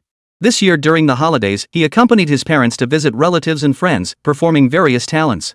After exhausting every trick in his bag, he finally earned 3,650 yuan in New Year's red envelopes. Just as he was happily preparing to use these red envelopes to top up his game account, his mom's casual remark, "I'll save it for you and give it back when you're older," slammed him back to reality. Now, all he had left was the 500 yuan red envelope from his parents. And even that had been whittled down to less than half after 2 days of binging on takeout. There's still some time before school starts. If he runs out of money during this period, he'll have to settle for his mom's home cooking made with love but utterly awful. The thought of that hodgepodge stew in the fridge, sitting there for days until it turned into a crumpled mess. He really couldn't bear to eat it anymore. Without hesitation, he gritted his teeth, logged into the school's official account, and started a live stream. "Happy New Year, everyone! Uncles, aunts, brothers, sisters, little ones, I'm here to wish you all a great start to the year on behalf of Qingshui Esports High School. There he was, the chubby kid dressed in festive red, sitting in front of his home computer. Many fans who followed the school's official account suddenly saw Pang Dahai go live. They immediately looked on with curiosity. Does your school still make you stream during the holidays? Making the kid work during the holidays, can we count on this for some drama? Ha ha ha. If Director Chen saw this, his heart would probably jump out of his chest. Long time no see, little chubby. Seems like you've gained weight over the holidays? Jumping Candy has entered the stream and sent you a lollipop. Hey chubby, come hang out. Let's hit up KTV for the holidays. Within moments, Pang Dahai's livestream flooded with hundreds of viewers. Many were students from Qingshui First High School. Ever since Pang Dahai started streaming, they'd become his die-hard fans. Combined with his natural comedic flair, the school's official fanbase has nearly hit the 300,000 mark thanks to his relentless efforts over the past 6 months. Thanks to his witty and humorous livestreams, the duo of Pang Dahai and Chen Xiaolong had Principal Liang beaming with delight. During the new year, not only did he promote Chen Xiaolong to the next level, he even awarded the chubby kid the Qingshui Esports #1 High School Outstanding Student Award. That's right, not top 10, but #1. That's how bold and generous it was. The chubby kid himself even received a full scholarship from the school. The Pang Dahai of today is no longer the chubby kid he once was. Walking down the school paths, who wouldn't call him Brother Hai upon seeing him? Only his closest classmates still call him Fatso. At this moment, countless students from First High School streamed into Pang Dahai's livestream one after another. Combined with his existing fanbase, before anyone knew it, the number of viewers in Pang Dahai's livestream had already surpassed the 2,000 mark. Once the crowd had mostly gathered, the chubby kid pulled out his phone. Hey everyone, have you seen this video lately? It's about this game called 10 Gambles, 9 Scams. I've seen it pop up on so many platforms. They claim to have a money-making strategy. People supposedly made 800, 2,000, or even 3,000 yuan in a single night. Hearing Pang Dahai's words, many viewers nodded in agreement. Heard about it. My grandpa downloaded it this year. Now he's arguing with my grandma because he's hooked on an online romance. But this has to be fake, right? How could it possibly make money? It's just a card game. How could you possibly make money from it? Just check, this game was clearly released during the new year. There's no way they'd host any tournaments, right? This game's pretty fun. My grandma's using it to kill time right now. Whoa! This is totally a game for seniors. Seeing the comments in the livestream, the little chubby guy perked right up. Addressing the curious comments, he stated directly, "You're absolutely right, everyone. I'm just as curious about whether you can actually make money from this. So today, I'm putting myself on the line and dropping a whopping 10 bucks. I'll test it out for everyone to see if this game is legit. If I make money, Hage will treat all my classmates at First High to some skewers. Bro Hai is awesome. Bro Hai is so generous. Bro How, you rock. Can't wait to see you rake in the cash. Fatso, what are you up to now? Are you coming out for karaoke? Brother Hai. If you ever get rich, don't forget us. Class 3, assemble. Let's cheer Brother Hai on. Yang Chanyu. I like you. Bro, cut it out, she's already asleep." Watching the chat stream grow increasingly lively. Without a word, Pang Dahai launched his game stream. Download, registration, all done in one fluid motion. Then, following online tutorials, he began his guide on finding hidden NPCs. Fortunately, finding the NPC wasn't too difficult. Many little green book bloggers had already shared tutorial guides. Following the hidden NPC all the way into the tavern, a special map unlocked for the little chubby guy. Upon entering the map, he quickly mastered the tricks for cheating at mahjong. At this stage, everything seemed perfectly normal. Until he actually started playing, that's when it hit him. Oh man, I'm screwed. I don't know how to play mahjong. Everyone. Damn it. I've already taken off my pants. And you tell me this now? Start learning now. What's so hard about it? Easy peasy. We'll teach you, just follow our lead. Leave it to me. Trust your brother Hai, I'm the mahjong king of First High. Happy Planet, exactly. We sneak mahjong games in the dorm every day. Teacher Chen Xiaolong followed Happy Planet. Chapter 126, Pang Dahai, my joy is spicy. Watching the bullet comments in the livestream, Pang Dahai, who had been slightly worried, instantly felt at ease. Looking at Happy Planet, he said directly, "Bro, you said it, Big Brother Hai trusts you. With this 10 bucks, let's aim to make 2,000 today. Then I'll treat you to skewers. Happy Planet, leave it to me, bro. The bird god of First Middle School guarantees you'll win fair and square." Immediately, the two men in front of the screen shared a knowing smile. Without another word, they entered the high-stakes arena to begin their match. The minimum bet in the game started at 20,000 happy beans. If they lost a single round and the opponent doubled their winnings, the 100,000 happy beans he just rushed to get would vanish in an instant. But Pang Dehai wasn't the least bit worried after all, he had skills and cheats. Glancing at the 3 random opponents across the table, he chuckled confidently as he drew his cards. Once his hand was complete, he immediately asked the live stream audience in Happy Planet. Planet, what should I do next? Play the 3 bamboo, bro. Find an opportunity to swap it for a character or character tile, and we'll have a chance to go for a winning hand. While explaining the game rules to Pang Dehai, Happy Planet also called out his moves. Their coordination was seamless. In no time, Pang Dehai was truly ready to win. All he needed was one more 2-1 tile to win immediately. Throughout this, Pang Dehai activated his skill, sneakily taking photos, peeking at cards. The result? Report. He's cheating. A random player in the game. After seeing Pang Dehai shuffle so slowly, he immediately set off the alarm system. That's right. While 10 gambles, 9 cheats is a game where cheating is possible. But since the developers allow players to cheat, they naturally also permit reporting players caught cheating. Amidst Pang Dehai's utterly bewildered gaze, 2 men in hats appeared on the screen. Without a word, they slapped handcuffs on his in-game character. Slowly, a line of text floated onto the large screen. Once you fall into the gambling abyss, years of hard work vanish into thin air. Before long, Pang Dehai unlocked a new map. Police Station. After having all his happy beans confiscated, he stared at the screen in utter bewilderment. Holy crap! What the hell is going on, guys? Where's my happy beans? How did that hat-wearing officer take them all? Arg! My $10. The happy beans he'd just bought hadn't even had time to warm up in his hands. Had been snatched away by Hatman? His heart ached like it was bleeding. Damn it! Didn't they say you could cheat in this game? Why did Hat Uncle still catch me? That money could have bought me 4 bottles of Happy Fatso soda. Wah! Guys, I'm not happy anymore. Seeing the little chubby guy looking utterly heartbroken, everyone burst out laughing. Bro, it's fine, bro. Worst case, we'll just top up another $10. Bro, your cheating skills are terrible. Everyone knows you can cheat, so they can report you. If you want to swap cards, you have to do it in an instant. Look at you, how many seconds did that take just now? Exactly. Taking 7 or 8 seconds to pick a card, do you think that's normal? Chubby has a tip for you, buy happy beans from players in the game community. I recommend a merchant named Bird King. Seeing the comments in the livestream chat, Pang Dehai finally understood why Hat Uncle had taken him away earlier.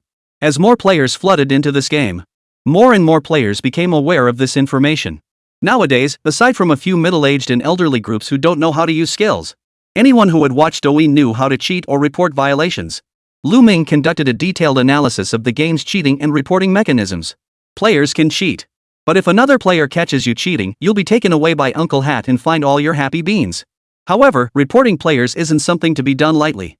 If you make 2 consecutive false reports, they will be charged with obstruction of justice and have half their happy beans deducted. This is no longer a simple card game. It's a battle between gamblers and cheaters. And Pang Dehai, without understanding anything, just charged into this kind of behavior. Only when the game was newly launched could one play like this. Even if Shin Yujia were to show up now, there's no guarantee he could dominate the casino floor again. In just a few days, the game environment of 10 gamblers, 9 cheats had undergone a major upgrade. By the time Pang Dehai finally grasped the game's specific rules, his face was instantly etched with regret. A perfectly good $10 just went down the drain. Just as he was feeling utterly disheartened, he suddenly noticed. A fan in the live stream's bullet chat was persistently sending him bullet messages, urging him to buy happy beans. Bypassing the game platform, they were buying happy beans directly from him as a middleman. What used to be 10,000 happy beans for 1 yuan was now selling for 50,000 happy beans for 1 yuan. Seeing this netizen's message, Pang Dehai's face lit up with excitement. For less than the price of a bottle of sugary soda, he could now buy happy beans worth 10 yuan. No matter how you looked at it, this deal seemed incredibly profitable. With that thought, Pang Dehai immediately tracked down the middleman known as Bird King. Before long, he spotted Sparrow King using a megaphone to trade happy beans. Excited, Pang Dehai rushed over and blurted out, "Hey, selling happy beans? I'll buy 2 for $2. Hearing the little chubby guy's words, the face of the egg boy called Bird King immediately broke into an innocent smile. Nodding, he sent Pang Dehai a screenshot of a QR code. Seeing the screenshot, Pang Dehai didn't think twice.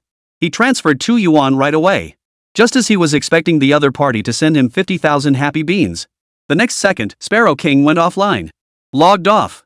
Logged out. Off. At the same time, a comment suddenly flashed through Little Fatty's livestream. "Thanks, brother. Hi. I used the $2 you gave me to buy some happy fat guy soda." Pang Dehai. Netizens. Ha. Holy crap. Using our brother Hai to get the little Japanese guy to treat us. I can't take it. Dying of laughter. This guy just pulled off a massive scam. This kid totally nailed the essence of 10 gambles, 9 cheats. Ha ha ha ha. Chubby, not only did you lose your fun, but someone else snatched it away. I'd call this the ninth art. A despicable con artist simulator. Brother, hi, why are you crying? Ha ha ha. I can't take it anymore, I'm dying. Watching the stream of mocking comments flood the chat, Pang Dahai felt his intelligence had been profoundly insulted. Glaring at that money-grabbing bird god, he let loose a string of choice expletives. But to everyone watching, this scene wasn't just not a scam. Instead, it pushed the essence of the 10 gambles, 9 scams game to its absolute limit. This move elevated the game to a level that rivaled its own. Chapter 127, Pang Dahai, where's the kick in my money? Though he'd been swindled out of 2 yuan, Pang Dahai remained unwilling to concede defeat. He steeled his resolve and declared, "Brothers, I, Pang Dahai, am not one to give up easily. Today, I'll show you all what real skill looks like. I'll play it a few more times, I'm sure I can figure out the tricks to this game. Just watch me." After saying that, he lingered in the lobby a little longer. This time, he finally found a legitimate game merchant. He hurried over to the vendor and began haggling. Still 50,000 happy beans for 1 yuan. After a long back and forth, Pang Dahai finally succeeded in haggling down the price to 60,000 happy beans for 1 yuan. When the vendor asked how many beans Pang Dahai wanted to exchange, Pang Dahai waved his hand decisively and typed, $2. Game merchant. What the hell? Just $2 for happy beans, and you're dragging this out like it's $1 million?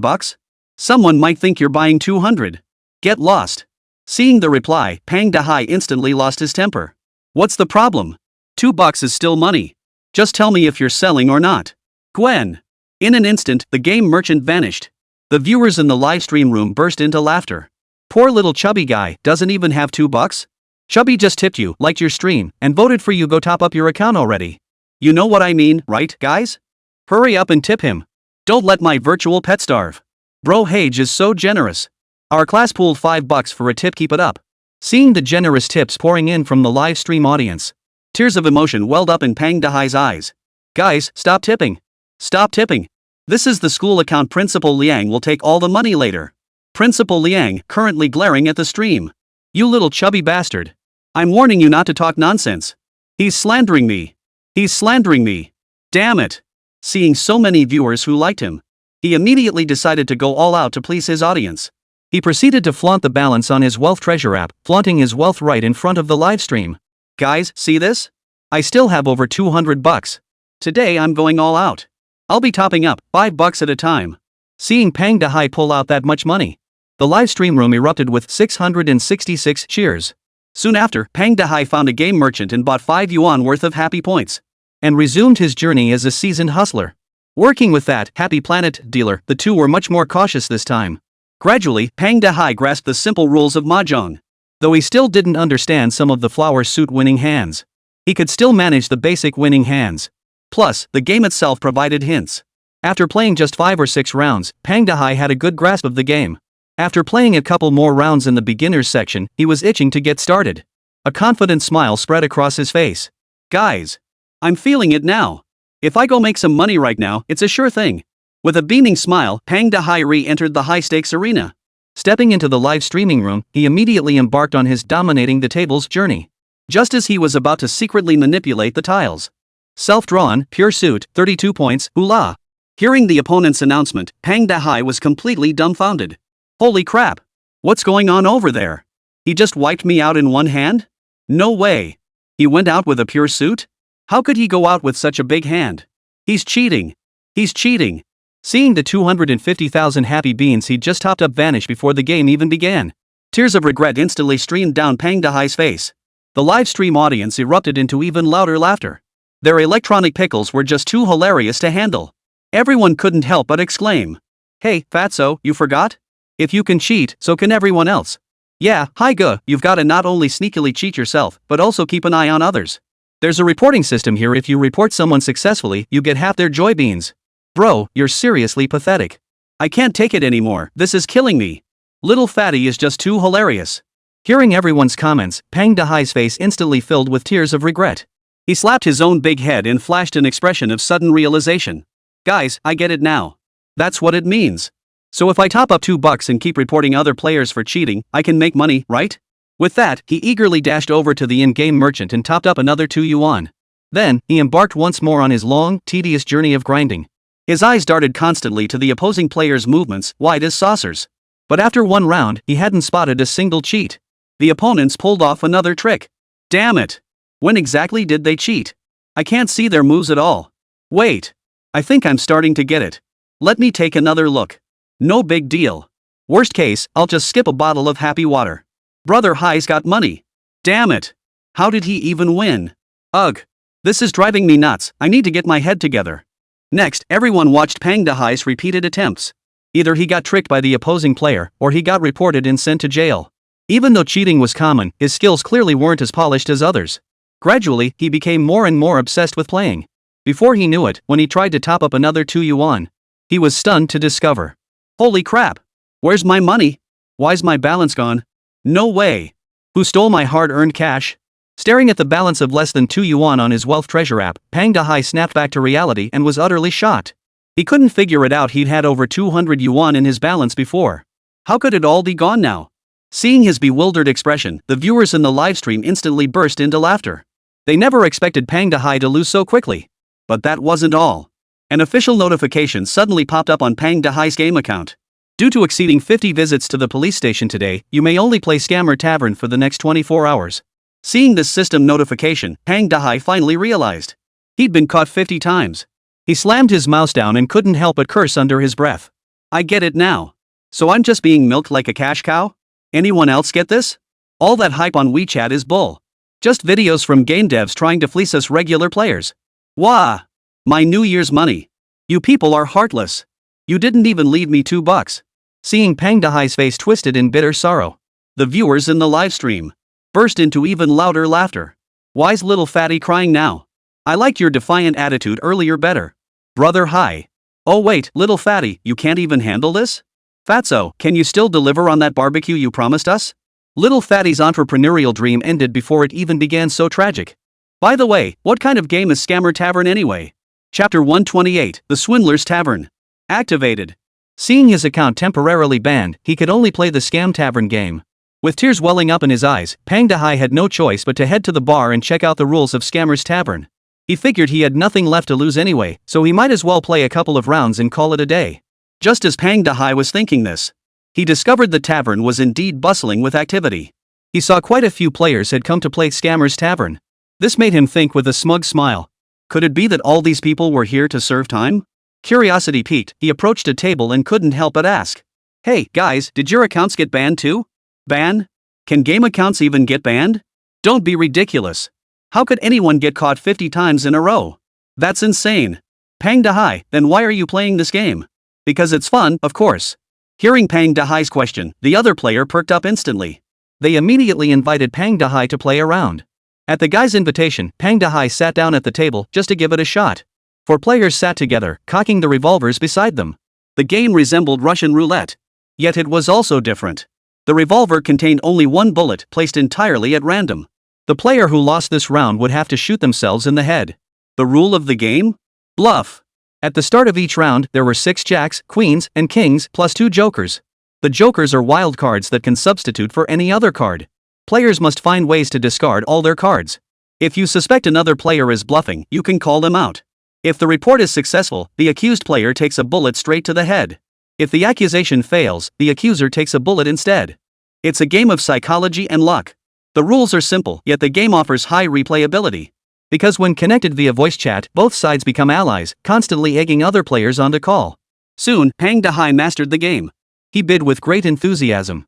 However, due to his initial unfamiliarity, he lost 4 consecutive rounds straight off the bat. But whether it was bad luck or too much luck, the player across from him was sent straight to the afterlife with just the first bullet from the revolver. The remaining 2 players exchanged glances. Then the infighting began. In the end, Pang Dahai somehow survived all 5 bullets. Meanwhile, the 2 veteran players facing him, one of them was killed outright. The other took 3 blank rounds. Meanwhile, Pang Dahai just casually shouted, "Hey!" He actually won. As the enemy fired a shot at him, he actually managed to survive until the very end.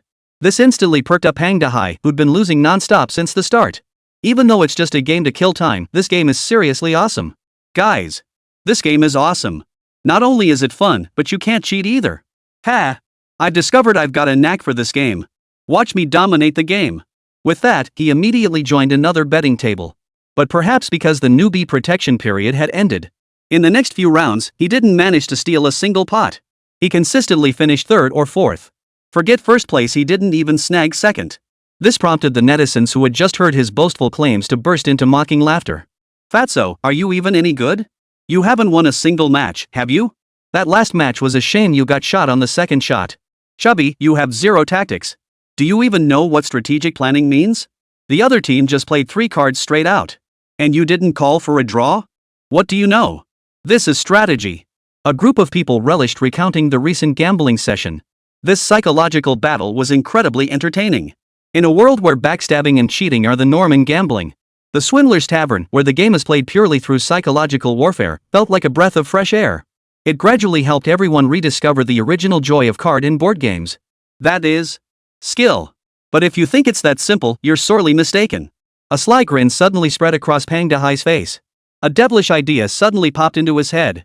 Brothers, drawing on my years of studying Romance of the Three Kingdoms and the Art of War, I've devised a way to break this deadlock. I decided to pull off a hide the sky and cross the sea maneuver, retreating to advance, feigning weakness to strike like a tiger. Hearing Pang Dehai's words, the viewers in the live stream room froze in surprise. Wait, was that the 36 stratagems? But Pang Dehai just grinned and started another game. Then, under everyone's stunned gaze, he casually dropped a line. Nihongo? Arigato, Keonekawa, Watashi Sumatai multifunctional washing machine. Everyone? Hearing Pang Dehai suddenly switch to Japanese. The viewers in the livestream were instantly dumbfounded, none of them understanding why he'd suddenly switched languages. But soon, everyone seemed to grasp his intent. Pang Dehai continued speaking in Japanese. He recited nearly every Japanese phrase he'd seen in short videos. By the end, he was just making things up. Japanese, you know. As long as you can spout nonsense. It doesn't matter if it's true or not as long as it sounds real to everyone. Sure enough. After he delivered his elegant pseudo-Japanese speech, the other 3 players were taken aback. Holy crap? This game actually has Japanese characters? Since it's a game made by Momo Studio, who knows, maybe it really is global-oriented. Hey! Playing with a Jap?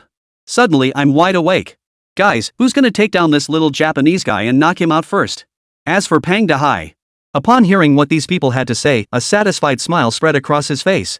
He calmly turned his gaze toward the viewers in the livestream. His face radiated a commanding confidence.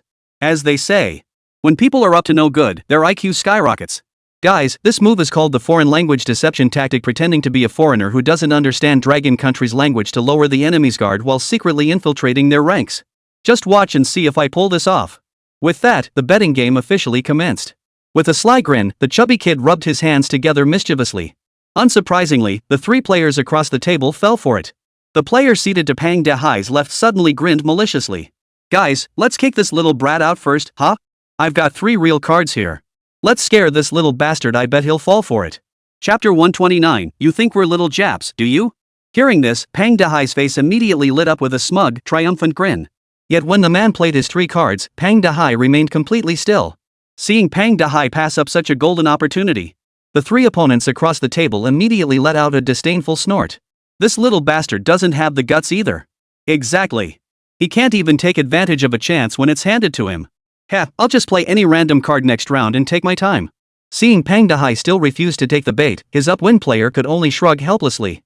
The 3 cards he'd used to lure Pang Dehai into calling had all been played. Now, he held not a single valid card. So for the next round, he casually played AK. The result? Bid. Amidst the stunned stares from across the table. Without a second thought, he chose to bid. Sure enough, the opponent instantly took a bullet, his face contorting in shock. Holy crap! That's allowed? This little bastard must be cheating. He seemed pretty scared just now. How'd he get so smart all of a sudden? Damn it! I actually lost to that little Japanese guy. How embarrassing. I refuse to believe he'll have this kind of luck next round.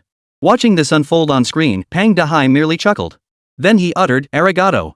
To the 3 players, this sounded like pure provocation. Relying on Pang Dehai's inability to understand Dragon Tongue, they unleashed a barrage of their national treasure. When the next game began, the cards dealt were JS. And in Pang Dehai's hand, for JS appeared directly. His face lit up instantly. Across the table, the 3 opponents couldn't help but let out a collective gasp. Holy crap! I don't have a single J? What about you guys? Nope. I only got 1 big joker and 1 little joker. Me neither. So, the little bastard's got nothing but JS? How are we supposed to play this? The trio openly discussed their strategy right in front of Pang Dahai. Then one of them suggested, I suspect they're using a feint strategy. If they play singles, pairs, or quads, it could be JS. Only when they play 3 cards are they likely trying to get rid of their 3 miscellaneous cards. Guys, does my analysis make sense? Holy crap. You're a genius, bro. Ha ha ha. I'm the little Zhuge Liang of Panchon. Pang Dahai, ha. Hearing their exchange, Pang Dahai couldn't help but burst out laughing. Seeing the ever-growing stream of comments in the live chat, he couldn't help but laugh out loud. Guys, while my opponent analysis was spot on even down to the second layer this move. Brother Hai is in the stratosphere. I bet they'd never guess I'm not one of those little devils. After hearing the 3 opponents' analysis, the viewers in the live stream room couldn't help but burst into laughter. Little fatty's got something. You're the sneaky one.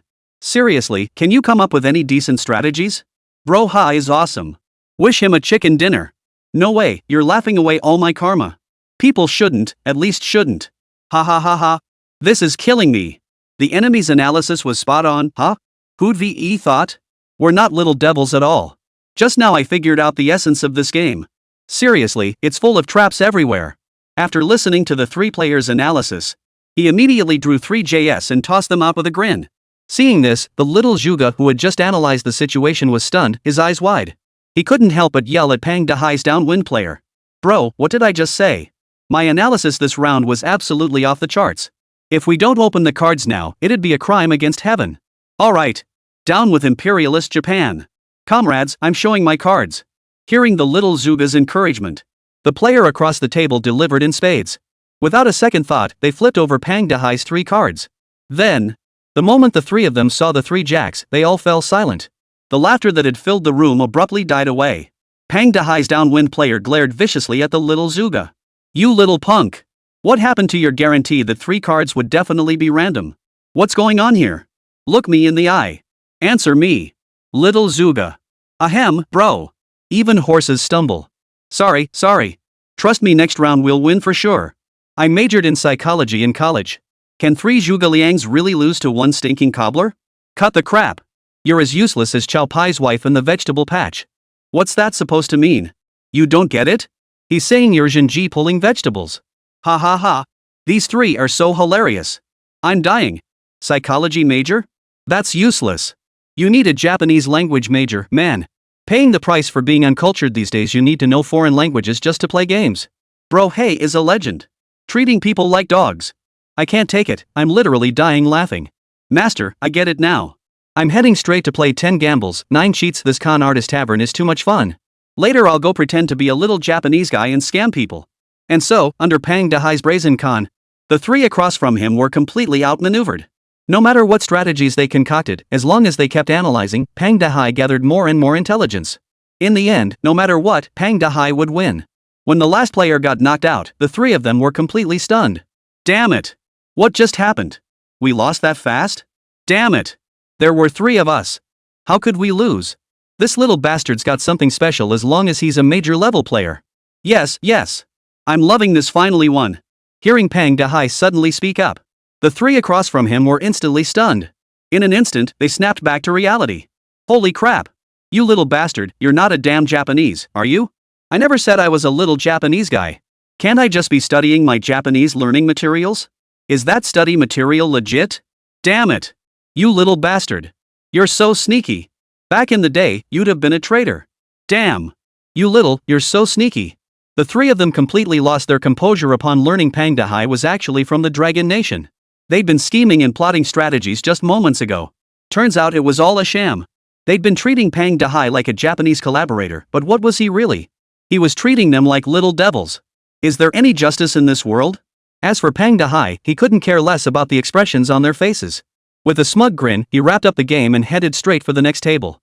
All the while, he didn't forget to tease the audience about his recent gamble. Did you guys see that? That strategy. Tell me, was that move of mine just now powerful or what?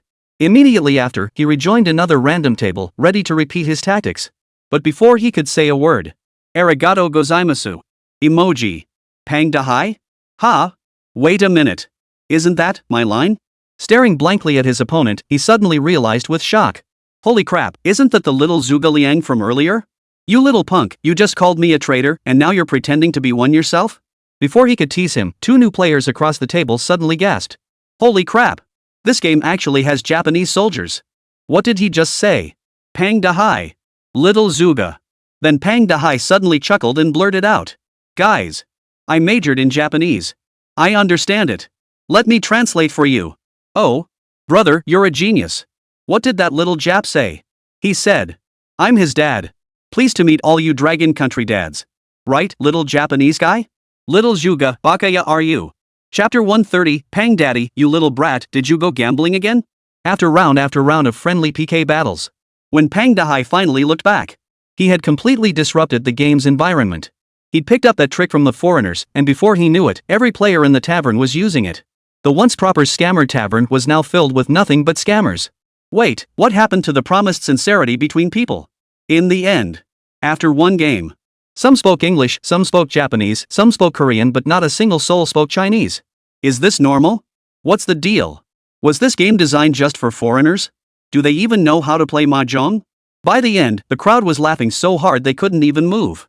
It's safe to say that Pang Dahai single-handedly boosted the popularity of the little game's Scammer Tavern. After finishing his final game, he felt completely satisfied. Looking at the viewers in the livestream. Holy cow! In just one day of streaming, he'd brought nearly 100,000 new followers to the school's account. This wave of growth the school must be raking it in, right? Pang Dahai had a feeling that when he returned to school after the New Year break, Principal Liang would surely praise him again, maybe even award him another outstanding student certificate. And who knows, maybe this time he'd even get a hefty scholarship. After stretching lazily, he shut down his computer and went straight to bed. When he woke up the next day at noon, Pang Dahai stretched slowly and headed to the living room as usual. But the moment he entered, he found his parents staring at him with grim expressions. The silent living room felt like the calm before a storm. Then he glanced at the table. Oh no! Instantly, alarm bells rang in Pang Dahai's mind. It was already noon, yet mom hadn't cooked lunch? And both his parents were sitting in the living room. Had something happened at home? Seeing this scene, Pang Dahai cautiously approached his parents and asked tentatively. Mom, why isn't lunch ready? Are we eating out today? Oomph. His mother's cold snort was the only response. This left Pang Dahai utterly baffled. What did he do now? Why was mom upset? Was it because he'd thrown away the leftovers last time? Or did she find out he'd secretly taken pocket money from her purse? Surely it wasn't the fact that he'd underreported his New Year's money by 100 yuan? As Pang Dahai pondered, he realized the more he thought about it, the more trouble he seemed to be in. Then, his expression stiffened as he turned his gaze to his dad. He hoped to get some hint from his old man. But, hey! Dad, what are you doing? Talk to me calmly. Why are you grabbing the belt? No! Am I even your biological son? What did I do wrong? Dad! Dad! Dad! Ah! A sharp crack. Old Pang's belt landed squarely on Pang Dahai's plump, fleshy buttocks. His butt cheeks bounced duong a few times. Old Pang glared at his wild son with disappointment, his nostrils flaring. Shut up! I, Pang Chengjian, have no son like you. So young and already wasting your life, you gambled away every penny I gave you? Ha! Hearing his father's words, Pang Dahai looked utterly bewildered. I'm innocent. I swear on my life. When did I ever gamble? It's not true. Dad. Who's spreading rumors? Don't believe outsiders. Oomph. You dare make excuses when you're caught red-handed? Who told me? Your school even issued a notice. With that, old Pang glared at his son with disappointment, muttering curses as he pulled out his phone. Then Pang Dahai saw it in his dad's parent group chat. A new notice from the school had suddenly appeared. Attention parents, during the spring festival period, gambling scams are on the rise. One of our students, Pang Momu, was defrauded of 227 yuan while playing online mahjong over the holiday. We urge all parents to pay close attention to your children's mental well-being. During the spring festival, please minimize outings for card games and set a good example for your children. On the next page, there is an accompanying image sent by the school. It was a photo of myself with blurred eyes, weeping bitterly in front of the computer. Pang Dahai? Wait, isn't this my live stream footage? How did this become me gambling? Then I checked who posted the notice. It's you! Chen Xiaolong? You bastard, you've got no shame. Seeing Director Chen's name on the message, Pang Dahai felt utterly wronged. Wait, I worked my ass off to get followers and attention for the school. Not only did you not reward me, but you actually betrayed me? And how did Chen Xiaolong even find out I gambled away all 227 yuan? Damn it! That bastard was spying on my screen. And look at that photo he made. Who in this school doesn't know that's me, Pang Dahai? Oh my god. Chen Xiaolong has completely ruined my reputation. Great, now the whole school knows I got scammed gambling. I'm innocent. If my parents got it, every parent in the school must have received it too. At that thought, Pang Dahai's expression suddenly darkened. He hurriedly opened his phone and checked his class group chat. Then, his worst fears had come true.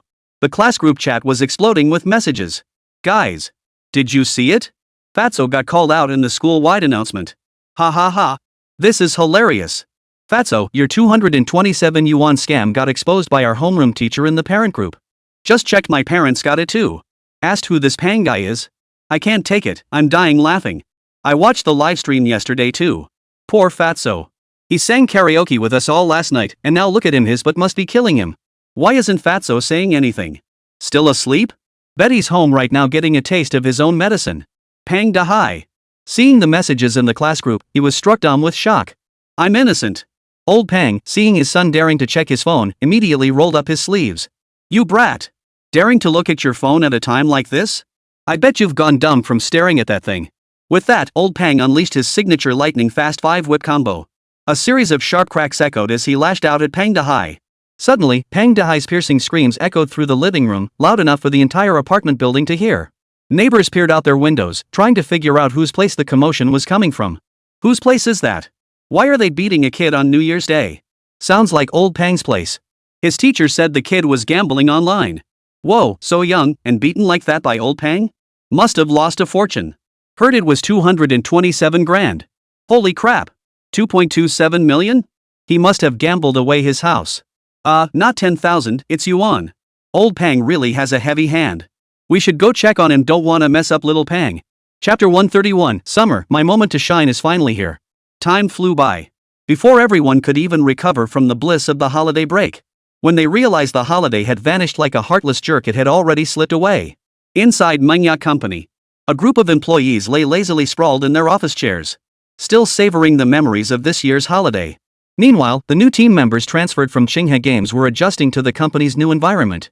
Unnoticed, this once tiny company of just 8 people had grown to over 40 people in less than a year. And they'd even gained a team of elite talent from Qinghe Games. Lù Ming had played the game Cosmic Agent. Setting aside the poor character designs, the game's optimization is actually quite solid. This game is solid. Neither the character skills nor the physical stats were overly exaggerated. Ma Wenjie and his squad members were quite skilled. With their addition, Lù Ming and his team's workload would lighten considerably. Subsequent operations will also become much smoother. At this moment, everyone gathered in the conference room. As the game director, Lù Ming prepared to share a few New Year's greetings with both veterans and newcomers before assigning tasks. Just as he was about to announce this year's new projects, suddenly, the conference room door swung open from the outside. Hearing the commotion, everyone instinctively turned their heads. There stood Xià Tiān, dressed in a business suit, an unprecedented sight at the company. The company's veterans, including Fang Xiao, were all stunned. After all, the boss was notorious for procrastinating, and on a day like this after the holiday, she would surely find every excuse to take time off. Had the sun risen in the west today? Why else would President Sia suddenly show up for a meeting? Many were even seeing her in office attire for the first time. She looked every bit the part of a proper office worker. Was President Sia planning to turn over a new leaf this year? Unconsciously, a flurry of speculation began to stir among the crowd. As for why Xià Tiān came over, and why she dressed up for the occasion, well, obviously to celebrate his own victory. Since hiring Lù Ming, do you have any idea how she's lived this past year? How grueling it has been. She hasn't gotten a single penny from the system. And today, she's returning in glory with the system's little cash. She spent her entire year-end vacation scheming ways to drag Lù Ming out. They even flew all the way to Bali. Even at night, she wouldn't let Lù Ming touch his computer, terrified he might come up with another money-making scheme. Through her tireless efforts, she finally managed to keep Lù Ming grounded this time. Beyond routine maintenance, there was simply no opportunity to prepare any events for 10 gambles, 9 cheats. She refused to believe this could still turn a profit. Just thinking about the game's dismal data made Xià Tiān feel a quiet sense of satisfaction. Today, armed with this achievement and the 200 million rebate from the system, she was ready to declare her triumph. She could finally milk the system dry. For this moment, she'd even gotten up extra early to apply a flawless makeup look. Even though she was still an hour late, it didn't matter. Amidst the curious stares of the crowd, she slowly ascended to her throne. Summer elegantly crossed her legs, revealing an astonishingly graceful curve. A playful smile flickered in her eyes, betraying her excellent mood.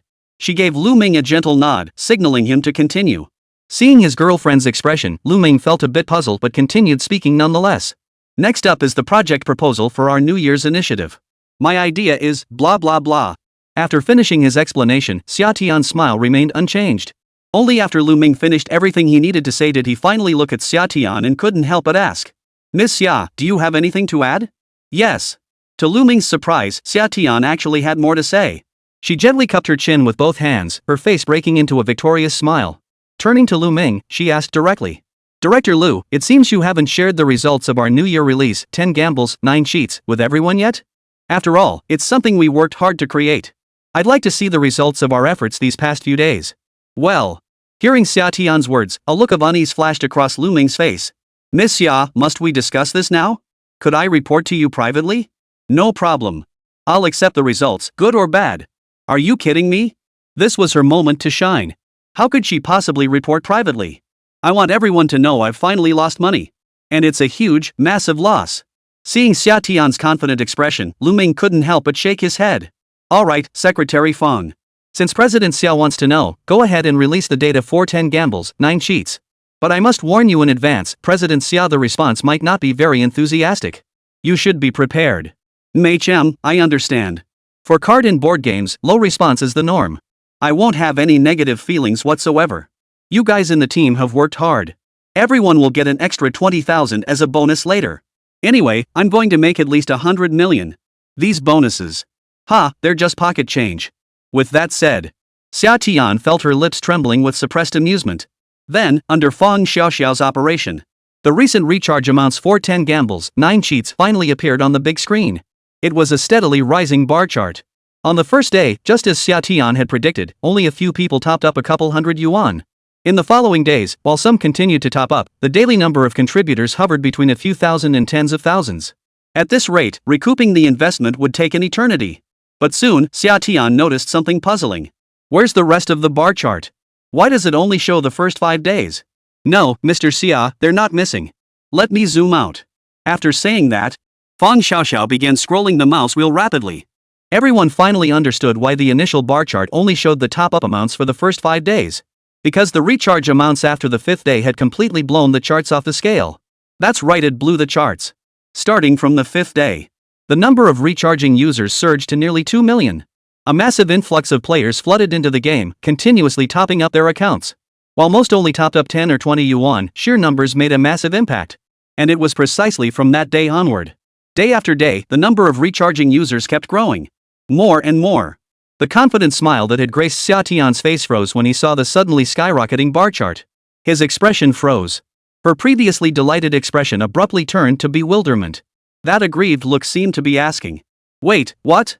What about the promised losses? How did we end up making money? Chapter 132, Summer, the joke's on me? As he watched the amount keep climbing higher and higher, a bead of cold sweat trickled down Xià Tiān's temple.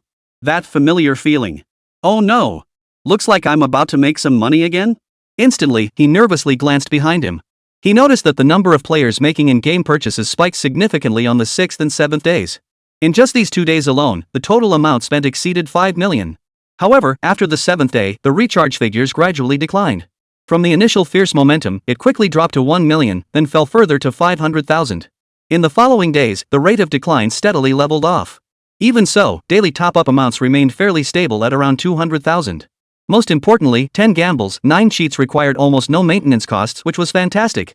A stable game generating tens of millions in annual revenue that withstands market tests is considered a success.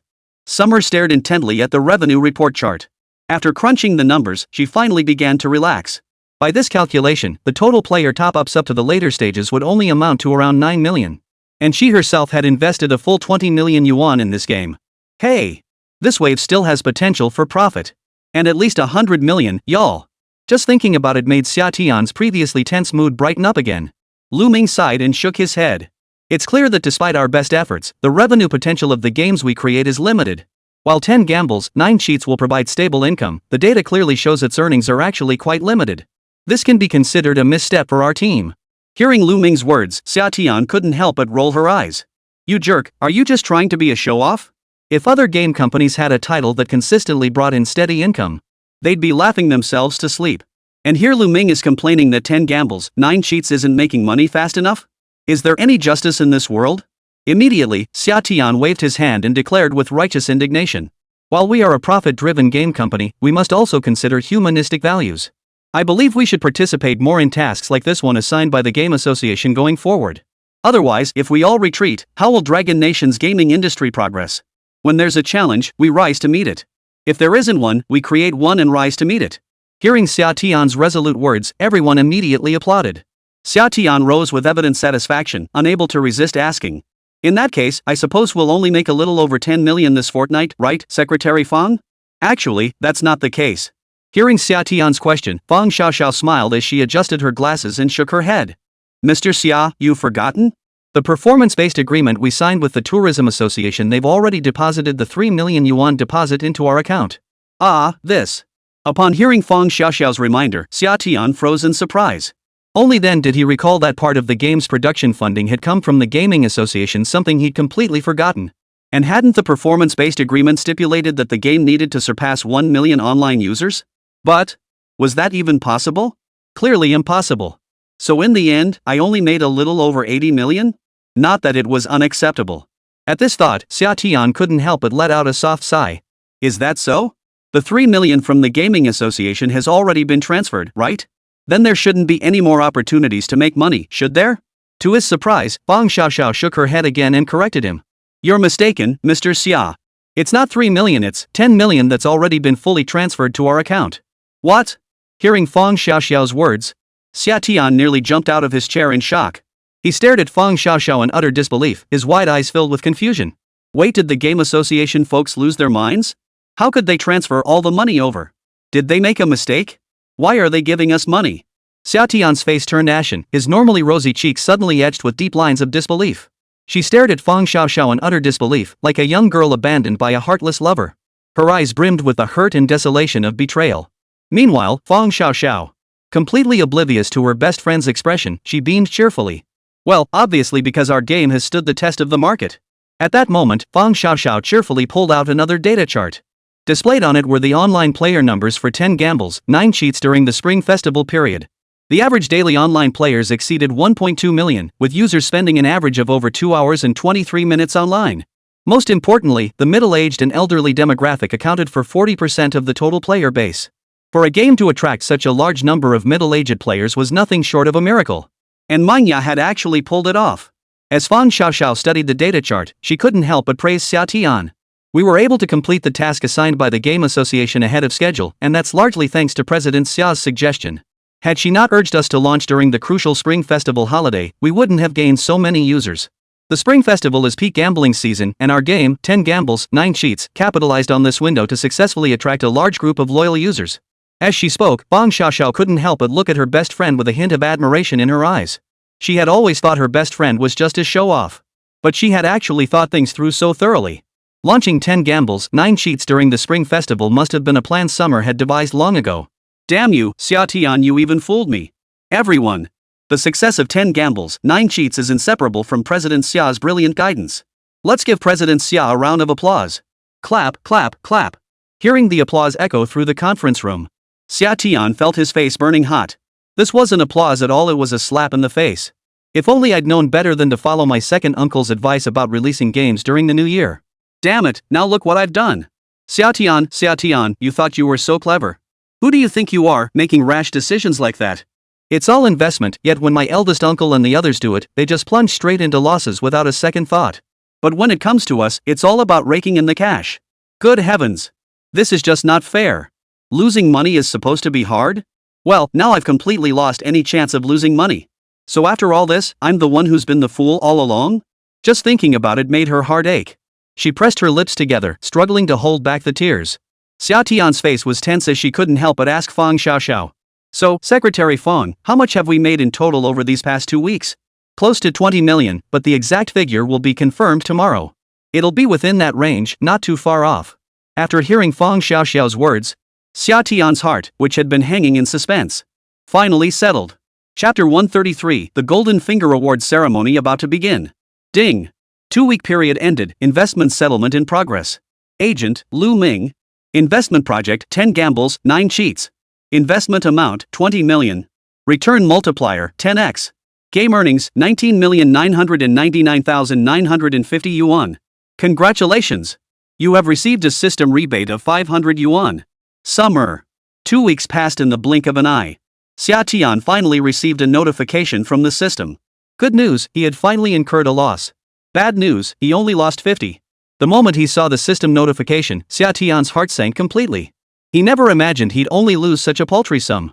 Only 500 bucks? Who do they think they're looking down on? Meanwhile, Lù Ming suddenly chimed in with a suggestion. Honey, wanna celebrate tonight? I found a great buffet just 499 yuan per person. Xià Tiān. Ha, are you some kind of devil? You want to take my last 500 yuan too? Instantly, Xià Tiān was overcome with emotion, tearfully declining Lù Ming's suggestion. No thanks, I'm going to the bank to withdraw cash.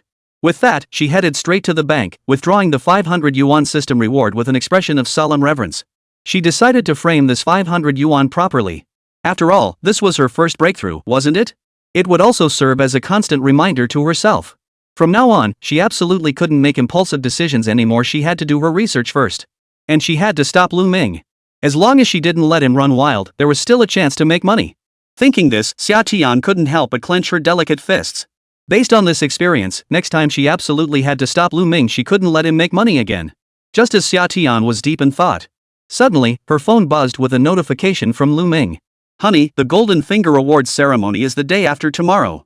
Are you coming? If not, I'll go alone. Seeing Lù Ming's message, Xià Tiān's eyes lit up instantly. Has the Golden Fingers Awards finally begun? Perfect timing. I can go absorb some money-making wisdom from the veterans. Know your enemy and know yourself, and you will never be defeated in 100 battles. Once she figures out how other games make money, she can avoid stepping on landmines herself. Just do the opposite of what others do, and you might just lose money. With this goal in mind, Xià Tiān quickly accepted Lù Ming's invitation. Meanwhile, inside Budding Company, Lù Ming was discussing with his crew who should attend the upcoming game award ceremonies. The Golden Joystick Awards and DGCA are pretty important events. Since they've invited us, we should definitely attend. Even if we don't win, it's still valuable to network with international partners. Having connections could make negotiations easier for future overseas game distribution rights, right? Hearing Lù Ming's words, Wang Ba and the others nodded in agreement. All three major game awards had extended invitations to Budding without exception. Moreover, they had bestowed upon Budding a golden invitation. The implication was clear. It meant their game was guaranteed at least a nomination. Given the stakes of the industry's most prestigious honors, even a golden designer like Lù Ming couldn't afford to overlook these awards. Especially the Golden Finger Award, personally presented by the Dragon Nation. He was determined to win it at all costs. Once everyone had finalized their upcoming schedules, early the next morning, the group boarded the earliest flight bound for their respective award ceremonies. The Golden Finger Awards ceremony was held in the capital. And due to the heightened attention given to games in this era, it had also become one of the internationally renowned awards. Countless industry peers attended this grand event. The authorities placed great importance on the Golden Finger Awards, directly scheduling the ceremony at the Capital International Convention and Exhibition Center. As Shuani District's largest comprehensive exhibition venue, it can comfortably accommodate events with over 10,000 attendees. It has also earned LEED Platinum certification. It was clear that the authorities held the Golden Finger Awards in high regard. Upon arriving at the convention center, they spotted director Han Mimi waiting for them at the entrance from a distance. That's right. The Golden Finger Awards ceremony is hosted by the Gaming Association. At that moment, Director Han was beaming as she waved cheerfully toward Lù Ming and his team. I've already applied to the leadership and secured the highest tier suite for you. You can stay here comfortably these next 2 days. The top brass is extremely satisfied with your production of 10 gambles, 9 cheats. There's also interest in collaborating with you more in the future. This time, 10 gambles, 9 cheats has really boosted our association's reputation, and we owe it all to President Sia and Director Lù. Clearly, as long as you have the capability, you can earn ample respect wherever you go. Since the awards ceremony was scheduled for tomorrow, the rest of the time was free for everyone to enjoy. After putting down their luggage, Lù Ming and Xià Tiān couldn't resist their curiosity and headed to the reception area in the lobby. Upon entering the lounge, they saw a group of colleagues dressed in suits and ties.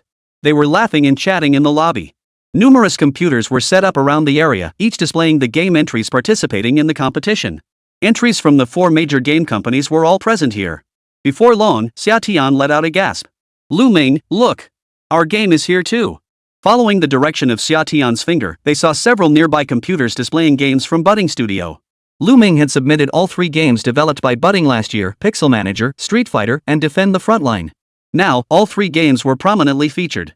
Moreover, many industry peers were discussing Minger's achievements. Did you hear? A company came out of nowhere this year. All 3 of their games made it into the Golden Finger Awards. You mean budding, right? That producer's got some serious skills. Talent is emerging everywhere. It's more than just a bit of skill. Speaking of which, do any of you know that producer? I'd like to get in touch with him. Forget it. A director that talented? His boss would guard him like a prized possession. Both his speed and quality are top tier. I heard Budding's boss is that stunning beauty. She pulled out all the stops with her charm offensive to keep that director. Whoa. Tell me more. If it's about that, I'm wide awake. Xià Tiān. Hearing these baseless rumors, Xià Tiān was seething with frustration. Put. How dare they slander someone's reputation out of thin air? Meanwhile, Lù Ming beside him stifled a chuckle, pretending to be oblivious as he walked past the group. He didn't even bother pretending to be cool. Didn't he see his girlfriend blushing beside him? He'd better give her some face. Just as Lù Ming was curiously checking which games had been nominated. Suddenly, some commotion in the distance caught both his and Xià Tiān's attention. I told you not to look. Are you annoying or what? Chapter 134, The Future of AR Technology. I told you not to look. Are you annoying or what? A slightly irritated voice echoed from a corner in the distance. A high-ranking executive from Gods Incorporated was impatiently shooing away the young girl beside him, who looked utterly embarrassed. Feeling the stares of those around her, her face flushed slightly. After bowing slightly twice, she slunk away from the scene. Meanwhile, he began scouting for other game company executives. Observing the girl's demeanor, a thoughtful expression crossed Lù Ming's face. Then, as if suddenly recalling something, he turned to an older man beside him. Excuse me, does anyone here know what that person does? Old man? Who are you? Why ask me? I'm Lù Ming, director of manga company. Whoa! Budding! Director Lù? Pleased to meet you. Upon hearing Lù Ming introduce himself, the guy who'd been looking utterly bewildered moments ago suddenly lit up with enthusiasm. As if sensing the confusion in Lù Ming's eyes, he immediately glanced at the disheveled young man. Then he shrugged helplessly. Director Lù, this must be your first time attending such a ceremony, right? After all, budding was only founded a year ago, and you're so young, ahem. Anyway, that guy clearly looks like someone from a tech company probably here to sell their tech and servers. We get tons of these guys every year, and honestly, their tech isn't particularly innovative. Even if some seem promising, how should I put it, we might not actually need them. Given Bud's capabilities, you're probably using top-tier products already, right? I doubt you'd find theirs appealing. Speaking of which, Director Lù, I'd love to discuss your sandbox game philosophy. Our company is currently designing a sandbox game and I was wondering, as the father of sandbox games. Blah blah blah. Finally, they'd laid eyes on the legendary father of sandbox games. How could he pass up such a golden opportunity for exchange? Even if their company had no plans to develop a sandbox game, they were determined to hold on to Lù Ming and learn from him. In just a few moments, a growing crowd gathered around Lù Ming. This left Lù Ming, who had originally intended to take a look around, suddenly caught off guard. Come on, he's not some overpowered protagonist. You can't just flash a wicked, wild look and give them a cold, disdainful stare whenever you see these colleagues because you don't feel like dealing with them. I'm not targeting all of you, but everyone here is a bunch of lecherous perverts. That's cinema, not reality. The world of martial arts isn't just about fighting and killing, it's also about human relationships and social etiquette. You never know when you might need to collaborate with them. So, with no other choice, Lù Ming had to chat with these fellow developers about the game's creative journey, sharing insights and ideas from his past life about sandbox games. The audience listened with rapt attention. This led to more and more fellow developers nearby gradually took notice of this young man speaking so eloquently before them. What's going on over there? Why are several big shots listening to a young guy lecture them? Is he some big shot's protege? But they wouldn't need to suck up that much, would they? Doesn't seem like it. It's that budding director Lù. Oh, the father of sandbox games? He seems to be sharing his game design philosophy. Whoa, what a golden opportunity. Let's go listen too. Let's go, let's go. In moments, a crowd had gathered around Lù Ming. So much so that Xià Tiān, who had been standing beside Lù Ming just moments ago, had been pushed aside without even realizing it. Xià Tiān? Ugh. Bunch of tech geeks. Watching her little boyfriend become the center of everyone's attention. Her eyes held both resignation and satisfaction. Seeing that Lù Ming wouldn't be released anytime soon, she promptly plopped down on an empty sofa. After ordering a latte and 2 pieces of mousse cake from the service counter, she began scrolling through her phone. Just as she was engrossed in scrolling through her phone, a slightly shy voice suddenly interrupted her focus. Excuse me, miss, could I borrow 10 minutes of your time? Seeing someone standing right in front of her, Xià Tiān was clearly startled. A young woman appeared before her, dressed in a not quite fashionable women's suit, clearly a recent graduate. Her eyes still held a hint of innocence and the clear fish lips of someone who had recently emerged from the ivory tower. Instinctively, a flicker of amusement crossed Xià Tiān's face. And the other person. Upon catching Xià Tiān's smile, her already shy face flushed with a deeper blush. She couldn't help but think to herself. This lady is so pretty, she seems easy to talk to. This was the very person who had just been turned down by the CEO of the gods. Just as Lù Ming had surmised. She was the tech company representative here to pitch their products and services. Wang Xiaoke, who had just graduated not long ago, had no idea at that moment that she was about to land her first major deal. At that moment, she was still lost in Xià Tiān's radiant beauty. Only when Xià Tiān nodded did she snap out of her reverie. She couldn't help but exclaim with delight. Thank you, sister. May I ask your name? Just call me Xià Tiān. Alright, Ms. Summer. Since you're attending the Golden Finger Awards, you must be from a game company too, right? Our company is called Geek Technology Company, Limited. Have you heard of us? No. Actually, our company has been around for many years and is also the authorized distributor for AR products in China for a certain fruit-themed smartphone company. I firmly believe AR gaming will be the future of gaming. Imagine playing games through AR glasses, wouldn't that be incredibly cutting edge? Hearing this, Xià Tiān's face flashed a hint of genuine interest. AR glasses? Weren't those released years ago? I seem to recall hearing about AR glasses several years back, but I haven't seen any wildly popular AR games on the market. Well, you must be referring to VR glasses. Our AR glasses have undergone significant technological enhancements. While it's true there aren't any blockbuster AR games on the market yet, precisely because there aren't any, if your game succeeds, wouldn't you be the first to take the plunge? Xià Tiān. Ha! She might not know much about games, but she understood the market. If AR games were that easy to make popular, would it even be in its infancy? The 4 major gaming companies, plus all those big foreign studios, have been pouring resources into cracking the AR game code for years.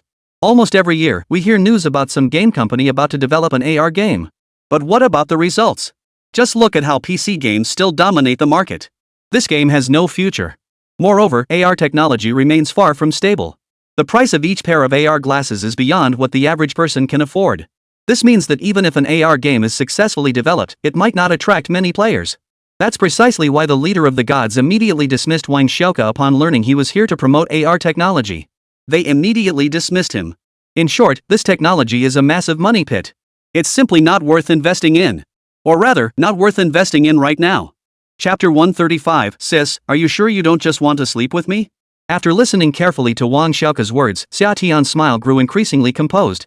Seeing her expression, Wang Xiaoke couldn't help but feel uneasy. He swallowed nervously. Seeing that all the fancy sales pitches the seniors had taught him hadn't swayed Xià Tiān in the slightest, she instantly realized that Xià Tiān was no naive novice. Instantly, Wang Xiaoke's heart sank. Still, it was rare to find someone willing to listen to her pitch. And judging by the other person's attire, they weren't wearing some obscure, unknown brand. Her mind drifted back to the secret weapon her uncle had shared just before she left. That was, Ms. Xia. If you're interested in purchasing our service technology, I can offer an additional 15% discount on top of the original price. Ha! Hearing his words, Xià Tiān, who had previously shown no interest in the technology, suddenly grew uncertain and puzzled.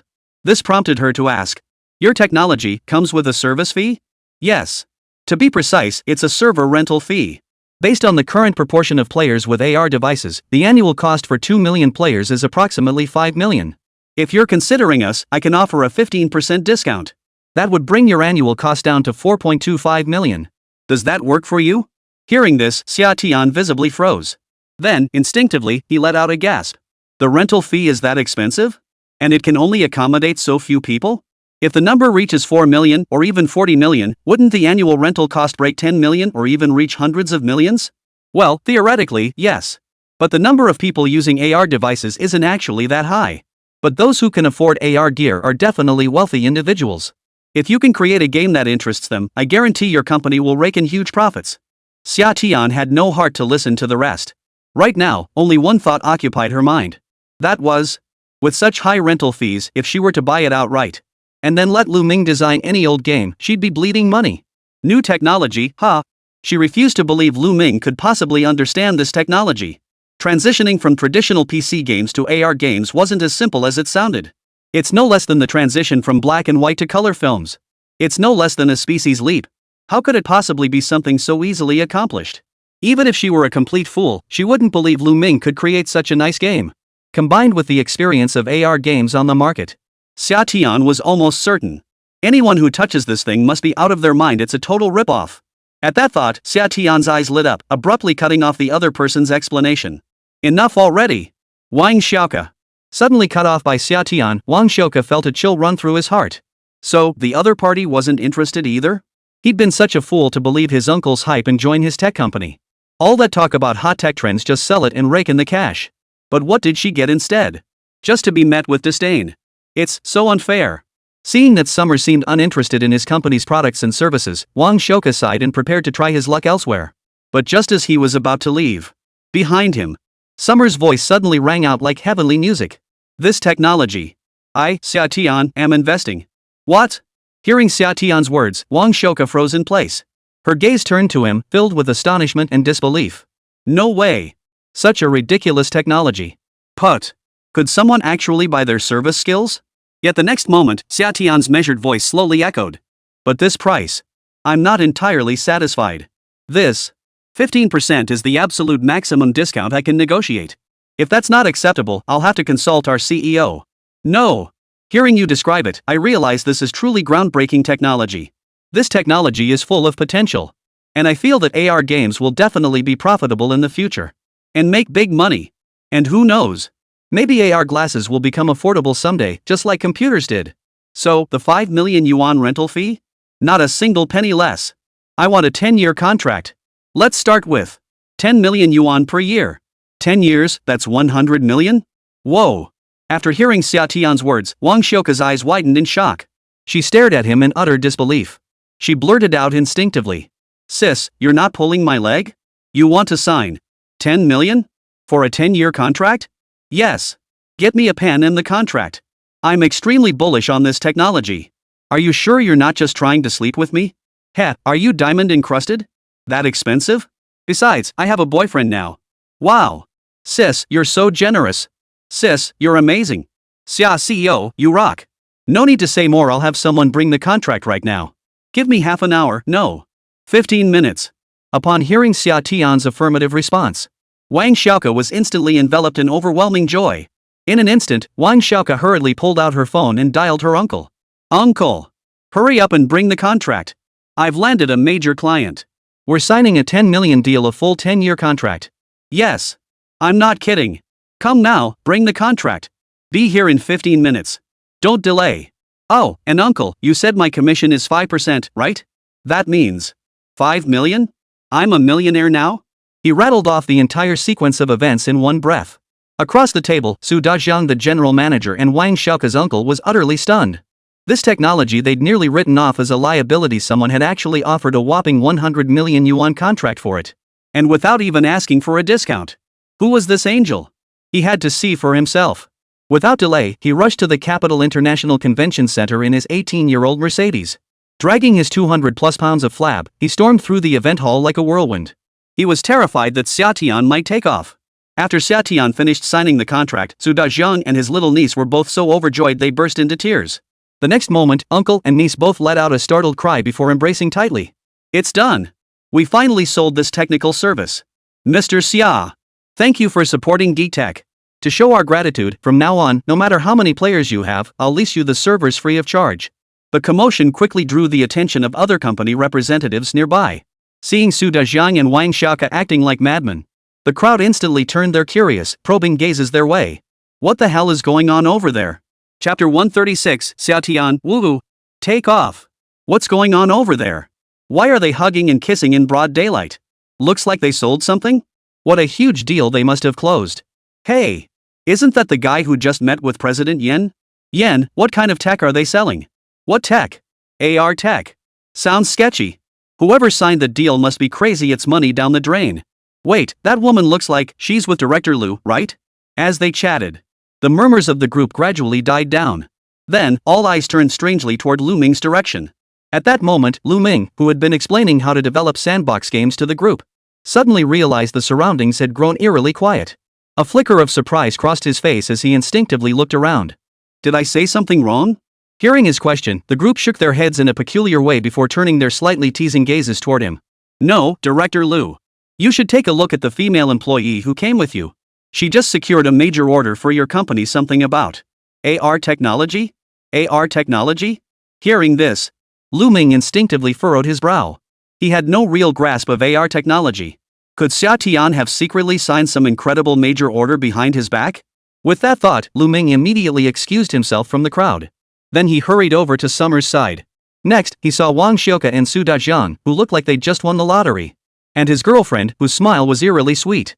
Seeing her expression, Lù Ming inwardly groaned. Miss Xia, you didn't sign any special orders behind my back, did you? You're my little boyfriend for a reason. You guessed it right. Ta-da. Look, Lù Ming. I just signed an AR technology service contract. He said this tech is guaranteed to make money. With my eye for opportunities, as long as we develop the game properly, we won't have to worry about making money. So I signed up for 10 years in one go. Unlimited server access, whoa. Lù Ming. Watching Xià Tiān's beaming face, he suddenly felt a bit weary. But hey, she's his girlfriend. He had no choice but to indulge her. The other competitors nearby had long since pricked up their ears, eavesdropping on their conversation. At that moment, they all learned that Xià Tiān had just signed a sky-high contract during their conversation. Instantly, every pair of eyes widened in disbelief, as if they were ready to kneel before Xià Tiān. Holy crap! 100 million? Our company probably won't make that much in a lifetime. Minjia really lives up to its name, spending like crazy. Is this even about being generous? Who knows how promising this game will be, huh? I'm exhausted. Didn't President Yan just say that whoever invests in this tech is a fool? But if it's Director Lù, maybe there's actually a chance? Give me a break. How many AR glasses users are there globally? How can you guarantee it'll turn a profit? The entire group was already in an uproar. After hearing Lù Ming and Xià Tiān's conversation, all wore expressions that were anything but neutral. Some hesitated, some were curious, some were dismissive, and others even wore expressions of mockery. Clearly, when it came to this unique AR technology, the crowd wasn't particularly optimistic. Even if Lù Ming himself stepped in to develop the game, who could guarantee it would truly become a hit? At this thought, the room once again fell into an eerie silence. As for Lù Ming, watching Xià Tiān look so happy, it was as if that 100 million yuan contract she signed wasn't a money-losing deal, but one that would net her a guaranteed 10 billion. He couldn't help but sigh, but still nodded with a smile. Alright. Since you're so confident in AR games, Ms. Xia, I'll give it a shot. But let me be clear, I'm no expert either, so I can't guarantee we'll create a game that's guaranteed to make money. Hearing Lù Ming's words, Xià Tiān's smile grew even broader. Ha! She knew it. Even someone as extraordinary as Lù Ming couldn't possibly excel in a field he knew almost nothing about. This time, she was definitely going to lose big. Losing 10 million a year meant a steady 100 million in income every year, right? Plus the costs of developing the AR game. By then, she might end up losing even more. Just thinking about it made her smile uncontrollably, her whole body feeling as refreshing as eating ice cream on a hot summer day. This money-losing battle? I'm winning big time. The eagle-like woman soars once more. Woohoo, take off. The other traders around her now stared at Lù Ming with curiosity. Their expressions held a hint of unease. Congratulations, Director Lù. You've discovered a gemstone that no one has yet polished. That's right, Director Lù. If it really turns a profit, remember to bring us brothers along for the ride. Let's be honest, with Director Lu's capabilities, it's bound to be profitable, right? It's an AR game, you know. Probably only rich folks can afford it, right? That's gotta be a goldmine. Absolutely. When have you ever seen rich people playing games worry about money? Faced with the flattery and sarcasm laced in everyone's words, Lù Ming merely chuckled softly and shook his head. He admittedly knew little about this world's AR technology. Back in his previous life, major tech companies had been talking about developing AR games for years. Yet nothing ever materialized. But in this life, thanks to the early rise of the computer industry, who knows if AR technology in this world might advance more rapidly? Everything is filled with unknown challenges. Even if he really did lose out to Xià Tiān, he wouldn't care. After all, Manhwa carries several golden goose eggs in her pocket. Even if he did lose money, it wouldn't matter. At worst, he'd just make a few more profitable games. Besides, who says there aren't any good AR games? In the past, it wasn't that there were no good AR game concepts. It was just that technological limitations prevented designers from bringing their wildest ideas to life. Never underestimate the capabilities of a top-tier designer. Take the original Mario, for instance. Who would have thought that a single Mario game, cherished by countless childhoods, was a mere 64 kilobytes? Those designers, working within the constraints of their era, using such rudimentary technology to create what remains a timeless classic in countless hearts. If they could do it back then, why can't we do it now? Thinking of this, Lù Ming, who had been feeling somewhat helpless, was now filled with unprecedented passion and drive.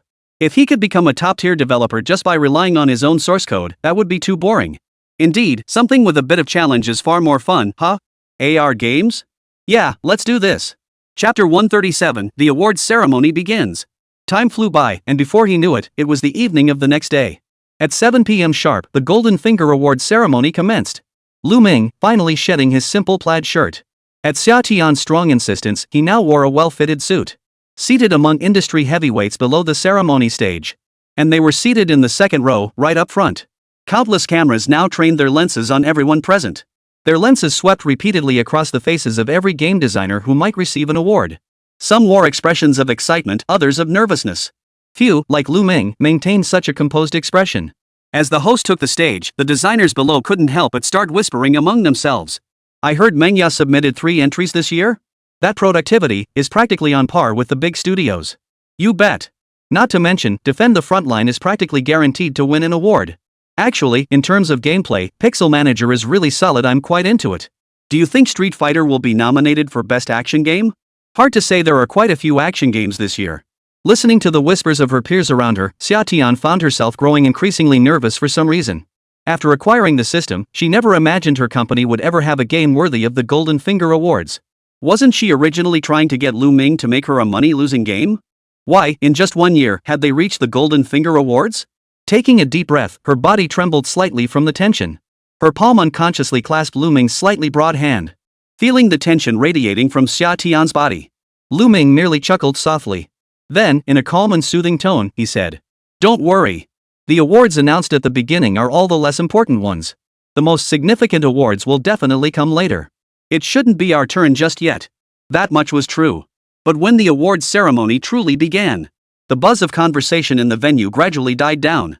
Regardless of whether the projects came from major studios, winning an award represented glory on a national, even global scale. This year's Golden Finger Awards featured not only game companies from Dragon Nation. Game designers from several foreign companies whose titles exploded in popularity last year were also invited. Those invited by the organizers were essentially those with a real chance of winning an award. With the already limited number of trophies, if foreigners were to take a slice of the pie, the slice of the pie available to everyone becomes even smaller. The crowd waited quietly for the host's announcement. First up were the secondary awards for the Golden Finger Awards. Best Family Game, Best Fighting Game, Player's Choice, and Most Anticipated Game. Among these 4 special awards, budding Street Fighter successfully secured a nomination for Best Fighting Game. Also nominated were God's Fighting Beauties, Thunder's Hot-Blooded Fighting, Neon's Battle Beast Tide, and Eagle Sauce's Ultimate Gladiator. Among the gameplay styles of these 5 titles, the latter 4 fighting games largely adhere to traditional fighting RPG themes.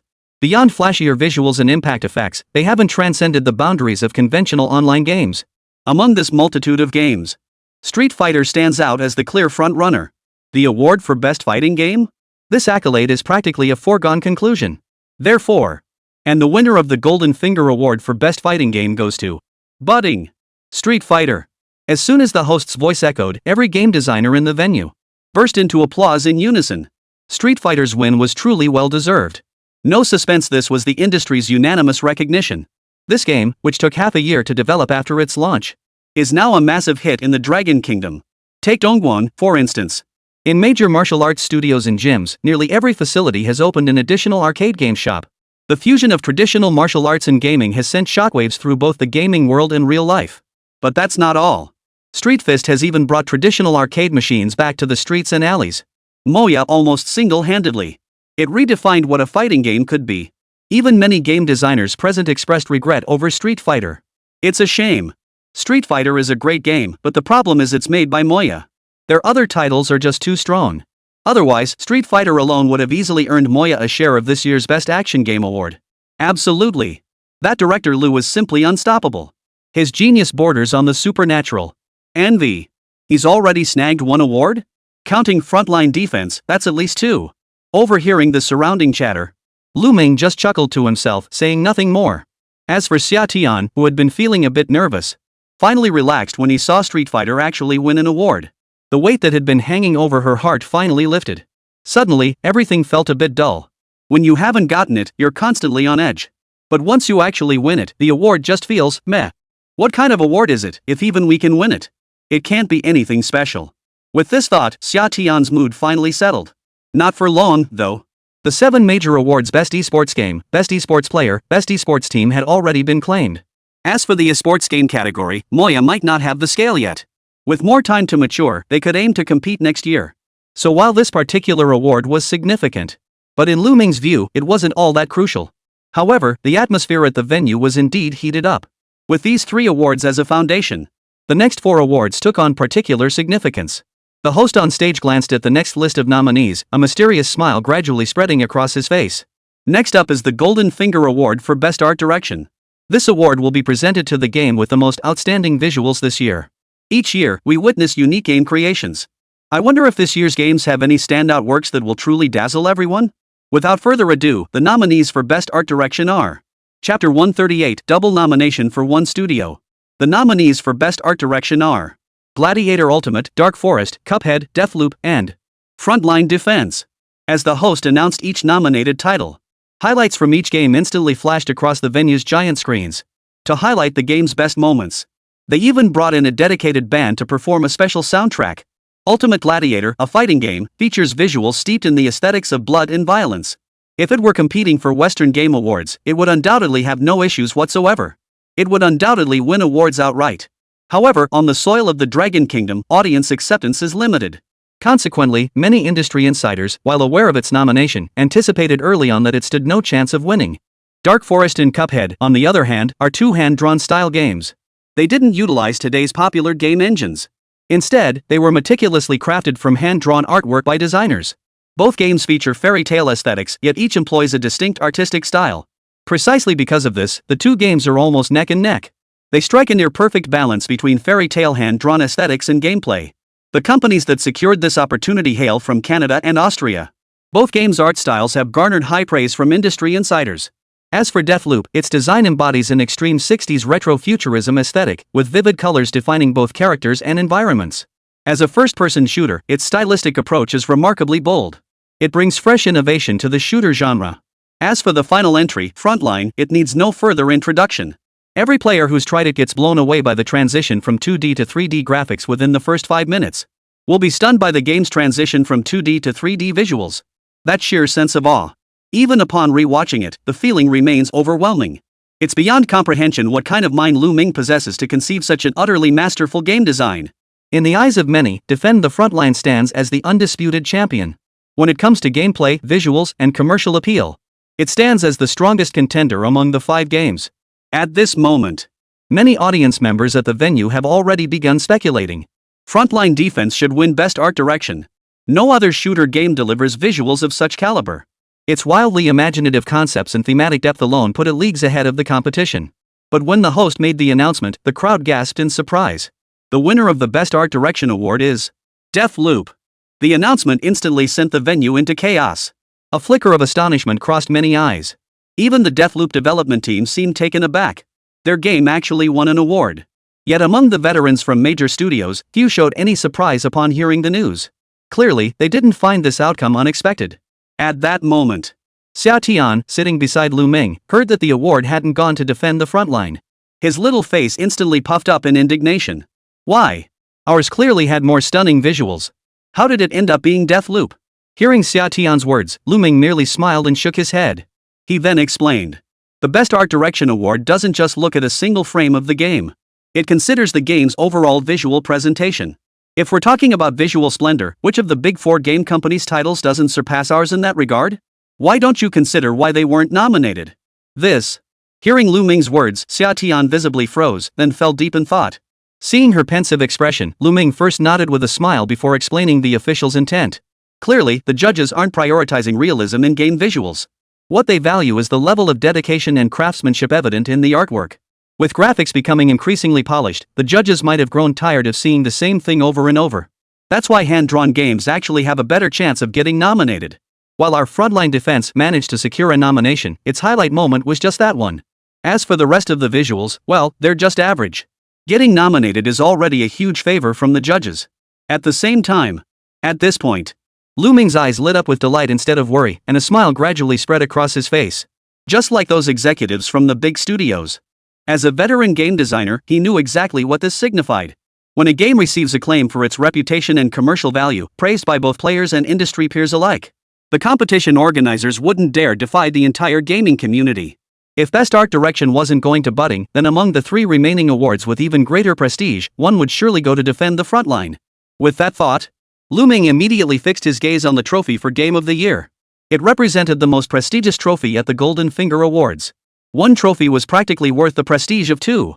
As Lù Ming pondered this, the stage had already transitioned to the presentation for Best Game Director.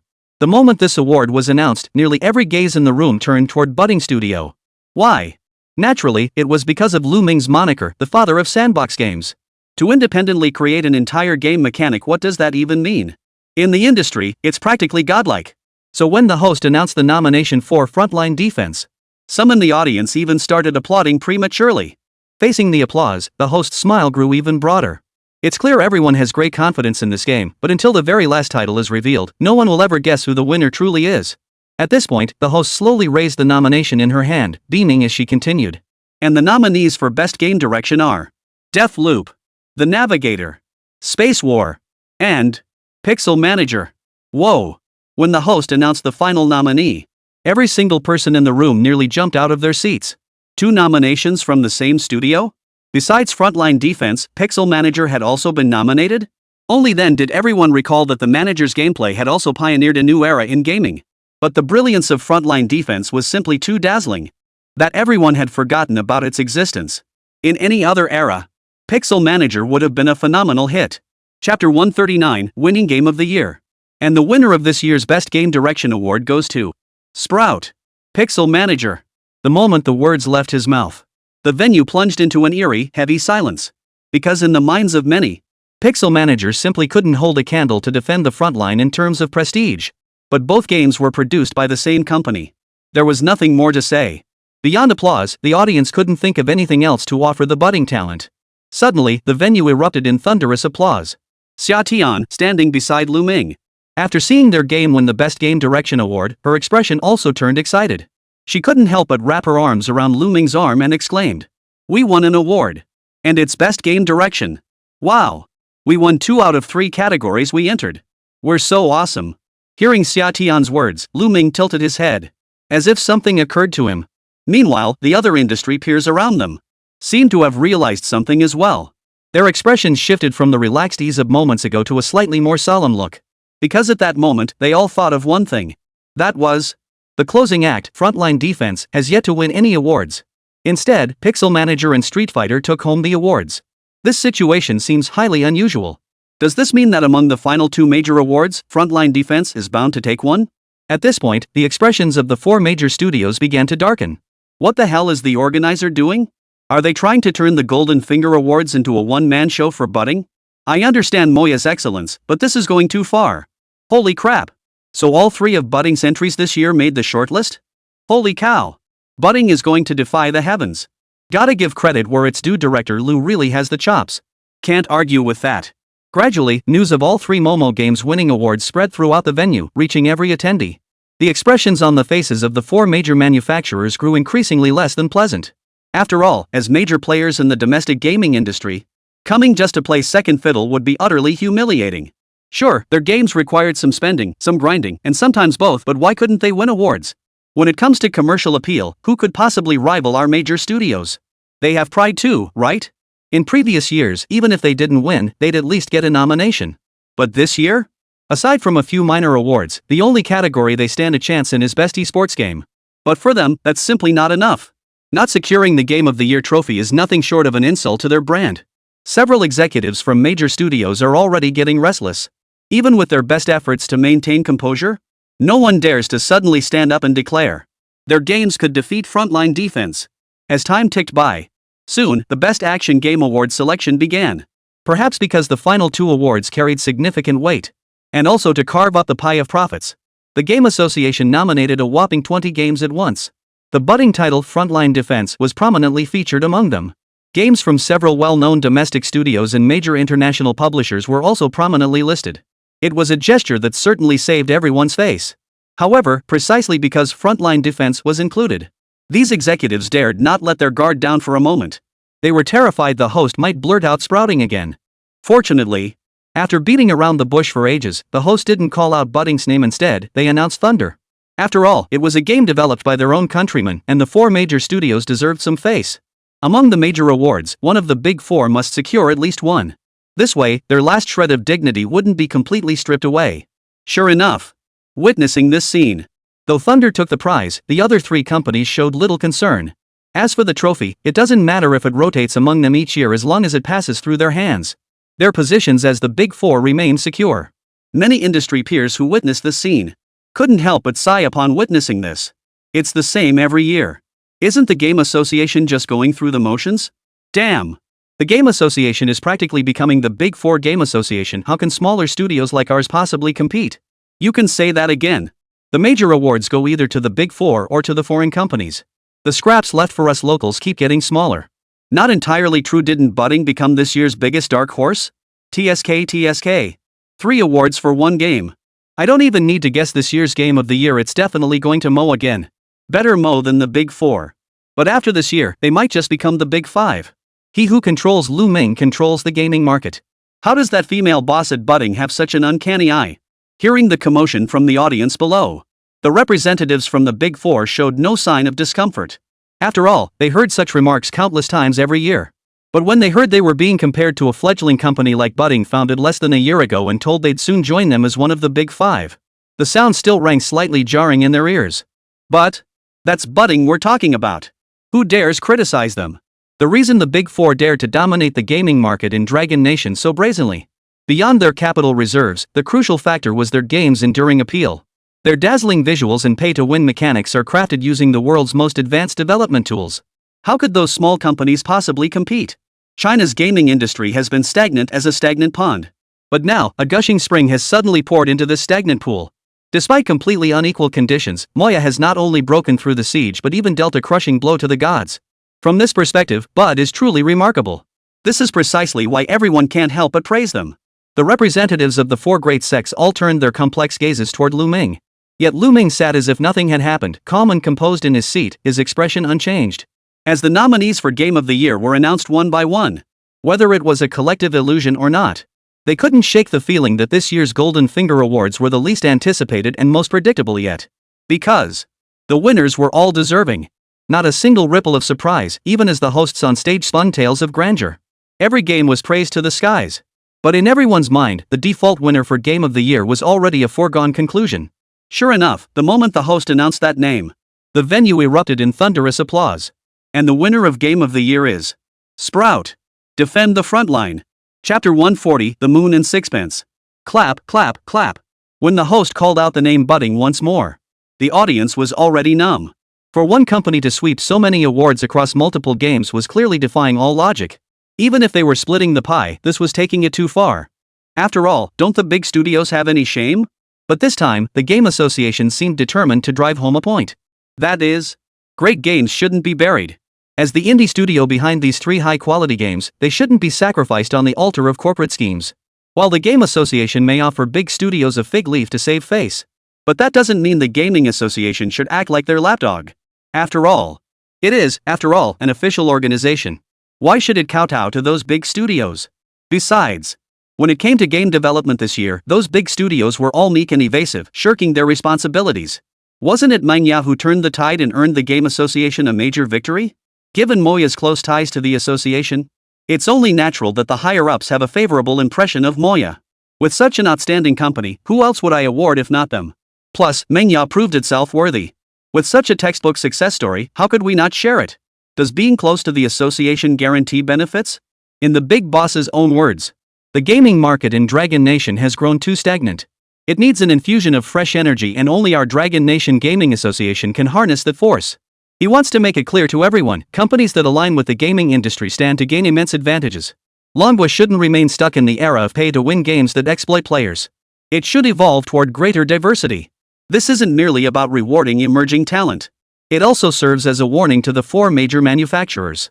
Given this convergence of favorable timing, advantageous conditions, and supportive public sentiment, the Game Association has now made a decisive, all-or-nothing move, embarking on sweeping reforms. And precisely because of this, that Moya could stand out at this year's Golden Finger Awards and directly take home 3 trophies. Even Lù Ming hadn't anticipated that the Golden Finger Awards organizers would be so bold. They forcibly awarded Lù Ming 3 trophies. And so, when the host called out for winners to come on stage to receive their awards, other game companies sent just one representative to accept their awards.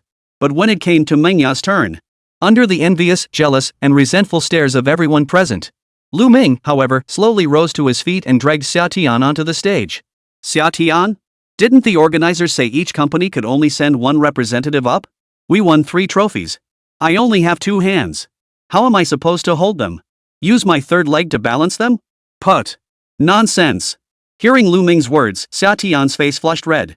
She shot Lù Ming a disapproving look before gracefully rising to her feet and following him onto the award stage. The host, however, made no attempt to stop Lù Ming and Xià Tiān. With a smile, he handed Xià Tiān the trophies for Best Fighting Game and Best Game Direction. Then, she brought out the top honor, a trophy noticeably larger than the others.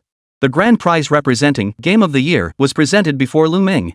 Amidst thunderous applause from the crowd, Lù Ming slowly accepted the trophy, a symbol of both honor and fortune. When the crowd caught sight of Lù Ming's youthful figure, they couldn't help but murmur in astonishment. Is this the director Lù from Budding? He's so young? I heard he just graduated from university. Can you believe it? A new generation of talents emerges every few hundred years, each leading the trend. I really feel old. They say fame should come early, but this is way too early. He's leaving us no chance to survive. The crowd below the stage felt a mix of bitterness and envy. All eyes were drawn to the massive trophy in Lù Ming's hands. Who, at the age of 22, could take home the trophy representing the highest honor in the gaming industry? Even Hidetaka Miyazaki, hailed as a genius, didn't receive this honor until he was 35. It was as if the heavens themselves had blessed Lù Ming. It was enough to make anyone green with envy. The hostess beamed at Lù Ming, her eyes sparkling with admiration. What woman wouldn't adore a hero? And this hero was so young, so dashing. Handsome and carefree, yet steady and mature. These seemingly contradictory traits coexisted in this young man. This added an air of mystery to Lù Ming. With a slightly starstruck gaze, the hostess smiled warmly at Lù Ming and asked, Director Lù, is there anything you'd like to share with everyone? After a moment's thought, Lù Ming replied, To be honest, I never imagined that after just 1 year in the industry, I would receive such an honor. I feel that the fairness of the competition committee has allowed me to win this highest award in the gaming world. Well, I'll keep it brief then. He took the microphone handed to him by the host. Lù Ming paused for a moment before smiling and saying, Winning this award isn't about how skilled I am at gaming, but about my persistence. I'm committed to creating games people remember by name, not games remembered for how much they cost. I want players to experience the joy within my games even without spending money, that's all. Some say we're like Don Quixote, but tonight's applause from all our peers proves, when the entire industry looks up at the moon, the sixpence scattered on the ground becomes the foundation. Thank you for believing games should be the crown of the ninth art, not a statistician's sandbox. Moving forward, Manhwa will continue proving that commercial success and creative integrity can resonate in perfect harmony. Thank you. The audience fell silent upon hearing Lù Ming's resolute words. The venue fell silent. Some sneered, some admired, some held it as gospel. The gazes of those major game studios grew increasingly cold and sharp. Meanwhile, the game designers and developers from smaller studios felt as though they had found their backbone. Those eyes, once clouded by greed, now began to sparkle with renewed hope. Those who had already despaired of the future for Dragon Country games. Now, they sensed a new gaming era beckoning. After a long silence, it wasn't until Lù Ming and Xià Tiān strolled away. Only then did they snap out of their daze. The next moment, thunderous applause erupted from the audience below the stage. That director Lù is incredible, truly a genius. Damn it! He really pulled it off. He wants to make a game that leaves a lasting impression? I'm dying to give it a shot. Exactly. If we pour our hearts into making games, we'll win players' devotion. Budding is the perfect example. Oomph. It's just a 1-year trophy. What's there to be so cocky about? Young people are so full of themselves. I'm past that stage. Does he think he can single-handedly change the entire industry? Chapter 141, The Joint Petition of the Esports Players. The Golden Finger Awards concluded. This year's results were both unexpected and yet somehow inevitable. Manhwa, the dark horse of the gaming world, claimed the championship without question. And it achieved a triple grand slam. Every single one of its entries won an award. Such an honor may not be unmatched in the future, but it is certainly unprecedented in history. All domestic media outlets reported on the incident the very next day. After all, in this era, as a global esports phenomenon, countless eyes were fixed on the situation here. The Golden Joystick Awards, as a global accolade, hold even greater prestige than China's Golden Horse or Golden Rooster Awards. Let's put it this way. Sia Family's Qinghai Entertainment is already among the top players in the Magic City, right? But when it comes to the fame of their stars and artists, they pale in comparison to the esports players in the gaming world. Those skilled, high-profile esports players? Their annual endorsement fees alone far exceed those of top-tier celebrities. In this era of nationwide esports entertainment, Manhwa's profile skyrocketed overnight after winning the Golden Finger Award. It's just that Manhwa is still relatively small in scale. Otherwise, calling it the fifth major player after the Big Four would be perfectly justified. Just as Manhwa claimed the Golden Finger Award. Good news also trickled in from Wangba, Xiandong, and Hofanji's camps. The trio competing for the Golden Joystick Awards in DGCA also reaped substantial rewards. First, at the Golden Joystick Awards, Frontline Defense secured 4 game nominations. It claimed the trophy for the second most prestigious award, Best Game on Platform, while also securing the Innovation Breakthrough Award in the Industry Contribution category. Pixel Manager claimed the Sustained Operation Award. The only disappointment was Street Fighter, which struggled due to its limited audience in Europe and America. Their passion for Kung Fu waned without iconic figures like Jackie Chan and Jet Li. The game hasn't garnered much attention in those regions. Even so, winning 3 trophies is already a huge sensation. Of course, the Golden Joystick Awards carry more prestige than the Golden Joystick Awards. The Golden Joystick Awards simply hand out too many trophies. Can you believe an awards ceremony dared to split into 2 separate events? Then there's the DGCA. It's a bit of a shame. Frontline Defense, due to its later release date, did not win this year's Game of the Year award. However, it did win the Best Design Award and Best Innovation Award. Among the 3 world-class prestigious awards, Ninja Games swept all the awards. Even within the industry, this is a truly sensational achievement. Now, major platforms are racing to cover this story. Countless domestic fans of butting are celebrating this miraculous achievement. I knew Bud would become legendary. And it took less than a year. The Big Four? They're called that for nothing, turns out none of them can hold a candle. The Golden Finger Awards have become these companies' last fig leaf. What a disgrace. Absolutely disgraceful. I absolutely love Defend the Frontline, who knew it was designed by Manhwa.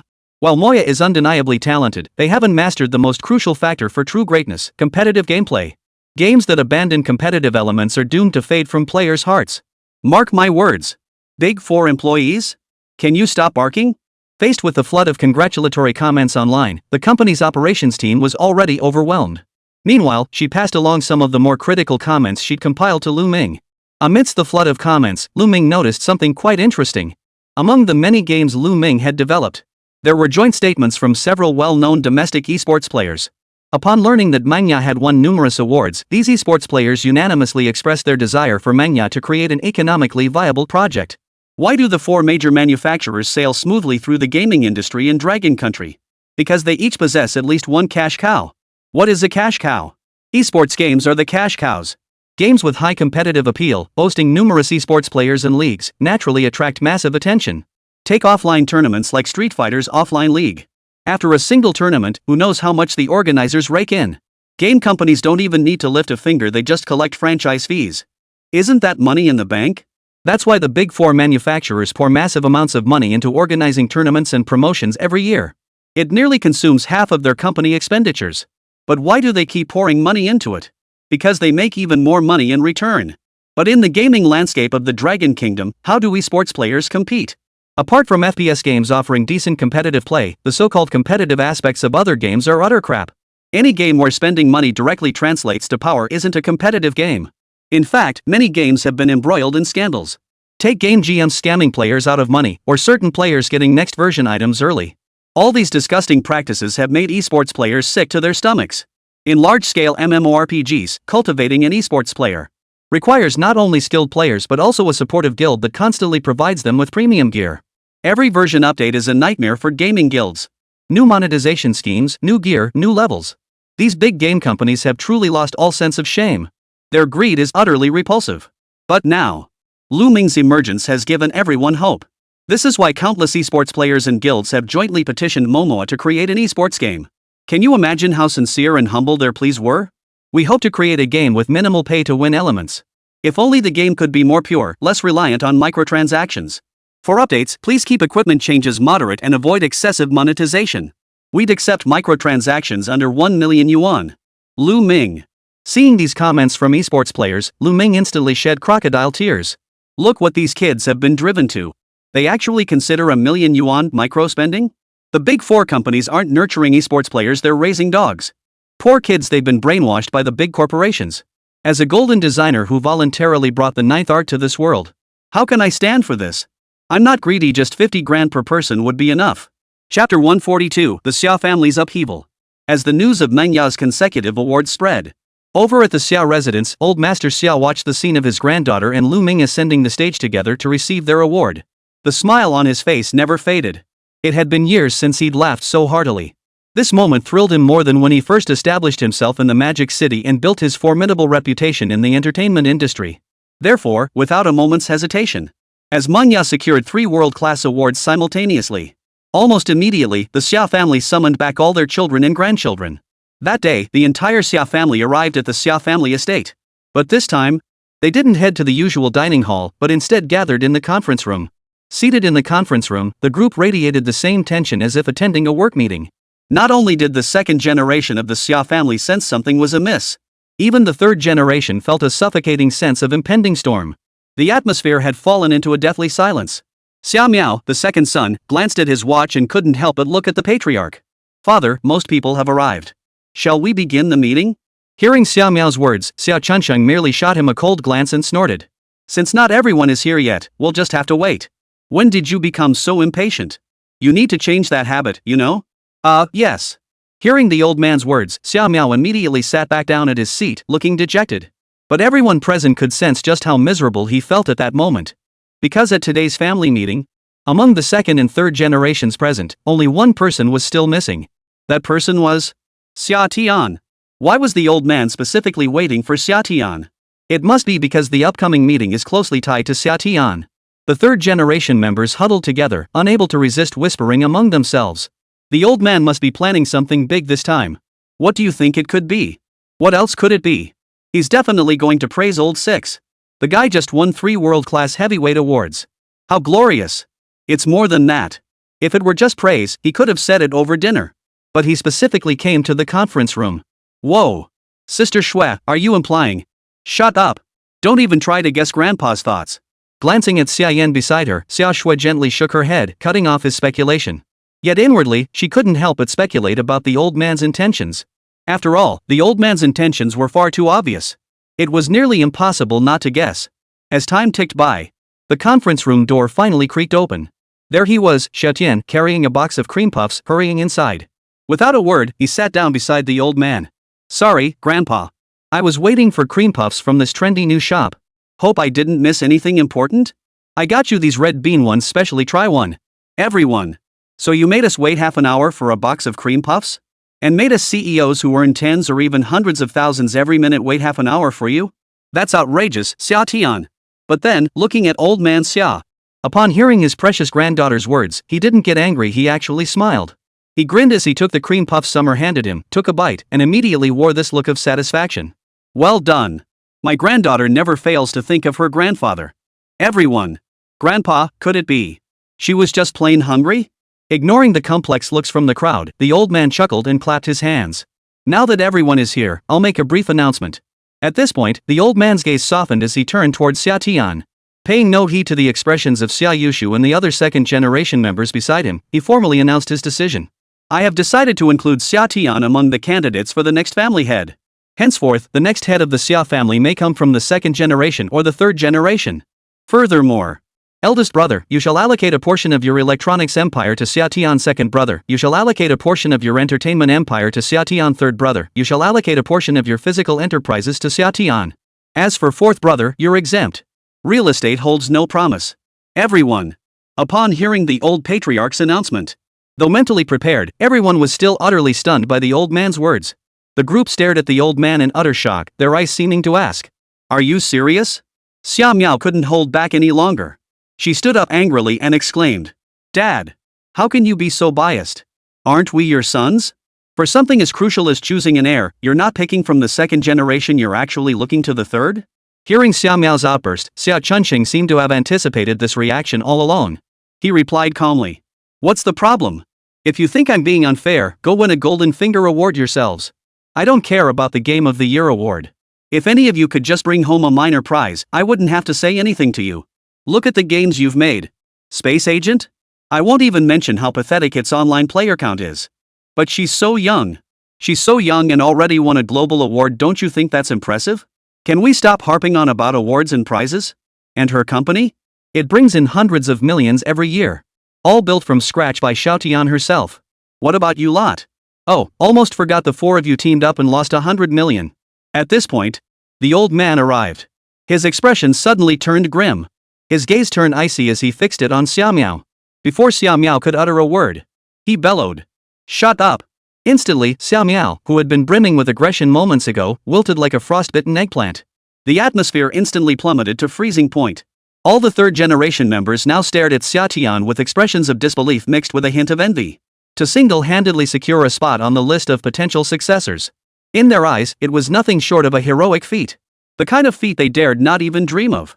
They might have considered competing for the position of head of the third generation, but the competition had already begun among the second generation. Absolutely unbeatable. What kind of extraordinary talent could possibly earn such favor from grandfather? She had been the family's most insignificant member before. All these years, was it all just an act? Truly, terrifying beyond measure. While everyone was lost in their own thoughts, suddenly, Xia Yushu, who had remained silent until now, nodded, easing the tension. Her gaze fixed intently on the old man across from her, then shifted to Xià Tiān. Then he spoke slowly. "Well, I've been feeling rather tired lately. So, Xià Tiān, I'm entrusting the Sia family's old electronics factory to you. You must safeguard this family business diligently. Understand? The old electronics factory? That nearly bankrupt electronics factory?" At that moment, everyone froze in shock. Then, the second-generation members like Xiao Miao, who had been looking downcast, suddenly lit up with excitement. Right. How could we have forgotten something so crucial? There was still a chance. They still had a chance to turn things around. Chapter 143, Summer. My uncle and his family are so good to me. As everyone knows, a large enterprise can't possibly cover every single detail. The notion that everything you touch turns to profit is nothing but a myth. Profits and losses are the norm in business. Xingha has done well in the 3C sector, with its phones and home appliances gaining some recognition domestically. But even within the profitable electronics sector, there are unprofitable ventures. Take the old electronics factory Xia Yushu just mentioned, for example. Back when we were making arcade machines, we used old parts from that factory. Had the component specifications for Street Fighter not been so demanding, Xia's old electronics factory might not have been able to pull it off. At its peak, Xia Electronics employed over 2,000 workers. But with the passing of an era and the rapid evolution of technology, the business of the old electronics factory gradually failed to meet people's needs. Skilled veteran employees were recruited by mobile phone and home appliance factories. Those without skills had no choice but to linger in the old factory, biding their time. Today, the old Xingha Electronics factory employs fewer than 200 people.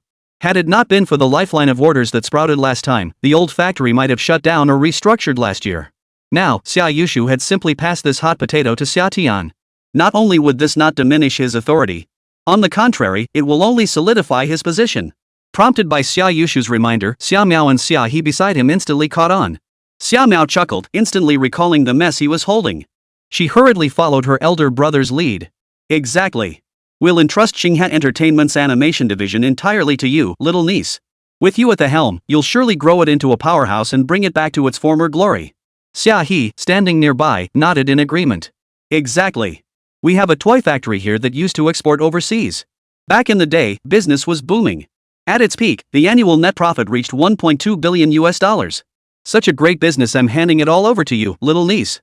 Hearing his eldest brother, second brother, and third sister speak, Xià Tiān's father, Xia Dao, instantly grew displeased.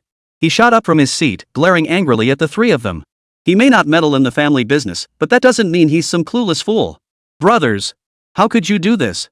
Do you really think I don't know you're handing me nothing but messes? Forget the old electronics factory. How many years has Xingha Animation been dead in the water? And third sister, your toy factory, you're talking about stuff from 7 or 8 years ago. The toy business hasn't been profitable for ages. Hearing Xia Tao's words, Xia Yushu and the others' eyes darted nervously. But soon, their gazes sharpened once more. The struggle for the crown prince's position had always been like this. Their little niece was trying to snatch food from their plates. If they didn't act now, their positions would truly be in jeopardy. The second generation of the Sia family, when faced with a common third-generation adversary, they had united, a rare occurrence. Even if their own juniors berated them for lacking dignity, they had no choice but to grit their teeth and swallow their pride. Even old Master Xia, standing nearby, could scarcely bear to watch any longer. Had he given Xia Yushu and the others the family business to turn it into this trash heap? He snorted coldly. Are you trying to bleed her dry by saddling her with this mess that loses hundreds of millions, even billions, every year? Yushu, find her some decent ones. Wait. Grandfather. Before Xia Chunxing could finish his sentence, Xià Tiān abruptly interrupted her grandfather's speech. Gazing at her uncles and aunts like Xia Yushu, the excitement in her eyes was impossible to hide. Good heavens! Losing at least hundreds of millions every year? If Lù Ming were to take over as the agent, then wouldn't she be raking in tens of billions, even hundreds of billions, every single year? Handing this mess to someone else would be pure disaster, no doubt. But if it were handed to her, that would be a treasure trove, no question. A mess worth hundreds of millions to take over. She'd never fought such a wealthy battle before. Uncle and the others really spoil me rotten. Could you guys give me more of these money-losing deals in the future, please? After figuring out just how ed up these businesses really were, a meaningful smile curved across Xià Tiān's face. She gazed at her grandfather with sparkling eyes, then offered a sweet smile. No need to switch, Grandpa. I actually enjoy challenging work like this. If you uncles have more assignments like this, feel free to give me more. I'm serious. Seeing the meaningful smile on his niece's face, everyone present sucked in a sharp breath. That smile, she's definitely taunting us. Taking on such a monstrously unprofitable business, and she's actually smiling? That's a business losing hundreds of millions every year, man. Even if her games are raking in the cash, pouring it all into a bottomless pit will kill her, right? Could it be that old six already has a plan to turn it profitable? Impossible. Different fields are like different mountains. If it were that simple, wouldn't everyone be a business genius? Seeing Xià Tiān's face brimming with confidence, the three generations of the Sia family couldn't help but inwardly scoff. As for Sia Chunsheng, upon seeing his granddaughter's determined expression, was filled with astonishment. These three messes, even if he took them on, it wasn't certain he could turn them around. With Xià Tiān's current connections and resources, could she really pull this off? But, seeing his granddaughter's unwavering confidence, he hesitated for a moment before finally nodding. On one side stood his own son's generation, on the other, his grandchildren's generation. Both were equally dear to him. Since both sides were satisfied with this outcome, he was naturally happy to avoid playing the villain. Nodding, he stated directly. Very well. Since neither of you objects, we'll proceed this way. Xià Tiān, you should thoroughly familiarize yourself with these businesses. If everything checks out, I'll arrange for the transfer contracts to be signed. But remember this, once you take over these businesses, you'll be responsible for the people under you. The daily needs of hundreds, even thousands of people, all that will fall on your shoulders from now on. The weight on your shoulders will be immense, no more working casually like you do now. Don't worry, Grandpa. I promise to make you proud. Hearing the old man's words, Xià Tiān wasn't the least bit worried.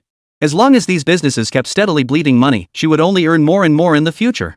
The thought of securing orders worth tens or even hundreds of billions in the near future. Xià Tiān would likely wake up laughing in her dreams. So much so that over the next few months, she was solely responsible for taking over several peripheral businesses of the Sia family. She had absolutely no opportunity to handle matters at Moya Company. Little did she know that while she was busy, Lù Ming had already convened a meeting to kick off production on the new game. The focus of their upcoming discussions? None other than the development of this new game. This time, responding to the joint request from the esports players, Lù Ming planned to develop an esports-themed game directly. As for the theme, he had already decided on it during his previous presentation. That was Battle Royale Game. Chapter 144, Lù Ming, even hooking up with rich women, is this competitive? Battle Royale Game, commonly known as a Battle Royale game. When it comes to iconic examples, PlayerUnknown's Battlegrounds PUBG undoubtedly stands out. When PlayerUnknown's Battlegrounds first launched, it immediately rivaled League of Legends, which was dominating internet cafes at the time. Within its first year, the game already hosted international tournaments. Coupled with its exceptionally stringent anti-cheat mechanisms, this allowed it to temporarily overshadow numerous top-tier FPS games. Nearly half of all FPS players switched over to PUBG. Even those who found it too expensive would pay to rent accounts to play. Subsequently, a variety of fusion-style games emerged, such as Fortnite, Naraka, Bladepoint, and Escape from Tarkov. Lù Ming's vision was to build upon these existing games and create a similar Battle Royale title. Inside the meeting room, he was explaining his vision to the team members. When he introduced the concept of Battle Royale, everyone's faces lit up with expressions of sheer amazement. This idea is absolutely brilliant. The idea of multiplayer combat in a closed map is way more interesting than traditional shooters. A large-scale competitive survival gameplay? This is the first time I've heard of it. Strategy, survival, and shooting. Hey! It combines elements from every genre. Why didn't anyone think of this before? It still looks like a shooter, but this randomization design massively increases tactical complexity. It tests players' shooting skills and demands tactical adaptability. I can guarantee it. If this game actually launches, it will mark a major revolution in FPS history. Watching everyone excitedly discuss the game, a rare smile finally appeared on Lù Ming's face. Since no one objects, then we. Your wife's calling. Before Lù Ming could finish his sentence, his phone suddenly rang. The moment the exclusive ringtone set by Xià Tiān sounded, everyone immediately shot him a teasing glance. Lù Ming, however, showed no embarrassment. He simply smiled as he pulled out his phone. "Excuse me, I need to take this call." As soon as he answered the call, Xià Tiān's slightly excited voice came through the line. "Lù Ming. Guess what family business I just took over?" Lù Ming. For some reason, he felt an inexplicable chill run down his spine. Honestly, with Xià Tiān's taste, even a dog would shake its head. What kind of industry could possibly excite her this much nowadays? Don't tell me you've started a pager factory, then even the gods couldn't save me. Ha ha ha. How could that be? Great deals. All of them. My uncle and his crew hooked me up an electronics factory, a kids' TV show, a toy company, especially that toy company. At its peak, it made $1.4 billion a year. In US dollars, mind you. Whoosh. Hearing Xià Tiān's words, Lù Ming couldn't help but whistle. Could he retire early? Live the easy, joyful life of a sugar daddy? Wow. This is exactly what you'd expect from a female CEO romance novel. Why bother working my ass off anymore? Instantly, he couldn't help but rub his hands together excitedly. Where is it? I want to see it too. What a generous gift your uncle and the others really know how to splurge, huh? Is this how you rich folks give gifts so down to earth? Hearing Lù Ming's words, Xià Tiān's smile grew even wider. She couldn't wait to see the look of utter despair on Lù Ming's face. I've sent you the location. Stop working and hurry over here. I decided I'm hiring you as the director for these 3 businesses. From now on, you'll be juggling 4 jobs. Lù Ming. Wait a minute? Does hooking up with a rich woman have to be this competitive these days? His idea of being capped, she casually flings a stack of cash in his face. What's Xià Tiān thought of being capped, giving you 3 extra jobs so you can earn triple the salary? Are you out of your mind? Can't you just let me not work? Hearing Xià Tiān's words, Lù Ming felt like he was going to puke. Rolling his eyes wildly, he couldn't help but ask. So how's my pay supposed to work then? How about I give you a commission? I'll transfer 10% of the shares to you, but the equity remains mine. Dearest wife, I'll be your dog. Instantly. Lù Ming, who had been complaining bitterly moments ago, suddenly felt no more backaches or leg pains. This was a giant corporation raking in $1.4 billion annually. A 10% stake would net him 140 million yuan? In an instant, Lù Ming stormed into the office, kicking the door open with a fierce kick. Amidst the stunned stares of everyone present, he waved his hand dramatically. Screw your games. I'm switching to toys.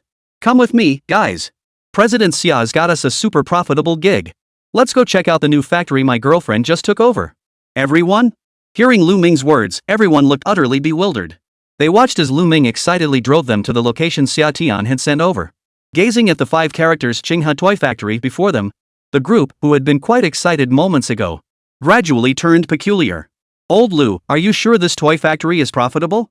The sign looks completely rusted. That sign looks older than my dad. Can this factory really make that much? What do you know? Ever heard of the idiom outwardly crisp, inwardly tender? But it's broad daylight, why can't we hear any machinery? This factory is way too quiet. The group stood silently, staring at this eerie suburban toy factory. After triple-checking the location sent by Xià Tiān, they exchanged bewildered glances. After Lù Ming called to confirm the details, Xià Tiān finally drove excitedly to the main gate to greet them. Accompanying him was the former factory director, Su Dongfeng. The group stared blankly at Xià Tiān and the old factory director, unable to resist asking. Mr. Sia, is this the toy factory you mentioned, the one that makes $1.4 billion a year? Ha ha ha. What? Can't you see our factory? We've been making that kind of profit for 8 years now. Later, have Director Su tell you about 8 years ago? What about now? Nowadays, around 200 million a year. 200 million isn't bad. Ahem, actually, it's a $200 million loss. Factory overhead, machinery costs, electricity bills, all that adds up. We signed a contract with the government back then and can't shut down, so. Lù Ming. Everyone. Hearing factory manager Su's words, everyone was utterly stunned. Wang Ba couldn't help but grab Lù Ming, who was about to collapse, and shouted. Holy crap. Old Lù, what's wrong with you? Don't scare the hell out of us. Lù Ming, however, stared blankly at the sky, muttering to himself. 140 million, my 140 million. Summer, what did he say? Oh, he said he had 140 million. Chapter 145, not. That pair? So you inherited 3 messes and have been losing money every single year? Lù Ming, who had finally sorted out the situation, stared at Xià Tiān in utter disbelief. He couldn't fathom what was going through her mind. The Sia family had so many profitable businesses, each bearing fruit. Yet you went and picked 3 rotten ones. What's the deal? Trying to eat bitter melon or something? Seriously, no matter how rich you are, you shouldn't be losing money like this. And you actually want to give me a 10% stake? Are you trying to make me lose money with you? At this thought, Lù Ming went completely numb. He couldn't fathom what he'd done to offend this young lady, who was now determined to screw him over like this. His dream of traveling across the country, living off handouts, and coasting through life was utterly shattered. Now, his heart felt utterly frozen and numb. Sitting there in agony, he kept glancing up at Xià Tiān, silently repeating to himself, "This girlfriend I chose her myself." Unconsciously, his gaze drifted back to factory manager Su beside him, and he couldn't help but ask, "Factory manager Su, could you explain what's going on? Why are the company's losses so, severe? Is it because Qinghe Toys equipment is subpar?" Hearing Lù Ming's words, a sigh escaped Su Dongfeng's lips. It was as if the glorious days of Qinghe Toys were still vividly before his eyes. About 10 years ago, the old man struck a deal with Japan and the US to help produce toys, securing a 3-year international trade contract. Ever heard of Lego? We were responsible for manufacturing Lego building blocks parts with precision controlled down to 0.001 micrometers. Those 3 years were the most glorious period for Qinghe Toy Factory, the peak of our workforce, exceeding 6,000 employees. But look at us now? Barely 1,000 veteran workers remain in the factory. At this point, Su Dongfeng's face couldn't help but show a hint of melancholy. Through his account, Lù Ming grasped the situation. It turned out that back then, Qinghe Toy Factory had become incredibly popular overnight thanks to the orders signed by Old Master Sia with Japan and the US. With the local government's investment promotion efforts, they acquired this plot of land on the outskirts of the Magic City. At the time, they had signed a special non-compete agreement. It could only be used to build a toy factory. It was precisely because of this contract that the Sia family could only produce toys. If the Sia family's orders from Japan and the US could continue, it wouldn't matter. Later, Xiao Chunqing personally ordered a batch of the latest, most professional equipment from Europe and America to bring back to China. His goal was to secure follow-up orders. Unfortunately, subsequent bidding attempts failed, causing the Sia family toy factory's business to plummet. Those high-precision machines had no practical use domestically. In fact, even today, 7 or 8 years later, they would still be among the most advanced equipment available. But the domestic toy market was sluggish. Kids were all playing video games who still played with toys? The domestic toy market simply had no use for the Sia family's high-precision machinery. When comparable products are available, Yurio's goods clearly offer better value for money. Over the years, Qinghe Toy Factory has been in a state of limbo. The remaining veteran employees had devoted their youth to Qinghe. The old man never considered laying them off. Today, the once glorious toy factory is on the verge of becoming a mere producer of toys and figurines. Everyone was stuck in this stagnant state. The situation at Qinghe Animation is much the same. Kids just don't watch cartoons much anymore. The antics of those game streamers are far more entertaining than cartoons. In this era of mass gaming, many things haven't had time to develop. This world is full of games that aren't particularly great, yet countless people play them. And the entire Dragon Nation seems to have fallen into this strange cycle. Game animations and CG have become increasingly impressive, yet traditional animation has lost its influence. To the point where they've been pushed to the fringes of the market. Qinghe Animation barely survives on a few tokusatsu series acquired from Japan years ago. Even this meager income is nearly drying up. The domestic animations purchased last year not only failed to boost Qinghe Animation's ratings, but actually lost over 20 million yuan. Absolutely outrageous. As for the old Qinghe Electronics Factory, well, that goes without saying, it's just as half dead. It can barely fulfill most orders anymore. Once Lù Ming sorted through all these details, he summed it up in 4 words. That is, oh boy. Seeing his girlfriend still snickering to herself nearby, he couldn't help but rub his forehead. He suddenly suspected his girlfriend might not be the domineering CEO after all, but the villainous female lead. Otherwise, why would she keep picking these money-losing ventures? She's deliberately trying to ruin the business, I tell ya. Wait, isn't this Xià Tiān standing nearby? After catching the gaze of everyone in the company fixed on her, her cheeks flushed slightly. She gently tugged at Lù Ming's sleeve, pressing her peach-colored lips glossed with pink lip lacquer close to his ear. Honey, don't you think this is a great opportunity? Even if these businesses aren't profitable yet, they're big enough and influential enough that we don't have to start from scratch. With your smarts, turning a profit would be a piece of cake. Yeah, right. I'm going to make you lose money. Lose big. Keep losing. As for Lù Ming, he merely rolled his eyes at Xià Tiān's words. Cut the crap. Who do you think I am? Doraemon? Wait, what? No. I refuse. This is non-negotiable. Just cancel it already. Seeing Lù Ming's outright refusal, Xià Tiān couldn't help but sigh. Sure enough, even a dimwit. After seeing all this mess, even his IQ kicked in. Well then. She leaned her face close to Lù Ming's ear and whispered softly. If you succeed, I'll grant you one outrageous request. Ask for anything you want. Whoa. Hearing Xià Tiān's words, Lù Ming's pupils instantly contracted. My body shuddered violently. An unreasonable demand? Was that really how he perceived it? Suddenly, Lù Ming felt that these messes weren't so unbearable after all. Glancing at the toy factory before him, along with the animation channel and the old electronics factory, Lù Ming began pondering whether there was any way to revive them. Xià Tiān, standing nearby, saw that Lù Ming seemed to be warming up to the idea. A look of triumph flashed across her face. Oh, you little guy, don't think I don't understand you men? There's only so much on your mind, after all. Hee hee, if you can't pull it off later, don't blame this lady. I'm such a little genius, huh? With just a little trick, I'll have that fool running around like a dog. She just doesn't believe that handing all these messes to Lù Ming will actually make him money. Those billions in annual rebates from losses? I'm cashing in for sure. Chapter 146, New Project, Transformers, Survival of the Fittest. Back at Mo Company. Lù Ming entered the conference room, his face etched with exhaustion. Facing the next game proposal on the big screen, he had no choice but to channel his inner chow chow rice bowl mentality. He dutifully returned to work once more. No choice, the hunger was too great, and the rewards from his girlfriend were too tempting. He wanted to challenge his own weakness. So, under the astonished gazes of Wang Ba and the others, Lù Ming wiped away all the previous game plans. Everyone was left speechless. Holy crap! Lù, have you lost your mind? You're scrapping those amazing plans? That previous plan was guaranteed to make money. Why did you give it up? Got it. Old Lù has completely lost his mind. Is he planning to bail with the cash? I'm running with you, man. No. Hearing everyone's chatter, Lù Ming rolled his eyes dramatically. Glancing at the proposals before him, he gave a hollow chuckle and shook his head. Everyone, the previous game proposals weren't bad, but they were designed solely for the seed stage. Now we've got a lot on our plate, so I have to consolidate things. Speaking of which, is the team from Qinghai Games that handled the animation CG still around? I need to speak with them privately shortly. Then we'll move on to our new project. At this point, Lù Ming paused slightly. His eyes held no trace of worry, instead, they sparkled with excitement for the unknown challenges ahead. Though he possessed only the game open source system. But that didn't mean he lacked knowledge about animation. On the contrary, to become a professional game designer, the knowledge you need to acquire can only be described as vast. Therefore, he had also delved into special themed animation and film works. Thus, his next bold idea took shape. It's still a battle royale game, no doubt. This time, he tweaked the protagonist's original human setting just a tiny bit. Ding!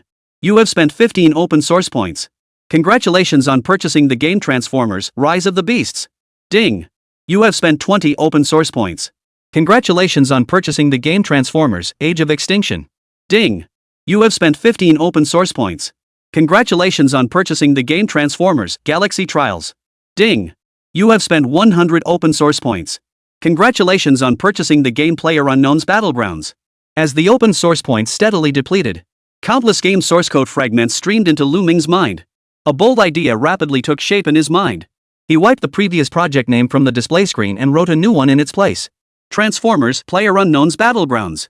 Upon seeing the project name, everyone present froze in surprise. What the heck is Transformers? Wait, so this is turning into a RAC game? Ha! Cars turning into Autobots? That concept is kinda cool. But honestly, I'm totally blank on ideas right now. No ideas? No problem. I can give you some concepts. Like folding the car body, like this. Also, besides traditional weapons, we could add mini Transformers and target warriors. These could be dropped in supply crates. That's the general idea. By Jia, do you think we can pull this off? The transformation sequence is crucial. The entire CG and art teams will pitch in. If the workload feels overwhelming, we can outsource parts. Also, since we're incorporating RAC game elements, we need some sleek vehicles, right? Let's approach major car brands to see if they're interested in investing. Simultaneously, launch a poll for netizens to vote on their favorite models. As Lù Ming continued his explanation, the concept of Transformers, PUBG, gradually took shape in everyone's minds. The so-called Transformers were no longer some vague concept. Especially after grasping the process of cars transforming into Autobots. Eyes began to light up. It must be said, Lù Ming's idea was truly absolutely brilliant. The original Battle Royale game now incorporates rally racing mechanics from RAC racing games. This directly solved the issue of overly long single game durations. No need to guess, the game was going to be absolutely thrilling. Everyone has a hunch. When Transformers, PUBG hits the shelves, the gaming scene in Dragon Nation is bound to experience a massive, earth-shattering upheaval. After Lù Ming outlined the basic concept and tasks to everyone, he immediately contacted the animation CG team and headed to their office. The team leader, Kurt, was an American. He was also a talent Xiao Miao had successfully recruited from overseas. Kurt harbored some apprehension toward Lù Ming, the young new boss. After all, his performance at his previous job hadn't been particularly impressive. He had worked hard to secure this well-paying position. Frankly, he didn't want to get fired. Lù Ming, however, merely smiled at the CG team members, gesturing for them to sit down and listen. I called you all here today because we're about to create a truly special game. I guarantee this game will be a groundbreaking work of art. For this, I need every one of you to sign a confidentiality agreement. At the same time, I'll assign you a special new task. Of course, due to the unique nature of this assignment, I'll be paying you triple your original salary. You may consider whether to accept. If you decline, you may leave the office now. Upon hearing Lù Ming's words, the conference room fell silent. Everyone stared at Lù Ming in astonishment, their eyes filled with disbelief. After a long pause, the leader, Kurt, finally couldn't help but confirm again. Director Lù, did you just say triple pay? Of course. Bud won't penalize any employee. I'm aware of your salary levels and fully confident you can handle the work I'm assigning. So, what do you say? Anyone up for the challenge? Gulp, gulp. After receiving Lù Ming's repeated affirmation, the group signed the contract he had prepared without hesitation. That's triple pay, folks. Making $1 million this year? Piece of cake. My new employer is way more generous than the old one. When it comes to paychecks alone, they're seriously generous. The initial worries in everyone's hearts were instantly replaced by excitement and delight. Now, everyone waited eagerly for Lù Ming to assign their tasks. Lù Ming smiled as he picked up a set of documents and handed them over. Next, I want you to help me produce an animated film. All the specific requirements are detailed in this document. With that, he handed over the documents. Kote and the others saw a line of bold song-style font in size 4 printed on the document. Transformers Thunder Fleet.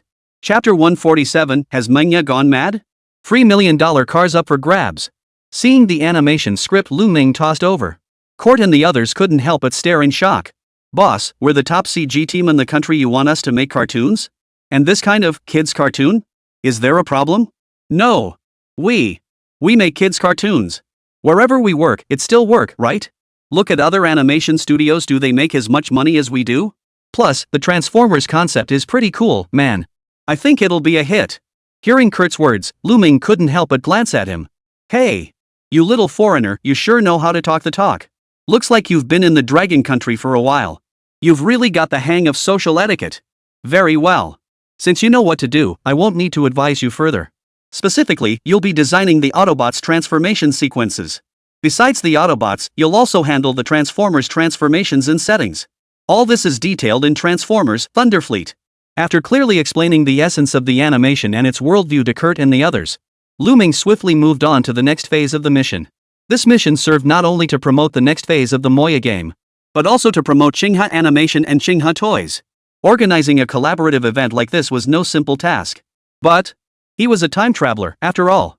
In his previous life on Earth, there was a ready-made case to draw inspiration from. So that day, Lù Ming went straight to Xià Tiān and presented his proposal. When Xià Tiān saw Lù Ming's proposal, she couldn't help but freeze. Me go live stream? Please. I'm the boss here. Who makes the boss do the grunt work? Lù Ming. Think about it. Who do you think is responsible for me being so exhausted right now? Ms. Xia, the entire company is swamped right now. Guess who's responsible for that? Don't worry, it's only for a little while longer. Once our game is released, I promise you won't have to work so hard anymore, okay?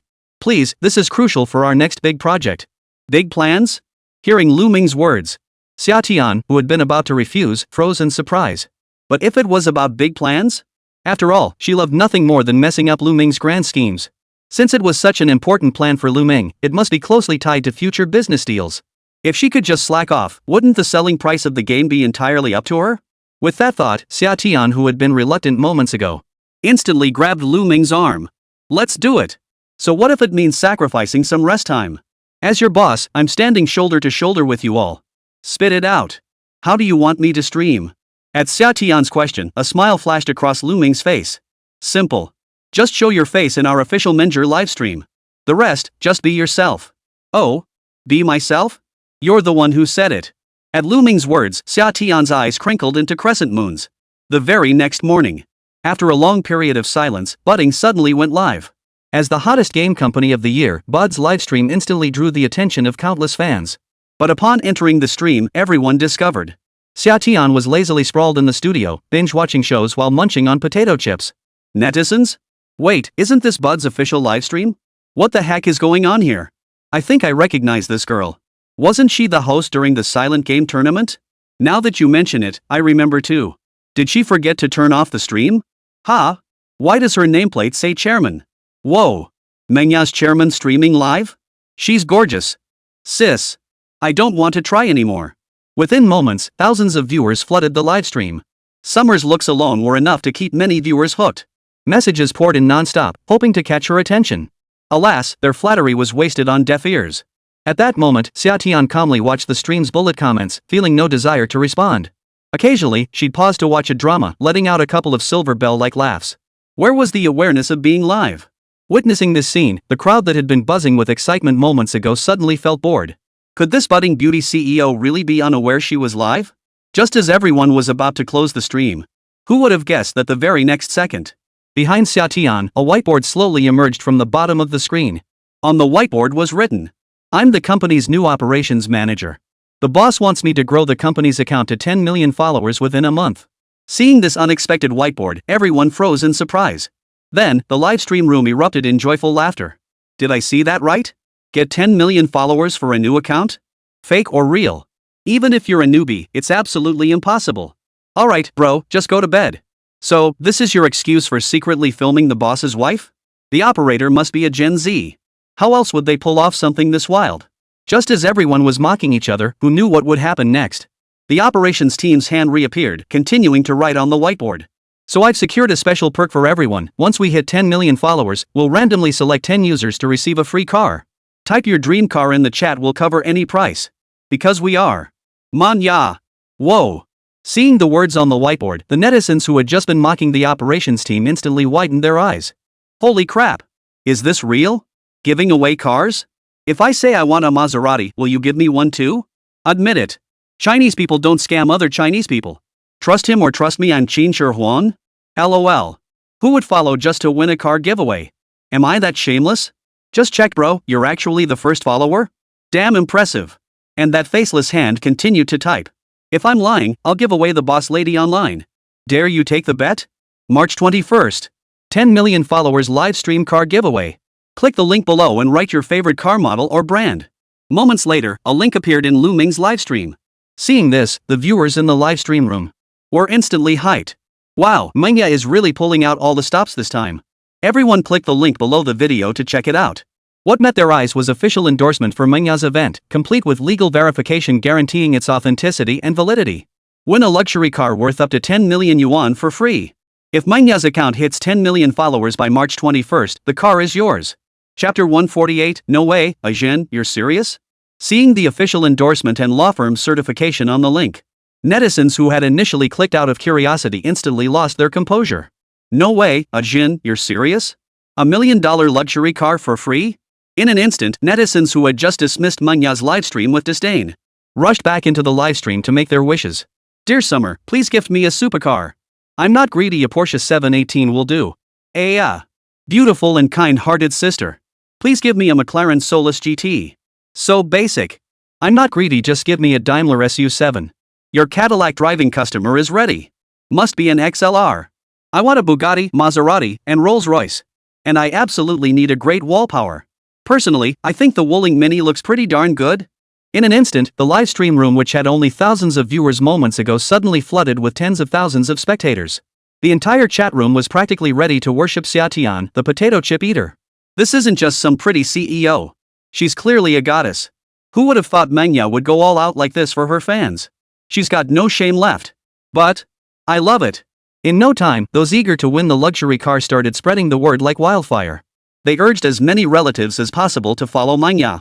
After all, if one of their relatives actually won, wouldn't they get to take it for a test drive too?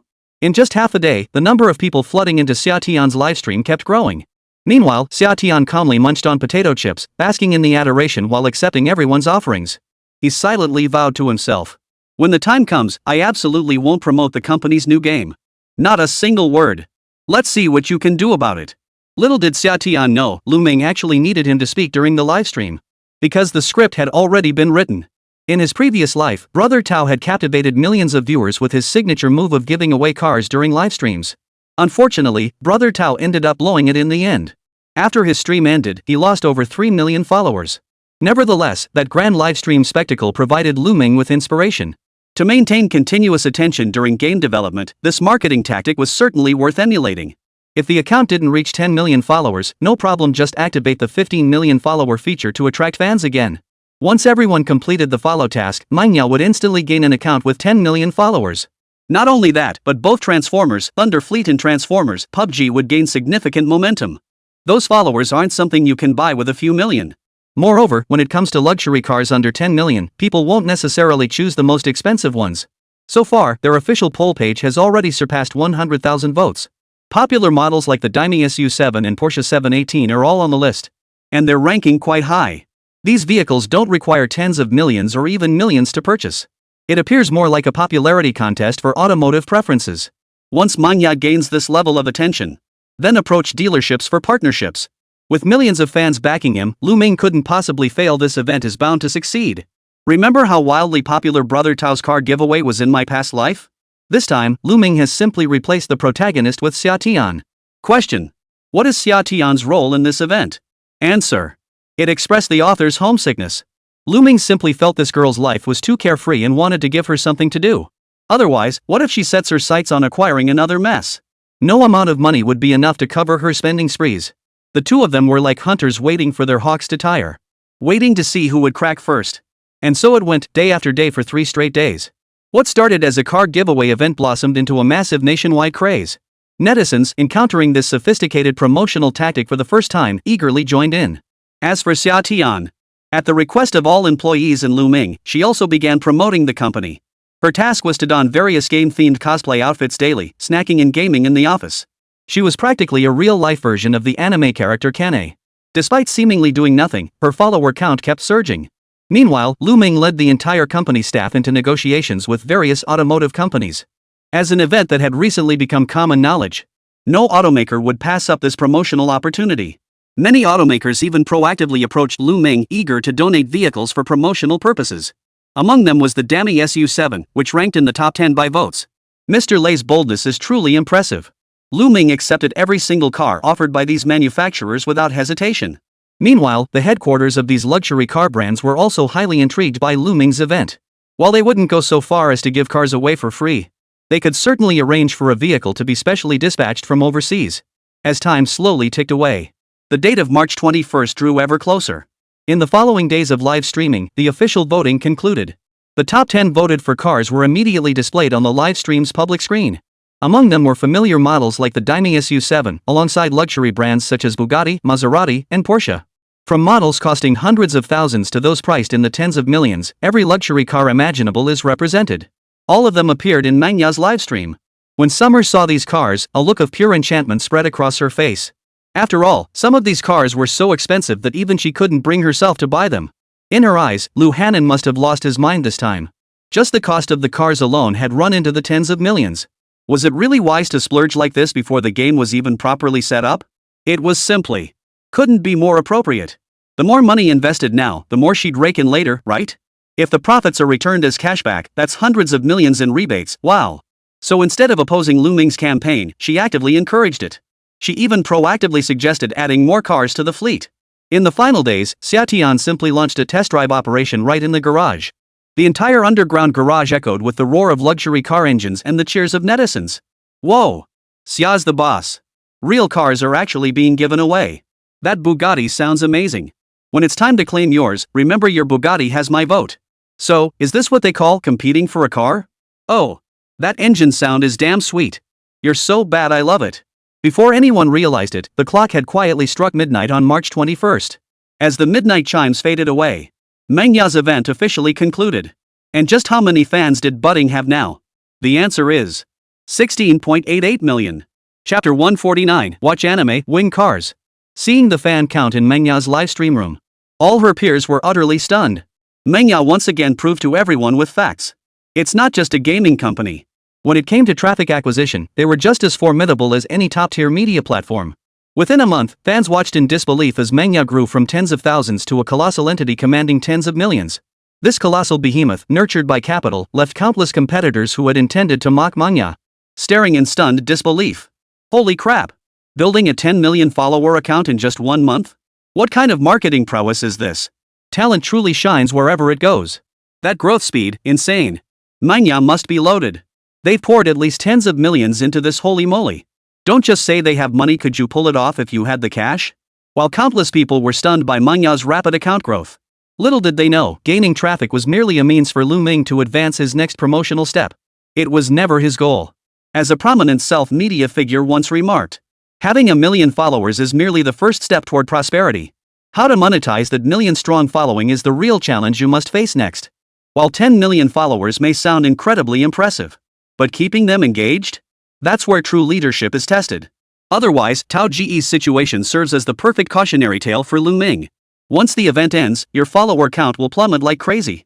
So, that very night, in Manhwa's official livestream room.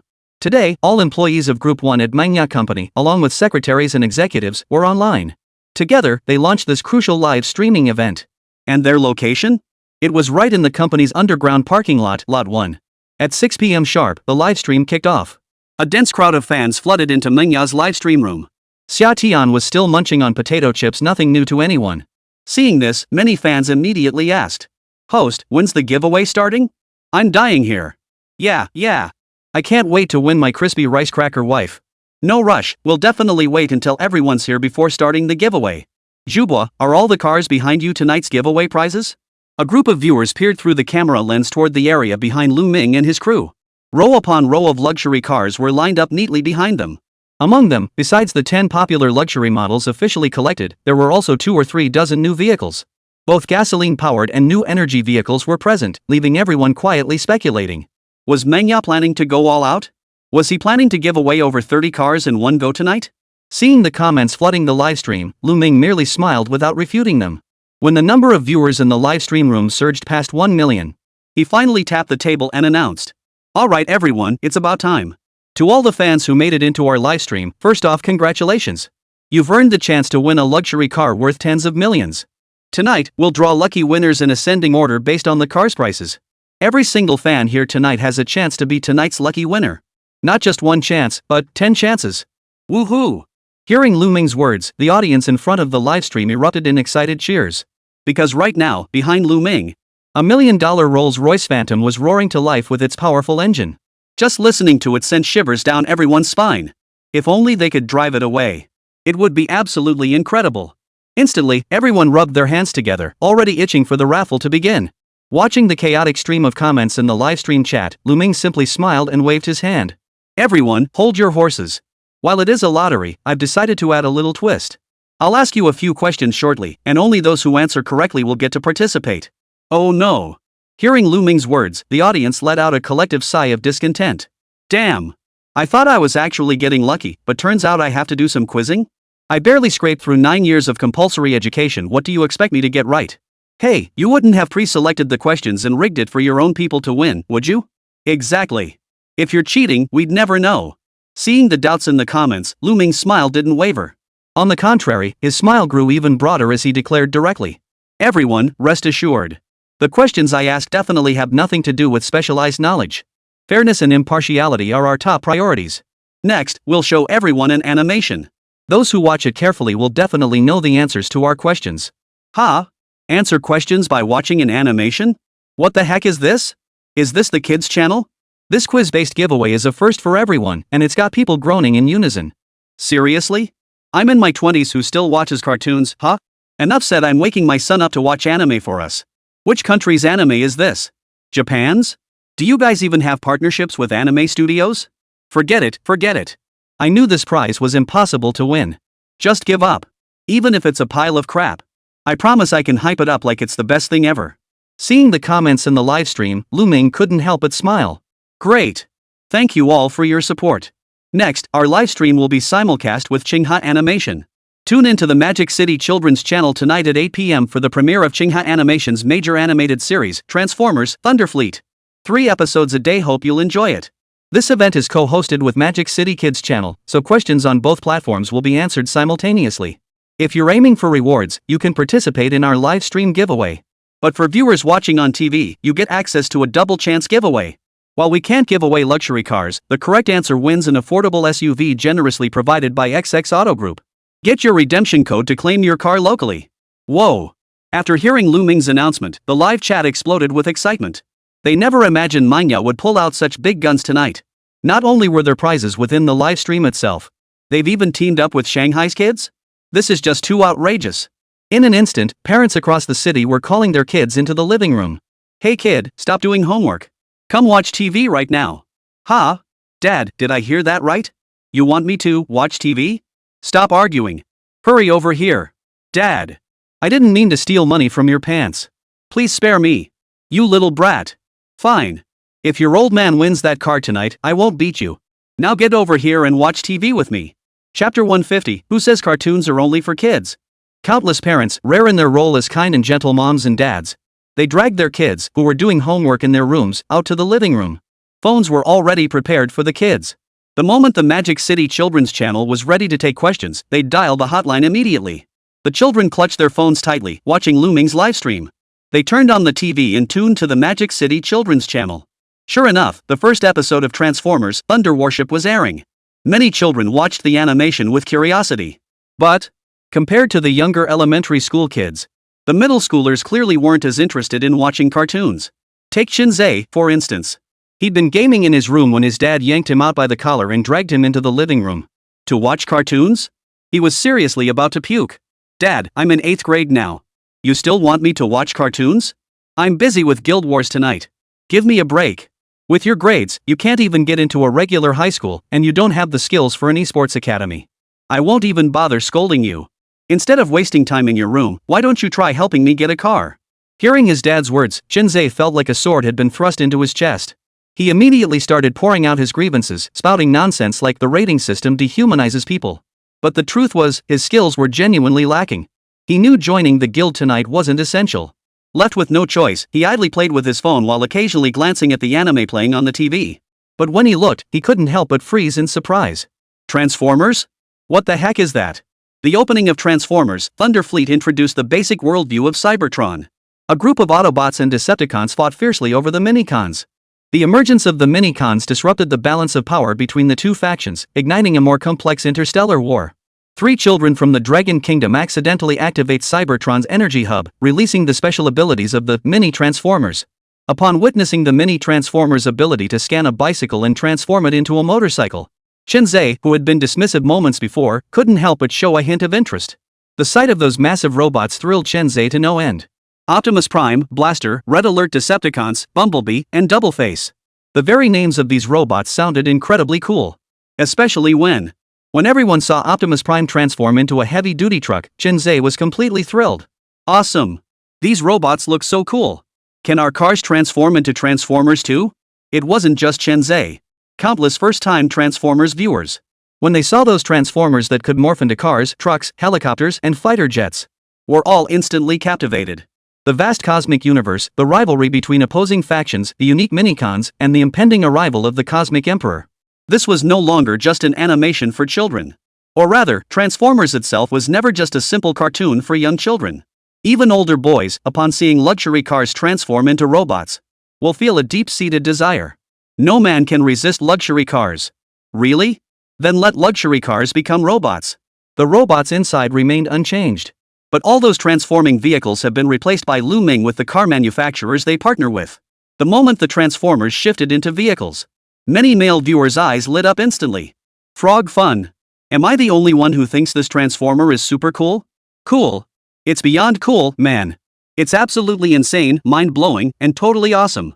The concept of this animation is super interesting. A battle between the Autobots and Decepticons? Just curious, why can't the Decepticons beat the Autobots? Are they beavers or something? Who cares if it makes sense? It's just plain awesome. After finishing the first episode today, Lù Ming, who had just guided everyone through the first episode, immediately kicked off the Lucky Question segment. Looking at the live stream's viewer count, in just this one episode, the live chat had already surpassed the 2 million mark. Congratulations to all the fans who stuck around. Next, we'll be giving away our first car of the night, the Dami SU7 from Dami. Now, I'll pose a question. All friends who answer correctly will have a chance to win the Dami SU7. With that, a multiple choice question appeared on the screen. What is the function of the Minicon? A cool. B transforms into a vehicle. C boosts the energy of Transformers. D blunt angle. Seeing these options, the audience couldn't help but burst into laughter. The story's opening already explained the mini transformers' purpose. Anyone who wasn't an idiot would know how to choose. The 10-second timer expired, and the lottery results were immediately tallied in the back end. Under Xià Tiān's draw, the names of netizens displayed on the big screen began spinning rapidly. Suddenly, the entire audience held their breath. Every single one of them hoped they could be tonight's next lucky winner. Then, congratulations to our fan, monkeys all over the mountain, my butt's the reddest. You've successfully won our Dammy SU7. Next, we'll sign a lease agreement with you. For just 1 yuan, you can lease our car for life. The winning notification has been sent to your private messages. The user with this name can check their backend. At that moment, inside a university, a guy jolted upright from his bed, bellowing at the top of his lungs. Guys! I won! I won! Hearing him, everyone rolled their eyes and asked what he'd won. Sue, why are you watching live streams instead of playing cards? Get down here. We're one short and waiting for you. Exactly. Stop daydreaming about winning some sketchy car giveaway on a stream. Like you'd ever win that? The prize is probably already pre-arranged. I won't say much else, but with your big eyes and thick eyebrows, if you actually won, I'd do a headstand while washing my hair on stream. No, guys. I really won. They sent me the redemption code. I can redeem it at any Dammy auto store. Everyone. His roommates, who had just been mocking him, were suddenly thrown into a frenzy. Without a word, they all crowded around his window to check his phone. Upon seeing that old Sue had actually won a Dammy SU7, they all went completely wild. Whoa! Whoa! Whoa! Holy crap! Old Sue really won. Guys! Get dressed quick. We're going to claim the prize with old Sue. Godfather. I've been dying to try that Rice Krispie wife. Can I take it for a test drive? Get lost. My crispy wife isn't for you to defile, you bum who can't even pass your driving test. Advertising class 1, wake up. Let's go pick up Sue Lu's car together. Chapter 151, Lù Ming's Covert Operation. The first car from the budding livestream was delivered. Just as everyone was wondering who the lucky winner might be. Less than half an hour later, the winner stepped forward on their own. A young man excitedly opened his Douyin app, live streaming the process of redeeming his Rice Krispie wife. When everyone saw he'd actually redeemed a Rice Krispie car, the crowd went wild. Holy crap! This student's got some serious luck. Bro, this is too deep for you to handle, let me take over. Damn it! I want my own Rice Krispie wife too. Mr. Sia, please bless me. Summer Koi bless me with a Bugatti. Watching the student who won the prize. The crowd, who had been worried the prize might be a scam, now had no doubts left. Everyone immediately returned to Lù Ming's livestream and began watching enthusiastically. To be honest, Manhwa's livestream was actually pretty entertaining. Apart from Lù Ming, everyone else sat in the back eating potato chips with Xià Tiān. Unlike the chaotic scenes in other streamers' rooms, their only request was simple. To watch the anime in complete silence. If they could finish watching the cartoon, they'd have a chance to win a luxury car. And the quality of this cartoon was surprisingly high. Only a fool would turn that down. After tonight's 3 episodes conclude, Lù Ming glanced at the time and announced, "Everyone, today we'll draw 3 lucky winners. Those who receive cars today can redeem them directly at the dealership using your codes. The remaining 7 cars will likely need to be redeemed in Shanghai. After all, these vehicles are extremely valuable that Bugatti was even imported from overseas. Over the next 2 days, we'll draw all 9 cars. Additionally, on the last day of this month, we'll live stream the draw for the Bugatti." Huh? They're not giving them all away tonight? Hearing Lù Ming's announcement, many viewers in the livestream chat expressed a hint of disappointment. But it wasn't hard to understand. Totally get it, director Lù wants to build up more hype, right? This Transformers movie is actually pretty good. My kid keeps asking to watch it. Too bad 3 episodes just aren't enough. Could director Lù air a few more? Tomorrow I'm definitely gathering all my relatives over for the giveaway. Who won the Porsche 718? Can we get a peek? Amidst everyone's disappointment, tonight's livestream finally came to an end.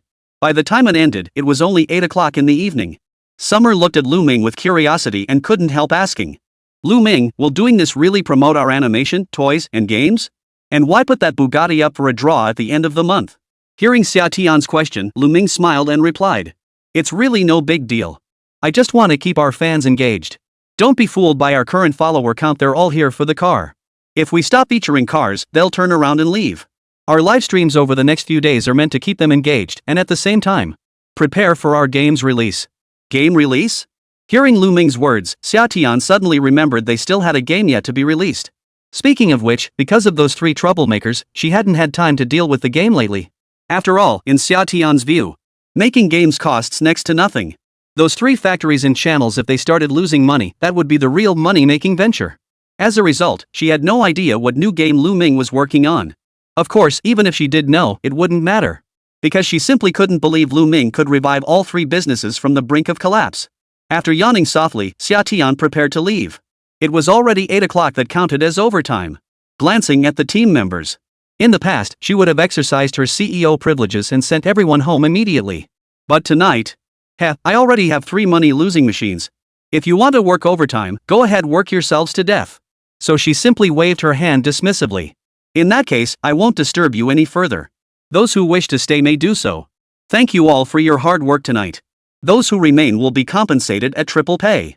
Thank you, Manager Sia. Hearing Xià Tiān's words, everyone burst out laughing. Only after Xià Tiān left did everyone refocus on their tasks. Lù Ming clapped his hands and rallied the team once more. Everyone, push through these final days. We're aiming to finish Transformers, Survival of the Fittest by month's end. Don't let Mr. Xia's overtime pay go to waste. If we pull this off, I'll personally contribute 1% of my shares as your bonus. Wow. Lu's got style. Director Lù is so handsome. I have a feeling our marketing is so successful, this game is bound to be a hit. Director Lù, aren't you staying late tonight? Right, I've got some things to take care of and a few executives to visit. After saying that, Lù Ming unusually didn't stay behind to work late with everyone. Instead, he left the company directly. He drove his BMW straight to Qinghe Toy Factory and sought out factory manager Su. The usually quiet Qinghe Toy Factory. It was already 9 o'clock at night. Inside the factory, the scene was surprisingly bustling. Spotting Lù Ming's arrival, Su Dongfeng's face immediately lit up with respect as he hurried over to greet him. Manager Lù, you're here. The molds for the toys you requested us to produce overtime are all ready. We're currently working around the clock to open them. We've already made arrangements with several nearby convenience stores and toy shops. But with such a large upfront investment in materials, if we end up losing money. Before factory manager Su could finish, Lù Ming waved him off with a smile. Don't worry, factory manager Su. I've got this under control. If we do end up losing money, it's all on me. But remember this, the Standard Edition, Deluxe Edition, Ultimate Edition, and Ultimate Invincible Deluxe Edition all must be sorted and categorized. When orders come in, we absolutely cannot fall behind. You can count on us. With our production speed, 200,000 units overnight is no problem at all. After receiving Su's firm assurance, Lù Ming finally nodded. Entering the factory, he inspected the toy quality for a while. Plastic, imitation alloy, and pure alloy, every variety imaginable. The quality was evident to the touch, no shoddy workmanship or rough edges. No wonder it was custom made by Eagle brand, the quality was top-notch. Satisfied that the toy factory wouldn't hold things up, Lù Ming hurried over to Qinghe Animation. Here, his title shifted from Manager Lù to Chief Editor Lù. Employees immediately approached him upon seeing Lù Ming arrive. Lù Ming merely smiled and exchanged greetings before locating Kurt and the team working on the animation. Calling Kurt over, he asked directly. How's that inquiry I asked you about last time? Did Eagle-san's side show any interest in our animation? Chapter 152, Crazy. Billions just given away? Hearing Lù Ming's question, Kurt nodded without hesitation. Yes, Mr. Lù. I checked with my contacts at DreamWorks and Hasbro. Both companies see potential in our animation. They're willing to pay $1 million and $80 million to acquire the distribution rights for the Transformers series in Europe, America, and Asia. Hearing Kurt's words, Lù Ming couldn't help but frown deeply. Without a moment's hesitation, he flatly rejected the offer. Tell them this amount is only enough for the distribution rights to Transformers, Thunderfleet. Don't get too greedy, or we have plenty of other partners to choose from. If they're willing to negotiate, sign the contract immediately. But there's one condition, we must see the animated series airing on their TV networks and streaming platforms within this month. I'll try to get the boss's approval. Upon hearing Lù Ming's words, Kurt hesitated for only a second before nodding. After all, he and his team had created the animation, and he didn't want it sold off so cheaply. $1 million would nearly cover their costs. But it wasn't just the animation that mattered, the real value lay in the Transformers concept itself. After working with Manga for some time, Kurt felt he was beginning to grasp what Lù Ming was aiming for. Even he had to admit, Lù Ming's idea was truly bold. To promote the game, he went ahead and made an animation. Who would have believed it? And the plot of this animation is so engaging. As for Lù Ming's ambitions, they certainly didn't stop there. What he needed wasn't just the Dragon Country market, it was the entire world. To promote both the animation and the game, they must gain recognition. What Lù Ming is doing now isn't much different from what Tsuburaya did in his previous life. Both involve creating animations while simultaneously building their brand. If he could secure another wave of franchise fees from luxury car brands through Transformers in the future, that would be the icing on the cake. Of course, all that is for the future. Bread will come, and milk will come too. For now, he'd essentially completed everything he needed to do. The rest was up to time. And so, unbeknownst to Xià Tiān, Lù Ming kept reaching out to film studios, toy distributors. Meanwhile, over the next 2 days of live streams, he spared no effort in promoting Transformers. By the end of the third day's live stream event, by this point, all 9 luxury cars had been given away. Every viewer who won a luxury car arrived in Shanghai with excitement, signed contracts, and happily took possession of their new vehicles. The atmosphere reached a fever pitch. But tonight, Lù Ming didn't end the stream immediately after the final draw. Instead, to the astonished gazes of all viewers, he slowly produced several exquisitely crafted metal replica cars. Seeing Lù Ming's actions, the viewers in the livestream couldn't help but feel curious. What are you doing, host? You're not going to sell stuff, are you? So, is the ultimate goal of streaming really just selling products? He's got over 10 million followers now. What's wrong with selling stuff? If they actually give away cars, they deserve every penny they earn. Honestly, that car looks pretty cool. It resembles a real luxury vehicle. A 1:300 scale model, right? Seeing the curious comments flooding the chat, Lù Ming simply smiled and said, "Everyone will continue streaming anime at this time every day. While we can't give away real luxury cars anymore, we can still gift these models. Of course, don't underestimate these models, they're inspired by Wang Wei's poetry, ahem. These are custom-made Transformers Ultimate Deluxe Edition toys I specially commissioned. You're not seeing things, what I'm holding is a Transformers figure." Whoa! Hearing Lù Ming's words, the audience, who had just assumed Lù Ming was about to sell merchandise, suddenly lit up. Especially the male viewers, upon seeing the Transformers model in Lù Ming's hands, their eyes lit up with excitement. They began asking Lù Ming about the price of the Transformers. Meanwhile, Lù Ming, he picked up a Porsche model car. Right in front of everyone, he proceeded to dismantle the model car. In no time at all, he transformed the sports car model into a transformer. He employed a simplified transformation method, requiring only 9 steps. Starting with overly complex designs would be costly, and fans would need time to adjust. So this luxury car could only transform in a simple way. But when a bumblebee appeared before everyone, the live chat exploded with comments. "Wow! How much is this thing? My son wants one. I'm begging my sister to buy me one. This is seriously awesome. They actually have toys. Sorry, little money, but I really need this. Wang Zihao in my class loves Transformers the most. I want to buy one for him. Little sister, actually my name is Wang Zihao too. Host. 3, 2, 1, post the link. Hurry up. My right hand is already itching to buy." Reading the comments flooding the live stream, Lù Ming chuckled to himself. No hidden agenda, he's just genuinely jealous of everyone. Sorry everyone, these are non-sale items. For our upcoming daily live streams, we'll randomly select 10 lucky viewers each day for a giveaway. Winners will receive a complete set of the Ultimate Deluxe Edition Transformers toy series if you're interested. We'll follow up with the toy manufacturer to produce these items. Hearing Lù Ming's words, disappointment instantly washed over the crowd's faces. You bastard, why even show them if you're not selling them? How are we supposed to sleep well now? Seeing how many fans in the livestream room love Transformers toys, Lù Ming suddenly had an idea and blurted out. "Everyone, since you all love them so much, I'll make a decision right now. For the final giveaway event at the end of this month, where we're giving away luxury cars, every viewer who comes to our livestream will receive a free Transformers toy.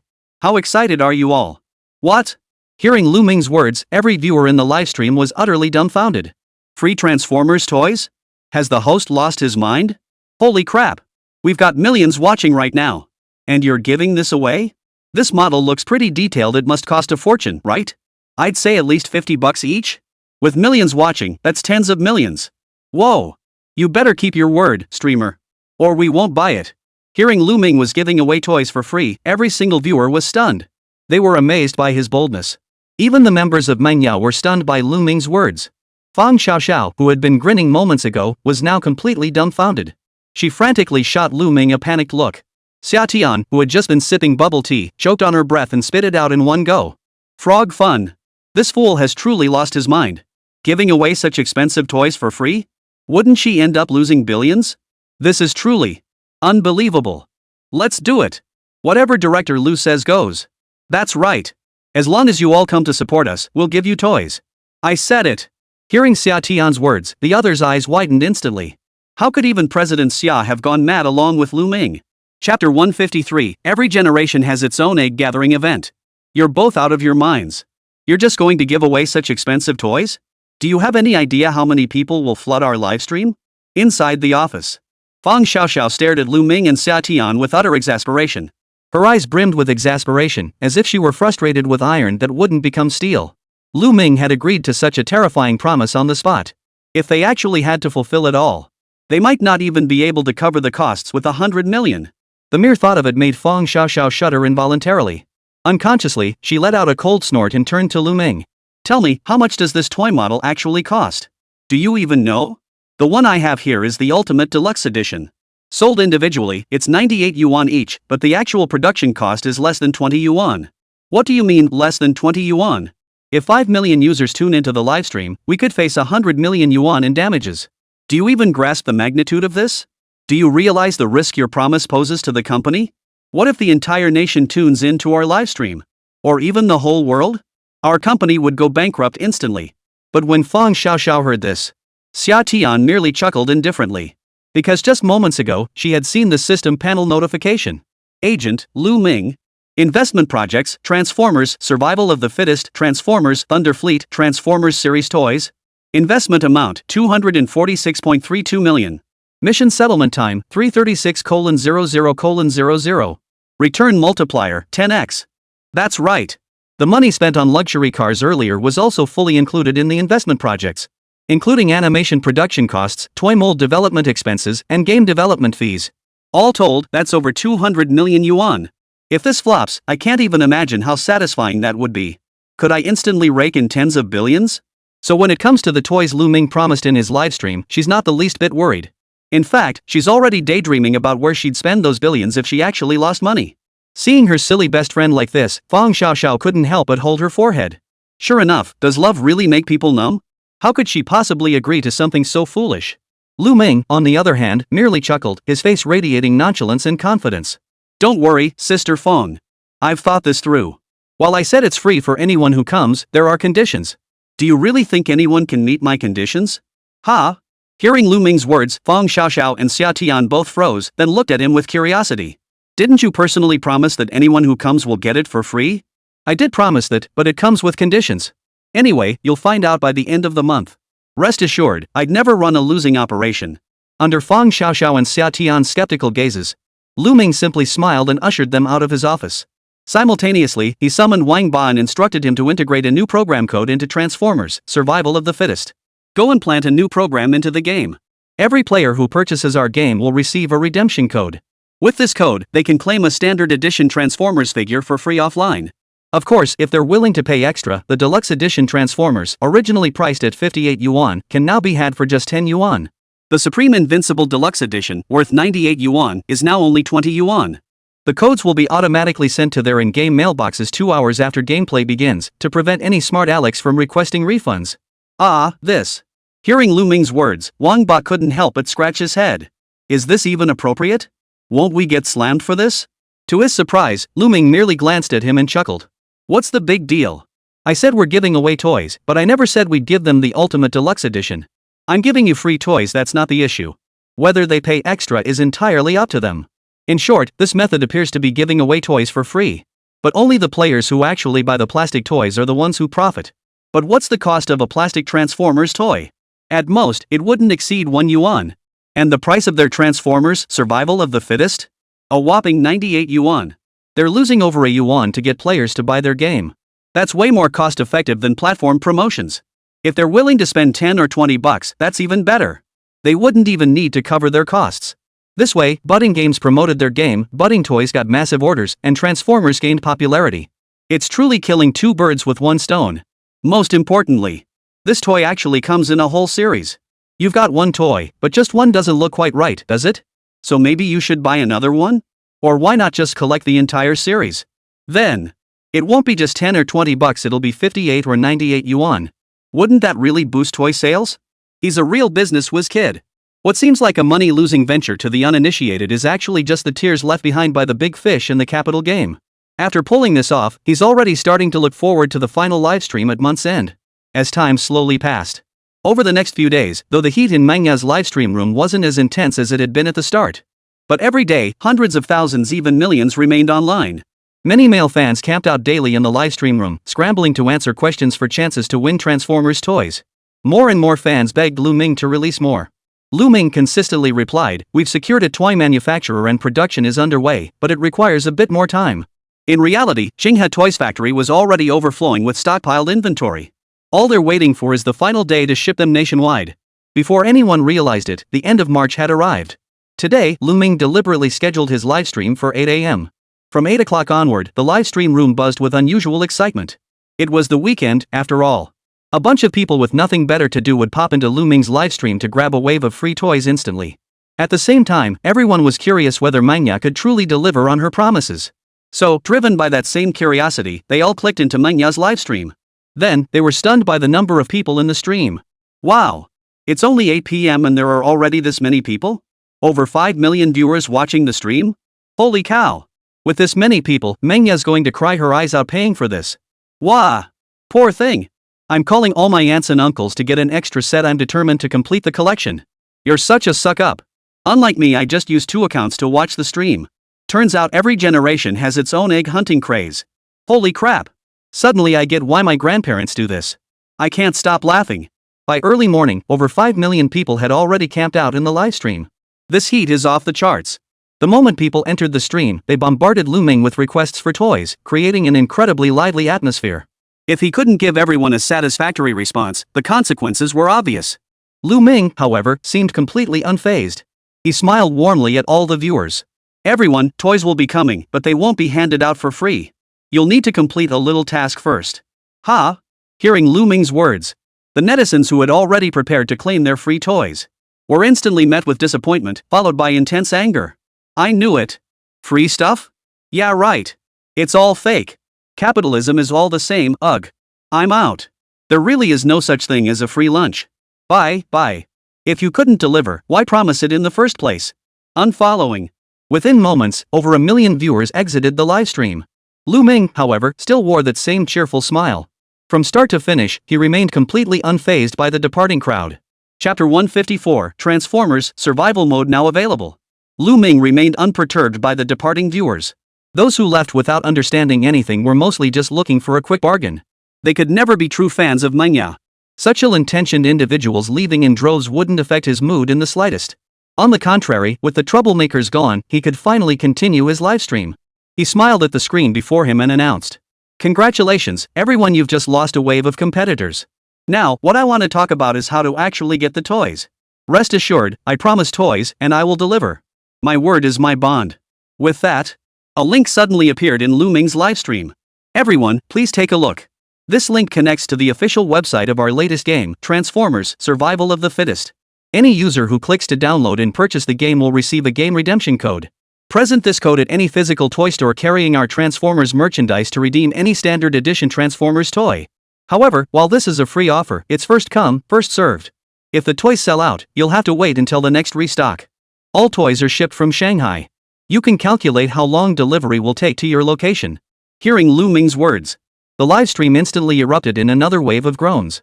Ha! Toys are free, but do we still have to pay for the game? That's not exactly a giveaway, is it? Exactly. Isn't this misleading customers? Well, that's not entirely true. Manhwa Games has always been pretty solid. True, but it still feels like we're getting the short end of the stick. Faced with these bullet comments from people unwilling to pay, Lù Ming could only let out a cold laugh. Folks, we all need to eat. These days, utilities, rent, and salaries all cost money. If we ran everything on love alone, the company wouldn't last long, right? But rest assured, this game is absolutely worth every penny. 98 yuan, you won't regret it, and you won't be fooled. If you don't enjoy it, just request a refund. I'm not going to force anyone to buy it, am I? That's actually true. Compared to other games that don't even give gifts or just throw in some virtual skins. At least Budding actually gives out real toys, right? Well then, maybe give it a try? At that moment, in Chen Zhe's home. Having woken up early, Chen Zhe spotted the link in the livestream chat. Without a second thought, he clicked the link to download the game. But when it came to payment, he had no choice but to seek out his old man. "Dad, help me buy a game. Budding's Transformers, Survival of the Fittest. Only 98 bucks right now." "What? That expensive? You look like 98 to me. Do you have any idea how hard it is for me to earn 98? No way. Absolutely not. Do you even know what you're getting into with this game? And didn't you just say a few days ago that Transformers stuff was childish?" Hearing Chen Zhe's request, his father didn't hesitate. He flat out refused his son's request. Chen Zhe, however, clutched his phone anxiously and protested. "No, Dad. If we buy the game now, it comes with a free toy. Did you see those Transformers models in the livestream the other day? Let's just get one. That model is seriously awesome. I love it so much. A bunch of people in my class are getting it. You don't want me to be left out, do you? Well. After a moment's hesitation, Chen's father finally nodded. After all, Transformers models. He really likes them too. That Bugatti model, while the real thing is out of reach, getting a miniature version is totally doable. Plus, it's a model that can transform into an Autobot. Thinking about it that way, maybe it's not such a bad deal? Immediately, Chen's dad got up from the bed with an impatient look and paid for the game for his son. Shinza, meanwhile, excitedly downloaded and installed the game. He opened the interface for Transformers, Survival of the Fittest. The moment they entered the game interface, Shinza and his dad heard the thrilling roar of engines. Then, one after another, sleek and powerful sports cars appeared on the computer screen. Luxury cars from the real world now materialized before the father and son. With the help of the Unreal Engine in this world, the Autobot's transformation process was rendered with astonishing realism. This wasn't the simple transformation seen in cartoons. Instead, every single part and gear of the vehicle continuously transformed, folded, and reassembled.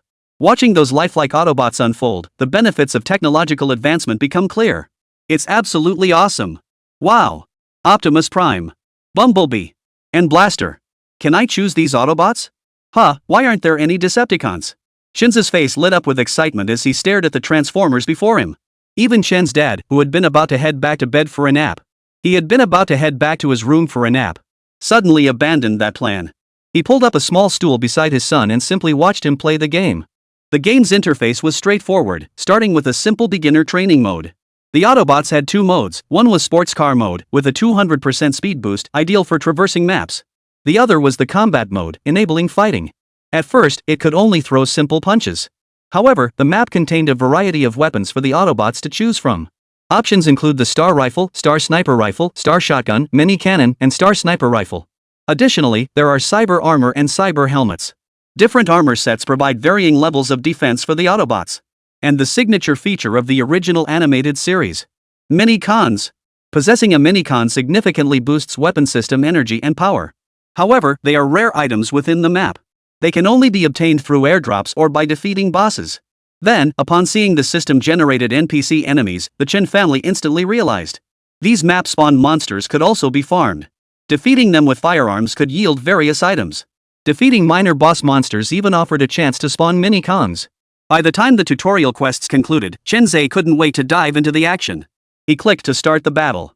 He soon found himself transported to a vast deserted island. Surrounded by nothing but other players.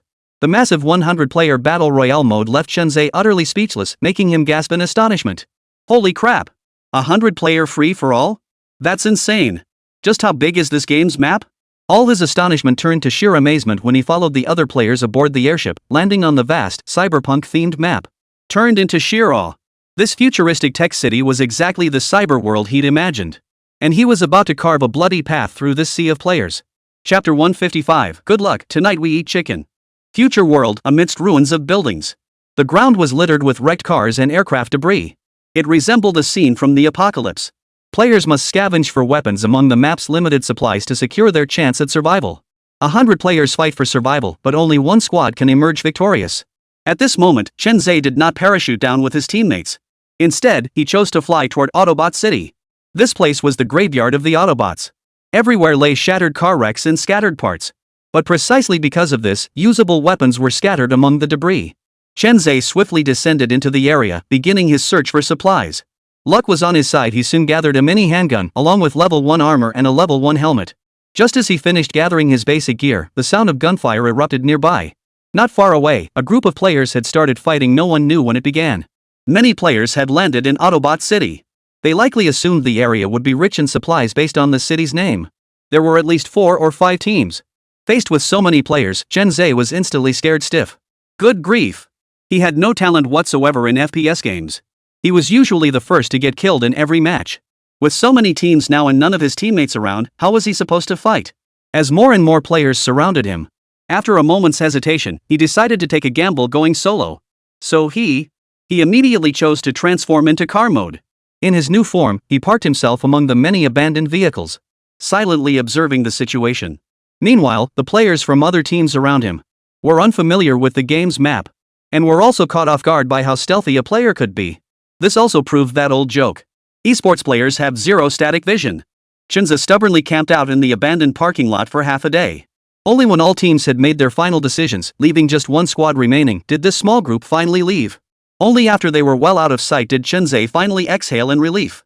Then, a sly grin spread across his face. Transforming back into an Autobot, he walked toward the bodies that had been swept aside. Whoa! Level 2 cyber armor. A damaged level 3 cyber helmet? Score! Score! Wow! This is a Star sniper rifle. With this, the match is in the bag. And an automatic rifle. Ha ha! I'm a gaming genius. I don't have to lift a finger, people just work for me. Beside him, Chen's father rolled his eyes at his son's pathetic display. Is this how you play games? No sense of immersion whatsoever. Do you want to be a 1-minute hero or a coward forever in the game? Hearing his dad's words, Chen Zhe shot him a look of utter disdain. What do you know? I'm a die-hard fan of survivalist novels. A man should play it safe. Look at me, I farmed my way to level 2 armor and level 3 helmet. What more could you want? With my current gear, soloing is no problem at all, okay? So can you actually fight now, son? Hiding forever isn't the answer. Why don't you try taking down a couple of enemies? No rush, no rush. I don't feel confident yet. I'll grab a mini Kong first. Chen Zhe wasn't falling for his old man's demands. Everyone else was entering in teams, how could he be foolish enough to go solo? He intended to survive until the grand finale. Then quietly astonish everyone. Suddenly, Chen Zhe felt enlightened. Survival is a path too. He would prove the worth of all survival-focused players. So from then on, Chen Zhe kept dodging, gathering supplies, and stockpiling resources. Even as the poison zone contracted later on, he steadfastly adhered to his policy of only lingering within the zone. He gave other players absolutely no chance to engage him. In Transformers PUBG, the zone contraction speed was more than double that of the original PUBG. A new zone appears nearly every 2.5 minutes. After all, every Autobot can transform into a high-performance sports car. This drastically reduces the time spent traversing the map. This game's pace is far more aggressive than the original PUBG. Even before the final circle appeared, the surrounding area was already filled with the sound of gunfire. But cacophony of gunfire sent Chen Zhe's heart racing. Glancing at the map display, his 4 teammates were already buried under 3 meters of grass. Only he had managed to survive until the very end. He had stubbornly relied on camouflaging wrecked cars all the way until only 20-odd players remained. By the penultimate poison zone, nearly every squad around him had a mini-Kong. Explosive attacks lit up the entire screen. Shinza cowered inside a small room, trembling. In the end, he stopped entering the poison zone altogether. He stubbornly relied on his stockpiled medkits to survive inside the zone. His health bar dropped visibly, only to be swiftly replenished. Until the very end. When the last squad finished off their enemies, they couldn't help but notice. Holy crap! What's going on? The map shows 6 players. Where's the 7th? This area is all poison. How could there be another player? Holy crap! Did the system glitch or something? Damn it! The poison zone is way too big. I can't hold out much longer. Who's got meds? I'm down. I'm down. Damn it! I just dropped all my meds. Where am I supposed to get more? Loot the corpses. Damn it! How am I supposed to loot in the poison zone? A group of players watched helplessly as the poison zone closed in on them. But Chen Zhe somehow managed to survive until the very last second, all thanks to the supplies in his backpack. His health was dropping fast, but he had plenty of supplies. Meanwhile, the opposing squad had run out of supplies. 5 players, frantic and screaming, kept firing their guns. Until all 5 of them were dead. Chen Zhe stubbornly held on until the very last second before finally drawing his last breath. Good luck, have fun. Suddenly, congratulatory bullet comments flashed across the big screen. But Chen Zhe froze in front of the screen for a moment before snapping back to reality. His face lit up with excitement as he turned to his father, shouting with unbridled joy. Dad, did you see that? I got the chicken dinner. I won. Dad, zzzzz. Chen Zhe. So what if I got a little hooked on gaming? Is it really worth sleeping this soundly? Ignoring his sleeping father beside him, Chen Zhe grabbed his phone and snapped a photo of his victory. One tap to instantly post it in the class group chat. The next second, his class group chat exploded. Holy crap! Chen Ge, you're insane. You already got the chicken dinner? The game just launched, right? This must be Brother Chen's first match? His talent speaks for itself. Who knew you had such talent? Bro Chen, set up a class gaming group and teach us the ropes. He. I can teach you guys, but my playstyle might be a little different. Chapter 156, First Day Swoops and 7 million players. Transformers PUBG hit the shelves. It immediately sparked a wave of positive reviews online. Players new to Battle Royale games experienced the 100-player survival mode for the first time. They were instantly hooked by this game mode that combines looting, monster hunting, and combat. Players could dive in solo or team up with friends. In terms of competitive gameplay, it holds its own against any other competitive title on the market. Most importantly, this game features exceptionally high randomness. More players mean more tactical considerations. Will you be the ultimate gun-toting king, a master of body tracking, or the ultimate camper? A wide array of strategic choices awaits. This has made professional players who had previously petitioned Manhwa to create a competitive game. After playing Transformers PUBG, were instantly captivated by its gameplay. Many teams even held overnight meetings to discuss the game's competitive potential and whether it could become a tournament title. As for the answer, it was a resounding yes. Even in Lù Ming's previous life, PlayerUnknown's Battlegrounds was insanely popular. It had stood the test of the market. And in this lifetime, how could these seasoned players possibly resist the game's allure? The heads of major studios and even the top brass of clubs, after unanimous deliberation in a meeting, notify all our club's professional players from now on, they'll be primarily playing Transformers, PUBG.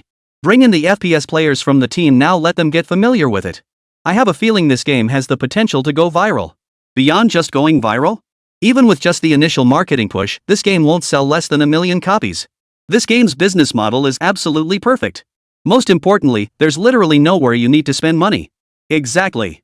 It's designed with competitive play in mind. It basically eliminates the need for microtransactions. Within a single day, pro players from every team and club were buzzing with excitement. Those pro players who'd suffered through pay-to-win games were running around shouting their heads off that day. They flocked to Transformers Battle Royale. Even players who didn't primarily play FPS games gave it a try. Why? Simply because the game is free to play, a feature that has outshone countless other game developers. Transformers Battle Royale excels in every aspect: graphics, gameplay, and balance. Add in the tactical coordination and the entertainment value is off the charts. Thus, those trashy, pay-to-win games were promptly discarded by everyone. Take a certain FPS game, for example. If you don't spend money, you simply can't compete against those pay-to-win guns. Can you believe it? There's even a saying going around: cheaters can't beat pay-to-win players. How can a $4 cheat tool compete with his $4,000 premium gun? By the end, it's basically gods battling gods. Those pro players were completely worn out. When a more fun alternative game emerges, what do you think people will choose? Almost overnight, major game stores and e-commerce platforms started seeing massive sell-offs of FPS gear and accounts. Especially those pay-to-win FPS titles, players blew them up, clearing out inventory in a massive fire sale. No one's a fool. The moment Transformers Battle Royale launched, everyone knew this thing was bound to take over the current gaming market. If you don't sell off your gear now, are you planning to sit on it and get stuck with it over the holidays? When the game company employees showed up at work the next day, they were all stunned. They rubbed their eyes in disbelief. Boss, we're in trouble. Our player numbers are plummeting. Online users are less than half of yesterday's count. Accounts and gear are being sold off in every major marketplace.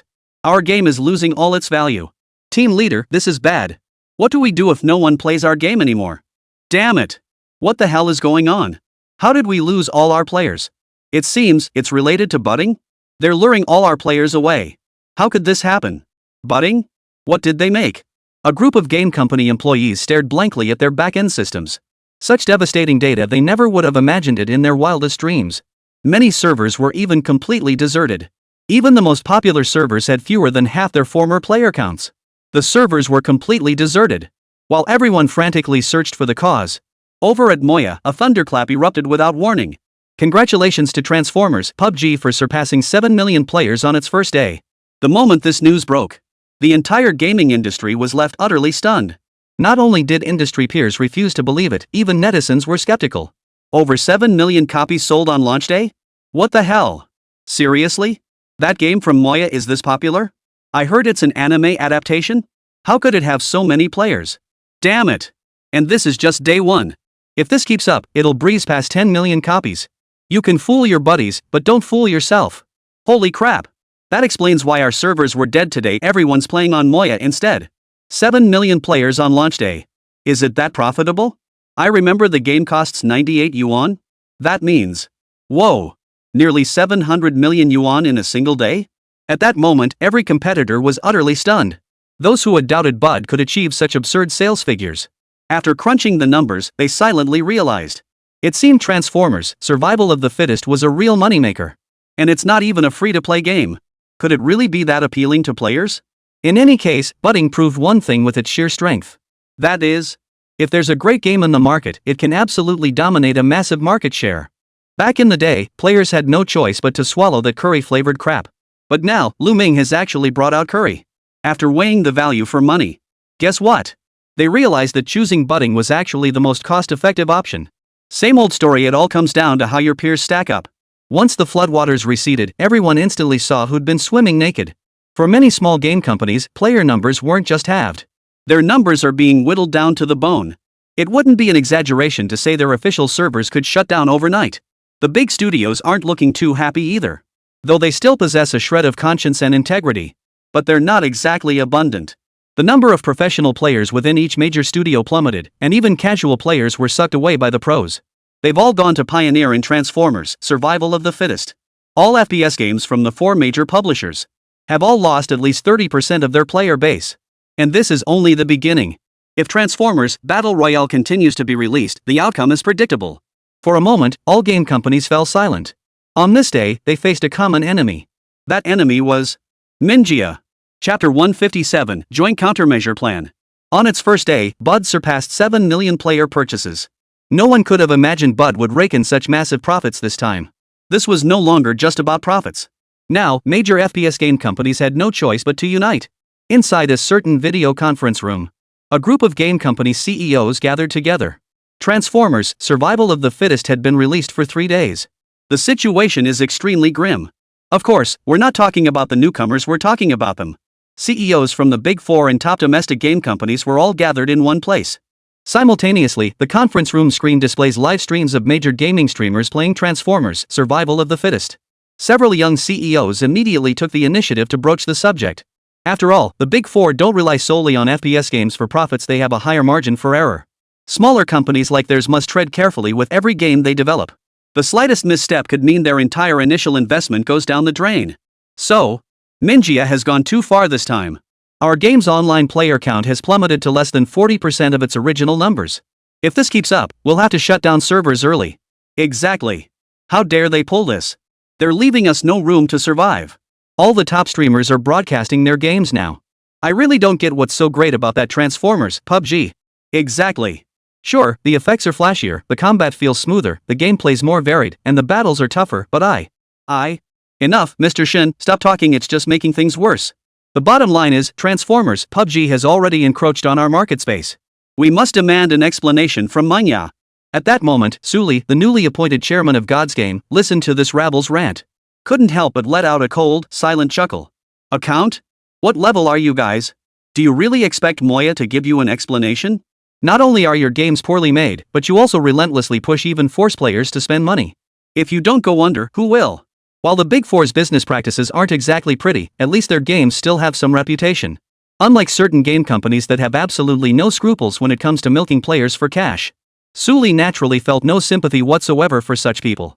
But today, at least it's a joint meeting initiated by the Big 4. A little patience was still required. As the representatives from smaller studios argued fiercely. Finally, the CEOs of the Big 4 exchanged glances. Cui Yan, the most senior CEO from Thunder Games, spoke up. Gentlemen, let's wrap up the discussion. We all know that Manhwa attracts players not just through word of mouth, but also through the quality of their games. We've already commissioned professional analysts to evaluate the situation. Transformers, Survival of the Fittest possesses significant market potential. Combined with the momentum from its promotional campaign, Moya might just take off this time. Hearing Cui Yan's words, the expressions of the others shifted slightly. A CEO from a smaller studio couldn't help but look at Cui Yan and ask, Mr. Cui, is there truly no solution? That budding studio is nothing short of a disgrace to our industry. They're leaving us no room to survive. If this keeps up, we'll all be out of business by year's end. Exactly, Mr. Cui. Manhwa isn't just hurting our business, Thunder's user churn rate must be skyrocketing too, right? Our company's monthly performance is going to be cut in half. Losing millions in profits, it's killing me. They're already raking in so much money, why can't they just let this small amount slide? Listening to the chorus of complaints, Cui Yan listened patiently, his expression unruffled. Only when the room fell silent did he cast a cold glance around the group. After a long silence, he finally spoke coldly. Finished complaining? Do you think whining like this will affect the sales of the game, Sprout? Or curse that Lù guy to death? Or perhaps you hope he'll get scared and voluntarily hand over profits to you? Hearing Cui Yan's sharp questioning, the group of executives immediately hung their heads in shame. None dared meet his gaze. Chui Yan's cold voice cut through the silence. Put away your unrealistic fantasies. We all know our game is utter garbage. It can't hold a candle to budding. Barring any surprises, no one can stop the rise of Transformers, survival of the fittest. Hearing Chui Yan's definitive conclusion, the group's faces turned alternately dark and pale. After all that discussion, this is the conclusion we come to? Unbelievable. Manhwa hadn't done anything, yet the blame fell squarely on them, the small companies? How could this be fair? The CEO who had complained the loudest earlier couldn't help but clench his fists. Mr. Chui, is there truly no way out? Are we just going to let that young upstart Lù ride roughshod over us? Facing the other's pathetic attempt at provocation, Chui Yan only let out a cold snort. Didn't I just say?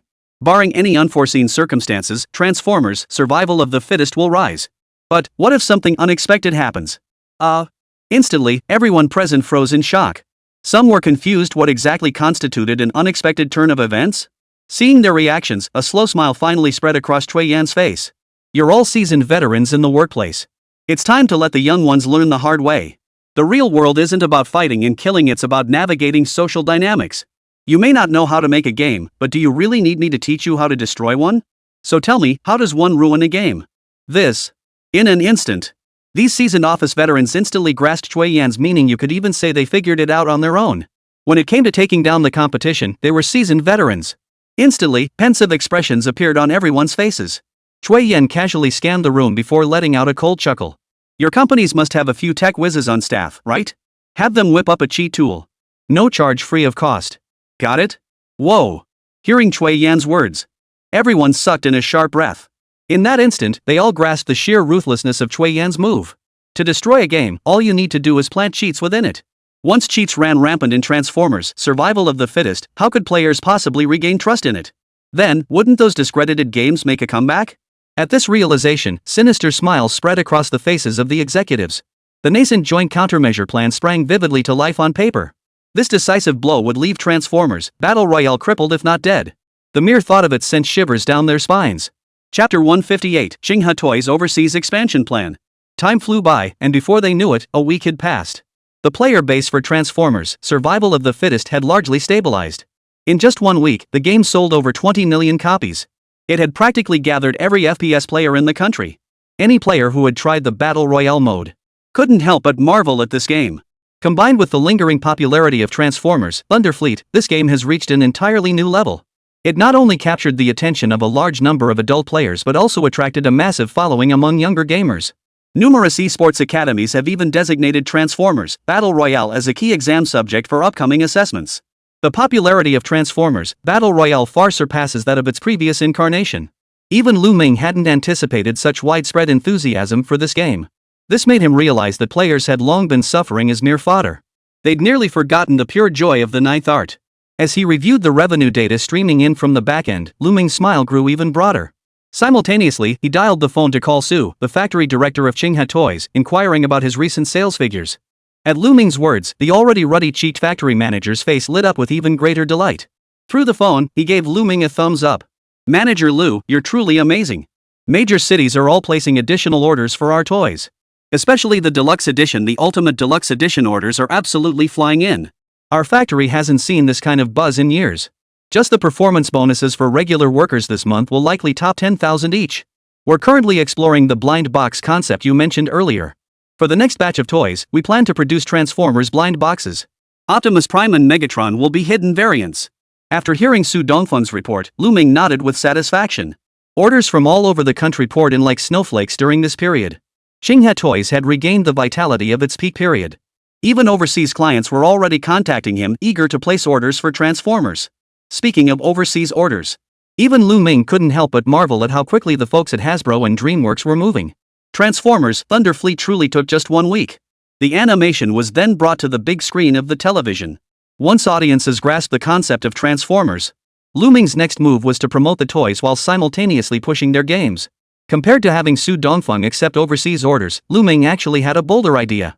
Factory manager Su, what do you think about finding an overseas agent?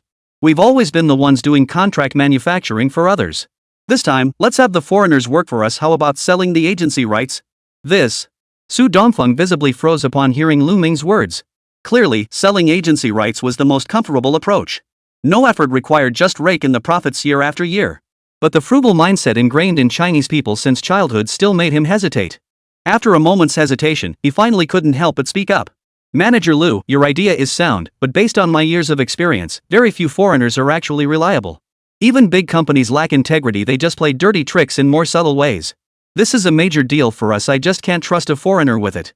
Hearing Su Dongfeng's words, Lù Ming couldn't help but furrow his brow slightly. But he quickly dismissed the thought. If the Transformers IP were a one-time deal, handing it over to Su Dongfeng would indeed be a hassle. Simply put, it wouldn't be worth it. But Lù Ming knew this IP would remain rock solid for at least the next 30 years. Since the Transformers series could be sustained long-term. Whether granting licensing rights to foreign toy companies or producing domestically for overseas sales seemed unsuitable. So for now, there's only one viable option left. Factory Manager Su, have you considered opening overseas branches? What? The abrupt shift in topic visibly startled Su Dongfeng. He seemed a bit confused by Lù Ming's meaning. Lù Ming, however, repeated his suggestion calmly. My idea is simple. Since you don't trust the foreigners, and we need to make money, why don't we go abroad and set up our own factory? Or just buy a shell company outright. We'll use it as a shell to lay eggs, produce the toys ourselves and handle the sales. Do you have any suitable candidates? Since both Japan and the US have their respective markets, why not set up factories in both places? After hearing Lù Ming's proposal, Su Dongfeng looked utterly bewildered. At the same time, a quiet admiration began to stir within him. He had thought himself radical enough. Little did he know Lù Ming would prove even bolder. Manager Lù, our company has only just begun to recover. Opening a branch factory now might cause some financial instability. You needn't worry about that.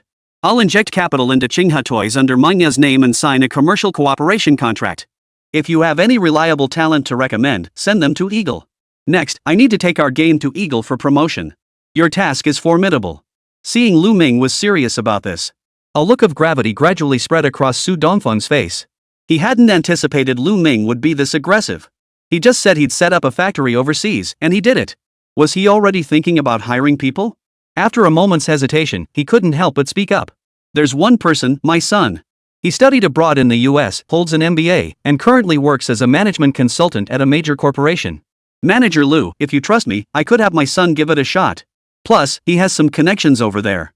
This was clearly a case of favoring relatives when recommending talent. Whether his son was truly qualified or if Su Dongfeng was just looking out for his own interests.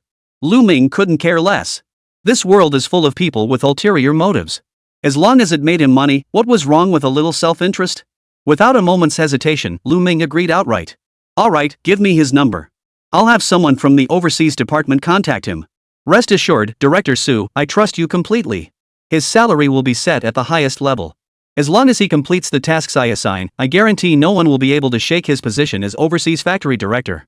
Hearing Lù Ming's words, a flicker of excitement immediately lit up the weathered face of Su Dongfeng. Who wouldn't want to pave a path to success for their offspring? He had long given up hope for Qinghe Toys. He was just waiting to retire and join his son in the United States. But the arrival of Lù Ming and Xià Tiān had breathed new life into Qinghe Toys. Now, not only did his own career hold promise, but even his son could be pulled up by the coattails. At that moment, factory manager Su was overcome with emotion. He had devoted half his life to Qinghe Toys. Along the way, he endured immense pressure, ridicule, and even despair. But at this moment, he felt as though the clouds had finally parted, revealing clear skies. He had a premonition. Better days were coming for Qinghe Toys. Chapter 159, Team Move in the Diva's new stream. At that moment, inside the live stream room of I'm Not at Sundara, Shin Yujie opened his live stream as usual. By now, he had become a regular guest on Manhwa. The advertising fees provided by Director Lù were never a concern. So whenever a new game was released, Shin Yujie would always be the first to try it out. Recently, with the launch of Transformers PUBG, unsurprisingly, Shin Yujie's streams these days have been all about Transformers, survival of the fittest. Of course, given Manhwa's current social standing, coupled with the immense popularity of Transformers, survival of the fittest, even without promotion, there are plenty of players. Right now, over half the streamers in the game section of the entire livestream platform are broadcasting Transformers, survival of the fittest.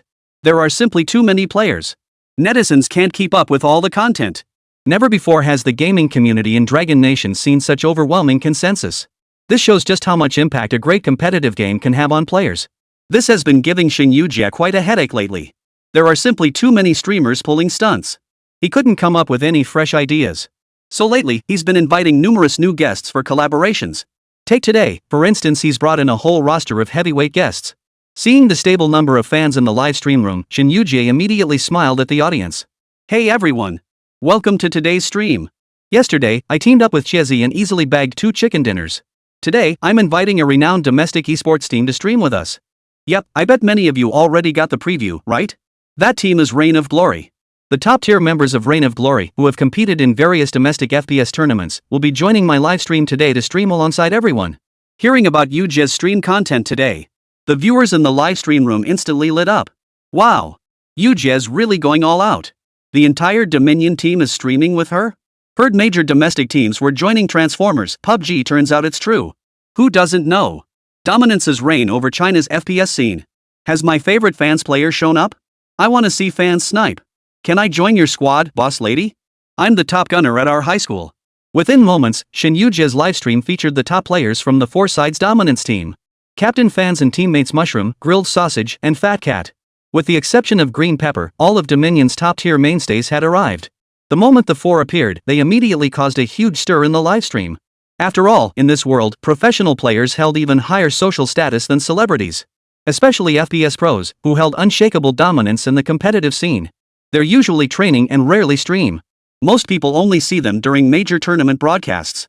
As for their training sessions, each team maintained an air of secrecy. Thanks to Shin Yuji's mediation, the Dominion team has decided to collaborate with him on a livestream. This also served as an opportunity to announce their entry into the Transformers PUBG tournament. The 4 members looked somewhat aloof into the camera, offering only a brief greeting. It wasn't that they didn't want to talk. It was mainly that the 4 of them, well, had social anxiety. Captain Fans was particularly bad. He barely socialized outside the team. Seeing all the greetings flooding the live chat this time. Fans, just 22 years old, actually flushed a bit. Meanwhile, Shin Yuji was thinking about the advertising fees he'd secured from Junlin. He immediately followed the script and asked Fans. Captain Fans, as our nation's undisputed sniper legend, has your team been playing Transformers PUBG lately? Weren't you preparing for the Overwatch tournament before? Hearing Shin Yuji's question, Fans' cheeks flushed slightly, but he answered earnestly. Overwatch is a great game, but after unanimous decision by our team management, we'll be focusing our main efforts on Transformers PUBG going forward. For the next tournament, we might field our secondary roster. If possible, we hope the official organizers will host a competition. Hearing Fans' announcement, many fans hearing this news for the first time couldn't help but be taken aback. Holy crap! The team's really taking a bold move here. I remember the prize pool for this Overwatch tournament wasn't exactly small. What good is a big prize pool? You still need an audience. You might not know this, but Transformers PUBG's dominance is undeniable. Honestly, it's not just Dominion, Imperial Supremacy, and Spicy Rabbit Head. Most teams have basically switched over to Transformers PUBG. Unsurprisingly, the next few years will likely be dominated by budding. Awesome! Watch them from high school to the Triple Crown. Go Junlin! Amidst the cheers of the crowd, the 4 main players of Junlin began today's live stream. The way they effortlessly navigated the interface showed they weren't new to this game. They're definitely not new to this game. They've likely been undergoing intensive, specialized training these past days. Unlike traditional FPS games, Transformers Survival of the Fittest introduced map traversal and a shrinking poison zone mechanic. So many tactics need adjusting. But even so, after a week of teamwork, fans still delivered impressive results with their leader. All 5 entered the map together, immediately choosing the most crowded and bustling area, the Cybertron wreckage. The area boasts the richest resources, and there's a chance for many Transformers to spawn right from the start. It was a battleground every player fought to control. In a 4-to-1 setup, Shin Yuji trailed behind them and immediately snagged 2 great guns at the start. An assault rifle and a shotgun. He felt invincible right from the start. Guys, check out my luck. Who else has got this kind of luck? Ha. Tap, tap, tap. Little did he know, the moment he said that. The next moment, his Transformer was hit from behind with a full burst of fire. His health bar drained instantly, and he collapsed onto the ground. Damn it! Sneak attack bastard. Fans, save me! Save me! Fans! The 4 teammates exchanged glances, their eyes filled with helplessness. Is this the strength of an amateur? Before arriving, the guild manager had said that this streamer called I'm Not a Tsundere was a tech streamer? This is what a skill streamer looks like. Unable to contain himself, Fans let out a deep sigh before barking out an order. Change tactics. Rescue. Go all out. Chapter 160, The Ultra-Crying Tsundere Squad Strikes. Tap, tap, tap. Inside the ruins of a building, Shiitake and Grilled Sausage were tasked with drawing the attention of the players inside. While both sides exchanged fire relentlessly, Captain Fans led Fat Cat around to the rear of the building. Flashbang. Fans barked the order. Once in game mode, his demeanor was a stark contrast to the shy, inexperienced person he had been moments before. He radiated the aura of a true ruler, reigning supreme over the battlefield. The moment Fat Cat tossed the flashbang inside, he charged into the room wielding his shotgun. Bang, bang, bang. Several gunshots rang out and boxes fell to the ground. Then the remaining 3 teammates charged into the room simultaneously, 2 covering and searching, 2 collecting boxes. The speed at which they grabbed the boxes could only be described as lightning fast. While other players were likely still debating which attachments to choose or what type of ammunition to use, fans had already modified a new gun in under 3 seconds. He then charged alone toward the staircase, beginning a rapid loot collection. He searched each supply point swiftly and cautiously. Less than 5 minutes into the game, all 4 members of their squad were already equipped with level 2 armor, level 2 helmets, and fully customized weapons. Witnessing their disciplined efficiency, the audience erupted in gasps of astonishment. Holy crap! Is this what pro players are like? If it were me, I'd probably still be staring at the loot boxes right now. Damn! That hand speed, how many years single must they be? King's reign is insane. Fans are insane. And so, the 4 of them fought their way to the mature woman's side. Finally, just as his health bar was about to run dry, they pulled him back up. Not only that, fans thoughtfully tossed the supplies they'd just gathered to the older sister. This move maxed out his boyfriend points. In an instant, the older sister, who had been lying on the ground moaning in pain moments ago, instantly recovered. Having pulled through, he immediately shouted at the viewers watching the livestream. Did you guys see that? That's what you call teamwork. I acted as bait to draw the enemy's attention, while my teammates launched the attack. Didn't we just win big time? Fans. EW. This guy has no shame. The viewers in the livestream instantly doubled over laughing. Awesome. Awesome. Only a mature woman could pull this off. Guys, check out my sniping team taking down the mature ladies. I'm on the same map as him. Come on. I want to snipe the cool chicks too. Just created a sniper team chat, let's all take down the boss lady together. Unbelievable. These die-hard fans will do anything. Little did the diva know, she'd already been sniped by her own fans. Some dedicated fans even secretly built a sniper squad just for her. When the diva was preparing for her livestream, they all gathered together in preparation. Then they ambushed the mature woman together. Finally, they all peeked at the screen together. The player who just ambushed the diva was one of his so-called premium fans. This time, they were going to make her cry for real. Inside the YY room, the host peered at the screen while issuing commands. I've already spotted them, they're in the Cybertron wreckage zone. Everyone nearby, come over here and ambush the boss together. Be careful, he's with the Dominion squad today. If we pull this off, we'll be famous. Woohoo! Let's make the boss cry. Room owner rocks. Sisterly rocks. Ha! Isn't the host me, Sisterly? The one who plays Street Fighter? You know too much. Kill. Kill. Kill. Remember. Our goal is Ultra Crying Tsundere. Before long, the number of players in the Cybertron debris zone visibly swelled. A dozen or so players charged madly into the room where the older sister and her group were located. Seeing this, fans' expression darkened slightly. What's going on? Why does it feel like there are way more people in the Cybertron wreckage zone today? No big deal. These high-intensity battles happen occasionally. Hold your ground and watch out for snipers. Guys, I just picked up a sniper rifle. Watch me take these guys down. I'm dead. Fans, save me. Mushroom, save me. Bro, why don't you hide behind us and help loot supplies? No way. I'm a pro player. Moments later, their building was completely surrounded. Meanwhile, fans remained calm under pressure, carefully sniping alongside his 3 teammates. Facing the assault of over a dozen enemies, he suddenly noticed something odd. Wait, something's off. With so many squads here, why aren't they fighting each other? Why are they all targeting us? Isn't this game supposed to be random matchmaking? Now that you mention it, Captain, you're right. What's going on? The group stared at the players charging into the building with puzzled expressions. Until they saw the system notification flash in the top right corner.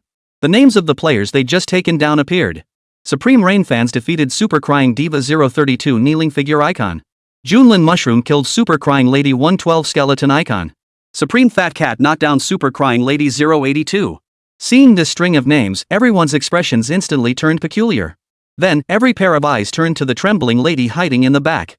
These people, are they after you? Sis. I don't know. Probably my fans?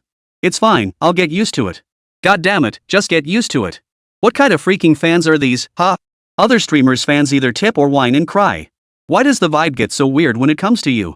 Watching wave after wave of players storming in from below, even someone as strong as fans felt a wave of exhaustion wash over him. After a long pause, he suppressed the urge to curse and said, "It's fine. Just think of it as pressure training." As he spoke, he reloaded his weapon while coordinating defensive maneuvers with his teammates. Meanwhile, the viewers in the live stream room, upon seeing that string of bizarre usernames, burst out laughing. Holy crap! Every single one of these guys is a character. The boss just stirred up a hornet's nest. Where can I join this group? I'll pay extra to get in. You guys are treating the boss like some little kid. This is beyond ridiculous. I can't take it anymore, I'm dying of laughter. Just joined a super crying UJ group, already over 600 members. Everyone's online, just waiting for UJ. Ha ha ha. Fans got absolutely crushed this time, all the pressure's on them now. Finally, fans managed to take down the enemy. After this round of fighting, the number of players on the map plummeted to just over 50. Every member of the Dominion team had at least 5 kills.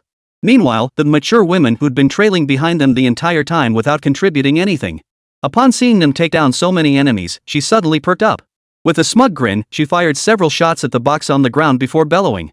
Did you see that, guys? That's what real skill looks like. Under my command, we took out over 20. Tell me, am I not a god at this? The Dominion members. Beep beep beep. Ha? What's that noise? Is someone's phone ringing? Hearing the boss lady's question, fans silently glanced at his health watch. The display indicated his blood pressure had suddenly spiked beyond normal levels. Chapter 161, Someone's Cheating? In the ensuing battle, the 4 members of Dominion, with the mature woman in tow, crushed all opposition gods or Buddhas, they spared none. Under Fan's command, they advanced relentlessly. With ease, they secured a victory in the round. Seeing the words "good luck, have fun, tonight we eat chicken" displayed on the screen, the diva grinned, baring her teeth. What do you say, guys? Wasn't my coordination with the Junlin members pretty seamless? Fans, what do you think? Is my skill level good enough to join Junlin professionally? Probably still need a bit more practice. Fans replied diplomatically. But the audience who'd watched the older sister play all burst out laughing. Did they not see how the mature woman played just now? It was all emotion, no skill. Along the way, fans had rescued the older sister at least 5 times. That's an average of 1 rescue per person.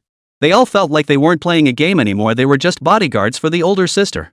And to top it off, the boss lady constantly ignored commands and pulled off all sorts of baffling moves, leaving them utterly frustrated. Professional esports is actually a profession that demands strict obedience to orders. Professional players must think through every decision, every second. One mistake could cost them the entire game. But this was just a casual match. If this were a regular training session, he would have already cursed the mature woman out mercilessly. Seeing fans look like he's holding back words, the viewers in the livestream room burst into laughter. Just look at the mature woman, she's got her fans all worked up. Honestly, I rarely see fans reacting any other way when watching gameplay. But when it's the diva, this gameplay is pure entertainment. Just check the Queen Sniper Squad, already over 2,000 members, guys. Anyone else want to join the hype train for the diva? Let's roll. Seeing these comments, fans felt his blood pressure rise slightly. The memory of being cornered by a mob in the Cybertron debris field. He felt a chill run down his spine. Unconsciously, his gaze drifted to the mushroom beside him. When do you think we'll get back to training? The boss said we're fighting until 6 in the evening, at least another 6 hours. Hearing his teammates' words, Fan's face twitched. Another 6 hours of this agonizing game? Forget it. I'll just treat it as a guild quest and endure it. Thus, in the ensuing battles, the 4 members of Dominion faced immense pressure. Every match, they were paired with a few players who specifically targeted the mature female character. These guys were like madmen.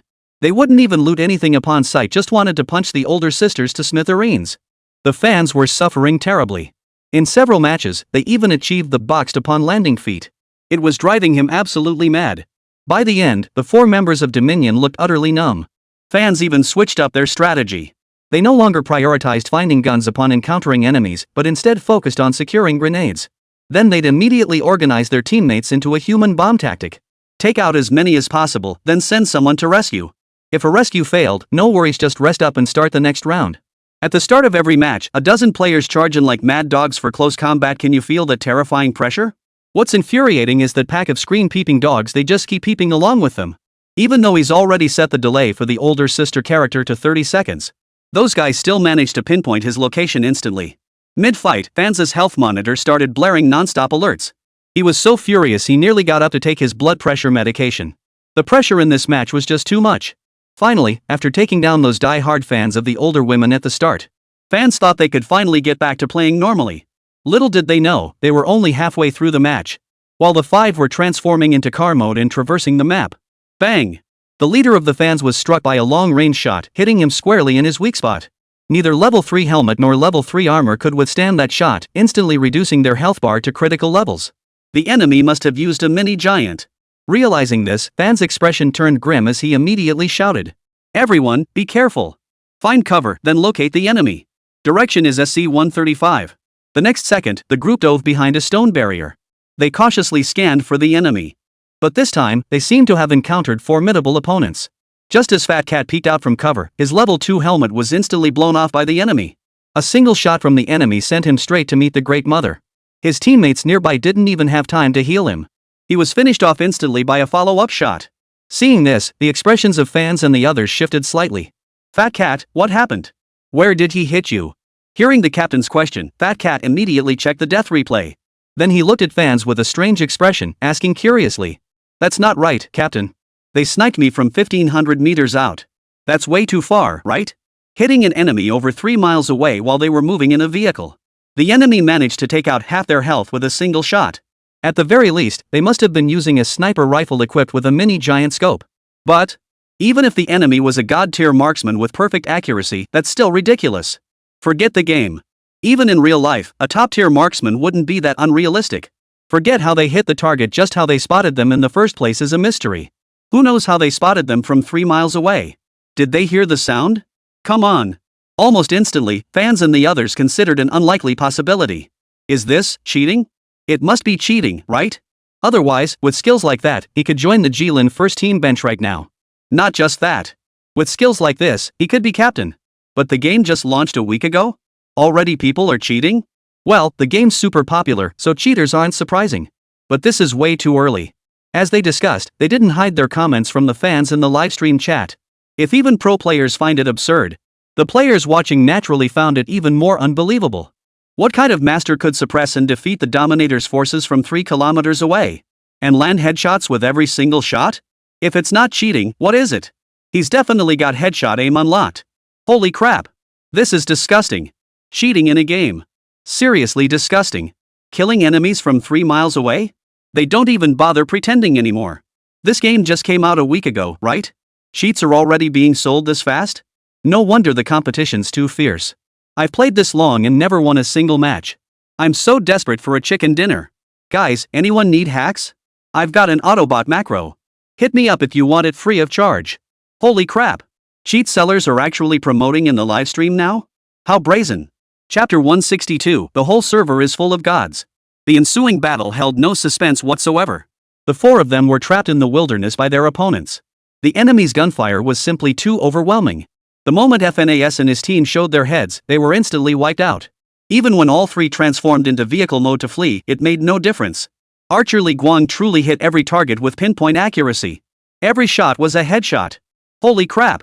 Someone's already cheating? No way. I'm reporting this. These people are utterly disgusting. Seeing the lockhead cheat before her, a flash of frustration crossed the mature woman's face. Finally, this match didn't have too many of his fanatical followers. He didn't die at the hands of his own people, but at the hands of outsiders. Something doesn't feel quite right here? Anyway, this cheating is way too much. If it weren't for the livestream still going, his entire female family would have been in trouble. Fans, however, took it in stride. He just waved it off and took a sip of water. No big deal. You always run into a jerk or two when gaming. Just get used to it. Let's restart the match. After a brief break, the group restarted the game. This time, as they reached the final circle, another prophet appeared on the enemy team. Despite using stealth, they were all predicted and instantly eliminated by the enemy. This was just too much. Fans replayed the battle footage over and over, eventually reaching a conclusion. The enemy must have had wall hack vision. Otherwise, how could they pinpoint our locations with such precision? At this point, he couldn't help but frown. It felt like the number of cheaters in Transformers PUBG had suddenly skyrocketed. Things were fine during training these past few days, no cheaters in sight. Why were there so many cheaters today? He couldn't shake the feeling there was something else going on here that he didn't know about. When they finally got back into the game, they froze in their tracks. Suddenly, a game merchant's voice boomed over the ship's intercom. Anyone need hacks? I've got them for sale. Headshot lock, wall hack, invincibility, health lock, got it all. Want to experience the thrill of PUBG? Add me on WeChat. Everyone. Hearing this, the group exchanged stunned glances. Holy crap. Are cheaters this brazen now? Selling hacks right inside the game? This is exactly why the gaming environment sucks. It's ruined by scum like this. Disgusting. I hate cheaters the most. Let's take him down, guys. Damn. What's wrong with this game? So many cheats in the first week after launch? Doesn't the dev team plan to do anything about it? Guess the devs never expected cheaters to target this game so fast. It wasn't just the streamers like UJ, even the viewers in the chat were left speechless by these cheaters. Everyone came here to play the game. How well you play doesn't really matter. After all, even UJ, this big streamer who claims to be a technical wizard, didn't seem to have any real skill. But you're cheating. Not only does it ruin the gaming environment, but it also treats others like fools, and that's just plain lame. That said, the anti-cheat system in this version of Moya isn't exactly top-notch either, which has drawn some criticism. The next few matches left everyone utterly speechless. Because in almost every single game, there were cheaters openly advertising their hacks, constantly shouting out. How can anyone enjoy the game under these circumstances? In one match, 2 cheaters even showed up, relentlessly touting how great their hacks were. The mature woman immediately proposed.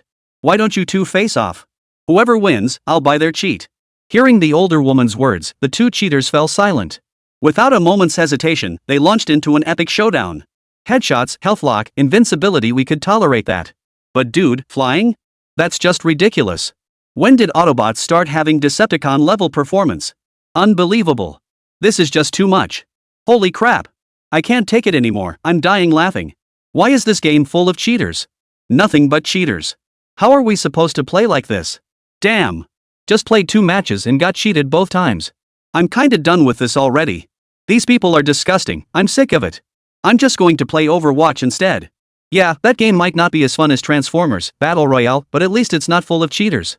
As she watched, the mature woman suddenly realized the number of fans in his livestream was visibly dwindling. Viewers who were initially excited about Transformers Battle Royale immediately lost interest after seeing all the cheaters. What's the point of watching gods fight? It wasn't just the older sister's stream. Other major streamers playing this game were also complaining about the numerous cheaters appearing in-game. As if orchestrated, they all appeared on the same day, constantly disrupting the game environment. After the mature female streamer noticed the situation, she paused for a moment before saying, "Sorry, everyone. None of us wanted this to happen. So I'll wrap up today's stream here and report the game issues to Director Lù. That's all for today's stream. See you." With that, Shin Yujie shut down the stream. After bidding farewell to everyone at Junlin, he immediately called Lù Ming. When Lù Ming received Shin Yujie's call, he was preparing for overseas game sales. Hearing Shin Yujie's report, he couldn't help but pause in surprise. There are already cheaters? How bad is it? It's pretty bad, Mr. Lù. During my streams, cheaters were active in almost every match. Some players were even openly selling hacks. The entire game environment has become a complete mess. It's not just me, several of my fellow streamers have also reported detecting cheats. After hanging up the phone, he narrowed his eyes. His first thought wasn't how to deal with the cheaters themselves, but who was behind this. The simultaneous emergence of so many cheaters within the game couldn't possibly be the work of a single individual. Looks like someone's pulling the strings behind the scenes. As for who it was, that part wasn't hard to guess. Clearly, Transformers: Survival of the Fittest had disrupted someone's revenue stream. Any related game company could have struck back. It might not even be just one company, but a joint effort by several firms. The mere thought sent a chill down Lù Ming's spine. But he quickly regained his composure. As a seasoned game designer, what storms hadn't he weathered? To think a cheat program could bring him down? That was seriously underestimating him. Without hesitation, Lù Ming picked up the phone and dialed Wang Ba and the others. "Hey, old Wang? Open a new server for Transformers: Survival of the Fittest. I want all the cheaters to fight it out like gods in that new server." Chapter 163, The Legendary Master Lù. Over the phone, Lù Ming briefly outlined his request. Upon hearing Lù Ming mention the hardware ban technology, he nodded in agreement. But when he learned Lù Ming intended to create a separate group just for those cheaters, he sucked in a sharp breath. Holy crap! Old Lù, you're trying to raise poisonous insects here. What's wrong with that? It's a perfect chance to clean out these parasites. We can also weed out some rule-breaking streamers while adding some entertainment value. What's the downside? That's true, I suppose. But the consequences of cheating, just thinking about it is thrilling. Wang Ba could already envision the future live streaming scene descending into utter chaos. Just the thought of it made him chuckle. Old Lù really pulled off a killer move this time. You're so mean, I love it. So over the next 2 days, while Transformers PUBG players complained about the rampant cheating, the official Moya team finally responded. On April 10th, the servers would be shut down for 8 hours at midnight. Emergency fixes were implemented to address the rampant cheating both in and out of the game. Game company executives who saw the announcement immediately flashed sinister grins. You think slapping together some anti-cheat software will do the trick? What makes you think a small company like yours could possibly compete against every FPS game developer in the market? That same day, the CEOs of major companies secretly issued new orders to their technical teams. No matter what it takes, develop new cheats immediately. When butting updates, we must update our cheats simultaneously. Use whatever means necessary. Spend whatever it takes. Develop the most advanced cheat program for me. I'll make sure Bud never gets back on its feet. That young upstart doesn't know his place. Thinking he can turn things around now? Too late. Don't worry, boss. As soon as Bud finishes its update, our tech team will upgrade the cheat first thing. You don't trust our tech? Next time I'll make something even more outrageous. For a moment, dark currents swirled throughout the entire gaming industry. Meanwhile, within the live streaming community, turmoil was brewing internally, filled with all sorts of dirty tricks and conflicts. At that moment, inside a live stream room named Master Lù Shifu, whose real name was Lu Wei. As a newcomer streamer for Transformers PUBG, he had been riding an unprecedented wave of popularity lately. The reason? His exceptional skill, of course. In-game, his lightning-fast and rock-solid aim. He frequently leads his teammates to victory. Each match sees him rack up at least a dozen, if not 20, kills. He always drives precisely toward enemy positions, mowing down opponents left and right. He even routinely pulls off 1v5 comeback kills, leaving a lasting impression on his viewers. Because of this, he went from being a nobody in a small stream to a gaming streamer with 200,000 loyal followers. Thanks to his extraordinary gaming talent, he now rakes in a fortune daily. Many netizens even urged him that his skill level was good enough to join a professional team. To this, Master Lù simply chuckled without elaborating. Personally, I prefer just having fun gaming with everyone. Joining a team isn't on my radar right now, though maybe someday I'll compete as an individual. Compared to monotonous training, I'd much rather interact with everyone. His gentle, humorous personality has naturally won him many fans online. Just the other day, he even counter-killed a cheater in his livestream. This instantly made him a hot topic in Douyin livestreams. After all this, you've probably already figured it out. Exactly. How could there possibly be such a perfect streamer in the world? All of this is just part of Master Lu's carefully crafted persona. In reality, he's no gaming prodigy at all. Though he graduated from an esports academy, his own performance was quite average. After graduation, he never received any offers from teams or guilds. How could someone with an unremarkable first half of life suddenly awaken at 25? If he'd shown esports talent at 18, that might be plausible. But at his age? In the esports world, he's practically an old man. That scheming frog keeps rubbing your belly. Master Lù is cheating. His talent lies not in gaming, but in acting. Unlike other cheaters, though, his hacks aren't nearly as extreme. A little wall hack, a mouse macro, and then tweak the aim assist a bit lower. This makes his in-game character appear incredibly natural. Combined with his innate gaming talent, this combination forged the legendary Master Lù we know today. In less than a week, he's already earned tens of thousands just from fan donations. At this rate, he's the next big thing. The next fan favorite. Whenever Master Lù thought of the compliments from his viewers in the livestream, his face would light up with a smile. But just now, when he saw the official notice from Manga, his smile froze, and he anxiously tracked down the middleman who'd sold him the hack. Bro, Moy is cracking down on game hacks. Will ours be okay? Seeing the message from his big client, Master Lù, the broker on the other end instantly replied. Don't worry, the cheat I sold you is the safest one on the market. Not just Transformers, PUBG, but any FPS game out there, it can hack into them all. Plus, our company's new hack will be ready soon. Don't rush to stream after the game relaunches, I'll get it to you the moment it's done. Seeing the message from the broker, Master Lu's face instantly relaxed into a relieved smile. Come to think of it, his cheat alone brought in thousands in monthly rental fees. It wasn't some cheap, tacky imitation that anyone could easily spot as a fake.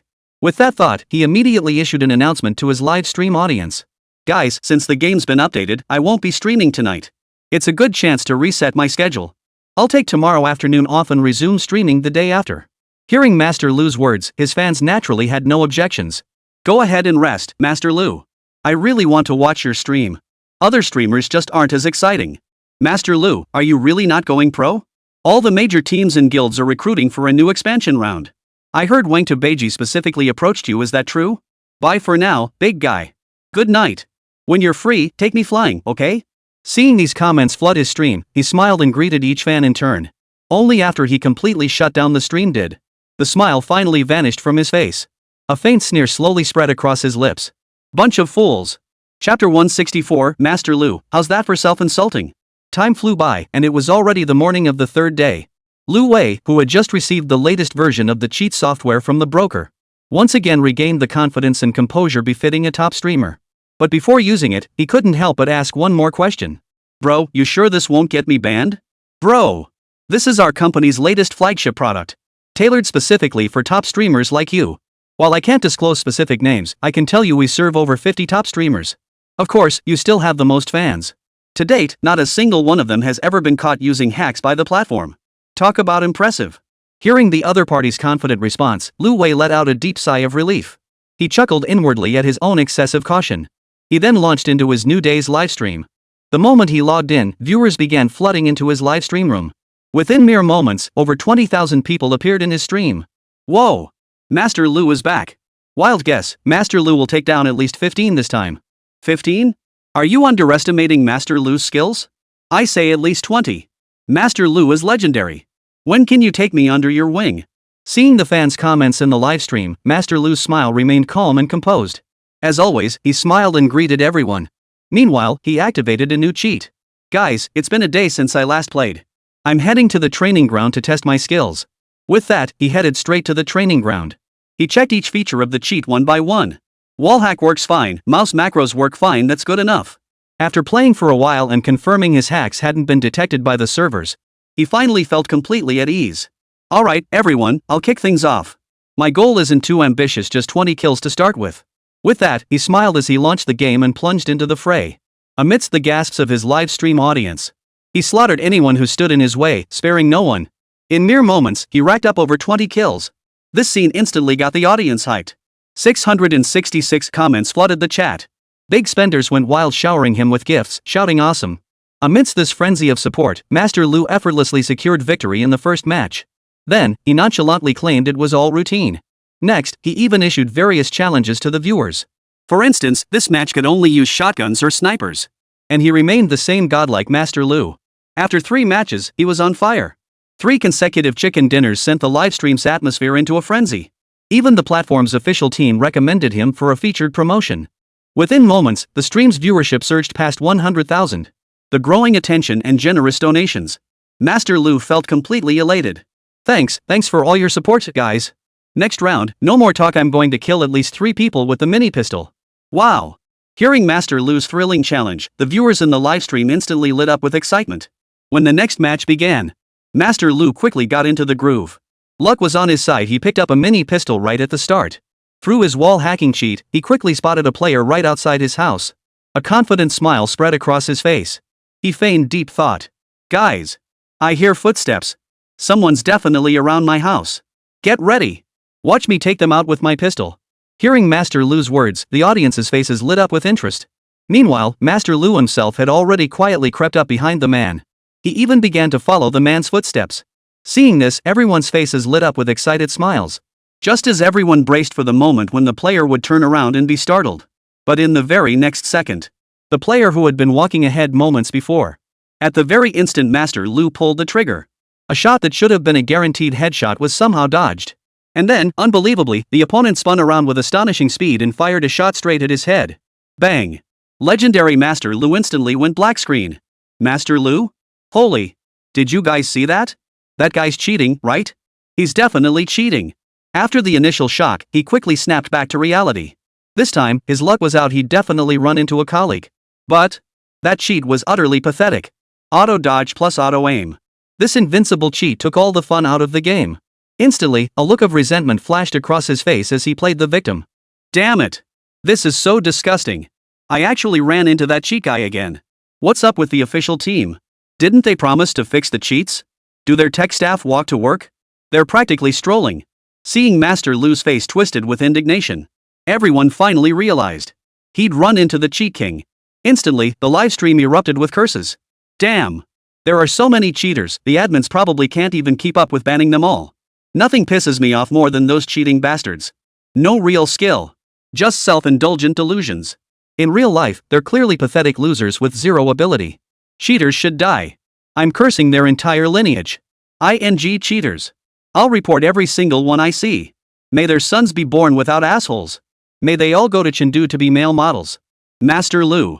Guys, no need to be so harsh. Seeing the cheat-selling bullet comments in the livestream, Master Lu's mouth twitched slightly. But soon, he regained his composure and joined the chorus of insults directed at himself. Is it okay to insult myself? After venting alongside the viewers, he finally softened his tone. Alright, everyone, don't let those trash people ruin your mood. Let's keep playing. I've already reported that guy, and I'm sure the admins will ban him soon. With that, he immediately restarted the game. But this time, he was utterly speechless. A giant Autobot appeared on their spaceship, its limbs practically stretching beyond the model's boundaries. Good grief, anyone unaware would think the Emperor of the universe himself had descended. These days, do cheaters even bother pretending anymore? Wait, how did I run into another cheat user? But that wasn't even the craziest part, he even spotted a Decepticon cheat user. Is it okay for NPCs to disguise themselves and attack players? After one match, the entire screen was filled with gods? Master Lù? Suddenly, a sense of foreboding swept through his mind. Chapter 165, Fishing in a Pond? It wasn't just Master Lù. Even the viewers in his livestream room had noticed something was off. If it had just been a player using cheats, that might have been understandable. But what was going on with this image now? There are way too many cheaters here? Among all these cheaters, finding a single normal player? What the hell? Huh? It feels like there are more cheaters today than the past few days? Yeah, totally. Before, maybe 1 or 2 cheaters per game, but now it feels like the whole map is full of them? Didn't the devs say they implemented anti-cheat measures? Why is it still this mess? What a piece of crap game. How are we supposed to play like this? Looking at the dense stream of comments flooding the live chat, Master Lù suddenly felt a wave of foreboding wash over him. Without a word, he immediately quit the game and silently opened the message window of the broker. What's up, bro? My game's full of cheaters right now? Huh? Isn't encountering cheaters pretty normal? Honestly, several companies are targeting Manhwa to create cheat software. Running into cheaters is par for the course. But my account is messed up. The whole map is full of cheaters. Hold on, I'll check with the tech team. Hearing Master Lu's message, the broker on the other end looked equally puzzled. Having never encountered this issue before, he immediately consulted the tech department. Having never encountered hardware ban technology before, they naturally had no idea what was going on. After a long while, they still hadn't figured it out. But since the game account hadn't been banned, it should be fine. So the agent across the line offered Master Lù a compromise solution. Bro, if you're really stuck, just switch to another account for now. Tell your fans you're off fishing in a pond. Our tech team will re-update the system, it'll be fixed within 24 hours max. Seeing the agent's reply, Master Lù couldn't help but sigh. Seems like that's the only option. He immediately shut off his phone and returned to the livestream. Guys, my main account's ranked too high, so I keep running into cheaters.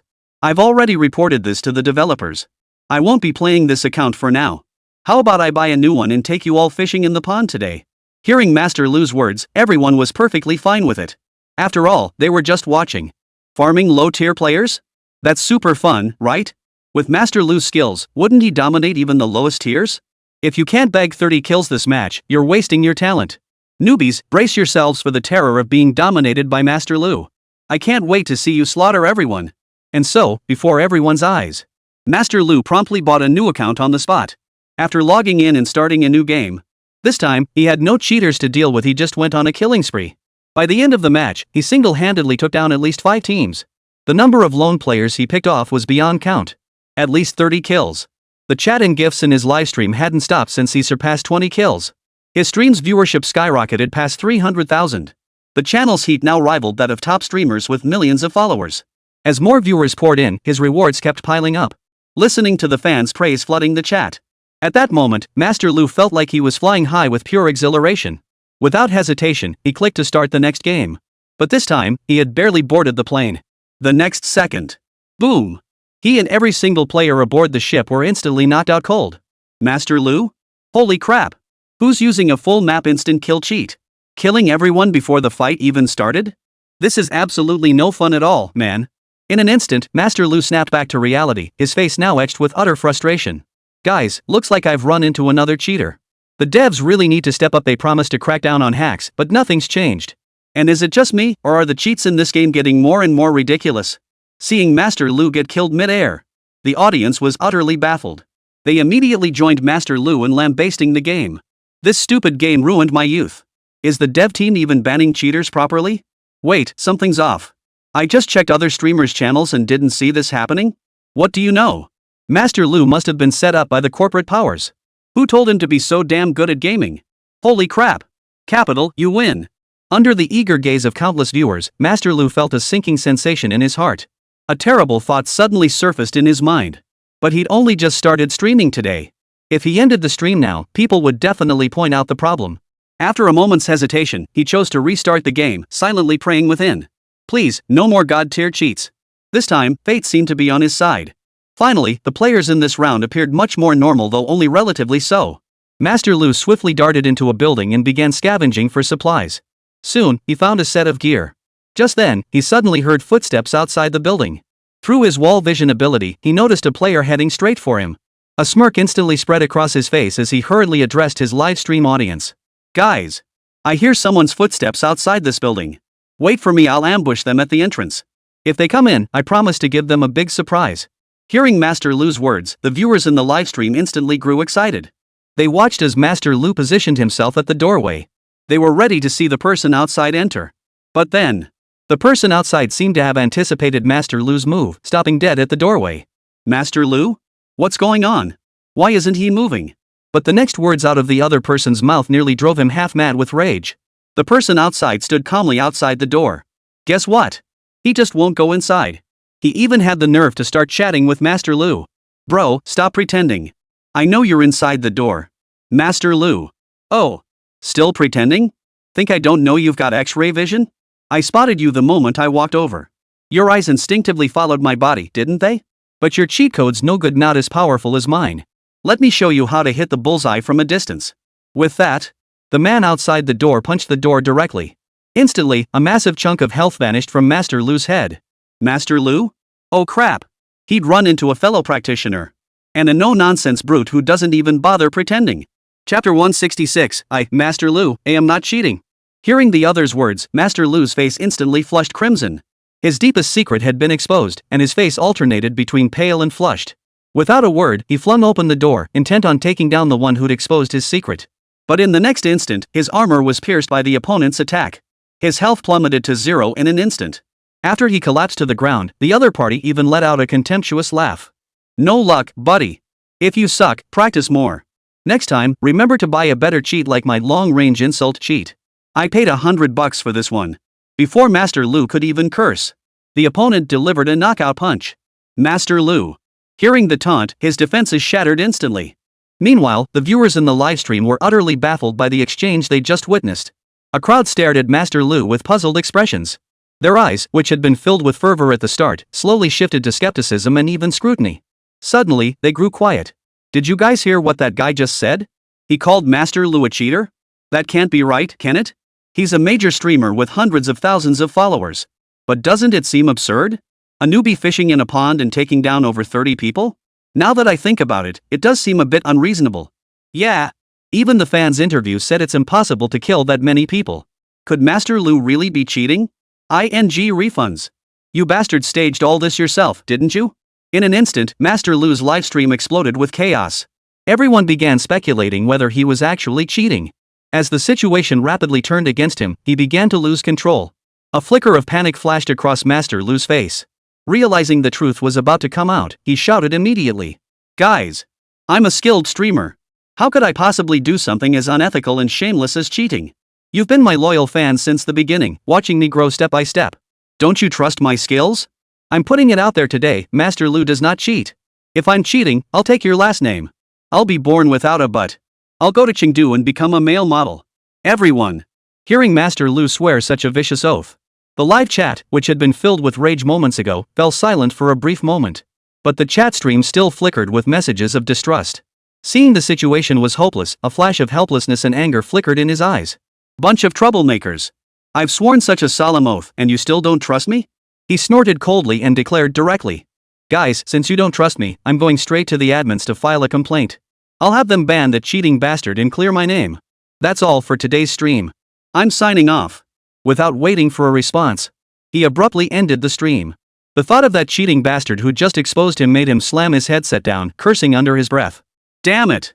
That bastard really is a son of a. Trying to ruin my livelihood, huh? Then, Master Lù stormed off to the agency, still cursing under his breath. He unleashed a torrent of abuse at the agent. Bro, didn't you say your hack was 100% undetectable? You caused a major incident on my stream, you know that? How are you gonna compensate me? What kind of Thai hack is this? Give me my money back, damn it. Hearing Master Lu's words, the cheat seller looked utterly dumbfounded. But he remained stubbornly defiant. Seeing Lu Shifu yelling at him, he let out a cold, dismissive snort. When you had fans and money, you were the boss, you could rant all you wanted.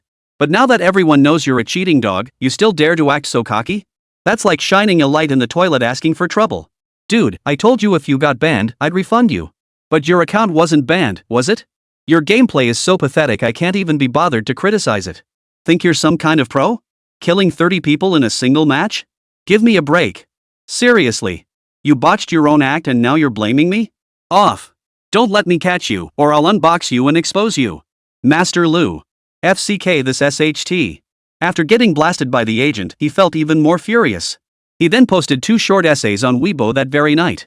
One was a notice clarifying he hadn't cheated.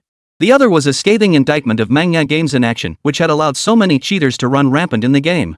Every match was filled with cheaters, making the game unplayable. If the developers keep this up, you're screwed. After pouring out hundreds of words in his rant, he finally felt satisfied. Next, he began secretly contacting other intermediaries, hoping to find a more stable cheat. Shortly after Master Lu posted that rant, a storm erupted across Weibo. It was as if the battle cry had been sounded. Hordes of paid commenters began voicing support for Master Lu. They joined in condemning the rampant cheating both in and out of the game. Even numerous major and minor streamers joined Master Lu in taking a stand. Guys, you know what I mean. Playing this game is like being surrounded by cheaters. My mental state is shattered. If the devs don't fix this, the game is unplayable. I actually like Transformers PUBG at first, but if they keep this up, I don't see the point in continuing. Just call it quits. Worst game of the year, Transformers, Survival of the Fittest. I just don't get it, how can anyone still play such a garbage game? Doesn't it make you sick?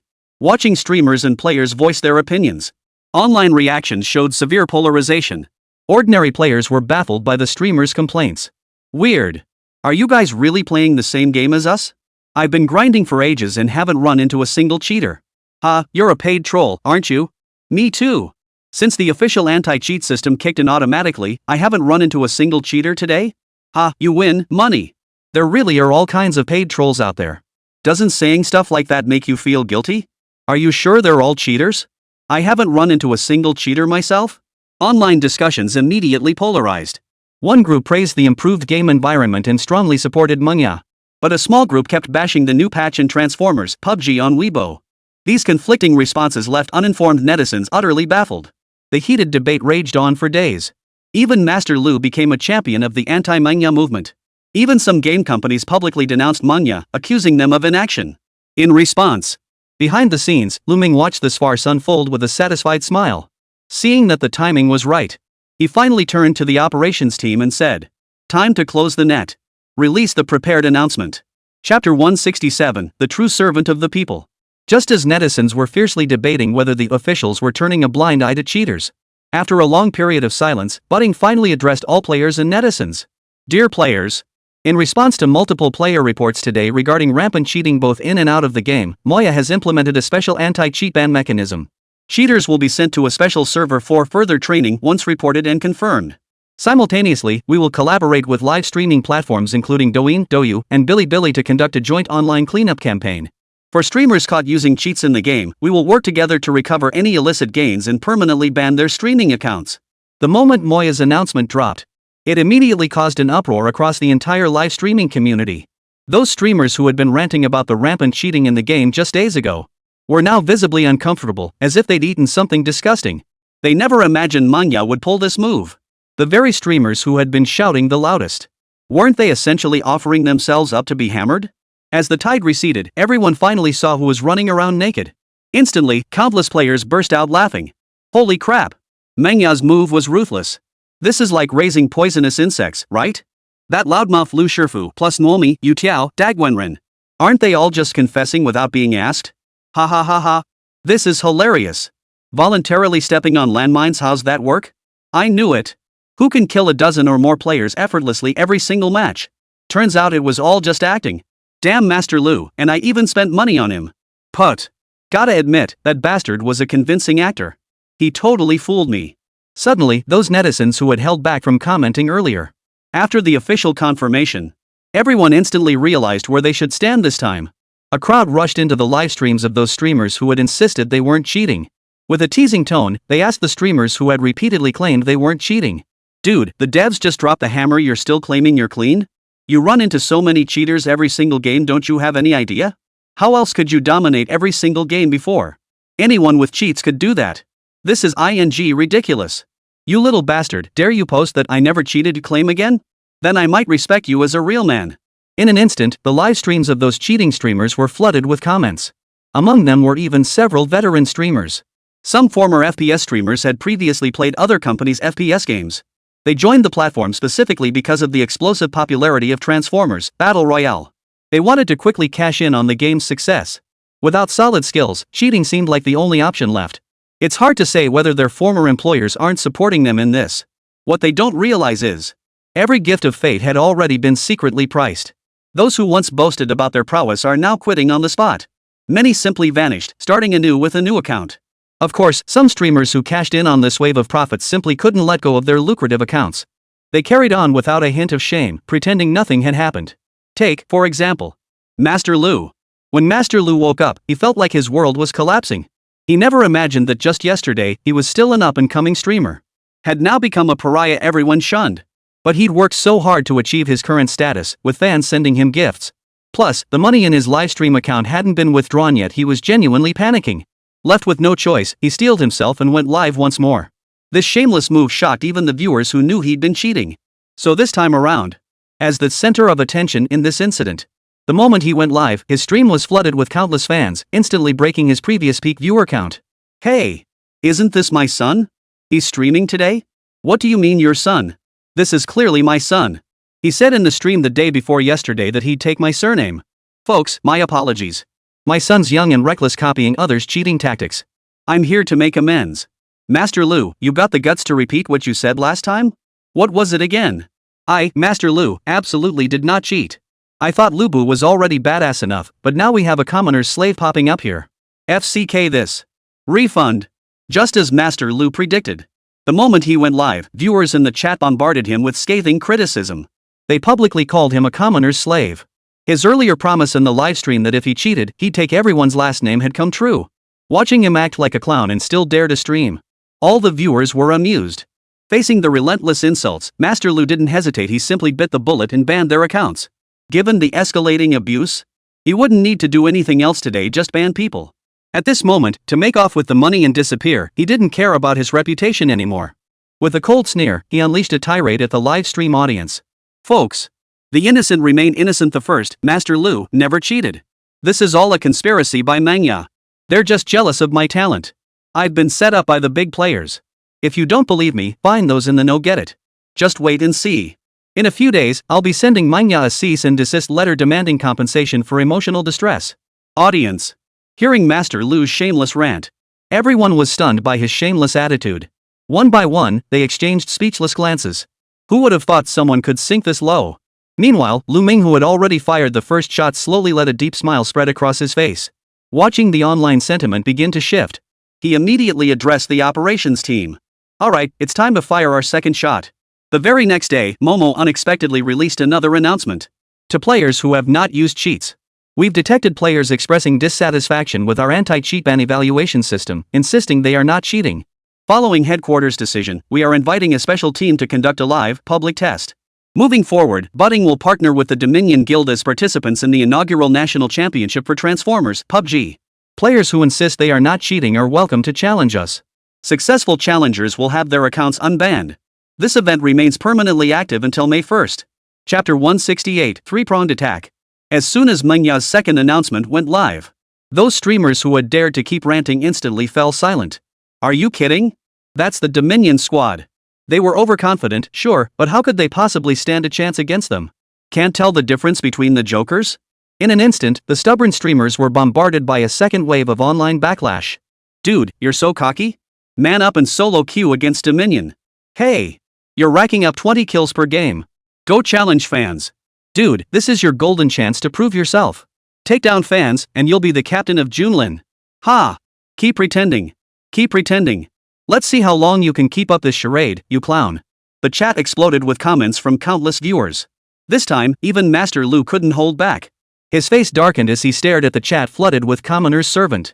He was about to snap back. Guys, I don't need this crap to prove myself. The innocent will be proven innocent. If you don't trust me, then don't watch my stream.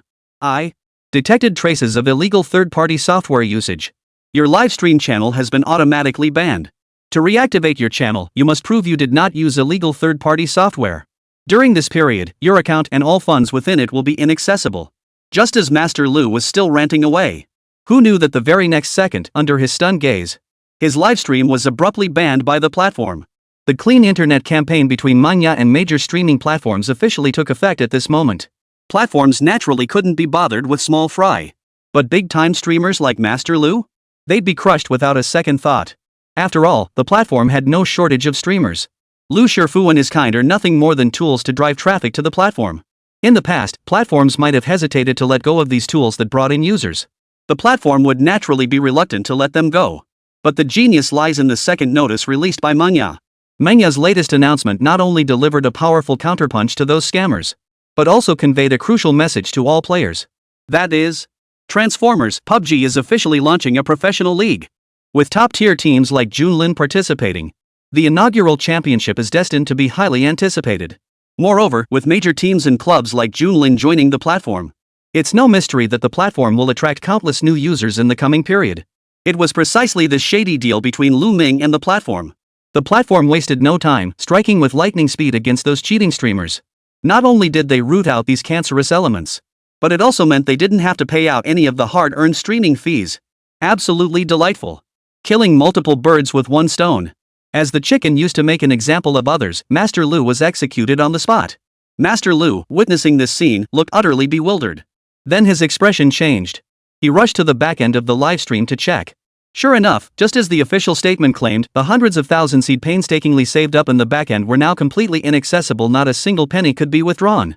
In that instant, despite enduring immense viewer pressure and online bickering, he didn't cry.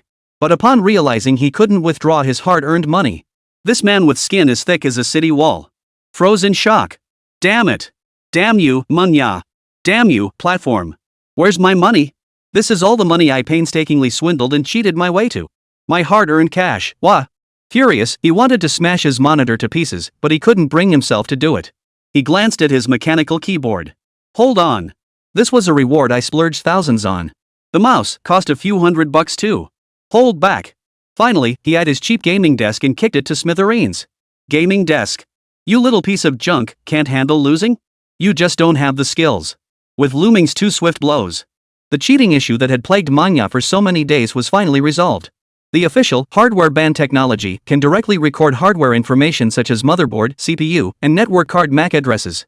Once a computer has used cheats, all subsequent account logins will automatically be routed to the cheat detection server. This means that if anyone dares to cheat at an internet cafe, they'll get beaten to death by the owner the moment they're caught. After all, the entire internet cafe shares a single network card.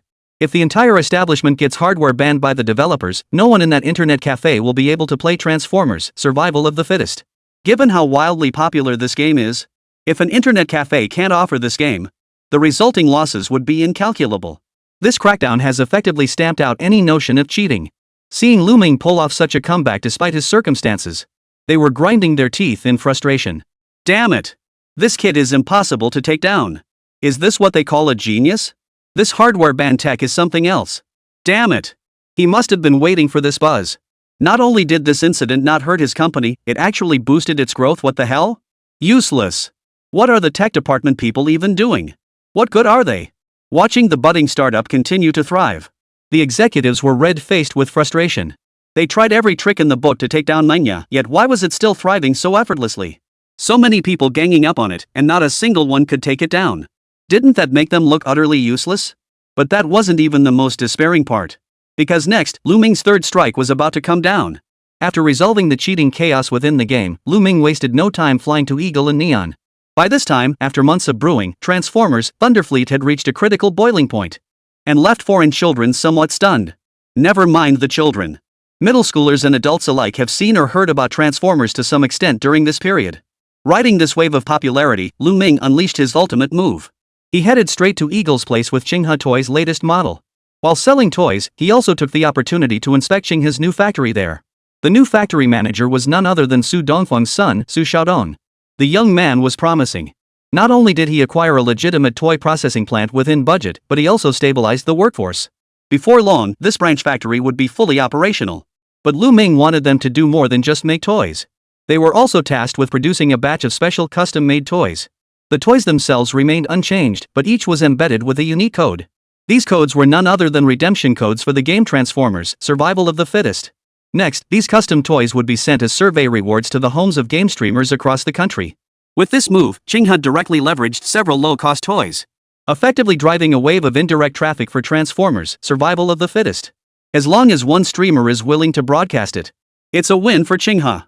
Isn't this far more cost-effective than spending millions on local media promotions? Chapter 169, Summer. This time, I'm gonna rake in the cash, right? Eagle time, 8 a.m. Lù Ming flew in during the day. Guess what? It's morning here again. Stepping off the plane, he stretched lazily, showing no sign of fatigue whatsoever. After all, if Qinghe Toys could establish itself here in Eagle Land, not only would it gain an additional sales channel and market, but his future dividends would also increase significantly. The thought of the extra cash he'd earned then filled him with delight.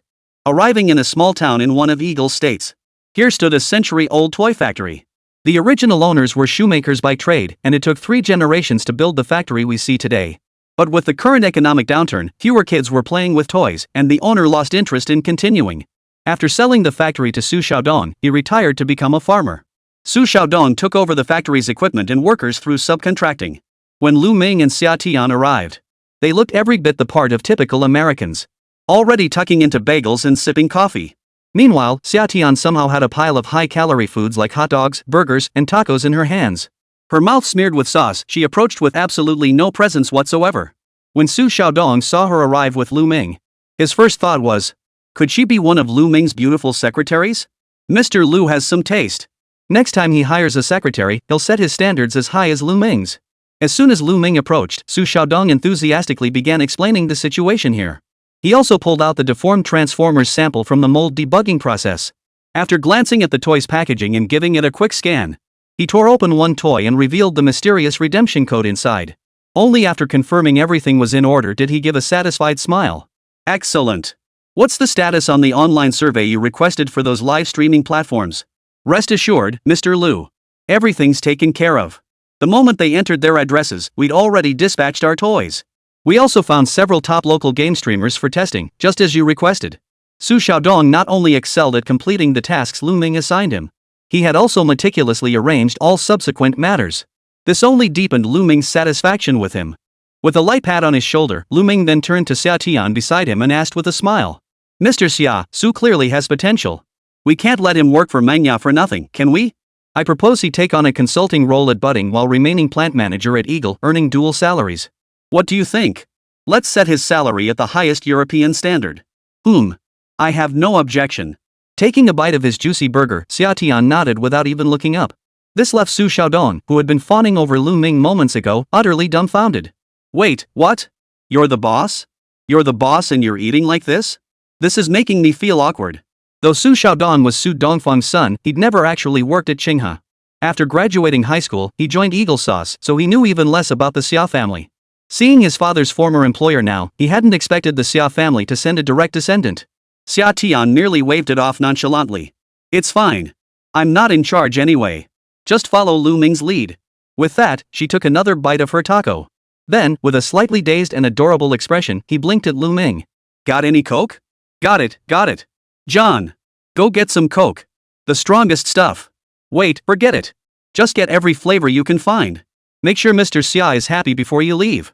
Upon learning that Xià Tiān was the real boss, he promptly shifted his sycophantic focus. Lù Ming merely chuckled at this, saying nothing more. He understood that employees would feel uncomfortable with a big boss watching over them. Once he confirmed the other party wasn't a complete fool and actually possessed useful skills, he handed the matter over to Su Xiaodong. Of course, for finance and such, they still used their own people from the Dragon Nation. After all, the accounts absolutely couldn't go wrong. Once everything was settled, he and Xià Tiān didn't linger. Lù Ming exhaled deeply, then turned to Xià Tiān with a smile. So, sweetheart, since we're in Eagle Land, wanna grab a nice meal before we go? To his surprise, upon hearing Lù Ming's words, Xià Tiān's eyes widened in disbelief. She stared at Lù Ming in utter disbelief. Huh? You're actually not going to keep working? What's gotten into you, silly duck? Well, I've done everything I needed to do. The rest is up to fate now. Though he spoke with such nonchalance, Xià Tiān merely rolled her eyes. Then, just as unexpectedly, she declared, "In that case, let's fly back to China. I've already booked a restaurant in Shanghai, a new Shandong cuisine place just opened." "Ha? You don't want to stay for dinner? Are you sick or something? I thought you'd eat a whole pig once you got here." Seeing that Xià Tiān had chosen not to stay, this time it was Lù Ming's turn to be shocked. With that lazy, gluttonous, and sly personality of his, it made no sense for him to leave without sampling the local cuisine. But Xià Tiān merely snorted lightly, his face flushed with pride. "Hey! Don't underestimate me, okay? Think I earned my MBI degree from some backwater school? I've been bored stiff here for ages. Let's go. Eagle sauce really has nothing good to eat. I already had the few edible burgers and fried chicken they offer. After all these years, the taste is still just as weird. Either sweet or spicy, I have no idea what kind of taste foreigners have. It's just weird." As she spoke, a hint of excitement flickered across Xià Tiān's face. Because Manhwa company's recent profits had been quite good. In Xià Tiān's view, Lù Ming's focus these days was undoubtedly on budding. As for the other 3 companies, he certainly didn't have time to manage them. And Lù Ming just the other day, he'd actually proposed to her that they open a branch factory in Eagle Town. Such a shocking proposal. How much would that cost? Would those 2 companies even turn a profit? Absolutely impossible. So on Xià Tiān's end, she didn't even hesitate before agreeing to Lù Ming's request. And with a grand gesture, he approved a whopping $50 million for Lù Ming. If all this were included in the mission settlement, she'd be raking in billions in rebates? Just the thought of it made Xià Tiān's mood soar with excitement. What? Eat white people's food? Put. Not even a dog would eat that. With my status, forget Michelin stars or black pearls. From now on, I'll only rinse my mouth with Buddha jumps over the wall. Every meal will be a full Manchu Han imperial feast. Right after finishing his burger, he went straight to that newly opened Shandong restaurant in Shanghai and ordered like crazy. Scallion braised sea cucumber. Start with a meter-long serving. Abalone and abalone sauce, 10 whole abalones. Millet stewed with sea cucumber, shark fin soup, 20 bowls to soothe my throat. Red snapper. 2 pounds is too small. She wants 20 pounds, one satisfying feast. Just as Xià Tiān was reveling in his wealthy playboy lifestyle, who knew the next second the system's notification tone would finally sound? Unnoticed, 2 weeks had passed. The system finally remembered to give her a rebate. "Xià Tiān, this time, I'm gonna rake in the cash, damn it. Chapter 170, I didn't earn a dime, and I even gave myself away for free? Ding. 2-week period ended, investment settlement in progress. Agent, Lù Ming. Investment projects, Transformers, Thunder Fleet, Transformers, Survival of the Fittest, Qinghe Toys Factory Eagle Branch. Investment amount, 822.69 million. Return multiplier, 10x. Investment return, 1,984,230,000. Congratulations! You have received a system rebate of 0.0000000 yuan. Summer. Seeing that long string of zeros at the end of the system's message, Summer counted them over and over, from the end to the beginning. After confirming every digit from start to finish was a 0, she was utterly dumbfounded. No way? Where's my money? My precious little money. You dog system, you swindled my money away? No way. I invested over 800 million. How could I possibly make any profit? Still refusing to believe it, she checked the investment returns again. That's when she realized. The investment returns weren't just over 100 million. Over 1.9 billion? Xià Tiān? How the hell did it make that much? Lù Ming, you're out of your mind? On the plane, she stared blankly at the investment settlement notification from the system. Then she turned to Lù Ming, her face frozen in disbelief. Seriously, what have you been up to lately? How many games did you sell? His girlfriend's question caught Lù Ming off guard. He hadn't expected her to bring up work-related matters. After a long pause, Lù Ming began to calculate in his head. Seems like I haven't done much. Besides the animation and factory stuff, it's just the game. Come to think of it, Transformers, Survival of the Fittest has been selling pretty well. That's all thanks to our promotional livestream a few days ago and the free card giveaway. It gave our game a massive advertising boost. In just 2 weeks, our user base surpassed 20 million. At 98 yuan per game, factoring in the toys we gave away and the animation rights sold to the US and Japan. Let me calculate our net profit. At this point, Lù Ming began calculating with his fingers. The result left even this seasoned veteran startled. Before Lù Ming could speak, Xià Tiān beside him couldn't help but interrupt. 1.9 billion? Whoa! Now I'm starting to believe your MBI degree wasn't just for show, that math was lightning fast. Hearing Xià Tiān's words, Lù Ming raised an eyebrow slightly, glancing at him with some surprise. That little brain of his was spinning fast, clearly a sharp mind. Xià Tiān. Instantly, she slumped against the first-class cabin sofa, utterly dejected, her eyes filled with despair. Who among my family understands? Her boyfriend made over $1 billion just by playing a game. Is that even a sum humans should be making? The thought alone made Summer's heart ache with regret. She suddenly realized she'd made another fatal mistake. That was, she had made the decision to let Lù Ming set up a branch factory in Eagletown far too soon. If she had postponed the factory plan to the next investment mission, they might have actually lost money. Now she had seriously underestimated Lù Ming's capabilities. Based on Lù Ming's past experience, she figured his game would make $1 billion or $2 billion at most. He wouldn't even bat an eye at that. Who could have imagined that Lù Ming would hype it up with animations and then give away luxury cars during live streams? He propelled Transformers: Survival of the Fittest straight to God-tier status. In just 2 weeks, the game sold 20 million copies. While it wasn't exactly a must-have for every gamer in the entire Dragon Nation, but among FPS gamers, nearly every player bought Transformers: Battle Royale. Absolutely insane. No way. How did you manage to make so much money? Staring at Lù Ming with a face twisted in anguish, Xià Tiān felt his heartache so deeply he could barely breathe. Silently, he cancelled the lobster, abalone, and sea cucumber he'd just ordered. Then the phone notification appeared. Canceling these dishes now would incur a 30% deposit fee. Deposit. 100,000. Xià Tiān. Instantly, she found herself torn between eating this meal and not eating it. Right now, she wanted to slap herself. Damn mouth. Why was she so greedy? As for Lù Ming, he remained oblivious to his girlfriend teetering on the brink of bankruptcy. So he simply smiled and began to rub salt in Xià Tiān's wounds. So, baby? Did I do a great job on this mission? You must have made a killing, right? Xià Tiān. Remember what you promised me before? If you take over those 3 factories and make money, you'll agree to one outrageous request of mine. Ahem. Just so you know, I'm no saint. Summer. Damn it. So I didn't make a dime, and I just wasted my time for nothing? Are you some kind of devil? You bastard, Lù Ming. You're the real capitalist dog. Feed me peanuts. Feed me peanuts. Suddenly, tears of regret welled up in Xià Tiān's eyes. Putting on the airplane eye mask, she pretended to sleep, refusing to acknowledge Lù Ming. But the next second. Hey! We're on a plane. Keep your hands to yourself in public. What's there to be afraid of? There are only 2 seats in first class, and it's just the 2 of us. With that, Lù Ming pressed his lips against Xià Tiān's cherry-red mouth. Her already rosy cheeks flushed even brighter, juicy, and vibrant. One kiss. This kiss tasted like hamburgers. Xià Tiān tried to pull off the blindfold, but Lù Ming grabbed her wrist. Don't! I love wearing the blindfold. As the plane touched down smoothly, Lù Ming stepped off the plane feeling refreshed and invigorated. Beside him, Xià Tiān, her face flushed crimson, gripped his waist tightly. But Lù Ming was no ordinary man. His kidneys were strong. He didn't feel a thing. After that little incident on the plane, he felt even closer to Xià Tiān. Arriving at the airport parking lot, he volunteered to be Xià Tiān's driver. They were about to head to the restaurant Xià Tiān had booked. But the next second, Xià Tiān's phone suddenly rang. Opening it, Xià Tiān, who had been blushing shyly moments ago, suddenly furrowed her brow. Seeing her expression, Lù Ming couldn't help but ask. What's wrong?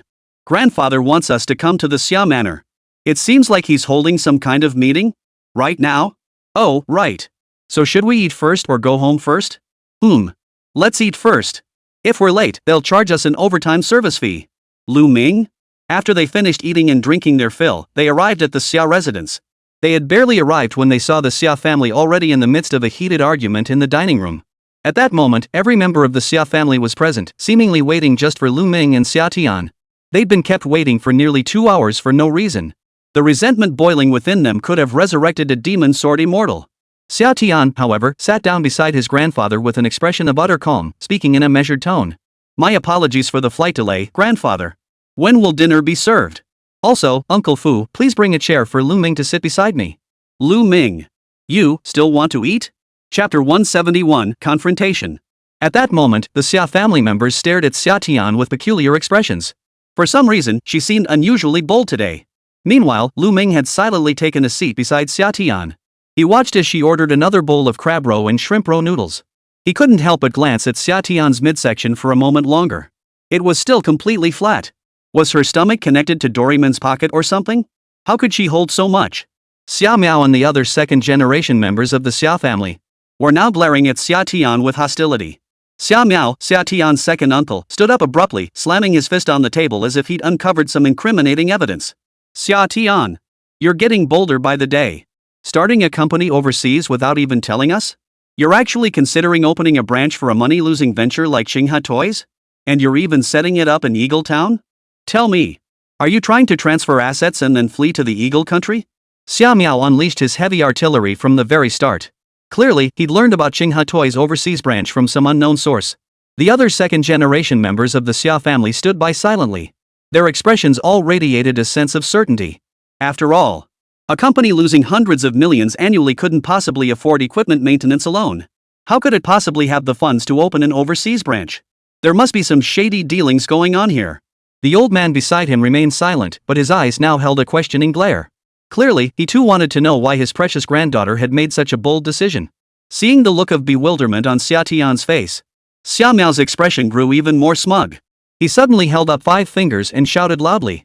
$50 million. Do you have any idea what that means? That's nearly Xingha Entertainment's entire quarterly profit.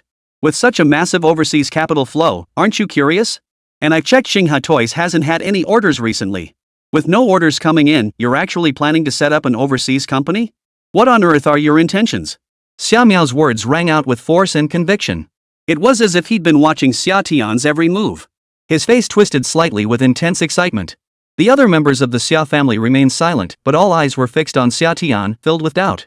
As for Xià Tiān, slurp, slurp. He was already focused on slurping his noodles, completely ignoring his second uncle's words. The Sia family. Watching his uncle left hanging, Xià Tiān's nose gradually turned red. Lù Ming cleared his throat softly and nudged Xià Tiān. Uncle's asking you something. Shouldn't we respond before eating? Ha? Isn't this just another family meeting like always? What did he say? Xiao Miao. Xiao Miao's expression gradually turned a bit flushed. Only then did Xià Tiān elegantly wipe the corner of her mouth. Looking up, she saw her second uncle glaring at her, and she couldn't help but find it slightly amusing. Uncle, are you done? Then maybe I should say a few words? Oomph. Xiao Miao, who had been ignored by Xià Tiān, snorted coldly, expressing her displeasure at being dismissed with silence. To this, Xià Tiān merely rolled her eyes, thinking her second uncle was being downright childish. Seeing that everyone seemed preoccupied with this matter, she nodded nonchalantly and said, Uncle Air is right. I just acquired a toy factory from Eagle Sauce, and just as Uncle Air said, it cost me a full $50 million. Whoa! Hearing Xià Tiān's own admission, Xia Chunsheng and the second generation of the Sia family remained composed. But the third generation couldn't help but gasp in shock. For them, business transactions rarely exceeded the $1 million range. How could they possibly dare to conduct transactions in the hundreds of millions like Xià Tiān? She actually spent Xingha Entertainment's entire quarterly profit to open a toy factory in Eagle Town? Any sane person would doubt it was a legitimate toy factory. It looked more like Xià Tiān's escape plan. Holy crap! Has Old Six gotten this big already? Dealing in billions now? But with such a huge sum being transferred overseas, won't the higher-ups investigate? Exactly. Spending that much to open a toy factory that won't even turn a profit, is she crazy, or am I? This is gonna be tough to explain. If she can't make it clear, even the old man might not be able to save her. Speaking of which, am I the only one wondering where all that money she's funneling overseas even came from? A group of people murmured in a flurry of whispers. All eyes turned to Xià Tiān with peculiar expressions. As for Xiao Miao, she stood like a triumphant rooster, chest puffed out, glaring at her little niece. Clearly, he'd stop at nothing, even resorting to dirty, underhanded tactics to drag her down with him. Suddenly, Xia Yushu, the usually taciturn great-uncle, spoke up. His voice was cool and detached as he addressed Xià Tiān, as if posing a routine inquiry. Xià Tiān, we all believe you haven't done anything wrong, but shouldn't you have discussed such a large transfer of funds with us? Also, where did you get the money? You didn't drain every last cent from the accounts of several companies, did you? Feeding your fledgling venture by exploiting 3 companies? Upon hearing Xia Yushu's words, the other uncles and aunts immediately caught on. Lù Ming, standing nearby, couldn't help but be utterly astonished. Observing Xià Tiān's uncle, he finally understood what it meant when they said the dog that bites doesn't bark. Xià Tiān's second uncle had been the loudest in his ranting, yet he hadn't hit the nail on the head. In contrast, her eldest uncle instantly cut straight to the heart of the matter. If Xià Tiān had truly done that, even the old master wouldn't have been able to save her. No wonder Grandpa Xia, who usually doted on Xià Tiān the most, had surprisingly not spoken up for her today. After all, if Xià Tiān had truly gone through with it, the Xia family would have faced thousands of unemployed workers. The blow to the Xia family's reputation would be immense.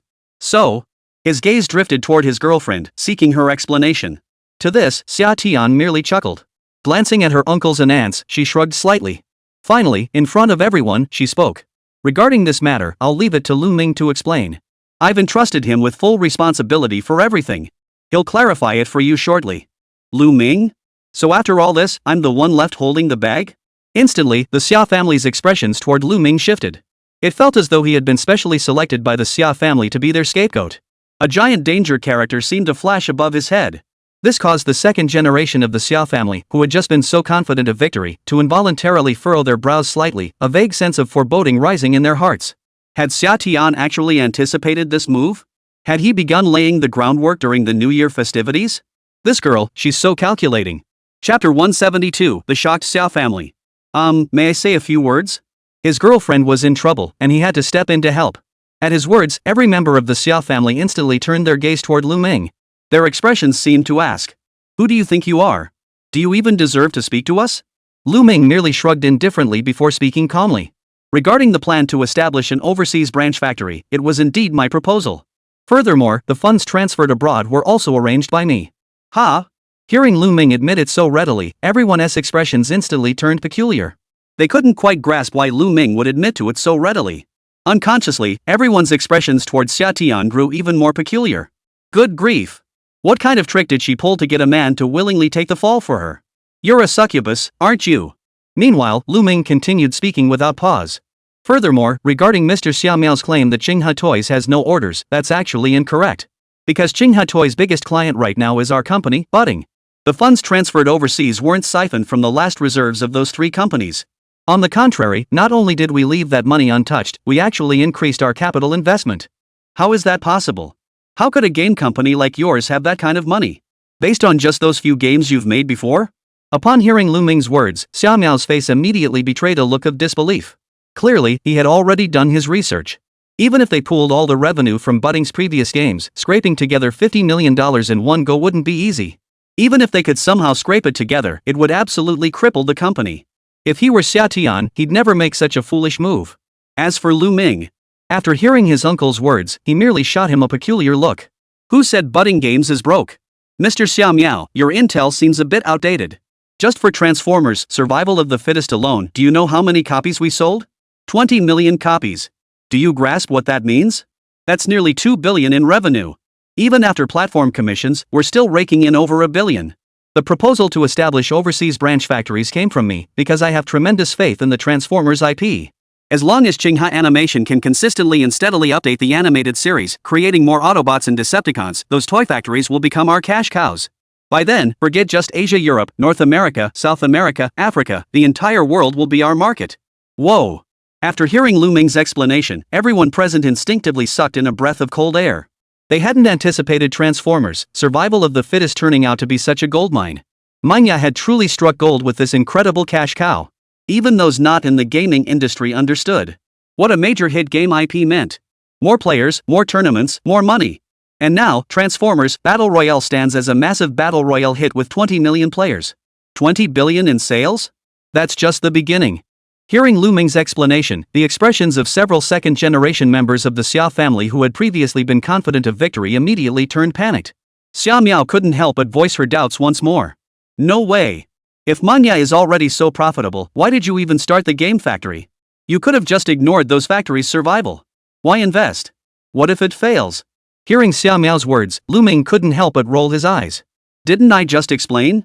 I'm confident the Transformers IP will be a hit, which is why I'm investing in opening factories in Eagle Land to get an early foothold." And at this point, Lù Ming paused briefly before continuing. "Who said Qinghe Toys has no orders? Mr. Xiao Miao, you might not be aware, but Qinghe Toys is currently swamped with orders. Thanks to our buy the game, get the toy free strategy, Qinghe Toys secured a massive order from Manhwa. Riding that wave of momentum, Qinghe Toys is projected to turn a profit this year." What? Hearing Lù Ming's words, even old Master Xia, who had remained silent since the beginning, couldn't help but be startled. To be honest, Qinghe Toys was a sore spot for him. He had personally elevated Qinghe Toys to its peak. Yet he had watched helplessly as it declined from glory to ruin. In the end, Qinghe Toys had become a painful memory he preferred not to mention. He had never imagined Qinghe Toys could ever turn a profit again. Not only had old Master Xia never imagined it, but none of the Xia family had ever imagined it. Xia Chunsheng looked at Lù Ming with a grave expression, unable to contain his question. "Are you certain Qinghe Toys has orders?" "I'm certain. Factory manager Su's number is right in my phone. If you don't believe me, I can call him right now to confirm." Facing the old man's skeptical gaze, Lù Ming's reply was firm and resolute. Xiao Chuncheng, too, showed no pretense. Right in front of everyone, he pulled up factory manager Su Dongfeng's number. The phone rang, and after just 3 rings, Su Dongfeng answered immediately. Su Dongfeng's voice carried a hint of uncertainty mixed with delight. Is this the chairman? This is Xiao Su. Hearing Su Dongfeng's voice again after all these years, Xiao Chuncheng felt a complex mix of emotions welling up inside him. There was nostalgia, regret, and other indescribable emotions. After a long pause, he finally nodded. It's me, old Su. Time flies, we've both gotten old. Hearing Xiao Chuncheng's words, Su Dongfeng's eyes welled up with tears. After years of being sidelined, he never imagined he'd be summoned by the chairman again in his lifetime. After exchanging pleasantries over the phone for a moment, Xiao Chuncheng finally got to the point. I hear Qinghe Toy Factory has been performing quite well lately? You're doing an excellent job as factory director. This time, Su Dongfeng didn't rush to take credit for the praise. Instead, he immediately shook his head with delight. I can't take credit for that, chairman. Honestly, it's largely thanks to that manager Lù you sent over. Without his strategy, we never could have secured so many orders all at once. You wouldn't believe it, but the entire Dragon Nation is our market now. Even many foreigners are placing orders with us. The company's current performance rivals its glory days. I'm also grateful to the chairman for giving my son an opportunity to grow by appointing him as the branch factory manager. Hearing Su Dongfeng's personal acknowledgement, even the reluctant members of the Sia family now all stared at Lù Ming in astonishment. They clearly hadn't expected Su Dongfeng to speak so highly of Lù Ming. Xia He, standing nearby Xià Tiān's third aunt, was likely the most familiar with Qinghe Toy Factory's situation. After all, this hot potato had been under her name all along. But precisely because of her familiarity, she understood the terrifying potential of this young man, Lù Ming.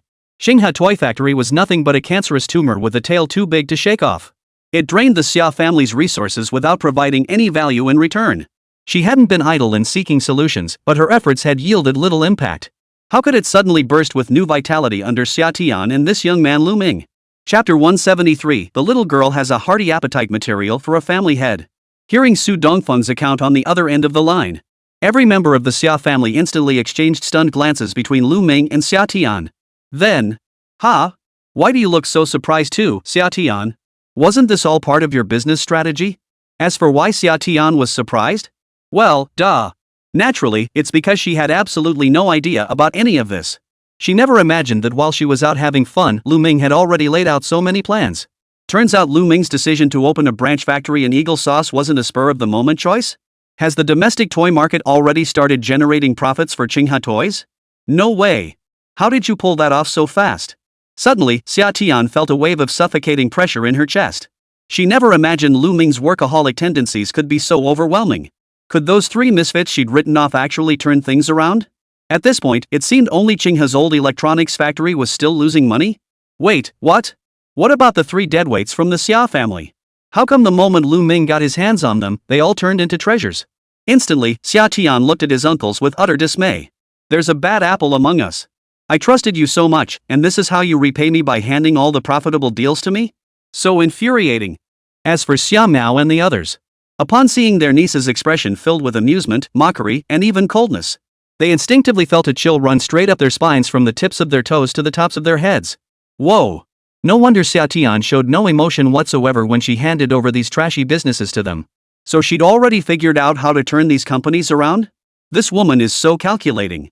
What were burdens in their hands became treasures in Xià Tiān's. If the old man found out, how would he view them then? Indeed. After hearing Su Dongfeng's account, Xiao Chuncheng's smile never left his face. The stern expression that usually graced the old man's face gave way to a look of deep nostalgia, as if recalling the tumultuous years of his past. The two chatted for quite some time on the phone before old Master Xia finally hung up, a hint of reluctance in his voice. After hanging up, he immediately looked at his little granddaughter with a face full of affection. A genuine smile, straight from the heart, spread across his face. Little Tian, you've grown to be even more accomplished than your grandfather. Even Grandpa is amazed by your skills now. Well, one really has to admit to getting old. After speaking, old Master Xia swept a look of utter disdain across the faces of the second generation of the Xia family. The matter was now clear. The funds for Qinghe Toy's new factory were entirely legitimate and above board. Xia Miao's concerns were nothing but groundless fears. The same business, in their hands, becomes a money-losing junk operation. But when it landed in Xia's hands, it turned into a profitable venture. That pretty much says it all. A profitable venture, even in the hands of a fool, won't capsize as long as a group of smart people steer the ship. Those who sail with the wind aren't truly skilled. But the helmsman who steers ships like Xinghua Toys and Xinghua Animation back on course against the headwinds. That's where the real skill lies. His sons and daughters, aside from engaging in internal family strife, they are nothing. But Xià Tiān is proving to him through her actions. Xinghua Entertainment in her hands would flourish even more. Look at his sons, some are gloomy and despondent, others timid and withdrawn. Where is the boldness and presence an heir should possess? In contrast, Xià Tiān. The little girl has quite the appetite. She's clearly cut out to be the next head of the Rin family. Xià Tiān? At that moment, old Master Xia gave Xia Yushu and the others a casual glance, then said nothing. He promptly called out to Uncle Fu, instructing him to bring several more dishes that Xià Tiān preferred. While doing so, he kept urging Xià Tiān to keep eating. It was as if all the affection in the world was being poured onto Xià Tiān. Our little Tiān has worked so hard today. Come, eat more. Finish the scallion braised sea cucumber. Why are you eating so slowly? Clearly exhausted from work. No rush, dear granddaughter, take your time. After speaking, the old man shot a reproachful glance at Lù Ming. He pushed a plate of scallion braised sea cucumber toward him. Little Lù, you've worked hard too. Eat these scallions, they're good for your health. Lù Ming. Grandpa, is it possible I actually want to eat the sea cucumber? Xia Yushu and the other second-generation kids nearby. After witnessing the old man's behavior, each of them looked utterly devastated. They weren't afraid of the old man scolding or hitting them, they feared being ignored by him. This signaled their dwindling importance in the old man's eyes. The uncles and aunts stared at Xià Tiān in utter bewilderment, unable to comprehend how she had become so formidable. That failing business, she'd actually managed to turn it around. Was this what they called talent? No way, how could anyone compete with Xià Tiān now? Judging by the old man's demeanor, it seemed he was dead set on handing the family head position to Xià Tiān. How could that be? Only Xia Dao, standing nearby, wore a smile so radiant it was hard to describe. He never imagined his daughter would turn out so accomplished. Had his seemingly lazy and gluttonous daughter been secretly working hard behind the scenes all along? At that moment, Xia Dao found himself unconsciously imagining a grand tale of perseverance and sacrifice unfolding in Xià Tiān's life. Now, his daughter was a dragon emerging from the depths, soaring through the heavens. Indeed. Truly worthy of my genes. She's just that strong. Maybe I've inherited Dad's exceptional business acumen too? But perhaps they've been suppressed by my older brother and sisters all this time? At this thought, Xia Dao felt a pang of regret. Such a promising business prodigy, wasted like this. But then, he couldn't help but chuckle to himself. Pretty good, pretty good. Raised by his parents in his youth, then cared for by his daughter in his old age, what a blissful life. Too bad the fortune teller said he was born to be rich and powerful, so he never needed to work. What a waste of his business acumen. He might as well pass it on to his daughter. Unconsciously, Xia Dao gazed at his daughter with tender affection. They say children are a mirror of their parents. Sure enough, her daughter had inherited 9/10 of his domineering spirit. She munched on a pig's trotter while watching her daughter savor the sea cucumber. Father and daughter exchanged a knowing smile. The surrounding Sia family members. They just couldn't wrap their heads around how they'd lost to this gluttonous little monster named Xià Tiān. Meanwhile, several members of the third generation of the Sia family suddenly couldn't help but exchange glances. In each other's eyes, they glimpsed an inexplicable spark. The younger generation couldn't help but whisper among themselves. You know, sixth sister is so impressive. Maybe we should switch allegiances to her early? Yeah. That's exactly what I was thinking. Why wait years to inherit the family business under uncle or dad? By the time it's our turn, we'll be 50 or 60. Rather than endure that long wait, joining sixth sister seems like the smarter choice. I agree. But will sixth sister even accept us?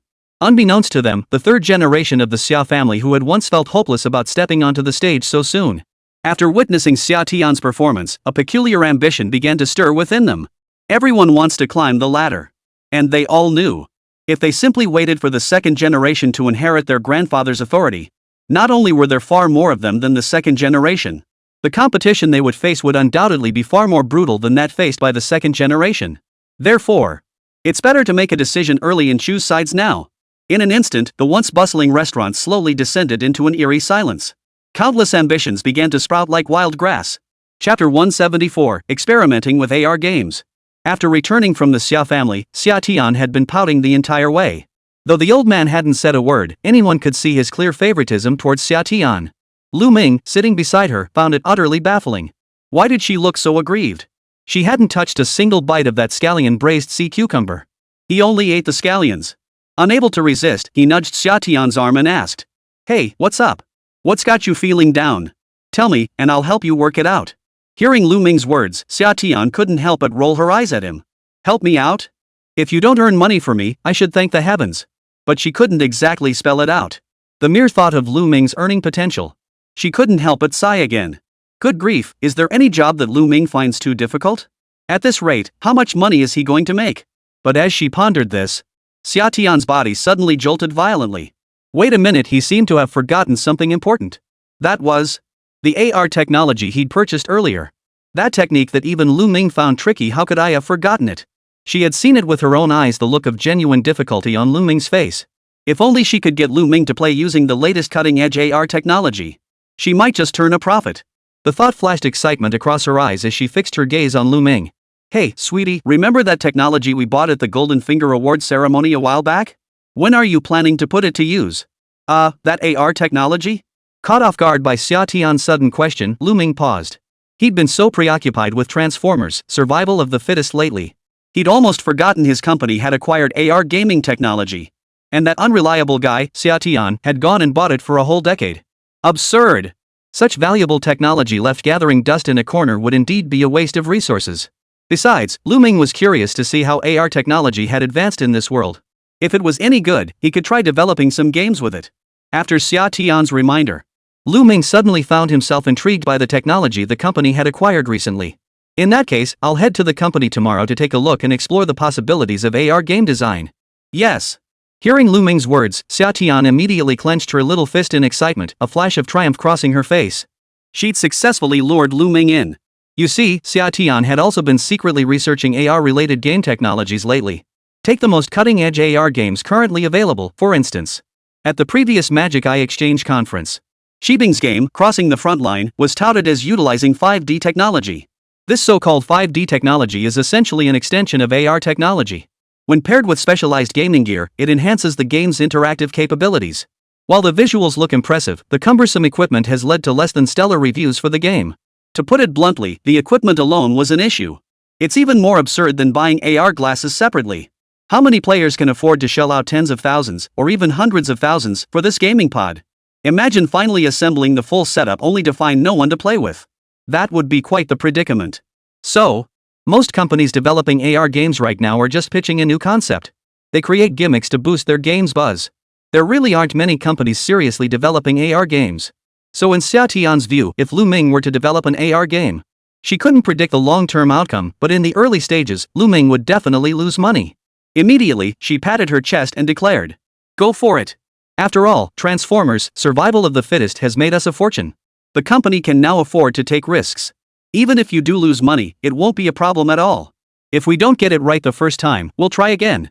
If we don't succeed twice, we'll try a third time. We'll get it right eventually.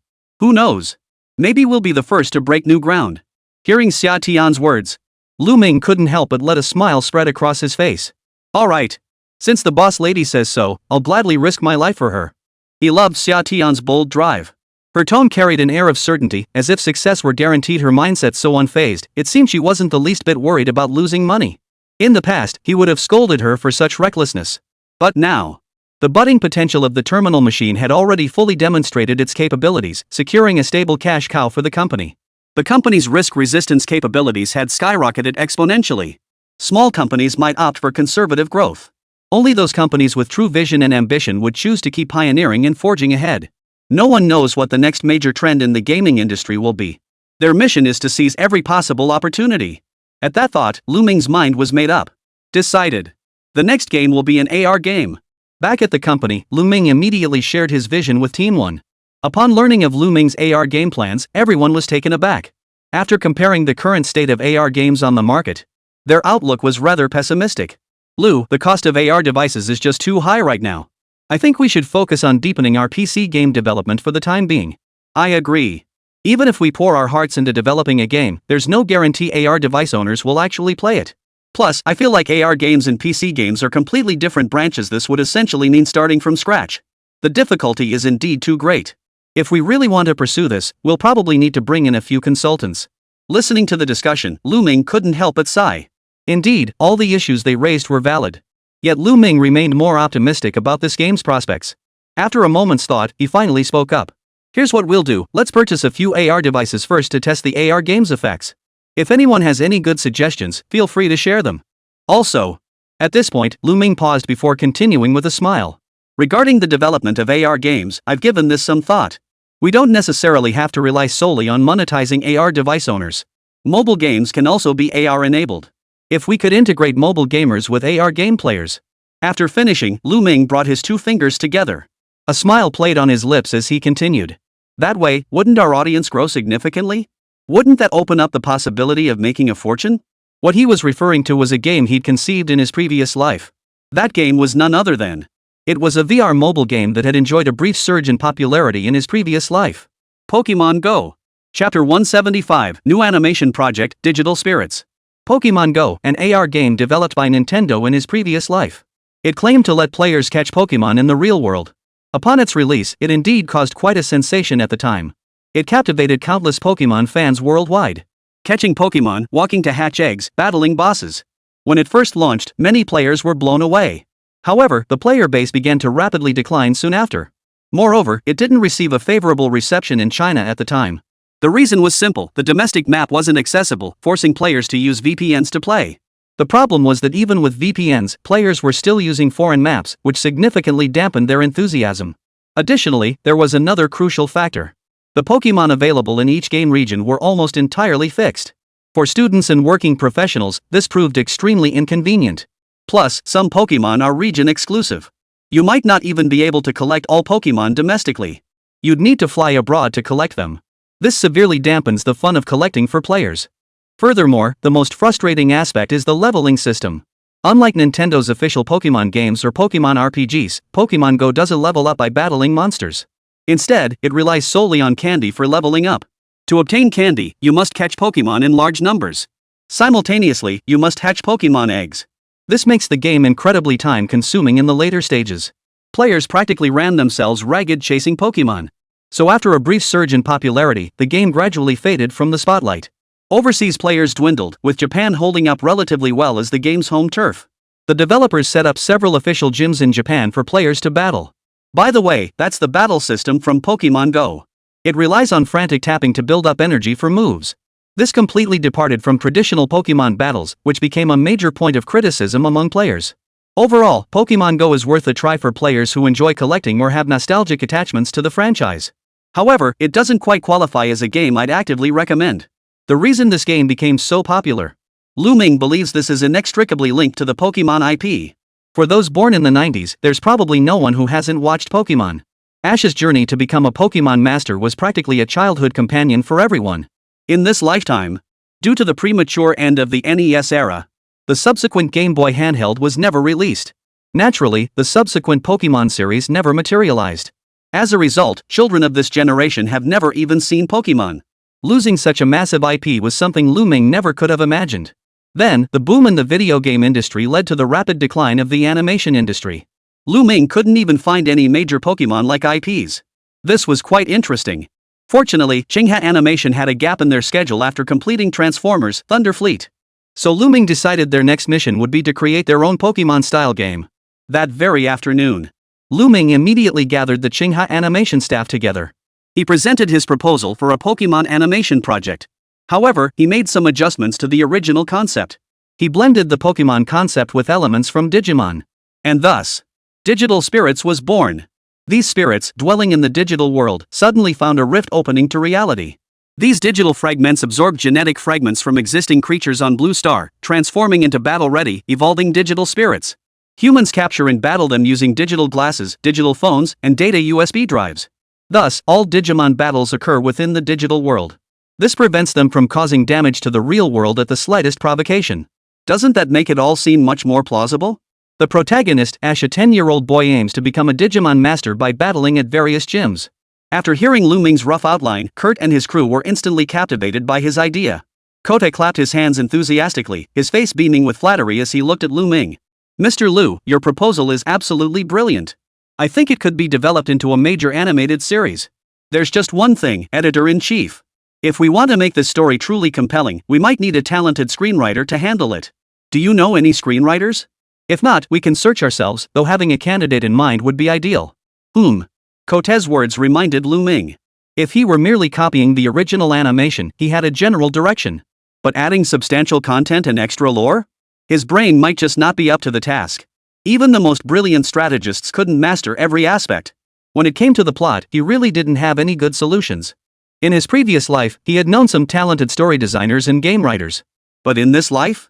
Since the games he'd designed previously didn't prioritize story, he really didn't know much about this particular one. Wait a moment. Suddenly, Lù Ming seemed to remember something. He actually did know a writer. With that thought, he immediately began searching his phone for the number he'd nearly forgotten. Moments later, the call connected. At the very same moment he dialed. At that very moment, in the home of a certain famous but now has fallen out of favor writer, Li Zimu. Editor-in-chief, trust me, this story might be a bit cliché, but with my writing skills, I can make it a hit. Don't you trust me? Give me a chance, I promise.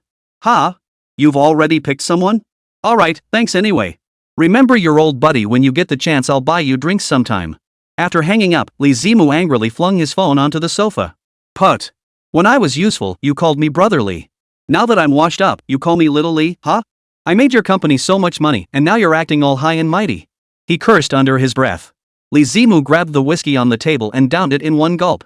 Thinking about his recent misfortunes filled him with frustration. He finally managed to latch onto the Sia family's coattails, convinced that a life of success and prosperity awaited him. But then, during this year's New Year's celebrations, that bastard Lù Ming suddenly appeared and completely derailed his plans. He'd been utterly defeated. The deal to adapt his novel into a TV series, which old Master Sia had promised him, kept getting postponed. And his new work? After pitching it around, not a single platform was willing to take it on.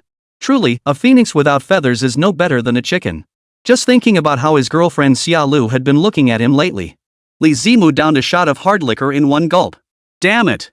I haven't even recouped the money I spent on that painting yet. I'm screwed. And that Lu guy, don't let me catch you again. Or else. Rying. Just as he was speaking, Li Zimu suddenly realized his phone was ringing. Seeing the caller ID, Li Zimu's face flushed. You little bastard, I haven't come for you yet, but you've come looking for me, huh? Chapter 176, Animation Screenwriter? Not even a dog would want that job. The caller ID showed none other than Lù Ming, the very person who had embarrassed him at the Sia Family Gathering. A game designer, why on earth would he write a Spring Festival gala sketch? And now? Could it be that he's come to mock me now that he knows I'm down on my luck? With that thought, Li Zimu answered the call immediately, his voice neither warm nor cold. Hello? Brotherly, how have you been lately? It's Lù Ming here, we've met before. Hearing Lù Ming's warm voice on the other end, Li Zimu's face froze. Thanks to you, I'm doing just fine, living it up with champagne and cigars every day. Oh? Are you busy? Busy. Several major platforms are practically begging me to publish on theirs. I'm still deciding which one to choose. Oh. That's a real shame. I was actually thinking of bringing you on as our screenwriter. Wait a minute. Hearing Lù Ming's words, Li Zimu, who'd been acting all aloof just moments ago, went completely silent. A screenwriter? Seriously? If he could really become a screenwriter, that would perk him right up. He'd been thinking about pivoting lately anyway. If the Sia family couldn't be counted on, where else could he become a screenwriter? Damn it. Brother Lù. With our friendship, do I even need to say it? I'll cancel everything on the platform right now. Rest assured, we're brothers, it's in my heart. One call from you, and I'm at work right now. Just give me the address anywhere in Shanghai, I'll be there within the hour. Are you sure? This screenwriter role? Absolutely. Definitely. And for sure. Let me put it this way, this position is tailor-made for me. After confirming the location with Lù Ming again, Li Zimu didn't hesitate for a second. He immediately got in his car and drove straight to the address Lù Ming had given him. When he arrived at Qinghai Animation Studio, he froze in place. Surrounded by animation drafts and various IPs, the smile on his face instantly froze. His face contorted with disbelief as he stared at Lù Ming, unable to contain his shock. You want me, a renowned web novel author, to be an animation screenwriter? Does this even make money? He was certain. Lù Ming had summoned him here just to humiliate him. How could this be? And he'd actually fallen for it. Watching Li Zimu's expression twist before his eyes, Lù Ming couldn't help but scratch his head. Well, it should be quite lucrative, right? And Mr. Li, if you take the helm, I guarantee the Digital Spirit IP will go viral. When that happens, you'll be hailed as the father of Digital Spirit. This IP is planned on 100 billion yuan scale. You'd become the golden screenwriter who created 100 billion yuan super hit IP. Your market value would skyrocket, wouldn't it? Cut the nonsense. I'm asking you, how much money can an animation writer actually make? Li Zimu rejected your manipulation and inquired about specific salary and benefits.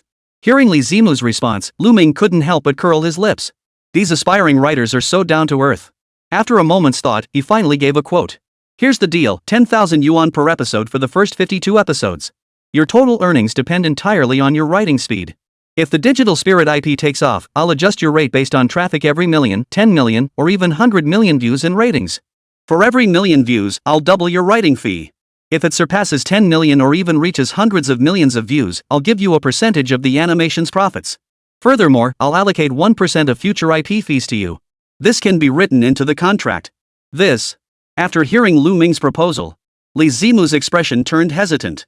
Lù Ming's offer was fair, especially for a rookie screenwriter, let alone an animation writer. It was actually quite a high offer. But compared to his current income, 520,000 for 52 episodes was frankly a bit hard to swallow. But then again, he hadn't had any work lately anyway, just scraping by on his savings. He might as well treat this as a bold experiment. After much hesitation, Li Zimu sighed as if resigning himself to fate. Alright, I'll look into the materials and outline your requirements. Let me figure out the specifics of how to write it. Seeing Li Zimu agree, a smile instantly spread across Lù Ming's face. Don't let his current obscurity fool you. His writing skills were still quite solid. Lù Ming had also noticed that he had previously written a novel titled Beast Taming. Fresh out of high school, a midlife comeback system arrives. Lù Ming skimmed the plot outline, nothing amiss. It fit the characteristics of a mainstream novel. It was worth giving it a shot. Once both parties signed the agreement, the Digimon animation project could essentially kick off. Meanwhile, Lù Ming needed to start working on the upcoming AR game simultaneously. Upon returning, he shared his vision for Pokemon Go with the team. Simultaneously, he didn't forget to exchange some games he could use in his system store. To exchange for games he could utilize. Ding! You have consumed 10 open source points. Congratulations on successfully purchasing Animal Auto Chess. Ding! You have spent 20 open source points. Congratulations on successfully purchasing Pokemon Go. Ding! You have spent 10 open source points. Congratulations on successfully purchasing Pokemon Shadows of Darkness. By eliminating the tedious mechanics from Pokemon Go and integrating the built-in GPS with camera-based interactions. This way, the game can be played not only with AR glasses, but also be played on a mobile phone. Of course, to enhance the sense of superiority for high-spending players, players using AR glasses will receive special upgrades. For instance, they'll enjoy a larger display, see more digital creatures, and experience more diverse interactions between players and creatures. Traditional Digimon upgrades no longer rely on experience candies, instead adopting the classic Pokemon-style battle gameplay. In player versus player battles, Lù Ming has added entertainment-focused gameplay on top of the existing combat system. That's right. Since it's a six-headed Digimon battle, Lù Ming went ahead and ported a game called Little Creatures Auto Chess into the new game. He also modified how players capture creatures in the real world. He incorporated elements of the D-Arc digital arc machine. Players can now explore maps to obtain Digimon. They could also scan real-world animals to obtain rare Digimon with unique skins. Additionally, the game evaluates animals based on their appearance. This allows players to obtain Digimon with varying species values and innate talents. This significantly enhances the game's interactivity. Meanwhile, during the animation's production, he slipped in some personal touches. Finally, the long-dormant Qinghe Electronics factory has resumed operations.